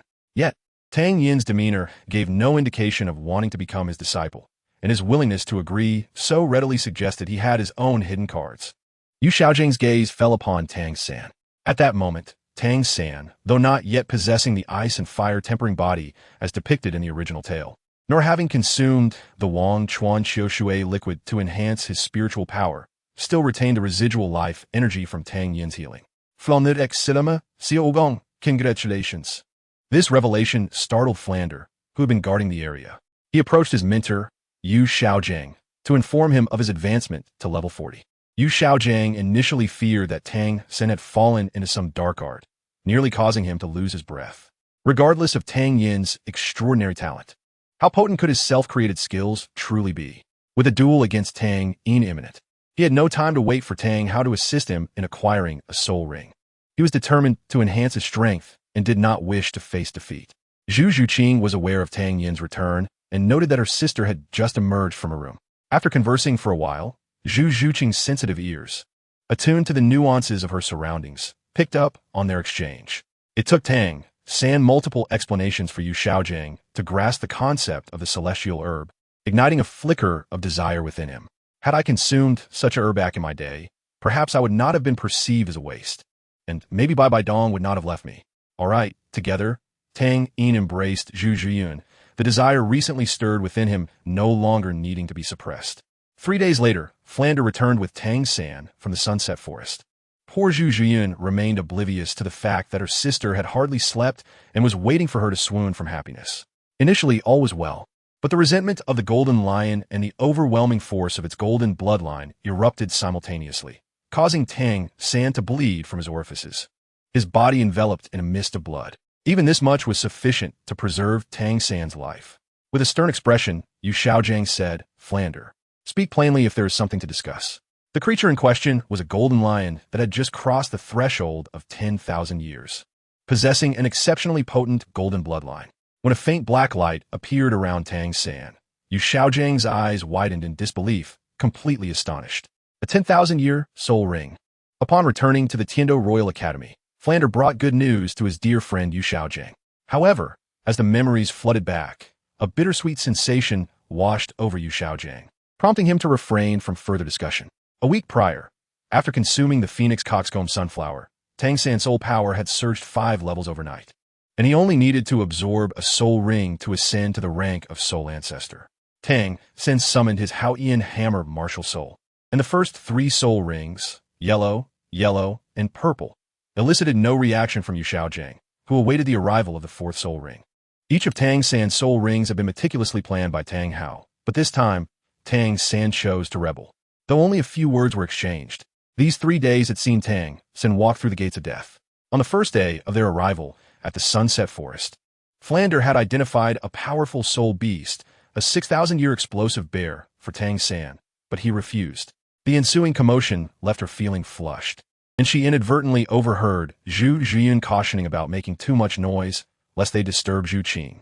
Zhu Zhiyun, her face flushed, did not decline Tang Yin's request, even though she had bathed early. Indeed, it is 10,000 years.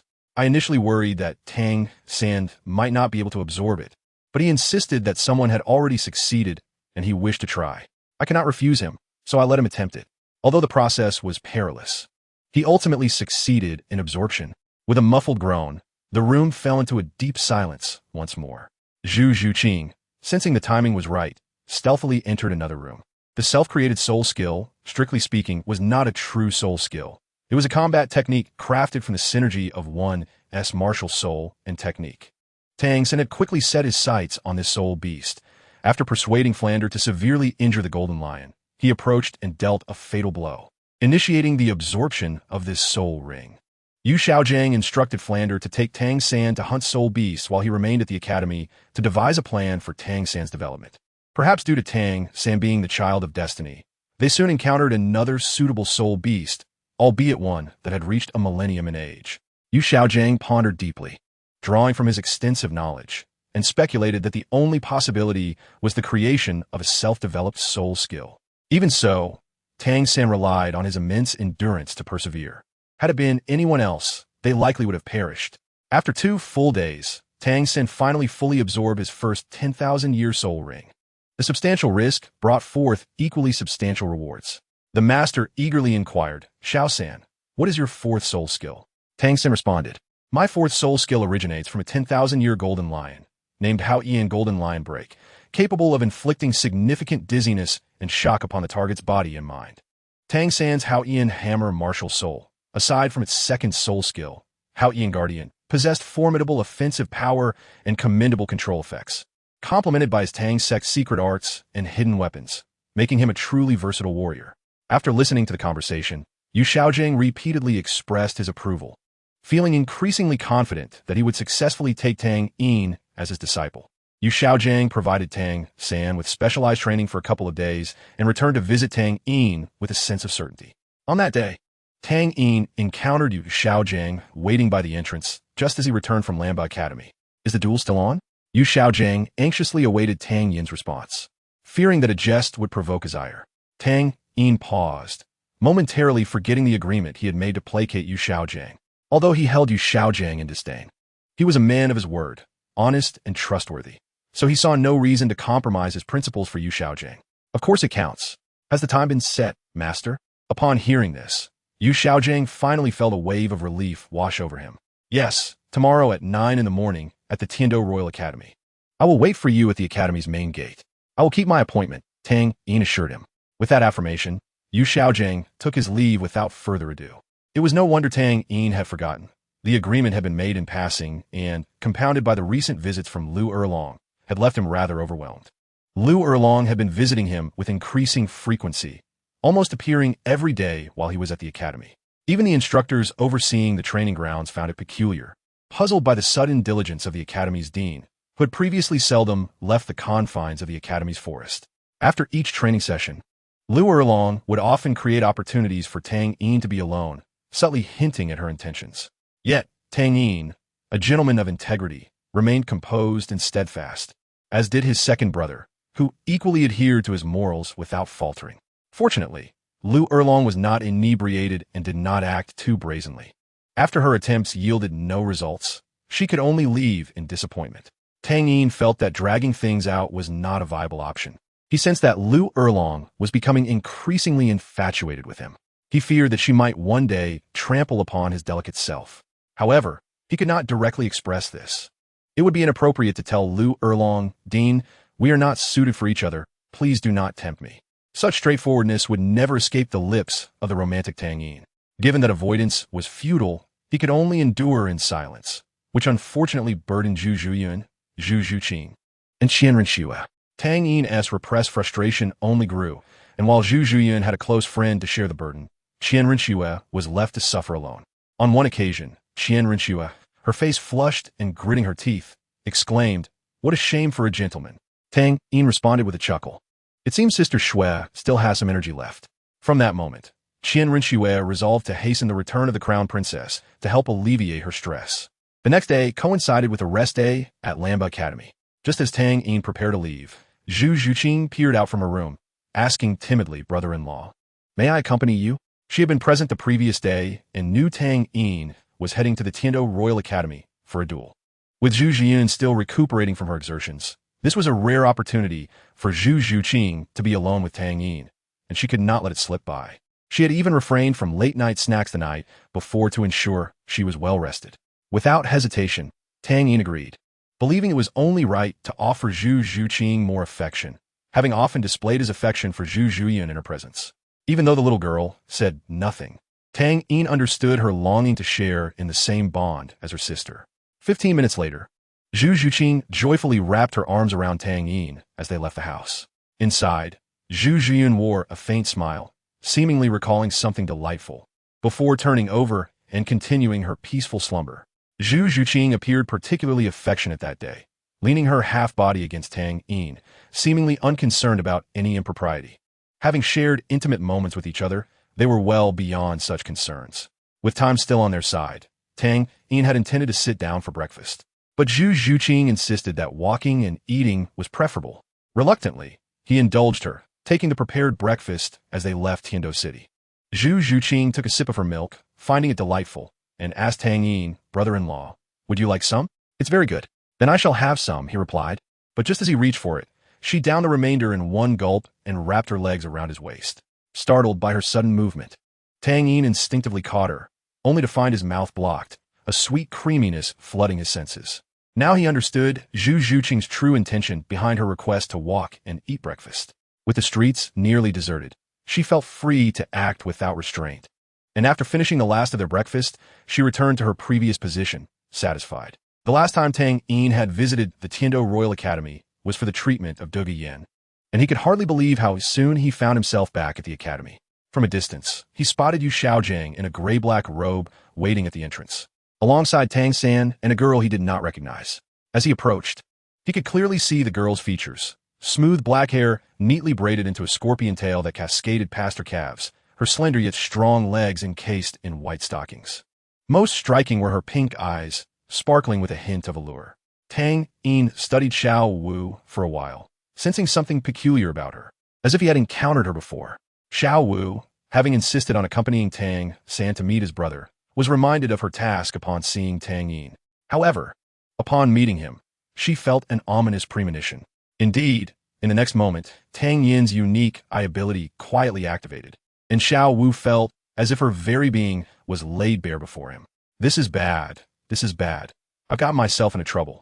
Tang San, feeling Xiao Wu's hand tremble and grow cold, asked with concern, Xiao Wu, are you all right? Do you feel unwell? Observing the intimate gestures between Tang San and Xiao Wu, Tang Yin felt a strange thought arise. Shouldn't I also seek a soul beast girlfriend? While Tang Yin had discerned Xiao Wu's true nature as a soft-bone charm rabbit, he had no intention of revealing her identity, as that would be no different from exposing her to those who nearly harmed his mother. He offered a gentle smile to Xiao Wu and turned to Tang San. Aren't you going to introduce us? This is Xiao Wu, my adoptive sister. Xiao Wu. This is my brother, Tang Yin. Pleased to meet you, Xiao Wu replied, relieved by Tang Yin's lack of malice and the familiar scent emanating from him. Hello, Tang Yin. Let's ascend quickly. Yu Xiaojiang, impatiently waiting, urged them onward. Together, they made their way up the mountain, with the master leading the way, Tang San and Xiao Wu walking side by side, while Tang Yin and Zhu Zhuqing brought up the rear. As Xiao Wu walked, she frequently glanced back at Tang Yin, which caused a sense of discontent in Zhu Zhuqing, who stood beside her. Upon their arrival, Zhu Zhuqing had noticed her charming brother-in-law staring at the woman ahead for quite some time. Now, this same woman, entwined with Tang Yin, continued to cast covert glances at him, exhibiting an utter lack of shame. Tang Yin distinctly felt the soft touch of her arm diminish significantly, prompting him to form the words rabbit with his lips toward Xiao Wu, who shuddered at the sudden realization. Her pink pupils constricted instantaneously, akin to a startled rabbit, as she hastily turned away and clutched Tang San's arm, too frightened to look back. She truly feared that Tang Yin would expose her identity, which would force her to flee back to the Stardow forest. Yet, she was reluctant to abandon the human way of life, the beautiful garments and dresses, the esteemed teachers and classmates of Shrek Academy, and most importantly, Tang San. Tang San, observing Xiao Wu's startled demeanor, was perplexed. Xiao Wu, why do I feel you are acting strangely today? I am fine, perhaps just feeling unwell, she replied, blushing and searching for an excuse. Xiao Wu's behavior was undeniably odd, and although Tang San trusted her implicitly, his innate suspicion made it difficult for him to fully believe her under these circumstances. Suppressing his doubts, Tang San expressed concern, suggesting she rest if she felt unwell. However, Xiao Wu was not inclined to leave so early. She wished to observe the peculiarities of the fierce beast's chosen target up close. 3 years had passed, and Dai Mubai had grown even taller and more robust, his golden shoulder-length hair complementing his chiseled features and enigmatic dual-colored eyes, embodying the essence of a roguish nobleman. Meng Xinji, Bai Baoshan, and Ji Lin were well aware of Tang San's exceptional talents, and upon learning that he had a brother, their curiosity intensified as they sought to witness the prowess of the twin brothers. Given Xiao Wu's close relationship with Tang San, it was best for as few people as possible to know about her transformation into a spirit beast. The memory of that fateful shot remained vivid in Yu Tianheng's mind. He would never forget the brilliance of that moment. Initially intending to address him as brother-in-law, Zhu Zhuqing became aware of the presence of others and refrained from calling Tang Yin by that title, fearing it would attract the odd gazes of those ahead. The training ground was already bustling with spectators, intrigued by the impending match between Tang San and his brother. The venue for their contest had been designated by Yu Xiaojiang at the number 3 training ground of the Tiando Royal Academy, a backup arena for the second team of the Tiando Royal Academy's battle team, designed for 7-on-17 battles, providing ample space for Tang San and Tang Yin to showcase their abilities. Zhu Zhuqing, feeling a twinge of irritation at Tang Yin's reluctance to share, understood that he would never conceal anything from her that he deemed worthy of her knowledge. She, like her sister, held a profound trust in Tang Yin. In her mind, she believed that Zhu Zhuqing, her sister Zhu Zhuqing, and her second brother Dai Yulin had perished in that terrifying beast tide, with the imperial family of the Star Luo Empire and the Duke of Yuming arranging a grand funeral for them. He had unmistakably recognized the individual who had once aided Duge Yan at the academy, and he was astonished to discover that Tang Yin was Tang San's brother. The three members of the education committee were also present, alongside familiar faces from the royal battle team, including Yu Tianheng. What astonished him most was Zhu Zhuqing standing beside Tang Yin. Children should not pry into adult matters. Who is a child? I am no longer young, Yu Tianheng retorted, equally intrigued. During their match, they had been evenly matched, and he was eager to see Tang San's progress. Curiosity kills the rabbit, he mused, feeling a pang of jealousy as he suspected Zhu Zhuqing had betrayed him and the star Luo royal family. The teachers and students of Shrek Academy were undoubtedly present, particularly the students who had been summoned by Flander to observe the match. Tang Yin recalled his initial encounter with Dai Mubai, feeling disdain for his behavior. Noticing Zhu Zhuqing's change in demeanor, he followed her gaze and spotted Dai Mubai. Upon recognizing the individual approaching behind Tang San, Yu Tianheng's expression froze in disbelief. Yet, Dai Mubai had never considered that 3 years prior, he had abandoned Zhu Zhuqing to flee alone, leaving her in grave danger, a mere reach away from rescue. That little girl hasn't even matured yet, he remarked, causing Zhu Zhuqing's cheeks to flush a deep crimson as she discreetly pinched Tang Yin's waist, whispering, "You're impossible." Tang Yin, feeling the sudden pain, quickly pleaded for mercy. "Good sister, spare me. I shall not repeat it." Walking beside Tang Yin, Zhu Zhuqing noticed Xiao Wu's peculiar behavior, suspecting it had something to do with him. However, her endearing call of Xiao Yin Gu sent shivers through Tang Yin's body. Their playful banter did not escape Tang San's keen ears. As a skilled assassin, his ability to detect sounds was exceptionally acute, even without specialized training. Yu Xiaojing was filled with a mix of anxiety and excitement as they approached their destination, his heart racing. Tang Yin intended to keep Zhu Zhuqing in the dark about the matter, not out of fear that she would divulge the secret, but because informing her would only increase her burden. Sister Xiao Yingge, Dai Mubai, suddenly recalled that Zhu Zhuqing was still his fiancée. Witnessing her alive, but not returning to the Star Luo Empire to honor their engagement, instead nestled in another man's embrace, ignited a flame of unwarranted anger within him. Just by observing Zhu Zhuqing's curious gaze, Tang Yin discerned her unspoken questions. After expressing his frustration, Zhu Zhuqing proudly showcased her alluring attributes. She also noticed Dai Mubai, who had been fixated on her from the crowd, and her expression turned cold as the joy of her outing with Tang Yin evaporated. It was a shock to see someone she believed dead standing before her, seemingly thriving, a sight that would elicit such a reaction from anyone. The words she uttered were barely a whisper, audible only to Zhu Zhuqing. As for the reason behind his grim expression, Tang Yin had formed some conjectures. Notably, another individual who shared his astonishment was not the nearby Yi Lingling, but Dai Mubai, who belonged to the Shrek Academy faction. He frowned, pondering, with the match approaching. Xiao Yin seems unfocused. It appears I must teach him a lesson as an older brother. However, Dai Mubai's current demeanor only amused Tang Yin, as Tang Yin drew closer. Before Yu Xiaojing could utter a word, Dai Mubai emerged from the crowd, his face shadowed with an icy intensity, causing Oscar and Ma Hongjun to retreat several steps in trepidation. What has happened to Dai Mubai? He seems as though someone has betrayed him, Oscar murmured quietly. Ma Hongjun speculated, it can't be that he has been entangled with those twin sisters in the city, for one cannot satisfy two. I have discussed this with him multiple times, yet he refuses. Dai Mubai, what is your relationship with the man beside you, Zhu Zhuqing? The moment he uttered this, all eyes turned toward Tang Yin and Zhu Zhuqing. Hiding in the background, Ning Rongrong felt a flicker of excitement. It had been ages since she had witnessed such a dramatic spectacle, and both male leads were acquaintances of hers.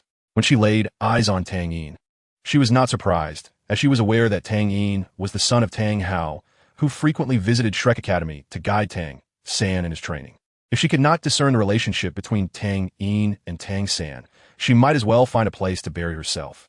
Before Tang Yin could speak, Zhu Zhuqing coldly interjected, "What does it have to do with you?" Dai Mubai's face turned ashen.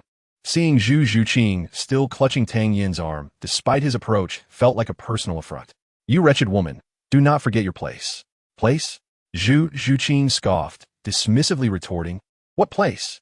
Dai Mubai surveyed the surroundings, his expression taut for an extended period. To publicly reveal that his fiancé was with his best friend's younger brother would be profoundly humiliating. Yet, the impulse left him in a precarious situation, unable to speak or remain silent, his face turning a shade of deep crimson. Tang Yin tightened his embrace around Zhu Zhuqing. She was his cherished possession, and seeing her being questioned so aggressively by a cowardly tiger ignited a fire within him, even though he was typically mild-mannered. What audacity! A stray dog dares to bark before me. Begone.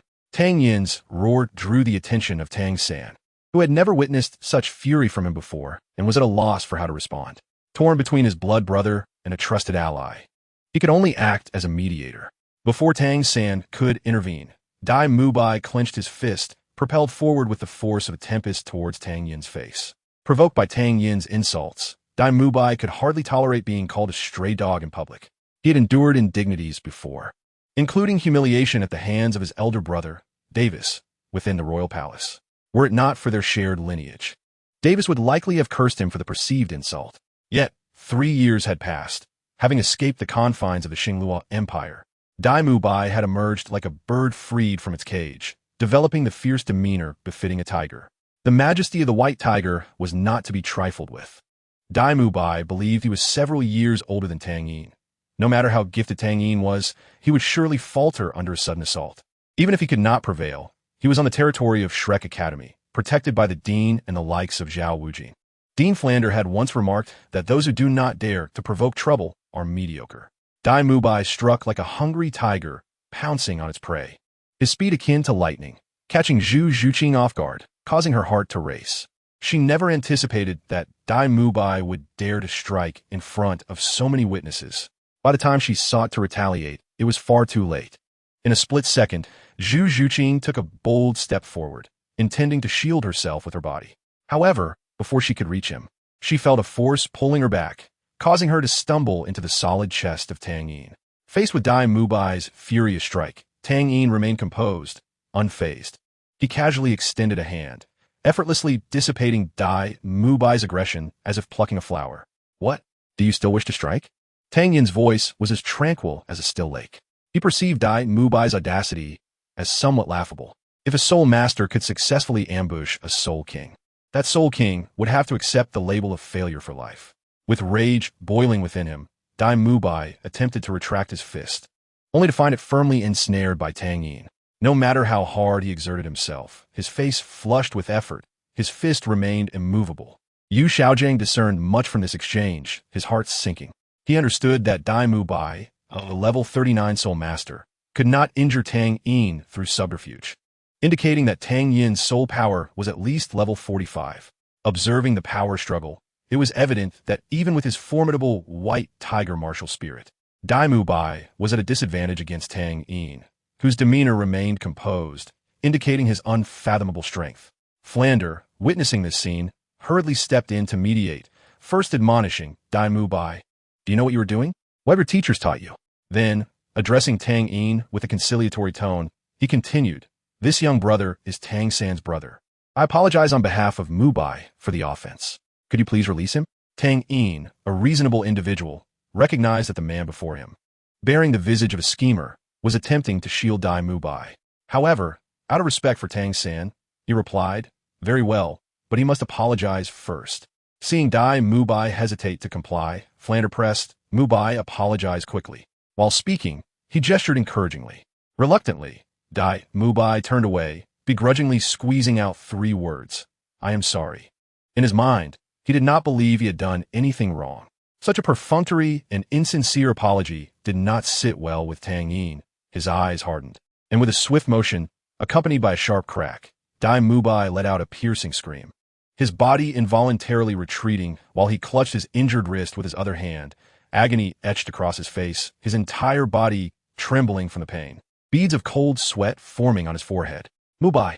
Zhao Wujin rushed forward, supporting the faltering Dai Mubai, anxiously assessing his injuries. Upon seeing Dai Mubai's limp, powerless right hand, Zhao Wujin's heart sank. He immediately realized that the injury was far worse than a mere fracture of the finger. His palm's bones were likely shattered as well. Zhao Wujin glared at Tang Yin, gritting his teeth in outrage. "What a vicious little brat. At such a young age, you possess such a cruel heart." However, he deliberately refrained from mentioning the initial aggressor. Tang San furrowed his brow, feeling that Tang Yin's actions had indeed crossed a line.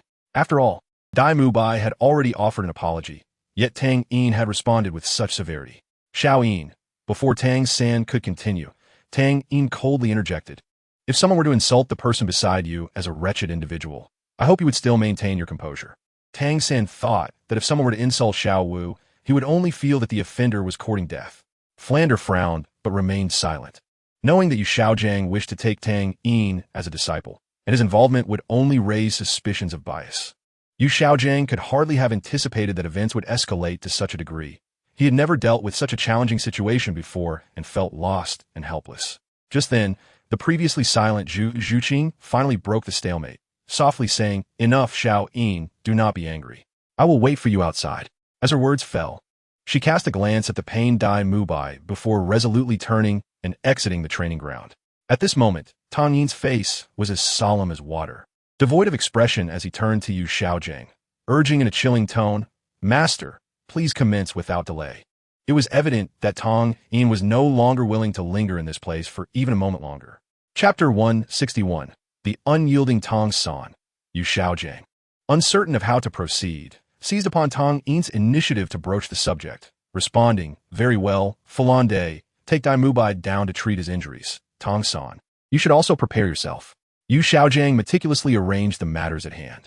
Falande led Dai Mubai towards Ye Lingling in the stands. Recalling his previous encounter with her Jiuxin Haitong martial soul, she was the only healing soul master present, and thus he had no choice but to implore her assistance. "Ye Lingling, might I trouble you to heal this student of mine?"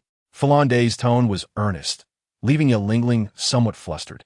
Although she was unaware of the entanglement between Dai Mubai and Tang Yin, her initial impression of Tang Yin was quite favorable, in stark contrast to her view of Dai Mubai, who had clashed with him. Noticing Ye Lingling's hesitation, Qin Ming, the leader of the former royal battle team, approached. "Lingling, please assist this junior in his healing." Though Qin Ming was now merely an ordinary teacher at Tiando Royal Academy, he still held some sway among the members of the royal battle team. "Bet on the outcome of this match. You go ahead." Meng Shinji stroked his grizzled beard, his eyes narrowing. Tang San nodded slightly. "I understand, teacher." Jilin, recognizing the preciousness of Bai Baoshan's wager, felt compelled to offer something of value as well. "Very well. I shall wager on Tang San, with my cultivated Qingxia Yunluo as the stake. Do you think Tang San can compel his brother to unleash his soul skills?" Although Tang Yin lacked a visible soul ring, the aura he exuded fully suppressed Tang San. On the soul fighting stage, Tang Yin urged, "Give that scoundrel a taste of his own medicine." As Tang San summoned his martial soul, Tang Yin calmly extended his hand, deftly spinning the destiny in one hand before planting it firmly in the ground, crossing his arms and gazing steadily at Tang San. Bai Baoshan, a stout figure with a benevolent countenance, inquired about his leader, the esteemed Meng Shinji, who presided in the center. "Am I truly inferior to him? Is the Blue Lightning Tyrant Dragon sect not on par with the Haotian Hammer?" Yu Qianheng's clenched fists slackened in defeat, a profound sense of helplessness enveloping him, as the talent he once cherished now felt utterly insignificant before Tang San. "That fellow possesses extraordinary strength. Even I cannot discern the depths of his abilities. Let us observe quietly." Ye Lingling could not refuse Qin Ming's request and merely nodded in acknowledgement, agreeing to heal Dai Mubai. Yu Xiaojiang approached Tang San, whispering, "Tang San, I permit you to utilize your full capabilities in this match, including your external soul bones and those concealed weapons." This was merely the tip of the iceberg, as Bai Baoshan harbored doubts about Tang San's chances of victory. The dark Haotian hammer crackled with blue arcs of electricity, and 4 soul rings, yellow, purple, and black, rose beneath Tang San's feet, eliciting astonishment from those around him. As a member of Shrek Academy, he was equally discontented with Tang Yin's actions. "Brother, keep your distance from Dai Mubai. He is not someone worth befriending." Tang San, firmly gripping the Haotian hammer with both hands, grounded his feet, then unexpectedly launched into action. They were all aware of the rules governing this match. Initially, they believed Tang San would secure an easy victory, but Tang Yin's recent demeanor had allowed them a glimpse of the iceberg that was Tang Yin. "Xiao Yin, I maintain my own judgments." He surmised that Tang Yin's prejudice against Dai Mubai stemmed from some misunderstanding related to Zhu Zhuqing. Each individual's values and worldviews are unique. None can impose their will upon another. Tang Yin and Tang San stood at the center of the soul fighting stage, gazing intently at one another. In this contest, Tang San was the challenger. He swallowed hard. Convinced of his discernment, Tang San believed that after more than a year of camaraderie, Dai Mubai was, aside from his infatuation with women, a loyal and responsible friend, far from the disgraceful character Tang Yin portrayed. They were uninterested in the recent skirmish among the juniors, having gleaned much from Tang Yin's earlier display. The three committee members, upon witnessing Tang San's soul rings, displayed their astonishment, particularly by Baoshan, whose bulging eyes resembled those of a plump frog. Tang Yin resolved to awaken Tang San, lest he unwittingly forge friendships carelessly. For this battle, he had waited long, wishing only to unleash his full strength without regrets. Without a moment's hesitation, Bai Baoshan declared, "I choose Tang San's brother. As for the wager, I shall stake my jar of dragon blood wine, cherished for 20 years. Observing Tang San's obstinacy, Tang Yin refrained from further commentary, stating simply, "Let us begin." Bai Baoshan's interest piqued, he inquired, "Oh, what shall we wager?" Jilin interjected, "Merely watching the match seems rather dull. Why not place a bet?" Dai Mubai's palm had been entirely restored by the formidable healing abilities of Jiuxin Haitong, with barely a trace of pain remaining. Seated in the stands, he silently cheered for Tang San. At this juncture, Tang Yin and Tang San had taken their positions, each standing on opposite sides of the soul fighting stage. Don't even think about it, Jilin thought, brimming with confidence, as he believed this match was already in his favor. Yu Qianheng could hardly fathom that a month prior, Tang San's soul power had been several levels below his. Now, he had surpassed him in speed, breaking through to level 40, with a fourth soul ring that only a soul king could absorb. The three committee members focused their attention on the soul fighting stage as the match was about to commence. As they separated again, with Yu Xiaojiang's command to begin, Tang San was the first to summon his Haoyan hammer martial soul. His body advanced in a linear fashion, yet numerous afterimages trailed his path. Tang San executed one of the arcane skills recorded in the Xuan Tian Bao Lu, the Ghostly Shadow Steps. The Ghostly Shadow Steps did not merely excel in speed. Its brilliance lay in its ethereal nature, seamlessly evading detection and rendering the enemy defenseless. However, in Tang Yin's eyes, such measures seemed superfluous. Even without employing the Xiejiyin, Tang San's every movement was apparent to him. Tang San, wary of underestimating his opponent, activated his newly acquired fourth soul ring as he approached Tang Yin. He was acutely aware that Tang Yin was currently a level 54 soul king. To hold back would be tantamount to courting disaster. Moreover, the fourth clause of Xuan Tian Bao Lu cautioned against feigning weakness, lest one truly become a prey. Adhering to the principles outlined in the Xuan Tian Bao Lu, Tang San resolved to give his all. At the moment the fourth soul ring illuminated, the previously pitch-black Haoyan hammer erupted in a dazzling golden radiance. This brilliance shone as fiercely as the sun, powerful and oppressive. Upon the rough surface of the hammer, an ethereal golden lion manifested, opening its cavernous maw and emitting a resounding roar. The substantial golden sonic waves radiated outward, carrying an energy potent enough to obliterate a 29th level Great Soul Master like Yu Xiaojiang, charging toward Tang Yin. The fourth soul skill, Haoyan Golden Lion Break. Witnessing the sonic assault accompany the Haoyan hammer, Tang Yin raised Destiny with one hand, striking the hammer's surface with precision, while he entirely disregarded the sonic attack. At that moment, Tang Yin's mental fortitude rivaled that of a high-ranking soul sage untrained in spiritual energy, scarcely inferior to that of a low-ranking soul sage specializing in spiritual power. Fate presented itself with a mere click and with a sudden jolt. Tang San felt a tingling numbness in his hands. His clenched fists trembled incessantly, yet the formidable Haoyan hammer was effortlessly caught by Tang Yin, unable to advance even an inch. Tang San's eyes widened in disbelief. He had not anticipated that his most powerful fourth spirit skill would have no effect on Tang Yin, leading him to momentarily question the authenticity of this millennium soul skill. The sharp pain radiating from his palms pulled Tang San back to reality. Lowering his gaze, he saw that the tiger's mouth of both hands had ruptured, blood gushing forth, the sensation of slickness evident in his palms. The tremendous shockwave from the Haoyan Jin Shi Pa could induce a stunning effect on his target, yet Tang Yin had countered it, using Tang San's own soul skill against him. This proactive strike not only failed to grant Tang San any advantage, but also inflicted harm upon himself. Tang San had believed that his current immense strength was unmatched among his peers, but Tang Yin had effortlessly caught his full force strike with one hand, leaving him feeling utterly defeated.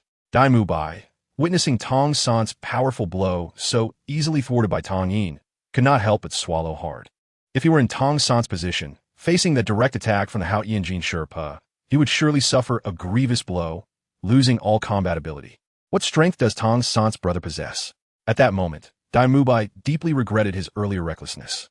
Tang San, realizing his attack had failed, swiftly executed the Ghost Shadow mysterious step, creating distance between himself and his adversary. However, Tang Yin, intent on swiftly concluding the battle, would not allow Tang San to escape so easily. With a powerful stomp of his right foot, he propelled himself toward Tang San like an arrow released from a bow.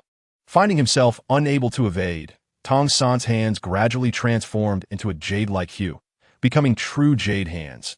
The original pain momentarily suppressed, and the texture of his hands hardened.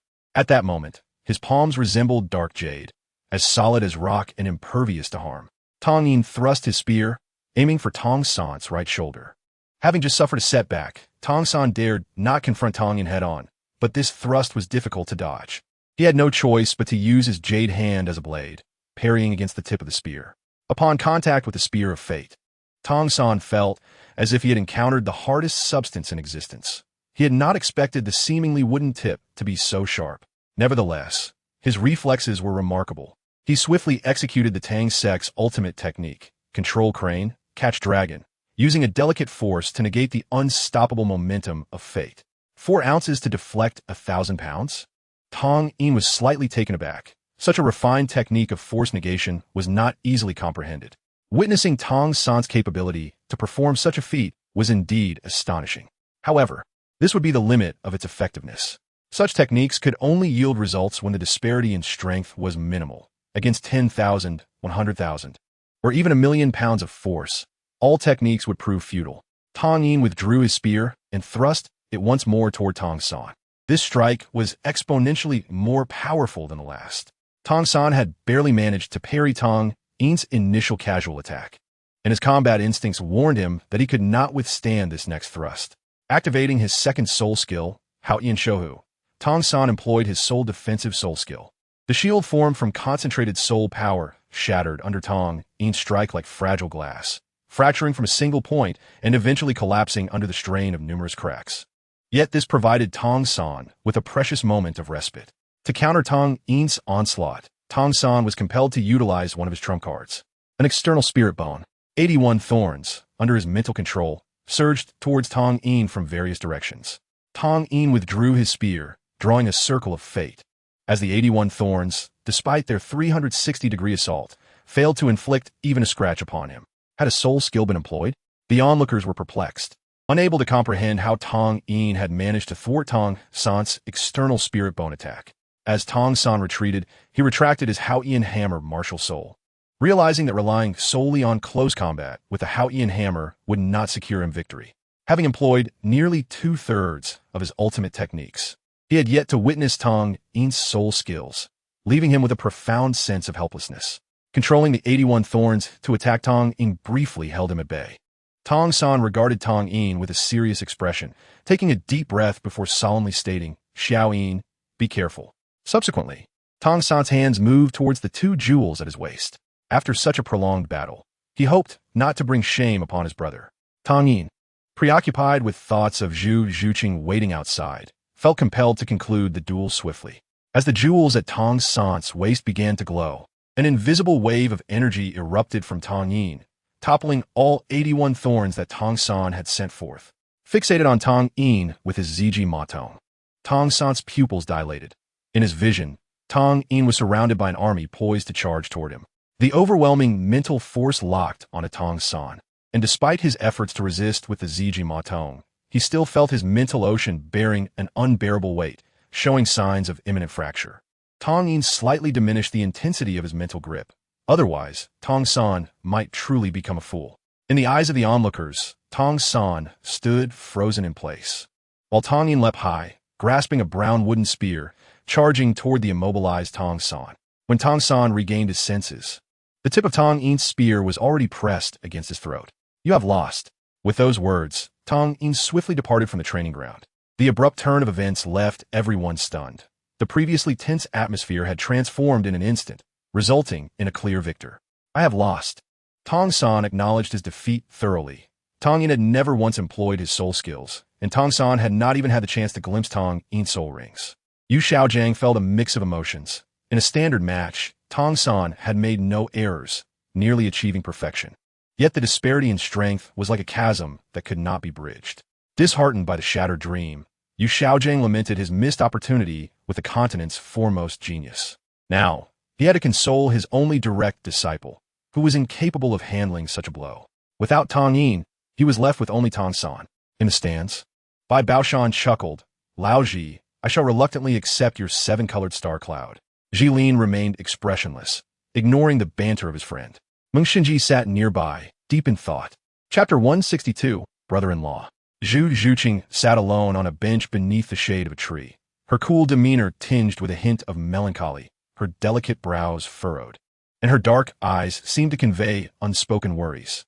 She had initially been delighted to share a brief moment with Tang Yin today, but she had not anticipated encountering Dai Mubai here. She had felt indifferent toward Dai Mubai, although they were bound by a marriage contract. They had only known each other for a few days. With the passage of time, she had long since ceased to dwell on the incident when Dai Mubai had abandoned her to flee alone. No one is obligated to extend a helping hand to a stranger. Zhu Zhuqing found herself perplexed by Dai Mubai's audacity to question her, as if she were still that naive girl bound by a marriage contract and family obligations. How could this Dai Mubai, who had once cowered before his two elder brothers, now seek validation from her?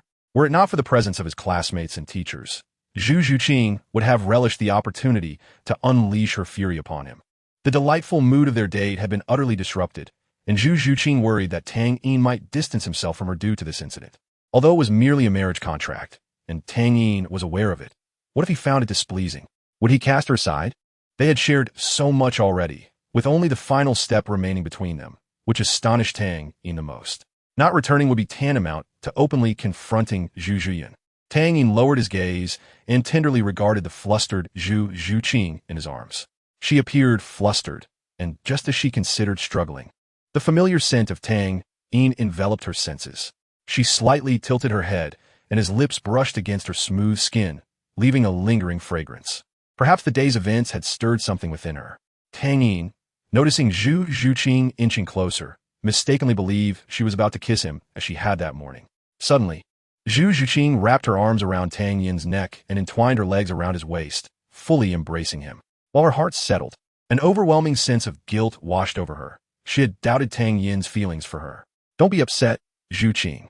Let's go home," he tenderly suggested. As Zhu Zhuqing's mind raced with thoughts, a pair of hands from behind enveloped her in a warm embrace, unknowingly or intentionally supporting her alluring figure. "Brother-in-law, let's not go back today, shall we?" Zhu Zhuqing noted Tang Yin's unwavering gentleness, unaffected by the earlier unpleasantness.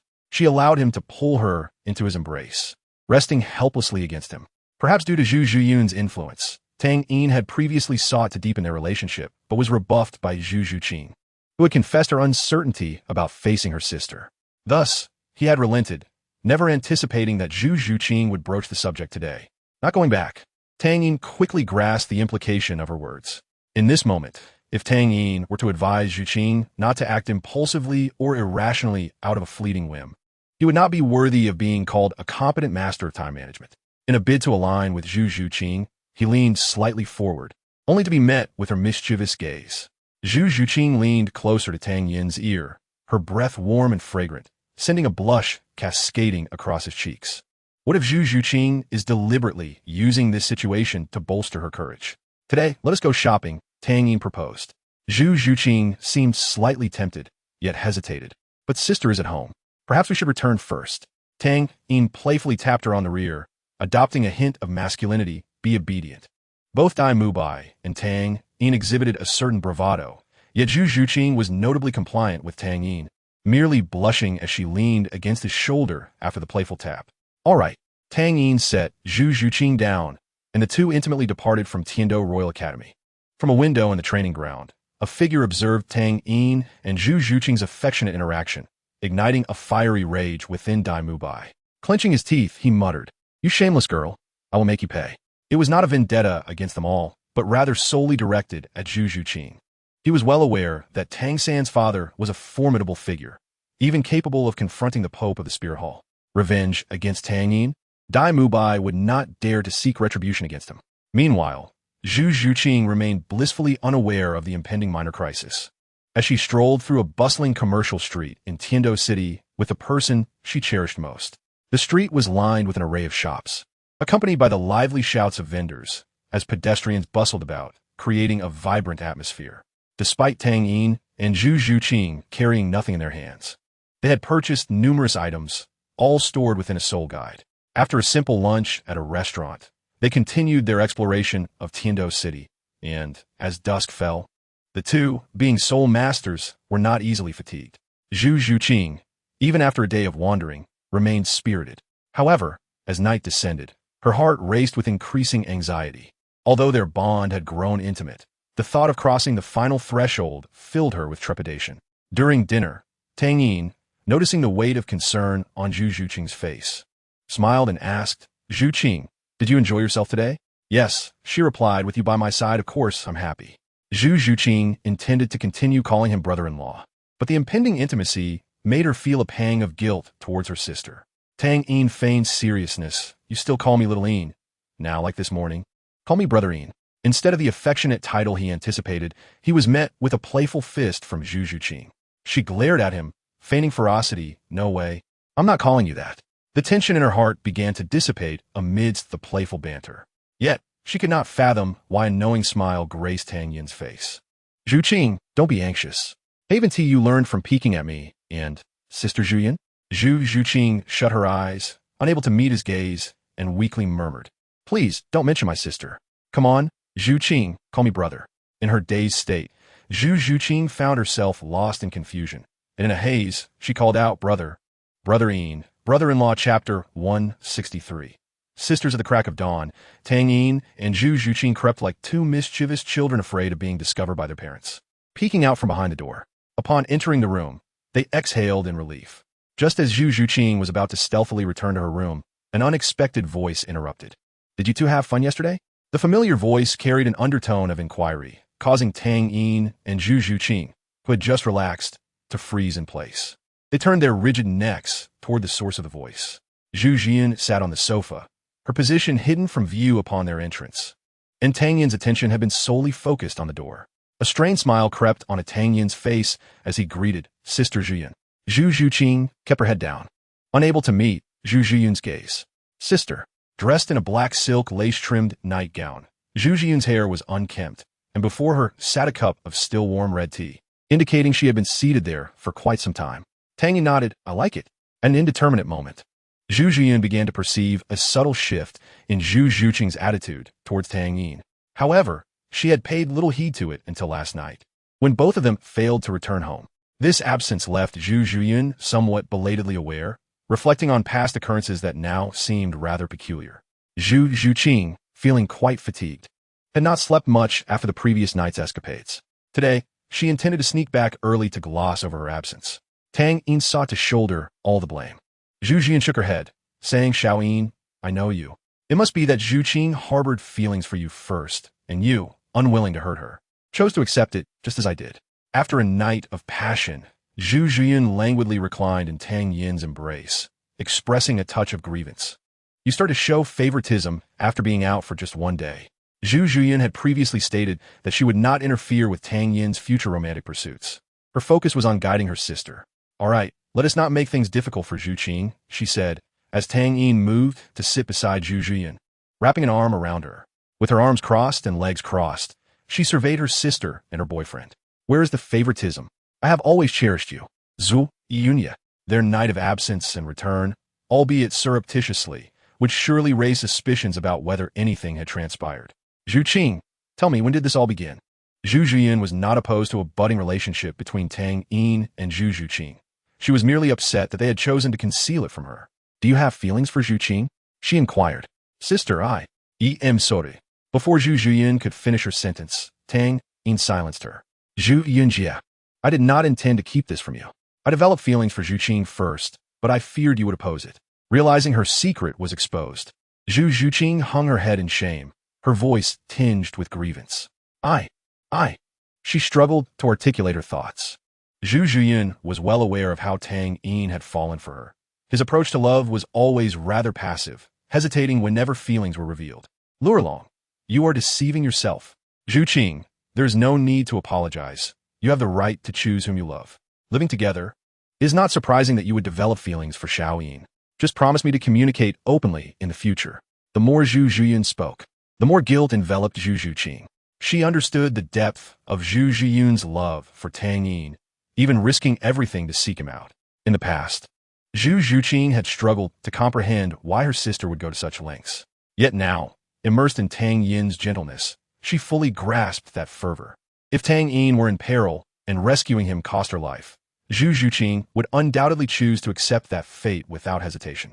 She believed that her current relationship with Tang Yin owed much to Zhu Zhiyun. Without her as a bridge, their paths might never have crossed. The love she felt seemed almost too easy, as if it were effortlessly within reach.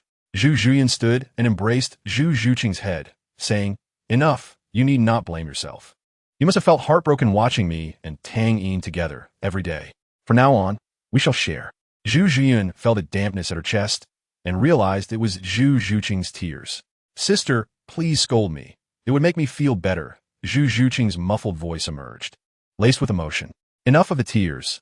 Zhu Zhuyin tightened her embrace. The instigator, Tang Yin, naturally moved forward to envelop both sisters in a hug. At the Tiando Royal Academy, Tang San did not suffer severe injuries. The wounds on his hands had healed shortly after the competition concluded. He had spent the night sitting despondently on his dormitory bed, his gaze devoid of light, as if he had lost all motivation.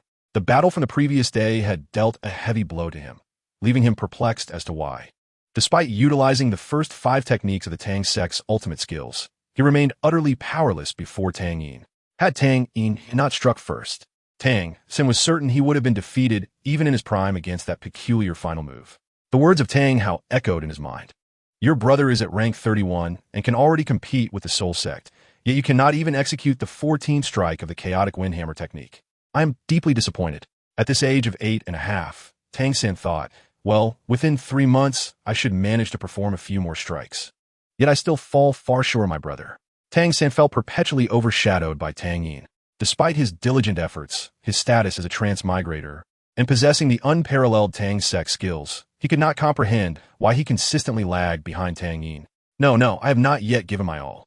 His gaze fell upon his right hand, where his second martial soul, Blue Silver King, resided. If I were to add a soul ring to my second martial soul, could my soul power not temporarily breach the threshold of Soul King? Tang San believed that the disparity between him and Tang Yin stemmed solely from their soul power. The confidence bestowed by the Xiantian Bao Lu led him to overlook numerous factors. With a creak, the door swung open, and upon seeing his teacher, Yu Xiaojiang, Tang San eagerly spoke, "Teacher, I wish to cultivate my second martial soul." In chapter 164, titled BB Dawn's Troubles, Yu Xiaojiang acknowledged Tang San's request regarding the cultivation of his second martial soul. This time, he did not express any dissatisfaction, although it was evident that his feelings were more complex than before. While previous discussions had ignited hope for Tang San's future, this time, Yu Xiaojiang felt at a loss for words to comfort him. Being overshadowed by his younger brother must be an incredibly painful experience for someone as proud as Tang San. Yu Xiaojiang empathized with Tang San's current emotions, having once been a proud individual himself, only to have life and talent gradually dulled his edges. He did not wish for his disciple to become like him, although it was premature to cultivate a second martial soul. Tang San was now capable of absorbing 10,000-year soul rings, making the endeavor less far-fetched. Having studied Tang San's Blue Silver King martial soul, Yu Xiaojiang recognized its resilience and strength, categorizing it as a high-level martial soul. The upper limits of high-level martial souls did not reach the pinnacle of Tang San's Haotian Hammer martial soul. Transitioning to Blue Silver King and later enhancing the Haotian Hammer with soul rings after reaching Soul Sage could be a viable strategy. Yet before that, Yu Xiaojiang needed to address the challenges presented by dual martial soul cultivation. It had been quite some time since they last encountered Lu Erlong. Yet Flandra continued to harbor silent affection for the woman who captivated him, even though she did not reciprocate. He felt compelled to scold his ineffectual brother in the name of Lu Erlong's happiness. In the Pope's Hall of Soul Master City, Flandra expressed his frustration. "Xiao Gang, could you please knock before entering? You make me dreadfully anxious while I'm trying to work." He was taken aback by Yu Xiaojiang's intent. Outside, Xiao Wu appeared anxious. deeply concerned for Tang San's well-being. She took a sip of green tea, ensuring it was at a suitable temperature, before drinking it down in one go. I intend to leave the academy for a period. Tang San felt a wave of exhaustion wash over him, having spent the entire night awake. He now had the opportunity to rest properly. Upon hearing these 6 words, Flander's eyes widened in shock, causing him to inadvertently spray his tea onto Yu Xiaojing's face and clothing. Yu Xiaojing reached out with a hand to gently pat Tang San's head, encouraging him to rest well. Although Xiao Wu often exhibited a carefree demeanor, she always ensured that she fulfilled her commitments to the best of her abilities, especially when it came to caring for the person she cherished most in this world. She was leisurely perusing the latest issue of the Tiando Girl magazine, her face occasionally betraying a somewhat mischievous smile. Xiao Wu had initially planned to seek out Tang Yin after the competition, but Tang San's alarming state frightened her, leading her to ultimately decide to stay. Hearing Tang San's calm breathing, Yu Xiaojing quietly closed the door behind him as he departed. Yu Xiaojing brushed off the hand that had grasped his collar, straightening it as he spoke solemnly. I am well aware, but my visit to her is of utmost importance. It pertains to Tang San's future. His tone was grave, as though he were about to pay a significant price. Flander knew of the past romance between Yu Xiaojing and Bibi Dong. After deciding to be with Lu Erlong, Yu Xiaojing had vowed never to seek out Bibi Dong again, a promise that Flander had witnessed. Xiao Wu quickly assisted the master, as he was not only Tang San's teacher, but also an elder to her, and she dared not dismiss such a solemn gesture. Rising to pour herself a cup of green tea, its rich aroma enveloped her senses. Upon hearing Yu Xiaojing's words, Tang San felt tears welling up. He had never experienced such care before, and his voice trembled with emotion as he spoke. Teacher. Flander lounged back in the luxurious leather chair with his legs crossed on the table, a steaming cup of green tea before him. Upon seeing Yu Xiaojing emerge, Xiao Wu rushed over and grasped his arm, urgently inquiring, Master, how is Tang San? Yu Xiaojing intended to inform Flander before setting off for Wuhuan City. Where to? Seeing Yu Xiaojing's grim expression, Flander could only shake his head, having long been acquainted with his friend's temperament. Flander casually asked. After a long moment of contemplation, Yu Xiaojing approached Tang San, patting his shoulder. The warmth from his broad hand straightened Tang San's slumped posture. With an impassive expression, Yu Xiaojing wiped the tea off his face and fixed Flander with a deadpan stare. Regaining his composure, Flander stood and grasped Yu Xiaojing's collar, demanding, Did you not promise Erlong that you would not seek her out? Without knocking, Yu Xiaojing strode directly into the office. Master, rest assured, I will take good care of Tang San, he declared. Tang San looked up at Yu Xiaojing with confusion, only to be met with a tender expression. Tang San, wait a bit longer. I will resolve the issue regarding your twin martial spirits. With that, Yu Xiaojing bowed solemnly to Xiao Wu. After losing the competition yesterday, Tang San had become a shadow of himself, unresponsive to anyone who spoke to him, wandering back to his dormitory like a soulless husk, shutting himself away until now. Flander understood that Tang San held a position in Yu Xiaojing's heart that was no less significant than that of his longtime friend. Xiao Wu, do not worry. Tang San is already asleep and should be better by tomorrow. As for the mission, a few days' delay is inconsequential. The matter concerning Tang San is urgent, and you can discern its importance. As a high-ranking soul sage, Flander possessed a well-appointed office adorned with expensive furnishings and a dedicated tea area and lounge, signifying the utmost privilege. Upon hearing the master's words, Xiao Wu lightly patted her chest, her heart settling slightly. Phew, it's good that he is fine. Just as Yu Xiaojing was about to leave, he suddenly turned to Xiao Wu and said, Xiao Wu, I can see that you are the closest person to Tang San, and he harbors deep feelings for you. I will be away from the academy for a while, and during my absence, you must look after him. Please refrain from mentioning anything about his brother or the recent competition in his presence. I implore you. The atmosphere in the room fell into silence as Flander took several deep breaths, gradually exhaling. Very well, if it is for Tang San's sake. I shall not make things difficult for you, but do not forget about Erlong. Although deep down, Flander longed to be with Lu Erlong. He did not wish to cause her sorrow. I certainly will not forget, Yu Xiaojing replied, his eyes closed, his face contorted as if trapped in painful memories. He harbored resentment, cursing the heavens for their unfairness and for the torment he endured. Yu Xiaojing attributed all his misfortunes to his innate talent. Had he possessed even a slightly better aptitude, he would not have been looked down upon by the members of the Blue Lightning Tyrant Dragon clan, nor would he have been scorned by Bibi Dong or labeled as worthless by his uncle. I will prove to the world that I am not a waste. The inner demons of Yu Xiaojiang resurfaced, clouding his thoughts. He ceased his conversation with Flander and set forth towards Wuhuan City. The journey from Tiando City to Wuhuan City was considerable, and it took Yu Xiaojiang a month and a half to reach this sacred city of human soul masters. Observing the awestruck expressions of soul masters visiting Wuhuan City for the first time, he remained indifferent.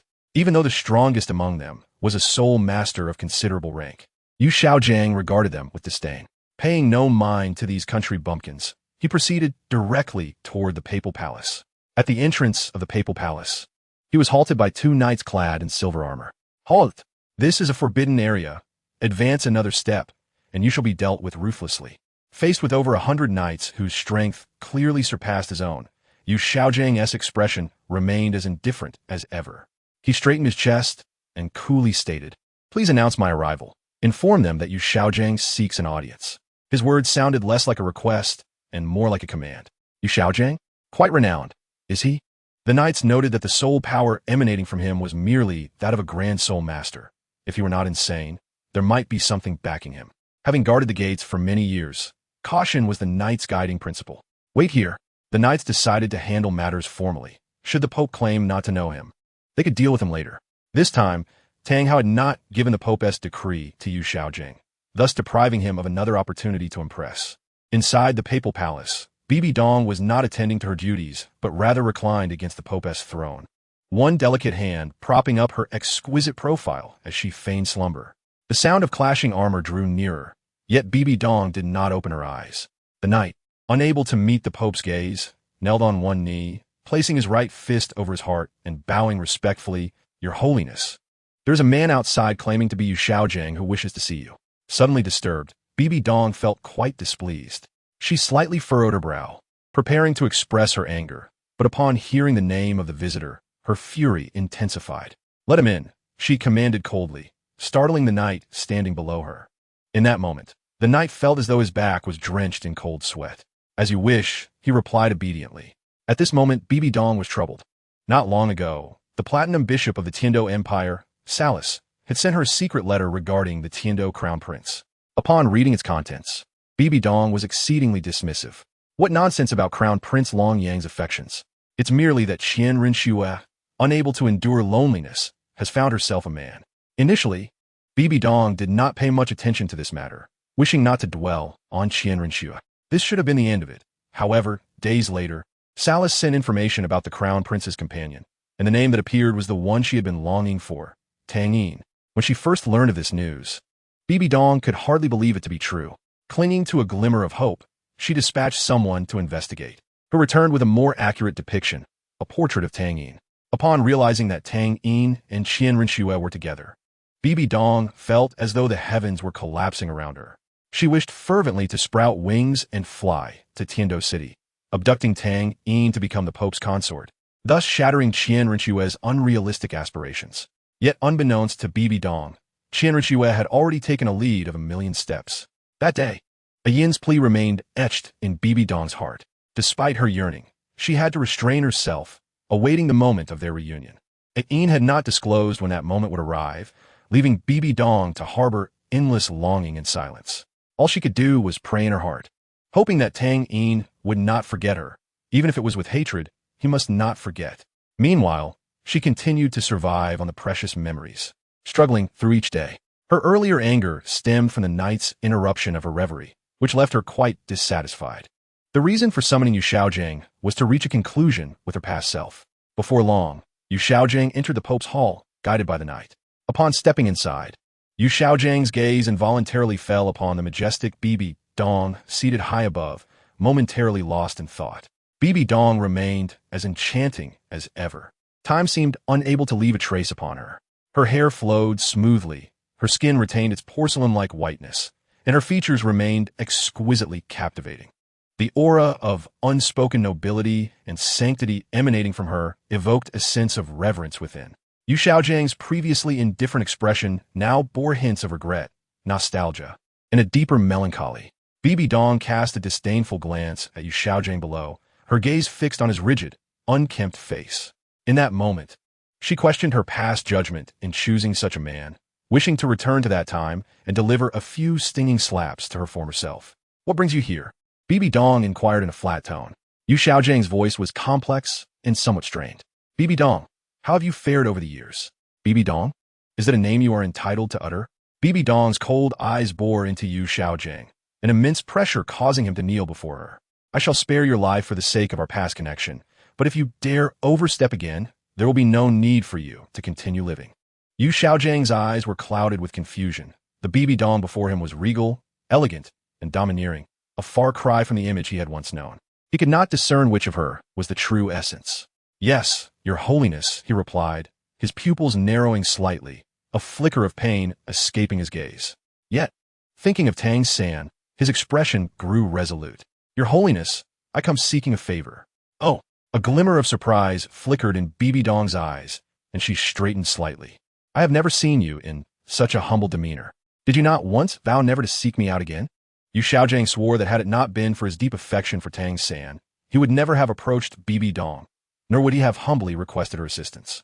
Your holiness, I wish to know how you overcame the trials of the dual spirit soul. Upon hearing dual spirit soul, Bibi Dong was momentarily lost in thought. Recalling her first encounter with Tang Yin, the naive boy who had saved her, she remembered there was an outsider present, but quickly regained her composure and replied nonchalantly, What does this have to do with you? This is a secret that belongs solely to me, one that is not recorded even in the highest archives of the Spirit Hall. Yu Xiaojiang felt a twinge of disappointment, but still hoped that Bibi Dong would remember their past affection and share the secret of cultivating the dual spirit soul. I have taken on a direct disciple, and in the blink of an eye, 7 or 8 years have passed. What is more remarkable is that heaven has favored him with a dual spirit soul, just like yours. This child is exceptionally gifted, and I wish to nurture him into a formidable force. Bibi Dong sat up, her expression tinged with excitement. What is the name of your disciple? Yu Xiaojiang's sudden revelation startled him. He had no idea why Bibi Dong would react so fervently upon learning of his dual spirit soul disciple. Upon hearing the name Tang San, Bibi Dong's emotions returned to a more composed state as she lowered her head, seemingly lost in contemplation. Tang San, dual spirit soul. Dang Yin, Dang San. Bibi Dong gestured for him to be silent. A wise person once said, 30 years east of the river, 30 years west of the river. Do not underestimate the youth's poverty. Is this Tang San the son of Tang Hao? Yet, she had to thank Bibi Dong. Had he not seen this woman's true nature earlier, he would have missed the most significant person in his life. His tone turned heavy and hoarse, filled with nostalgia. Dong Yu Xiaojiang spoke solemnly. Indeed, he is the son of Hoshin Douluo Tang Hao. But I assure you, Tang San will never align himself with the Spirit Hall. Seeing Bibi Dong's reluctance to respond, Yu Xiaojiang decided to play his final card of emotional appeal. Yet, he was already of an age where he could not afford to underestimate the trials of middle or old age. How could he not harbor resentment towards Bibi Dong? Yu Xiaojiang had long believed that she had cast him aside for power, humiliating him in the process, leaving him heartbroken for an extended period. Do you regret it? Yu Xiaojiang's heart brimmed with a tinge of vengeful satisfaction. Bibi Dong's sudden inquiry made him break into a cold sweat. However, the shared surname Tang led Bibi Dong to wonder if there was a connection between Tang San and her little Yin. Observing Yu Xiaojiang's proud demeanor, Bibi Dong, though unaware of what he was boasting about, found herself quite displeased by anyone showing off before her. When were you aware of this? Damn it, what should I do? Should I confess to her? Now, Yu Xiaojiang was thoroughly conflicted, yet the future of Tang San gradually took precedence. Thus, witnessing Bibi Dong's envy stemming from her internal imbalance, as he imagined, brought him a sense of enjoyment. Is he also the son of Tang Hao? That would make him either the brother or the younger brother Xiao Yin, and revealing the secret of cultivating the dual spirit soul to him would not be a problem. Upon learning of this matter, Xiao Yin would surely be elated, for the former saintess has ascended to the position of pope, while he, Yu Xiaojiang, remains an inconsequential failure. Yu Xiaojiang straightened his posture, for Tang San is his pride. Bai Dong initially presumed that Yu Xiaojiang's disciple was Tang Yin, as she believed the probability of two twin martial souls manifesting simultaneously was nearly negligible. Boom! The moment Yu Xiaojiang spoke, he felt as if struck by lightning, his entire being quaking violently, akin to a towering mountain suddenly collapsing. A terrifying pressure surging towards him from all directions. This force enveloped him like an inescapable net, binding him tightly and rendering him immobile. Caught off guard, A mouthful of crimson blood erupted forth, splattering onto the floor, creating a shocking scene. Simultaneously, the immense weight forced his body down heavily against the ground, with his chest colliding intimately with the hard surface, producing a dull thud. In that instant, he felt an overwhelming surge of energy within, causing him extreme discomfort. At that moment, his complexion flushed a deep crimson, akin to a ripe persimmon, veins bulging on his forehead, beads of sweat rolling down like pearls. His lips turned purple. Breaths came in quick gasps, clearly having reached his limit. Nevertheless, he gritted his teeth, stubbornly resisting the powerful pressure, unwilling to yield easily. To be in such a disgraceful position before one who had forsaken him, crawling on the ground like a dog, subjected to the whims of others. The dual torment of body and mind compelled tears of humiliation from this man, who considered himself the wisest in the world. Yu Xiaojing, vow that this humiliation shall be repaid 100-fold. Bai Dong's fury blazed within her, as if she intended to ignite the entire world. Upon hearing the once familiar voice of Yu Xiaojing calling her Donger, an uncontrollable wave of revulsion and anger surged within her. Except for Tang Yin, anyone else using such an endearing term would evoke her utmost disdain and wrath. I have warned you, do not overstep. Those who defy shall face the consequences. Like a merciless monarch, Bai Dong imposed judgment upon the defiant. Pressed heavily against the cold ground, Yu Xiaojing exerted every ounce of strength to twist his body, attempting to break free and rise again. Yet no matter how hard he struggled, his limbs felt as if locked by an iron grip, unable to budge an inch. Despite the difficulty, Yu Xiaojing clenched his teeth and desperately raised his head, seeking a broader perspective and a breath of relief. At that moment, his gaze filled with pain and astonishment finally met Bai Dong's. Yet, this encounter plunged him into an icy abyss. The woman he once knew so intimately had become utterly alien. Her gaze was cold and merciless, like ice from the depths of hell, emanating a chilling aura. Her visage no longer bore the gentleness and beauty of yore, replaced by a frosty severity. This abrupt transformation instilled fear in Yu Xiaojing, surpassing even the physical agony he endured. With widened eyes, he stared at Bai Dong, disbelief, confusion, and profound despair intermingling within his heart. As her anger subsided somewhat, Bai Dong waved her hand, causing a wooden tube to fall beside Yu Xiaojing, its sound echoing crisply in the silent hall. Bibi Dong Rose, ignoring the pitiful figure of Yu Xiaojing, sprawled on the ground and strode away. Yu Xiaojing could only hear the sound of her high heels striking the floor, along with her final words. This secret, had it not been for your sake, you would never know. Remember, you must tell your disciple that this is my gift to him. With her words, the oppressive weight upon Yu Xiaojing suddenly lightened. He gasped for fresh air, even though each breath was tainted with blood. Before his body could fully recover, he eagerly lunged toward the wooden tube, gripping it tightly in his hands. There is hope. Tang San is saved. Yu Xiaojing understood that Tang San was on the brink of madness. This method could swiftly elevate his strength, ensuring Tang San could progress further. He opened the tube and extracted the well-preserved note inside. Yu Xiaojing, possessing some skill, quickly memorized all the contents with a single glance. As for Bai Dong's mention of doing it for someone else's sake, Yu Xiaojing was indifferent, telling Tang San that this was a gift from the Pope of the Spirit Hall. Please. Yu Xiaojing had subtly instilled the notion in Tang San that the Spirit Hall was unequivocally an evil force. Revealing the truth would be akin to slapping his own face. Wiping the blood from the corner of his mouth, Yu Xiaojing limped toward the exit with his severely injured body. Witnessing this scene, the palace guards felt a sense of satisfaction. A mere mediocre soul master dares to act recklessly in my presence. He should take a moment to reflect on his own worth. Upon Yu Xiaojing's return to the Tiando Royal Academy, a month had passed since his departure.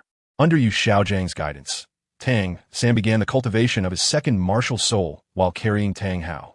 This endeavor had to be conducted secretly, for if Tang Hao discovered that Tang San chose to cultivate his second martial soul out of an imbalance after being thoroughly defeated by his younger brother, seeking a shortcut to surpass Tang Yin, he would undoubtedly wield the Hao Yin hammer, larger than Tang San's upper body, to ensure Tang San experienced a father's love.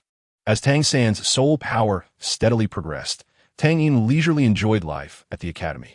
Ever since Zhu Zhuqing accepted the reality of her relationship with Tang Yin, his life became even more delightful. For reasons unknown, Zhu Zhuqing grew increasingly reserved, even blushing when Tang Yin held her hand in front of Zhu Zhuyan. Tang Yin could not help but lament that the mischievous little wildcat that once loved to sneak away had vanished. However, there was good news. After a night of passion, Zhu Zhuyun revealed her desire for Zhu Zhuqing to join her. The reason was simple. Tang Yin had proven to be a bit overwhelming for her. As her strength grew, Zhu Zhuyun believed she could satisfy Tang Yin. Yet every time she ascended to the clouds, she sensed that Tang Yin's desires remained unfulfilled. To avoid wasting resources and to prevent her sister from being alone, Zhu Zhuyun devised a plan. Although it was somewhat difficult to articulate, seeing the yearning on Tang Yin's face compelled her to indulge her younger brother. In addition, Tang Yin found time to engage in philosophical discussions about life and the future with his snow sister. However, each time, Qian Renxue would inquire about the progress with Du Guyan. Tang Yin felt a headache coming on. Within the academy, he dared not boldly flirt with Du Guyan, not out of cowardice, but to avoid jeopardizing his double flower pairing. Though the allure of a married couple's union was tempting, it remained a distant prospect, while the opportunity for a double flower pairing was right before him. The sooner, the better. This worry, however, was merely a minor vexation. At Lanba Academy, Tang Yin faced a significant dilemma, one that undoubtedly stemmed from the alluring headmistress. Tang Yin sensed that the headmistress's gaze toward him was becoming increasingly peculiar, especially during their private encounters. He genuinely feared that one day, Lu Erlong would be unable to resist pouncing on him. Although Lu Erlong was indeed quite attractive, engaging in a delightful exchange with her would not be a loss for Tang Yin. Tang Yin is an individual deeply attuned to emotions. Should anything transpire between him and Lu Erlong, the latter would ascend to an equal status in his heart alongside Zhu Zhuyun, Zhu Zhuqing, and Qian Renxue. He would never become a callous person who forgets those who have aided him. As for Bai Bai Dong, the mere recollection of her name evokes a fleeting sense of melancholy in Tang Yin, yet fails to elicit any further emotions. The enjoyment he experiences comes hand in hand with greater responsibilities, which is why he hesitates to fulfill Lu Erlong's desires. After escaping Lu Erlong's office once more, he returned home alongside Zhu Zhuyun and Zhu Zhuqing. Observing Tang Yin's somewhat disheveled appearance, Zhu Zhuqing looked on with a hint of confusion, inquiring, "Brother-in-law, what were you and the dean doing in there?" Tang Yin felt a flush of embarrassment. Moments ago in Lu Erlong's office, for reasons unknown, the alluring woman had suddenly attacked him, her delicate hand, imbued with a chilling energy, reaching for his chest. Fortunately, Tang Yin reacted swiftly, using his soul power to ward off the assault. However, seeing her sneak attack thwarted, Lu Erlong engaged in a brief struggle with Tang Yin, ultimately conceding defeat. She cast a somewhat forlorn glance his way, yet remarked, "Your strength has improved remarkably. It seems you have not let a life of indulgence hinder your progress." Upon realizing that Tang Yin had indeed captivated both sisters, Lu Erlong felt an insatiable yearning.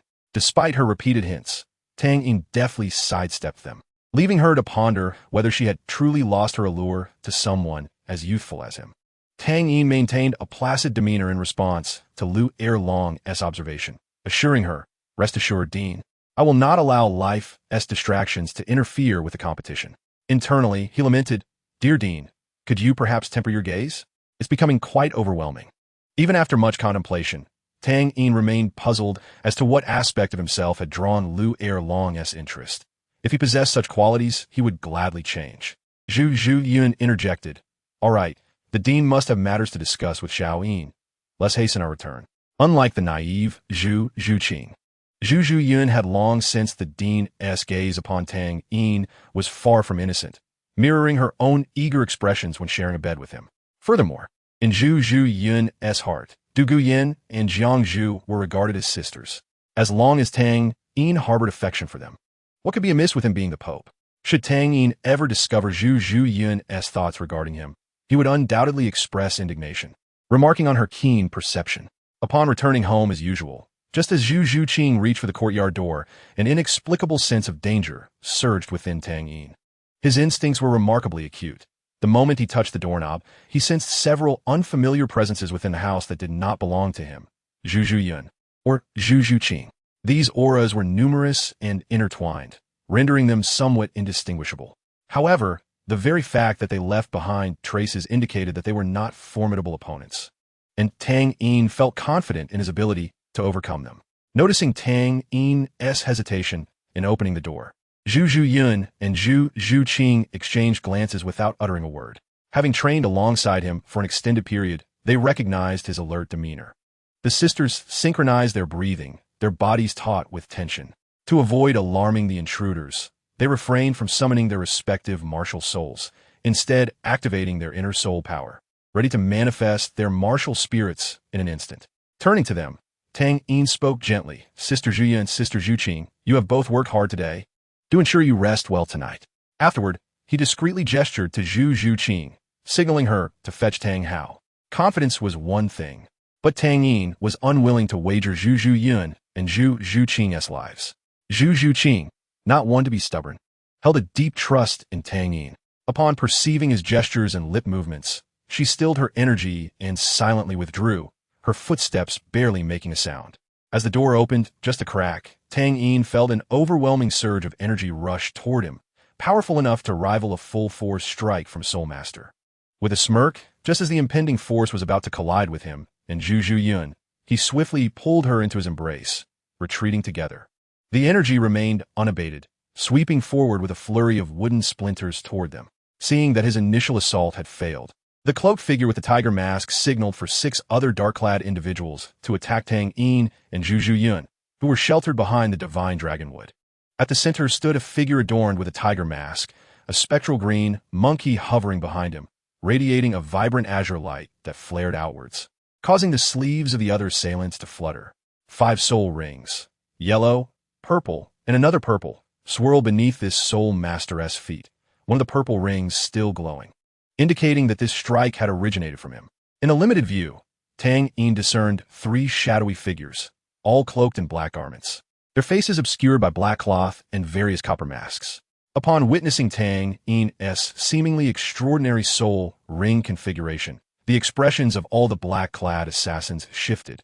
Though their features remained concealed, they had anticipated encountering at least a soul sage.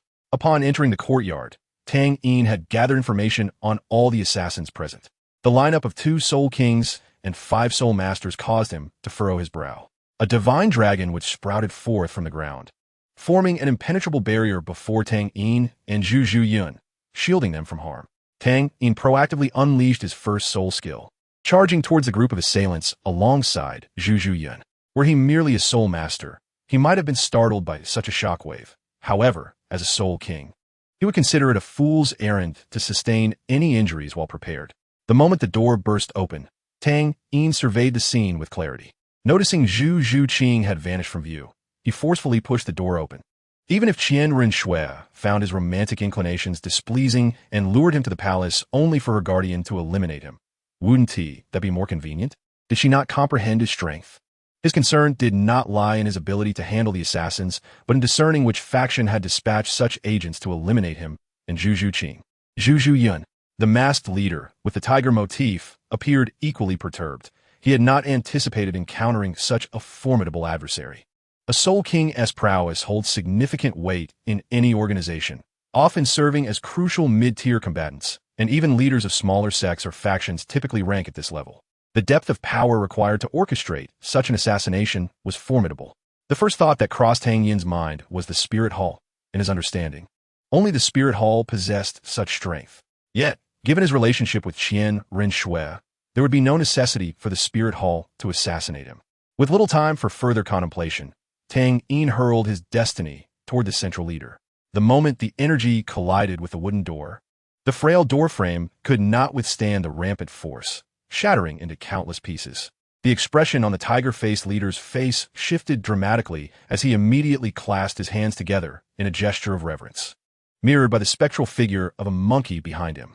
A tempest erupted, coalescing into a formidable azure shield before him, exuding an air of invulnerability. As fate encountered this azure barrier, it seemed to be repelled, particularly at its apex, which appeared to be mercilessly harvested by the force of the wind, shattering into countless fragments. The tiger-faced leader wore a contemptuous expression, believing that Tang Yin's soul ring was merely a facade. Thus, he was astonished when this rickety wooden spear was obliterated by a defensive soul technique of his own. Just as a smirk began to form at the corners of his mouth, thousands of splintered wooden shards surged toward him, each shard still retaining its brown hue. Yet in the eyes of the tiger-faced man, They glimmered like lethal weapons infused with a frigid, deadly light. In a moment of panic, the tiger-faced figure curled his body, crossing his arms in a desperate attempt to shield his most vulnerable parts from a potentially devastating blow. The shards accelerated, each leaving a faint glimmer in their wake. However, only a few embedded themselves into the tiger-faced man's body, while the majority targeted the shadow behind him. Upon contacting the shadow, an invisible force repelled all the fragments, as if the shadow had come to life, rising from the flat ground. The tiger-faced man sensed something amiss and turned to regard the dark figure. And upon realizing its presence, his tone shifted to one of delight and deference. "My lord, you have also arrived." The shadow casually waved a hand, sending all the shards flying. "Hurry and eliminate the target. Leave this person to me." Tang Yin waved his right hand, once again summoning fate into his grasp, his expression turning slightly frosty upon hearing the shadow as command. This assassination was undoubtedly aimed at Zhu Zhuyun and Zhu Zhuqing. The only ones bold enough to strike at them were the royal family of the Xingluo Empire. In the eyes of the Xingluo royal family, Zhu Zhuyun and Zhu Zhuqing were already considered dead. Every moment they spent alive was a violation of the empire's dignity. Moreover, not only were they alive, but they had also allied themselves with other men, a blatant affront to the Xingluo Empire, akin to trampling upon its pride and then spitting upon it. Tang Yin could comprehend their motive for this assassination. Yet he was puzzled as to when the news of Zhu Zhuyun and Zhu Zhuqing's survival reached the ears of those in the Xingluo Empire.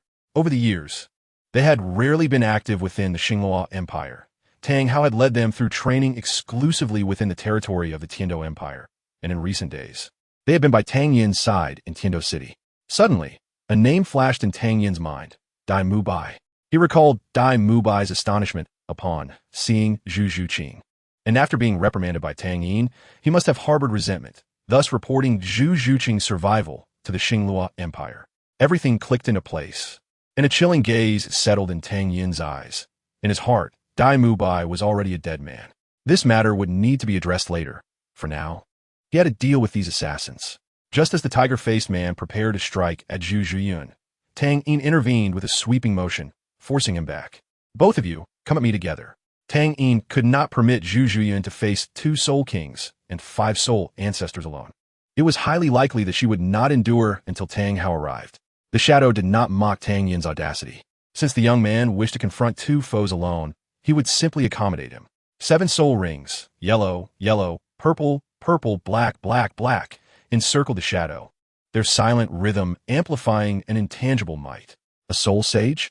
Tang Yin felt no trepidation. Instead, a greater fighting spirit ignited within him.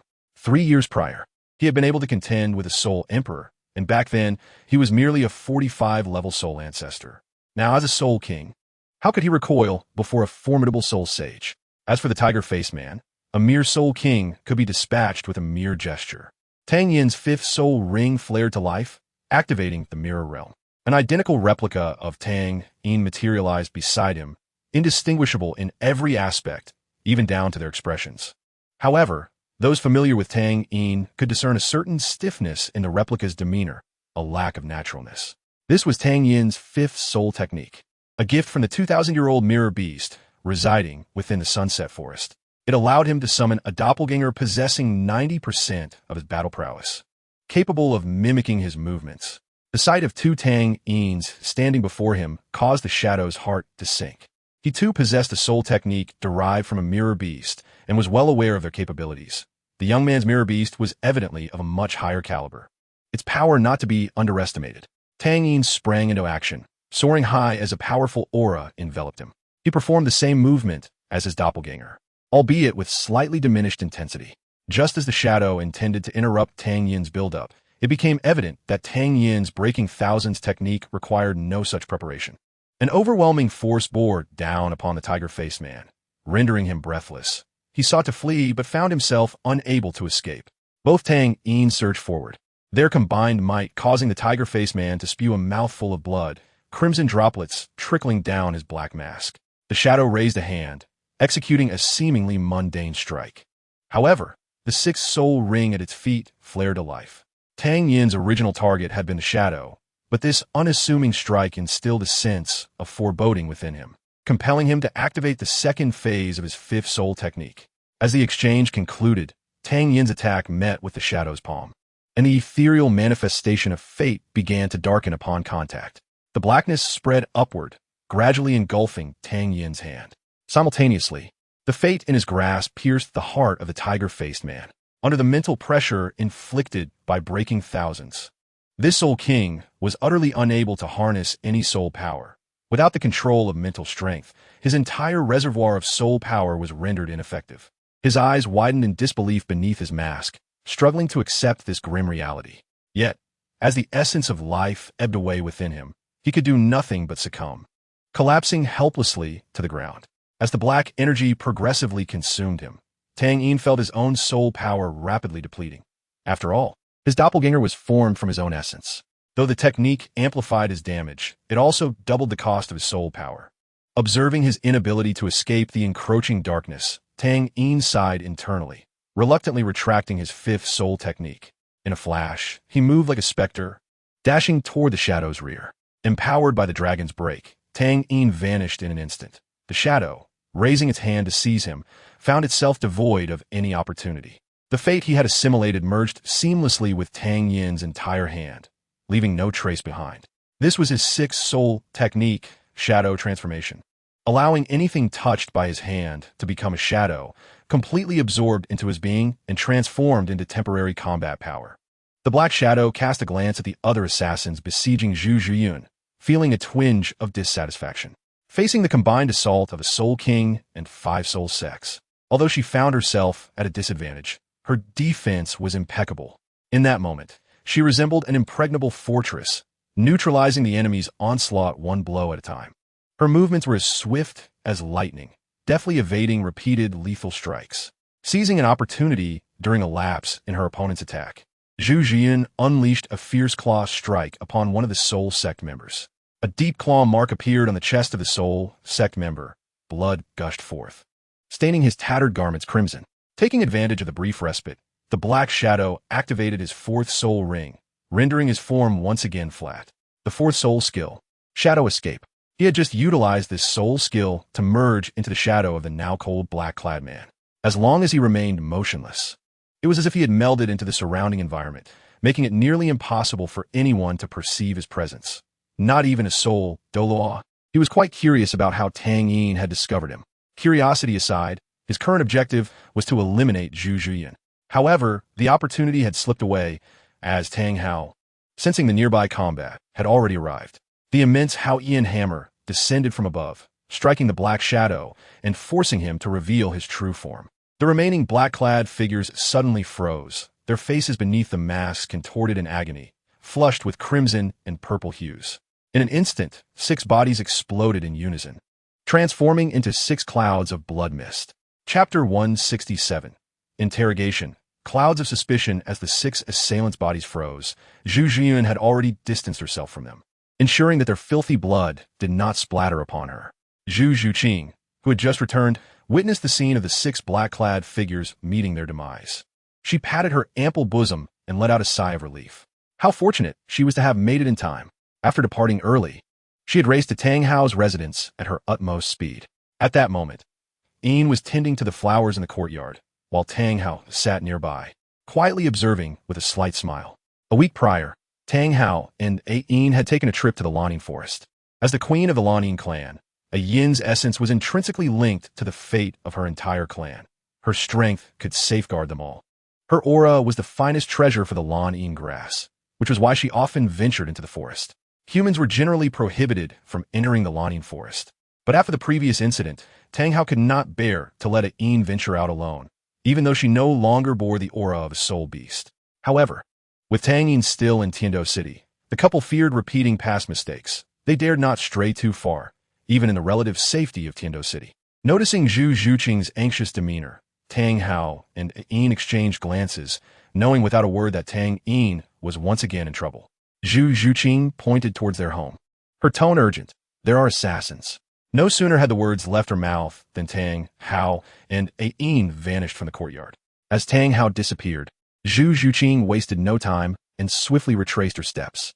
After suffering a grievous blow from the Hao Yin hammer, a figure was forcibly extracted from the black shadow. It was an elderly man with graying hair, stooped in posture, deep wrinkles etched upon his forehead, triangular eyes, and a hawk-like nose, his countenance exuding a sinister air. He clutched his chest, a trail of blood he had just expelled staining his chin and twisting his features in agony. Ain, generally mild-mannered, glared furiously upon seeing the man who had attempted to assassinate her son. Tang Hao descended step by step from the air, his immense aura radiating power. With each step, the elderly man felt his heart tremble. Casting a glance at Zhu Zhuyun and Zhu Zhuqing nearby, he realized the mission was doomed to fail. Gritting his teeth, he bit down on a hidden poison beneath his tongue, the deadly toxin coursing through his body. If all went as planned, his heart would soon be corroded by the poison in the blink of an eye. However, Tang Yin perceived the strongest assassin's intention to take his own life and would never allow such a fate. He needed to extract some information from this man to confirm his suspicions. A rational person, Tang Yin was nearly certain that Zhu Zhuyun and Zhu Zhuqing's information had been divulged to the Luo Empire's royal family by Daimu Bai. Yet, he understood the necessity of evidence. He could not simply kill a prince of the empire based on mere conjecture. The thread of fate pierced the old man's body, striking precisely at the location of his heart. Tang Yin would not be merciful enough to save the one who had sought to assassinate his partner. Fate merely served to protect the man's heart and vital organs from the corrosive poison, prolonging his life. Consequently, the poison continued to erode the elderly man's other bodily organs, inflicting unbearable agony. He could have ended his life swiftly, but was instead kept alive by Tang Yin's manipulation of fate, lingering between life and death. Despite being a soul sage with extraordinary mental fortitude, no one could endure such torment indefinitely. The old man wailed, pleading, "Kill me, kill me." Tang Yin calmly observed, maintaining the life energy required to sustain the old man at that moment. Ain and Tang Hao stood by, indifferent to his suffering. He had brought this upon himself. "Demon, you are a demon. I'm sorry, I was wrong. Please, spare me further torment." After several minutes, the initial cries of despair transformed into pleas for mercy. The old man's will crumbled under the relentless torture, reduced to tears as he begged Tang Yin. Seeing that it was time, Tang Yin crouched beside the old man, a warm smile gracing his face. "Grandfather, do you wish to live?" No, young master, grant me a swift end." In the old man's eyes, Tang Yin's smile was more grotesque than that of the most hideous demon. Every word spoken by Tang Yin resonated in the old man's ears like the whispers of a devil. "Oh, why do you wish to die?" "Dan Yin Feigen Gu Vi Si Di." "I could actually save you." With that, Tang Yin retracted some of the life energy. The old man felt the poison corroding his heart intensify, a sharper pain than before causing his triangular eyes to widen in alarm. "Ah, grandfather, do you wish to live?" Tang Yin tilted his head, innocently inquiring once more. Yes, save me, save me." The old man was on the brink of madness from the torment, yet he found himself powerless, a puppet manipulated by the threads of fate, all controlled by Tang Yin. Knowing he could not push too far, Tang Yin increased the output of fate's energy, infusing gentle life energy into the old man's body, occupying 1/3 of his being, continuously repairing the organs that had nearly turned to black pus.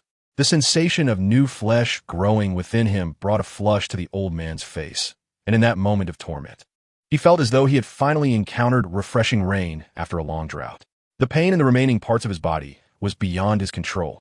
His mind urged him to relish the partial treatment he was receiving, suggesting he refrain from dwelling on the other areas. Upon seeing the elderly man in a state of bliss, Tang Yin, with an enticing tone, inquired, "Grandfather, do you wish to be fully healed?" The old man opened his eyes, responding without hesitation, "Yes." At that moment, he had no desire to succumb to death.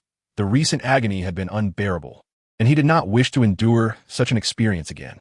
Tang Yin rose, clapping his hands to initiate his inquiry. "Now, tell me who sent you."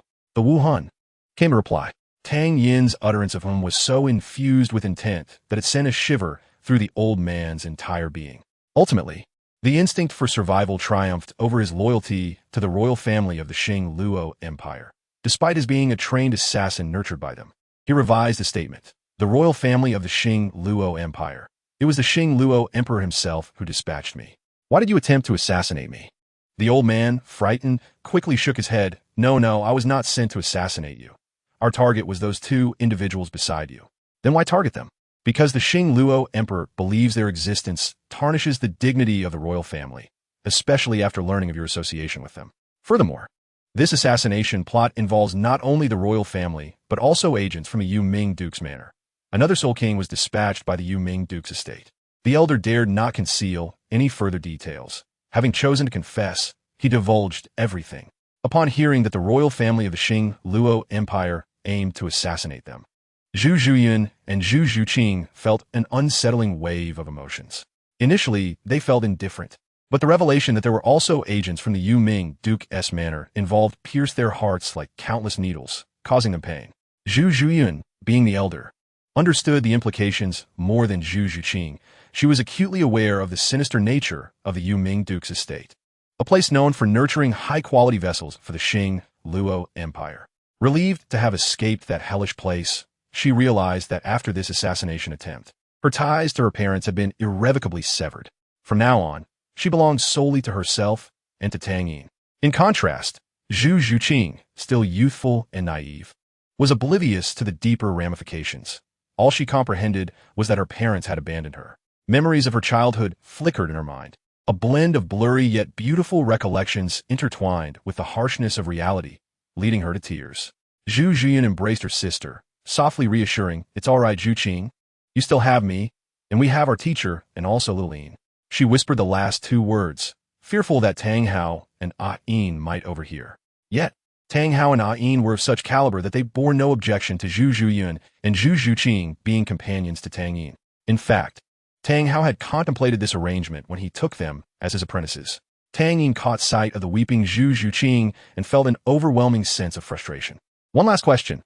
Who informed you that Zhu Zhuqing was here with me?" Upon hearing this, the old man appeared momentarily stunned.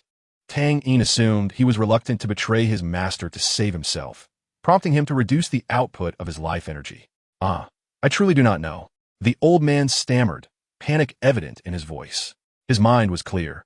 He recalled receiving orders from the Qing Luo Emperor to infiltrate the assassination team, following them to provide support for the mission, but he genuinely did not know who leaked the information.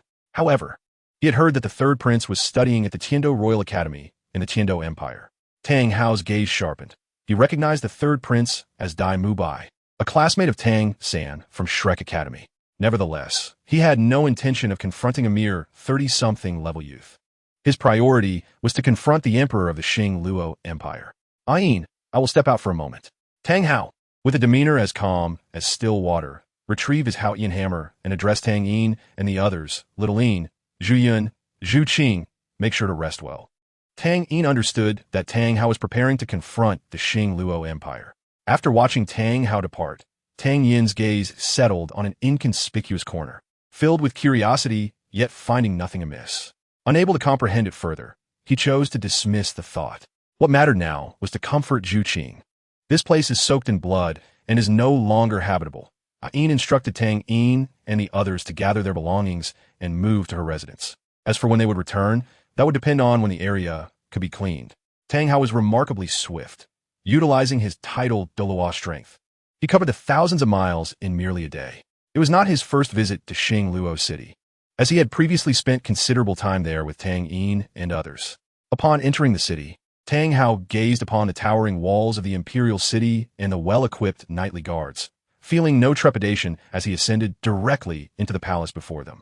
The guards' reactions were peculiarly subdued. They exhibited no response to the intrusion. Within the palace, Tang Hao sensed a formidable aura, undoubtedly that of the Qing Luo Emperor.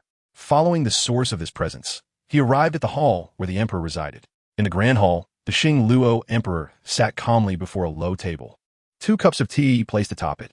Upon Tang Hao's arrival, the emperor displayed an air of composure, as if he had anticipated the visit. "Your Highness, please take a seat," he beckoned. Tang Hao was taken aback by the emperor's knowledge of his visit, yet he felt no fear. Very few could instill such feelings in him. He approached and sat directly before the emperor, who, before Tang Hao could speak, interjected. "I was unaware that you had taken in the 2 young ladies from the Zhu family as your disciples. That is my oversight. I shall provide them with adequate compensation. As for my third son, Dai Mubai, who disclosed their whereabouts to you, as long as you do not harm his life or cripple his cultivation, you may deal with him as you wish." Tang Hao was slightly astonished. The emperor before him seemed a different person from the proud and arrogant ruler he had known, who considered himself a king among men, reveling in the reverence of others. How could such a person make such a promise? Given the emperor's words, Tang Hao felt inclined to grant him this concession. In that case, I hope such matters will not arise again. Seeing Tang Hao's agreement, the Luo emperor promptly stood and bowed. You are quite right, Your Excellency. I assure you, it will not happen again. With a mind full of questions, Tang Hao departed the imperial palace of the Luo Empire. Long after Tang Hao had left, the emperor cautiously unfurled his spiritual consciousness. And once he confirmed Tang Hao's absence, he let out a sigh of relief. The facade of humility fell away from him, and he regained his former regal demeanor. None of this had been voluntary. If it had been just Tang Hao, he would have insisted on confronting what was said to be the continent's youngest title Douluo. Since attaining that title, he had not engaged in a battle of such caliber. He longed to test the power of his martial soul fusion technique with the Empress. However, he dared not provoke two title Douluos simultaneously, especially not before Tang Hao. Remembering the terrifying aura, the once proud Luo emperor trembled, his regal confidence dissipating instantaneously. Tang Hao only discovered a solitary figure of a formidable warrior because the queen, as a soul Douluo, was recuperating in bed. In the days following Tang Hao's departure, Tang Yin refrained from seeking trouble with Dai Mubai. After his initial fury, Tang Yin regained his composure and resolved to wait for Tang Hao's return before confronting Dai Mubai. Should he act impulsively and harm Dai Mubai, the repercussions would likely lead to endless retribution from the Luo Empire, even if he were the son of Tang Hao. What of it? The esteemed Douluo must eventually be absent. On the first night of Tang Hao's absence, Tang Yin took refuge in a room within the residence of Yin, alongside Zhu Zhuqing and Zhu Zhuyan. Observing Zhu Zhuqing's despondency, Tang Yin devoted the entire night to comforting her. Zhu Zhuyan, recognizing her sister's sorrow, chose to sleep beside Yin that evening. Initially, Tang Yin's eloquence managed to placate Zhu Zhuqing, yet as the night wore on, she succumbed to tears once more. The following day, the trio resumed their routine, unaffected by the previous day's assassination attempt. Their daily existence oscillated between the academy and home, until at last, Tang Hao returned. After Tang Hao recounted his experiences within the Luo palace, he expressed his concerns. The emperor's behavior was exceedingly abnormal. He suspected that a figure, who instilled fear, had arrived at the palace before him. Tang Yin fell into contemplation upon hearing this, recalling a fleeting sensation he had sensed that day. It was difficult for him not to connect the two occurrences. He pondered whether he had inadvertently crossed paths with a significant figure, questioning who might be lurking in the shadows, a person of such stature that even the emperor of the Luo Empire would tremble. A stunning silhouette flashed through Tang Yin's mind, and as he attempted to dismiss the notion, reason prevailed, suggesting that only her identity could account for everything. A typical title Douluo would hardly provoke such trepidation in the emperor. Only high-ranking members of the three great sects and the Spirit Hall could command such influence. The only individual Tang Yin could conceive of, one with whom he had previously interacted, was none other than the current Pope, Bibi Dong. Although he wished to forget this memory, he could not comprehend why Bibi Dong had been watching him from the shadows. Once, love had transformed into the most venomous hatred. Yet with the passage of time, it had faded into mere reminiscence. How could one who had once been so resolute now seek him out and covertly assist him in resolving his troubles? Tang Yin was perplexed.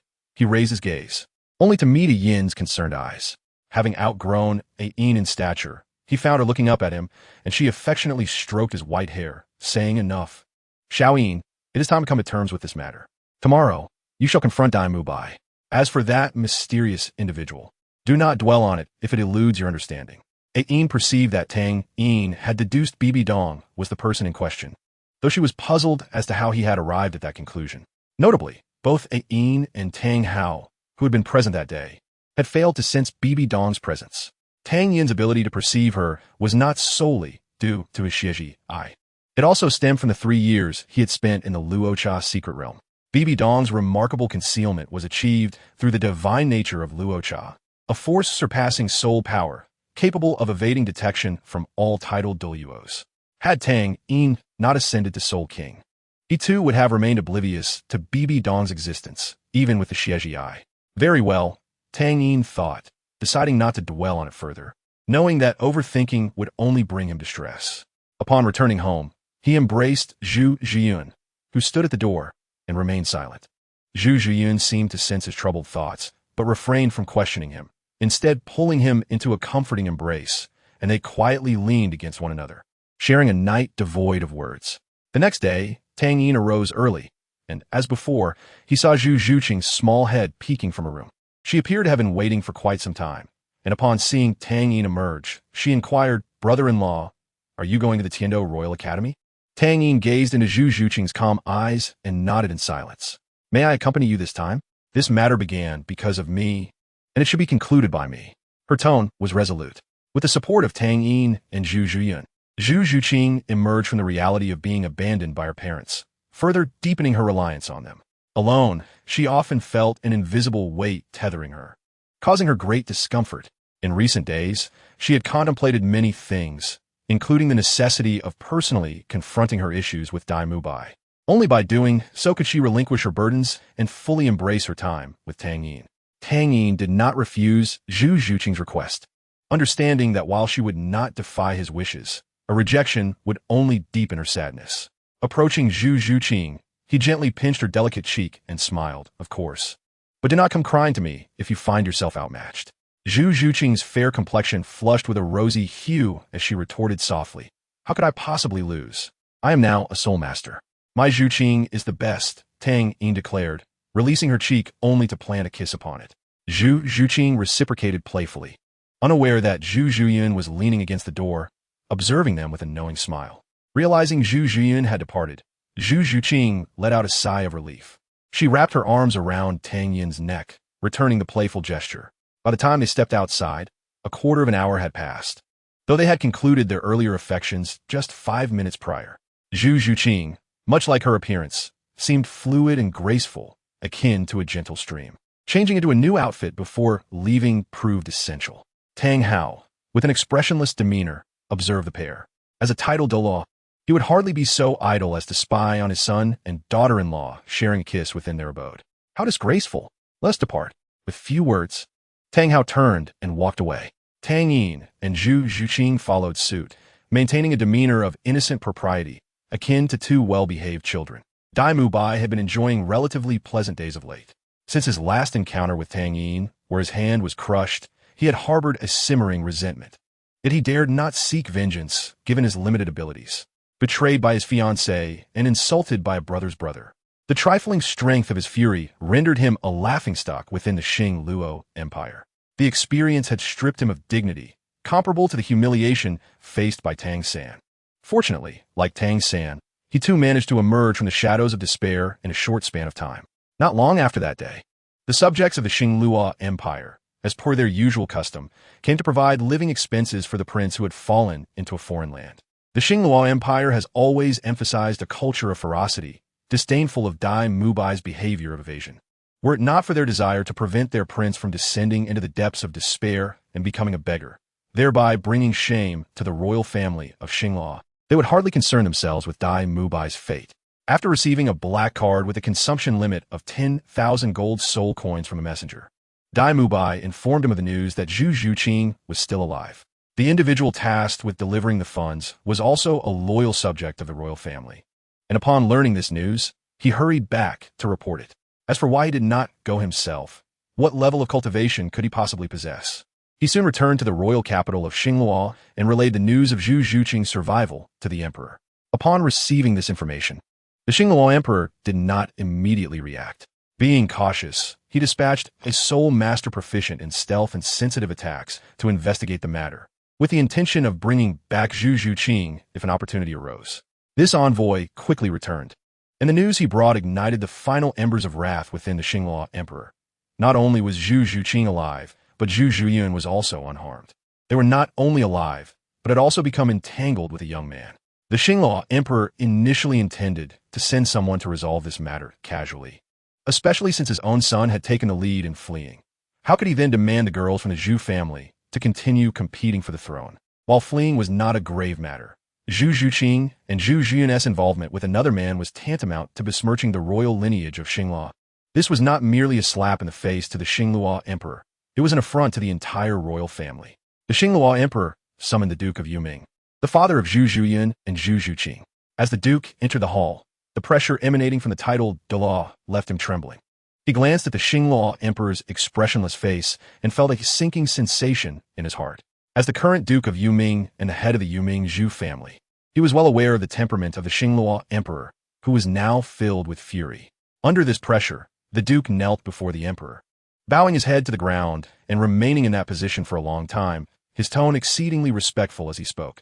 "I pay my respects to your majesty, the great and invincible emperor." The Xingluo emperor scoffed. "Hualuo, you have given birth to two excellent daughters." Hualuo was the name of the Duke of Yuming. It was only in private that the Xingluo emperor would refer to Zhu Hualuo in such a familiar manner, a testament to their long-standing friendship. However, now, the mention of Hualuo sent a tremor through the Duke of Yuming. "I am guilty." Zhu Hualuo was also a clever man. From a few scattered words, he surmised that the emperor's anger today was undoubtedly linked to the fate of his two daughters who perished in the beast tide. "You bear no guilt. In fact, I must congratulate you. Both of your daughters are alive and well, and they will soon bring you a son-in-law." The Duke, prostrated on the ground, was already drenched in cold sweat, to the extent that his white silk inner garment could have been wrung out. Being in a high position for many years, Zhu Hualuo quickly made the right decision. "Your Majesty, I am willing to take people and personally end the lives of those two rebellious daughters." The Xingluo emperor surveyed the Duke's bowed form with satisfaction. This summons was not solely out of anger. It was also a means to admonish the Zhu family. The Dai family could not exist without the Zhu family. Yet the Xingluo emperor wished to remind the Yuming Zhu family of who the true sovereign was. Pleased with Zhu Hualuo's attitude, the emperor had no intention of allowing him to travel to the Tiando Empire to slay his daughters. Not only would the political ramifications of a high-ranking official appearing in the capital of the Tiando Empire be substantial, but could he truly trust someone who would kill their own kin to prove loyalty? Heaven's grace is bestowed in storms and sunshine alike. "Hualuo, I have already arranged this matter. You need only select a sole king from the assassins you have raised in the Zhu family to accompany you." "I understand." Upon learning that the assassination team had arrived in Tiando City, Dai Mubai felt a wave of relief wash over him. He had indeed neglected his cultivation in recent days, spending much of his time entangled with the pair of sisters he had brought from Sotowa City, engaged in indescribable activities among the three of them. Glancing at the sisters sleeping on the soft bed, a wicked smile crept upon Dai Mubai's lips. The white tiger martial spirit had bestowed upon him a remarkably robust physique, enhancing certain aspects of his abilities. Today was the day to return to the academy for training. Despite his indulgences, he was nonetheless earnest about the battle team. He reached out and playfully slapped the peach-like cheek of the sister beside him, producing a crisp sound that stirred the slumbering girl into a soft murmur. Unfazed, Dai Mubai rose, washed up, and departed. Arriving at the Tiando Royal Academy at 8 in the morning, he coincidentally joined the training session. As usual, Tang San and Xiao Wu were entwined together, maintaining their affectionate banter. Oscar surrounded Ning Rongrong with a devoted demeanor, observing the panting Ma Hongjun. Dai Mubai could immediately tell that the plump fellow had ventured into the city to resolve his martial spirit's fiery affliction once again. Ma Hongjun had consumed his phoenix coxcomb sunflower, and at this point he would likely be tormented by this relentless fire for the rest of his life. "Hey!" Ma Hongjun grinned lewdly upon seeing Dai Mubai return. "Did you and those twin sisters try any new positions? Let me tell you about my recent escapades at the brothel in Tiando City." Their conversation continued until the arrival of Master, at which point everyone ceased their discussions and lined up with solemn expressions to face Yu Xiaojiang. Yu Xiaojiang's gaze swept over the crowd before lingering briefly on Tang San, revealing a hint of satisfied admiration. Since cultivating his second martial spirit, Tang San had exuded newfound confidence, especially after successfully adding a 10,000-year soul ring to his second martial spirit. Tang San's soul power had experienced another breakthrough. Yu Xiaojiang estimated that once Tang San added a third 10,000-year soul ring to his second martial spirit, his cultivation would likely reach the level of a soul king. By then, even Tang Yin would find it quite challenging to contend with Tang San. The methods for cultivating twin martial spirits that Bibi Dong provided to Yu Xiaojiang were entirely devoid of concealment. They included techniques for overcoming the mutual exclusion issues of cultivating twin martial spirits and how to switch seamlessly between the two. All knowledge had been imparted to Tang San. Were it not for witnessing Tang San's damaged heart, Yu Xiaojiang would not have allowed him to cultivate his second martial spirit at such an early stage. "Now that everyone is present, we shall commence today's training," Yu Xiaojiang declared just as three figures materialized within the sight of the Shrek group. Upon recognizing who had arrived, Dai Mubai trembled incontrolably. He had left the contingency. He had merely mentioned Zhu Zhuqing's survival, without divulging the details of her relationship with Tang Yin, and the decisions made by his father afterward had no bearing on him. Nevertheless, facing a titled Douluo, he felt as defenseless as a meek kitten. Unbeknownst to him, his father had already sold him out for self-preservation. While Tang Yin and Zhu Zhuqing were manageable, the middle-aged man beside them, Dai Mubai, was none other than the formidable Haotian Douluo. Upon seeing Tang Hao arrive with Tang Yin and Zhu Zhuqing, Yu Xiaojiang was engulfed by a myriad of questions. Had Tang Hao come alone, Yu Xiaojiang would not have been surprised, yet he quickly discerned the purpose of their visit. Ma Ongjun, observing Dai Mubai's trembling form and pallid complexion, whispered Dai, "Did you overexert yourself last night?" Before Dai Mubai could respond, an invisible force yanked him from the group, causing him to falter and kneel before Tang Hao. The suddenness of the scene left everyone in shock. "Hao Yan, father!" exclaimed Yu Xiaojiang and Tang San in unison. Tang Hao cast a glance at them, showing no intention of allowing Dai Mubai to rise. His voice, though not loud, resonated clearly among the crowd. "Dai Mubai, it was you who instigated your father to send someone to kill my son and daughter-in-law, correct?" This revelation sent a tremor through everyone present. Dai Mubai hastily shook his head in denial. "No, it wasn't me. I swear I did not. I have already visited your father in the Xingluo royal palace. He told me so. I did not come here to listen to your excuses." Hearing this, Dai Mubai felt as though he had plunged into a frozen abyss. It was evident that his father had sold him to the Haotian Douluo for retribution. Realizing that he could not escape this calamity, Dai Mubai collapsed to the ground, awaiting his impending judgment. A cold voice echoed in his ear. "Dai Mubai, our matters need not involve Xiao Yin and the others. Today, we shall settle this. If you can defeat me, I, Zhu Zhuqing, will take my own life to preserve your reputation. Should you lose, then prepare to return to the Xingluo royal palace and await your brother's execution." Upon hearing Zhu Zhuqing refer to Tang Yin, Dai Mubai's heart swelled with fear and confusion, gradually replaced by rage, his defeated expression twisting into a sinister grimace. It seemed he had forgotten that beside Zhu Zhuqing stood a titled Douluo. Fortunately, Tang Hao and Tang Yin were focused solely on Zhu Zhuqing at that moment. No, Tang Yin firmly rejected Zhu Zhuqing's proposal, regardless of the seriousness etched on her face. He would not permit her to take such a risk. Even if they were unaware of Dai Mubai's true strength, Tang Yin would not allow Zhu Zhuqing to engage in such a wager, even knowing she had a 90% chance of victory. In his heart, Dai Mubai had yet to earn the right to gamble with Zhu Zhuqing's life. Zhu Zhuqing gazed at Tang Yin's slightly irate visage. Her lips moved as if to speak, yet she refrained. Her intention was to sever all ties that might hinder her bond with Tang Yin, not to create a rift between them. Dai Mubai seemed to seize this opportunity, akin to a ravenous dog catching the scent of food. "Very well, I accept, Zhu Zhuqing, do not backtrack." He understood that he could never possess Zhu Zhuqing now, and since he could not have her, her demise would not concern him.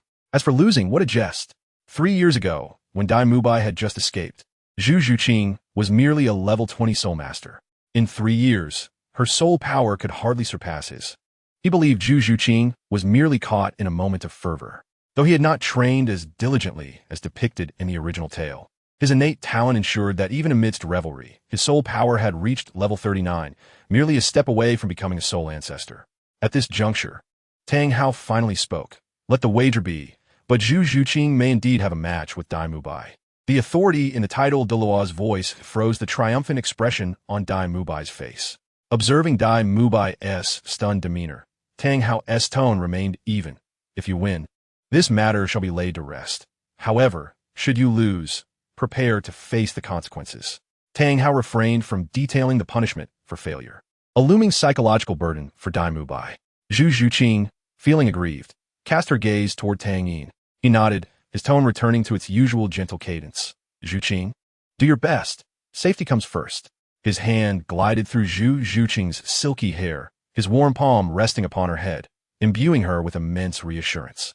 Tang Yin had resolved that should Dai Mubai dare to harm Zhu Zhuqing, he would disregard any rules of the contest. Dai Mubai, recognizing that Tang Hao had set the rules, could only acquiesce as the weaker party. Although the stakes had altered, he believed he could still emerge unscathed. "Hao Yan, is what you say true?" he inquired, bowing to Tang Hao. Tang Hao did not even glance at him, replying, "I'm not so petty as to be swayed by your deceit." With this statement, Dai Mubai secured an additional layer of assurance for his safety. He felt no humiliation at being looked down upon by Tang Hao. Rather, he secretly rejoiced, believing this turmoil would soon dissipate. The venue for the contest was naturally the training grounds of Shrek Academy. "Master, is it all right if we interrupt your training for a moment?" Upon hearing Tang Hao's voice, Yu Xiaojiang emerged from his daze. Yes, he stammered. As an outsider, he felt it inappropriate to intervene. While Shrek Academy was protective of its own, Dai Mubai was also one of their students. Yet, when faced with an invincible title Douluo, none dared to speak out. Tang San began to grasp the situation, recognizing that Dai Mubai was in the wrong, yet he did not wish for his father to harm him. With the elite competition of the continent's advanced Soul Master Academies approaching, every moment of practice was vital. If Dai Mubai were injured now, how could Shrek hope to achieve a commendable outcome? In Tang San's heart, he always felt like a part of Shrek Academy, lacking any sense of belonging to the Tiando Royal Academy. Seeing that Dai Mubai and Zhu Zhuqing were ready, Tang San decided to plead for Dai Mubai later. He too did not believe Dai Mubai would lose this match. 2 years prior, he had sparred with Zhu Zhuqing, who had then been merely a soul master. Even with the aid of the celestial herb, he recalled the incredible transformation it bestowed, a phenomenon beyond mere words. He doubted Tang Yin would fail to prepare celestial herb for those around him. As Zhu Zhuqing and Dai Mubai took their positions, they exchanged no further words, but summoned their respective martial souls simultaneously. Dai Mubai's right foot struck the ground, unleashing an explosion of pale light that enveloped him, his muscles swelling dramatically. The attire of the Tiando Royal Academy was evidently designed with the transformations of beast martial soul users in mind, as his clothing merely stretched rather than tore. Dai Mubai's golden hair morphed into a striking black and white, predominantly white, with a kingly pattern manifesting on his forehead. His hands doubled in size, covered in white fur, and elongated claws protruded from his palms. His eyes transformed into a deep, mesmerizing azure. Behind him, a spectral white tiger loomed, exuding the regal aura of the king of the forest. The yellow, and purple soul rings silently revolved beneath his feet, creating a pressure that was almost suffocating. Zhu Zhuqing's countenance was as cold as frost, her Yuming Lingmao martial soul manifesting alongside her. The agile black feline shadow coiled behind her, radiating a deadly allure. Similarly, 3 soul rings of yellow, and purple rose from beneath her, displaying a might that was no less formidable than that of Dai Mubai. How could this be? Dai Mubai, who had previously appeared nonchalant, was struck by disbelief upon realizing that Zhu Zhuqing was also a soul master of the same rank, her power rivaling his own. He felt as if he had been struck by lightning, unable to comprehend the scene before him. Among soul masters, there existed disparities. A newly ascended soul master would undoubtedly feel suppressed when facing a higher-ranked opponent, albeit to varying degrees. Yet, Dai Mubai sensed no hint of suppression from Zhu Zhuqing, indicating that her soul power was indeed on par with his own. This was a bitter pill for him to swallow, given that he was 3 years her senior. 3 years may not seem significant for high-ranking soul masters, but they were still merely soul kings. Chapter 171, Zhu Zhuqing vs. Dai Mubai, Part 2. What does being a soul king matter? In the same rank, I shall not fear you. Clenching his fists tightly, Dai Mubai steeled himself. In his perception, the quality of his white tiger martial soul outweighed that of the Yuming Lingmao. Otherwise, the imperial family of the Xingluo Empire would be the Yuming Zhu family, rather than the Dai family. The most crucial martial soul fusion techniques of both families predominantly stemmed from the white tiger. After a brief moment of confusion, Dai Mubai quickly adjusted his mindset, the time taken being merely a fleeting thought. However, in that instant, Zhu Zhuqing seized the opportunity. Tang Hao's training of the Zhu sisters was no child's play. He imparted his knowledge without reservation, including battlefield control. Although Zhu Zhuqing appeared meek beside Tang Yin, she could easily rend an enemy's flesh and crush their heart when facing adversaries. In Dai Mubai's line of sight, Zhu Zhuqing's figure flickered and vanished without a trace. His understanding of the Yuming Lingmao was as profound as that of the white tiger. The martial soul's characteristics and its preceding soul techniques were not foreign to him. At the same rank, the Yuming Lingmao possessed tremendous explosive power. The optimal response when the Yuming Lingmao slipped into darkness was to activate the third soul technique, White Tiger Vajra Transformation. Dai Mubai unleashed his most powerful third soul technique, his muscles swelling once more. and the high-quality uniform of the Tiando Royal Academy strained under the pressure, transforming into mere fabric bags. Black stripes appeared on his exposed skin, and during the ensuing half-hour transformation, his resistance to abnormal states, as well as his attack power, defense, and strength, doubled. This was an immensely potent amplification-type soul technique. As anticipated, the moment Dai Mubai executed his third soul technique, Zhu Zhuqing's silhouette emerged from the shadows. Her elevated claws glinted coldly in the light, the first soul ring beneath her feet granting her speed and attack power. When her black claws met Dai Mubai's dark skin, sparks flew from their contact. Zhu Zhuqing, not wishing to linger, sought to retreat into the darkness, capitalizing on her speed advantage. However, under the enhancement of White Tiger Vajra transformation, Dai Mubai would not let her escape. With a tremendous roar, regardless of the sharpness of her claws, he extended his paw to firmly grasp them. At that moment, his burst of speed rivaled Zhu Zhuqing's. Zhu Zhuqing's gaze sharpened, and she quickly devised a countermeasure. She propelled herself into the air using her legs, her second soul ring glowing beneath her. Second soul technique, Yuming Bezua, with rapid spins and the penetrating attack of her cat-like claws. She unleashed a flurry of strikes upon her foe in mere moments, demonstrating swift speed and devastating power, a highly formidable close-range single-target attack technique. Suspended in midair, Zhu Zhuqing began to spin at breakneck speed, her claws aimed directly at Dai Mubai's chest. The force of her rapid rotation forced Dai Mubai's hand, which was reaching for her claws, to recoil. Feeling the unbearable pressure on his chest, Dai Mubai dared not withstand the assault. Faced with Zhu Zhuqing so near, he had no choice but to unleash his second soul technique, White Tiger Blazing Light Wave. As a milky white sphere of light erupted from his mouth, Zhu Zhuqing refused to engage any longer. She deftly sidestepped Dai Mubai's White Tiger Blazing Light Wave, once again retreating into the shadows. Observing the singed fur on his chest, a faint sting emanated from that area, signaling to Dai Mubai that Zhu Zhuqing had indeed landed a hit. The Yuming Bai Zhua was far from simple. After initiating it, any attack from the Yuming Ling Mao carried a piercing effect. Even a shallow wound would allow her soul power to seep in, wreaking havoc upon the enemy's internal meridians. Dai Mubai could clearly sense that the meridians in that area had been compromised.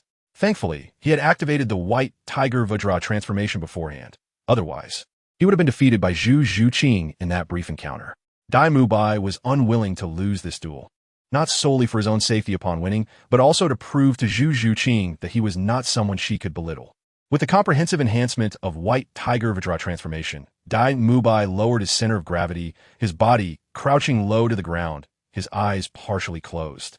Tang San, observing from the sidelines, was puzzled and turned to Yu Xiaojiang, asking, "Teacher, what is Dai Mubai attempting to do?" Tang San had immersed himself in Dai Mubai's perspective. If he were in Dai Mubai's position, he too would be at a significant disadvantage. He could not continuously utilize soul techniques to scour the arena for Zhu Zhuqing's location. Yu Xiaojiang, pleased by his disciple's inquiry, nodded in affirmation. Xiaosan, both Dai Mubai's White Tiger and Zhu Zhuqing's Yuming Ling Mao are top-tier martial souls, possessing the potential for a martial soul fusion technique, hence sharing many commonalities. Myriad soul fusion technique. The 5 words left Tang San in awe once more. Although Dai Mubai and Zhu Zhuqing had not cultivated a martial soul fusion technique together, the connection between their martial souls still existed. With the activation of White Tiger Vajra transformation, Dai Mubai's perceptive abilities were heightened, allowing him to pinpoint Zhu Zhuqing's location. On the other side, Tang Hao, who had remained silent, finally spoke. Zhuqing is about to lose. Tang Yin's expression darkened slightly, as he too had begun to discern the underlying currents. Ultimately, the White Tiger martial soul was destined to surpass the Yuming Ling Mao, even if Zhu Zhuqing had consumed a celestial herb. "I found you." Dai Mubai's eyes blazed with golden light, his entire being resembling a ferocious tiger descending from the mountain, pouncing towards a specific spot. In the darkness, Zhu Zhuqing sensed that she had been locked onto and realized there was no time to evade. Facing the charging Dai Mubai, she chose to confront him head-on. Her purple soul ring glowed brightly, and her aura surged once more. Her hands converged above her head, the claws on her fingertips swiftly merging into a blade approximately 1 foot in length. After infusing it with soul power, she solidified a black light blade.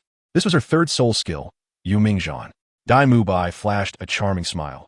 He had long anticipated this move from Zhu Zhuqing. As he lunged towards her, His first soul skill activated simultaneously. The first soul skill, by Zhang, manifested a white light circle around him.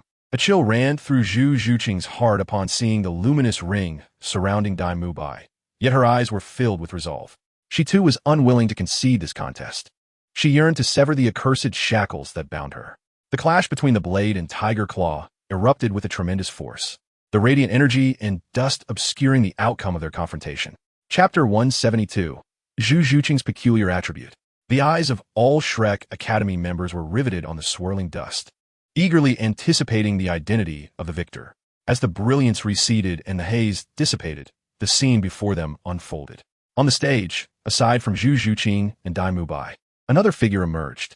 Dai Mubai's outstretched right hand was firmly grasped by Tang Yin, with a sharp tiger claw slicing through Tang Yin's palm, blood oozing continually between his fingers, pooling into rivulets. In Tang Yin's embrace, Zhu Zhuqing remained in a daze. She recalled that just moments ago, while she had been engaged in a direct confrontation with Dai Mubai's by Zhang, her purple Yuming blade had briefly stalled upon impact with the protective barrier. The Yuming Zhan, derived from millennium-old soul beast, was not something a first soul skill could completely withstand. However, that momentary halt was sufficient for Dai Mubai to turn the tide of battle. In Zhu Zhuqing's line of sight, Dai Mubai's massive tiger paw was aimed squarely at her unguarded chest, leaving her defenseless in her execution of Yuming Zhan. Dai Mubai understood the Yuming Lingmao martial soul intimately. Upon witnessing Zhu Zhuqing deploy her soul skill, he realized victory was assured. He recalled how the Haotian Douluo had stated the objective was to win the match, without specifying that harm could not come to Zhu Zhuqing in the process. He was more than willing to use this contest as a lesson for the audacious woman who had betrayed him. Zhu Zhuqing's gaze dimmed, for she comprehended the impending consequence. She was not only destined to lose this match, but also face the unbearable reality of Dai Mubai's filthy hand touching her. Below the stage, Tang Yin could no longer remain passive. After Tang Hao's warning, he prepared to intervene.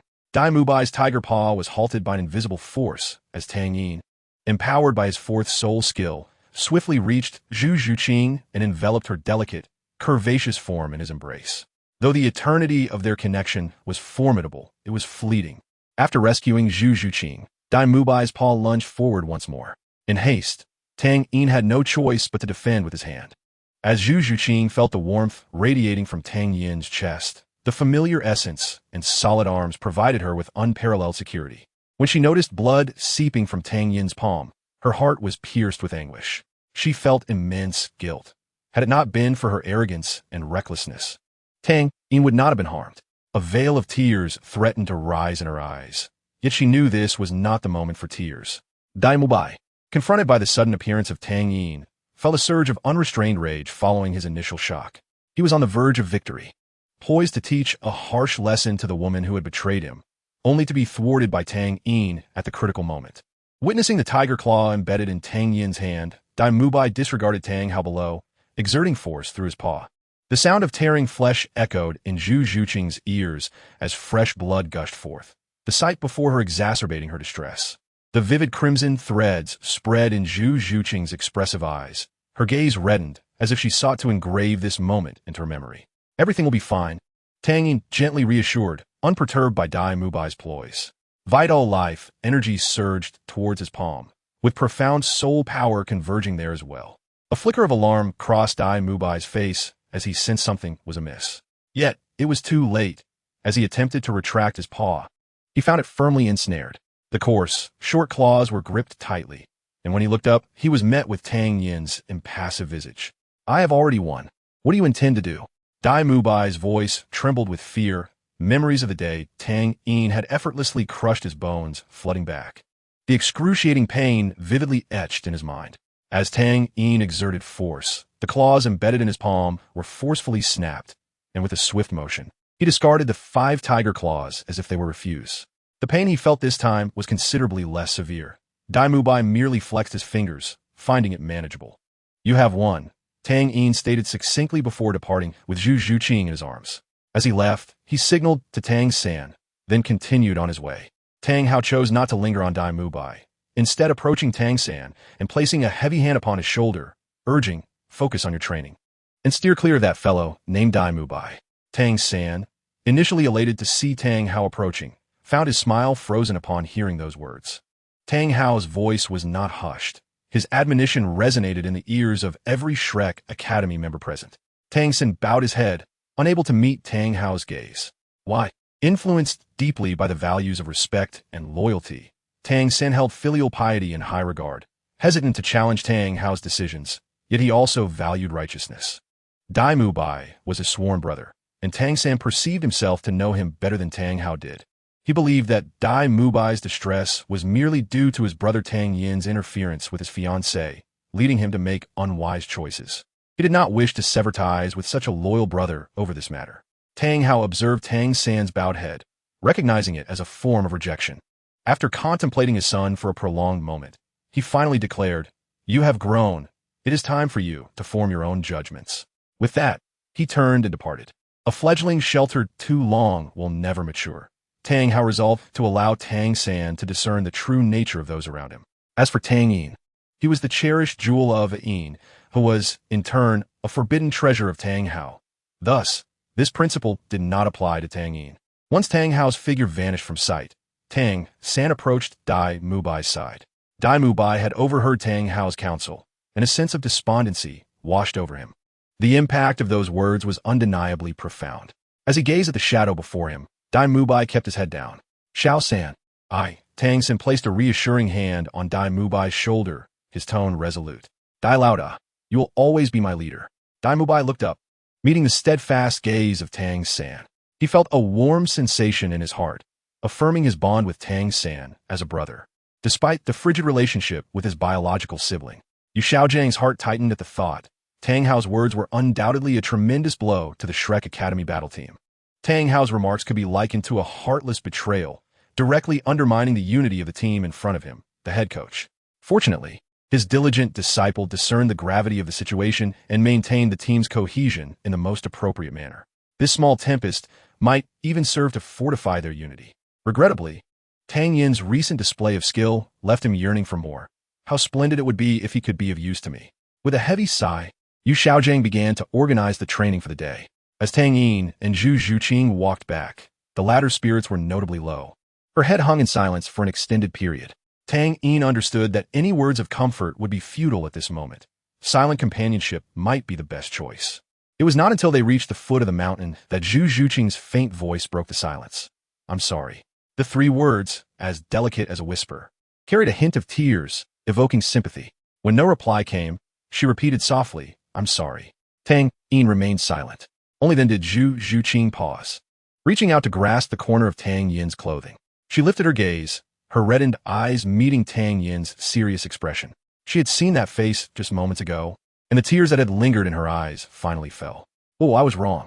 Unable to bear the weight of Tang Yin's reproachful gaze, Zhu Zhuqing threw herself into his embrace, sobbing uncontrollably. Once her cries began to subside, Tang Yin spoke, "Do not engage in foolishness again."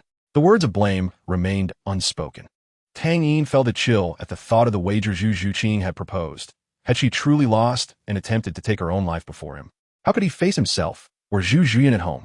Zhu Zhuqing's face was streaked with tears as she raised her tear-stained visage, looking up at Tang Yin with a pitiful expression. "I lost the duel and did not teach him a lesson. Are you not angry?" In truth, the loss was inconsequential.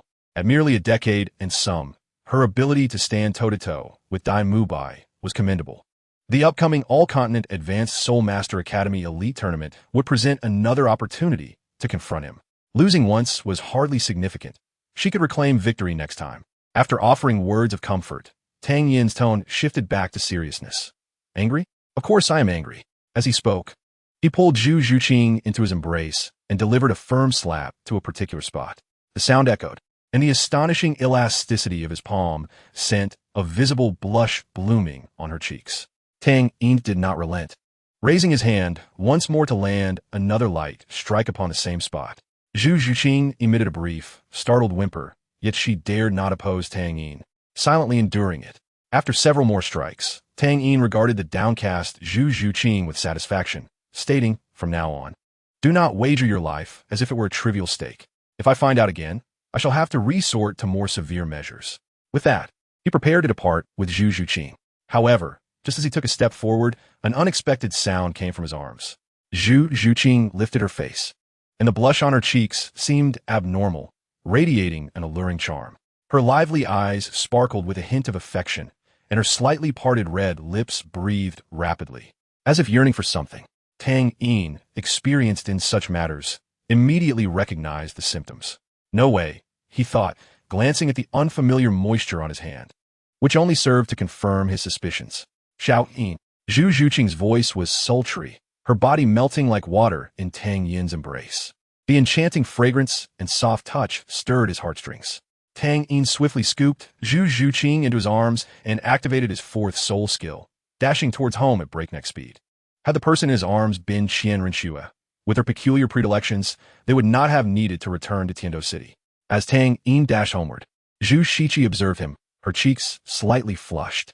Although this was not her first witnessing of Tang Yin's intimate encounters, she was surprised to discover that this seemingly innocent girl harbored such unique inclinations. The women surrounding Xiao Yin truly possessed their own distinct talents. Meanwhile, Zhu Zhiyun was engrossed in her training when she first heard the sounds of Tang Yin's return. Initially indifferent, she intended to continue her practice. But the curious noises piqued her interest. Finding it difficult to concentrate, Zhu Zhiyun decided to set her training aside and investigate the source of the commotion. Upon opening her eyes, her gaze instinctively turned towards the slightly ajar door. Zhu Zhiyun had long accepted the reality of her sister's relationship with Tang Yin and bore no objections to their closeness. However, such explicit displays in her presence, especially during daylight, were not to be tolerated. Moreover, the sounds seemed to differ from what she had anticipated. Rising to her feet, she prepared to close the door for the two when the scene inside left her momentarily stunned, causing her to inadvertently push the door wide open. At dinner, Zhu Zhuqing sat with her head lowered, silently eating her meal, while Zhu Zhiyun, arms crossed, observed her sister with curiosity. Today, she felt as though she was getting to know Zhu Zhuqing anew. Sensing the odd atmosphere in the air, Tang Yin decided to break the tension. Sister Zhiyun, are we continuing training tomorrow?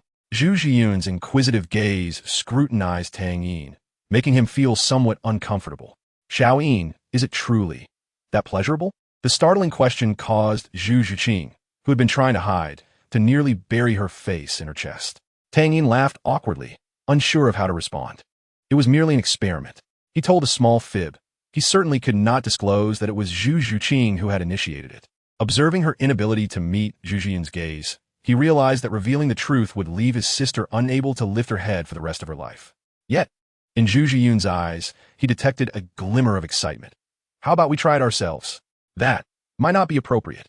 Tang Yin glanced at the downcast Zhu Zhuqing, wishing to divert the conversation. Zhu Zhuqing set down her utensils, speaking rapidly. I'm finished. I'll return to my room now. With her head lowered, she quickly dashed into her chamber. Such speed left Tang Yin speechless, affirming her prowess as an agile soul master. The events of that night remain unspoken, but the following morning, as the morning breeze caressed his face, Tang Yin looked up at the sky, pondering, why do the girls I become involved with always awaken some special attribute? Chapter 173. The tournament begins in the midst of their intensive training. Time passed swiftly, and the day of the 5-year All-Continent Advanced Soul Master Academy Elite Tournament approached. The members of Lanba Academy, through their recent collaboration, exhibited significant improvements in both personal strength and teamwork.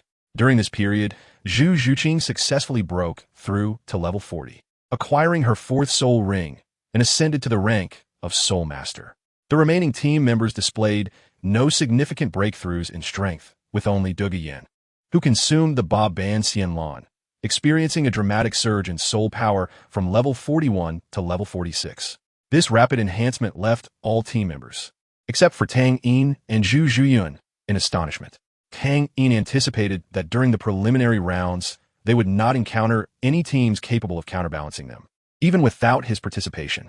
As the team's esteemed substitute, he estimated that he would have ample leisure time throughout the competition period, aside from keeping an eye on Lanba Academy's matches, leaving much of his time entirely to himself. Zhu Zhiyun and Zhu Zhuqing, as official team members, were significantly busier than the leisurely Tang Yin. The high-intensity training over the past days had left the two sisters physically and mentally exhausted, returning home to rest without a moment's delay, and Tang Yin was reluctant to disturb them. If they were so busy before the competition, their schedules during the matches would be even more hectic. Nevertheless, Tang Yin was not devoid of tasks. as Qian Rinxue had discreetly sent individuals from the imperial palace to seek him out. Even without a face-to-face meeting with Qian Rinxue, he could imagine her sorrowful yet composed demeanor. Alas, he lamented, feeling a sense of being stretched too thin, yet relishing the experience. At the Tiando Royal Academy, within the Shrek Academy Training Center, aside from the 6 members of Shrek, there was a 31st level control-type soul master with a martial soul of Xing Luo Qi, representing the final formation of Tiando Royal Academy's second team. Without the celestial herb, the strength of the Shrek members was a tier weaker than depicted in the original narrative. Except for Tang San and Dai Mu Bai, the other 5 members were all at the soul master level, with Ning Rongrong and Ma Hongjun merely entering that realm. While their abilities appeared commendable for their age, they would seem insufficient in the elite competition among the continent's advanced soul master academies. Fortunately, Tang San had experienced a significant improvement compared to the original narrative, as his dual cultivation martial soul afforded him a swifter training pace. He had now added 3 10,000-year soul rings to his Lan Yin Wang martial soul, with his soul power nearing level 49, thanks to the dual martial soul training secrets provided by BB Dong. The ferocious soul power of the Haotian hammer and the gentle soul power of Lan Yin Wang were able to coexist harmoniously, allowing Tang San's meridians to endure the operation of both types of soul power simultaneously. Otherwise, the clash of these two powers could have inflicted irreversible damage upon his meridians. The master observed these children he had personally nurtured, feeling a surge of confidence for the upcoming competition. However, Yu Xiaojiang was self-aware. Upon learning of Tang Yin's participation, he tempered his expectations for winning the championship. His gaze swept over the group, his intense look igniting their fighting spirit. After a brief introduction to the competition schedule, Yu Xiaojiang began to inspire them. Through the past 6 months of collaboration and training, I have witnessed the essence of what a team should embody in each of you. I have seen your sweat and dedication. Even in the toughest and most exhausting moments, none of you have given up, and I am proud of you. We have prepared to the best of our abilities, yet ultimately, results speak for themselves. I hope you can showcase your true colors in this grand competition and prove your remarkable talents to the world. Upon hearing this, everyone was filled with determination. As the captain, Dai Mu Bai thumped his chest and proclaimed, "Master, rest assured, with Xiao San here, we are poised to contend for the championship." Indeed, echoed Maongjun, Dai Mu Bai's right-hand man, with Sangu nearing the Soul King level. The preliminary rounds will be a piece of cake.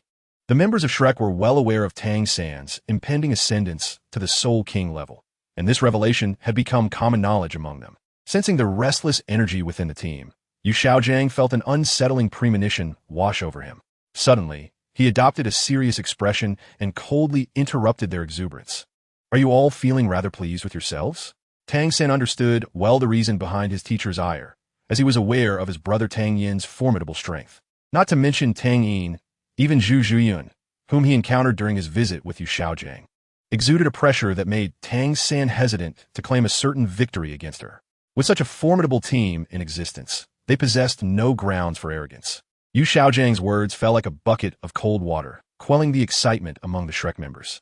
With the murmurs of excitement silenced, Yu Xiaojiang turned his gaze towards his prized disciple, Tang San. "Xiao San, why don't you enlighten them about your brother-esque capabilities?" "Certainly, master." Tang San stepped forward, ready to introduce the greatest challenge of the upcoming Continental Advanced Soul Master Academy Elite Competition. "My brother Tang Yin has possessed a soul power of level 54 for half a year now. You all witnessed the last competition, where I exhausted all my means, yet could not even catch a glimpse of his soul rings. Furthermore, during our last encounter, I discovered he possesses at least one self-created soul skill." As Tang San concluded, a bitter smile crept onto his face. Even now, Tang Yin stood before him as the highest mountain and the longest river, becoming increasingly insurmountable with the passage of time. The only path left for him was to take shortcuts. While he did not aspire to surpass him, he at least sought to walk alongside him for a while. This had become an obsession he could not shake off. Upon hearing Tang San's description, the others involuntarily gasped, particularly Dai Mu Bai, who had just boasted moments ago, felt a wave of dread wash over him. As the only peer who had ever wounded Tang Yin, his accomplishments were undoubtedly noteworthy. However, the mere mention of Tang Yin's name sent a chill down his spine, primarily due to the excruciating pain that remained etched in his memory. His prior boastful words now felt like a resounding slap to his face, leaving him stinging. The others exhibited various expressions, their previous excitement now replaced with sobering awareness. After delivering a sharp admonishment, Yu Xiaojiang decided to soften his approach, expertly employing the art of encouragement. Do not worry, exceptional talents like Tang Yin are rare. Such individuals have scarcely appeared in past competitions. Given your current strengths, you should face other teams without significant issues. 3 days later, in the capital of the Tiando Empire, Tiando City, the grand opening ceremony of the Continental Advanced Soul Master Academy Elite Competition commenced in Tiando City. As a most prestigious competition in the Soul Master realm, it attracted attention not only from Soul Masters, but also from the royal family, nobility, and common citizens, with every resident of Tiando City celebrating this event as a grand festival. Although the public could witness battles between Soul Masters at the battle arena, the confrontations among the elite young talents from various academies were a rarity. Consequently, tickets for the opening ceremony had sold out a month in advance. It is worth noting that these tickets were priced comparably to those for the primary battle arena in Tiando City. Despite it being early morning, the colossal battle arena, with a capacity of 80,000, was already filled to capacity. As the principal of Lanba Academy, Lu Erlong had dressed in her finest attire, taking on the role of team leader to accompany the group to the venue. She had typically refrained from involving herself in such matters, as the previous Continental Advanced Soul Master Academy Elite Competition had only seen a teacher assigned to lead the team. However, on this occasion, she felt a sudden inclination to take charge personally. Dressed in a flowing black gauze gown and donning a top hat, Lu Erlong led the procession at the forefront, her heart stirred by the bustling scene of throngs surrounding her. Having spent over 2 decades in seclusion, it had been ages since she had witnessed such vibrant merriment. Behind her, Tang Yin, clad in a dark blue uniform of Lanba Academy, exuded an elegance that placed him at the pinnacle of attractiveness among all the participants. The female uniforms worn by Zhu Zhuyin and Zhu Zhuqing, designed with both combat functionality and comfort in mind, also exuded a sense of grace. Their entrance naturally garnered the attention of many onlookers, particularly Tang Yin, whose youthful demeanor combined with his melancholic white hair captured the gaze of numerous admirers. Zhu Zhuqing, somewhat warily scanning the surroundings for ill intent, resembled a protective kitten. Tang Yin affectionately ruffled her hair, signaling her to ease her tension. Yet, Zhu Zhuqing entwined her arms around Tang Yin's neck and whispered teasingly in his ear, "I still remember your other female companions in Tiando City." In a swift motion, Tang Yin covered her mouth, while Zhu Zhuyin merely cast a glance at the pair and chose to ignore them thereafter. The dynamics involving Tang Yin, Zhu Zhuyin, and Zhu Zhuqing were not secrets within the Lanba Academy battle team. As Tang Yin's foremost confidant, Tai Long could only exclaim 666, "Boss." While only Douluo occasionally teased Tang Yin about the matter, Tang Yin had long set aside the pursuit of Douluo, as managing 3 women already kept him on his toes, and he wished to avoid further complications. Though the allure of a harmonious relationship was tempting, it required mutual consent. Under the guidance of the staff, the group arrived at the dedicated resting area within the main competition venue, designed for participating academies. Upon entering, they noticed several other academies already present. The expansive resting area boasted over 1,000 seats, organized into sections to accommodate various Soul Master academies for rest and waiting. Numerous academies had already gathered, their attire unfamiliar to Tang Yin. As time progressed, several more Soul Master teams entered the resting area, and Tang Yin spotted a familiar group. Tang San and his companions were impeccably dressed, representing the Tiando Royal Academy with pride, leaving no room for Flander to capitalize on any opportunities. And the notion of advertising was out of the question. Tang Yin refrained from approaching them, primarily due to the unsettling presence of Dai Mubai beside Tang San. His previous restraint had been for Zhu Zhuqing's sake, and he felt no need to seek discomfort. Lu Erlong's gaze casually swept the venue, pausing for an extended moment upon glimpsing the Tiando Royal Academy team, particularly fixating on the face of Yu Xiaojiang. Her previously settled heart stirred once more with a hint of agitation, yet soon returned to tranquility.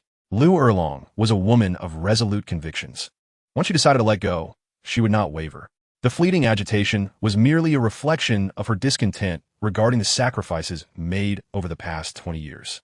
As the event staff began to enter the resting area, signaling the arrival of assembled participants, Lu Erlong patted Tang Yin on the shoulder, her red lips concealed beneath the veil parting slightly as she spoke. "Young man, I leave this to you."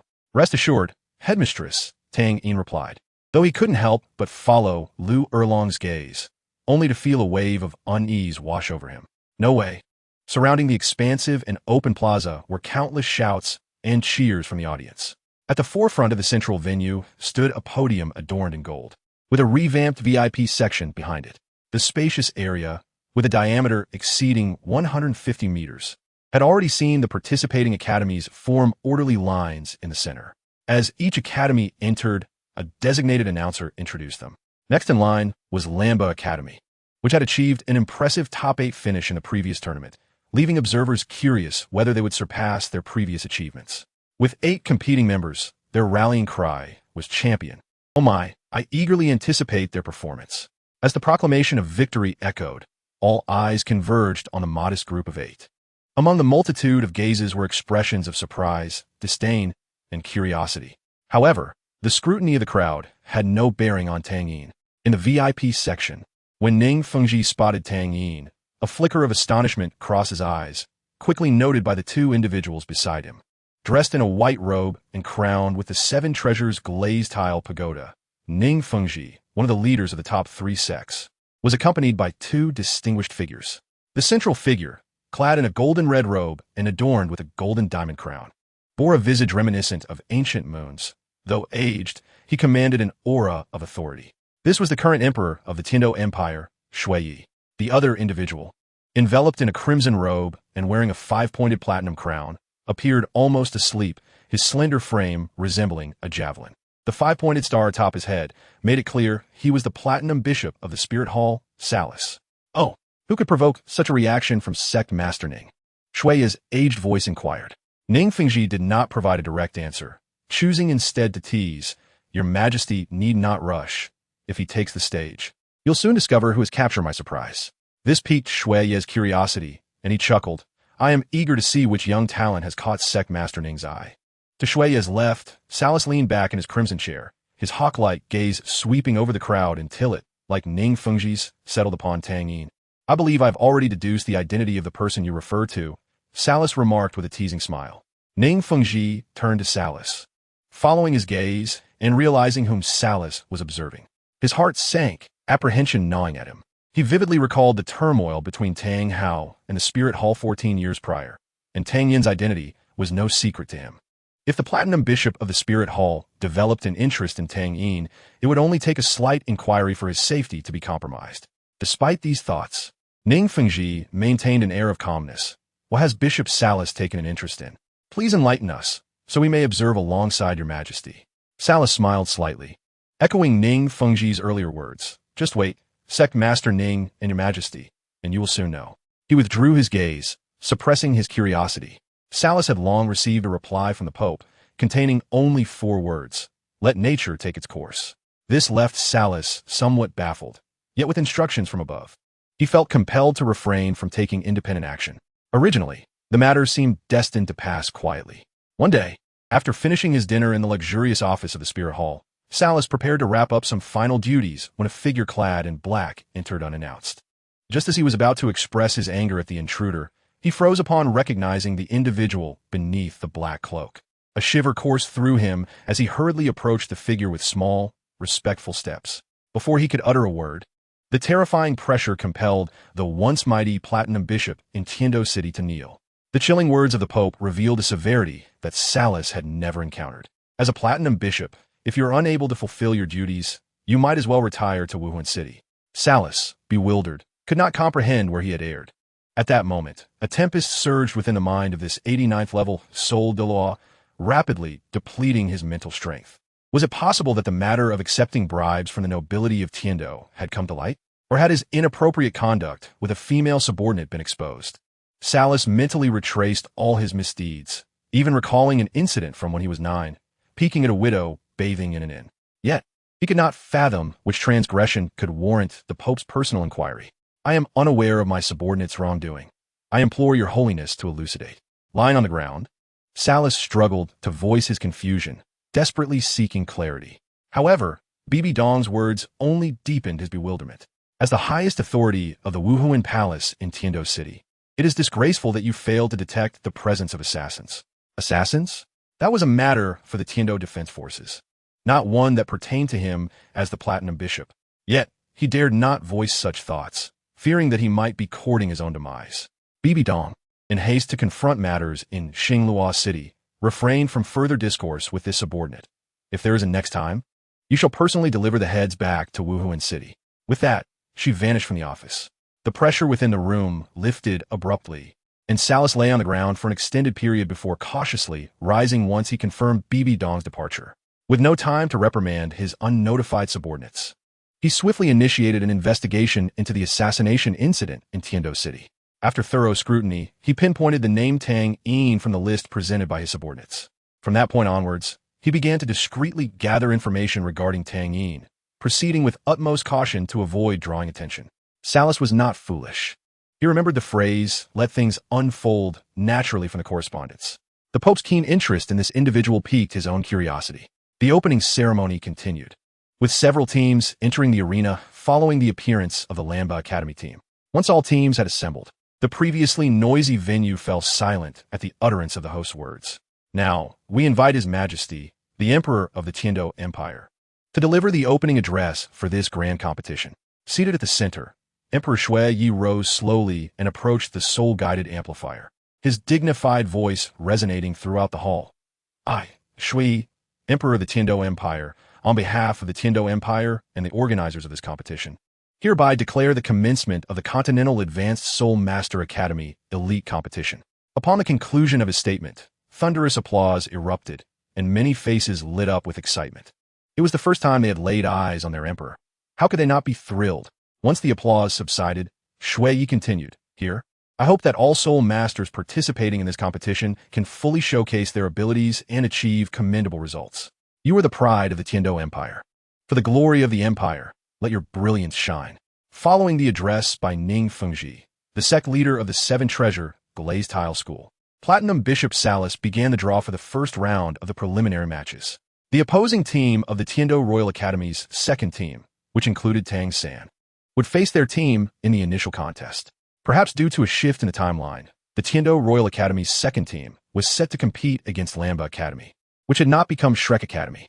The first match of the preliminary round would be Tiando Royal Academy versus Lamba Academy. This announcement caused a flicker of fear among the members of Shrek Academy. With an unfavorable start, Yu Xiaojiang rationally considered that they should forfeit the match against a team boasting at least one Soul King. However, sometimes rationality does not dictate decisions. The battle of the Tiando Royal Academy's second team as the opening match of the Continental Advanced Soul Master Academy Elite Competition carried significant political implications. They could afford to lose, but surrender was not an option, as it represented the dignity of the Tiando royal family. Thus, the first match of the preliminary round will be between Tiando Royal Academy and Shrek Academy. All participating academies, please exit. The two teams scheduled to compete should prepare. After half an hour, the competition would officially commence. Upon returning to the resting area, the members of Shrek Academy encountered Yu Xiaojiang and Flender, who were waiting for them. Observing the tension on their faces, Yu Xiaojiang encouraged them. Do not be anxious. Simply perform well in this competition. He had not anticipated defeating the Lamba Academy team. Yu Xiaojiang then turned to his proud disciple, cautioning, Xiao San, as the commander, you must assess the situation clearly. If you perceive the circumstances are unfavorable, concede without hesitation. Do not dwell on the outcome of this match. Our goal is to progress through the preliminaries. Tang San nodded earnestly. Teacher, I understand. In contrast, the atmosphere within Lamba Academy was devoid of the tension felt by Shrek Academy. The members sat in the resting area, laughing and chatting, unconcerned about the impending battle. Had it not been for the need to maintain decorum, Tang Yin would have been inseparable from Zhu Zhuyun and Zhu Zhuqing. Soon, staff arrived to inform Tang Yin and the others that it was time to enter the arena, while the Tiando Royal Academy's second team began to mobilize as well. The two teams entered the competition venue through separate passages, as the host commenced the introduction of the members and their martial souls. In this match, Lamba Academy's substitute was Jiang Zhu, and Tang Yin remained slightly apprehensive about Zhu Zhuyun and Zhu Zhuqing, particularly given the significance of their opponents. Both teams took their positions in the center of the arena, with Tang Yin and Tang Sin standing opposite one another. Tang Yin smiled slightly, hello. Meanwhile, Tang Sin exhibited no trace of the relaxed demeanor that Tang Yin displayed. His face remained taut, and he did not reciprocate the greeting. Zhu Zhiyun's gaze fixated on Dai Mubai across from her, her usually gentle eyes glimmering with a predatory intensity, akin to a beast fixating on its prey. Dai Mubai felt discomfort under Zhu Zhiyun's penetrating gaze, as his inner white tiger experienced an unsettling sense of suppression. After exchanging formalities, both teams occupied their respective sides and arranged their formations. Lamba Academy's lineup was intriguing, with Zhu Zhuyin, Tai Long, and Huang Yuan at the forefront, while Du Guiyin, Jing Ling, and Zhu Zhuqing flanked the sides, leaving Tang Yin at the rear. Tang Xin clenched his fists upon observing Lamba Academy's formation. He recognized that Tang Yin did not intend to take the match seriously, which felt like a personal affront to him. Brother, I will make you understand the consequences of underestimating your opponent. Shrek Academy adopted a 4-1-2 strategy, positioning Tang San and Dai Mubai slightly forward as the main attackers. From the VIP stand, Emperor Shui Yi remarked with a smile, Sect Leader Ning, I believe this match holds no suspense. In the snowy night, the Emperor Shui had a certain understanding of the origins of the second team of the Tiando Royal Academy. Upon learning that they were a small academy merged into the Tiando Royal Academy to form a battle team, he had some doubts. However, when he discovered that they had managed to defeat 7 opponents with only 6 members in under 3 minutes, his attitude underwent a complete transformation. This also contributed to his burgeoning confidence. Prince Shui Xing, on the other hand, harbored some reservations. Many members of the second team had elders who had previously engaged with him regarding soul coins, and the loss of qualification for the competition left him quite displeased. Yet, this was a clear case of lack of skill on their part. Even if it escalated and reached Emperor Shui, he would not be in the right. And this silent loss was something he had to accept. Ning Fengji noticed Tang Yin's position and smiled, nodding in agreement with the Emperor Shui's viewpoint. The Emperor believed that both he and Ning Fengji supported the vice captain of the Tiando Royal Academy, primarily because Ning Fengji's daughter was still on the field. The first round of the preliminary match officially commenced. With the referee's signal, this event marked the beginning of the elite competition for the Continental Advanced Soul Master Academies. Fortunately, similar to the soul battles, the competition allowed 1 minute for both sides to activate their martial souls. Otherwise, Tang Yin was confident he could eliminate them in an instant if they failed to summon their martial souls. The martial souls and soul rings burst forth with dazzling colors, illuminating the entire venue. Initially, Tang San's 10,000-year fourth ring drew gasps from the audience, as no one could believe that someone could absorb a 10,000-year soul ring at the fourth ring. However, when Zhu Zhuyin of the Lamba Academy manifested her martial soul, the sight of her 5 soul rings, yellow, purple, and black, was equally shocking. What? Exclaimed Emperor Shui, astonished that someone could reach the Soul King realm before the age of 25 within the boundaries of the Tiando Empire. Originally confident, Emperor Shui could not help but sweat for the vice captain of the Tiando Royal Academy. Salaris appeared unfazed, his gaze fixed on Tang Yin. At this moment, Tang Yin merely summoned his destined martial soul, with no soul rings appearing around him. The referee, noticing Tang Yin's delay in summoning his soul rings, prompted, Young man, please summon your soul rings. Tang Yin simply smiled and declined, Thank you for the reminder, but I have my own judgment. Seeing his refusal, the referee chose not to press further. With both sides prepared, the match began. As a control-type soul master, Du Guiyin was ready to issue an attack command. Zhu Zhuqing, although eager to settle scores with Dai Mubai, managed to suppress her impulsive thoughts. Just as she was preparing to slip into the shadows to seek an opportunity, Tang Yin's voice echoed in her ear. Zhuqing, do you wish for revenge? Tang Yin did not hold back his voice. His words reached every member of the Lamba Academy team. Zhu Zhuqing turned to look at Tang Yin, hesitating for a moment before shaking her head. No, I don't want to. Tang Yin interrupted. It's okay to be a little willful once in a while. During their training sessions, Zhu Zhuqing had often sought Tang Yin for practice, hoping to enhance her abilities to defeat Dai Mubai in their next encounter. Tang Yin understood her intentions and made an effort to improve her solo combat skills, especially against a powerful assault-type soul master. Today's competition was an excellent opportunity for that. However, Zhu Zhuqing still hesitated, glancing at the teammates beside Dai Mubai, uncertain how Tang Yin would orchestrate a one-on-one scenario for her against him. In the eyes of all the spectators, the Lamba Academy team, initially poised to launch an attack, suddenly withdrew, parting their formation to create a pathway. Tang San's strategy was not focused on offense, but rather on a defensive counterattack, confident in withstanding the initial assault with the support of 2 auxiliary soul masters. Yet, the anticipated first wave of attack did not arrive, and like the audience, he sensed an ominous premonition as he watched the Lamba Academy team split their formation. Chapter 175, Manifesting Divine Power. Tang Xiaoyin, The two matches ended in a draw.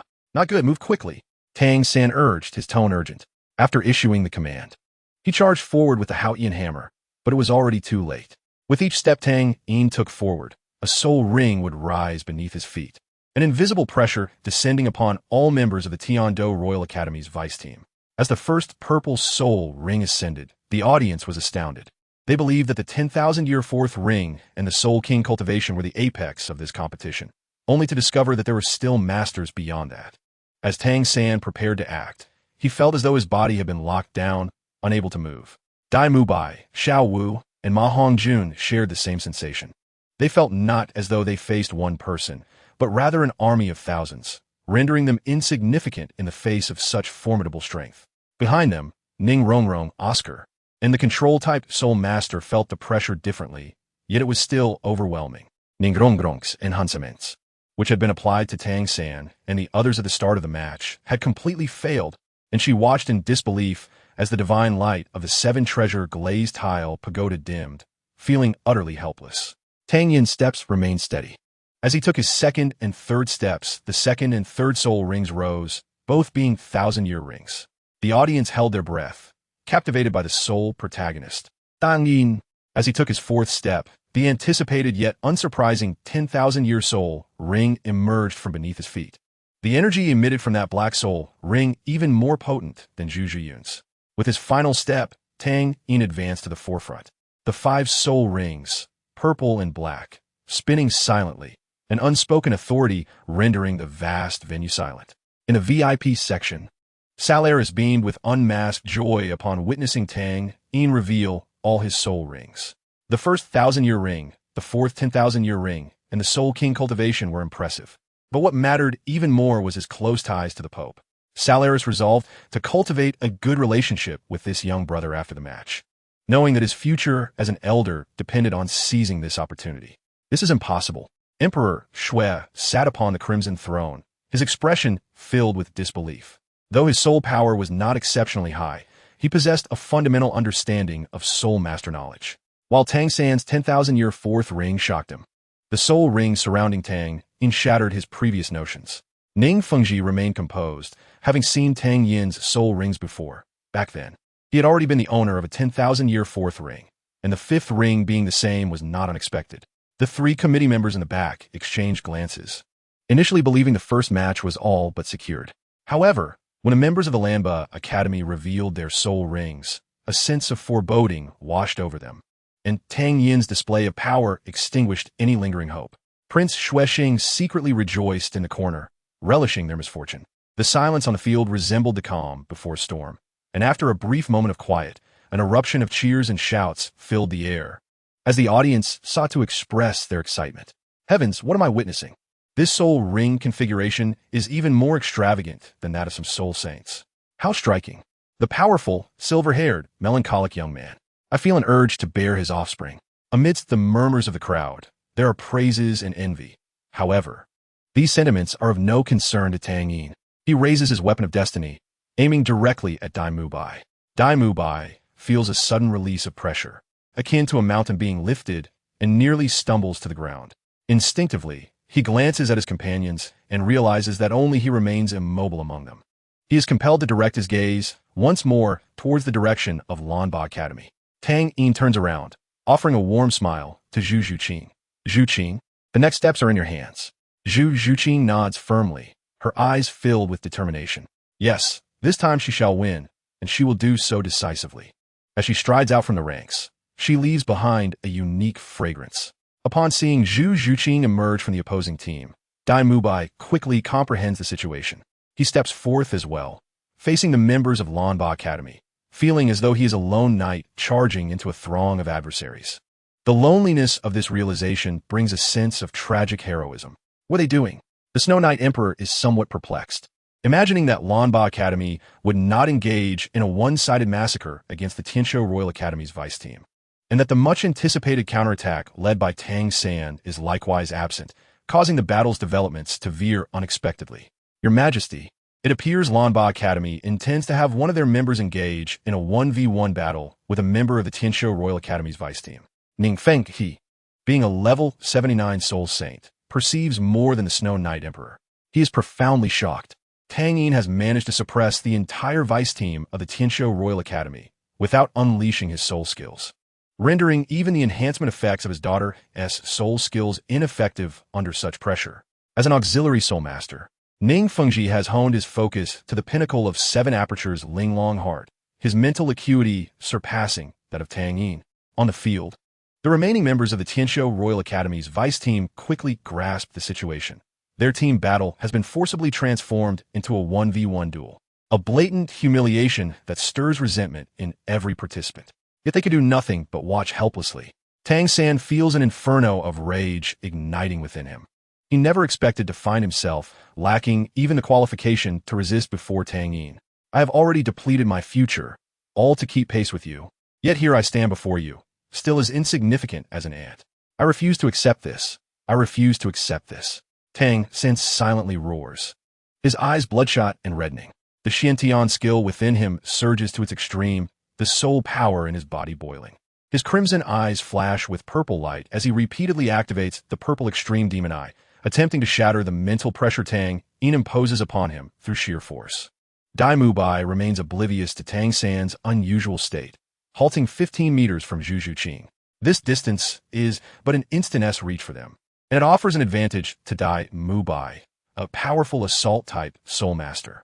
He speaks solemnly. Zhu Zhuqing, do you still wish to challenge me? Had it not been for that person of yours intervening last time, you would not even stand before me today. Dai Mubai intends to utter a slanderous remark, yet recalling Tang Yin's terrifying strength, he refrains from provoking him, wary of potential retribution during this competition. Su King scoffs, dismissing Dai Mubai as sit-down. For revenge, she has endured grueling training akin to that of a demon, waiting for this opportunity for far too long. The sacrifices she has made are not merely of time, effort, and sweat. She has even lacked the strength for her favorite activities, subsisting on snacks to satisfy her cravings. Zhu Zhuqing closes her eyes, recalling the minutiae of her special training. An agile attack type, soul master resembles an assassin. Should one strike miss, they can retreat swiftly. In encounters with powerful assault-type soul masters, they are almost inherently invincible. However, the arena does not provide the ample space required for evasion, and Dai Mubai possesses profound understanding of the Yuming spirit cat, rendering concealment ineffective before him. In the training ground of Lanba Academy, Tang Yin addresses Zhu Zhuqing. Upon hearing Tang Yin's analysis, Zhu Zhuqing nods in agreement. Thus, there is only one possibility for her to defeat him. Zhu Zhuqing inquires, what is it? A single, decisive strike. The attack must be sufficiently fierce. His third soul skill provides comprehensive enhancements to physical attributes, including strength, defense, perception, and soul power, creating an effect that is far more complex than mere arithmetic. Your Yuming soul / possesses decent armor-piercing capabilities, but a singular soul skill can be countered by his defensive soul skill. Therefore, Zhu Qing, your training should emphasize the synergy of your own soul skills. When Zhu Zhuqing opens her eyes once more, she appears as a razor-sharp blade. Dai Mubai senses that he has been locked onto, yet drawing from his previous experience, he believes that defeating Zhu Zhuqing again will pose no great challenge. He lowers his center of gravity, adopting the stance of a tiger descending the mountain, his sinister eyes fixed intently on Zhu Zhuqing, his focus at its zenith, ready to unleash his third soul skill at any moment. Suddenly, Zhu Zhuqing springs into action, her graceful figure transforming into a shadowy specter, dashing toward Dai Mubai like a tempest. A self-satisfied smile graces Dai Mubai's lips as he activates his third soul skill at once. Third soul skill, White Tiger's Vajra transformation. His bulging muscles threaten to tear his elegant competition attire, his already tall stature augmented further by the soul skill. The black and white stripes bestowing a feral dominance upon him, prompting several noble women in the audience to cover their mouths in astonishment. This muscular young man appears far more formidable than that silver-haired fellow. Zhu Zhuqing swiftly closes the distance to Dai Mubai, yet to his astonishment, the Zhu Zhuqing before him has split into 3. When did this happen? Dai Mubai has yet to perceive that Zhu Zhuqing has activated her soul skill. This is Zhu Zhuqing's 4th soul skill, named Yuming Shadow Connection, derived from millennium-old ghost tiger capable of creating duplicates. These manifestations are not mere illusions born of speed. They possess offensive capabilities and can utilize soul ring skills. Being distracted in battle is a grave mistake, and Dai Mubai dares not be careless, raising his fist to strike one of the Zhu Zukings. The three Zhu Zukings maintain their icy demeanor. The one on the left raises her hand high above her head, palms pressed together to form a purple blade. The one on the right spins rapidly, her arms slicing through the air, leaving behind hundreds of afterimages. While the central Zhu Zixing, her right palm, radiating golden light, wields a 3-foot-long dark golden claw in conjunction with her first soul skill, Yuming Puncture, a force powerful enough to compel even Tang Yin to retreat from its edge. All the soul skills unleashed had drained the soul power within Zhu Zhuqing by more than half. Yet for a being Gongxi Aoan Sir, this was undoubtedly a boon. The ability to unleash one's maximum combat prowess in the shortest span of time was a coveted skill for many Ming Gongxi Aoan Sir. Faced with such a tempestuous onslaught, Dai Mubai appeared somewhat flustered, yet his instinct for battle compelled him to activate his first soul skill. As Zhu Zhuqing observed this scene, a smile graced her lips. Dai Mubai's every reaction was anticipated by her. The Yuming Zhang once again struck against the Baihu protective barrier, shattering the pale light circle as if it were glass. In a moment of desperation, Dai Mubai's fourth soul ring illuminated. However, before he could unleash his fourth soul skill, Baihu Lu Xing, the golden claws had already slashed across his chest, blood gushing forth like a fountain. Zhu Zhuqing reacted swiftly, with victory assured. She evaded the scene without a single drop of blood staining her. Dai Mubai lay unwillingly in a pool of blood, having been defeated before he could even employ his most potent fourth soul skill. The humiliation and anger coalesced within him, his already grievously wounded visage turning crimson. After spitting out a mouthful of blood, he succumbed to unconsciousness. Zhu Zhuqing approached Tang Yin with an air of pride, seemingly inviting praise. Just as Tang Yin reached out to tousle Zhu Zhuqing's hair, he halted mid-motion, his gaze falling upon Tang San, who appeared breathless. Bracing himself on one hand to avoid collapsing from exhaustion, after much effort, Tang San had finally freed himself from Tang Yin's restraint, and now it was time for him to inflict pain on his younger brother. With his strength waning, Tang San raised the Haotian hammer and bellowed, fourth soul skill, Haotian Golden Lion. Yet, instead of the golden halo resonating across the arena, a green dragon surged from beneath him, ensnaring him tightly and muffling his voice. This should also count as a 1v1 battle. Tang San, once again defeated, succumbed to fatigue and fell unconscious. Seeing that their strongest member had been dealt with, Tang Yin snapped his fingers, lifting the suppression on all the opposing team members. However, the remaining members of the Tiando Royal Academy, lacking any fighting spirit, could only helplessly concede, with Oscar, the second in command, declaring, "We admit defeat." Chapter 176, The Invitation from Salus. The match concluded in less than 5 minutes. However, the intensity of those 5 minutes was overwhelming. The audience witnessed the legendary fourth ring, the Soul King, and a prodigious youth single-handedly subduing an entire team. With the match over, the referee finally emerged from his stupor to announce the ultimate result, the victory of Lamba Academy. Thunderous applause erupted from the audience. The esteemed Emperor Shui Yi, witnessing this spectacle, could only shake his head in resignation, remarking, "Lamba Academy possesses such a prodigy. Our loss is not unjust." Beside him, Ning Fengji consoled, "Your Majesty, there is no need for such dismay. Lamba Academy is also an institution of the Tiando Empire, and they bring glory to our nation." "Indeed, Master Ning speaks wisely," Shui Yi replied, stroking his snow-white beard, his mood visibly lightened. Meanwhile, Salus remained silent, secretly amused, thinking, "Soon, you shall not have your way." In his view, someone so valued by the Pope must have deep ties to the Spirit Hall and could not possibly be aligned with the Tiando Empire. His assumption was not entirely accurate, as the current Tang Yin had no association with the Pope whatsoever. "Wait, what is this youth's name?" "Tang Yin." Suddenly, Shui Yi recalled something, as if this name had surfaced in his memory before, perhaps in a way that seemed too coincidental. Fortunately, as the Emperor of Tiando for decades, he possessed the composure to conceal his surprise, planning to investigate further after the conclusion of the match. Applause erupted as Shui Yi, the Emperor of the Tiando Empire, led the crowd in honoring the victors, the members of Lamba Academy. Ning Fengji and Salus joined in the applause, followed by the 3 members of the Tiando Royal Academy's teaching committee, and Prince Xuexing, creating a thunderous round of applause throughout the venue. The members of Lamba Academy, led by Tang Yin, exited amidst the applause.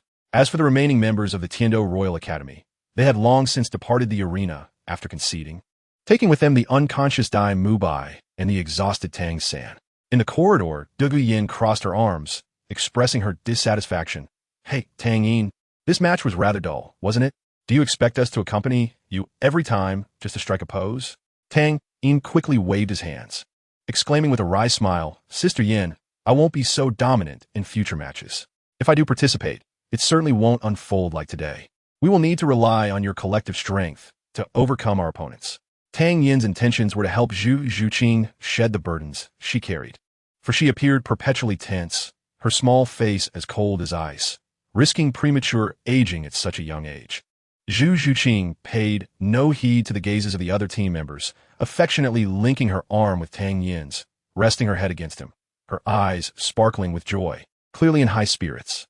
Douluo Yin, still curious, leaned closer to Zhu Zhuqing and whispered, seeing your sister with your boyfriend. Do you not feel jealous? Zhu Zhuqing looked at her in confusion. Why would I feel jealous? What? Douluo Yin exclaimed, astonished. Shouldn't she be furious? She imagined herself in Zhu Zhuqing's position, and with her fiery temper, she would undoubtedly tear apart any interloper. He is our light, Zhu Zhuqing explained to Douluo Yin. Tang Yin was like a beacon, illuminating a new path for her and Zhu Zhuqing amidst the bleakness they faced. Light? Douluo Yin could not comprehend such feelings. Having been shielded by her grandfather, Douluo, she had never experienced worries in life. Upon returning to the resting area, Jiang Zhu stood smiling at each team member. Everyone did wonderfully. Her gaze briefly flicked to Tang Yin before she quickly averted her eyes. The instinct of her healing soul master drew her inexplicably closer to Tang Yin. Yet she felt no resistance, only a twinge of sadness when she saw Tang Yin in close proximity to Zhu Zhuqing and Zhu Zhuqing. The intuition of a healing-type soul master was often accurate. She sensed that Tang Yin was not a singularly devoted individual, and had she been more resolute, Tang Yin would not have been able to refuse her. However, her kindness prevented her from engaging in actions that would disrupt another's relationship. Senior Jiang Zhu, I will be relying on you in future matches, Tang Yin said. After tidying up, the group prepared to return to the academy. Although Tang Yin had single-handedly triumphed over the opponent today, it was highly unlikely he would participate further in the upcoming preliminary rounds. They needed to discuss strategies for the next day's matches. The preliminary round would span nearly a month, with 28 teams competing one by one. Each victory would grant 1 point, and ultimately, the 5 teams with the highest scores would advance to the finals. For the members of Lanba Academy's team, this was a protracted marathon, and only those who persevered until the end could emerge victorious. As a few individuals had just exited the Duhan arena, an elderly man clad in red robes and possessing white hair approached them. Behind him trailed several figures that appeared to be bodyguards. Salas had already shed his splendid red robe and platinum crown in favor of more casual attire, now presenting himself as merely an affluent elder. The bodyguards behind him were of notable status, all being knights of the Spirit Hall, each possessing a cultivation level above the 5th ring. While their abilities were not of the highest caliber, their combined strength could easily vanquish a Soul Emperor. Tang Yin halted his steps, his memory serving him well as he instantly recognized the man as the Platinum Bishop of the Spirit Hall, who stood beside the Emperor of the Tiando Empire. Salas greeted him with a friendly smile, appearing remarkably amiable. Tang Yin, my young brother, may I have a word with you privately? The notion of a member of the Spirit Hall seeking a private conversation left Tang Yin somewhat perplexed. He could not fathom the intentions of this Platinum Bishop. Did he truly require the courtesy of a Platinum Bishop to win him over? Senior, you are too kind. It would be my honor, Tang Yin replied, smiling in return. To rebuff someone who greeted him with such warmth would be rather ungrateful. Salas then addressed the remaining team members. You all performed admirably today. The doors of the Spirit Hall shall always be open to you. The others evidently did not recognize Salas's identity, and Tang Yin had no intention of clarifying. He turned to Zhu Zhuyin and said, You all return to the academy and wait for me. I shall return shortly. Afterward, he tousled Zhu Zhuqing's silky long hair, leaving it in disarray. Zhu Zhuqing reluctantly released her grip on Tang Yin's arm, smoothing down her ruffled hair. Come back soon, Zhu Zhuyin gently urged as she pulled her sister closer. Tang Yin responded, bidding farewell to the others before walking alongside Salas toward the Spirit Hall. On their way, Salas looked at Tang Yin with a smile and inquired, Have you recognized my identity? You were seated beside the Emperor of the Tiando Empire, apart from Ning Fengji. The leader of the seven-treasure glazed tile school. The only person qualified to sit beside him will be the Lord of the Spirit Hall, Tang Yin replied. Oh. Salas appeared somewhat surprised. You do not harbor any awe for the emperor of the Tindo Empire? How could that be? Awe resides in the heart, not merely in words. Tang Yin remarked with a smile. Although he feigned respect for Shui Yi, he internally scoffed at the notion. It would be prudent not to share this sentiment with Salas. The old fox was already aware. The less respect Tang Yin showed for that old man Shui Yi, the closer he seemed to draw to the Spirit Hall. Ha! You speak the truth. It is not merely verbal, Salas concluded, thus ending that topic. Along the way, Salas engaged Tang Yin in trivial conversation, discussing the organizational structure of the Spirit Hall and recounting some of its recent accomplishments. Before long, they arrived at the Spirit Hall.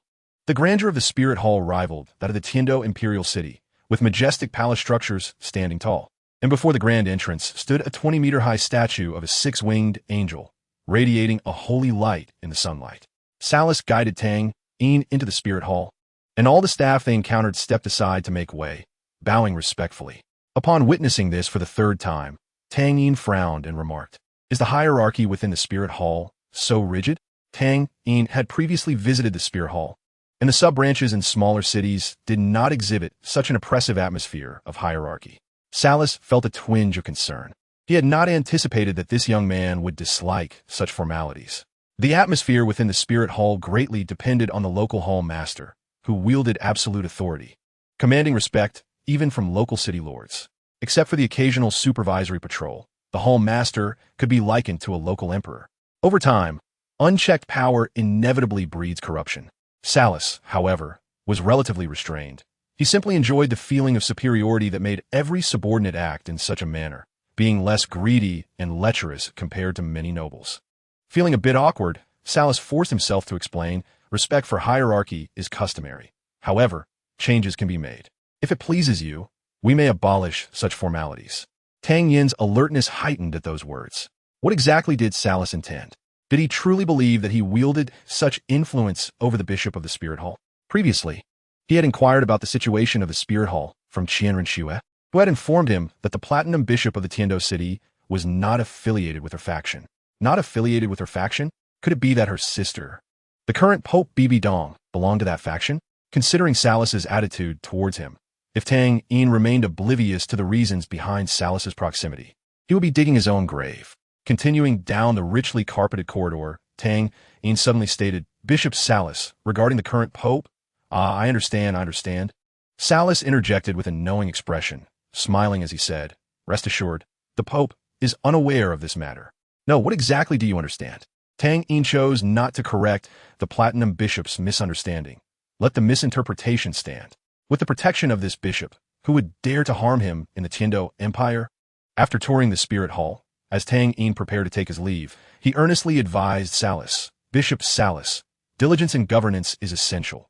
For us soul masters, material possessions should not hold such significance. Perhaps adopting a more leisurely lifestyle could yield new experiences." As he spoke, Tang Yin placed a hand on Salas's shoulder. A wave of refreshing energy flowed from his hand into Salas's body, causing a flush to appear on the elder's weathered face, akin to a withered tree blooming in spring. However, the sensation was fleeting, vanishing in an instant. Tang Yin had infused him with a limited essence of life energy, which would only blossom within him once he found tranquility. Indeed, it seemed that Bishop Salas would soon become a devoted follower of the angelic deity. After completing his task, Tang Yin departed the Spirit Hall without further explanation, leaving Salas to ponder his recent words. At Lamba Academy, Lu Erlong had returned early, feeling that her demeanor that day had been peculiar. Despite yearning for someone she had missed for over 20 years, she found herself devoid of the impulse to rush forward and embrace him. She could not comprehend why this was so. Lu Erlong, it was Xiao Gang, the one she had cherished for so many years. As she reflected, Tang Yin's visage surfaced in her mind. She recalled the restraint he had shown that night and the mutual attraction they had experienced. Tang Yin Lu Erlong let out a long sigh.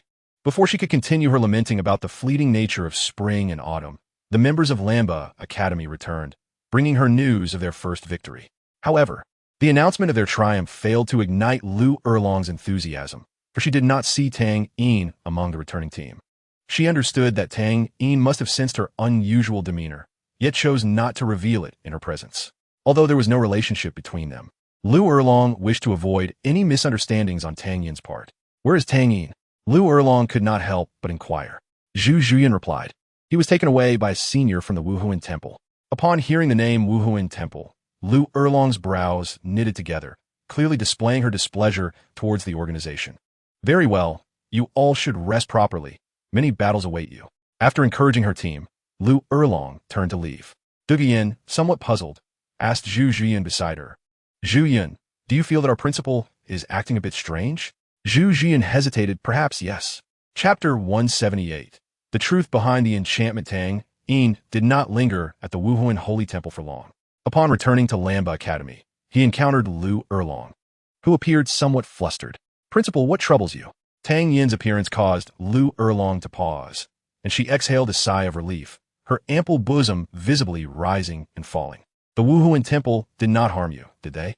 Lu Erlong extended her hand, wishing to check if Tang Yin had sustained any injuries. But realizing the impropriety of such an action, her hand lingered in midair. Tang Yin noticed the flicker of concern in the eyes of this enchanting woman. Although he was unsure why her emotions were stirred by his visit to the Wuhuan Temple, he recognized her genuine care for him. "I am fine," he replied with a smile, naturally taking her suspended hand into his own. A glimmer of an emotion, unnoticed even by himself, flashed in his gentle gaze. Tang Yin had held the hands of many girls, Zhu Zhuyan, Qian Renxue, Zhu Qing, but Lu Erlong's hand imparted an entirely different sensation. Her hand was exquisitely maintained, slender and smooth like jade, warm yet slightly cool and slick on the back. Tang Yin's sudden gesture left Lu Erlong momentarily flustered, causing her to forget to withdraw her hand from his grasp. Standing slightly taller than Lu Erlong, Tang Yin could see a hint of shyness on her face, reminiscent of a blushing maiden. "Principal, you are quite adorable." By some whimsical impulse, Tang Yin reached out and pinched her cheek. Her skin, as delicate as cream, yielded gently to his touch. At that moment, Lu Erlong snapped back to reality, instinctively swatting Tang Yin's hand away and hurriedly retracting her own, her eyes reflecting a mix of irritation, perhaps a hint of it, but more so, a profound embarrassment. "I am the principal. You ought to show some respect." Tang Yin, realizing his transgression, promptly apologized. "I beg your forgiveness for my earlier indiscretion, Principal." "Brother-in-law, you are back." A sudden voice from behind startled Lu Erlong, prompting her to discreetly adjust her attire, as if she had committed a wrongdoing, striving to regain her composure. The footsteps approached quickly, and soon Zhu Qing arrived at Lu Erlong and Tang Yin's side. "Zhu Qing, why are you here? Shouldn't you be training?" Tang Yin inquired, his tone as casual as though nothing had transpired. "My sister said there would be no training today. She is discussing tactics for the next match with Yanzi. According to the rules of the preliminary rounds, today's opening match for Lamba Academy was also the first round of the preliminaries, with no schedule for tomorrow's match against the Tianshou Royal Academy's vice team. Zhu Zhuyan and Duge Yin, considering the morale of the team, decided not to overschedule training, opting for a balanced approach. As Tang Yin felt the residual warmth of Lu Erlong's hand, he pondered why he had acted so impulsively moments ago. With age, he had grown increasingly handsome, and the withering power of the world tree gradually restored alongside his soul power. The subtle life energy emanating from Tang Yin could stir the instinctual pursuits of all living beings, though not as overtly potent as the effect on Jiangzhu. This faint allure was more than sufficient. The combination of his appearance and strength was not merely additive. In simpler terms, Tang Yin now resembled a walking enchantress, and unless faced with a deranged woman like Bai Dong from the latter parts of the original story, he could ensnare anyone within his irresistible charm. Zhu Qing, with her keen instincts as an agile attack-type soul master, lingered her gaze on Lu Erlong for an extended moment. Feeling the weight of Zhu Qing's scrutiny, Lu Erlong grew uncomfortable, fearing that she had unwittingly revealed something amiss. Yet, upon reflection, she realized she had not acted out of line. Shouldn't it be Tang Yin who felt uneasy? Seeing Tang Yin's calm demeanor, Lu Erlong's anger surged. As an omniscient soul master, Tang Yin's perception was equally sharp. He was adept at sensing impending threats. "All right, Zhu Yun and the others should be finishing up their discussion. Let us return," Tang Yin said, addressing Lu Erlong, "Principal.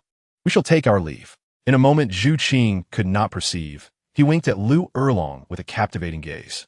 Left behind, Lu Erlong watched Tang Yin and Zhu Qing depart, her thoughts tangled. She could not fathom why, when she had been so proactive in the past, Tang Yin had always shied away. Yet today, he seemed so forward. Having been cast aside once, she found herself overly sentimental, inevitably overthinking, a defense mechanism for herself. Was my choice correct this time? As they turned a corner, Zhu Qing, who had been walking sweetly beside Tang Yin, suddenly tightened her grip on his arm, causing him to feel the soft pressure against his own. Before he could fully comprehend the sensation, Zhu Qing's hand stealthily pinched the flesh at his waist. A voice, tinged with playful threat, whispered near his ear, "Brother-in-law, what were you doing with the principal just now?" As previously mentioned, Tang Yin was no longer the naive boy he once was. Zhu Qing's little antics were clearly insufficient to affect him. "What would the principal and I possibly be doing?" he retorted. Seizing Zhu Qing's restless hand, he pressed her against the adjacent wall, his gaze imbued with a fierce intensity. "Are you suggesting that if I had something with the principal, you would leave me?" Zhu Qing felt her cheeks flush under Tang Yin's penetrating gaze. Yet she seemed to revel in the moment. It was a quarter of an hour later that Tang Yin finally released Zhu Qing from his grasp. Zhu Zhuyin and Douluo Yin, having just concluded their discussions, spotted Zhu Qing entering, supported by Tang Yin. "What is happening here?" Douluo Yin was perplexed as to why Zhu Qing had ventured out for a brief moment, unable to walk unaided and requiring Tang Yin's support. Despite having experienced romance, her understanding of Zhu Qing's current state remained insufficient. Upon hearing Douluo Yin's words, Zhu Qing's face flushed crimson. She attempted to push Tang Yin away. Yet the tingling and weakness in her legs rendered her entirely dependent on him. "I just stumbled," Zhu Qing stammered, offering a rather clumsy excuse. It was far more implausible to believe that a soul sect, particularly a sensitive attack type, would trip while walking than to accept that I, engaged in writing a novel. Qin Shi Huang. Is that so? Douluo Yin still harbored doubts, yet she refrained from probing further, as curiosity was not her predominant trait. Zhu Zhuyin immediately discerned her sister's predicament, but chose not to expose her in front of Douluo Yin. Let's return home. Later that evening, after finishing dinner, Zhu Qing quietly retreated to her room. Zhu Zhuyin, having enjoyed an intimate moment with Tang Yin, drifted off to a sweet slumber. As Tang Yin lay in bed, memories of the day's enchantment surged within him, igniting an inexplicable emotional urge that compelled him to take action. At Lanba Academy, within the tranquil forest, the serene lake's surface mirrored the stillness, undisturbed even by the gentlest breeze.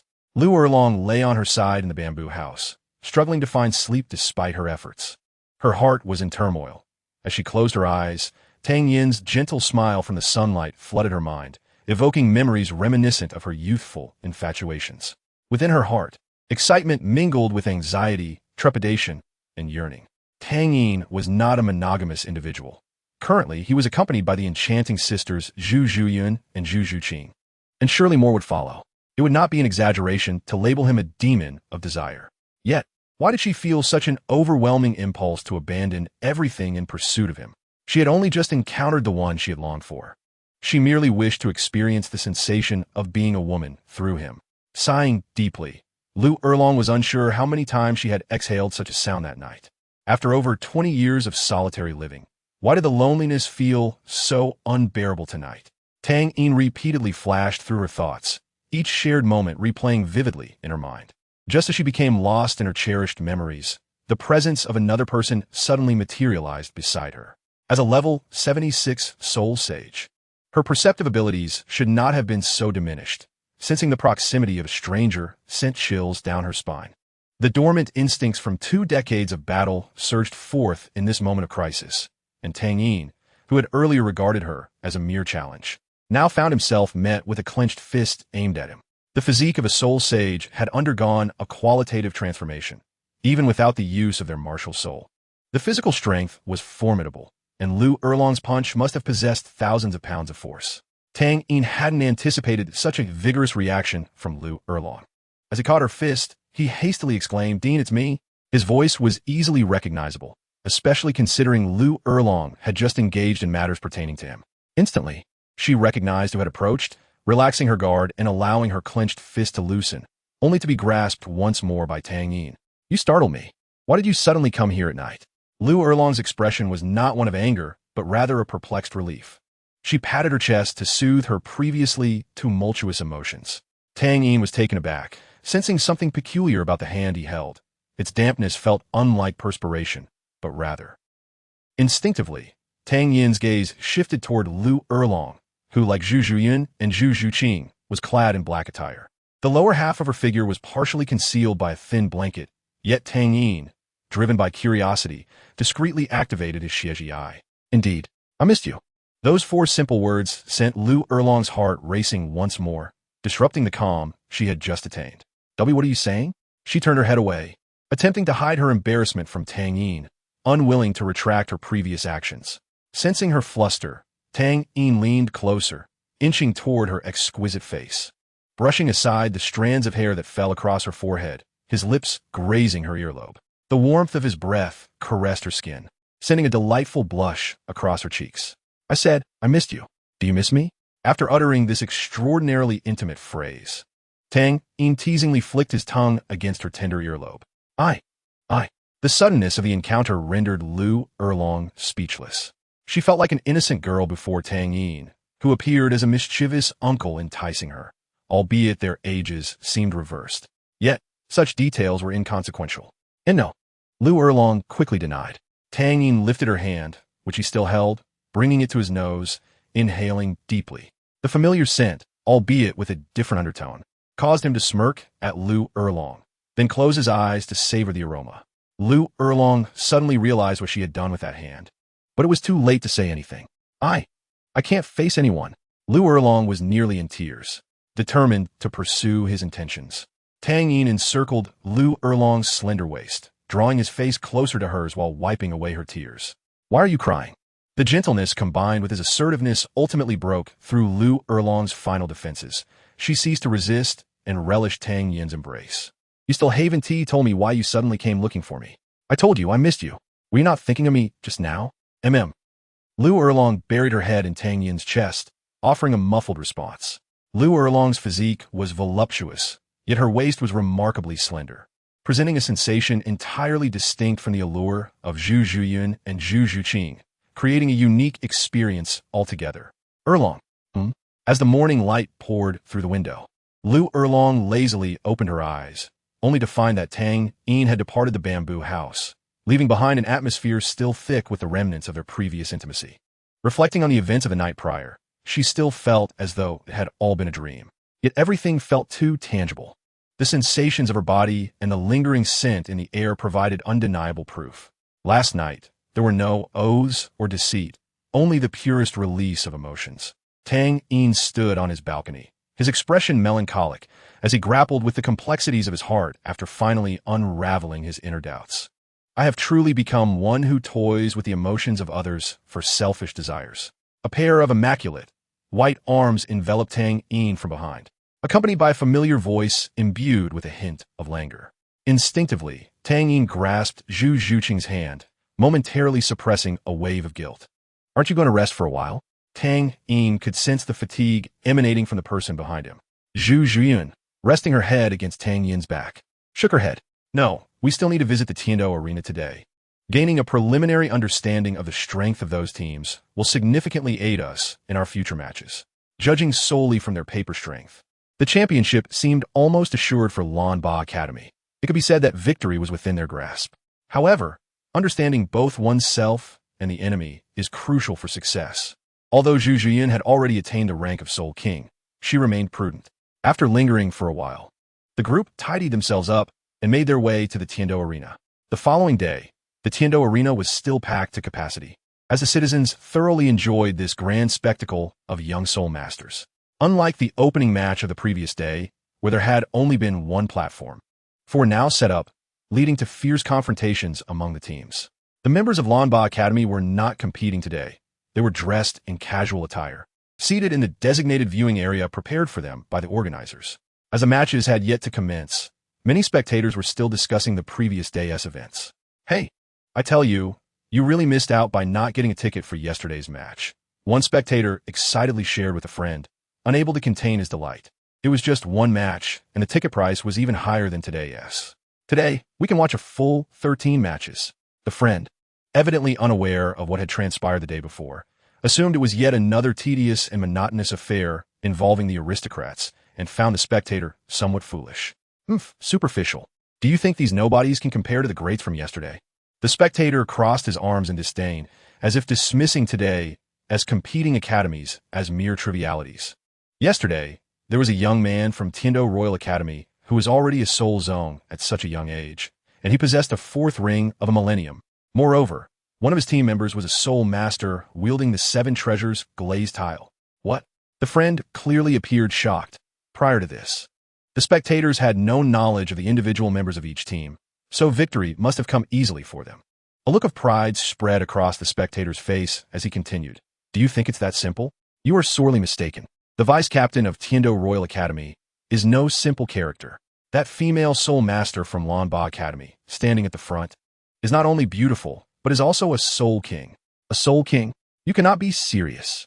The friend was once again taken aback. And that's not all. Before this beauty even made her move, a white-haired youth emerged from Lanba Academy. Not only a soul king himself, but also adorned with soul rings that all exceed a millennium, single-handedly commanding the entire arena. Such discussions echoed throughout the various corners of the arena, causing Tang Yin to feel somewhat embarrassed. Boss, everyone is talking about you. I just saw 2 incredibly lovely girls blush while discussing you. Tai Long now referred to Tang Yin as boss. He had intended to flatter, but realized his words might have backfired. Zhu Zhuqing cast a disapproving glance at him, her cheeks puffed in evident jealousy. Tang Yin deliberately ignored Tai Long's comment, poking Zhu Zhuqing's cheek, causing her inflated cheeks to deflate. Let them talk. The wider the rumor spreads, the more the other teams will fear us. This will greatly aid our advancement. Tang Yin pressed Zhu Zhuqing's head against his shoulder, playing with the strands of hair that fell across her forehead. Dugu Yin observed the affectionate interaction between Tang Yin and Zhu Zhuqing, then glanced at the tranquil demeanor of Zhu Zhiyun beside her, sensing that this woman must be out of her mind. Hey, how can I enjoy the competition like this? Dugu Yin expressed her discontent. Tang Yin laughed heartily. How could that be? Such fame will intimidate the weaker teams. Those formidable opponents might even feel compelled to challenge me by sending their strongest teams. You make a valid point.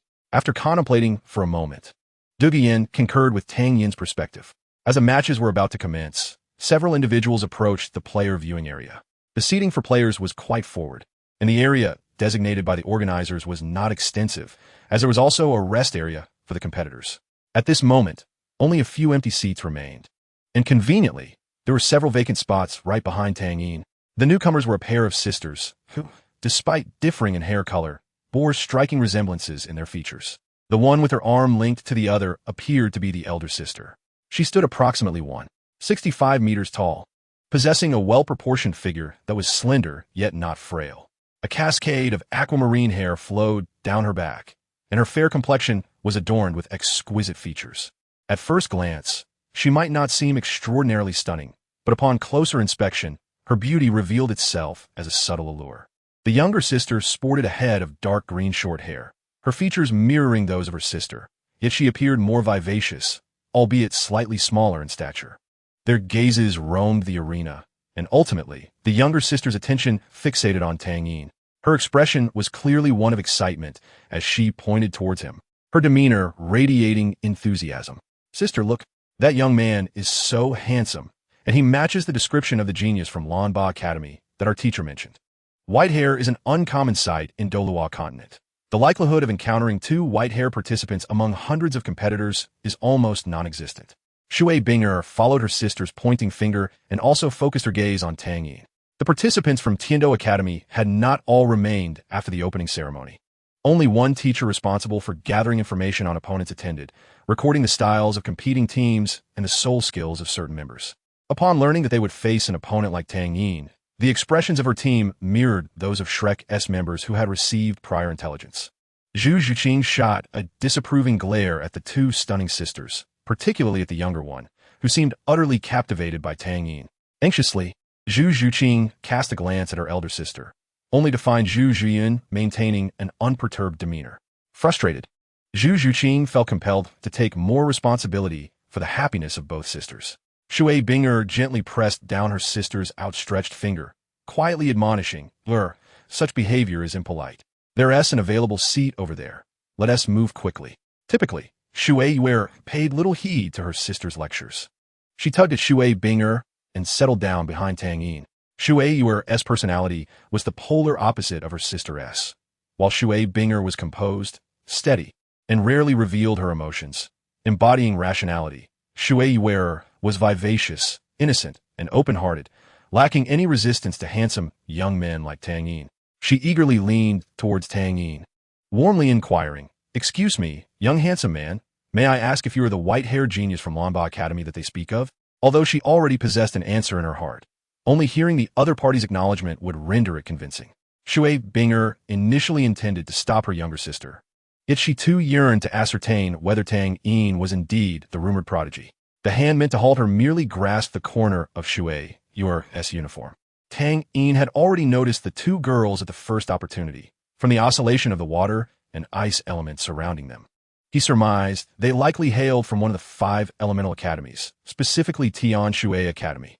Observing their enthusiasm, Tang Yin chose not to act aloof, but instead smiled and humbly replied, "I dare not call myself a genius. I am merely an ordinary student from Lanba Academy." Ignoring Tang Yin's modesty, Shui Yuer gazed at him with starry eyes and asked, "Handsome boy, do you have a girlfriend?" Before the word friend could escape her lips, Shui Binger sensed the chilling aura emitted by Zhu Zhuqing beside Tang Yin and promptly silenced her sister. "I apologize. My younger sister can be a bit impulsive. If she has offended you, I beg your pardon," Shui Binger said apologetically. "Not at all," Tang Yin replied, finding no issue with the inquiry regarding his relationship status. He then addressed Shui Yuer, who had just posed a question. "This classmate, I do have a girlfriend, and not just one." Upon hearing Tang Yin's words, Shui Yuer felt her world shatter, instantly plunging into a state of heartache. "Oh, the boy I like turns out to be a scoundrel." Unable to bear the harshness of reality, Shui Yuer leaned into her sister's soft embrace, seeking solace in her loneliness. Shui Binger, feeling somewhat awkward, thought, "It can't be true, right?" She still held onto disbelief, unable to reconcile the seemingly refined Tang Yin with the notion of being a cad. Although the Douluo continent did not adhere to a monogamous system, most soul masters practiced it, as no soul master would willingly share their love. Zhu Zhuqing, thinking that the person behind her was still harboring ulterior motives, tugged at Zhu Zhuqing with a decisive motion. Caught off guard, Zhu Zhuqing stumbled towards Tang Yin, who steadied her with a firm grip, causing Zhu Zhuqing to lean against him naturally. The evidence was laid bare before Shui Binger, compelling her to accept the reality. If she had not misjudged, the two girls beside Tang Yin appeared to be sisters. Glancing at Shui Yuer, who was nestled affectionately in her embrace, Shui Binger instinctively shifted her body back. Du Yin observed everything with keen interest, finding the situation quite entertaining. The competition soon commenced, and Tang Yin and his companions swiftly identified the most captivating match among the 5 concurrent battles. This match took place in Arena 1, the one closest to Tang Yin.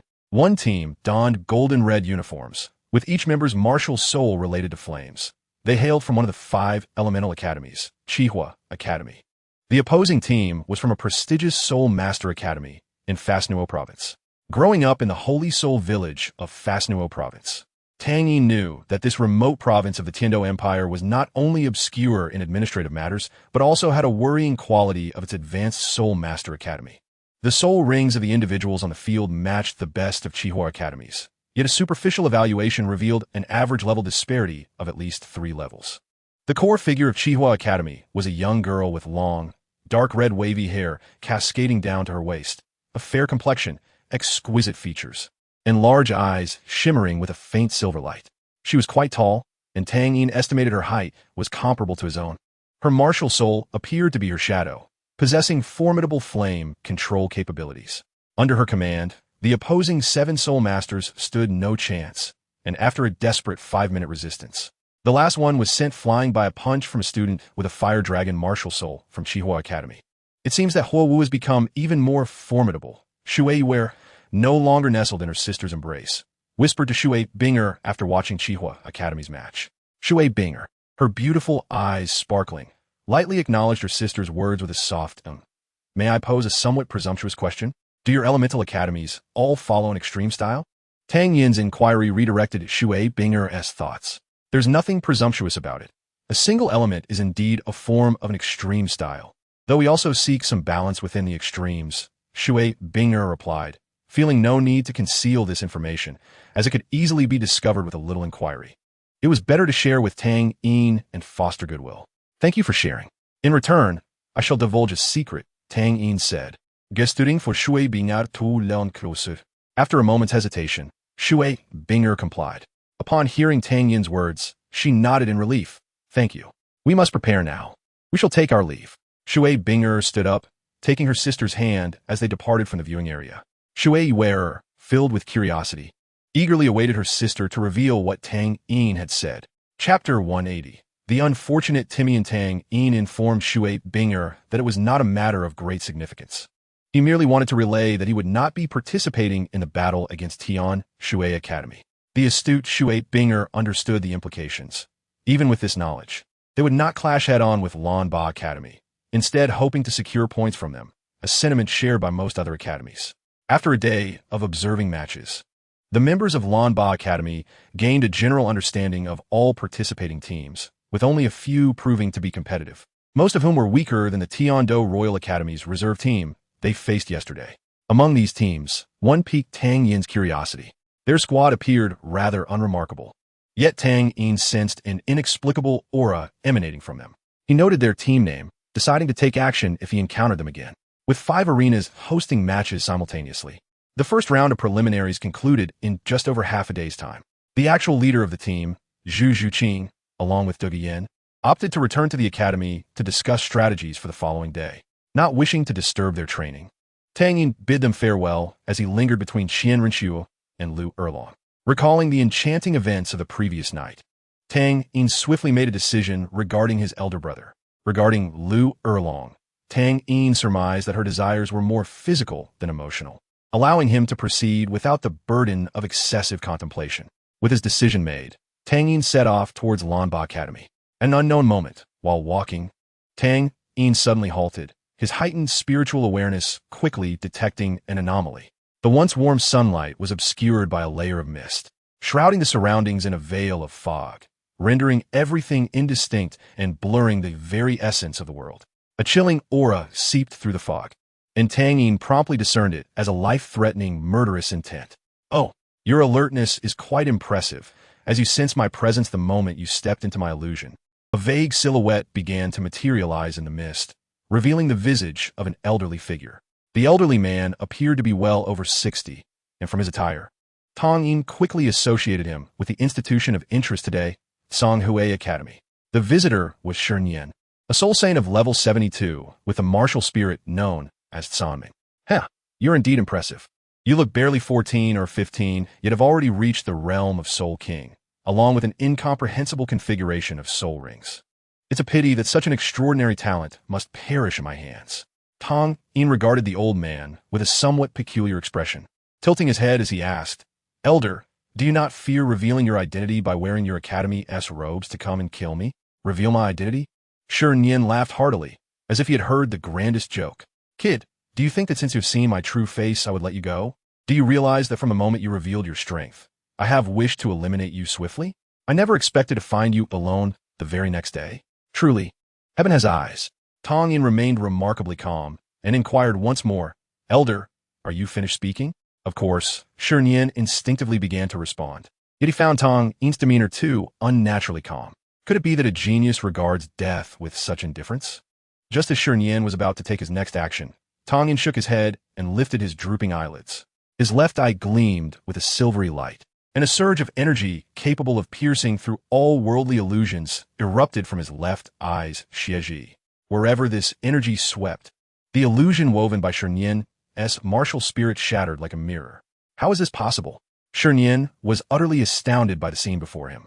He had never anticipated that his illusion would collapse under the hands of Soul King. The surrounding environment normalized, but it was no longer the streets of Tiando City, rather a desolate wilderness near the Luo forest. Your martial spirit is indeed intriguing.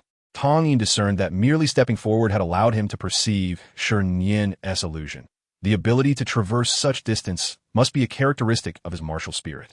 True to his reputation as an experienced soul saint, Shi Nian swiftly regained his composure, a cruel smile creeping onto his face as his soul rings appeared one by one.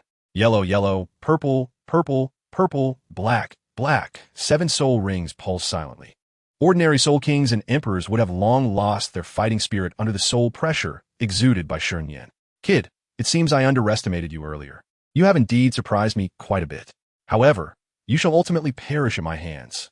Perhaps Originand was somewhat out of touch with recent developments. 6 months prior, Tang Yin had already been able to contend with soul saints, let alone Originand, who leaned towards the spiritual aspect of soul masters. After acquiring the Xieji, Tang Yin had little to fear from mental assaults. In my life, the greatest pleasure is watching my opponents go mad within my Tsanmeng until their demise. Kid, I acknowledge your strength, but this is where it ends. Soon, I shall see if a genius will indeed suffer so much that they soil themselves. Ha ha! Originand's seventh soul ring illuminated, causing his form to become ethereal. His voice resonated, hazy yet clear, as if he were distant and yet right beside Tang Yin. Feel the pain, endure the torment. Originand began to harness the power of his martial spirit to guide Tang Yin's memories back to the most fearsome events in his heart. Initially, Tang Yin had intended to engage playfully with this elderly man. But upon realizing that Originand's martial spirit could evoke memories he was on the verge of forgetting yet were seared into his consciousness with pain, Tang Yin turned icy.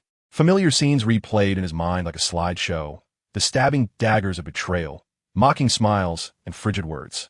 With an expressionless face, Tang Yin reached out his hand, grasping the ethereal Originand who had slipped into the mist of illusion. The game of cat and mouse ends here. Tang Yin's voice was frosty. At this moment, Originand's face was a mask of terror, hardly able to believe that his prideful illusion seemed so laughable in Tang Yin's grasp. Impossible, absolutely impossible. In my Tsanmeng, I am the ultimate master. Even soul masters of equal rank cannot escape my Tsanmeng. How could you, at level 50, achieve this? Chapter 181. A reunion with the past. Tang Yin had never intended to do anything to Originand, even if the latter bore murderous intent. Tang Yin had promised that he would only invoke his protective umbrella after subduing Originand. He was kind-hearted and could not bear to see an old man suffer before him. However, that necessity had now vanished. If Originand had a beast martial spirit or a weapon spirit with offensive capabilities, perhaps he could have chosen to flee when faced with Tang Yin's advantage. Yet, this frail old man, weaker than many soul emperors in the realm of spiritual soul masters, resembled a lamb awaiting slaughter once captured by Tang Yin. Originand, who had just been torn from his illusion, now appeared as a madman, his expressions oscillating between fear and insanity. Ha ha, impossible. You cannot be merely a child. My illusion is invincible. Invincible. I beg you, spare me. I was wrong. Tang Yin observed the mentally shattered Originand in his grasp, then gently massaged his temple with his other hand, contemplating. Bishop Selassie, this man is in your care now. Opposite Tang Yin, Selassie wore a sycophantic smile. Rest assured, young brother Tang Yin, this old dog dared to openly hunt participants of the elite competition of high-level soul masters across the continent. As one of the organizers, the Spirit Hall will certainly not let him go.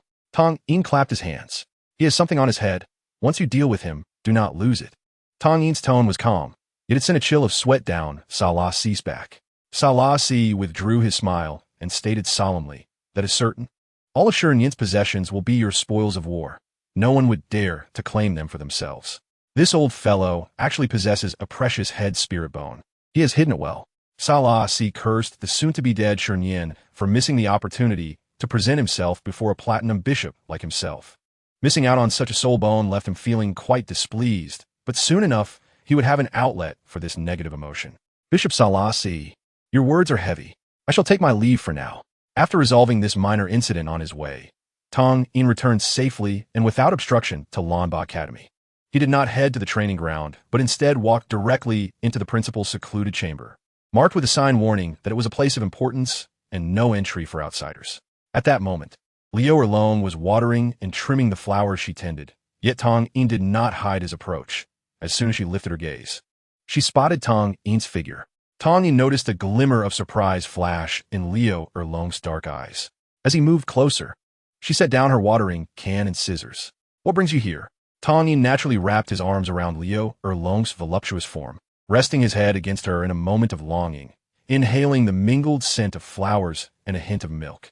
In a muffled tone, he confessed, I missed you. The honest Tang Yin spoke no falsehood. Even in matters of passion, he remembered Yin's teachings to be a trustworthy child. Liu Erlong felt a sweetness in her heart, her earlier concerns easing considerably. Leaning her head against Tang Yin's, she softly replied, I missed you too. Lu Erlong had long sensed an aura emanating from Tang Yin that brought her immense comfort. She had believed that her feelings for him were merely a figment of her own affection. However, after their intimate encounter, she realized that this sensation was indeed genuine, not merely a fantasy conjured by love. Suddenly, Tang Yin lifted Lu Erlong's leg and supported her waist, carrying her into the room. Possessing the cultivation of a soul saint, Lu Erlong nestled against Tang Yin like a child, her arms wrapped around his neck, murmuring, "It's not yet dark. Isn't that better?" With the rain subsiding, Lu Erlong languidly lay in Tang Yin's embrace, her lips slightly parted as she breathed in short, rapid gasps. We cannot ascertain how their interaction began within the bamboo house, but concluded by the small lake beside it. Under the sparse moonlight, they were covered only by a thin blanket. Lu Erlong rested her head on Tang Yin's arm, her tone imbued with contentment and a touch of languor, asking Xiao Yin, "Are you hungry? Shall I prepare a meal for you?" In a moment of introspection, Tang Yin felt a pang of guilt as hunger gnawed at him, prompting him to nod in agreement. As he assisted Lu Erlong in rising, the specific details elude me. It was around 10 o'clock in the evening when they had their meal. The preliminary rounds had passed swiftly, and they were now halfway through the competition. Lanba Academy led the standings with an impeccable record of 15 victories and no defeats, closely followed by Lei Ting Academy, which also boasted the same impressive score. The third position was held by the vice team of the Tiando Royal Academy, which, under Tang San's leadership, managed to secure victories despite the other Shrek Academy members performing below the original narrative's level and lacking the formidable fusion skill of the Yuming White Tiger.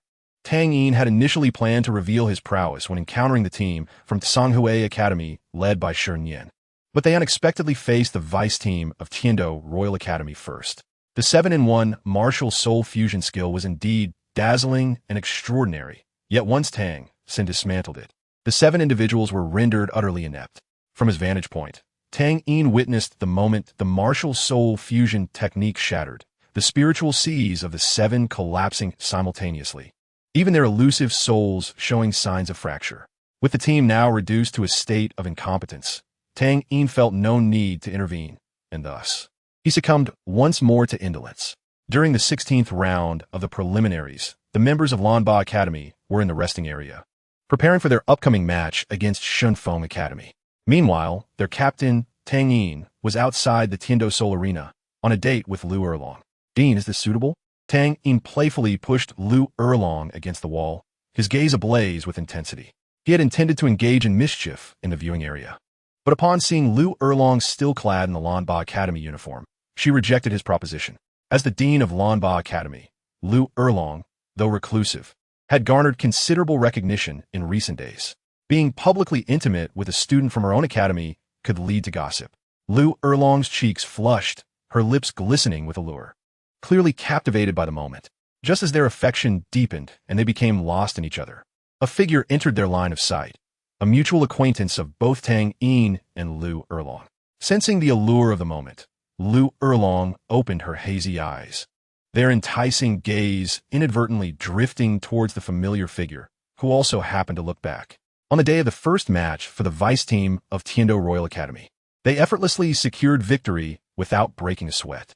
Following the assassination attempt on Tang Yin by Shi Nian, the Spirit Hall mandated that each academy must assign at least 1 soul saint or 2 soul emperors to ensure the safety of their combatants.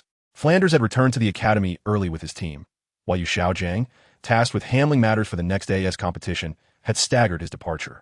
The students from Shrek Academy had not disappointed him as their instructor. Aside from the initial day's loss, they remained undefeated. If this trend continued, the inclusion of the Tiando Royal Academy's vice team was a foregone conclusion, and the name of their central figure, Tang San, would echo throughout the continent.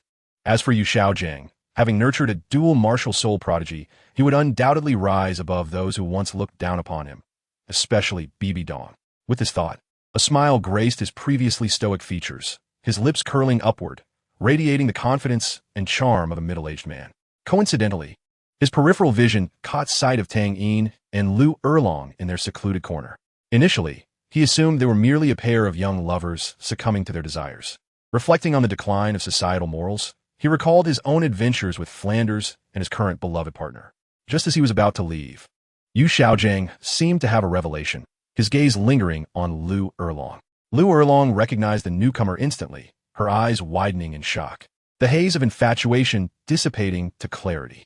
Unbeknownst to Tang Yin, who was facing away from Yu Xiaojing, the latter had paused to observe him and Lu Erlong in a passionate embrace. He sensed Lu Erlong's body tense suddenly, her delicate tongue seeming to surrender to Tang Yin's control. Seizing the moment, Tang Yin became even more audacious in his exploration of Lu Erlong. Despite her choice to be with Tang Yin, she found herself unable to be so intimate in the presence of Yu Xiaojing. Lu Erlong attempted to push Tang Yin away, yet the overwhelming sensations and her weakness rendered her powerless. Tang Yin found her small hand to be mischievous, freeing one of his own to grasp her soft palm, lifting it high and pressing it against the wall. Yu Xiaojing's legs felt as though they were encumbered by lead, immobilized by the weight of his emotions. Upon witnessing his beloved Lu Erlong in such closeness with another man, he felt as though he were enduring a heart-wrenching torment. The pain was unbearable. Erlong, why? At that moment, Lu Erlong felt utterly helpless. Her mind urged her to end this situation, yet her body reveled in the experience, creating a tumult of emotions that led tears to escape uncontrollably from her eyes. A single tear fell upon Tang Yin's face, finally alerting him to something amiss. When he beheld the expression of helplessness and grievance on Lu Erlong's face, guilt stirred within him. Tang Yin gently released Lu Erlong from the wall, enveloping her alluring form in his embrace as he softly inquired, "What is the matter?" Lu Erlong's gaze remained fixated on the dazed Yu Xiaojing, her heart a whirlpool of conflicting emotions. Following her line of sight, Tang Yin turned to face Yu Xiaojing, despite having made the choice to let go. Witnessing Lu Erlong with another man pierced his heart with an inexplicable agony. Yu Xiaojing, who had intended to avoid the situation, was instead frozen in place, caught in the throes of anguish as time seemed to stretch unbearably. Upon recognizing the identity of the observer, Tang Yin was taken aback. He had not anticipated encountering Yu Xiaojing in that moment.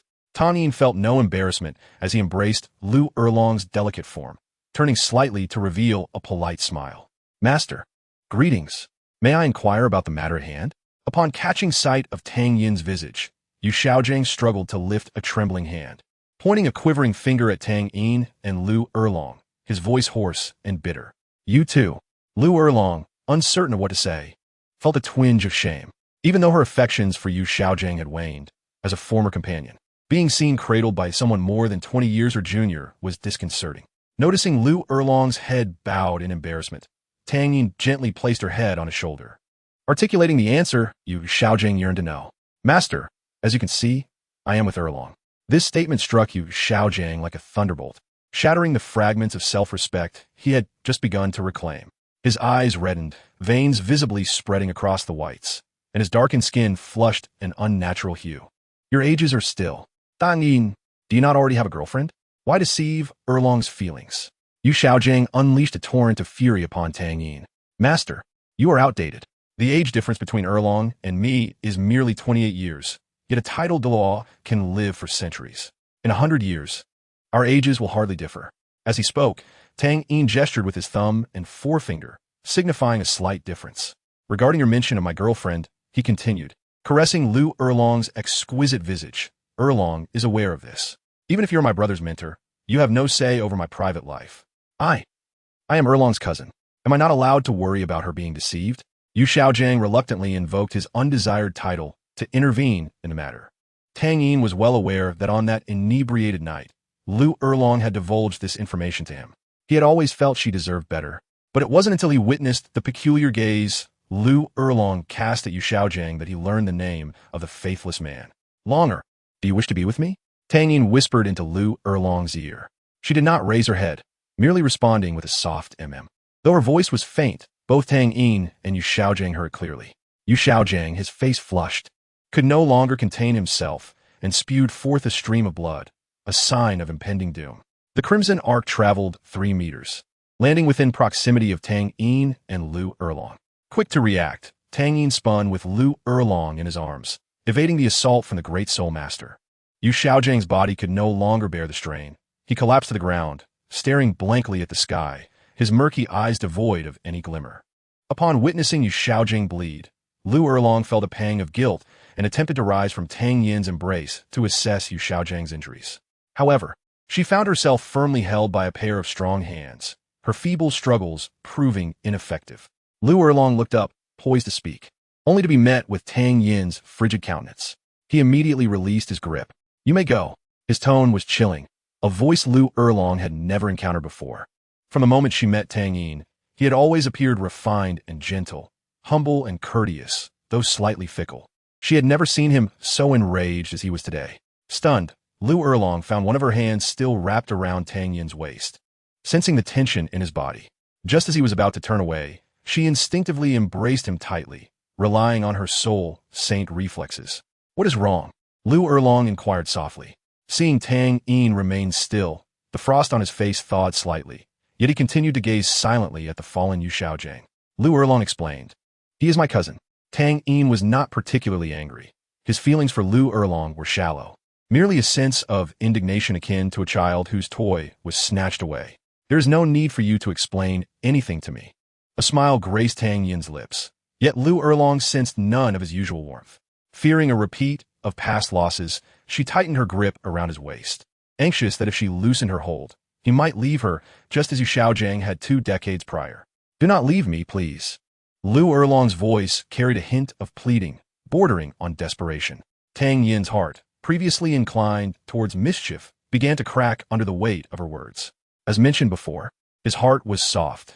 Despite his desire to be a callous scoundrel, he found himself indecisive when faced with entanglements of emotion. He had not anticipated the depth of Lu Erlong's dependence on him. Initially, Tang Yin's intentions were solely for release, nothing more. Each of the three held their own concerns. "The competition is nearing its end. Let us depart." After a prolonged silence, Tang Yin uttered 4 words before turning toward the Tiando Soul Arena.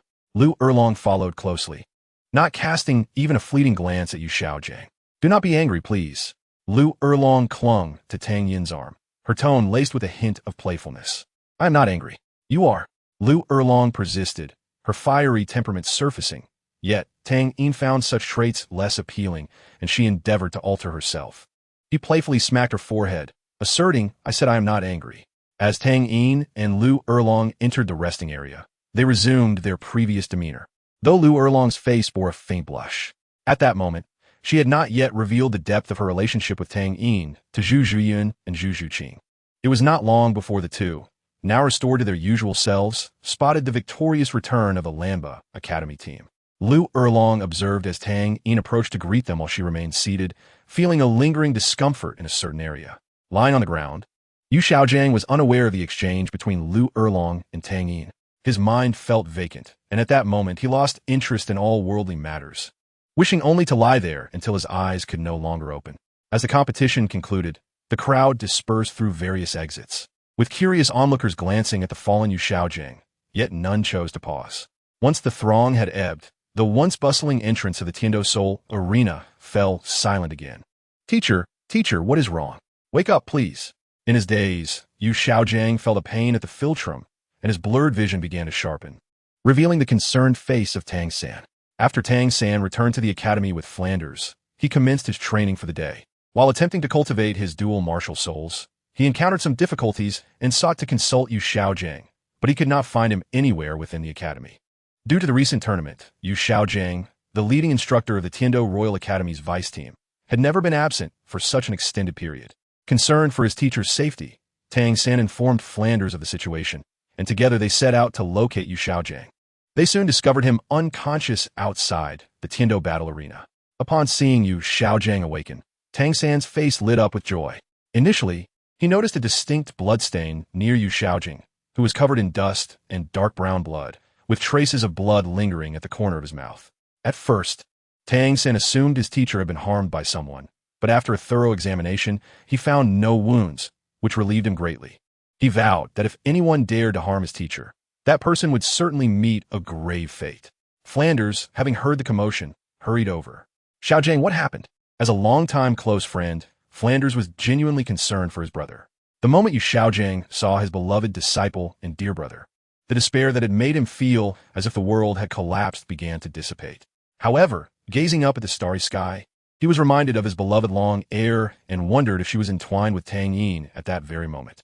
This thought filled him with sorrow, and the anguish akin to the pain of a betrayed lover caused tears of humiliation to stream down this proud man's face. In Tang San's embrace, Yu Xiaojing wept like a child of 50. Tang San and Flanders exchanged glances, understanding that something must have transpired during their absence to cause Yu Xiaojing such distress. Once Yu Xiaojing's emotions stabilized, Flanders cautiously inquired, "Xiaojing, what is troubling you?" "Flamish, encountered long ar, Yu Xiaogong replied. As they stood under the sparse moonlight, the white glow of a Soul Guide street lamp illuminated Yu Xiaojing. "Long air, she is as beautiful as I remember. I still recall the first time I laid eyes on her, but she is no longer the same." Yu Xiaojing's words flowed, shifting from longing to nostalgia, and his expression grew increasingly grim as he spoke. "When I emerged from the battle arena, I saw her. She was kissing Tang Yin right here." Tang San's eyes widened in disbelief, unable to fathom what he had just heard. From Yu Xiaojing's words, he deduced the identity of Long Air, his teacher's beloved, now entwined with his own brother. What on earth was happening in this world? Tang San felt powerless to reproach Tang Yin. He could not raise his head in front of him, as his pride had shattered into pieces after repeated defeats. The deep-seated fear within him would continue to haunt Tang Yin until he overcame his inner barriers. Flanders was equally taken aback to hear Long Air's name from his dear friend's lips. He was aware that Lu Long Air had established a school in Tiando City, the currently undefeated Lanba Academy. He had intended to visit Lu Long Air to ensure that this foolish brother and his sister could reconcile. However, he never imagined that before he could act, Lu Long Air would be with a student from his own academy. As an elder brother, he found it hard to accept. "No, I cannot agree." Flanders' tone turned fervent, his eyes glimmering sharply behind thick lenses, his eyelids twitching. How could Long Air's future happiness be entrusted to that young man, who was a whole 28 years her junior? When Long Air's beauty fades, will he still cherish her as he does now? Flanders nearly shouted this last line. Typically a loquacious man, his agitation made his words even harder to decipher. Tang San stood beside them, bewildered, yet he could discern the director's fury from his tone and demeanor. Yu Xiaojing shook his head bitterly. "Do you think I haven't said anything? Tang Yin already has 2 girlfriends, yet Long Air still chooses to be with him." Flanders struggled to contain his rising anger, genuinely fearing he might lose control. Moments later, he suddenly grasped Yu Xiaojing's collar and lifted him off the ground. Yu Xiaojing, feeling irate, exclaimed, "Flanders, what madness is this?" Flanders maintained a stoic expression. "I cannot allow Long Air to continue down this misguided path. But she has someone she likes." Silence. In Flanders' grip, Yu Xiaojing felt like a mere toy, his 29th rank soul power offering no resistance. "She once loved you. She waited for you for 20 long years. If it weren't for you, could Long Air be with that young man? Now, will you continue to be a coward and evade this reality?" Flanders' emotional breakdown did not take Yu Xiaojing by surprise. He was aware that not only did he love Lu Long Air, but their older brother also harbored feelings for her. However, as the two were destined for each other, he, as the elder brother, could only silently wish them well. Witnessing his former beloved and comrade gradually spiral into what they perceived as an abyss, the frustrations of being a devoted admirer for over 20 years finally erupted. "Yu Xiaojing, if you still consider me your brother, let us go find Long Air today and bring her back to the right path." The tension peaked, yet not entirely unleashed. Yu Xiaojing recalled the events of the day, his fists tightening. "Long Air, my Long Air. To hell with all moral conventions, all familial ties." Under the relentless blows of fate, Yu Xiaojing summoned unprecedented courage. "Very well, let us go together." Casting aside his previous despondence, Yu Xiaojing's face bore a resolute expression. Flanders clapped him on the shoulder, affirming, "Truly, you are my good brother." Without further ado, Flanders' hands slipped under Yu Xiaojing's armpits, lifting him effortlessly, and with a flap of his cat-eagle wings, they soared towards Lanba Academy. Tang San, unsure whether it was curiosity or concern for his teacher, followed closely behind, employing his ghostly shadow technique. At Lanba Academy, in Lu Long Air's little bamboo cottage, she sat blushing on Tang Yin's lap, a small table set with several freshly prepared dishes. This meal had taken a full hour to prepare. At that moment, Lu Long Air wore only a thin gauzy garment, her alluring figure subtly visible. Tang Yin appeared somewhat disheveled, yet both were engrossed in enjoying their dinner. "Director, I want to eat the fiery beef tenderloin," Tang Yin said, resting his head on Lu Long Air's delicate shoulder, his voice carrying a hint of playful coaxing. Lu Long Air recoiled slightly, pouting, "Don't call me director." She picked up a piece of tenderloin with her chopsticks and fed it to Tang Yin. If not director, then what shall I call you? Long-air? When Tang Yin uttered the name Long-air, one could distinctly perceive the subtle tremor coursing through Lu Erlong's body. Long-air, Long-air. Long Wu, amused by the repetition, Tang Yin continued to call out, until Lu Erlong, unable to endure any longer, silenced him with a piece of tenderloin. Nevertheless, even while eating, Tang Yin remained restless, his hands wandering indiscriminately around her waist. Just as they entered the phase of feeding each other, an unexpected commotion from outside interrupted their intimate moment. Both individuals, sharing the same piece of tenderloin, were jolted from their desires, exchanging glances that spoke volumes despite their brief time together. They had forged a profound understanding of one another. Tang Yin donned his outer robe and headed towards the door, while Lu Erlong, flustered, hastily removed her enticing gauzy attire and slipped into the disheveled clothing scattered on the floor. Upon exiting the bamboo cottage, Tang Yin soon caught sight of the intruders, who, coincidentally, were acquaintances. As Flander and Yu Xiaojiang arrived at Lamba Academy, they quickly spotted the bamboo cottage nestled within the forest from their aerial view. Witnessing Tang Yin emerge from the dwelling shattered their hearts, yet they were certain of their intended destination. Oh, may I inquire about the name of the esteemed individual beside Master? Tang Yin, having met Flander before, was unaware of his name. Furthermore, may I ask what brings you here at this hour? The latter question was somewhat rhetorical, as Tang Yin could easily surmise their intent from their imposing demeanor. Before they could respond, Lu Erlong emerged from the cottage, and, coincidentally, Tang Sin arrived at that very moment. The sight of Lu Erlong stepping out sent their already shattered hearts into a complete disarray. Big brother? Cousin? What brings you here? Recalling the events of the day, Lu Erlong quickly adjusted her address. Flander felt a pang of pain in his chest.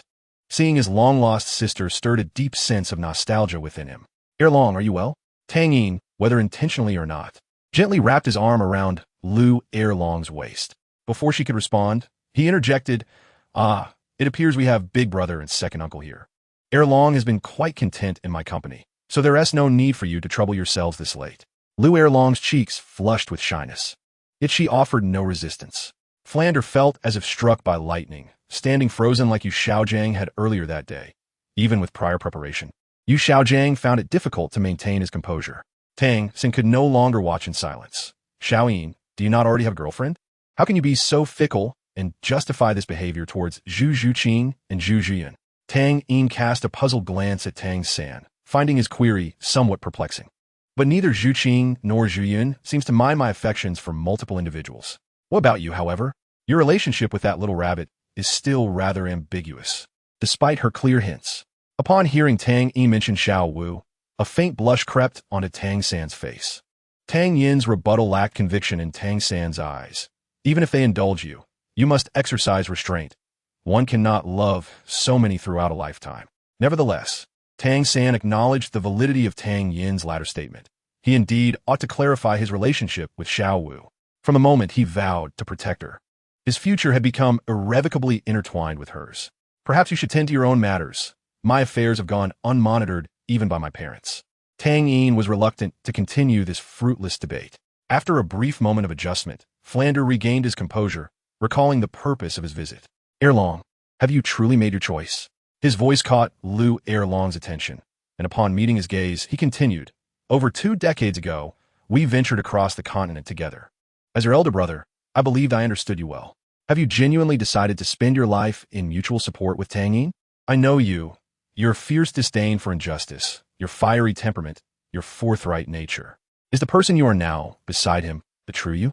You once expressed a desire to live in seclusion with your true love amidst nature, nurturing flora and fauna, living a life of tranquility. Do you believe Tang Yin can fulfill that vision? Listening to Flander's pointed remarks aimed at him, Tang Yin remained silent, intrigued by what was to follow. Erlong, I truly do not wish for you to regret your decision in the future, while you have yet to sink too deeply. Xiaogang, and I can assist in extricating you. Flander concluded, playfully kicking Yu Xiaojiang's rear. Yu Xiaojiang stumbled slightly, but quickly regained his composure. Ignoring Tang Yin and speaking directly to Lu Erlong. Erlong, the wedding we once had was my cowardly choice to flee. I have wronged you for over 20 years. Each day since has been a torment, and I never anticipated fate would toy with our emotions in such a manner. Yet, through this torment, I have constantly thought of you and the moments we shared. Do you remember? As Yu Xiaojiang's words flowed, Lu Erlong's head lowered further, her expression unreadable even to Tang Yin beside her. The aura surrounding her betrayed no hint of emotion. When you asked me who I loved that day, I chose not to answer. Today, I can declare it boldly. Erlong, I have had enough. The silence that enveloped Lu Erlong erupted, her eyes glistening with unspilled tears. This outburst silenced the incessant chatter of Yu Xiaojiang, plunging the forest into an unsettling stillness, where one could hear Lu Erlong's heavy breaths. 20 years. How many such decades does one experience in a lifetime? Yu Xiaojiang, I have spent my most beautiful years waiting for you, yet you have not appeared. As time passed, my heart grew increasingly uncertain about the future. When I see the elderly women with white hair on the streets, their faces etched with wrinkles and stories, I see my reflection in them. I am human. I am a woman. I too wish to experience the beauty of love and the warmth of being cherished. Tang Yin has shown me that, rather than your empty declarations of love without the courage to seek me out. But I am here today, am I not? Yu Xiaojiang retorted, his face flushed as he defended himself. Do you know how much courage it took for me to seek you out today? Seek me? Liu Erlong scoffed, her patience wearing thin now that the truth had been laid bare. Had you not seen me with someone else, would you have come? Did you still perceive me as your possession? Erlong, Flander interjected, furrowing his brow. He had not anticipated Lu Erlong to harbor such resentment after all these years. Brother, there is no need to say more. I have made my choice. If you still consider me your sister, then bless me. Lu Erlong's words were a weighing of 2 decades of affection against her emotions, placing the decision squarely in Flander's hands. Yu Xiaojiang felt utterly humiliated by her declaration. His already fragile self-esteem crumbled further under the disdain of the woman he cherished, nearly suffocating him under the weight of his own inadequacy. Observing his unremarkable companion, Flander sighed in response to Lu Erlong's ultimatum. Erlong, I sincerely hope your choice proves to be the right one.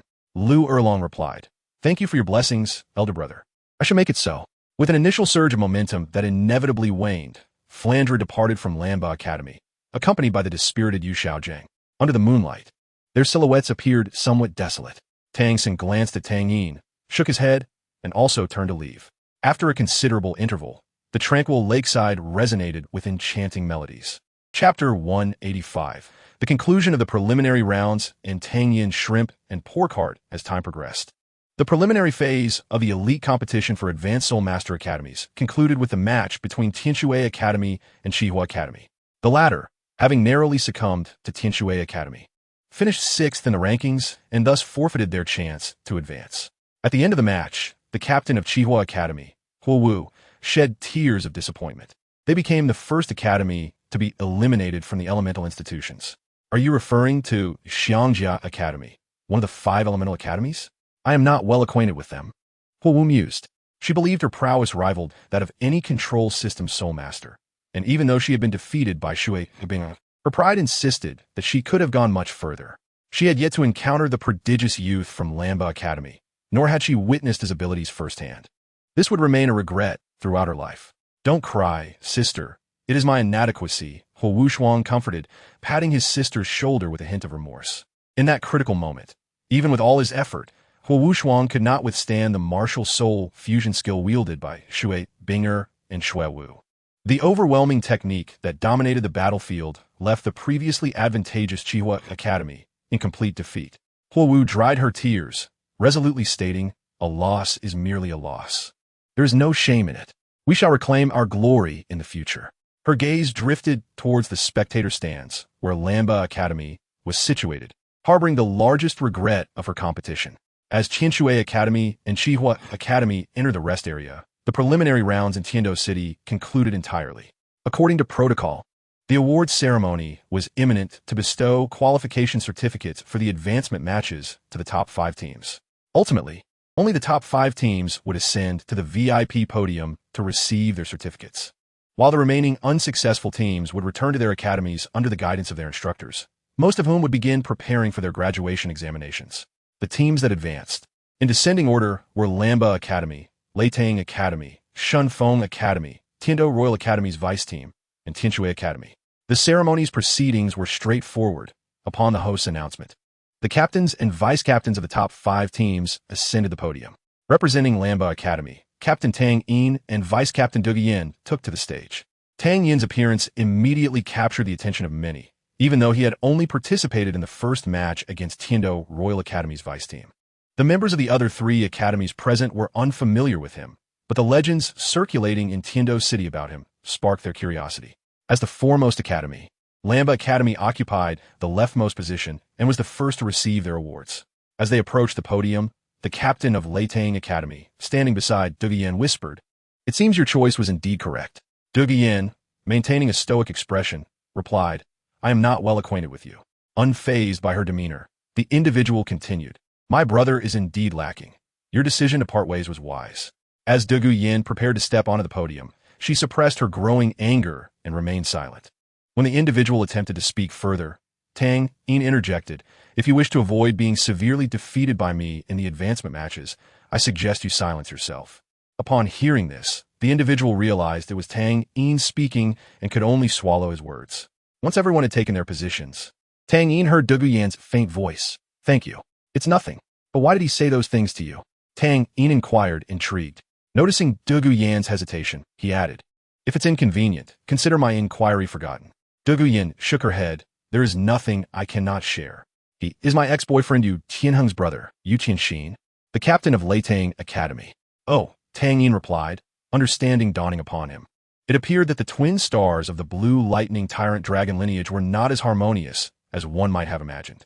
Next, His Majesty, along with Ning Zhongzhu of the Seven Treasures Glazed Tile School and Archbishop Salas, would personally present the advancement qualification certificates and bonuses to the 5 teams entering the next round. Once everyone was in place, the host proceeded with the next steps.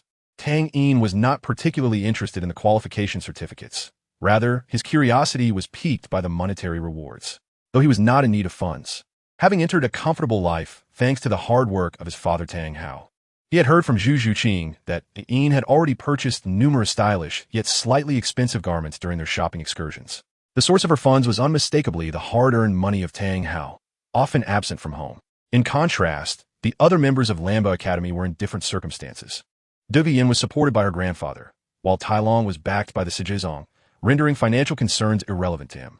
Meanwhile, Jiangzhu, Huangyuan, and Jingling hailed from humble origins, and the monthly Soul Master stipend from the Spear Hall barely covered their basic living expenses. Despite the seemingly ample 100 gold soul coins for those at the Soul Master level, the expenses for Soul Masters were significant, making it nearly impossible for an average family to provide for a Soul Master's annual needs. This was why Soul Masters from common backgrounds were a rare sight. The prize money could potentially pave a broader path for their futures. The 5 academies that placed in the top ranks received equal monetary rewards. Each team awarded 10,000 gold soul coins from the Tiando Empire. Tang Yin decided to accept a symbolic 1,000 coins, which would be shared among him, Zhu Zhuqing, and Zhu Zhuqing. As for Tai Long and Douluo, he had no authority to decide. Once the awards were distributed, the host relinquished the floor to the most distinguished presence present, the Emperor Xie. Emperor Xie, in high spirits, acknowledged that the teaching at Tiando Royal Academy had, in recent years, been dismal, excluding the main team, which had been granted a direct pass to the finals. The vice team had not graced the award podium for several consecutive years. Although they secured only 4th place, the Emperor of the Tiando Empire was still exceedingly pleased, his aged countenance illuminated with joy. However, it was unrealistic to expect the Tiando Royal Academy's vice team to clinch the championship. The champion he had identified for this tournament stood before him. His gaze settled upon Tang Yin, admiration unwavering. That day, he had dispatched personnel to verify the identities of Tang Yin and his connection to the Crown Prince's beloved, and upon discovering their alignment, Emperor Shuya quickly transitioned from surprise to understanding. Genius, after all, often harbors peculiar inclinations. Contemplating the prospect of the Tiando imperial family being sheltered by a title Douluo in the future brought him immense comfort. It had been ages since they had enjoyed the protection of a title Douluo. In Emperor Shuya's mind, the Crown Prince Xue Qinghe's position was further solidified by this development, and he took the opportunity to subtly admonish his ineffectual 4th son, Xuebeng, to temper his unnecessary ambitions. "First and foremost, my children, I extend my heartfelt congratulations. You have successfully earned the qualification to advance in this year's elite competition for Advanced Soul Master Academies. As the supreme ruler of the Tiando Empire, I take great pride in you all. You are the hope of the Empire's future. As the captains and vice-captains of your respective teams, your prowess has played a pivotal role in the competition. Therefore, I have decided to confer upon you 10 individuals the title of Viscount, while the other competitors from your 5 academies shall receive the title of Baron. Once you graduate, the gates of the Imperial Palace will be open to you at any time. Your fiefdoms will be allocated uniformly after your graduation. A Viscount of the 4th rank among nobles, an individual with actual power and lands. This title not only symbolizes status, but also signifies immense wealth. However, those present are all individuals of some standing, and their future accomplishments will undoubtedly reach beyond this. The granting of the Viscount title carries significant implications. As Salus, standing nearby, was about to interject, Tang Yin's voice preemptively resonated. Thank you for your kind offer, Your Majesty, but I am accustomed to freedom, and the titles of Viscount and lands are unnecessary for me. Tang Yin's words drew peculiar glances from the captains and vice-captains around him. Though they all held titles of nobility, the aristocratic ranks of the Tiando Empire would undoubtedly elevate their status further. After all, is the purpose of cultivation not to rise above others? The smile on Shui Ye's face froze. He was perplexed by Tang Yin's refusal. Yet, given the relationship between Tang Yin and Shui Qinghe, he forgave Tang Yin's impetuousness at once. He chuckled, a free spirit, indifferent to fame and fortune, truly a young genius. Classmate Tang Yin, the Empire respects your choice. At this point, Tang Yin was left bewildered. His earlier tone had been rather brusque. Was the Emperor merely feigning humility, or was he genuinely humble? Tang Yin prided himself on his sense of justice. Despite his recent moral shortcomings, he still felt uncomfortable with the aristocrats who seemed to thrive in the muck of privilege. Tang Yin's refusal garnered admiration from Salus, the Platinum Bishop. 10 days prior, Salus had extracted the crystalline soul bone from the battered head of a certain individual, of course, while that individual was still conscious. For one so audacious as to harm those under the Pope's explicit protection, Salus believed his methods had been somewhat lenient. This was mainly due to the lack of capable healing soul masters within the Tiando Empire's Spear Hall. Many valuable treasures had succumbed to the mental collapse of the individual before they could be utilized. That soul bone now lay within Tang Yin's storage soul guide. Salus was quite satisfied with Tang Yin's stance, and chose to remain silent despite his initial inclination to speak. Ning Fengji, who had been observing from a distance, felt a twinge of disappointment as he saw Salus withdraw from action. Shui continued, undistracted by the subtle shift behind him. The upcoming advancement matches will still be held within the Empire. However, the venue will change from the Tiando Grand Soul Arena to the Royal Hunting Grounds. At that time, the 10 teams that emerge from the preliminary rounds from the 5 principalities and kingdoms will gather to compete in the advancement matches. I hope that your 5 academies will excel in the advancement matches, ensuring you have an advantage when participating in the finals. When he promised to provide the next soul ring required for all participants' progression, aside from Tang Yin, the previously calm expressions of the others transformed into astonishment. Tang Yin's lack of enthusiasm stemmed from a simple reason. The soul rings under 30,000 years of age held little significance for him. Currently, Tang Yin's soul power hovered around level 58, and when he reached level 60, the soul rings he absorbed would undoubtedly not fall below 50,000 years. By the time he sought his 7th soul ring, he could contemplate rings of 100,000 years. Salus maintained his usual demeanor, while Ning Fengji discerned nothing from the cunning old man's countenance. Was this old fellow truly so profound? Even the Emperor Shui Yi was making overtures towards these prodigies. Yet the Platinum Bishop displayed no outward response. It felt abnormal, exceedingly so. Ning Fengji began to search among the crowd for the cause of Salus's unusual calmness. After much contemplation, he concluded that only Tang Yin's behavior stood out. However, Ning Fengji was aware of Tang Yin's background. His father bore a fierce enmity towards the Spear Hall, making it implausible for Tang Yin to be involved. Impossible. Absolutely impossible. Yet, Ning Fengji could never have imagined that Tang Yin had unwittingly won the favor of 2 pivotal figures within the Spirit Hall. The advancement matches would take place a month later, and I hope you will achieve further breakthroughs in that time. Very well, I shall say no more. You children are all quite astute. I trust you will make wise choices. With that, Shui Yi turned to leave, somewhat disappointed that he saw no sign of resistance on Salus's face. Everything he had stated was intended to provoke the Platinum Bishop of the Spear Hall. All present understood that this was a maneuver to compel these geniuses to choose between the Tiando Empire and the Spirit Hall. and everyone was silently calculating how to maximize their future benefits. As Emperor Shui Yi and the high-ranking officials departed, the ceremony concluded successfully. Tang Yin, observing Tang San and Dai Mubai about to leave, promptly called out to them. Dai Mubai regarded Tang Yin with a mixture of trepidation and a buried animosity. Tang Yin sensed this, but remained indifferent. Tang San paused and inquired, Lilin, what is it? Is there something you need? It's nothing of great importance. Tang Yin reached into his storage soul guide, retrieving a spirit herb. Recently, I haven't seen your teacher and that director Flender. My sister Longer is somewhat concerned for their health, so she asked me to deliver this herb on her behalf, for them to replenish their vitality. After all, they're my uncles. Tang San felt a twinge of awkwardness at Tang Yin's slightly distant term of endearment, but accepted the spirit herb nonetheless. A fortnight ago, following their fateful meeting, Yu Xiaojiang and Flender had fallen into a state of despair.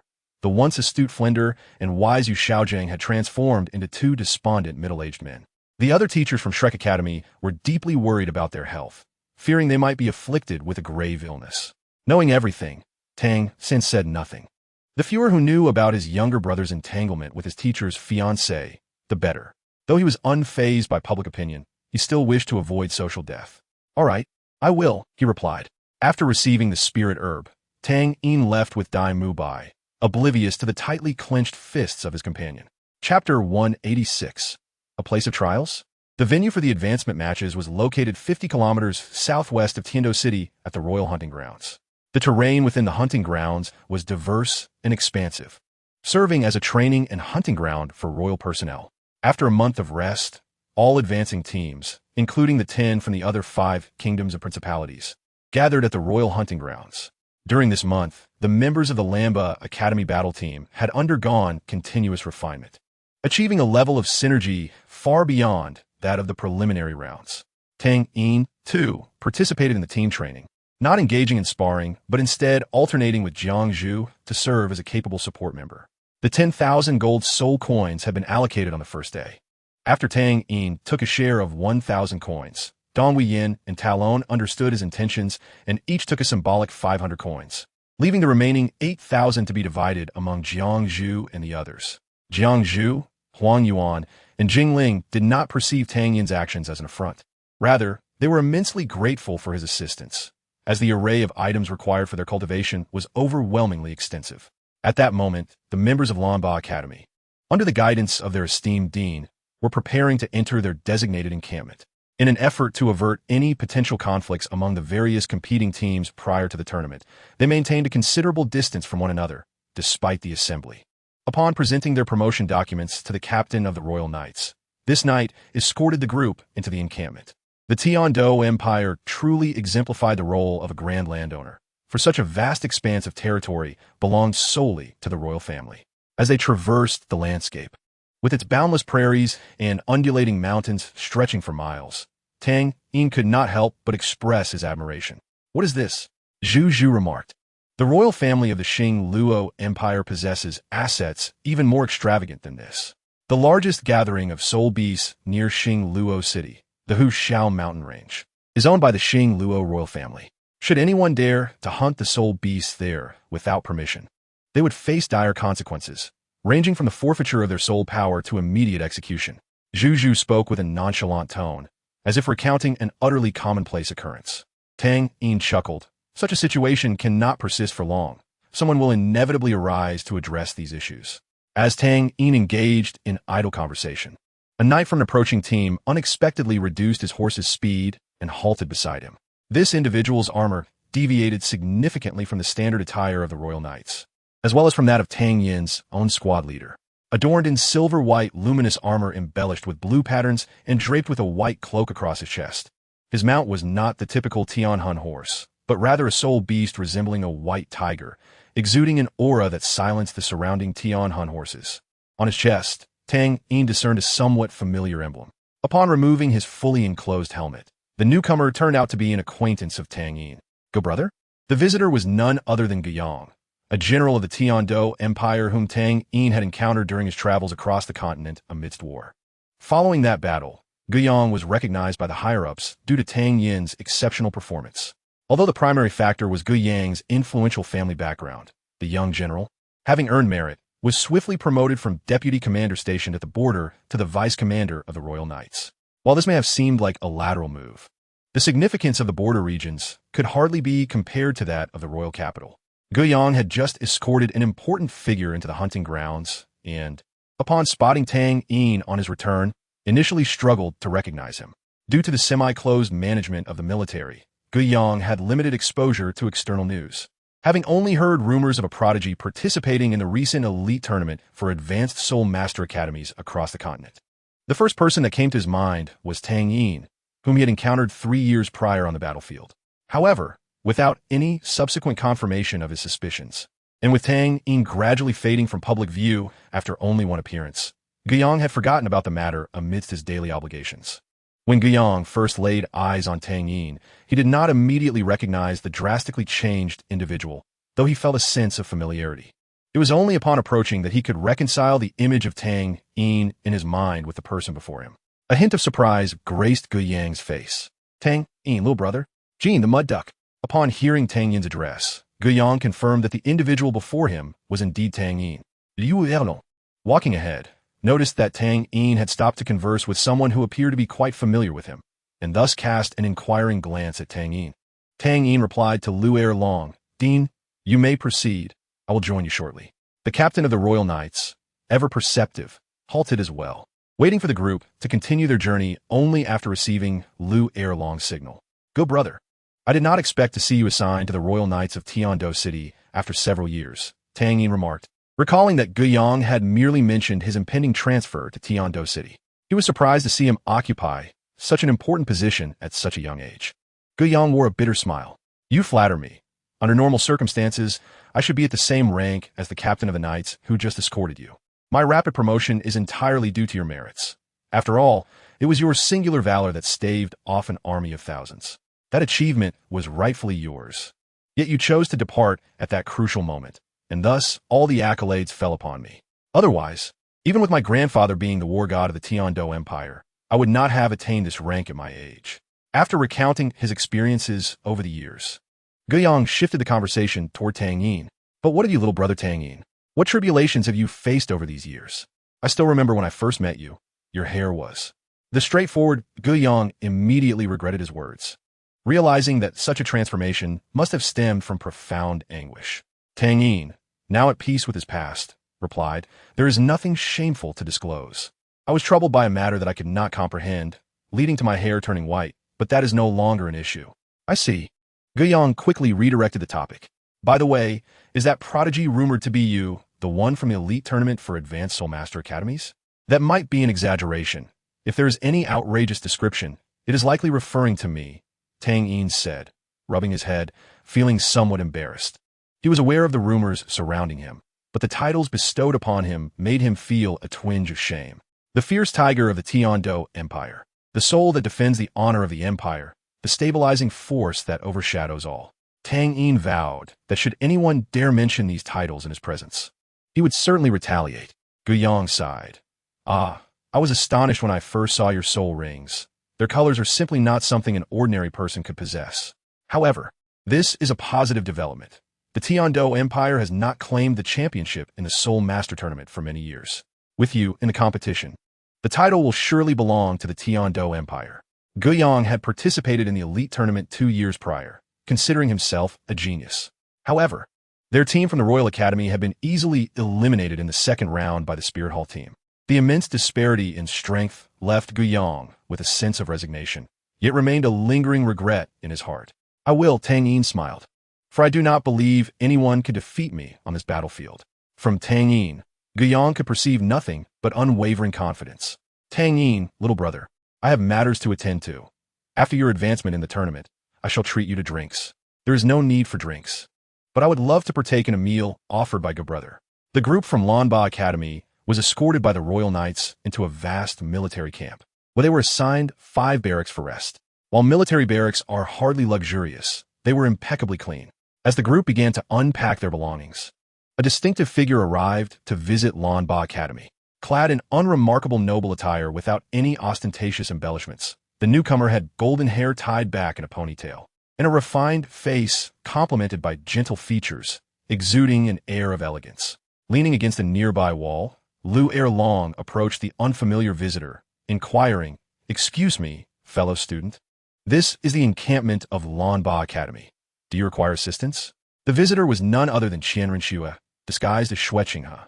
She came in search of Tang Yin, and the boundless grasslands, infused with the essence of freedom, reminded her of him, not far from her. The restless heart of Qianren Xue could not endure the agitation within, prompting her to seek him out. Observing the voluptuous beauty before her, Qianren Xue internally praised Tang Yin. He certainly dines well. She had known shortly after Tang Yin's conquest of Liu Erlong that he had indulged in another affair. Having discerned an unfamiliar flavor that led her to suspect his infidelity, much to his embarrassment, he conceded that his time management was indeed stretched to the limits. But the necessity of visiting another was unavoidable. Qianren Xue was intimately familiar with the flavors of Zhu Zhuyun and Zhu Zhuqing, and the sudden introduction of a foreign taste instantly informed her of Tang Yin's extracurricular activities. Confronted, Tang Yin did not shy away, recounting everything to Qianren Xue. The concealment regarding Zhu Zhiyun and Zhu Zhuqing was not Tang Yin's doing, but rather a restriction imposed by Liu Erlong. "Greetings, I am Xue Qinghe, the Prince of Tiando Empire." Qianren Xue presented herself with an air of courtesy. Upon hearing this introduction, Zhu Zhiyun, who had just exited the tent, froze in place, her gaze lingering on the visage of Xue Qinghe for an extended moment. "Your Highness, I did not expect this seemingly ordinary and frail young man to be the current prince. May I inquire about your purpose?" Qianren Xue replied with a smile. "Nothing of great consequence. I am merely here to seek out your esteemed classmate, Tang Yin." Indeed, Zhu Zhiyun's instincts were on high alert. Unlike her sister Zhu Zhuqing, while she was indifferent to the number of women Tang Yin entertained, she was somewhat perturbed by the notion of him seeking a male companion. Zhu Zhiyun harbored affection for Tang Yin and wished to avoid any traces of other men's presence upon him. "What brings you to seek little Yin?" Zhu Zhiyun stepped forward, questioning Qianren Xue with an air of skepticism. Qianren Xue, recognizing the sisterly bond standing before her, revealed a playful smile. "Of course, I am pursuing little Yin." Finding the situation amusing, she understood that in Zhu Zhiyun's perspective, Tang Yin's association with her was akin to a bond of mutual affection. The very thought of Tang Yin in the company of another man filled Qianren Xue with a sense of wicked delight. She had yet to experience intimacy with Tang Yin in the guise of Xue Qinghe, and she pondered whether he would be up to the task. He admitted it. He confessed. A tempestuous wave surged within Zhu Zhiyun, and with a cold demeanor, she retorted, "As the prince of Tiando Empire, how could you harbor feelings for a man? Furthermore, little Yin does not favor men." Meanwhile, Liu Erlong, observing the prince's pursuit of her little Yin, was equally astounded, recognizing Tang Yin's allure to such an extent that even a royal prince was captivated. Qianren Xue responded, "My father has consented to my relationship with little Yin. As for your assertion that little Yin does not harbor feelings for me." Pausing for effect, she arched an eyebrow. "When little Yin returns, why not simply ask him?" "You." Zhu Zhiyun huffed in indignation, yet her anger simmered silently within. She could hardly resort to violence against this seemingly insufferable individual. Zhu Zhuqing emerged from the tent, still somewhat bewildered, and approached her sister, whispering, "Sister, what troubles you?" Zhu Zhiyun glared coldly at Qianren Xue. "A man seeks to take our Tang Yin from us." "Our?" Qianren Xue feigned surprise. "You two appear to be sisters. My little Yin is indeed fortunate. Yet, how come I have not heard little Yin mention your shared servitude?"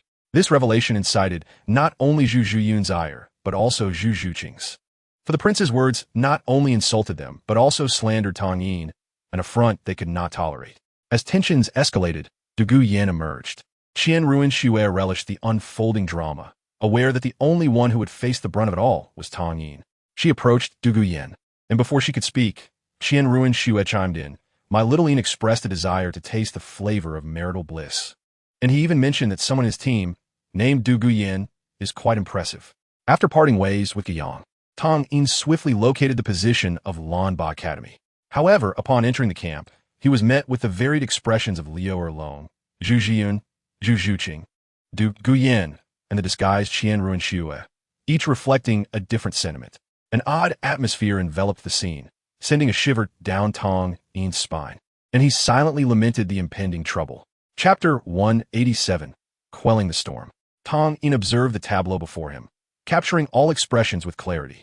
Zhu Jiyun had clearly been incensed by Qian Ruinxue, her chest rising and falling with agitation, brows furrowed deeply. The words previously spoken by Qian Ruinxue left her heart in a state of unease. Zhu Zhuqing, who had been glaring at the prince, now seemed to soften upon noticing Tang Yin's arrival, her eyes glistening with tears, embodying a pitiful visage.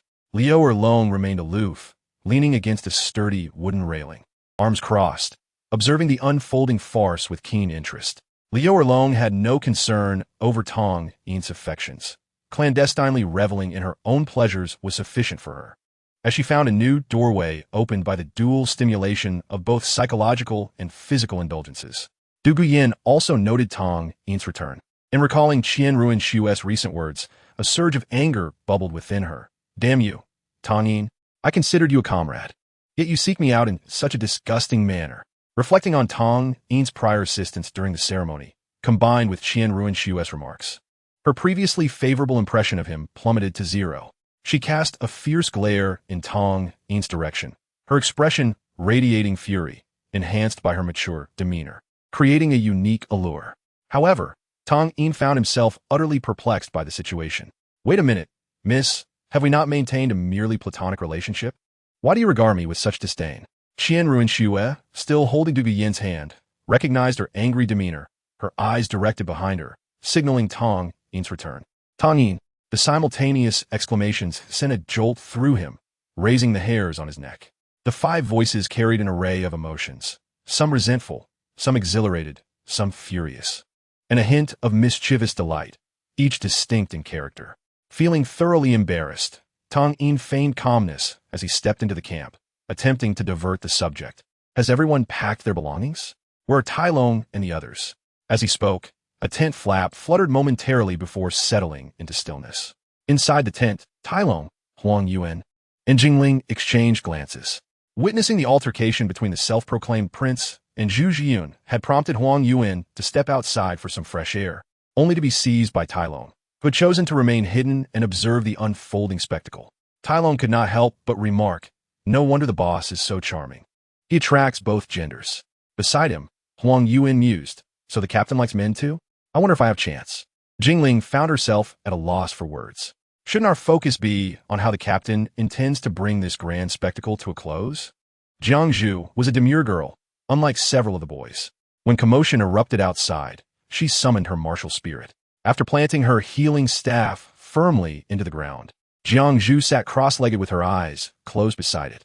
The martial spirit communicated with the soul master through the resonance of life energy, a technique imparted to her by Tang Yin, though he had not anticipated that this seemingly tranquil and elegant senior would also possess such a penchant for gossip. Not only was Jiang Zhu aware of the specifics of what transpired outside, but she also knew certain details that even Zhu Zhuyin and Zhu Zhuqing were oblivious to. After a thorough analysis, Jiang Zhu was astounded by the conclusion she had drawn. She covered her slightly parted lips with her small hand, fearful that her quiet gasp might disturb those outside the tent. However, this concern proved unnecessary, as the attention of the others was entirely on Tang Yin. A pair of emerald eyes narrowed in disbelief. Surely, I cannot be mistaken. Tang Yin received no response. Qian Ruinxue abruptly shook off Du Guyan's hand and hurried to Tang Yin's side. Xiaoyin, you're back. Did you miss me? Observing Qian Ruinxue's snow-like demeanor, coupled with a playful expression, Tang Yin discerned that she was likely the instigator of today's events. The other four felt a chill run down their spines as they witnessed a man exhibit such affection towards another man. Qian Ruinxue was unfazed by the scrutiny of others, fully aware that Tang Yin could see through her facade, her expressions intended solely for him. Tang Yin allowed Qian Ruinxue to take his hand. He could hardly proclaim that men should not engage in such familiar gestures. Under the gazes of Zhu Zhuyin and Zhu Zhuqing, Tang Yin felt a tinge of embarrassment. Your Highness, what brings you here? Qian Ruinxue placed Tang Yin's hand against her cheek, pouting slightly with a hint of sob in her voice. She lamented. Xiaoyin Gid used to call me Xiao Shui. Why now do you refer to me as your Highness? Zhu Zhuyin could no longer contain herself. Witnessing another man behave affectionately toward her own, it was simply intolerable. She rushed forward, forcibly separating the two and shielding Tang Yin behind her. Your Highness, Tang Yin already has a girlfriend. I am aware. I do not mind his affections for others. After all, he and I cannot conceive children.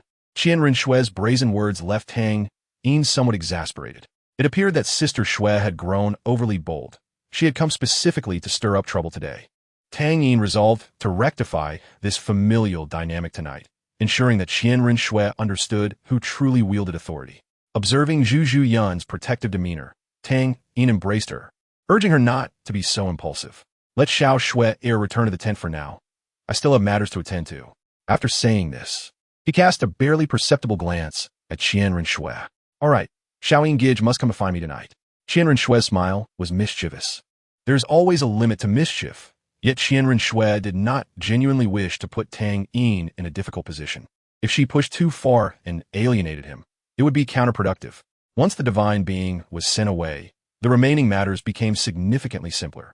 All right, Sister Zhuyun, I will clarify things with you and Zhu Qing shortly. Trust me. This simple statement provided Zhu Zhuyun with a profound sense of security. Many of her grievances dissipated at that moment, and she believed that her Xiao Yin would elucidate everything for her. Zhu Zhuyun understood Tang Yin's implication and approached Zhu Qing, whispering a few words before leading her sister into the tent. The tents assigned to Lanba Academy numbered 4. Tang Yin, Zhu Zhuyun, and Zhu Qing shared one. Du Guyan and Jiang Zhu occupied another. Lu Erlong had one to herself, and 3 single men shared another. Chapter 188.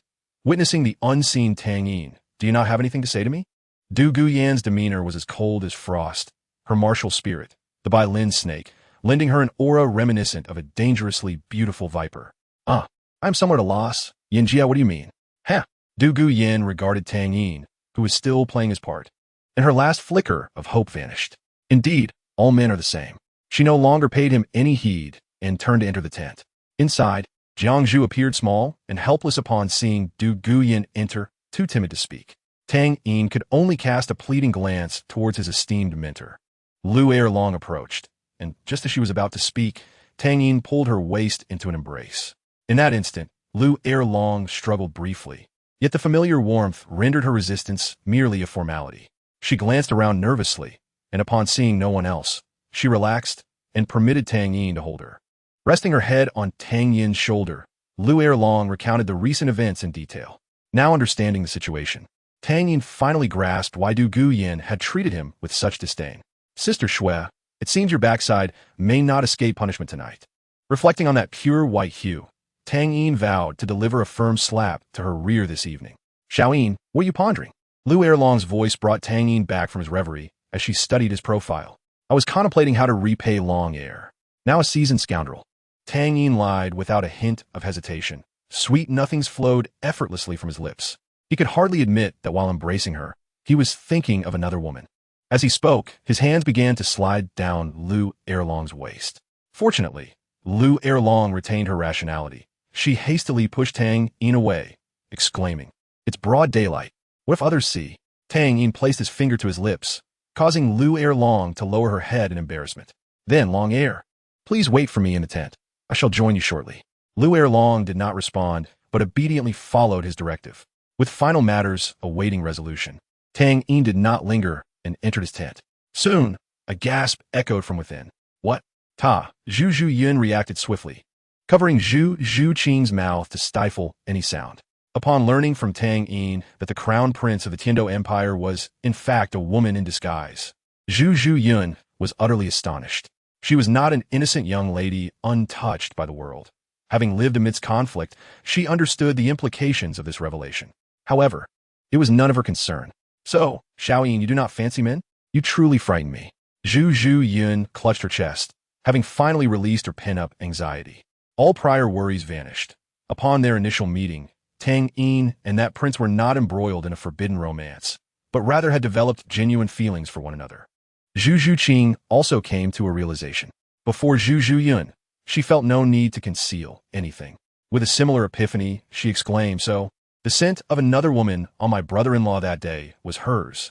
Tang Yin felt a flush of embarrassment, yet accustomed to the situation, he accepted it. Sharing this revelation with Zhu Zhuyun and Zhu Qing did not trouble Tang Yin. They had long since become each other's closest confidants in this world. If Zhu Zhuyun and Zhu Qing could betray themselves, Tang Yin would surely seek out a crooked-necked tree to hang himself from its southeast branch. It had already been half an hour since he had stepped out of the tent, and Zhu Zhuyun and Zhu Zhuqing's first attempt together had ended in failure. Noticing the awkwardness between the two, Tang Yin did not press them further. He simply bestowed a kiss on each of their foreheads. Zhu Zhuqing, nestled in her sister's embrace, expressed her guilt, saying, "I'm sorry, sister." It was Zhu Zhuqing who had suggested they stop at this point, and now, feeling remorseful for her actions with Tang Yin prior to their former relationship, she sensed she had dampened her sister's spirits. "Silly sister, do you think I was unaware of your late-night escapades?" Zhu Zhiyun gently ruffled Zhu Zhuqing's hair, her tone affectionate.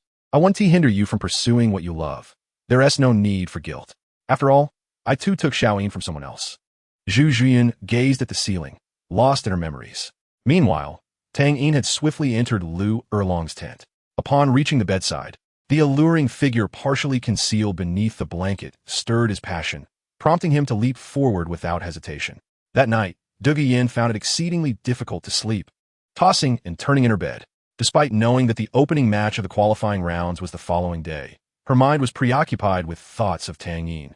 The courteous yet hypocritical image of Tang Yin oscillated in her mind, creating a profound sense of disillusionment that made it hard for her to find tranquility. Hearing the rhythmic breaths of Jiang Zhu beside her heightened her restlessness, compelling her to stealthily exit the tent. The expansive grassland stretched endlessly before her. The evening breeze wafting down from the distant mountains gently brushed her hair, alleviating some of her inner turmoil. Unable to sleep, she resolved to take a walk outside. The grassland, where all academies and military forces were stationed, restricted students from wandering freely. To clear her mind, she would need to venture beyond the mountains under the protection of a knight, and her absence could not extend too long. "Miss, please return within half an hour. It is my duty to ensure your safety. I hope you understand," a royal knight stationed nearby informed Duge Yin with a sense of formality. In a state of annoyance, Duge Yin merely nodded before entering the mountains. In contrast to the grassland, the scenery within the mountains possessed its own unique charm.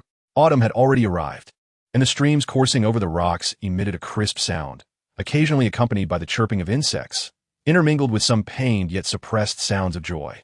Suddenly, while enjoying nature, Duge Yin was startled by the latter sound, her senses sharpening. In this desolate wilderness, how could such a sound arise? Initially thinking that perhaps a student had sneaked out to relieve stress, she dismissed the thought as improbable, fully aware of the strict defenses surrounding the camp. Nevertheless, curiosity compelled her to move toward the source of the sound.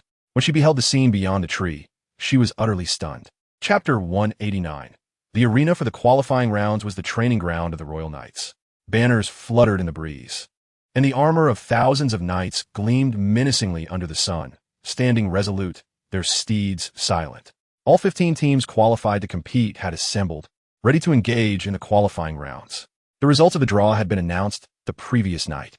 Lu Erlong had intended to find Tang Yin upon receiving the notice, yet he was nowhere to be found in the camp.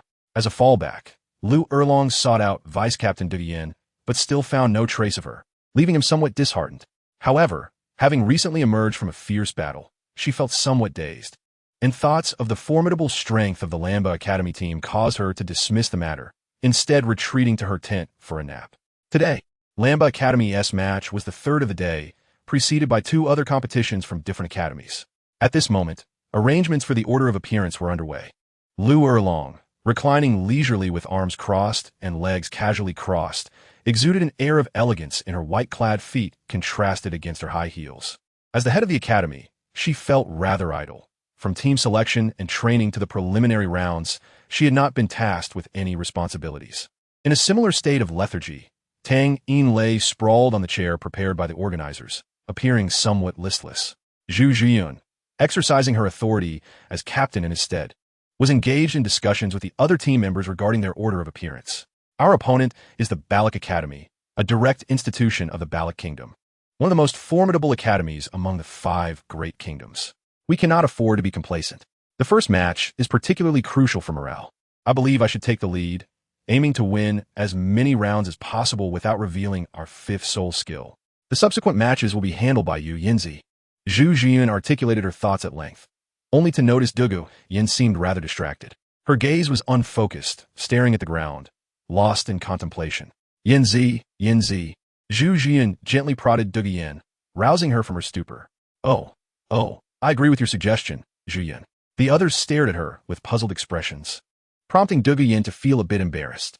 I apologize. I didn't rest well last night and was momentarily lost in thought. It's all right. Just ensure you get adequate rest during the match. After comforting Yin, Zhu Zhuyan proceeded to organize the upcoming matches. Next will be Tai Long, Huang Yuan, and Jing Ling. I do not require you to win, but you must ensure your own safety. Can you manage that? The three assured her with confident nods. Finally, Zhu Zhuyan turned her gaze to her sister. Zhu Qing, you will finish things up later. I will do my utmost to advance as far as possible. As Zhu Zhuyan imparted her instructions to Zhu Qing, the three who had previously pledged their commitment huddled together and began to whisper. What is up with the vice captain? She seems to be in a daze all day. Ah, you don't know. When I got up to use the restroom last night, the captain returned with the vice captain. You have no idea. The others gasped in astonishment at Tai Long's revelation. Yin, still in a daze, returned to her position. Glancing at the distant figure of Tang Yin, who appeared to be napping with his eyes closed, her emotions a tumultuous blend. The previous night, she had witnessed a scene in the forest, scattered clothing belonging to two individuals. From those garments, Yin instantly recognized one set as belonging to Tang Yin, while the other was unmistakably that of the crown prince, who had come seeking Tang Yin. Yet, the one straddling Tang Yin was no prince, but a girl with cascading golden hair, her beauty exquisite beyond compare. As she drew closer, Yin deliberately concealed her presence. Tang Yin and Qianrenxue were utterly entranced in their moment, their sparse awareness gradually succumbing to the intoxicating intimacy. Consequently, Yin's arrival went unnoticed initially by either Tang Yin or Qianrenxue. In a moment of revelation, the pupil of Tai Zidianxia, Yin, contracted sharply as she stumbled upon a staggering secret. The sheer volume of information rendered her mind a blank slate. She recalled hearing her grandfather mention that Tang Yin's girlfriend was a beautiful girl with golden hair. However, upon arriving at Lanba Academy, she discovered that Tang Yin's girlfriend was actually a pair of sisters. This enigma in her heart was finally unraveled, though at a considerable cost. In her daze, Qianrenxue, whose eyes had turned glassy, suddenly emitted a piercing light, fixating her gaze on Yin. The angel martial soul manifested in an instant as she propelled herself forward with fierce determination. In a moment, Yin was lost in thought. Qianrenxue had already reached her side, wielding the angelic sword, ablaze with divine fire, mercilessly aimed at Yin's neck. Tang Yin, realizing the imminent danger just before Qianrenxue launched her attack, felt a cold sweat break out on his back. Grabbing an unfamiliar garment to wrap around his waist, he summoned his martial soul and darted towards Yin at an astonishing speed. To Yin, the orange-red angel sword appeared devoid of any sanctity. The searing heat was palpable, yet all she could feel was an overwhelming chill. Am I to perish? Her limbs stiffened, rendering her incapable of resistance. As her eyes slowly closed, bracing for the pain of death, she found herself suspended in an agonizing weight that never arrived. In her childhood, she had witnessed her father suffer a painful demise due to the venom of his martial soul. Remembering the anguish etched on his face in those final moments, she had hidden behind her grandfather, tugging gently at his hand, and whispered, "Grandfather, father looks so pained. Line up like him." After a long silence, Bo had gently stroked her head and reassured her, "Death is indeed painful, but Yin must not fear. Grandfather will always protect you." It was not that Qianrenxue had suddenly become compassionate, but rather that when Yin opened her eyes, she saw Tang Yin standing protectively in front of her. "Shuejia, please calm down," Tang Yin said, his expression ingratiating as he extended a piece of clothing to Qianrenxue with his free hand. She accepted the garment, yet her demeanor remained frigid. "Step aside. Having seen my true form, she no longer deserves to live." Aside from matters of the heart, Qianrenxue maintained her rationality at all times, making the most decisive judgments. Killing Yin was not the optimal solution. It was the quickest way to resolve the immediate issue. As for Bo, even if it meant sacrificing herself to confront the two titled Douluos, Qianrenxue would not feel remorse. However, she did not view everyone through the same lens. Even Tang Yin, initially regarded as a valuable ally, was merely a pawn in her game, and her own body was a bargaining chip to win him over. Tang Yin understood that if he failed to articulate a reason, Yin was as good as dead. You see, Yinji's grandfather is Bo. If anything were to happen to her, he would undoubtedly pursue it to the end. Moreover, it is crucial to note that the current Bo is not the same man plagued by his own serpent venom. once mockingly referred to as the weakest title Douluo. His strength, while not sufficient to defeat your two title Douluos, would make delaying or escaping an impossible feat. In the presence of others, using someone's grandfather as leverage filled Tang Yin with guilt. Upon hearing Tang Yin's analysis, Qian Rinchue's murderous intent noticeably diminished, and she began to reassess the situation with a calm demeanor. Sensing the pressure of the angel sword lesson, Tang Yin exhaled in relief. He tentatively took the garment from Qian Rinchue's hands and began assisting her in dressing. She complied, retracting her martial soul, allowing him to help her. Her gaze, however, was fixed on Douluo Yin with a predatory intensity, clearly contemplating how to handle the aftermath. After donning his own clothing, Tang Yin turned to help the fallen Douluo Yin rise. She was utterly limp, relying heavily on Tang Yin for support. Yet, upon catching a glimpse of Qian Rinchue's murderous glare, Tang Yin hesitated to continue holding Douluo Yin in such a compromising manner. Just as he attempted to release her, Qian Rinchue's voice rang out, "Wait." Thus, Tang Yin was compelled to maintain his support for Douluo Yin. Remember, your life is a gift from Tang Yin. Therefore, I grant you a chance to survive. The subsequent events unfolded much like what Tai Long had observed. Douluo Yin's current distress stemmed from Qian Rinchue's subsequent words. At the conclusion of the finals, I will request you to be my princess consort.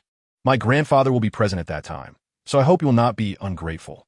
Rest assured, although it will be said that you are marrying me, your man will remain Tang Yin alone. If he chooses not to touch you, you may remain by my side, and once my tasks are complete, I will grant you your freedom. Douluo Yin cast a complex glance at Tang Yin. Had it not been for him, she likely would have met her end last night. Yet, had she never encountered him, she would not have found herself in such a predicament. Tang Yin, are you truly an insurmountable obstacle in my fate? Reflecting on the salty taste of her tears, Douluo Yin succumbed to exhaustion and closed her eyes. The previous night, Qian Rinchue had been unwilling to let Douluo Yin return unaccompanied. Before departing, Tang Yin experienced the dynamics of a trio for the first time, albeit with an unpleasant aftertaste. On their way back, he incessantly apologized to Douluo Yin, who merely offered him a forced smile and assured him it was nothing. When Tang Yin awoke, Zhu Zhiyun and the others were on the verge of taking the stage. The list submitted by Lanba Academy indicated 7 members, yet they had still registered in groups of 5, with Jiang Zhu and Tang Yin clearly included merely to fill the numbers. Tang Yin glanced at Douluo Yin, still resting, his expression a mixture of concern and complexity. Observing the scene, Lu Erlong chuckled. "Xiao Yin, what transpired between you and Douluo Yin? You both seem burdened by unspoken thoughts." "It's nothing. We simply have a choice to make," Tang Yin replied, unwilling to delve further into the matter with Lu Erlong. He leaned in, wrapping his arm around her waist and resting his head on her soft shoulder, languidly asking, "But what about you, Long? Have you thought about what you wish to do after this competition?" Suddenly prompted to consider the future, Lu Erlong appeared at a loss. She murmured, "The future? I suppose I will remain in that forest at Lanba Academy. If you ever think of me, do come visit. However, I'll only give you 10, no?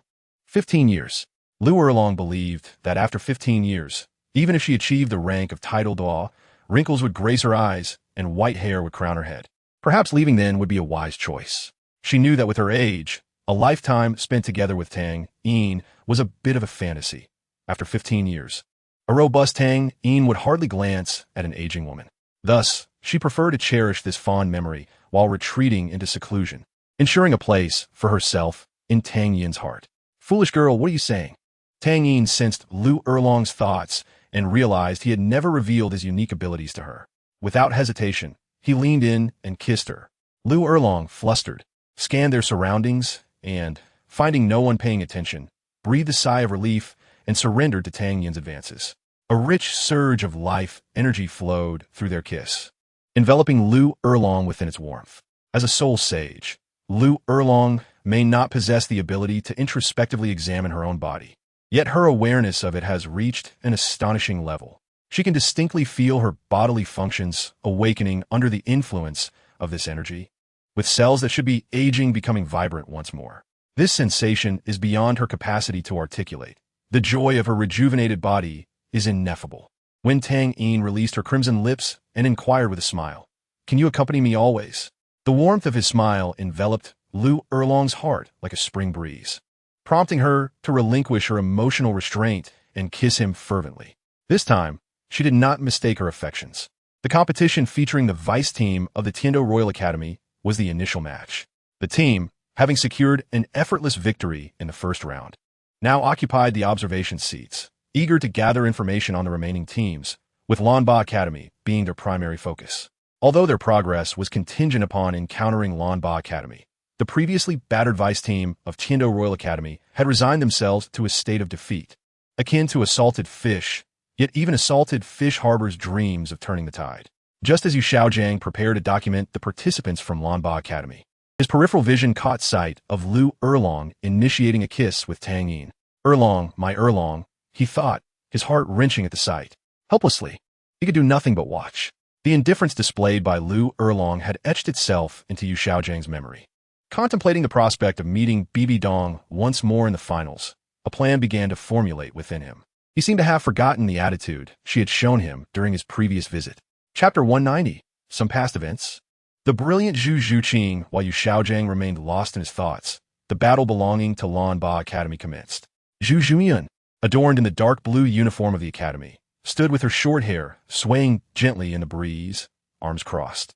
Her mere presence exuded a silent yet formidable aura, instilling a profound sense of pressure upon the members of Balak Academy.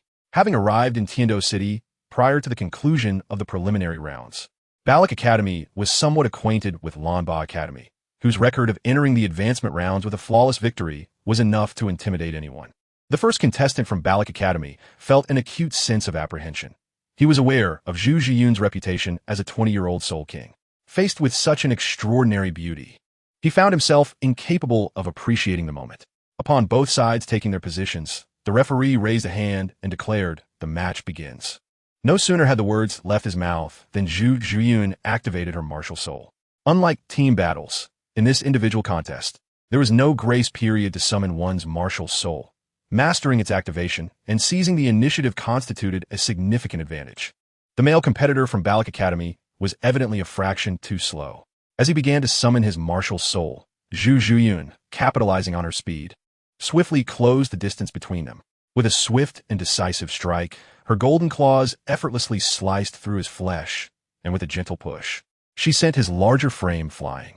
His body soared through the air before crashing heavily to the ground, resulting in a muffled thud. The impact left him writhing in agony. His features contorted in pain as he groaned. Clearly, Zhu Zhiyun had held back.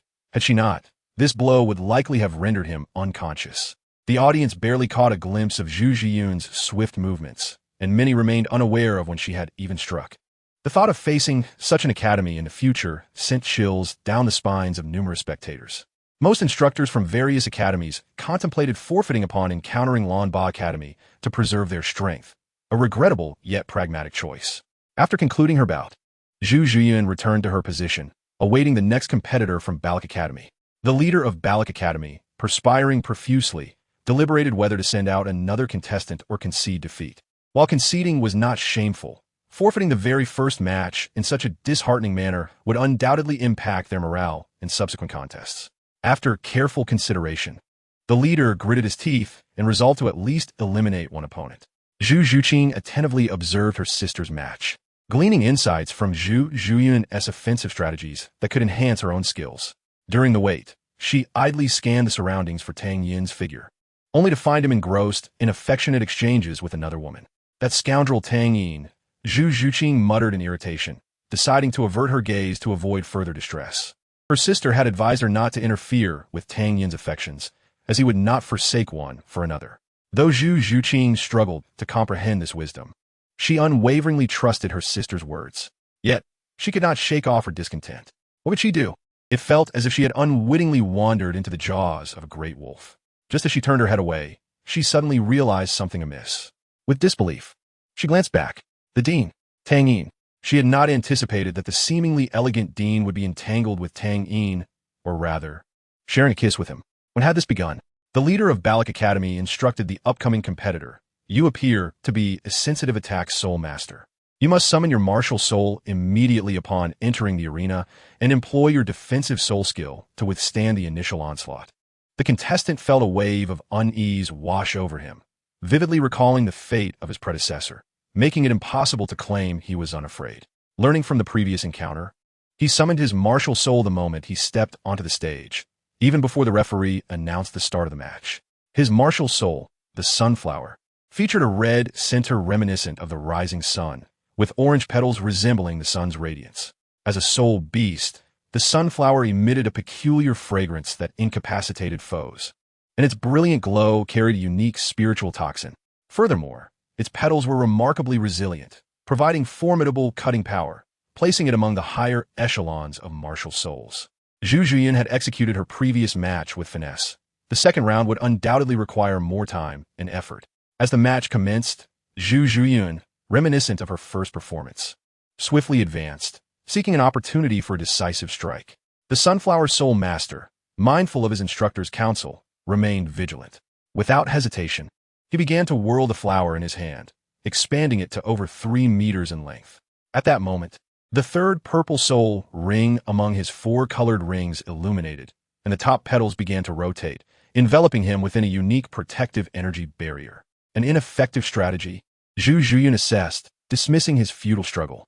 Her claws, having transformed into a golden hue due to the consumption of the extraordinary mushroom, surged in size, tripling in length as violent energy erupted from her dark golden claws. This was an external soul bone. In the referee's seat, upon witnessing Zhu Zhuyan's remarkable move, Salas could not help but exclaim in astonishment. His voice immediately drew the attention of those around him. Originally in a state of feigned slumber, Qian Ringshu cursed Salas in her mind upon hearing his cry, simultaneously berating the Pope for sending Salas to Tiando City. Realizing that many gazes were directed towards him, Salas remembered that this girl was indeed the girlfriend of that esteemed figure, and he felt as though he had committed a rather foolish act. Salas, having diligently dedicated the majority of his life to his duties, had yet to receive even a single soul bone reward from the organization. Moreover, during his quest for soul rings, he had not encountered any soul bones, leaving him with only 8 rings despite being at level 89.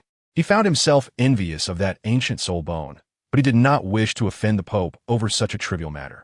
Witnessing the appearance of the external soul bone in the tournament, he struggled to maintain his composure. During Zhu Zhuyan's previous use of the external soul bone, his attention had been focused on Tang Yin, and the fleeting brilliance had escaped his notice. However, the blinding golden light emitted by Zhu Zhuyan was impossible to ignore. It seemed that the Lanba Academy was all but assured victory in this championship. The aged Shui Yi spoke calmly, stating that the honor of the Tiando Empire was of utmost importance to him. A mere external soul bone would not provoke such a display of emotion. Tang San's gaze was fixated on the golden light emanating from Zhu Zhuyan's left hand, reminding him that his first soul ring had also come from a 100-year-old dark gold fearsome bear. He shook his head and sighed, lamenting that such a formidable weapon had eluded him, perceiving it as fate. As the golden claws made contact with the shield formed by the sunflower, it sliced through with the ease of a knife through tofu. The Sunflower Soul Master displayed evident panic, yet he was powerless to resist. With a resounding crash, the team member was sent flying just like his companion.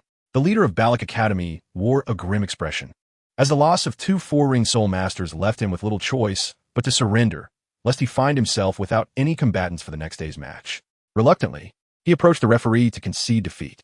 Feeling a mix of frustration and discontent, he cast a glance at Zhu Zhuyan, unable to suppress his soul pressure.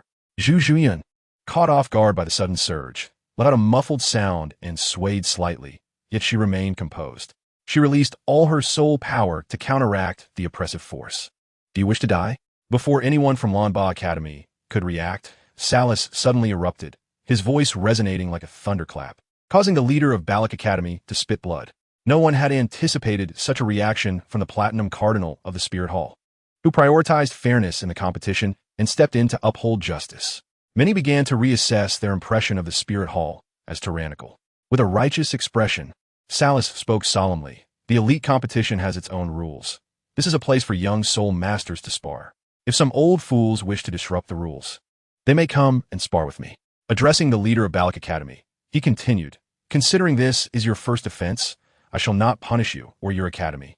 But let the other teams take heed, otherwise I shall not be so lenient." The leader of Balak Academy hurriedly acquiesced, not daring to linger any longer, and swiftly led his team away, losing all interest in the ongoing matches. Once the matter was resolved, Salas returned to his seat, casting cautious glances towards Tang Yin. His vigorous reaction stemmed from a desire to rectify his earlier rashness. Although his words had not garnered much attention, Tang Yin, not far from the referee's seat, had indeed heard them. In truth, Tang Yin did not place much significance on Salas's mention of Zhu Zhuyuan possessing an external soul bone. There was no point in hiding power, as it was better to wield it than to fear its potential loss. One could not avoid using an external soul bone out of fear of it being taken away. That would be akin to fearing choking while eating or drinking. Noticing Salas's cautious gaze, Tang Yin was puzzled and merely returned a polite smile. Upon seeing this smile, Salas felt as if a great weight had been lifted from his shoulders, collapsing back into his chair. Ning Fengji observed Salas's every action, initially believing he was attempting to win favor, but the subsequent abnormal reactions suggested otherwise. Strange, very strange, Ning Fengji thought, furrowing his brow. He had a premonition that a tremendous secret lay hidden nearby, one that could significantly influence the future of the Seven Treasures Glazed Tile School. What could it be? Meanwhile, Zhu Zhiyun returned to the viewing area of Lanba Academy after securing victory.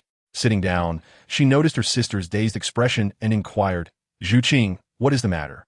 "Oh, I just remembered," Zhu Zhuqing exclaimed suddenly, startling Zhu Zhiyun. "What is this silly girl up to?"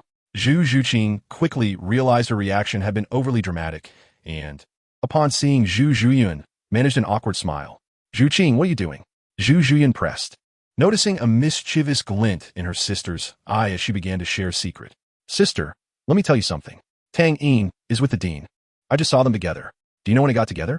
Right in front of us. I thought it was strange how the dean seemed a bit off since that day." "Oh dear, sister, why are you hitting me?" Zhu Zhuqing exclaimed as Zhu Zhiyun playfully knocked her on the head, abruptly halting her rambling. "I've told you countless times not to interfere in Xiao Yin's romantic affairs. Why can't you remember?" Zhu Zhiyun admonished. "I didn't," Zhu Zhuqing protested, feeling wronged. You were merely afraid that the number of girls Tang Yin might like would increase, and he might grow distant or abandon you." Zhu Zhiyun articulated her sister's hidden fears. "Zhu Qing, don't you understand? Dean Erlong and that prince, you and I, none of us are irreplaceable. He is merely seeking the feelings of love and being loved through us." Zhu Zhuqing was taken aback by Zhu Zhiyun's words. "Sister, weren't you his first?" Zhu Zhiyun shook her head. "You did not witness the despair that once enveloped Xiao Yin. The feeling of hopelessness is something I will never forget. From Xiao Yin's reactions, and some things he inadvertently revealed, I know he has loved deeply before. I just do not know what caused him to become like this now. Zhu Qing, I share all this not to scold you. You need not worry about Xiao Yin abandoning us. He would never allow himself to do that." "Okay, sister, I understand," Zhu Zhuqing replied, now somewhat clearer on why Tang Yin had changed since their first meeting. "What are you two discussing?" Tang Yin curiously interjected, leaning in between them to inspect their similar yet distinct features. Zhu Zhiyun smiled. "It concerns you." "Me?" Tang Yin's interest was piqued. "Could you share more?" Believing they were still discussing a private matter, Zhu Zhuqing panicked and blurted out, "Sister and I were just discussing how we can sleep with you tonight, dear brother-in-law." Zhu Zhiyun's gaze momentarily froze, only to transform into 2 crescent moons. "Indeed." Tang Yin exclaimed with joy. Chapter 191. The invitation from Bai Dong, a delightful occurrence, did not transpire, not due to a sudden change of heart from Zhu Zhiyun and Zhu Zhuqing, but because Tang Yin had already promised His Highness the Crown Prince during the previous nights. Moreover, the experience within the tent was far from satisfactory. Although the dim lighting posed no hindrance for Tang Yin, the soft, amber glow of her bedroom held a unique charm. She was not concerned that time would erode their agreement. The trust cultivated over the years between them was deeply rooted. The qualifying matches continued unabated. Apart from Lanba Academy's remarkable progress, another team demonstrated exceptional performance. Indeed, it was the vice team of the Tiando Royal Academy led by Tang San. When it was Tang San's turn to compete, he stood like the anchor of the team. Except for the match against Lanba Academy, which he directly forfeited, no one could withstand the force of his 10th hammer, regardless of how many opponents remained. Many had contemplated defeating Tang San before he unleashed his chaotic onslaught. Yet even the first hammer proved insurmountable for most. Feng Xiaotian, the captain of the formidable Shunfeng Academy team, barely managed to achieve a record of the 9th hammer using his self-created soul skill, the Gale Demon Wolf's 36 slashes. Tang San's power had transcended previous comparisons, even surpassing his strength from the preliminary rounds a month prior. With his dual cultivation of martial souls, he had broken through to level 50. After acquiring 2 soul rings of approximately 20,000 years, his soul power surged to the pinnacle of level 54.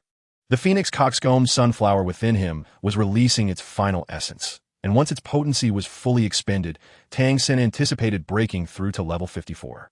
In his eyes, there were no other adversaries. The only one he sought to surpass was his younger brother, Tang Yin. For Tang Sen, it was no longer merely about victory, but about compelling Tang Yin to unleash at least half of his power or more. Each time, Tang Sen felt he was defeated too swiftly.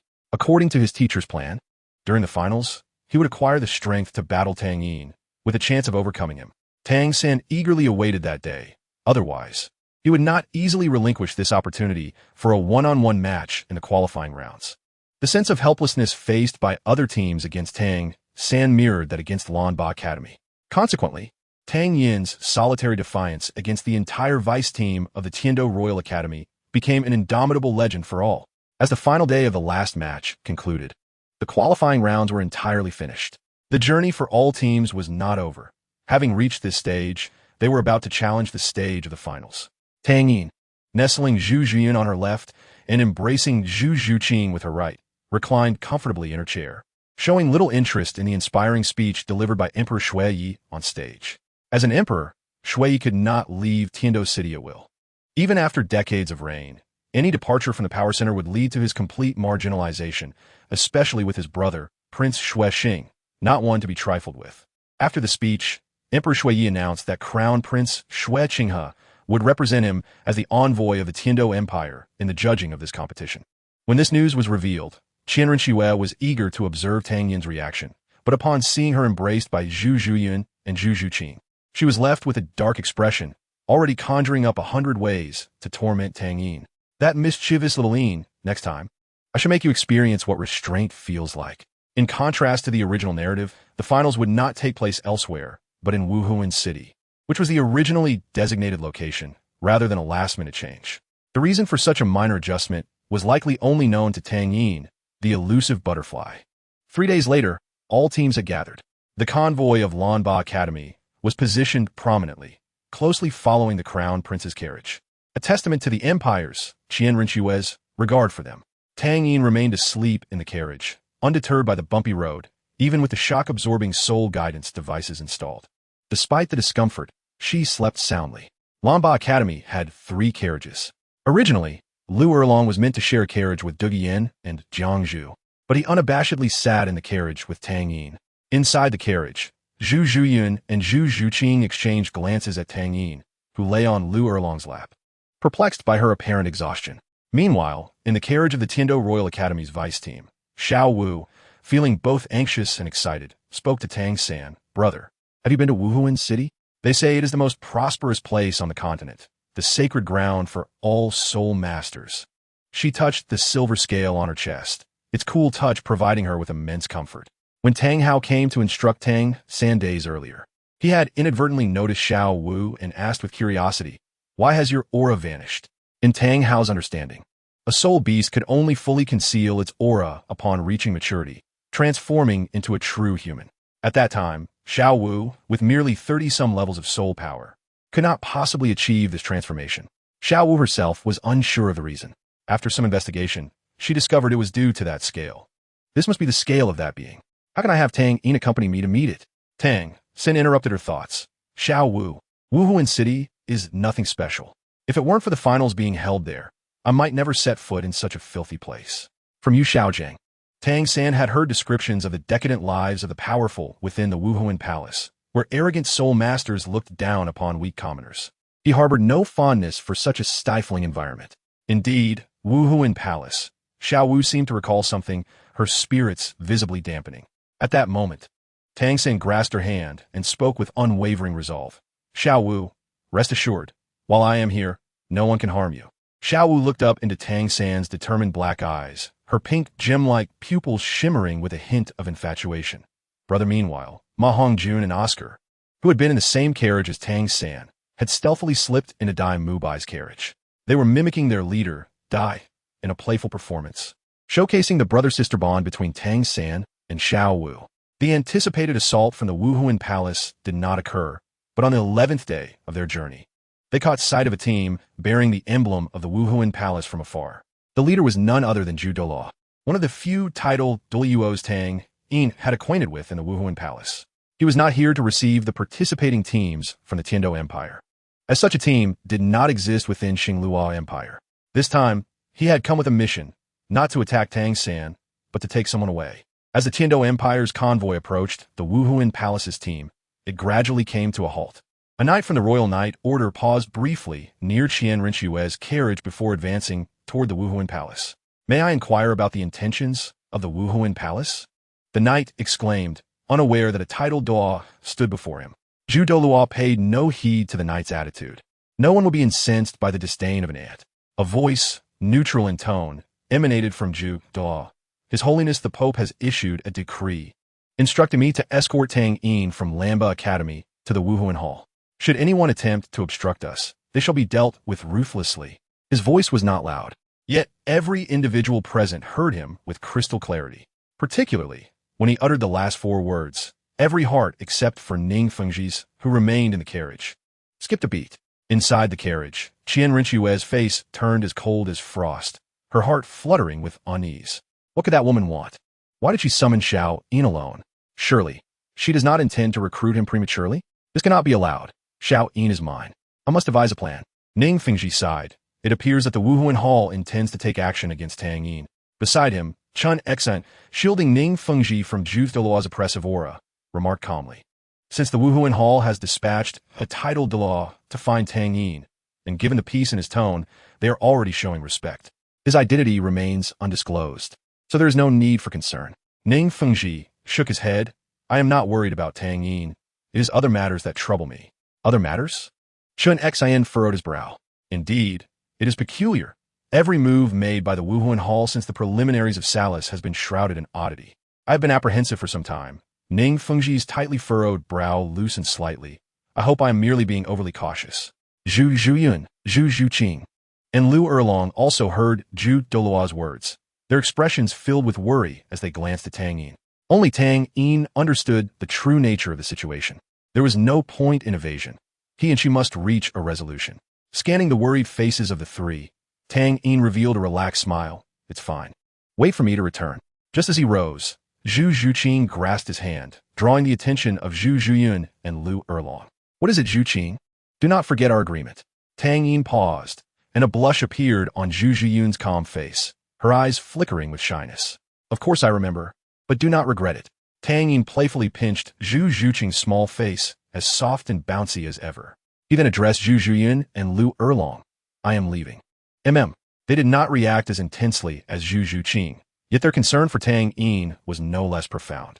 Ahead of the group, Qian Rinxue continued her dialogue with the knight and Zhu Douluo.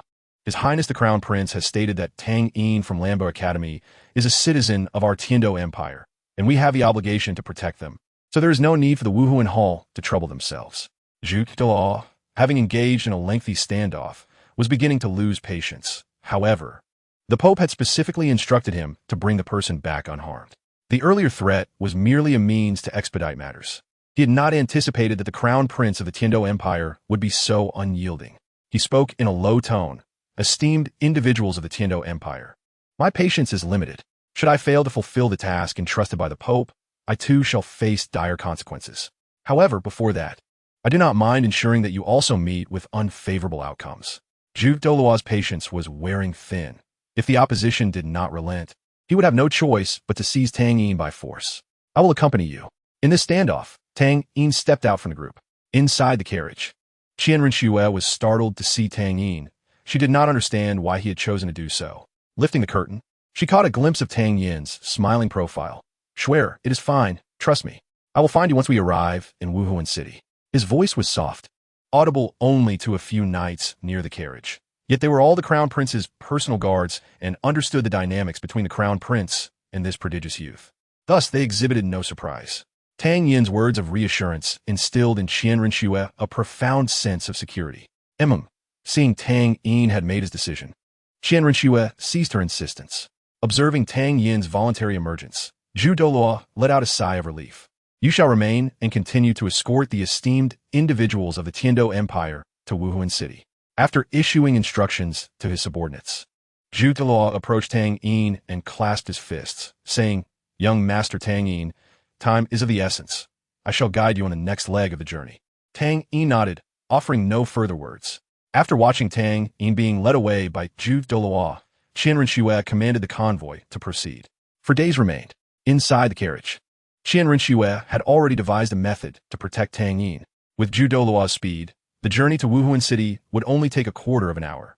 Gazing at the majestic city, Tang Yin's expression remained placid as water. Upon bringing Tang Yin to the Pope's hall, Douluo instructed him, "Please wait here. I will go in to announce your arrival." Tang Yin nodded, remaining silent. Seated on the sofa in the waiting room, he aimlessly fiddled with a teacup. After a long while, a woman in her 30s, resembling a court lady, approached and respectfully bowed, saying, "Young Master Tang Yin, please follow me." "You are too kind," Tang Yin replied, slightly bowing in return, following the woman out of the waiting room. Inside the Pope's hall, they turned through numerous corridors and boarded a soul-guiding lift. Once the door opened, the woman led Tang Yin to a door. "The Pope is waiting inside. I take my leave. Thank you for your efforts." After the woman departed, Tang Yin stood before the ordinary-looking door, feeling inexplicably anxious. Fear? Hesitation? It seemed neither. This sensation was beyond description. With a gentle push, the unlatched door creaked open, revealing the interior furnishings to Tang Yin's gaze. Chapter 192. An Unpleasant Parting. Memories that did not belong to this world resurfaced in Tang Yin's mind.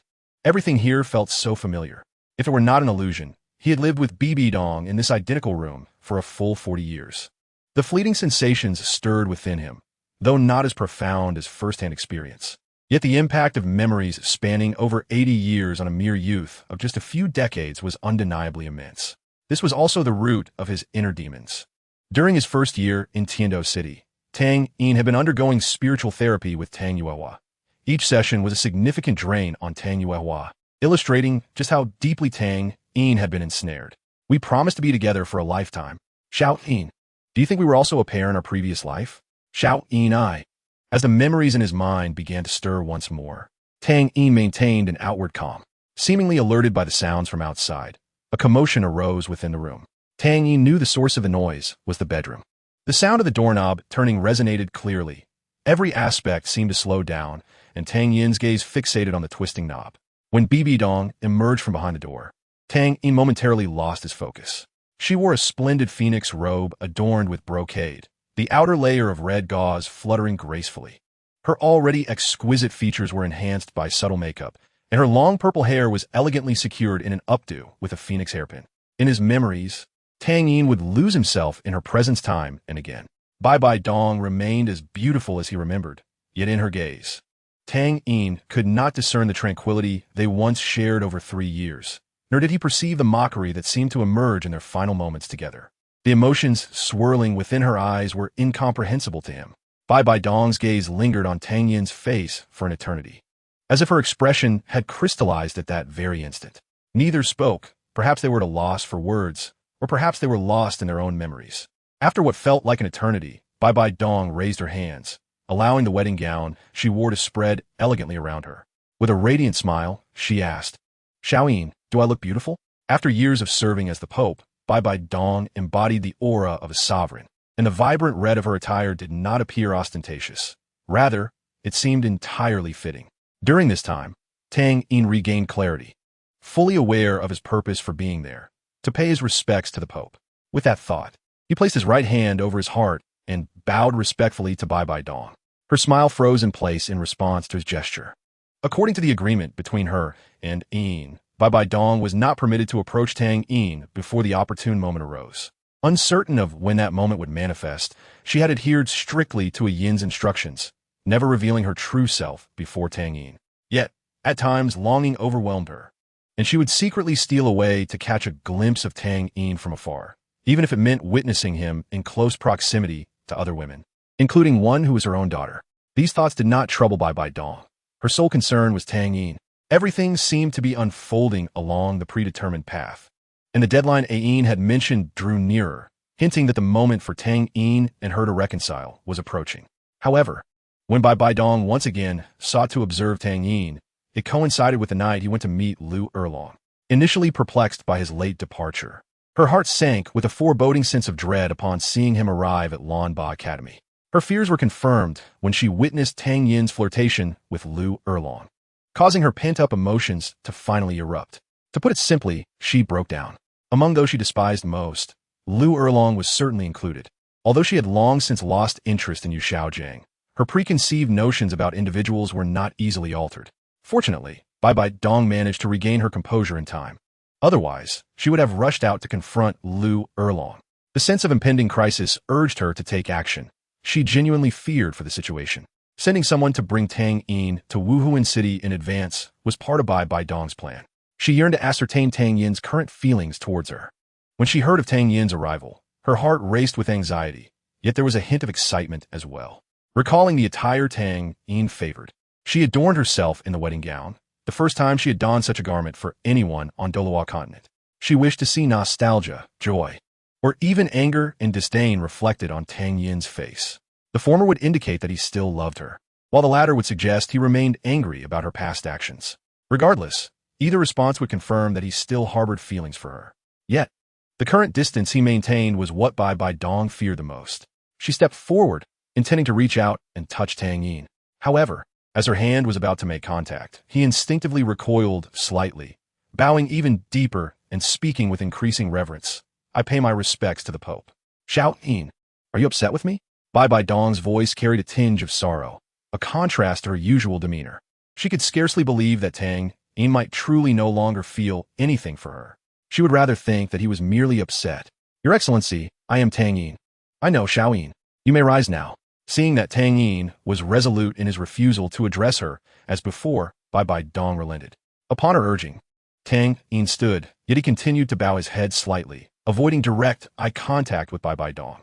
It was not fear or reluctance that held him back. Rather, he believed that since he had resolved to distance himself from her, a measure of respect was warranted. After all, she was the Pope, a figure deserving of deference even from the kings of the two great empires. Must you insist on this, Xiao Yin? Bai Dong felt the chill of Tang Yin's distance, and her heart ached. Xiao Yin, you can see that my love for you remains unchanged. Why do you refuse to accept it? You saved me twice. I shall never forget. You clearly have feelings for me. I know it. I have always known it. And now, I love you too, Xiao Yin. In our youth, if I had offended the Pope in any way, I hope you can forgive me. Tang Yin's tone remained calm.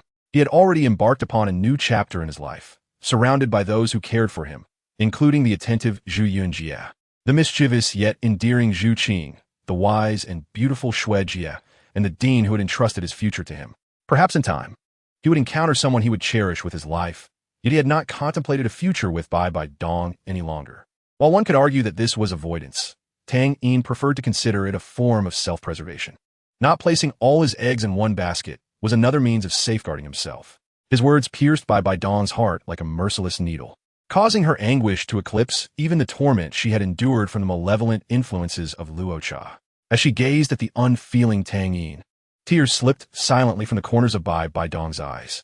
Since falling for Tang Yin, she had lost count of how many times he had brought her tears. Despite enduring pain, she had refrained from shedding tears for an extended period prior to this. Tang Yin heard the sound of Bai Dong's weeping. To be frank, he could not bear to see a woman cry because of him. Your Excellency, memories and reality differ significantly. You are now the Pope of Wuhuan Temple, the foremost organization on Douluo continent. I am merely a student at an academy. Moreover, I have inquired with my father, and the Pope is of his generation. Thus you are also my elder. The disparity between us is too great. Liar. Then why are you involved with that wretched Lu Erlong? Bai Dong's voice grew increasingly hysterical as she disregarded her appearance, grasping Tang Yin's sleeve tightly and shaking him incessantly. Why? Her voice dwindled, laden with a sense of injustice. Almost collapsing under the weight of her emotions, Bai Dong leaned slightly against Tang Yin's shoulder. Tang Yin raised his head, narrowing his eyes momentarily before returning to his previous state. Your Holiness, it is evident from your attitude towards Longer that you are quite perturbed by the matter of Yu Xiaojiang being with her. However, you must know that I too am a person of deep emotions, perhaps overly so. Why then do you insist on clinging to me? Longer, Your Holiness, merely a title, brings great sorrow to Bai Dong. Seeing that Bai Dong shows no sign of relinquishing her hold, Tang Yin continued, there is nothing unbelievable about this, little ghost. You must harbor some other feelings for me. Like other men, you repulse me. Enough. At these words, Bai Dong could no longer restrain herself. Wipe that lifeless expression off your face. You look as if you are about to die. Before you meet your end, let me fulfill your wish. You wish to know my name, do you not? I shall tell you. I am Bai Dong, the current Pope of the Spirit Hall. Xiaoyin, I implore you. Cease this talk. Yet Tang Yin showed no intention of stopping, continuing, you do not believe I could ever love you, do you? That is quite laughable. I merely covet the abilities you possess, employing small tricks to make you willingly serve me. I said enough. Bai Dong lifted her head sharply. Her bloodshot gaze locking on Tang Yin's calm, unyielding eyes. She resembled an enraged lion, while Tang Yin appeared as a lamb awaiting slaughter. Yet this lamb bore no trace of fear. Tang Yin smiled faintly. But it is you, your holiness, who has imparted all this knowledge to me.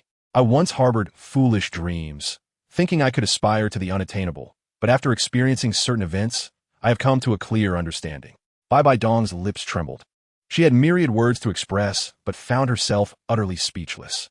The words, though spoken in a moment of desperation, had inflicted irreparable harm upon the listener. The content of the divine examination of the Rakshasa god must never be disclosed, and as a participant, Bai Dong could not reveal it to outsiders.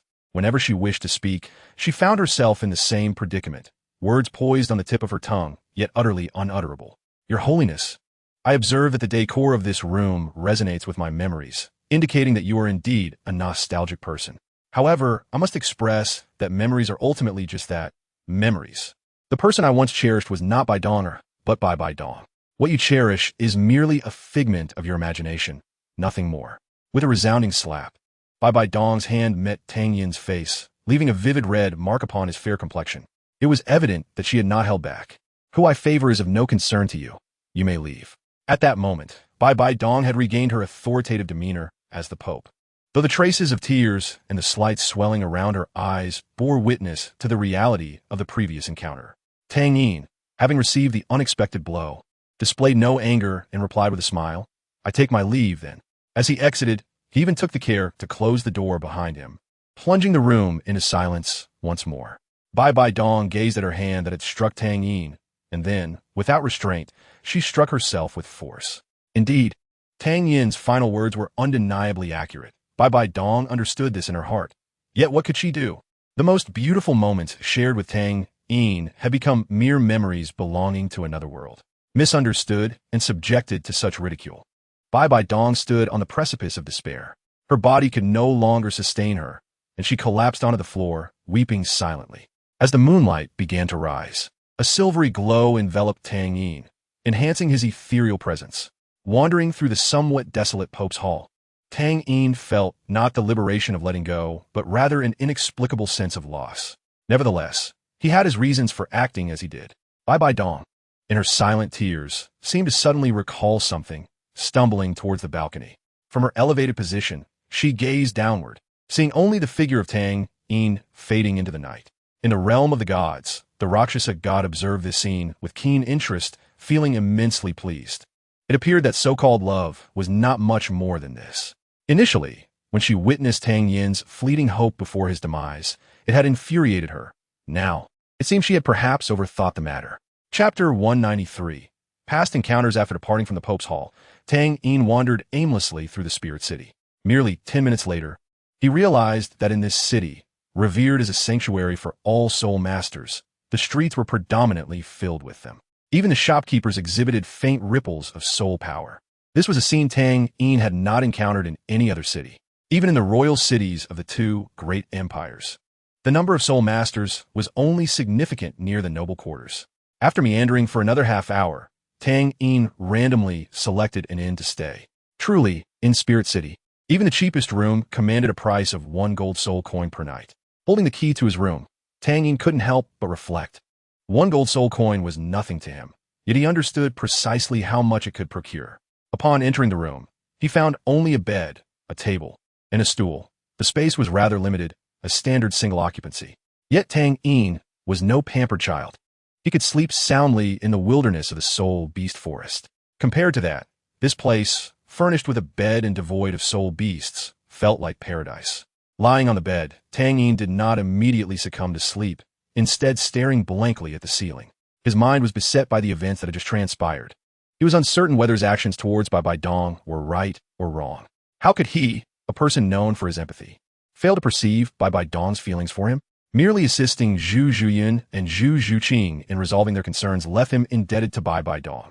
Despite his boundless tolerance for others, why was he unwilling to extend the same opportunity to her? Tang Yin found himself in a quandary, truly unable to comprehend it. Mother, what should I do? I have seen her, he lamented, restlessly tugging at his hair. A Yin's voice resonated in his mind. Your master once told me that the answers you seek lie within that which troubles you. The telepathic dialogue between Tang Yin and A Yin had always existed. A bond formed when A Yin resided within Tang Yin. Even after A Yin was fully resurrected, this connection endured. Outside of daily greetings, Tang Yin seldom used this capability. Today marked the first time in months that he reached out to A Yin. Master. Surprised by the mention of his master, Tang Yin felt a rush of emotions. Gu Lao had passed away when he was merely 6 years old, and the last remnants of his soul had long since dispersed into the ether. Now, hearing about a way to resolve his confusion from A Yin, how could he remain composed? Indeed, it is your master. He once spoke to me about this matter.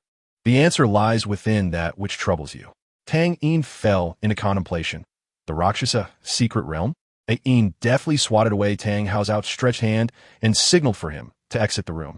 Tang Hao cast a somewhat melancholic glance at A Yin. Yet he was unwilling to adopt the role of a monk for the ensuing months. Reluctantly, he exited the bedroom like a submissive little wife, thoughtfully closing the door behind him. Once he departed, A Yin resumed her communication with her beloved son. The Luocha secret realm does not entirely exclude this possibility. Yet I believe it is unlikely. She shared her speculations with Tang Yin. In the place where you vanished, there exists a realm known as the City of Slaughter. At that time, your father thought you had mistakenly wandered into that location. Both realms are plausible, and I had inquired with Old Turtle about it. But he was reluctant to elaborate. That day, as usual, Yin was contemplating the laws of life, while Old Turtle remained suspended in the air of Tang Yin's spiritual sea, resembling a statue, an ordinary old man on the verge of death. His voice, aged and hoarse, reverberated with the weight of countless years. Child, Xiao Yin is destined to face a calamity due to love. A moment's carelessness could lead to life-threatening danger. Upon hearing that Tang Yin was to encounter such a trial, Yin became exceedingly anxious. Her fear was not for her own inability to revive Tang Yin after his death, but solely for his well-being. Old Turtle, can you save Xiao Yin? I am willing to pay any price if you are willing to help her. Yin pleaded, confident that Old Turtle would not speak without purpose. She had witnessed his extraordinary abilities, and even if he claimed her existence would shorten Tang Yin's life, she would unhesitatingly sacrifice herself to ensure his safety. Tang Yin was not only Old Turtle's last disciple, but also a bearer of a civilization's legacy. Old Turtle, upon learning of this impending calamity, should assist in averting the crisis. Yet he shook his head, stating, this is his fated tribulation, originally a situation of certain death. I have secured a glimmer of hope for him. Ultimately, whether he lives or dies depends upon his own destiny. What can I do? Yin still wished to take action. Old Turtle replied, even if Xiao Yin survives this tribulation, he will carry a heavy burden of inner demons, which he must confront himself. Remember, if one day you encounter the female protagonist of Xiao Yin's love calamity, tell her what you know. The bond between them must be unraveled by themselves. However, advise her not to appear before Xiao Yin until he seeks her out. Afterward, when Xiao Yin inquires about this matter, inform him that the answer he seeks lies within the troubles he faces.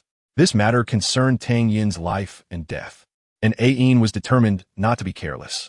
After committing all of Old Turtle's instructions to memory, she specifically inquired, is that place the same as the other? Old Turtle seemed to anticipate her question, revealing only a mysterious smile. Heavenly secrets must not be divulged. With Old Turtle's abilities, the calamity that awaited Tang Yin posed no real danger. However, he was a believer in destiny. Ever since witnessing the decay of the universe, he had become even more convinced that all things in the world are bound by fate. Destiny cannot be defied. To act against it invites retribution. Observing that Old Turtle was unwilling to discuss the matter further, Yin harbored her concerns in silence. When Tang Yin's troubles first arose, even as he appeared before Yin gravely injured, she did not connect the two events. After all, Tang Yin was only 11 years old at the time, and Yin imagined that his tribulation would not occur until he was at least 15. It is worth noting that Tang Hao began his first romantic endeavor only after the age of 35. It was only later that she realized Tang Yin had already navigated that life-threatening trial. Subsequently, when she encountered Bai Dong, Yin adhered to Old Turtle's prophecy, sharing some insights about Tang Yin's life after his emergence, and cautioned her not to appear before him proactively. At that time, Bai Dong cautiously asked Yin if she could observe Tang Yin from a distance, assuring that she would never approach him directly. Yin, considering that this did not violate the restriction of appearing before Tang Yin, consented. However, she did not anticipate that Bai Dong would eventually seek out Tang Yin. She did not blame Bai Dong for her actions, witnessing Tang Yin's intimacy with various women. Bai Dong's ability to endure in silence for so long showcased her unwavering resolve. Xiao Yin, follow your heart. Once this competition concludes, seek the answers you desire. With a Yin support, Tang Yin replied, Mother, I understand. Good night, Xiao Yin. Good night, Mother. See you tomorrow. Awakening from his slumber, Tang Yin began contemplating what to accomplish over the next 3 days. His girlfriends would likely require 3 days to arrive in Wuhuan City, which felt somewhat arduous for the energetic and vigorous Tang Yin. Nevertheless, he was not without occupation, at least the previous night. He had explored an entire street in Wuhuan City. The time ahead could be dedicated to thoroughly exploring the continent's foremost city. At the Wuhuan Academy, Xiaoyu and Yin jovially made their way to the dining hall, occasionally graced by Yan's playful smirk, while the aloof Xiaoyu disregarded his friend's antics. Xiaoyu perceived that his companion's mind was somewhat amiss. He regarded him as a good brother, yet he was perpetually preoccupied with wooing his sister. Undeterred, even after being rejected numerous times. After selecting their meals, they happened to spot Hulaina entering the dining hall. Yin, as usual, greeted her warmly. Nana, good morning. Today's dining hall features your favorite ginseng chicken soup. I inquired with the chef, and the chicken is your cherished by you Chi Wei chicken, with the ginseng being quite valuable. The dining hall they frequented was reserved for the Wuhuan Hall battle team, and every dish within held a value of at least 100 gold soul coins. The ginseng chicken soup Yin mentioned contained a ginseng root that could fetch 800 gold soul coins at an auction. Hulaina, indifferent towards Yin, placed her tray opposite Xiaoyu, forced to share the table with her brother and the imposing figure beside him. Yan's fervor was not extinguished by Hulaina's coldness. He believed that one day his enthusiasm would be reciprocated. Little did he know, the path of a devoted admirer often leads to a disheartening fate. As Hulaina sipped her ginseng chicken soup, she inquired, Brother, do we have training today? Xiaoyu responded, The finals are fast approaching. In a few days, the teams from both empires will arrive in Wuhuan City. We have prepared thoroughly and need not place additional pressure upon ourselves. Ever since the last solo mission, when the Pope awarded them the Purple Record Medal, Hulaina had exhibited peculiar behavior. Xiaoyu, as her brother, sensed her increased silence compared to before. He had previously sought to ask Hulaina if anything unusual occurred during the mission, but she merely reassured him that everything was fine. From Yan's perspective, the now colder goddess had become even more alluring, reducing his competition significantly. Unbeknownst to him, the beauty he admired had already caught the eye of someone else. Since we aren't training, let's go out for a stroll. I heard that the Baibao Pavilion has received a new batch of fine items. Perhaps we might uncover something. Yin proposed.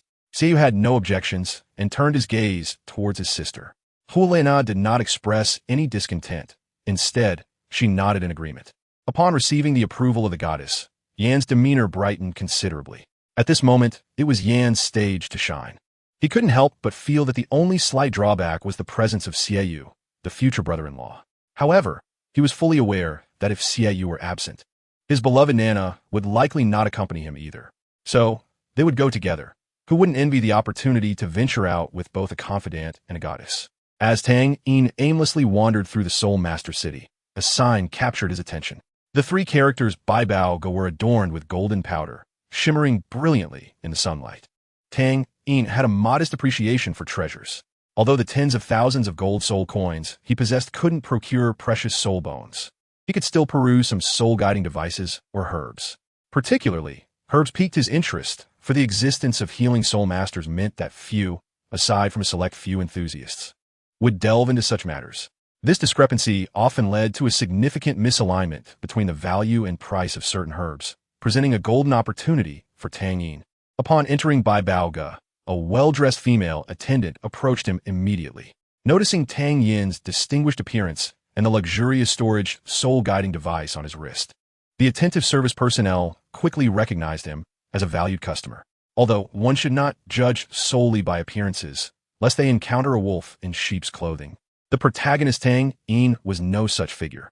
Esteemed guest, may I assist you? Today our store has a new batch of treasures, and I would be delighted to provide an introduction, the attendant offered eagerly.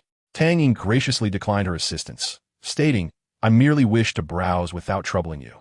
However, should I find something of interest, I would appreciate your help with the transaction.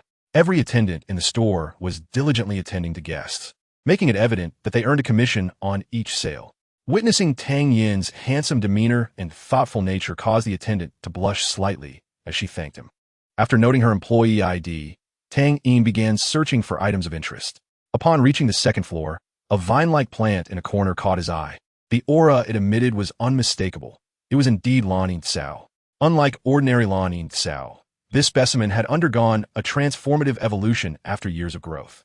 Known for its adaptability, Lan Sao possessed various potential evolutionary paths. This particular plant leaned towards the realm of spiritual herbs, its appearance distinctly different from the common variety. Explaining its presence in the store, the plant seemed to sense its kin and gently swayed its branches in Tang Yin's direction. He recalled a childhood lesson from Yin. Lan Sao would sacrifice themselves for their king. Their mother, as their queen, failed to protect them. Without even glancing at the price, Tang Yin summoned the earlier attendant. While waiting, he intended to continue exploring other items, but unexpectedly encountered a familiar face. Chapter 194. The Peculiar Hulaina, the Master's Task. As the trio of the Golden Generation entered Bai Baoga, the manager promptly came out to greet them. Although they donned the simplest of attire, the manager, being a figure of some standing within Soulmaster City, was well acquainted with the rising stars of the Spirit Hall. Thus, Hulaina and her companions received a personal welcome from the manager, who bent slightly, adopting a humble demeanor and wearing a somewhat sycophantic smile. Esteemed guests, may I inquire what treasures you seek? For reasons unknown, Yin felt an inexplicable aversion towards the incessant chatter of the manager, his irritation mounting. He waved his hand dismissively. We are merely browsing. You may attend to your duties. The manager, reluctant to forfeit the opportunity to connect with the future power core of the Spirit Hall, yet wary of offending them, could only respond glumly, if you require any assistance, do not hesitate to call for me. Once the manager departed, Yan's irritation dissipated, and he excitedly began introducing Hulaina to the treasures. Nana, let me tell you. This Bai Baoga. Xiaoyu observed Yan's exuberance with a hint of bemusement, perhaps due to his long exposure to such antics. Hulaina, however, remained impassive, her gaze fixed on the treasures. The first floor was filled with a myriad of items, most of which were not particularly exquisite, prompting the group to ascend the staircase to the second floor. As Hulaina perused the display cases, her soul master instincts alerted her to someone watching her. Now a level 51 control system soul king, her celestial fox martial spirit endowed her with heightened perception and mental strength far surpassing her peers. Raising her gaze, she met Tang Yin's eyes, and both were momentarily transported back to that fateful night. For Tang Yin, it was a surreal yet beautiful evening, where he gradually regained clarity amid the gentle embrace of Zhu Zhuyun, discovering sensations he had never experienced before. Conversely, for Hulaina, it was a night etched in her memory for eternity, as she faced the fear of death for the first time, overwhelmed by Tang Yin's formidable power. What began as a heroic rescue akin to Zhu Zhuyun's tale devolved into a narrative of a tyrant seizing a maiden, tainted by Tang Yin's internal demons. The chilling gaze and commanding tone Tang Yin exhibited that night left Hulaina with an indelible scar. Confronted with Tang Yin, an underlying fear perpetually enveloped her. The conflicting emotions of gratitude and dread fostered a distorted attachment to Tang Yin, manifesting as a form of Stockholm Syndrome. Now, as Hulaina regarded Tang Yin, a mix of trepidation and reliance flickered in her eyes. Tang Yin, feeling somewhat awkward, recalled his actions towards this girl that night. Although his desires had temporarily clouded his judgment, he was still culpable for what transpired, instilling a sense of indebtedness towards Hulaina. Encountering her once more elicited a wave of discomfort within him. Their subtle exchange of glances did not go unnoticed by Xiaoyu and Yin, who were nearby. Xiaoyu quietly inquired of his sister, Nana, do you know this person? Observing Hulaina's slightly trembling shoulders, he furrowed his brow. Meanwhile, Yin, unable to tolerate the persistent gaze of the stranger upon his beloved Nana, rolled up his sleeves, and strode towards Tang Yin. As Tang Yin noticed a tall, red-haired man approaching with a displeased expression, he instinctively sensed trouble brewing. Indeed, Tang Yin was correct in his assumption. Yin spoke directly, "Young man, do you have any idea whom you are staring at?" Given the audacity and unyielding confidence of the other party, it was evident that he either had a relative holding a significant position within the Wuhuan temple or was bolstered by a formidable strength that instilled such self-assurance. Tang Yin, wishing to avoid conflict, simply replied, "I find that young lady quite familiar. It seems I have encountered her before." Tang Yin discerned the red-haired man's infatuation with Hulayina, and he realized that revealing the truth could inevitably lead to a confrontation. His ally, Qian Rinxue, had yet to arrive in Wuhuan City, and within this vast city, the only asset he possessed was a token gifted by Qian Rinxue. Tang Yin had previously studied this token, but its design was unlike any other issued by the Wuhuan Temple. The 3 pairs of angelic wings on its reverse side were sufficient to indicate its connection to the temple. Yin, however, was unconcerned with such details. He was irked by the sight of this delicate-looking youth, and the gaze of his goddess directed at this young man was inexplicable to him. In truth, Tang Yin was neither frail nor effeminate. His physique was quite well-proportioned. Yet, in comparison to Yin, who stood nearly 2 meters tall and appeared capable of encompassing 2 of Tang Yin, he did seem somewhat slender. Although Yin was unaware of the true meaning behind Hulayina's gaze, he recognized that her expressions towards him were filled with either disdain or the kind of pity reserved for fools. A tinge of jealousy crept into him. "Young man, some actions come with consequences," Yin stated, laying his large hand upon Tang Yin's shoulder. Tang Yin could have easily evaded this gesture, but he sensed that with Yan's obstinate demeanor, making a swift exit would not be a simple task. Indeed, he soon felt the pressure of Yan's grip intensifying. Xiaoyu refrained from intervening, having sensed a prior acquaintance between his sister and the young man before him, along with some undisclosed events, possibly accounting for his sister's peculiar behavior. Hulayina had always been reluctant to confide in Xiaoyu, and he did not wish to pressure her. In Yan's view, this feeble-looking youth would succumb under the force of his grip with mere exertion. As a level 52 power-type soul master, Yin possessed a strength exceeding 10,000 pounds.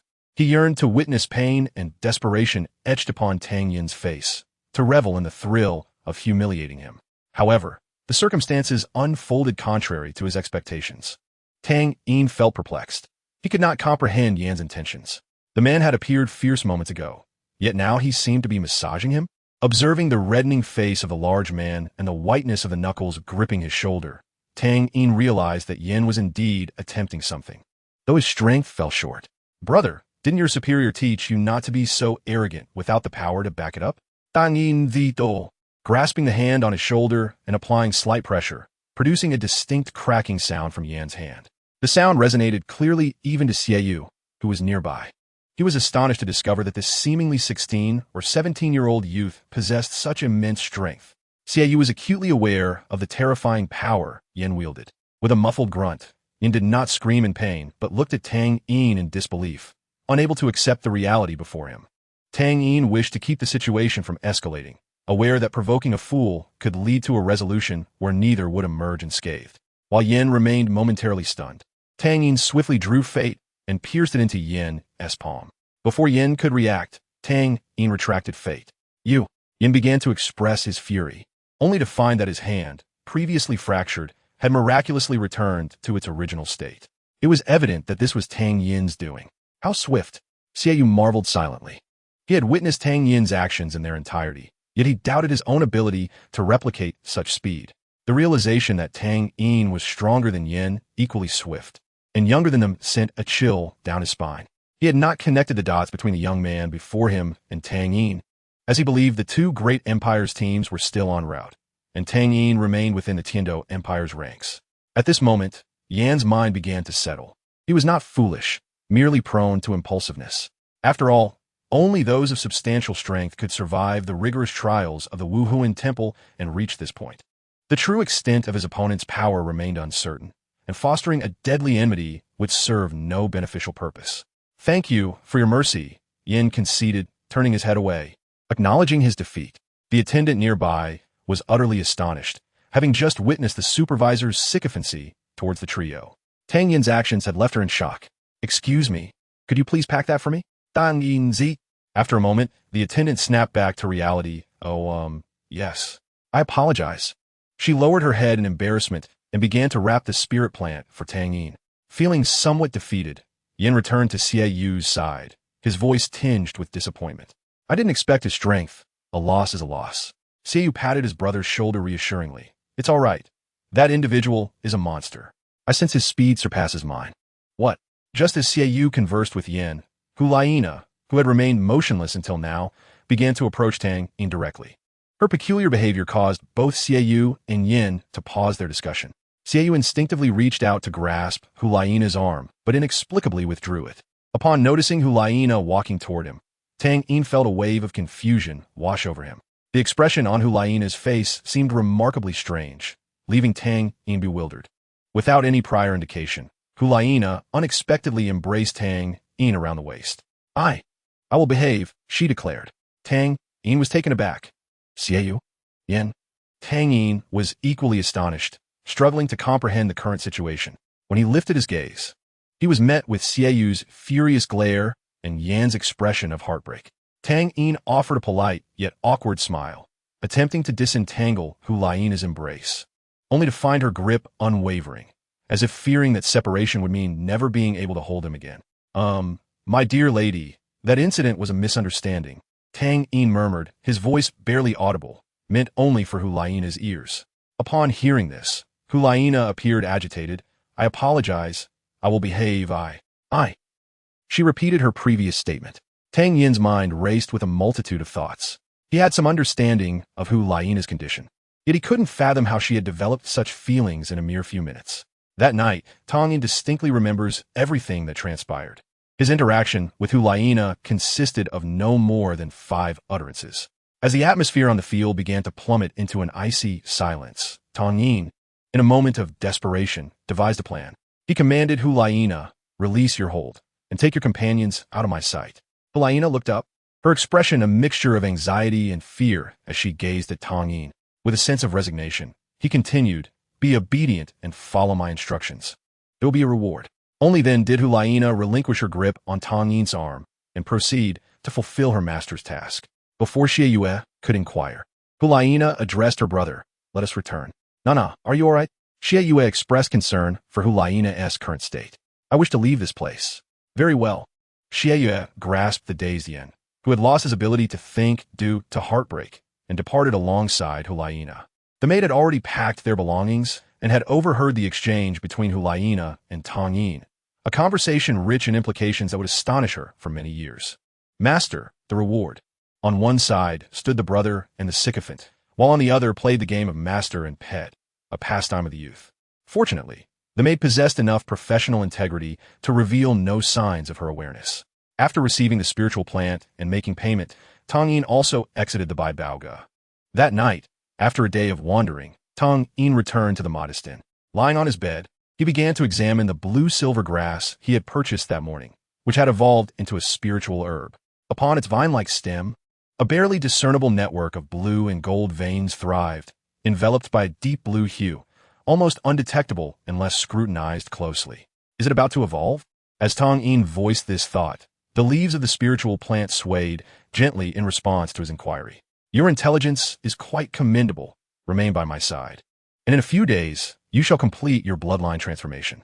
As for the incident with Hulaina earlier, Tang Yin paid it little mind. Chapter 195. Tang Yin and Hulaina in the dead of night. All was silent, and the small inn where Tang Yin resided was engulfed in darkness. The entire floor was shrouded in the night's veil, a void of sound. The only flicker of light emanated from the front desk, where a solitary night clerk occasionally let their head droop, clearly battling drowsiness. Beneath the moonlight, a delicate hand pushed open the old door of the inn, which creaked without a sound for reasons unknown. The newcomer did not disturb the clerk, but instead inhaled softly, as if discerning an aroma. In an instant, her keen gaze brightened, and her steps became lighter, imbued with a hint of joy. Tang Yin's room was similarly cloaked in darkness, with no light escaping. At this late hour, the stillness was only punctuated by his soft breaths. Suddenly, Tang Yin sensed something amiss. Another presence lingered in his room. His instinctual vigilance, honed through countless crises, kicked in. Who could it be? Uncertain of the intruder's intentions or potential hostility, Tang Yin surmised that if he could sense them, their strength must be inferior to his own. However, for safety's sake, he resolved to spring into action as they approached, intending to subdue them immediately.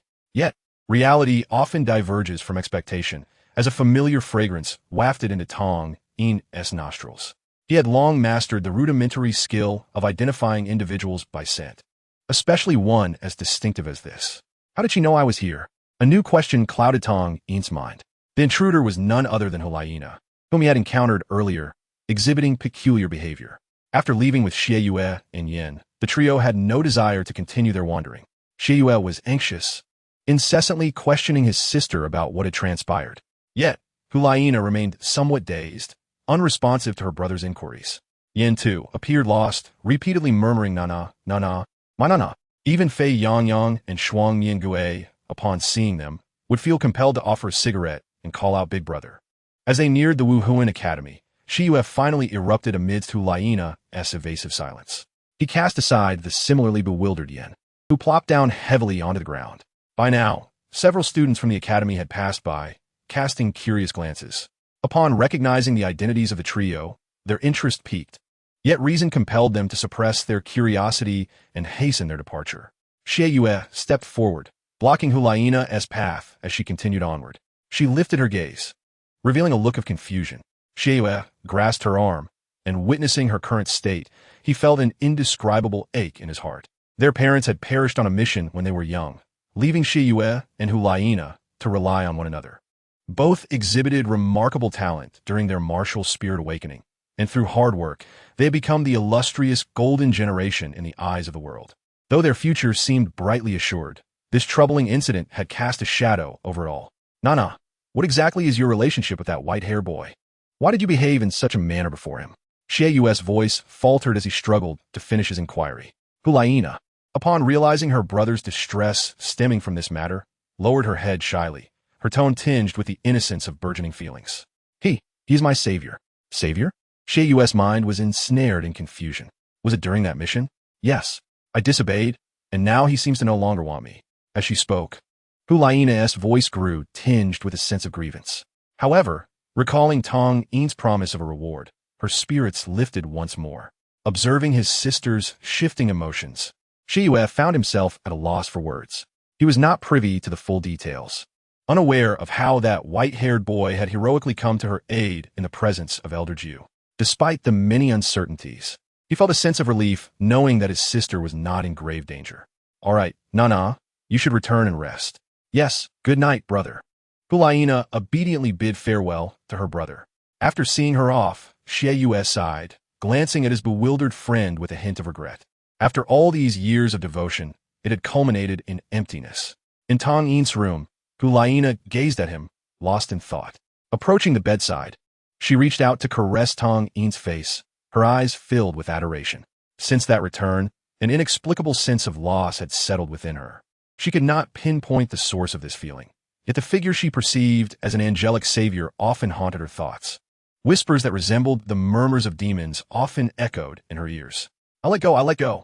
Hulayina once again awoke from her slumber, tormented by this dream to the brink of mental collapse. She could not comprehend why Tang Yin treated her this way when he was so gentle with Zhu Juyan by his side. With her head buried in her knees, she wept helplessly. Over time, yielding to Tang Yin became her means of self-preservation.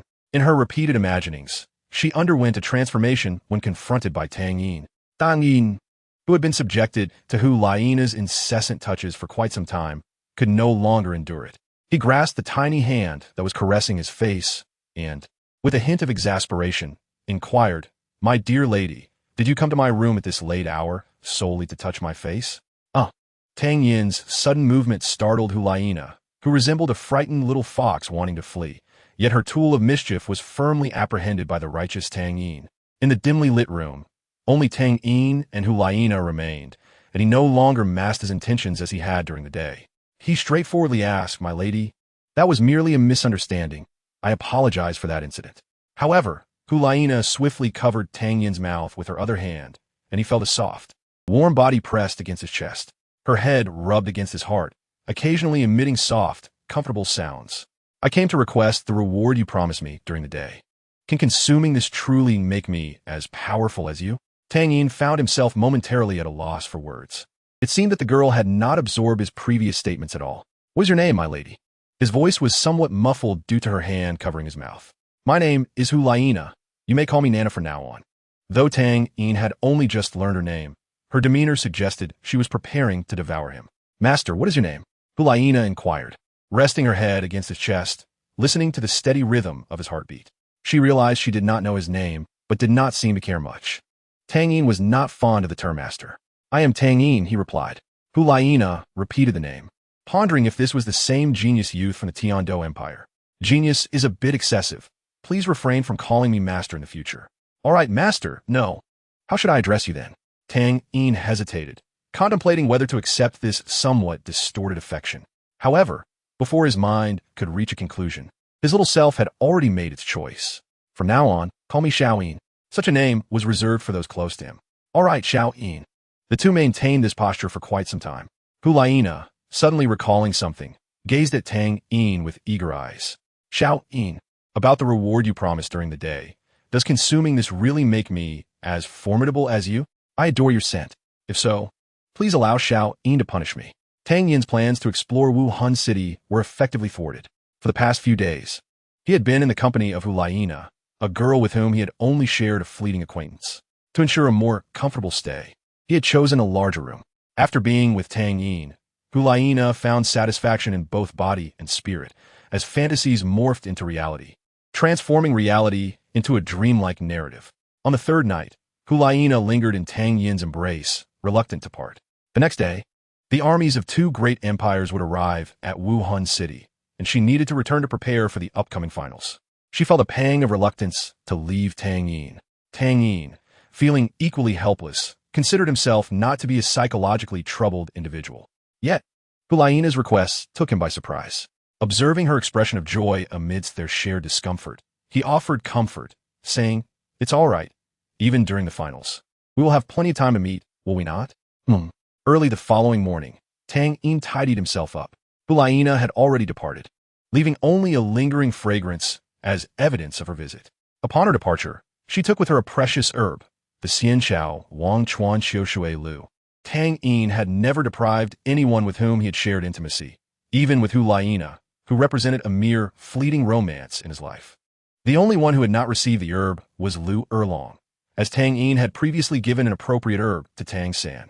Nevertheless, Tang Yin intended to seek out the esteemed Douluo elder later, as he had yet to retrieve the most valuable treasures from that sacred place. In the meantime, Bibinong encountered the third elder, the golden lion Douluo, who had previously made things difficult for her, returned to the papal hall. Upon seeing Bai Bai Dong's gloomy demeanor, he reprimanded her without any courtesy. Bai Bai Dong, your audacity is growing. How dare you send people to capture students from other academies under the banner of our spear hall? What face do we have left? Qian Renxue had dispatched the snake spear Douluo to Wuhan City in advance, instructing him to ensure Tang Yin's safety. Qian Douluo was already aware that his granddaughter was involved with a young man named Tang Yin. Despite the heavy responsibilities weighing upon Qian Renxue, she found herself ensnared in love, much to Qian Douluo's discontent. Yet, the guilt and inherent affection he felt for Qian Renxue soon led him to accept this reality. He had inquired about Tang Yin, but had not done so thoroughly. Had he known that the person his granddaughter favored was the great-grandson of Tang Chun, he would have been infuriated. Having contended with Tang Chun throughout his life, to find himself overshadowed by the younger generation was something he could not accept. Upon learning that his granddaughter's fiancé had been captured by Bai Bai Dong, Qian Douluo could no longer remain idle. He sent the golden lion Douluo to confront her and inquire about the situation, leading to the earlier confrontation. Bibi Dong, already feeling low due to her unpleasant encounter with Tang in the previous night, decided to no longer tolerate the situation. She released her full soul power without restraint, the overwhelming pressure causing the defiant golden lion Douluo to feel the blood surge within him. I am not in the mood, do not disturb me. If you believe I have done wrong, feel free to select another to take my place as Pope. The golden lion Douluo was taken aback by Bai Bai Dong's eruption. He had not anticipated that such a young woman would reach a level that even the golden crocodile Douluo had not touched. Recognizing the importance of the situation, The Golden Lion Douluo refrained from making threats and cautiously withdrew from the papal hall. Upon returning to the offering hall, he relayed the events that had transpired to Douluo, who remained remarkably calm. I am not surprised by her actions, but her response is indeed peculiar. Miss, there is no need for concern. I have already sent someone to inquire with the guards of the papal palace, and indeed, a silver-haired youth entered that night. However, he has safely departed. The Golden Lion Douluo, intrigued, asked, does an elder brother wish to meet this grandson-in-law? Douluo kept his eyes closed, responding, Xiao Xue will soon return to Wuhuan City. Let her personally bring that young man before me. For reasons unknown, the Golden Lion Douluo sensed a hint of danger in Douluo's words. In the west of Wuhuan City, a grand procession emerged upon the plains, with the soaring banners prominently displaying the emblem of the Tiando Empire. The leading carriage rolled forward slowly, as Qian Rinxue rested her head upon her hand, a faint smile gracing her lips. Chapter 196. Arrival. The grand finals set to commence, so I wonder how Xiaoyin is faring. As Wuhuan City drew nearer, Lu Erlong's heart was clouded with worry. She was aware that the current pope was Bibi Dong, and understood her character somewhat. A woman capable of doing anything to achieve her goals, the safety of Tang Yin remained uncertain. Beside her, Zhu Jian reassured Dean, fret not. The Wuhuan palace took Xiaoyin openly. Would they dare to employ such despicable methods to eliminate a soul king? Lu Erlong shook her head. Zhu Yun, you do not comprehend the true nature of the current pope. Dean, are you well acquainted with the current pope? Zhu Zhuqing inquired curiously, having long wished to ask. Captain Yu Tianhing's gaze, however, fell upon Douluo. Not far from Lamba Academy, the Tiando Royal Academy's team also bore witness to this scene. The pope in years past. Yet, Tai Long knew that his superior was in a delicate situation with Yan Jia. Should this young man disrupt it and cause discontent, the outcome would be far from favorable. Before Yu Qianheng could speak, Tai Long, the self-proclaimed top subordinate of Tang Yin, boldly interrupted. Tang Yin is currently immersed in admiration for beauty. On the following evening, Zhu Zhuqing, her cheeks flushed, was about to change her position while hugging a small pillow when Tang Yin suddenly expressed regret. Zhuqing, I must step out for a moment. What is it? Douluo's cold and unfeeling words deeply pained Yu Qianheng. As she spoke, Qian Rinxue's face involuntarily flushed with shyness. In this competition, they were hardly among the favorites for victory. The sounds of revelry within did not reach the outside. Upon seeing Tai Long, who was shielded by Douluo, Tang Yin's mind began to unravel the situation. Fortunately, Tang San detected Dai Mubai's condition in time and suggested they enter the restaurant to discuss the finals thoroughly. Upon hearing Lu Erlong's words, Zhu Zhiyun and Zhu Zhuqing, who had initially been calm, began to worry for Tang Yin's safety. Zhu Zhuqing smiled gently, resting her head against Davis's chest. Douluo's gaze inadvertently fell upon Tang Yin, uncertain of her true feelings towards him. In Yu Tianhing's heart, the honor of his family surpassed all else, representing the voice of the Blue Lightning Tyrant Dragon sect. That evening, under the dimly lit ambience of the restaurant, Tang Yin and Lu Erlong locked eyes. Tai Long muttered quietly, fearing that if the elders learned of the situation, he would surely face a beating, though perhaps not a furious one. Yan Jia, Zhu Zhuqing's face also turned crimson as she followed Tang Yin towards Douluo. Members of Lamba Academy and Tiando Royal Academy converged at the same time. Lu Erlong began recounting what she knew about Bibi Dong to Zhu Zhiyun and Zhu Zhuqing. As the Tiando Empire's convoy slowly entered Wuhuan City, simultaneously, the Xinghua Empire's team also made their entrance. In recent years, Tang Yin's teacher, Yang Wudi, seemed to break free from constraints, having ascended 5 levels, now only a step away from becoming a title de law. Since Douluo's departure, the Tiando Royal Academy's team had remained in a state of low spirits, with everyone believing that their leader, Qin Ming, had driven away their vice-captain, Douluo, and that their captain had failed to retain her. Do not jest with me. I have serious matters to discuss. Meanwhile, the team led by Zhu Douluo that had escorted the Tiando Empire's convoy had also left alongside the cardinal in red. Despite her words, Zhu Zhuqing's body involuntarily gravitated towards Davis.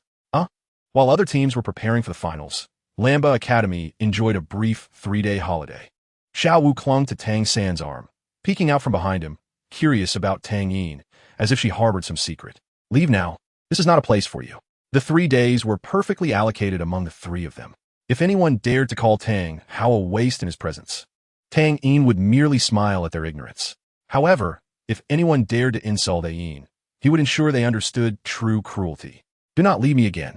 Such a once-in-a-millennium talent as Tang Yin would inevitably obstruct her ambitions.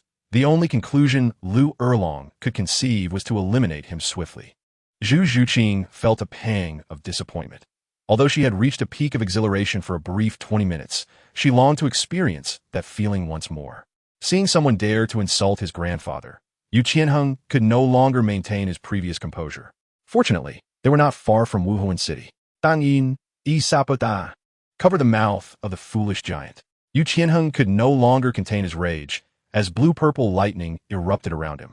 Sharing similar sentiments, Lu Erlong also harbored disdain for Bibi Dong. After Tai Long apologized to Yu Qianheng, his tone shifted. As I said, keep your distance from Yin Jia. She is not to be trifled with. Of course, my lord. Yin Jia, are you still upset with me? Tang Yin regarded this as a trivial matter, considering it was Tai Long's fault to begin with. 3 days apart, and you look at me with new eyes. The temporary control-type Soul Master could not compare to Duge Yin. And with the need for recoordination, the players harbored grievances. Yin Jia, step aside. I must make him pay today. Throughout the journey, Lu Erlong's worries remained unabated. Closely tied to the Pope, she had mentioned. How dare you insult my grandfather? Do you know who he is? Upon uttering these words, Tang Yin leaned in for a kiss. Observing Duge Yan's bashful demeanor, Yu Tianheng seemed to grasp something. He patted Zhu Zhuqing's rear, signaling her to step down. I cannot believe we are nearly there. This was also a deliberate arrangement by the Wuhuan Palace. Tang Yin became aware of the situation unfolding nearby, and their two soul clans had only recently ascended. Davis's palm roamed freely along the voluptuous curves, eliciting strange murmurs from Zhu Zhumin, who sat perched on his lap. I apologize. I should not have insulted your grandfather. As for insulting the grandfather across from me, your grandfather? Tang Yin could only say that anger was justified. He had arrived early at the entrance of the restaurant, awaiting the gathering. Have you had fun these past few days? The moment Zhu Zhuqing dismounted from the carriage, she eagerly leapt into Tang Yin's embrace, entirely unconcerned by the gazes of onlookers. The immense pressure stemming from the low morale had failed to transform into motivation. Currently, the Tiando Royal Academy's battle team had only Yu Tianheng and Yu Feng as their high-tier combatants.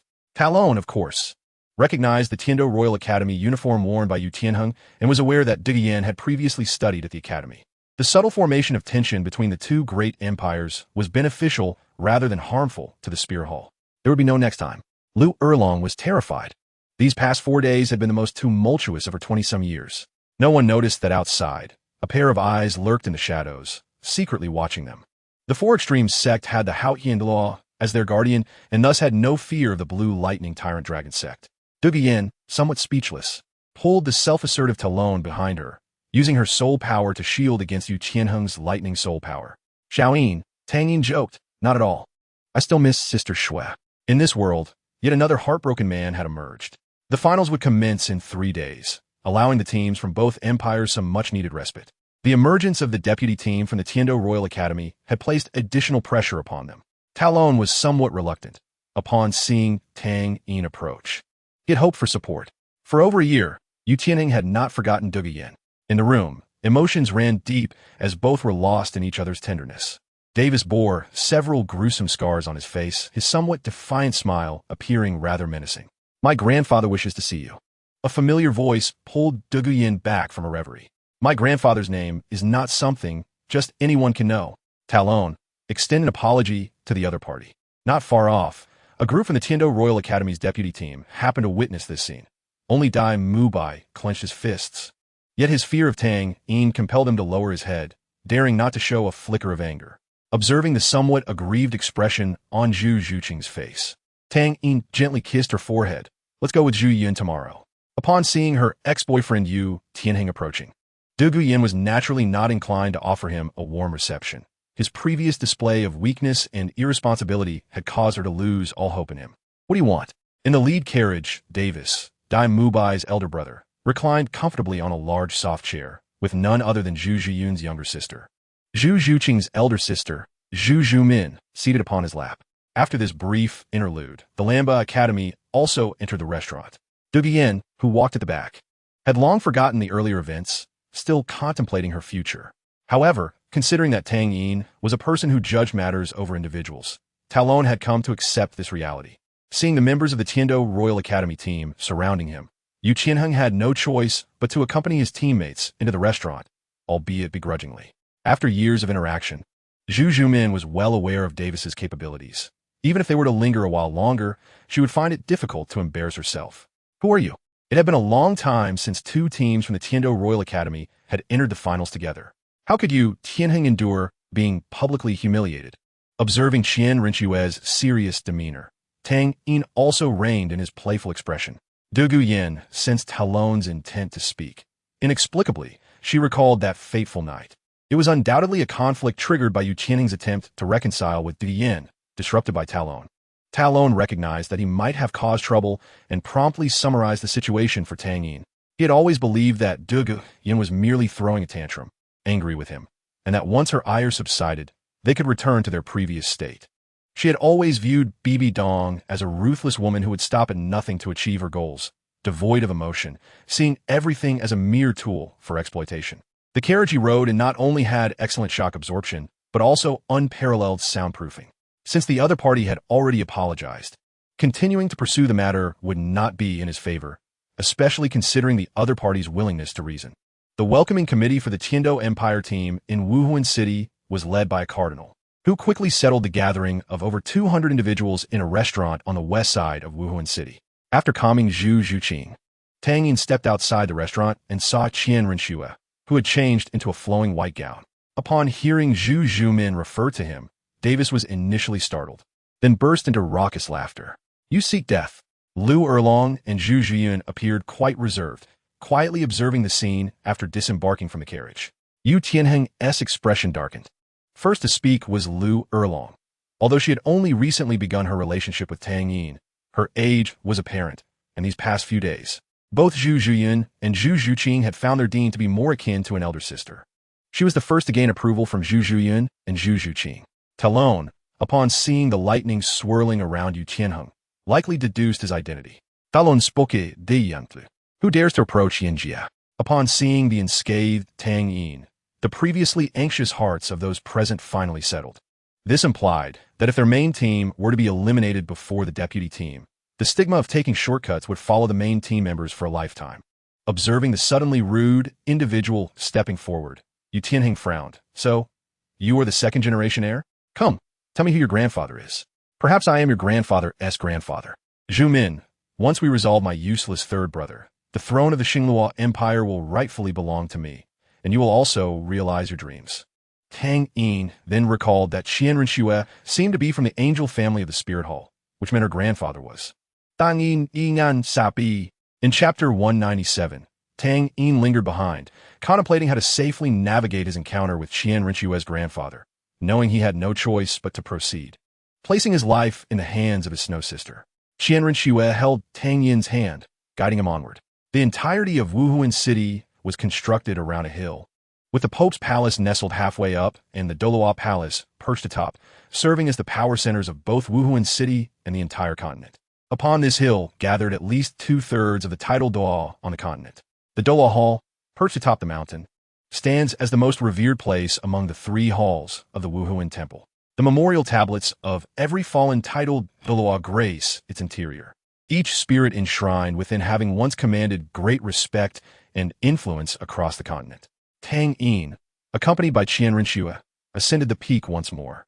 As he gazed at the resplendent Pope Hall halfway up the mountain and the faint glimmer at its pinnacle, he averted his gaze with a complex mix of emotions. What troubles you? Qian Rinxue, sensing Tang Yin's emotional shift, slowed her pace and turned to inquire. Nothing. It's just natural to feel a bit anxious when visiting the highest institution of the Wuhuan Temple, Tang Yin casually replied. He considered mentioning that it was his first visit, but refrained from deceiving the person closest to him. Although he was unaware of the true relationship between Bibi Dong and Qian Rinxue, he had formed a rather absurd yet unavoidable conjecture based on the information available to him. If this conjecture held any truth, then the once fearless Xiao Yin could indeed experience nervousness. Qian Rinxue teased, "You were brave enough to meet me alone back then, and that was far more perilous than now." Tang Yin responded earnestly. From the very first glance, I recognized Sister Xue. There was no danger at all. This wasn't tea to seat, but rather a means to deepen their bond. At that time, he could have summoned help at any moment. And even if Qian Rinxue had harbored malicious intent, it wouldn't have been difficult for him to call for Tang Hao's assistance back in Tiando City. Such flattery, Qian Rinxue remarked, turning her head and pulling Tang Yin along, ensuring he did not see the blush on her cheeks or the glimmer of delight in her eyes. From a slightly chilly floor within the Pope Hall, Bibi Dong observed the scene unfold, her gaze filled with an indescribable sense of solitude and the bittersweetness of fate. After Tang Yin and Qian Rinxue vanished from sight, she lifted her gaze to the moon obscured by clouds. And the heart that Tang Yin had polished began to be shrouded once more in a new layer of gloom. Upon reaching the summit, Tang Yin finally beheld the true form of the Douluo Hall. It was modest in size, constructed from fine white marble, and from the outside, it appeared as a luminous gem. Even without the moonlight, it seemed to emanate a faint glow. As he approached the Douluo Hall, a sense of pilgrimage welled within him. When he stepped onto the steps leading to the hall, he hesitantly asked, "Sister Shui, will your grandfather give me a hard time later?" "Don't worry, I am here," she reassured him. "All right," he replied. After walking for a while, he inquired again, "Sister Shui, if your grandfather finds out that I have more than one girlfriend, he won't kill me, will he?" "Of course not. As long as I am here, he won't harm you." Inside the Douluo Hall, Qian Douluo, who was meditating, overheard the entire conversation between Tang Yin and Qian Rinxue. Despite having cultivated his energy for over 20 years, he nearly lost his composure. After ascending 99 steps, a grand and ancient-looking door loomed before them, guarded by two elderly men. To Tang Yin's astonishment, the two elders bore striking resemblances to one another. Even more astonishing was the fact that their auras and soul power seemed to be completely intertwined, suggesting the existence of a Wuhuan fusion technique between them. After witnessing the powerful fusion technique between Zhu Zhuqing and Zhu Zhuyun, Tang Yin gained a deeper understanding of such formidable special soul skills. He vividly recalled the terrifying power of that attack, which could rival a soul sage. If the fusion technique of a soul sex soul king exhibited such might, he could hardly fathom the terrifying force that these two elders, evidently titled Daw, could unleash together, certainly not below the level of his father, Tang Hao. The Wuhuan temple was indeed fearsome. Qian Rinxue clearly recognized the two elders. She released Tang Yin's hand and approached them, greeting Grandfather Qianjun, Grandfather Jiaoma. "Is it your turn to be on duty today?" "Ah, the little princess has returned. And who is this beside you?" One of the scarred elders asked with a smile. Qian Rinxue playfully replied, "Isn't Grandfather Qianjun just asking for the sake of asking?" Grandfather Qianjun had already seen her holding Tang Yin's hand. "Hee. Little Shui'er is at the age to find a boyfriend," Grandfather Qianjun responded, his demeanor surprisingly calm upon learning that Qian Rinxue was in a relationship. "Your grandfather is waiting for both of you inside. Do hurry in." "Thank you, Grandfather Qianjun." Tang Yin, standing behind Qian Rinxue, remained silent, realizing that maintaining silence was the wisest choice in such a moment. "Not at all," Grandfather Qianjun replied, and as his words fell, an invisible aura erupted from him, causing the heavy door behind him to slowly open. Tang Yin distinctly noted the presence of a soul guide mechanism on the door. The aura of the titled Douluo acted as a key to unlock it. The once glorious era of soul guide civilization must have been splendid indeed. Perceiving the subtle hints of the past, Tang Yin began to envision the era of radiant soul guide civilization in ancient times. "Let us proceed," Qian Rinxue urged, taking Tang Yin's hand and leading him into the hall. Inside the Douluo Hall, the atmosphere was somewhat desolate. The polished marble floor reflected the dim light of the soul guide lamps above, and the vast hall was illuminated by only a few faint glimmers. Countless memorial tablets lined the sides of the hall. At the far end, a figure sat cross-legged, motionless, resembling a statue. As Qian Rinxue led Tang Yin into the hall, a profound silence enveloped them, so quiet that the faint sound of their footsteps echoed. They walked slowly, and Tang Yin couldn't help but cast curious glances at the memorial tablets. Shen Yu Dao, Wuhuan, Moon, Soul Power, level 93. Perished in the year 1231 of the Douluo calendar, aged 193. Ling Hu Dao, Wuhuan, Nine-Tailed Spirit Fox, Soul Power, level 95. Perished in the year 1888 of the Douluo calendar, aged 68, perished together with the fallen demon Ghost Douluo. Upon noticing a rather unusual tablet, Tang Yin was taken aback. The inscriptions differed from the others, containing additional details beyond the basic information of Wuhuan and Soul Power. After examining several more tablets, he found that some contained extra information, sharing common themes. Early demise, fallen ones. Bai Yinluo, aged 55, perished together with the fallen bone spirit Douluo and the Guixin Douluo, Shenglong Douluo, and Tianlang Douluo. As he ventured further, Tang Yin observed a growing number of memorial tablets for titled Douluo who had fallen while dealing with the fallen ones. Initially, he believed the tablets were arranged according to the level of soul power at the time of death, but as he proceeded, he realized the order was not chronological. He encountered a predecessor who had ascended to titled Douluo at the age of 99 and sustained grave injuries while eliminating a fallen organization. Passing away on the eve of their centenary, Tang Yin began to understand. These tablets seemed to capture not merely the memorial history of the powerful, but rather the heroic tales of the noble spirits of their forebears. True heroism was not solely derived from strength, but from the purity of one's heart. The presence of the Wuhuan Hall as a colossal entity on the continent is undeniably linked to the heroic epics inscribed upon the monument of the Douluo Hall. Such heartfelt reverence is to be expected, as Tang Yin found himself immersed in the stories conveyed through the brief inscriptions on the spirit tablets. The voice of Qian Rinxue echoed beside him. It was then that Tang Yin realized his purpose for visiting the Douluo Hall today was not to pay homage, but to meet his future in-laws. "Oh, I apologize. I was momentarily lost in thought." Tang Yin noticed he and Qian Rinxue were now merely 3 steps away from the elderly figure at the center of the Grand Hall. Elderly? Tang Yin was taken aback by the appearance of Qian Rinxue as grandfather. Qian Douluo appeared to be in his 30s or 40s, presenting himself as a quintessential middle-aged man. Far younger than Tang Yin remembered his father Tang Hao looking in his unshaven youth. His countenance was striking, as if bestowed by the Wuhuan itself. The subtle smile upon his face exuded warmth and familiarity, while the calm and tranquil aura he radiated offered a most comforting sensation. Tall yet not overly muscular, he donned a simple gray robe, with his long black hair meticulously arranged behind him. Despite his modest attire, his mere presence commanded a sense of reverence. "Do you know why I am here?" Qian Oliu's voice was as tranquil as still waters, imparting an impression of unfathomable depth. His inquiry left Qian Rinxue momentarily perplexed, wondering why he would commence with an interrogation, one to which even she, his granddaughter, struggled to formulate a response. "Perhaps you are here to guard the spirits of these heroes." Tang Yin ventured his response. A slight smile graced Qian Douluo's lips. "You are quite astute. Indeed, I am a master of this Douluo Hall and the custodian of these heroic spirits. Here, we honor a total of 2,334 titled Douluo, of whom only a third met their natural end. The rest perished in battle." Tang Yin's expression grew solemn. "I am aware of the virtues of the fallen. I did not realize they once possessed such formidable strength. The current decline of the fallen is inextricably linked to the sacrifices made by these ancestral spirits. They could have enjoyed far greater lifespans, yet chose this path. The Wuhuan Hall upholds the teachings of our celestial ancestor, vowing to protect the peace of the continent and to spread the brilliance of the angelic god.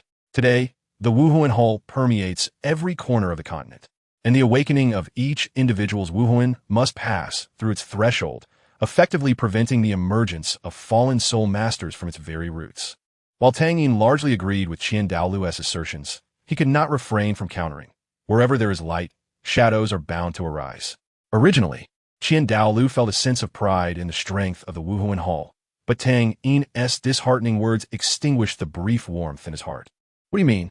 Qian Douluo maintained his composure, yet Tang Yin could sense the tempest brewing within his words. While the Wuhuan Hall is commendable, there are always some pests who fail to comprehend the greater picture. For instance, there is Miles from Gongjin City. After a moment of silence, Qian Douluo continued, "Let us set aside such discussions for now. The reason I had Xiaoxue bring you here is to inquire about certain matters." With the topic finally returning to its intended course, Qian Rinxue visibly relaxed. She recognized her grandfather's earlier conversation with Tang Yin was a means of establishing authority. "Junior Tang Yin, I am 17 years old this year, with a soul power of level 58, and my Wuhuan is a spear named Destiny." 17, level 58. Qian Douluo raised an eyebrow. "Full innate soul power?" "No, like Sister Shui. I possess an innate level of 20. "How is that possible?" Qian Douluo's composure faltered. He was well aware of how Qian Rinxue acquired her innate level 20 soul power. When she awakened her Wuhuan, the long-dormant statue of the angelic god manifested, and a pure white light descended upon her forehead, granting her such power. Could it be that this young lad, Qian Douluo, began to view Tang Yin as a candidate for divinity? That would be fortuitous. After ascending to godhood, Xiao Xue would have someone to accompany her. I've heard you have numerous girlfriends? Tang Yin braced himself. Yes, esteemed elder. I consent to your relationship with Xiao Xue, but you must sever ties with your other girlfriends. My granddaughter cannot share a man with other women. Just as Qian Rinxue was about to interject, Qian Daolu's voice resonated in her heart. Let him respond himself. Tang Yin, without a moment's hesitation, rejected the notion. I must respectfully decline. I hold affections for each of the girls. To abandon them would render me heartless. Would the esteemed elder wish to entrust Sister Xue to a heartless scoundrel? Qian Daoluo fell silent. I suppose I will let you pass this time. As Tang Yin and Qian Rinxue both exhaled in relief, Qian Daoluo posed another question. Young man, who is your father? Chapter 198. The Great Offering with a Broken Waist. What precisely transpired that night remains unknown. However, based on the recollections of the gatekeepers, Jiang Mo and Qian Jun, they vaguely overheard snippets of conversation, which included the following exchange. Elder, please remain calm and composed. This is the Douluo Hall, and the spirits require tranquility. Do not use that thing in your hand for such purposes. Grandfather, please stop. Xiaoyin is about to be beaten to death. Why are you hitting me? After an indeterminate amount of time, the commotion within finally subsided. The sound of gears turning echoed from the heavy doors behind them, and as the doors creaked open, Qian Daoluo emerged with his hands clasped behind his back. Jiang Jun and Jiang Mo stood at attention, their bodies rigid. If the dragon-patterned staff could speak, it would surely lament its inferiority. The aura emanating from Qian Daoluo indicated he was in a foul mood. And should he discover any wrongdoing on their part, they would likely become the targets of his ire. Did you hear anything? Qian Daoluo inquired, casting a glance at Jiang Jun and Jiang Mo. No. Not at all, they stammered, shaking their heads vigorously. Go fetch a healing soul master from the hall. Jiang Yun, quick to react, was already on his way. I'll be back shortly. The honest Jiang Mo attempted to speak, only to find his elder brother had vanished without a trace. As for Tang Yin, bruised and in pain, he grimaced as if wearing a mask of agony. Upon hearing Qian Daoluo's question, both he and Qian Rinxue understood that trouble was looming. As Qian Rinxue was about to use her charming demeanor to gloss over the situation, the ever-astute Tang Yin unexpectedly displayed a moment of folly. Upon uttering the words, "My father is Tang Hao," Qian Daoluo instantly erupted, his forehead adorned with prominent veins, and his handsome visage visibly flushed a deep crimson. At that moment, Qian Rinxue feared her grandfather might be driven to a fit of rage, rushing forward to express her concern for Qian Daoluo's well-being. After a few breaths, Qian Daoluo produced a slender ironwood rod from the void, the material derived from a branch of an ironwood tree aged over 10,000 years. Its hardness rivaling that of Tang San's current Haoyan hammer. The anger he felt diverged from Qian Rinxue's assumptions. The thought of his granddaughter being involved with the great-grandson of Tang Chun shattered the bow he had bent before Tang Chun for a lifetime. In his fury, Qian Daoluo disregarded any notions of seniority or junior status, solely desiring to teach Tang Yin a lesson, hence leading to the earlier scene. Tang Yin's garments lay in tatters, resembling mere rags draped upon him, revealing faint purple and blue bruises beneath. Qian Rinxue, too, was not unscathed. Aside from the initial lash she received from Qian Daoluo in his rage, he had refrained from striking her further. However, upon witnessing Tang Yin's punishment, she recklessly leaped to his side. After a moment's hesitation, Qian Daoluo commenced a barrage of indiscriminate attacks. At that moment, Qian Rinxue curled helplessly upon the ground. The pain from her injuries secondary to her greatest fear, her grandfather separating her from Tang Yin, or worse, Tang Yin distancing himself from her as a result of this incident. This was an outcome she dreaded above all else.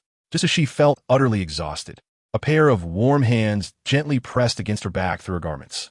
A soothing energy flowed from the palms into her being, causing her to involuntarily emit a soft sigh of comfort, and her curled form began to unfurl. Struggling, she turned her head to find Tang Yin's smiling face. Qian Rinxue discovered that Tang Yin seemed to possess a penchant for laughter. Throughout their time together, his countenance was often adorned with a smile, as if nothing in this world could bring him sorrow. Tang Yin's smile was like the most alluring poison, ensnaring Qian Rinxue's heart and soul in its enchanting embrace. Now, gazing upon his beaming expression, Qian Rinxue lowered her head, feeling shy to meet his gaze. Xiao Yin, what is it? Sorry. Tang Yin, sensing her troubled heart, smiled reassuringly upon hearing her apology. What is there to apologize for? Do we not foresee this? Truth be told, I owe you my gratitude. Sister Shui, had you not shielded me just now, I might have truly faced dire consequences at the hands of your grandfather. Qian Rinxue recognized Tang Yin's attempt to comfort her, but remained with her head bowed. Yet if I had not brought you here, you would not be suffering this physical torment. There is no need for such formalities between us. I feel your grandfather is somewhat biased. Looking at our injuries, it is evident that mine are far more severe. Qian Rinxue blushed. Then, let us find a time. Before she could continue, Tang Yin swiftly covered her mouth, fearing she might utter something inappropriate. He was certain that Qian Douluo was eavesdropping on their conversation, and should that old man discover their inclination towards some peculiar games, he would not have the chance to find a suitable moment. He would soon bid farewell to this world. I feel for you, Sister Shui.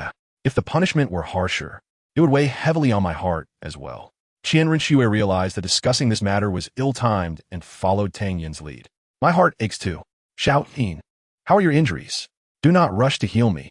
Rest for a while. It's nothing, Sister Shui. Don't you see? Isn't it almost healed? Indeed, Qian Rinxue found it quite miraculous. Sister Shui, I love you. I love you too, Xiao Yin. The life energy that entered Qian Rinxue's body swiftly healed her bruises. As Tang Yin tended to her wounds, he silently resolved, 30 years in the West, 30 years in the East. Do not underestimate the youth. I, Tang Yin, shall remember this painful day. I will reclaim all that I have lost. Unbeknownst to Tang Yin, shortly thereafter, another individual would fulfill this vow. Outside the hall, Qian Douluo observed the scene with a smile gracing his lips. The healing soul saint who had accompanied him, Qian Jun Douluo, discerned the moment and wisely retreated to his brother's side. The demon slayer Douluo cast a somewhat resentful glance at his brother, as if reproaching him for his earlier lack of righteousness. The next day after Tang Yin departed from the Douluo palace, he found no respite, for his schedule was fully booked over the next 3 days. Following an unprecedented experience of joy, the grand finale of the Elite Academy Tournament for Advanced Soul Masters across the continent was set to commence. For this event, the Spirit Hall had hastily constructed a massive arena on an open patch of land, with a diameter of 100 meters for the final showdown.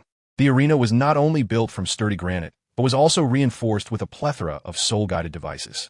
According to the official statements from the Spirit Hall, this arena could withstand any attacks from Soul Emperors and below. Such extravagant measures were characteristic only of the Spirit Hall. It was notable that during the competition in the Tiando Empire, the arena's resilience could not withstand even the strongest third soul skill from a powerful soul master without leaving marks. Early in the morning, Tang Yin, somewhat reluctantly, was roused from slumber by the radiant Zhu Zhuqing and Zhu Zhiyan. Facing two opponents required genuine skill, and Tang Yin, inexperienced in this regard, found his iron will tested by the demands of prolonged, intense physical exertion. Once the Lamba Academy gathered, they were escorted to the competition venue by personnel from the Spirit Hall. Here, each academy was provided with its own designated resting area, encircling the arena. Opposite the Pope's Hall was the VIP judges' seating, where representatives from the two great empires observed the matches, alongside individuals from the Spirit Hall. Lamba Academy's resting area was situated directly across from the VIP section, and as Tang Yin gazed at the ornate throne at the center, his emotions were a mix of anticipation and apprehension. Before Lu Erlong had the chance to speak with Tang Yin, he was whisked away by the personnel from the Spirit Hall to draw lots. In truth, the members of Lamba Academy were not concerned about the outcome of the draw. With Tang Yin in their ranks, they were confident that victory in the finals was theirs. Lu Erlong soon returned with good news. As the first team to advance, Lamba Academy automatically received a pass for the second round, and Lu Erlong had fortuitously drawn one of the 3 teams exempt from the first round. Observing the reaction from the various teams of the Tiando Empire during the draw, a hint of relief washed over their faces upon learning that Lamba Academy would be exempt from the first round. No one wished to face Lamba Academy in the opening round, for a swift exit in the finals would undoubtedly leave a profound sense of regret. The draw officials from the Xingluo Empire were left perplexed, unsure why the Tiando Empire's representatives displayed such relief upon Lamba Academy's exemption. They all took note of the matter, preparing to inquire about the illustrious Lamba Academy. It is uncertain whether it was a correction in the timeline, but the recently altered plot had returned to its original course. To their astonishment, the third-round opponent of Lamba Academy was the Xingluo Royal Academy's team. freed from the shackles of familial destiny, and no longer compelled to kill the opponent to survive. Zhu Zhu Yun and Zhu Zhu Qing remain sisters. It seems that fate should not be trifled with. Tang Yin, not participating in this competition, trusted that Zhu Zhu Yun and Zhu Zhu Qing would handle the match adeptly. As both teams took the stage, Davis's expression turned to one of disbelief upon seeing Zhu Zhu Yun and Zhu Zhu Qing, akin to encountering a ghost. In contrast, Zhu Zhu Min displayed remarkable composure, having received some information about Zhu Zhu Yun and Zhu Zhu Qing from her mother. The Emperor of Luo had never divulged this matter to Davis, nor had Zhu Zhu Min, who regarded Zhu Zhu Yun as a rival, informed him, leaving Davis entirely in the dark. Zhu Zhu Yun, you're still alive? Upon seeing Davis, Zhu Zhu Yun replied coolly, is there a problem with my survival? Davis, true to his brotherly nature with Dai Mu Bai, mirrored a similar demeanor. Zhu Zhu Yun, since you are alive, why not come to the Luo Empire to fulfill our engagement? His words showed no regard for Zhu Zhu Min's feelings beside him. Zhu Zhu Min pursed her lips, remaining silent. Engagement? Zhu Zhu Yun questioned. Did His Majesty the Emperor of Luo not inform you that Zhu Qing and I have been set free? After years with Tang Yin, Zhu Zhu Yun's gentleness had become ingrained, and she rarely grew angry now. Davis, unaware of this development, cast a questioning glance at Zhu Zhu Min, who shook her head. Although she knew, revealing that she had known before him would only lead to her own misfortune. Zhu Zhu Yun found Davis somewhat amusing. Given the situation, wasn't he ardently pursuing his half-sister? Now, he had the audacity to seek validation from her. As if he were Yin, since the crown prince was already with her sister, he ought to wholeheartedly care for her. I currently have a boyfriend, so your highness, please refrain from mentioning the engagement again. What? You have a boyfriend? Davis felt as though he had been betrayed. When he had initially accepted Zhu Zhu Min, he had sensed a twinge of jealousy. Now, being outmaneuvered by his self-perceived fiancé felt like an unbearable insult. Zhu Zhu Yun feigned surprise. Your highness, why are you so astonished? Davis's face shifted through shades of green and blue, clearly infuriated by Zhu Zhu Yun. Even the referee could no longer tolerate the scene and promptly intervened to commence the match. As both sides activated their martial souls, Davis, consumed by rage, lost all rationality. He immediately executed a martial soul fusion technique. With Zhu Zhu Min merged her entire being into Davis, intertwining purple and white to form a vast luminescent curtain, blinding to behold.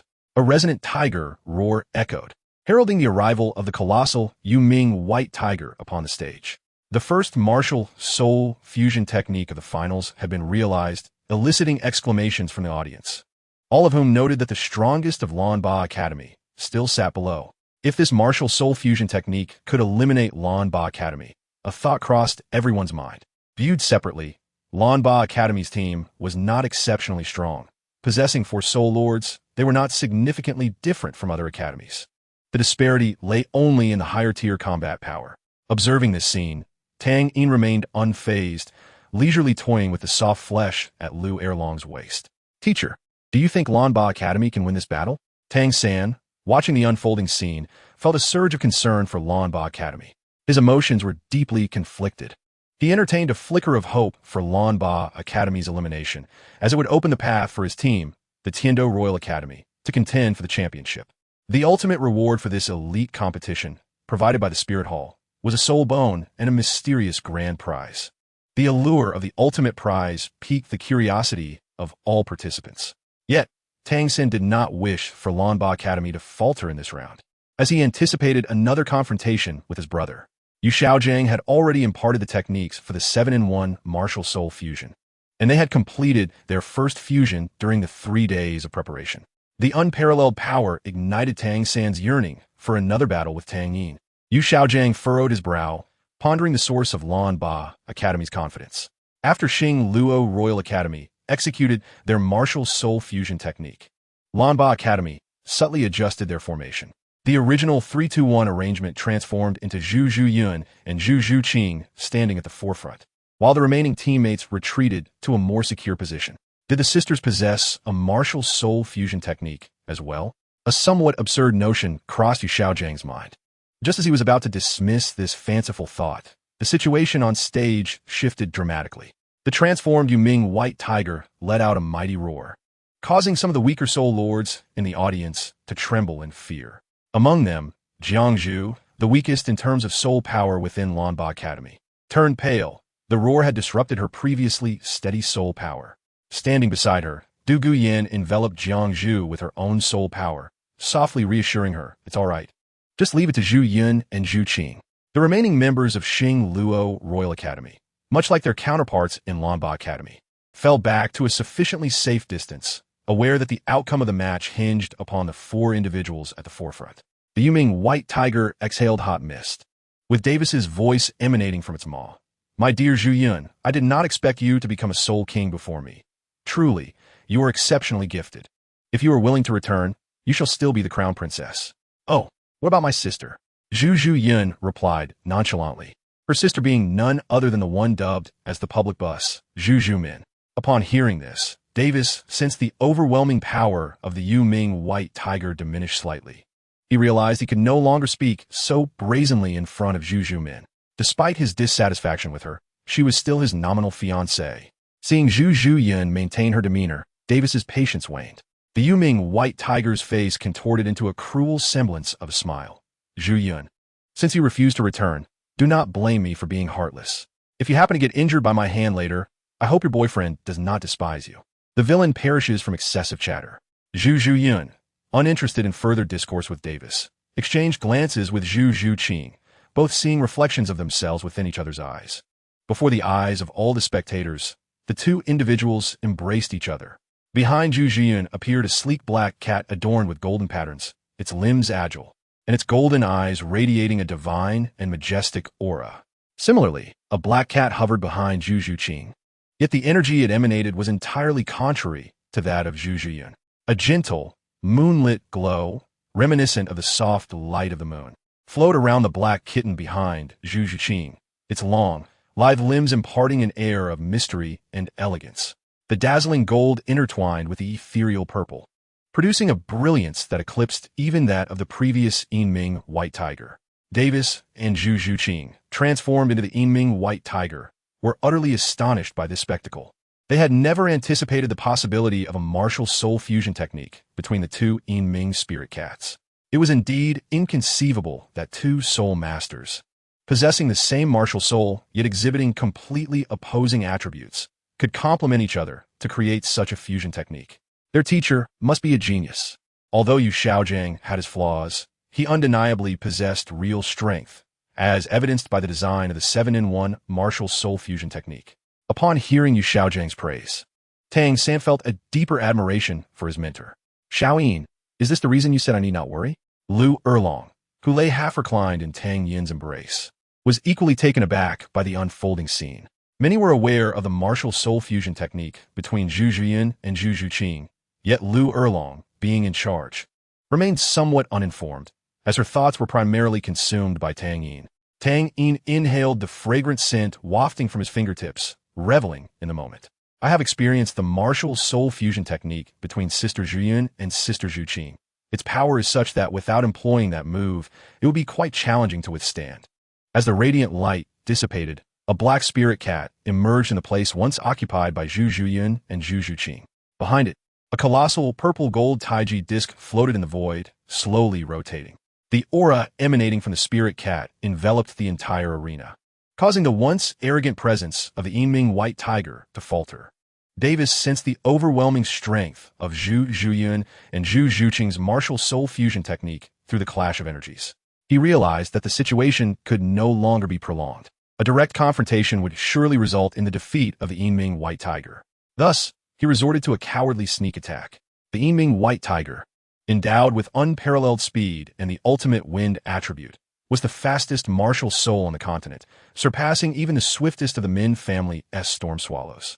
Unlike his brother, whose grave was already half a meter high, Davis would not hold back once he set his sights on a target.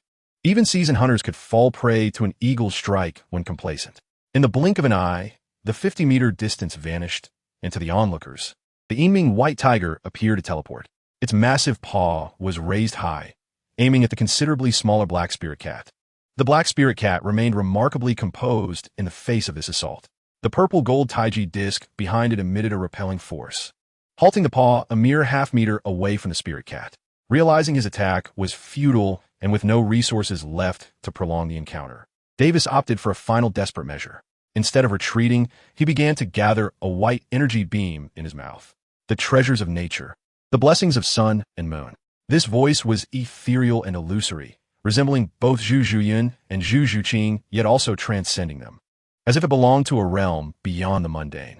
A purple-gold beam shot into the sky, enveloping the entire arena. In Chapter 201, Sister-in-Law, you have one. Tang Yin smiled, fully anticipating the outcome. Lu Erlong gazed at the soaring beam, reflecting on the enchanting voice, murmuring, so beautiful. She was not alone in this sentiment. Many others shared her thoughts. As the light faded, Zhu Zhuyin and Zhu Zhuqing walked hand in hand towards their team, while Davis and Zhu Zhuqing, who had utilized the Yiming White Tiger, lay unconscious on the ground. They bore no injuries, as Zhu Zhuyin and Zhu Zhuqing had no intention of harming Zhu Zhuqing. Recognizing her as a pitiable soul who shared a similar fate with them, only to have been pulled from the abyss. Observing the victorious return of Zhu Zhuyin and Zhu Zhuqing, Jiang Zhu, held in the embrace of Duge Yin, revealed a relieved smile on her pale face. We won. The remaining members of the Xingluo Royal Academy's team exchanged glances. Among the 5 remaining, 2 were soul ancestors, indicating they still possessed the capability to fight. However, witnessing the unconscious forms of Davis and Zhu Zhuqing extinguished any lingering desire for battle within them. After confirming their intentions with a glance, the 2 soul ancestors chose to surrender. This match could be deemed the most exhilarating and swiftly concluded since the commencement of the finals. Following the conclusion of the match, Tang Yin embraced Zhu Zhuyin and Zhu Zhuqing in turn. As he held Zhu Zhuyin, he could sense her slightly tense form. It's over. Yes, it's over. From now on, I belong solely to Xiaoyin. No, Sister Zhiyun, you are still yourself, belonging to no one. I understand what you mean. Shortly after the conclusion of the 3rd round, the 4th round commenced. The 3 teams that emerged were the Tiando Royal Academy's Vice Team, the Wuhuan Temple Team, and the Lamba Academy Team. Each team that reached the final stage was a remarkable assembly of contemporary talent. The advancement of the Tiando Royal Academy's Vice Team was unsurprising, as their possession of a Soul King naturally qualified them for the top 3. As for the Tiando Royal Academy's main team, after narrowly winning the first 2 rounds, they were swiftly dispatched by the martial soul fusion technique wielded by Hulaina and Xiaoyu. The contrast in performance between the main and vice teams was evident to all. None of this pertained to Tang San. He was solely focused on the impending confrontation. The remaining 3 matches were to be held before the Pope's palace, where Pope Bibi Dong would personally grace the event. The night before the match, Tang Yin's suggestion to warm up with Lu Erlong was firmly rejected by the dean, citing concerns about Tang Yin's vitality affecting his performance the following day. Tang Yin found this reasoning unconvincing, tinged with a hint of insult. However, he was not one to impose on others, especially those close to him. Feeling a bit disheartened as he returned to his room, he was unexpectedly greeted by someone at his door. Little Rabbit? This nickname startled Xiao Wu, causing her to glance around in a panic. Once she confirmed there were no outsiders, she lightly tapped her little lei and said, Xiaoyin, that joke isn't funny. Furthermore, I am your brother's girlfriend and likely your sister-in-law in the future. As she spoke, Xiao Wu puffed out her little chest with some pride. Tang Yin had little interest in Xiao Wu's figure. He preferred fuller women. Oh, did you come to see me for something? Tang Yin was already aware of Xiao Wu's true identity as a transformed spirit beast and bore no objections to it. Xiao Wu nodded gently, reaching in her collar to retrieve a silver scale. Tang Yin regarded this small scale, which Xiao Wu wore closely, with curiosity and confusion, inquiring about its origin. Though he could not discern the soul beast from which the scale came, he sensed its extraordinary nature. If Tang Yin was not mistaken, this scale belonged to a female soul beast. See if this resonates with your essence, Xiao Wu said, infusing a small amount of soul power into the scale. Activating a mechanism within, a familiar aura emanated from the scale, rendering Tang Yin's expression even more peculiar, as he gazed at Xiao Wu with an incredulous look, akin to viewing a peculiar individual. Aren't you with my brother? Why do you still covet my form? Xiao Wu hastily waved her hands in denial, explaining, It's not like that. This scale was given to me by another soul beast. They urged me to find the owner of this aura. And you found me? Yes, Xiao Wu replied, lowering her gaze. She continued, I have 2 companions in the Stardow Forest. If I fail to complete the tasks they assigned, they will be devoured. Tang Yin sensed a staggering secret in Xiao Wu's tone. Her companions were undoubtedly 10,000-year soul beasts, capable of consuming her allies. Ah, splendid. At last, I have a lead on the soul ring for my second martial spirit. Tang Yin had often pondered where to find high-quality soul rings to enrich his second martial spirit after becoming a title Douluo, and Xiao Wu's companions seemed to fit the bill perfectly.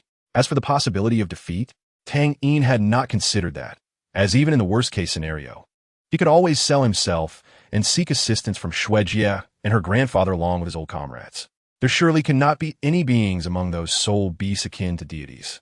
Vina, lo, Xiao Wu mused, what use is it for you to find me? I cannot contend with them either.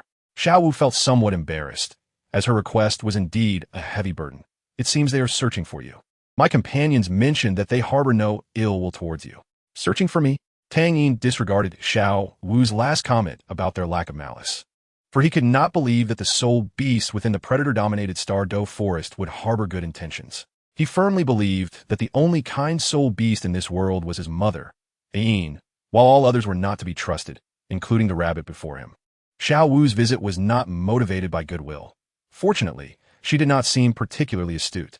Were she more cunning, she might very well have been captured by those soul beasts while seeking the sixth soul ring. If a female soul beast were to desire him, Tang Yin would have nowhere to lament his fate. Very well, I shall find time to visit the Douluo forest. He deflected Xiao Wu's concerns with jest. But, dear sister, I wonder if Gigi will feel envious of your late-night visit. Only then did Xiao Wu recall that she had told Tang San she was stepping out to use the restroom, and now, nearly half an hour had passed. She dashed away like a startled rabbit. No, she was indeed a rabbit. Chapter 202. The 10,000-year-old bone. The night passed quickly, with the rising sun casting golden rays, illuminating the six-winged angel statue in front of the Pope's palace with a radiant glow. The palace guards stood in neat rows, their presence dignified and solemn. Lu Erlong was not permitted to enter the square before the Pope's palace, so she could only stand outside and watch. Beside her stood Yu Xiaojiang, the vice-captain of the Tiando Royal Academy team, and the guardian teachers, Flinder and Zhao Wujie. Before departing, Tang Yin, whether by design or happenstance, kissed Lu Erlong in full view of the Tiando Royal Academy and the Lamba Academy teams. Yu Xiaojiang's lips quivered slightly, his facial muscles twitching minutely, yet he maintained a semblance of restraint. In contrast, Flinder, who had willingly withdrawn to facilitate Lu Erlong and Yu Xiaojiang's connection, appeared ready to explode with rage. Had it not been for Zhao Wujie restraining him, he might have confronted Tang Yin. Lu Erlong blushed, but did not resist Tang Yin's gesture. The members of Lamba Academy had long since grown accustomed to such displays, considering the dean's actions nothing remarkable. Ning Rongrong widened her eyes, covering her gaping mouth with her small hands, unable to believe her eyes. The dean of Lamba Academy? Tang Yin? The unrealistic fantasies she once harbored about Tang Yin shattered in that moment. Having been doted upon since childhood, she held no fondness for fickle men, even as her father, Ning Fengji, had not one, but multiple women in his life. In the final match, there were no substitutes. Only 21 individuals could stand upon the Pope Square, and Jiang Zhu, serving as Tang Yin's substitute, could only remain outside with Lu Erlong. She felt no disappointment. From her humble beginnings as a commoner soul master to standing on the grand stage of the finals, Jiang Zhu was already immensely satisfied. The three teams lined up in formation in the Pope Square, all eyes fixed on the imposing and seemingly impenetrable doors ahead. One individual stood out. The Wuhuan Temple team was positioned right next to Lamba Academy, with Hu Laina and Tang Yin fortuitously standing on either side of the formation, and even more coincidentally, they were closely adjacent. Despite only a few days apart, the alluring gaze in Hu Laina's eyes sent shivers down Tang Yin's spine. The current setting was hardly appropriate for any juvenile antics. After the competition, the usual place, Tang Yin whispered, his voice a mere thread, audible only to Hu Laina.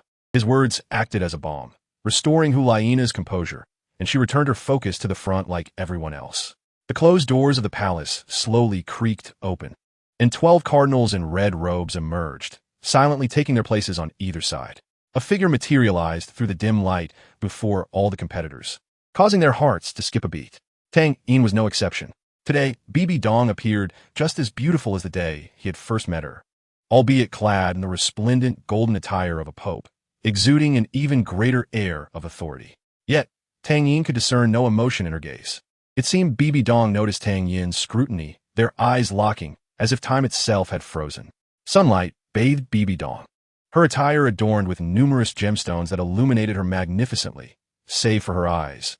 those violet gems devoid of any luster. A pang of sorrow struck Tang Yin's heart. His once icy demeanor cracked, only to be hastily mended by his own resolve. Once Tang Yin averted his gaze, Bibi Dong redirected her attention to the assembly. His Holiness the Pope has arrived, kneel. A voice rang out, resonating through the Pope's square with the force of soul power.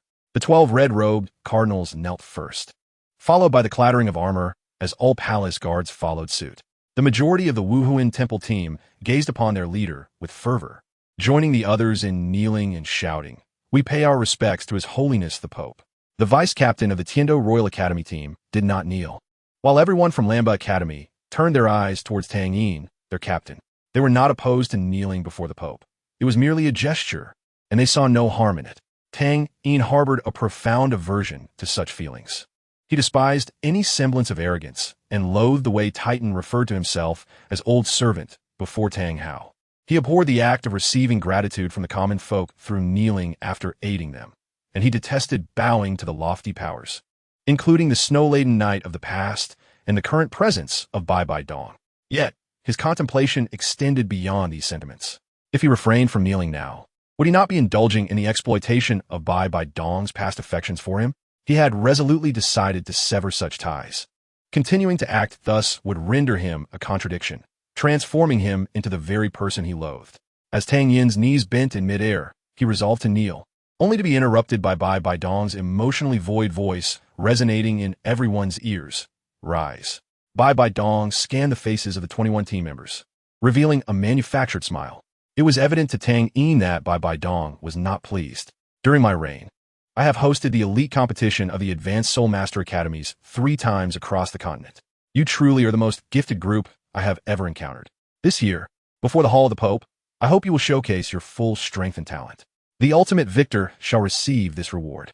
As she spoke, Bai Bai Dong struck the ground with her purple gold Pope's scepter, revealing a soul bone radiating a crimson glow before the crowd. Examining its structure, it appeared to be a right leg bone, exuding a crystalline clarity and a gentle, flickering red light that commanded everyone's attention. Even the Ju Gue Douluo behind Bai Bai Dong displayed astonishment upon seeing this soul bone, as they had once participated in the hunt for the soul beast that had yielded it. They had not anticipated that the Pope would not only refrain from absorbing it, but would instead present it as a prize for the competition. Soul bones were exceedingly rare, and a 100,000-year soul bone could awaken the most sinister desires within anyone's heart. Ningfeng Ji also sensed the gravity of the situation. He too was astonished by the scale of the Wu Hun Temple's generosity. It was indeed a 100,000-year soul bone. Only Xiao Wu lowered her gaze, her pink irises turning crimson in rage as she whispered, "Mama."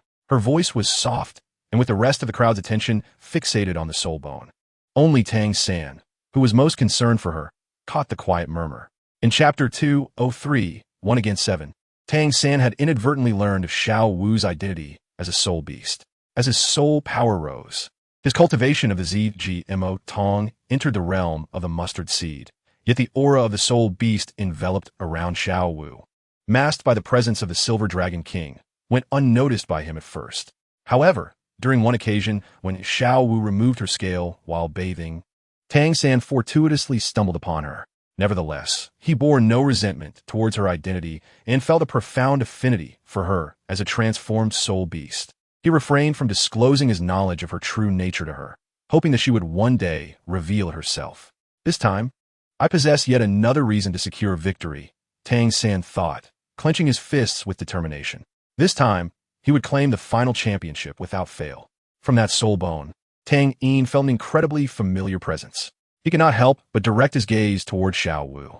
"Moreover, there will be a mysterious reward that I shall bestow upon the best performer of the winning team," Bai Bai Dong proclaimed. "Unleash your talents to the fullest." A row of gilded chairs was arranged before the Hall of the Pope, and at Bai Bai Dong's gesture, she took her seat at the center, flanked by Ningfeng Ji and Jiando Luo Chan Xi to her left, and Gue Do Luo Game A and Judo Luo Yuan her right.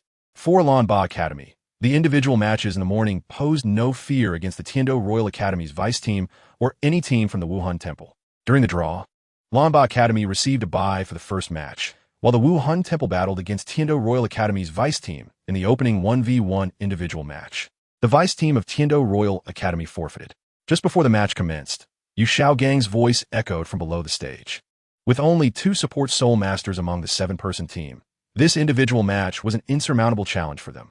Even though Tang San was exceptionally gifted, capable of single-handedly overcoming 3 soul kings from the Wuhan Temple, how would they contend with the remaining 3 soul sects? It was vital to note that Yu Xiaogang possessed very few cards to play. The officiating cardinal, clad in red, bellowed, "The Tiando Royal Academy's vice team, please take heed. For future forfeits, please do so earlier. Should this happen again, you will be expelled from Wuhan City." The cardinal, a soul Douluo with soul power exceeding level 80, delivered his admonition with an undertone of soul force, sending Yu Xiaogang, a mere 29th level great soul master, reeling, his internal organs trembling as a sickly flush spread across his face. Feeling wronged, Yu Xiaogang cast a pleading glance towards Bai Bai Dong on the high platform, hoping for her justice. Bai Bai Dong, however, displayed a look of disdain and coldly declared, "The match shall continue." Feeling rejected, Yu Xiaogang could no longer contain himself, spewing a mouthful of blood before losing consciousness. Due to the forfeiture, the Tiando Royal Academy's vice team automatically entered the losers bracket, amid the chaos caused by the masters fainting on the Tiando Royal Academy side. The personal match between the Wuhan Temple team and Lanba Academy was about to commence. Since the finals began, Tang Yin, who had yet to make a move, chose to be the first to step onto the field. His objective was to take on 7 opponents to ensure the integrity of the Lanba Academy team for the following day. The moment Yin was sent out to face Tang Yin, all his emotions erupted into a raging inferno, consuming his rationality. The goddess he had pursued for years was now merely a plaything of the individual before him, shattering the hearts of anyone who bore witness. Yin understood that he sometimes let his emotions take control, yet he did not resent this feeling. That day, when he and Tang Yin crossed paths, he comprehended the vast chasm between them. He recognized that defeating Tang Yin was nothing short of a fantastical dream. His intention was merely to exhaust Tang Yin as much as possible, even if it meant trading injuries, ideally leading to their mutual demise. As the match commenced, both Tang Yin and Yin acted swiftly, summoning their martial spirits in an instant. With his martial spirit manifested, Yan's skin appeared a dull gray-brown, adorned with intricate, flickering flame patterns, rendering his already imposing figure even more formidable. Tang Yin embraced his destiny, and the truly monstrous configuration of his soul rings elicited astonishment among the cardinals who had never seen him before. They collectively inhaled sharply, whispering to themselves, "This young man is terrifying." Some even entertained the thought of eliminating Tang Yin on the spot. The potential instability posed by such a genius was daunting. Should he harbor goodwill towards the Wuhan Temple, all would be well, but if he bore animosity towards them, the consequences would be dire. As each individual harbored their own thoughts, the match had already begun. Yin held nothing back, launching his most potent 10,000-year soul skill right from the outset. As that singular black soul ring illuminated, the ground beneath him began to crack, dark red magma oozing forth. 5th soul skill, Fiery Sand Frenzy. Yet, just as Yin unleashed half of his soul skill, he suddenly trembled as if locked onto by something, his mind clouded. By the time he regained his senses, the tip of Tang Yin's destiny spear was already pressed against his throat. Yan's expression froze, unable to comprehend how Tang Yin had accomplished such a feat. Facing Tang Yin felt akin to confronting an invincible adversary. How could it be possible? Tang Yin withdrew his weapon, and Yan's affection for Hulaina was unmistakable. However, at this moment, all he could do was apologize to Yan. Initially, Tang Yin harbored little interest in Hulaina, but the companionship over the past few days had sparked a flicker of curiosity within him. Matters of the heart can indeed flourish with time. Yin found it challenging to accept the reality. He had faced defeats before, yet this particular loss struck him deeply. "No, I have not lost. I have not lost." A torrent of emotions overwhelmed him, momentarily blurring the lines of the final match. A massive fist, encased in a layer of earthy rock, was hurled violently towards Tang Yin's head, striking out in a moment of despair, especially under the watchful eyes of the crowd, against none other than Tang Yin, left him with no allies to shield him unless divine intervention occurred. Tang Yin was equally startled by Yan's explosive reaction. The sudden surge rendered him unable to defend himself at such a close range. Just as Tang Yin prepared to utilize eternity to buy himself some time, a significant indentation suddenly formed in Yin's chest, sending his colossal frame flying like a severed kite. Bibi Dong's voice remained devoid of emotion. The Wuhuan Temple team, Yin, has violated the competition rules and is expelled from the arena. Bibidong's impartiality garnered genuine admiration from all present. Yin was one of the 3 Soul Kings of the Wuhuan Temple team, and, given his injuries, it was clear that Bibi Dong had no intention of allowing him to participate in the subsequent matches. Tang Yin remained silent, his head bowed in contemplation. The ensuing battles continued without suspense. Xiaoyu's self-created soul skill, Round Moon, proved ineffective against Tang Yin's Thousand Army Breaker. While Hulaina's charm left Tang Yin resigned to the outcome. In the afternoon's loser S bracket team match, Xiaoyu and Hulaina's alluring martial soul fusion technique could not contain the power of the Haoyan hammer, bolstered by the 7 treasures glazed tile pagoda. Tang San, having perfected his technique of layering the chaotic cloak during battle, unleashed his 30th strike. The primary controller of the martial soul fusion technique, Xiaoyu, bore the brunt of the majority of the assault. Even as the rest of the Wuhuan Temple team's soul sects eliminated most of the members of the Tiando Royal Academy sub-team. The sight of Tang San wielding the Haoyan hammer once more sent shivers down the spines of all present. Hulaina, in a decisive moment, chose to surrender. Bibi Dong had nothing to say regarding this outcome. When she struck Yin in the morning, the Wuhuan Temple had already forfeited its chance at the championship. Otherwise, under the onslaught of the 3 Soul Kings, the Tiando Royal Academy sub-team would have been compelled to reveal their ultimate trump card. Hulaina had lost all interest in the Continental Advanced Soul Master Academy elite competition. Her thoughts were solely occupied with the events of the evening. Bibi Dong's keen gaze captured Hulaina's expression of unrestrained longing as she prepared to depart. Nana, have you also fallen in love? For Hulaina, a cherished disciple, Bibi Dong regarded her as family. In a world where few held significance for Bibi Dong, Hulaina was one of the precious few. After committing this to memory, Bibi Dong gracefully withdrew. Following her, Ning Fengji observed the Pope's departing figure, his mind filled with questions. How could the Wuhuan Temple so easily relinquish a match that determined the fate of a 100,000-year soul bone? This soul bone seemed to be intended as a gift for someone on another team. Who could it be? Ning Fengji's peripheral vision fell upon the remaining 14 young men and women, inexplicably drawn to Tang Yin, who was surrounded by admirers. Fengji, we should leave, Chun Xin gently reminded from behind. With a profound gaze, Ning Fengji turned towards the Pope's hall. The final 2 teams had been established, and the faces of the Tiando Royal Academy's sub-team shone with joy. The recent fierce battle had not been easy. Each member bore some degree of injury.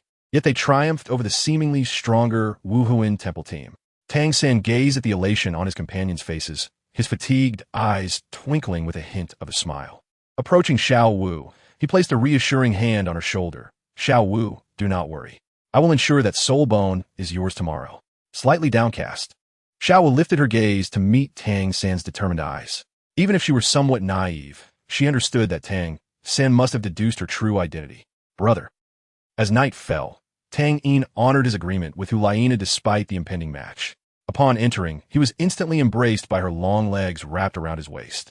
The fragrant allure of her presence tickled his senses. Hulaina playfully licked Tang Yin's earlobe, her voice dripping with seduction. Little Yin, Tang Yin, with both hands supporting Hulaina's alluring figure, felt a stirring within him. While Tang Yin battled through the night, Tang San and his mentor Yu Xiaojing diligently strategized for the impending contest. This is exceedingly challenging, Yu Xiaojing lamented after an hour of fruitless discussion. Zhu Zhuqing and Zhu Zhuqing's martial soul fusion technique had surpassed his expectations. Tang San felt an unsettling uncertainty. He had no confidence in eliminating either Zhu Zhuqing or Zhu Zhuqing under Tang Yin's watchful gaze. A shroud of gloom enveloped him. The competition commenced as scheduled. Bibi Dong remained seated upon her throne, her expression more profound than usual, imbued with emotions unseen the day prior. Disguised as the prince, Xue Qinghe, Qian Renxue sat nearby, casting glances towards the Douluo Palace atop the mountain. The finals of the Continental Advanced Soul Master Academy elite competition were imminent, and the teams prepared for battle. Set to commence in 15 minutes. The ethereal glow emitted by the 10,000-year soft bone rabbit's right leg bone hovered serenely in the air, capturing the hearts of all present. Yet, everyone understood that the ultimate fate of this soul bone would be determined solely between Tang Yin and Tang San, the 2 contenders of the day's match. Little Yin, today's victor can only be me. Oh, Does brother wish for me to concede? Tang Yin was fully aware of Tang San's determination to win this match. Yet, he too was unwilling to accept defeat. He understood the sacrifices made by the Blue Tyrant Academy team for this competition. Having coasted through thus far, Tang Yin felt he had no right to single-handedly dictate the outcome. The match was set. Both sides were permitted to unleash their martial souls. The red-clad Archbishop, acting as the referee, promptly announced once both sides had positioned themselves. Grasping the Haotian hammer, Tang San's aura surged as he declared, "Let us let our strength speak for itself." 7-in-1 Martial Soul Fusion Technique. At Tang San's command, the members of the Tiando Royal Academy's sub-team quickly retreated, forming a circle. At the circle's core stood two individuals, Ning Rongrong and Oscar, while the remaining 5 circled them. Their movements swift and deliberate. Yet, a fierce wave of soul power radiated from the 7, wildly converging towards the center. As the circle unfolded, Ning Rongrong's Qi Bao Liuli Tower erupted with a radiant beam of 7-colored light, connecting all 7 members of the battle team as one cohesive unit. Yu Xiaojiang put into practice the integration of his martial spirit's unique abilities, which ranked among the top 10 core competencies in the martial spirit realm. Witnessing this scene, Yu Xiaojiang felt a surge of emotion, as his theories had finally been validated. At the forefront, Tang San, gripping the Haotian hammer, exuded a formidable aura. The dark blue hammer grew increasingly weighty, eventually shimmering with a dark golden luster. Zhu Zhuqing, let us disrupt them together, Zhu Zhuyan swiftly responded, determined to eliminate Ning Rongrong, the linchpin of the Tiando Royal Academy's vice team. Using a fusion technique with Zhu Zhuqing, Tang Yin observed the unfolding events with keen interest. Raising his hand to halt the actions of Zhu Zhuyan and Zhu Zhuqing, reassuring all the team members with 3 simple words, "Leave it to me." On the stage, Bibi Dong could no longer remain composed upon seeing the state of Tang San's Haotian hammer. She realized the gravity of the situation, the true form of the weapon spirit. Tang Yin stepped forward, shielding his companions behind him. "Is this your reliance for defeating me?" Tang San steadily harnessed his soul power, which had surpassed level 70. His gaze resolute. "Xiao Yin, this time, I shall not be defeated." "Let's see about that." Tang Yin withheld no effort. The previously purple second soul ring beneath him flickered with a faint red glow. The 7-colored domain expanded around Tang Yin, enveloping the entire arena in a vibrant radiance. The members of Lamba Academy felt their attributes enhance by over 30%. And Zhu Zhiyun even felt confident enough to confront this so-called 7-in-1 martial spirit fusion technique alongside her sister. As Tang San's momentum continued to ascend, he suddenly groaned. For the moment Tang Yin's colorful domain unfurled, Tang San's aura was effortlessly suppressed. Tang Yin understood that Tang San possessed a cultivation technique for mental strength. And at this point, his breaking 1,000 armies was unlikely to have any effect on him. Thus, he refrained from utilizing it to hastily conclude the match as he had previously. Tang San's overall strength was constrained to around level 70. Yet, bolstered by the true form of the weapon spirit, he remained a force to be reckoned with. 5th soul skill, Mirror World, Tang Yin murmured, activating his 5th soul ring. A doppelganger, identical to Tang Yin, emerged from behind him without expression, charging toward Tang San. The massive Haotian hammer in Tang San's hand swung, generating a sharp burst of air. Tang Yin's doppelganger retaliated with a strike of fate, which shattered upon contact with the Haotian hammer, scattering into hundreds of fragments that surged toward Tang San. Tang San's soul power rippled around him, effortlessly deflecting the shards. The Haotian hammer, with its unmatched might, descended upon the doppelganger's chest. The sound of shattering glass echoed. Tang Yin's doppelganger disintegrated under the hammer's terrifying force. Tang Yin's expression grew grave. Winning this match appeared simple. He merely needed to use his 1st soul skill, Divine Dragonwood, to control any one of those behind Tang San, ensuring victory without question. Yet, Tang Yin dismissed such an approach.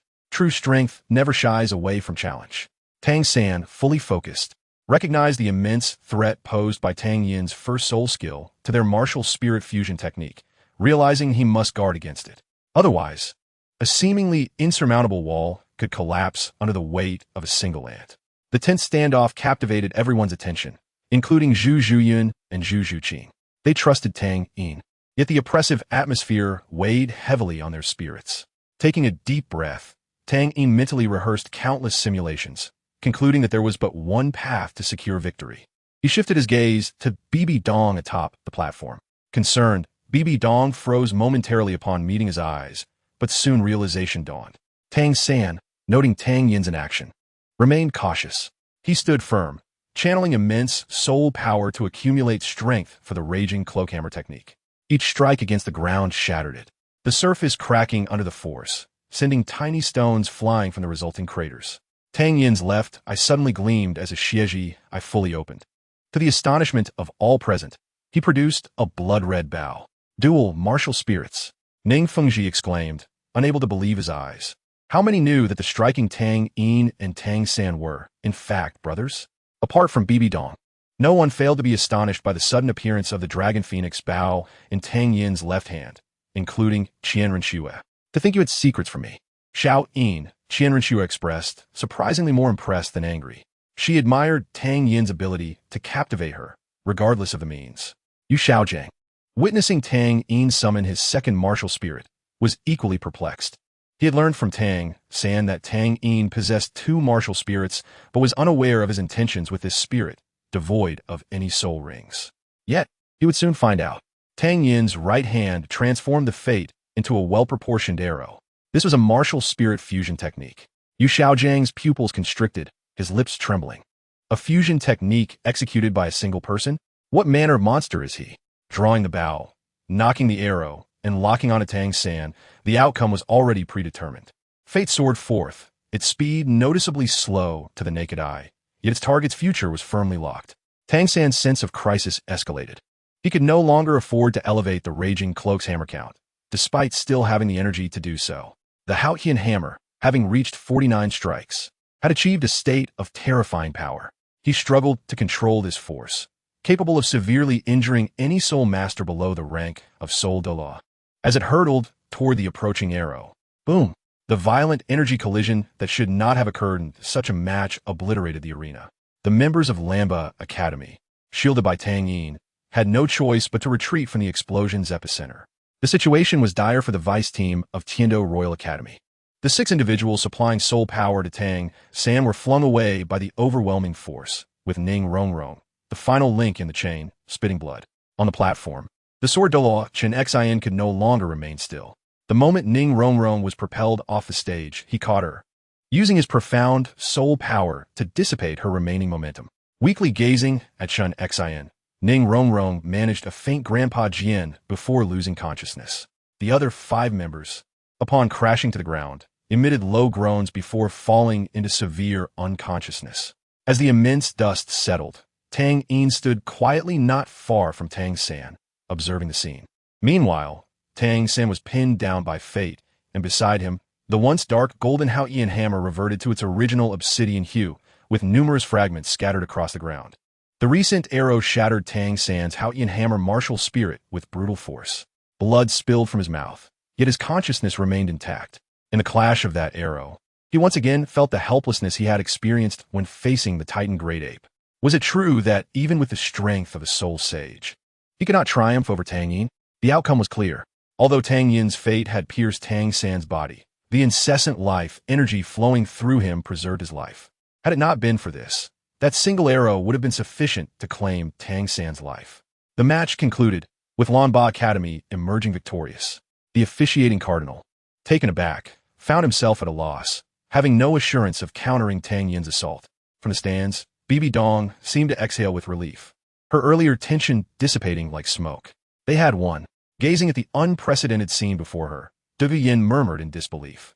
Zhu Zhuqing, equally astonished, could only widen her mouth in shock. Xiao Yin, you're incredible. Ha ha ha, I knew you could win. A voice approached, capturing everyone's attention. Douluo Bo, appearing weary, had evidently rushed to embrace his granddaughter, Douluo Yin. The brilliance of that recent arrow had caught his eye from afar. As Douluo Yin leaped into her grandfather's arms, she finally felt a sense of safety. However, when her gaze inadvertently fell upon the VIP section where Qian Renxue sat, the playful smirk on Qian Renxue's lips instilled a tinge of fear within her. She had not forgotten the words exchanged between them on that day. The officiating cardinal finally regained his composure, calling for the representatives of Lanba Academy to step forward and receive their championship reward. After healing Tang San's injuries completely, Tang Yin retracted the fate he had bestowed. Tang San, whose face had been devoid of color, regained some of its hue but remained reclined on the ground, hesitant to rise, burdened by the weight of his defeat. With the future at stake, the outcome was disheartening. The remaining members of the Tiando Royal Academy's sub-team gradually awoke under the care of the healing soul masters from the Spirit Hall. The first thing Xiao Wu did upon standing was to rush to her third brother's side, checking on Tang San's injuries. "Good, how are you?" Hearing Xiao Wu's voice, Tang San slowly opened his eyes, his lips moving slightly, filled with guilt as he weakly uttered, "Xiao Wu, I failed to fulfill my promise." "It's all right, go. As long as you're okay," Xiao Wu replied, tears glistening in her eyes. Upon returning to Lanba Academy's team, everyone felt relieved to see Tang Yin unharmed. "Xiao Yin, go collect your prize," Zhu Zhuyun said, smoothing Tang Yin's slightly disheveled hair with a smile. Tang Yin did not hesitate. He turned and approached Bibi Dong step by step. In Bibi Dong's eyes, there was no longer anyone else. She saw Tang Yin approaching her with a hint of a smile, reminiscent of their time together in the secret realm when he walked toward her by the riverbank. "Dongjia." Tang Yin's voice seemed somewhat youthful, yet carried an inexplicable sense of security. "Your Holiness," he repeated, this time raising his voice slightly. Bibi Dong finally snapped back to reality. Tang Yin stood before her, his expression serious rather than joyful, leaving her feeling a profound sense of disappointment at the stark contrast between memory and reality. Standing nearby, Qian Renxue felt an inexplicable pang of loss, as if she might lose Tang Yin. Shaking her head, she dismissed the impossible thought from her mind. With narrowed eyes, she scrutinized the two with a dangerous gaze. Taking a deep breath to suppress her emotions, Bibi Dong transformed back into the dignified Pope. "Congratulations on leading Lanba Academy to victory in this tournament. This 10,000-year soft bone, charming rabbit spirit bone, is your reward." As she spoke, Bibi Dong gracefully extended her hand, presenting the spirit bone to Tang Yin. Tang Yin dared not lift his gaze to meet Bibi Dong's eyes, his focus remaining on the spirit bone. Though merely an inanimate object, he sensed the essence of life emanating from the pink glow of the 10,000-year soft bone, charming rabbit's right leg bone. When his fingers made contact, a jolt of energy surged through him, causing him to shudder. A voice, haunting and melodic, echoed in his mind, pleading, "Save me, save me." Two distinct voices resonated within him, overwhelming emotions causing him to lose control of his body. Bibi Dong appeared to notice Tang Yin's unusual state. "I'm so sorry," she apologized, realizing that her plea had triggered this reaction. Regaining his composure, Tang Yin struggled to open his eyes. As he accepted the 10,000-year spirit bone from Bibi Dong, her worried voice reached his ears. "Are you all right?" "Thank you for your concern, Your Holiness," he replied, not looking back as he hurried away. Bibi Dong had lost all desire to continue the tedious award ceremony. She gestured for Douluo to take over the remaining proceedings and turned to leave the Pope Square. Douluo, upon comprehending the reward Bibi Dong had mentioned, was taken aback, yet he dared not oppose her decision. Once Bibi Dong departed, he announced loudly, "The second part of the champion's reward is the bestowal of the Spirit Hall's black rank medals to all participants of Lanba Academy. And to the team captain Tang Yin, the Pope's order, the black rank medal, second only to the authority of the cardinal, grants significant privileges within the Spirit Hall of major cities and even allows for the recruitment of soul masters below level 60. As for the Pope's order, it is self-explanatory. The bearer is treated as if the Pope were present." Tang Yin stood in a daze as he accepted the Pope's order from the Spirit Hall staff. Whether it was an illusion or not, he felt a lingering warmth from it, even though the staff had placed it on a plate without physical contact. As the event neared its conclusion, Qian Renxue stepped forward, clapping her hands to draw everyone's attention. "I, Qian Renxue, the Crown Prince of the Tiando Empire, declare that it has been many years since our empire has claimed victory in the Continental Advanced Soul Master Academy Elite Tournament. The students of Lanba Academy are all exceptional talents. I have long admired Miss Douluo of Lanba Academy and wish to take her as my consort. I ask you all to witness this." At her declaration, the students of Lanba Academy turned their astonished gazes toward Douluo. "Yin, what is happening?" Douluo clearly did not grasp the situation. Douluo's eyes met Qian Renxue's, and her expression suddenly hardened with resolve. "I am willing." As for Douluo, he would have to wait until later to explain the matter. At that moment, Tai Long lacked the courage to speak, as his leader watched the unfolding scene with a calm demeanor. Although slow-witted, Tai Long was no fool. He could only think to himself, "Lord, it truly knows how to play." Chapter 206. Journey to the City of Slaughter. Once the competition concluded, the members of Lamba Academy did not linger in Wuhan City. Qian Renxue had to return to Tiando City to complete her wedding with the crown princess Douluo. Douluo departed with her grandfather and a large contingent from the Tiando Empire, while the rest of Lamba Academy made their way back independently. On the day of their parting, Qian Renxue embraced Douluo in a carriage and, with a voice laced with seduction, remarked to Tang Yin, "Little Yin, do come to Tiando City soon.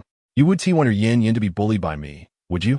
As she spoke, she provocatively lifted Douluo's delicate chin with her finger, her gaze teasing. Tang Yin had grown accustomed to Qian Renshue's childish antics. "Schwerer, it would be best if you refrained from bullying Sister Yin." Observing Douluo's aggrieved expression, Qian Renxue laughed. "What's this? You're already feeling sorry for her before anything has even begun?" Douluo showed no signs of discontent. After spending the previous evening with Qian Renxue meeting Qian Douluo, the imposing aura exuded by Qian Douluo transformed the somewhat headstrong woman into a docile little lamb. "Come now, smile for my little Yin," Qian Renxue urged. Douluo managed a reluctant smile. Tang Yin realized that Douluo would likely be bullied in this scenario, and he hastily concocted an excuse to leave. Not far from Wuhan City, as they ventured into the forest, the group encountered a woman and a man waiting for them. "Mother!" Tang Yin exclaimed, rushing to embrace the beautiful blue-haired woman. Lu Erlong was taken aback by Tang Yin's affectionate address towards Yin. She hadn't anticipated meeting Tang Yin's parents so soon. Just as she hesitated whether to introduce herself, Zhu Zhuqing and Zhu Zhiyun approached Lu Erlong, leading her to Tang Hao and Yin. Teacher's wife." Zhu Zhuqing and Zhu Zhiyun greeted Tang Hao, revealing their connection as students to Lu Erlong. After acknowledging Zhu Zhuqing and Zhu Zhiyun with a nod, Tang Hao turned his attention to Lu Erlong. She appeared somewhat uneasy, and after much deliberation, she finally spoke. "Senior." As a father, Tang Hao had not paid much attention to his younger son lately, focusing instead on Tang San's training. However, upon seeing Lu Erlong's demeanor, he understood her relationship with his son. As long as little Yin is happy, neither I nor his mother have any objections. Initially, Lu Erlong had worried that her age might deter Tang Hao and Yin from approving her relationship with Tang Yin, but with Tang Hao's assurance, her heart settled. She offered a slight bow. "Thank you for your understanding, Senior." Yin gently caressed Tang Yin's head, addressing the matter of their visit. "Little Yin, will you be returning to Tiando City with us for some rest? Or?" Yin gazed at Tang Yin with concern. She wished for him to avoid exhaustion. Her only desire had been for their family to live together in peace, and despite being on the brink of achieving that, unforeseen events continued to thrust her son forward. "Mother, let us go directly," Tang Yin replied. "I wish to resolve this matter as swiftly as possible." "All right, I support you. But remember, your safety is paramount. This time, your father will be waiting for you." Tang Yin discerned the implication in Yin's words. "Mother, you want to be accompanying me?" Yin smiled and shook her head. "No, your brother is also ready to familiarize himself with his second martial soul. After a while, I must take him to awaken the Lan in Huang." "Very well." Tang Yin did not hesitate, though he secretly wished Yin could join him. Zhu Zhuqing and Zhu Zhiyun seemed to sense that Tang Yin would be leaving for an extended period, and their reluctance was evident. "Little Yin, where are you going? Can I come with you?" Zhu Zhuqing clung tightly to Tang Yin's arm. Before he could respond, Zhu Zhiyun pulled her sister close. Although she felt equally reluctant, Zhu Zhiyun understood that they could not become a burden to Tang Yin. "Little Yin, don't listen to Zhu Qing. We will wait for you at home." Zhu Zhuqing looked somewhat aggrieved in her sister's embrace, yet she truly did not want to be apart from Tang Yin for too long. "Rest assured, I will return soon." Tang Yin wished to end the prolonged farewell, fearing he might soften at any moment. Unbeknownst to him, making promises during parting was ill-fated. After separating from the main group, Tang Yin and Tang Hao had not walked far when Tang Yin halted, exclaiming, "Little fox, how long will you follow me?" Unfazed by being discovered, Hulaina emerged from behind a tree and directly wrapped her arms around Tang Yin's waist, burying her head against his chest, greedily inhaling his scent. As for Tang Hao, he paid no heed to Hulaina's presence, well aware of Tang Yin's charm with the ladies. Thankfully, he had a son to be proud of, not someone else's precious daughter. "What are you trailing me for?" Tang Yin did not push Hulaina away, allowing her to cling to him. "We're merely traveling the same path," she replied. "Traveling the same path?" Hulaina looked up. "I'm headed to the City of Slaughter, which happens to be in the same direction." "You're also going to the City of Slaughter?" Tang Yin had just learned the rules of that twisted place from Tang Hao. Why on earth would this girl want to go there? Hulayina gazed at him with a hint of melancholy. I sent it because our Wuhuan temple team only secured third place? I need to enhance my strength. In truth, Hulayina had suggested going to the city of slaughter herself. Though infatuated with Tang Yin, she understood the importance of strength as well. Moreover, her thoughts aligned with Zhu Zhuyun. After witnessing Tang Yin's formidable prowess, she did not wish to remain merely a decorative figure. Since our destinations align, you may accompany us. Tang Hao interjected, effectively silencing Tang Yin's intended refusal. Tang Hao's reasoning was simple. Tang Yin would certainly require someone to look after him in the city of slaughter. And this opportunity presented an excellent choice in Hulayina. Furthermore, she was, if he recalled correctly, a direct disciple of the Pope. A master and disciple? Tang Hao's expression shifted to one of peculiar intrigue before returning to normalcy. The duo became a trio. While the spirit Douluo who had been trailing Hulayina was hastily dismissed by Tang Hao with a message. You may return to report. I will ensure this girl reaches her destination. Should you continue to follow, I cannot predict what may transpire. Chapter 207. Tang San's emotional roller coaster. The elite competition of Advanced Soul Master Academies across the continent had concluded, yet the vice-captain of the Tiando Royal Academy, having secured the runner-up position, remained in Wuhuan City. Tang San sat by the window, his eyes clouded with confusion. His injuries had long been healed by Tang Yin, leaving no scars behind. Not only that, but Tang Yin had also repaired the meridians that had sustained damage from his rapid increase in soul power during this period. Perhaps I should no longer dwell on this matter. Tang San was reflecting on his actions over the years, acknowledging that he had sacrificed much to prove himself. Beside him, Xiao was lost in thought. These past few days had taken a toll on her spirit, and upon seeing her mother Ero's remains, she often reminisced about the carefree days spent with her in the Xingdou de Sunlin. Back then, she was mischievous and full of energy, with the two soul beasts, De Ming and Er Ming, trailing behind her like loyal shadows. Ero would sit quietly by the lake of life, smiling as she observed the warmth of those moments. Such cherished memories brought tears to Xiao Wu's eyes. At that moment, the soul bone lay within Tang Yin's storage soul guide. Xiao Wu had once shamelessly begged Tang Yin for Ero's soul bone, but Tang Yin remembered Xiao Wu's desire for him to embark on an adventure for her friend's sake. To maintain a leverage over Xiao Wu, Tang Yin resolutely refused to part with the soul bone. Knock, knock, knock. The sound of the door echoed, and Tang San thought it was his teacher Yu Xiaojiang coming to see him. He got up to open the door and was exhilarated to find Yin standing there. Mom, you came? The unexpected arrival of Yin left Tang San so excited that he stumbled over his words. Yin smiled and said, Xiao San, I'm here to talk to you about your second martial soul cultivation. Upon hearing Yin mention the second martial soul, Tang San instinctively clenched his fists, cold sweat trickling down his back. He had kept his unauthorized cultivation of the second martial soul secret from everyone except Yu Xiaojiang and Flender. This matter was absolutely confidential. Even during the finals, when he could have defended with the Blue Silver King, Tang San chose to confront Tang indirectly, solely to avoid revealing his second martial soul cultivation. Noticing Tang San's peculiar reaction, Yin did not press further, but explained, Yes, Xiao San, when you awakened your martial soul, your bloodline level only reached that of the Blue Silver King, and you did not fully inherit my Blue Silver Emperor bloodline. Your brother Xiao Yin possesses the Blue Silver Emperor bloodline, but his martial soul has yet to manifest.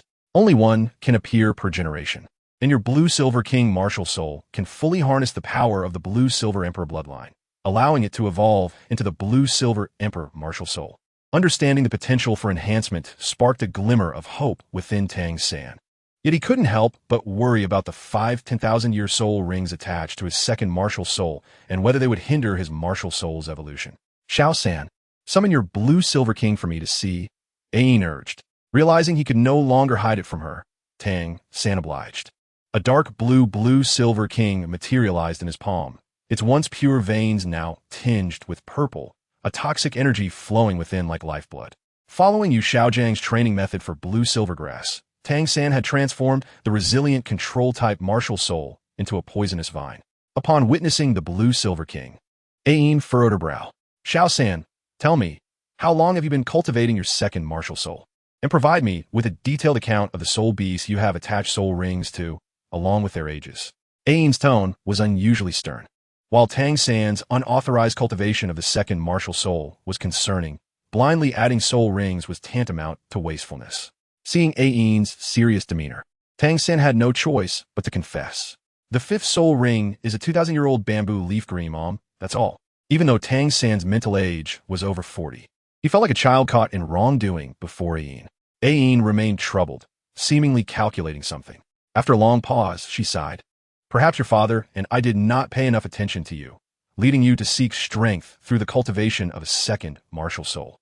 If the quality of your blue-silver king soul rings were not so high, it might not affect your bloodline awakening, but alas. But Mom, isn't the compatibility of blue-silver grass quite high? Tang San felt that Ain's concerns conflicted with his teacher, Yu Xiaozhang's theories. That may be true, but Xiao San, you must understand that within the same category, the higher the quality, the more singular the effect, and the purer the bloodline.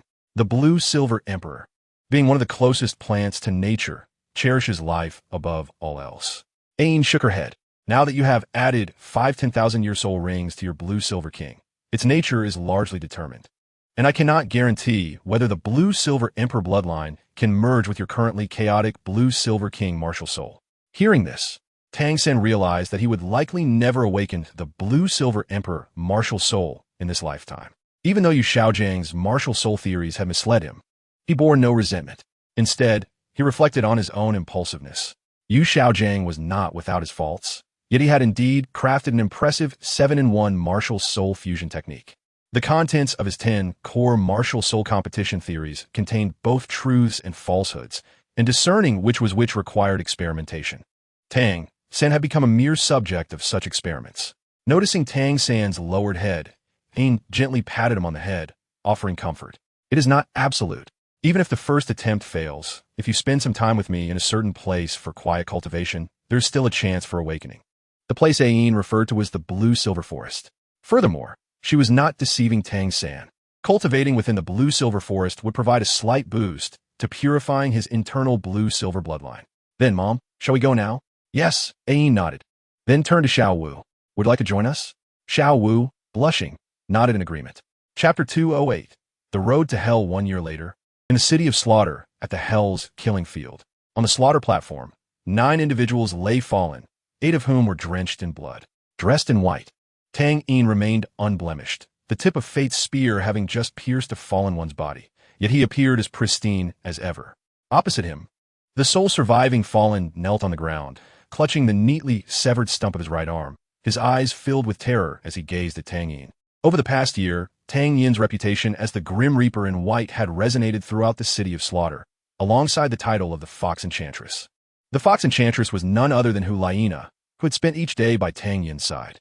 Upon entering this city of sin and chaos, they witnessed many abhorrent sights, yet over time, they became desensitized to it all. Once inside the city of Slaughter, the only path to escape was to emerge as the champion of the Hell's killing field. Becoming a champion was straightforward. One needed to win 100 battles. Even without the use of soul power, Tang Yin had achieved 99 victories through his 2 self-created soul techniques.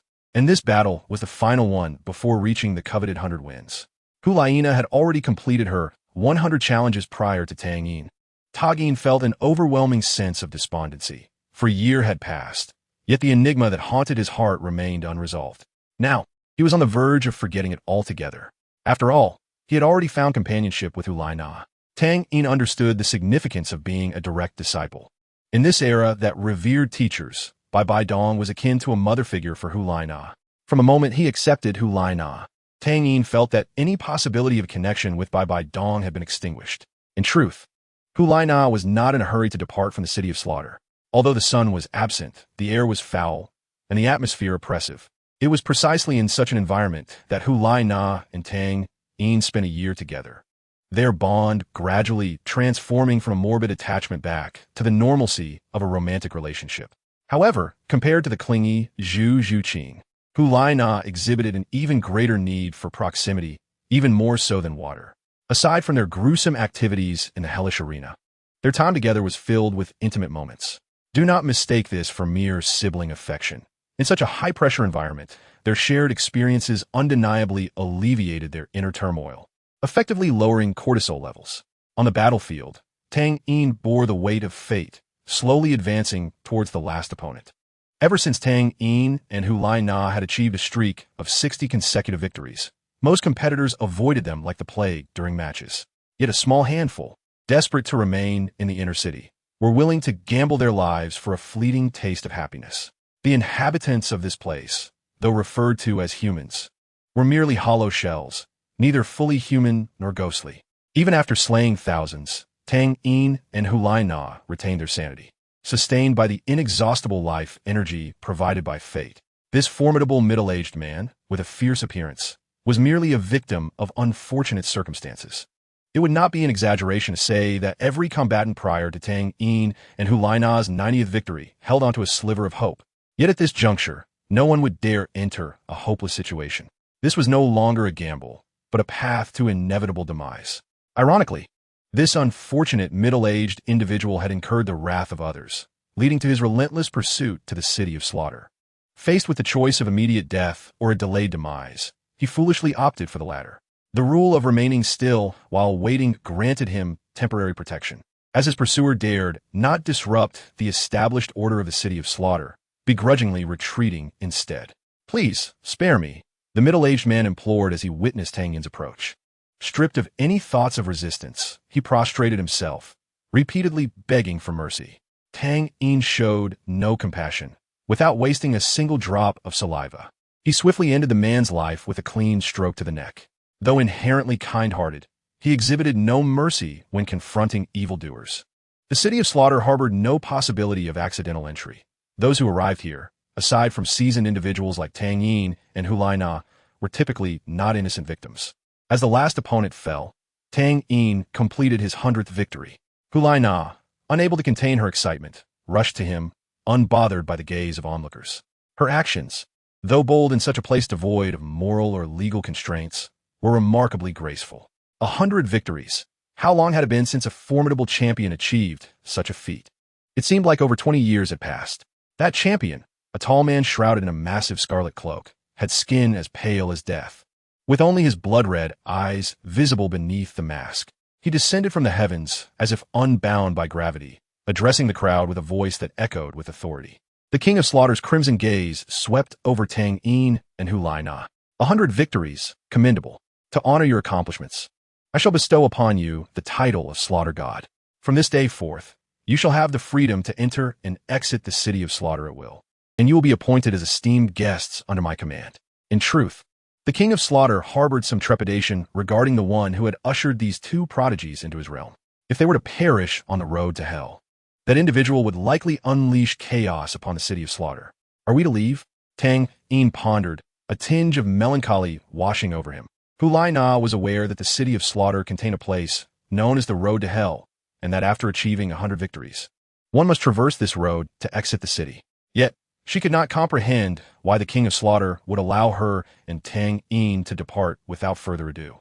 Just as the King of Slaughter was about to speak, he suddenly trembled, intricate patterns appearing within his crimson eyes. "No, you must traverse the road to hell before you can exit." Tang Yin distinctly felt that the King of Slaughter had transformed before him. Hu Lai Na had already informed him about the road to hell.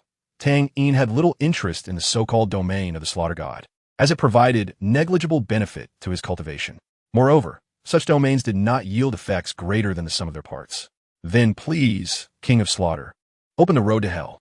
As his words fell, a crimson line burst forth from the bodies of all the spectators, converging into a massive surge of red energy that opened a pitch-black tunnel of unfathomable depth. The audience had long since become withered corpses. Gazing into this abyss known as the road to hell, a sense of unease crept into Tang Yin's heart. Chapter 209. Unease. Heartache. Before Tang Yin and Hu Lai Na could react, a thick fog of blood emanated from the tunnel, obscuring their vision. Tang Yin gripped Hu Lai Na's small hand tightly, the feeling of unease intensifying as they were enveloped by the blood mist.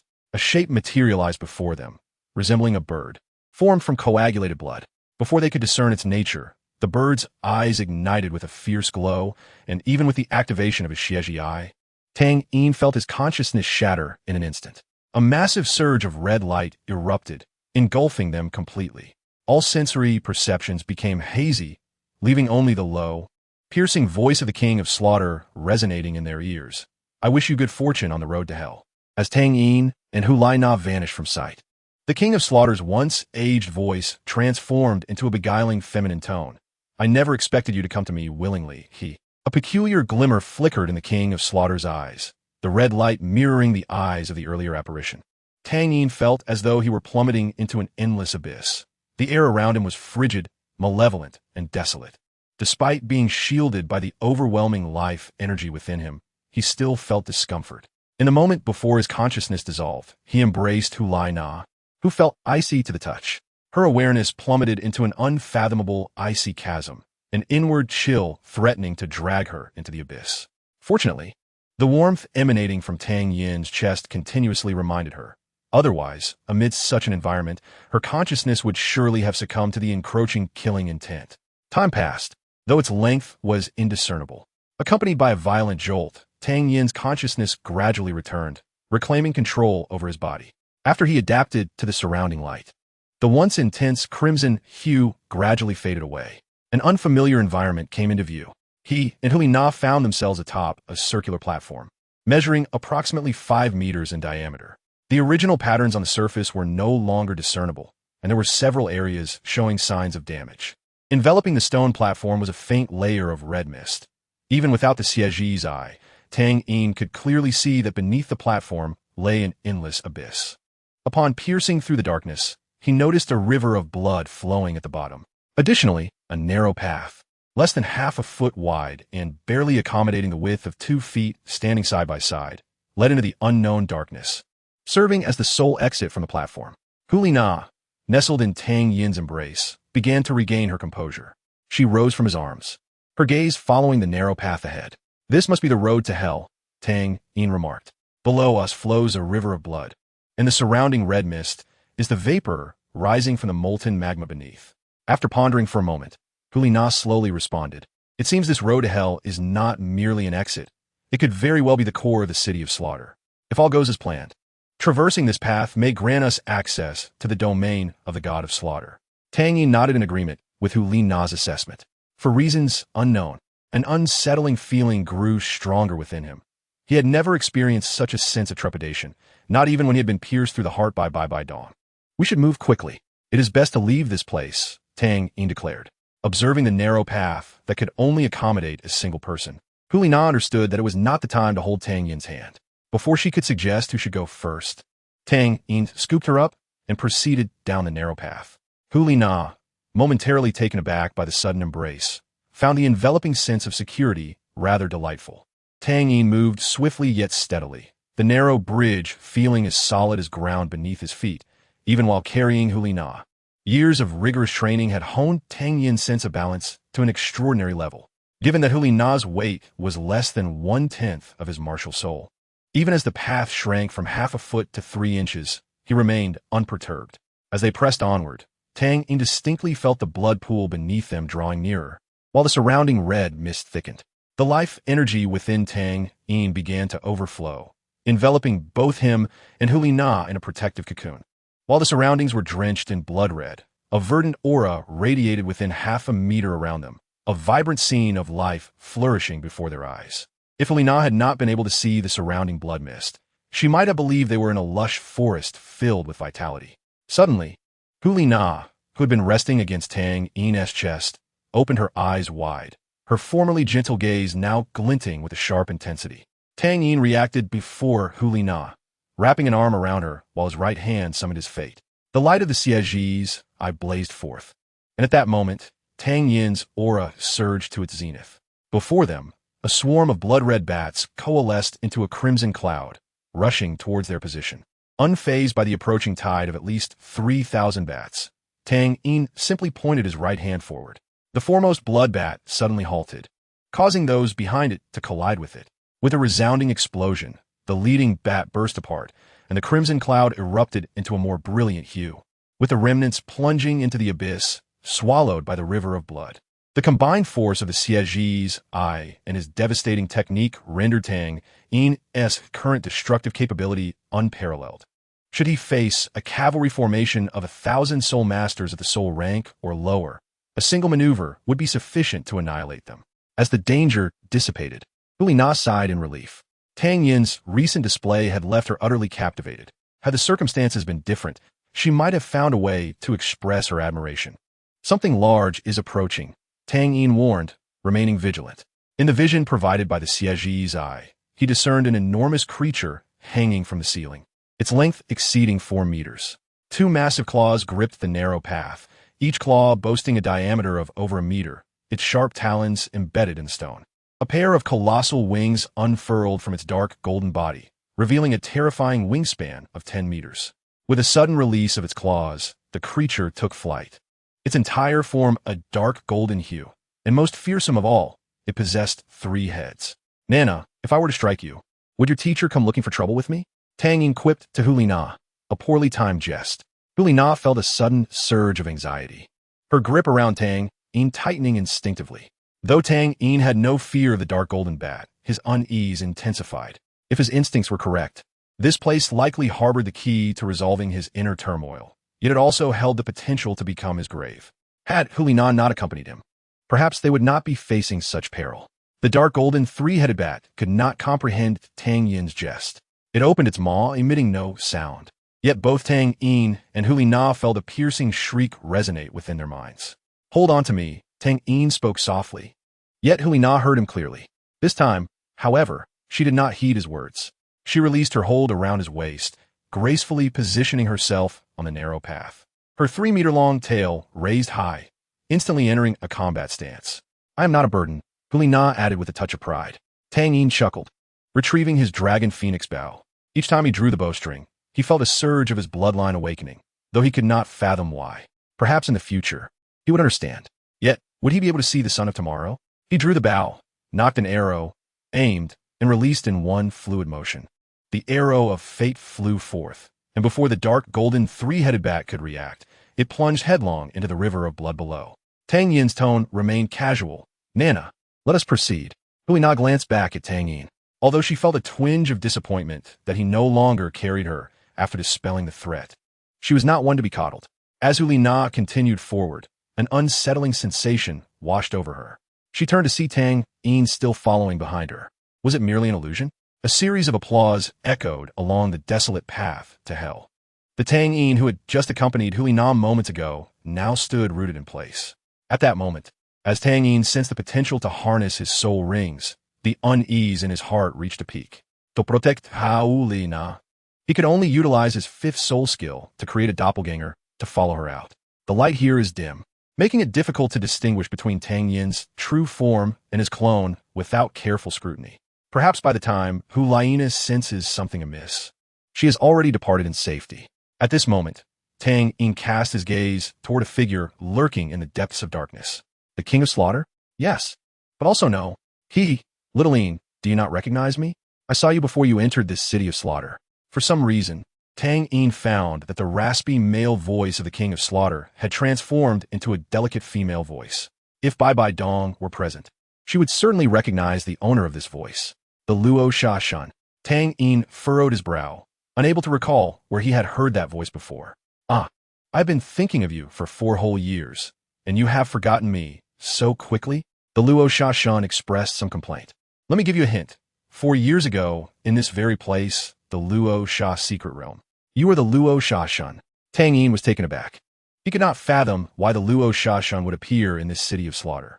He distinctly sensed that the divine legacy of this city of slaughter had no connection to that of the Luo Sha Shun. Their attributes fundamentally mismatched. Indeed, you're quite clever.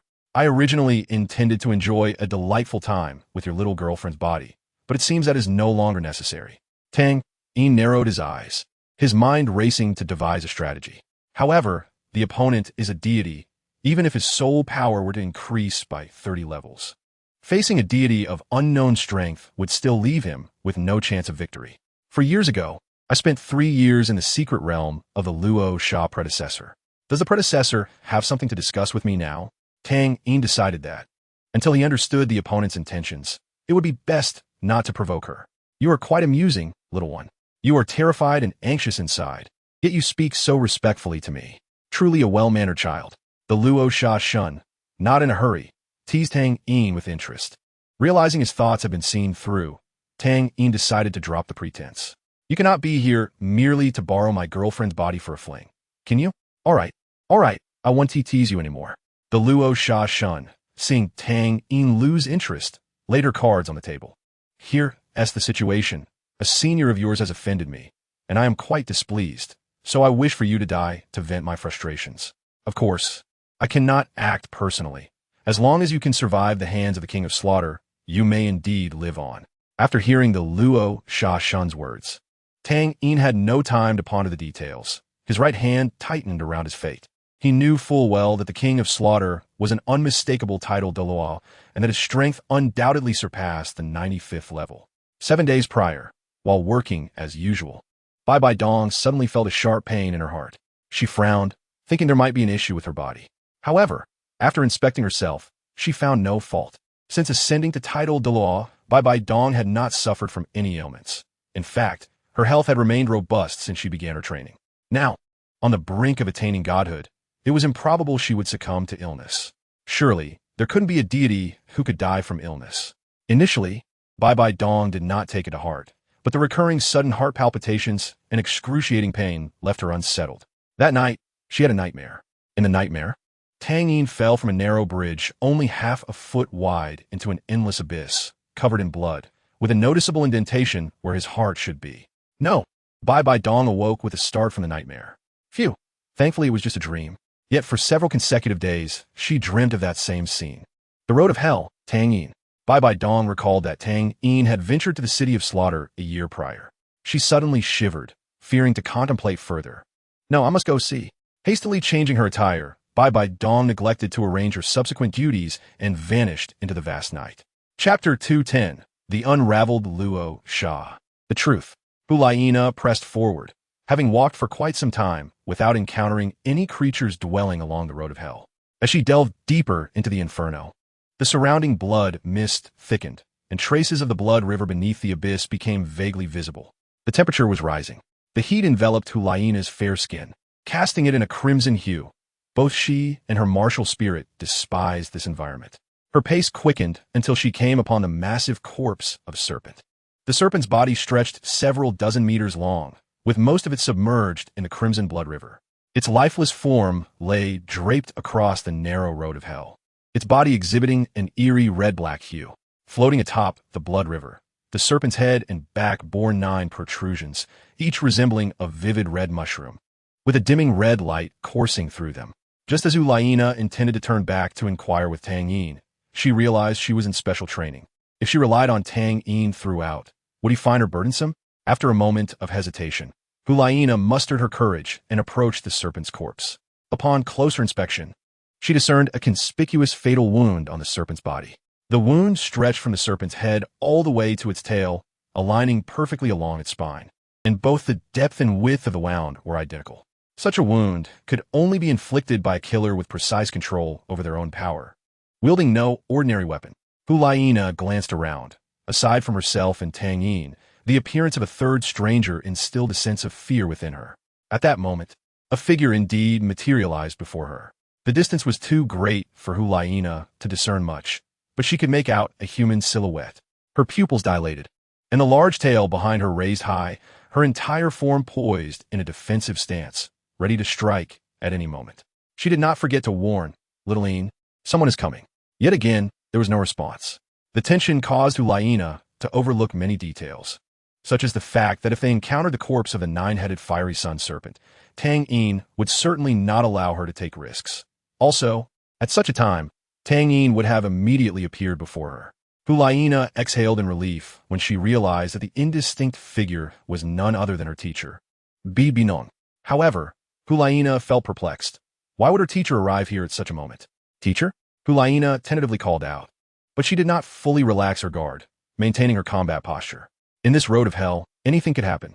If the Bai Dong before her was merely a mental illusion conjured by the environment, then letting her guard down could be perilous. At this moment, Bai Dong appeared utterly exhausted, her eyes bloodshot and her once radiant, fair face now bore signs of weariness. She had no knowledge of Tang Yin's exact location. She could only follow the unease in her heart and her instincts to reach the exit of the road of hell. Bai Dong did not hesitate for a moment. disregarding the potential repercussions of her reckless intrusion, and plunged directly into the narrow passage that could accommodate only one person. The agonizing pain in her chest surged once more, compelling her to quicken her pace. A multitude of images flickered through her mind, ranging from the sweetness of her moments with Tang Yin to that fateful night when he had shown her cold indifference.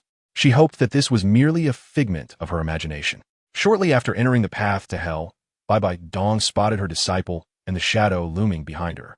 With a slow descent, Bai Dong landed before Hulaina. "Nana, are you all right?" The familiar voice alleviated much of Hulaina's apprehension, yet she cautiously inquired, "Teacher, do you know where my only mole is located?"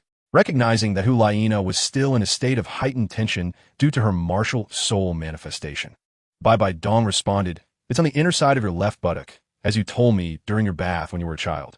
Upon hearing a secret known only to the two of them, Hulaina's last shred of doubt evaporated. Apart from Bai Dong, only Tang Yin would know such details. "Teacher, I miss you so much." Hulaina rushed forward and embraced Bai Dong, her tail drooping and becoming exceedingly docile. Bai Dong affectionately returned the embrace, her gaze drifting towards Tang Yin. "Nana, what has happened to Tang Yin?" Upon hearing Bai Dong's inquiry, Hulaina turned to look at Tang Yin. The sight before her was unsettling. Tang Yin emitted cracking sounds, akin to the shattering of glass. The once whole Tang Yin had suddenly fragmented before her eyes. Hulaina finally grasped that something was terribly amiss.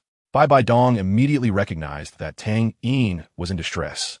She was aware that Tang Yin possessed a soul skill capable of creating a replica that mirrored his appearance, a technique he had employed in the finals. It was clear that Xiao Yin had sensed an impending crisis and, in an effort to alleviate Na-Na's concerns, had utilized his soul skill to bring her to safety. The disappearance of the soul skill indicated two possibilities. Either the soul master had chosen to cancel the skill, or the master had sustained severe injuries, rendering them incapable of maintaining it. Bai Dong's intuition leaned towards the latter. Without further delay, she sped down the narrow path into the depths. Hulaina, realizing the gravity of the situation a moment too late, was about to pursue when Bai Dong's voice echoed, "You cannot assist. Go outside. Consider why Tang Yin needed to send you away."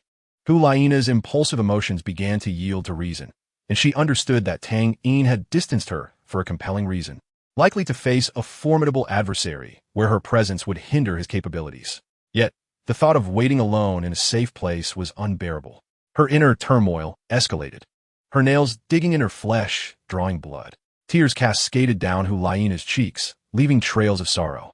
For the first time, she despised her own inadequacy, feeling utterly helpless. Yet, Tang Yin's actions were not merely to cast her aside. His fifth soul skill allowed for a substitution with his replica.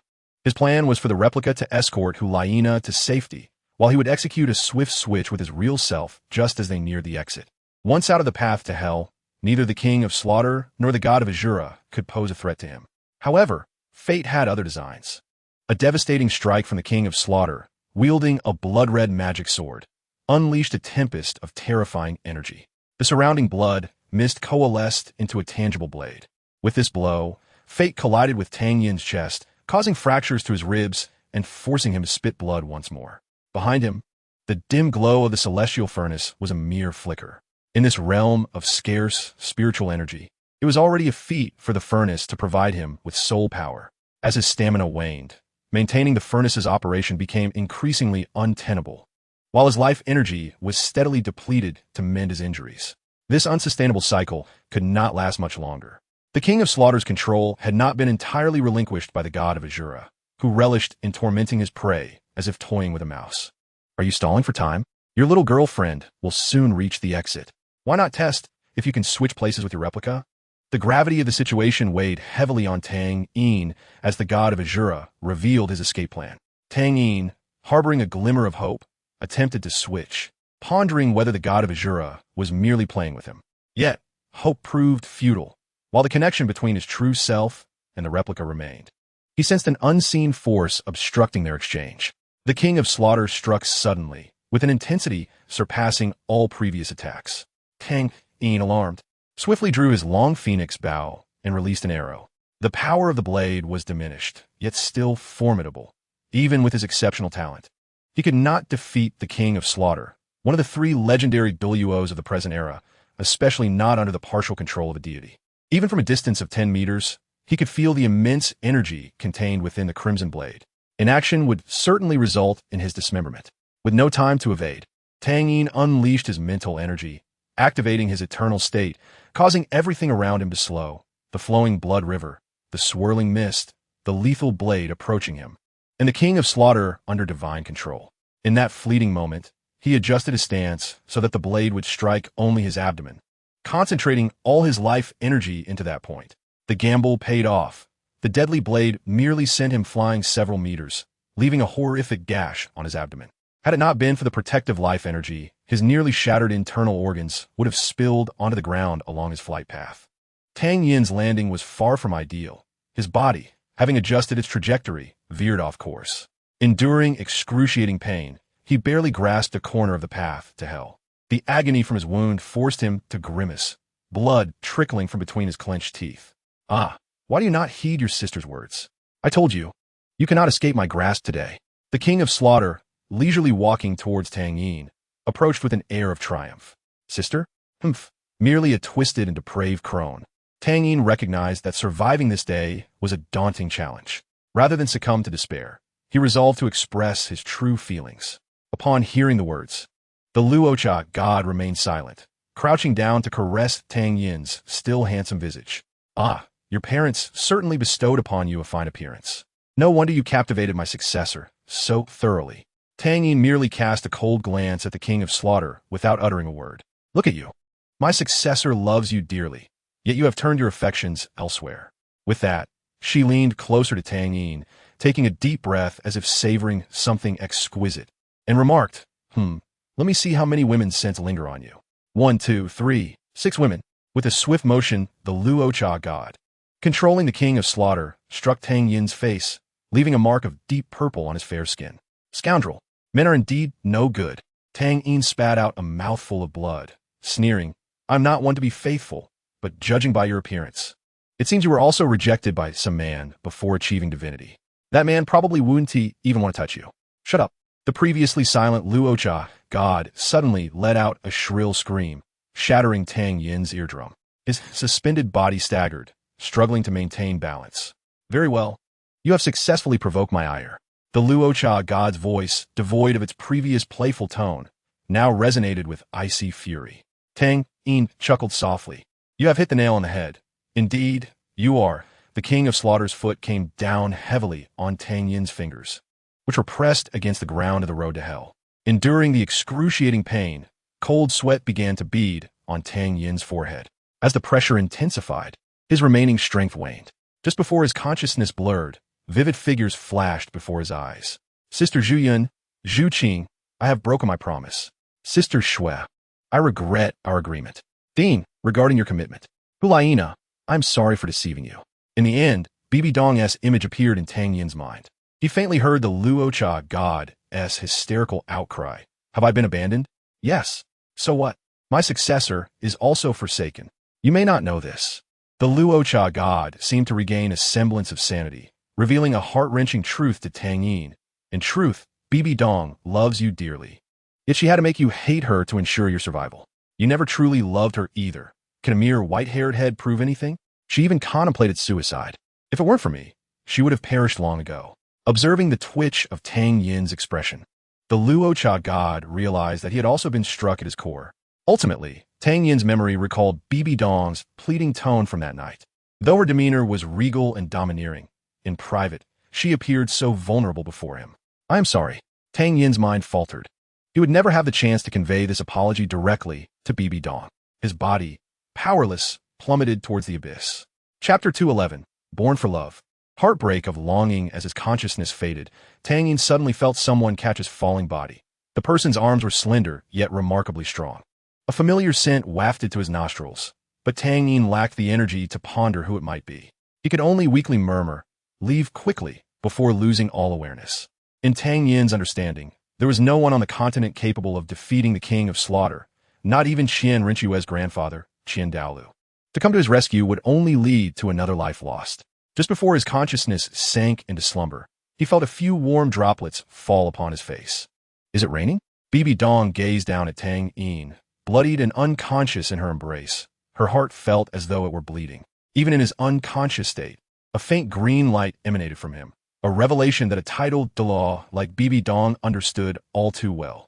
When a soul master faced death, the soul power accumulated within them dissipated into the world in various forms. Soul power originates from the heavens and earth, and thus, in death, it should return to the heavens and earth. Tang Yin was currently in such a state. Yet, the residual life energy within him still sustained his basic life signs, albeit in a state of mere survival. No, do not die. Bibi Dong watched helplessly as Tang Yin's vitality began to wane, unable to intervene, forced to witness the tragic scene unfold. Ah, is that not our dear Dong? What brings you here? The Luo Cha god, having sensed Bibi Dong's arrival long before, had deliberately timed her entrance to witness Tang Yin's demise. Anyone can attain love, but you, Bibi Dong, who has chosen to inherit my divinity, shall never have it. Bibi Dong ignored the Luo Cha god, silently holding Tang Yin tightly, wishing to warm his growing cold body with her own warmth. Ah, what a pity. Your little lover now knows everything you have done to him, yet he has no chance to speak to you. Truly unfortunate. Alas, both you and I are cursed souls. We, who bear the world's most sordid sins and resentments, cannot enjoy the blessings of love. Why not join hands and transform this Douluo continent into a purgatory? Bibi Dong laid Tang Yin's body upon the road to hell and slowly rose to her feet. When she lifted her head, tears of blood streamed down her cheeks. Her crimson eyes seemed to blaze with fury. Luo Cha god. Bibi Dong gritted her teeth, instantly manifesting the true form of the Death Spider Emperor Martial Soul. The Luo Cha god. The divine trials, the revenge, none of it mattered anymore. Nothing was important now. All she desired was to annihilate the being before her. The Luo Cha god, far from angered, felt a sense of elation after releasing long-suppressed frustration. As for the words that had pierced her heart, they were merely the impotent rage of a man facing death. Huh? Do you think you can kill me? I merely control the body of the King of Slaughter. What can you do to me? Come, dear Dong, obediently retract your martial soul and harmonize with the divine power I bestow upon you. Once you pass the 9 trials, you will become the new Luo Cha god. Perhaps by then, you may even attempt to resurrect your Tang Yin. The Luo Cha god paid no heed to Bibi Dong's emotions, for there was no need to do so. Unless Bibi Dong perished, the divine trials would remain eternal. As for suicide, could Bibi Dong, with the Luo Cha god's divine essence within her, truly achieve that? Bibi Dong's 8 spider legs were deeply embedded in the solid rock. The Luo Cha god was correct, even if she yearned for vengeance. What could she accomplish against the Luo Cha god? Initially, the intention was to use the divine trials to taint her spirit. Yet it seemed her little lover had thwarted that plan. Since I have gone through the trouble to come down, I might as well assist you with this little ritual. With a wave of the King of Slaughter's hand, a wisp of purple-black gas surged toward Bibi Dong. The gas floated slowly, yet Bibi Dong made no attempt to evade it. She understood that any action now would be futile. The feeling of being directly targeted filled Bibi Dong with humiliation and fury. When the purple-black mist entered her mind, the state of her martial soul instantly unraveled. The violet-black mist envelopes not elsewhere, but the spiritual sea of Bibi Dong. The scars that once marred her were gradually smoothed over by Tang Yin during those 3 years, leaving behind only remnants of his healing presence alongside her own power. Upon the intrusion of the violet-black demon's consciousness into Bibi Dong's spiritual sea, it ruthlessly began to invade every corner. Bibi Dong did not succumb passively. Instead, she endeavored to retaliate, striving to expel this foreign energy from her being. Yet, before the divine, she was no different from Tang Yin. The violent pain tearing through her spiritual sea caused her to clutch her head and painfully collapse to the ground. This familiar sensation evoked memories of Tang Yin. But this time, who could shield her? The hero bestowed upon her by the heavens had already perished due to her actions. Indeed, Bibi Dong attributed her current plight to herself, lamenting that had it not been for her, Tang Yin would undoubtedly be exceedingly happy now. The invasion of the demon's consciousness proceeded with ease, but upon reaching a third of its course, the demon suddenly emitted a heart-wrenching wail. The King of Slaughter, under her control, stumbled and plunged into the blood river below the abyss. The force that had invaded Bibi Dong's mind ebbed away like a receding tide. After a brief respite, she disregarded her image and crawled toward Tang Yin's location. Using both hands and feet, she appeared somewhat comical, yet she cared not. Enduring the excruciating pain emanating from her spiritual sea, Bai Dong tremulously extended her finger to check for Tang Yin's breath. It was gone, extinguished. Bai Dong felt as if her soul had departed, her eyes reflecting a desolate gray-white void. At that moment, a seemingly ordinary white flower floated out from Tang Yin's storage soul guide, beneath which lay a large black stone. Bai Dong was soon captivated by this flower, a voice within her urging that by plucking this bloom, she could save her beloved. The instant her fingertips brushed against the petals, she comprehended how to harvest the flower. Since ancient times, the tears of longing have severed the hearts of parting lovers. The Xiangxi Duan Chang Hong, sensing the impending separation of a pair of lovers, could not stand idly by and witness the unfolding tragedy. Bai Dong delicately cradled the Xiangxi Duan Chang Hong in her palms, reminiscing about her moments with Tang Yin. At that moment, her heart reached a serene state, all memories of their time together rushing back.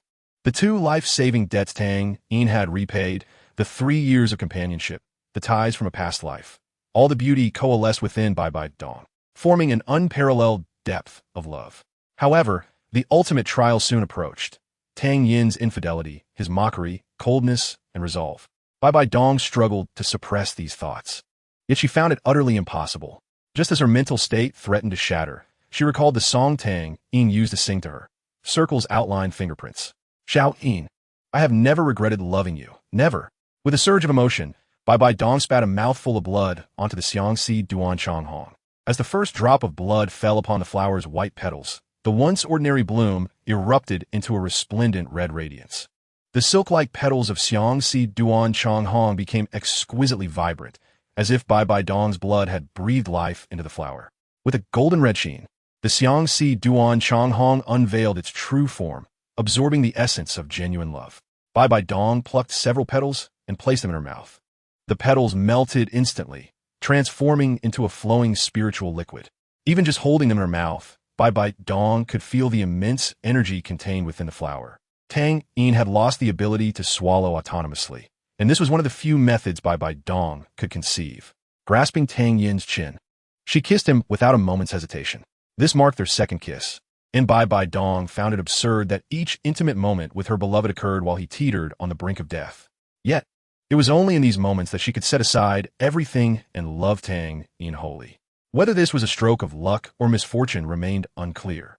After feeding the entire Xiangxi Duan Chang Hong to Tang Yin, his once lifeless body seemed to revive. The pallor of his cheeks began to regain some color. As the potent essence of the Xiangxi Duan Chang Hong coursed through him, his previously exhausted body began to draw from the scarce spiritual energy of the world, and the once still heart began to beat with vigor. However, Tang Yin still showed no signs of awakening. Once her task was completed, Bai Dong exhaled in relief, the mental fatigue and physical pain nearly causing her to faint. Her indomitable will held her steady. Gazing at Tang Yin, whose complexion had returned to normal, Bai Dong could not resist the urge to caress his cheek. Once the crisis had passed, the resoluteness she had earlier displayed dissipated. Xiao Yin, my greatest wish now is for you to remain unscathed. You are surrounded by women, besides Xiao Shui and Na Na. There are many other girls who will surely care for you well. In truth, I have come to terms with it. Even that Lu Erlong, whom I despise, remains pure, while I am no longer the Bai Dong who could wholly belong to you. Perhaps our meeting was a mistake, yes, merely for you. Encountering me has brought you immeasurable misfortune. Your mother mentioned a chance for us to reunite, yet I do not wish to continue bringing you calamity. You will surely have many children in the future. We once did too. In our past life, our child's name was Tang Yin. Bai Dong rambled on, her eyes filled with lingering affection for Tang Yin. After confirming that Tang Yin was largely unharmed, she suddenly resolved to leave decisively before he awoke. However, just as she attempted to rise, a hand grasped hers. Before she could react, Tang Yin, still somewhat weak, embraced her from behind. Bai Dong sensed his frailty but also his resolve. If she wished to depart, even a fully capable Tang Yin would not be able to stop her, let alone in his current state. Dong Jia, I am sorry, please do not go, do not leave me, Tang Yin murmured, his head resting on Bai Dong's shoulder, conserving his strength by keeping his eyes shut. Hearing his words, Bai Dong's tears flowed freely. She had just resolved to leave, yet upon hearing Tang Yin's plea, that foolish determination shattered into fragments. Did she not wish to spend her life with him? Yet, alas, Tang Yin struggled to lift his hand, resting it over the left side of Bai Bai Dong's chest. He did not intend to take advantage of her. Rather, he sought to remember her sacrifice. Indeed, Tang Yin felt a scar, merely an inch long, over Bai Bai Dong's heart. Dong Jia, I am sorry. You have indeed invested much, yet I have persistently perceived myself as the victim. Tang Yin now appears exceedingly frail, his speech fragmented. There is no need for further words. I'm fully aware of everything. Bai Bai Dong fears that Tang Yin's already weakened body may succumb completely. No, it's nothing, she reassures him. Sister Dong, I am currently surrounded by many women. Will you abandon me? Tang Yin resembles a child who has committed a wrong. What right do I have to disdain you? Xiao Yin? Bai Bai Dong tilts her head, striving to exhibit strength. Sister Dong, you were truly beautiful that night. Upon my return, could you adorn yourself once more for me? Would you be so kind? Of course, Bai Bai Dong exclaims, nearly exhausting her strength to utter the word. Following this, she can no longer suppress her tears, weeping pitifully and evoking sympathy. At that moment, a significant figure crucial to Tang Yin inexplicably emerges from Bai Bai Dong's form. Upon recognizing the countless luminous points that outline the figure in the air, he cannot help but exclaim, Master. Though Tang Yin has many teachers, he possesses but one master. The image of old turtle hovers in the air, quietly observing both Bai Bai Dong and Tang Yin. She too gazes upward at the profoundly aged figure. Tang Yin's address already indicating his identity. Xiao Yin, it has been a long time. You must have grown since we last met. As you can see, this is merely a pre-recorded image of mine. Do not attempt to seek me, for I have long since passed. The fact that you can witness this image signifies that you have overcome that crisis. Henceforth, I shall reveal to you the entirety of the truth. Chapter 2:12, Destiny, Fate. The truth?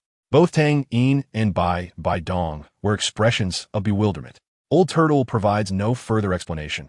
He is merely a projection now, adhering to the fixed protocols of his past life. After allowing Tang Yin and Bai Bai Dong some time to adjust, countless points of light scatter, unveiling a celestial panorama before them. In a vast expanse of the universe, darkness is not the sole occupant. Innumerable celestial bodies radiate fervent light. Chaotic elemental storms surge through the cosmos, creating waves of brilliance that refract in a kaleidoscope of colors. This perspective resembles that of an individual, as the surrounding scenery accelerates at an unimaginable pace. Ultimately, the vision settles upon a planet characterized by 4 continents: Douluo continent, Sun-Moon continent, and later Doling continent and Xingao continent, with the majority of the remaining areas occupied by azure oceans. Surrounding this planet, there are countless others resembling it, and above these celestial spheres lies a realm shrouded in ethereal mist, resplendent with divine light. Bai Bai Dong immediately recognizes this realm as the divine realm. The Luocha secret realm does not belong to the Douluo continent, nor does the city of slaughter where Tang Yin and Bai Bai Dong reside. These two locations are exceptionally unique, akin to minor realms attached to the Douluo continent realm, yet they possess subtle distinctions. More accurately, the city of slaughter and the Luocha secret realm serve as conduits linking the Douluo divine realm and the Douluo continent realm.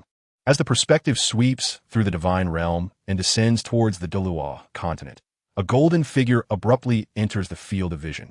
Her beauty is undoubtedly rare in the world. Golden hair cascades down her back, with smooth, gentle facial contours and golden eyes possessing an enchanting and captivating aura. Bai Bai Dong cannot suppress her exclamation, for the woman's appearance bears a striking resemblance to Qian Renxue.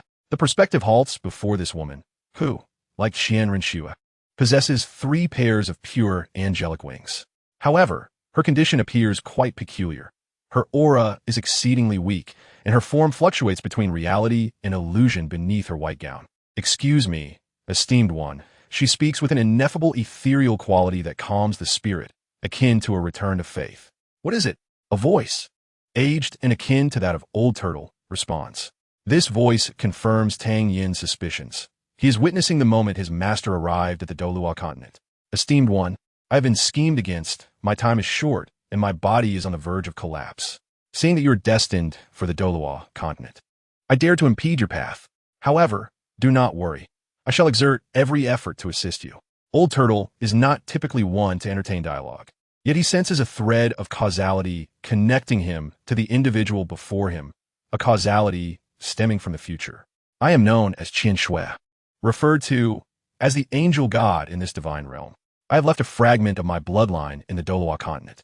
My time is limited, and I fear that my demise may sever the bloodline below. I implore you to carry my divine essence to the lower realm, aiding my descendants in becoming the new angel god.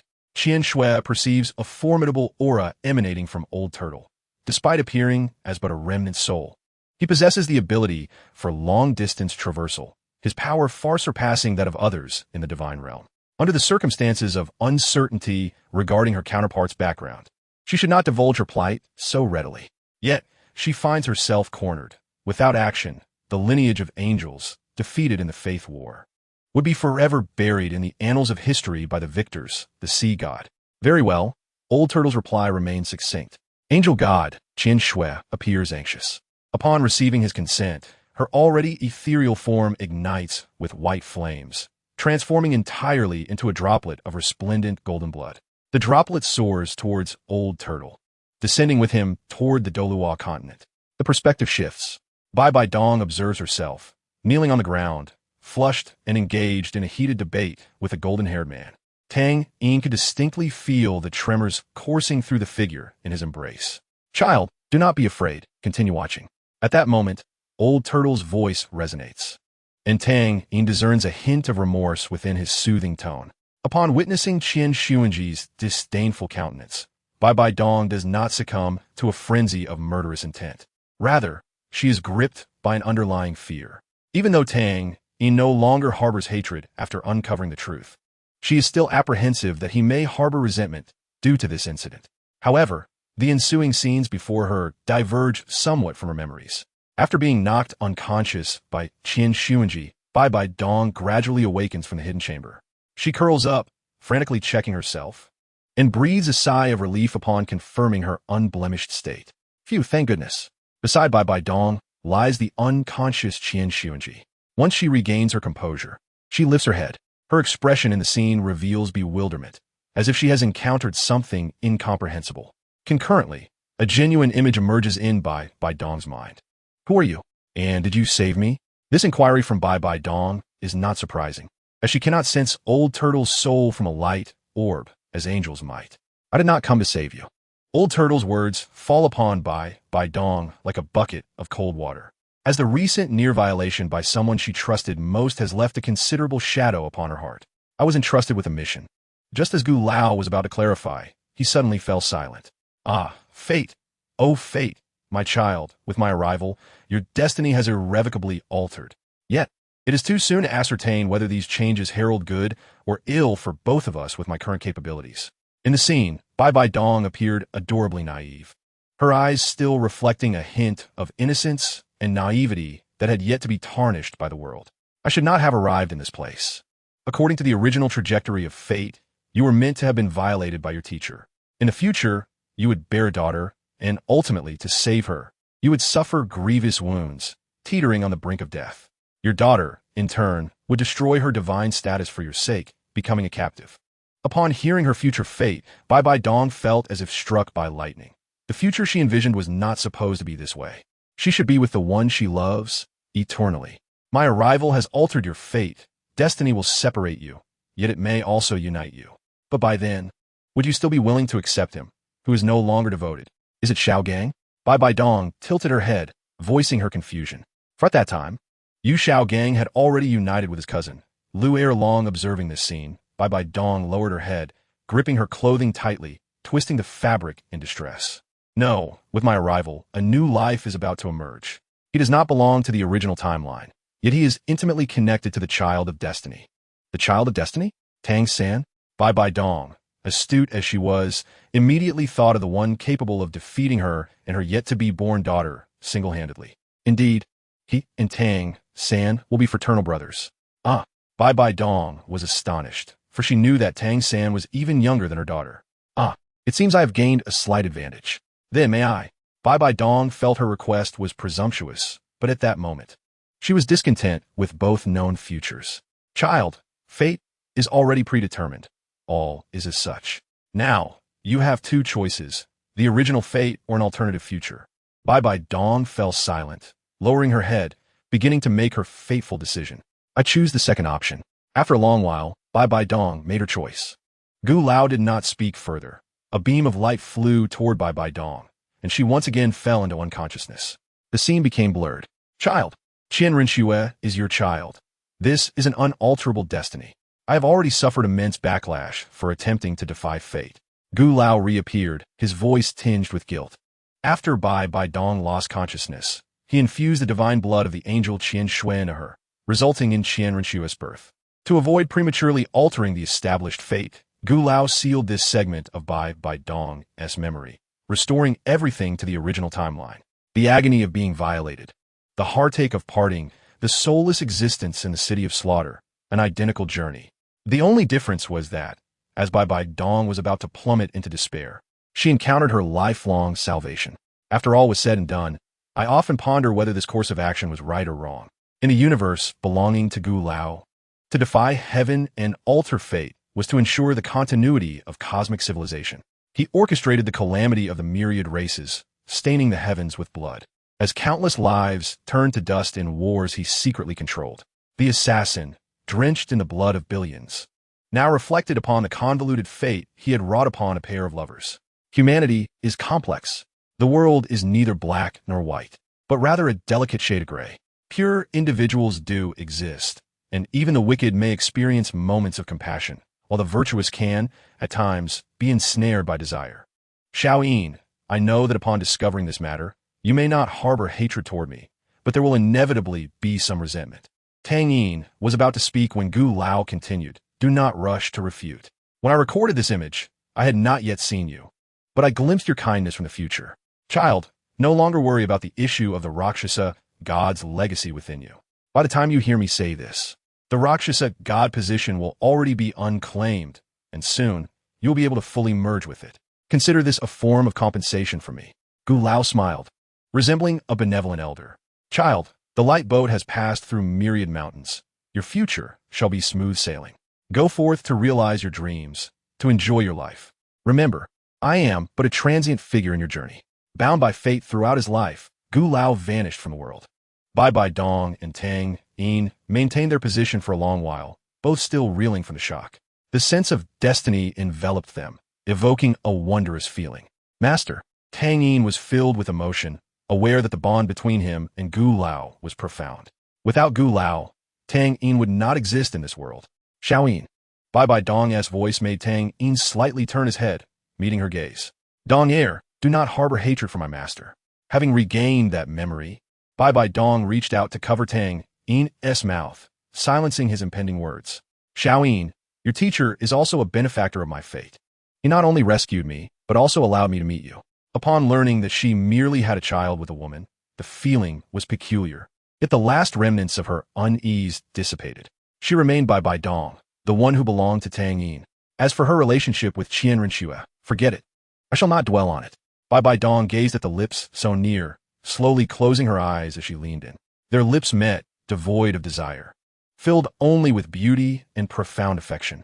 Outside, Hulaina had been waiting for a long time, her eyes reddened. Not understanding the situation within, she grew increasingly anxious. Initially intending to enter, she found that once she left the road of hell, she could not return through that entrance. As she paced back and forth, a shadow appeared behind her, the massive figure casting a shadow that completely obscured the tall Hulaina. Turning around, she was taken aback to find it was Tang Yin's father. Grasping Tang Hao's hand like a lifeline, Hulaina's expression was frantic, her voice trembling yet urgent. Uncle, Xiaoyin is in danger inside. He has been in there for a very long time. My teacher has also been inside for quite a while, yet there has been no news. Uncle, you must save Xiaoyin. Originally there to retrieve Tang Yin, Tang Hao became immediately unsettled upon hearing this news. Wait for me. After leaving those two words, he plunged into the road of hell. Tang Hao's aura surged to its peak, with a layer of blood-red malevolence swirling around the Haotian hammer in his hand. He would not allow Tang Yin to suffer injury under his watch again. Not only could he not bear it, but Yin, who was also worried about Tang San's martial soul evolution, would not forgive him either. However, upon arriving at the scene, he was also stunned. Tang Yin and Bai Bai Dong, locked in a kiss, were equally taken aback. Tang Yin looked at his father, awkwardly smiling. Father. Bai Bai Dong nestled in Tang Yin's embrace, shyly burying her head into his neck. In the divine realm, within the abode of the Rakshasa god. The Rakshasa god lay deceased upon her most beloved throne. Her death was exceedingly tragic. Purple-black blood oozed from her 7 orifices, and her lifeless eyes, devoid of closure, appeared profoundly horrific. At her chest, a black heart had been forcibly extracted by her own hand, held in the palm that hung limply before her. Introduction. The heavens and the earth serve as a furnace, with creation as the artisan, yin and yang act as the charcoal. While all things are the copper, the heavens and the earth as a furnace can refine the phoenix bones of the world into a frame and dragon tendons into strings, bathing in the essence of the sun, moon, and stars, immersed in the vital blood of dragons, phoenixes, and myriad beasts to forge treasures, which are the rarest relics of the world.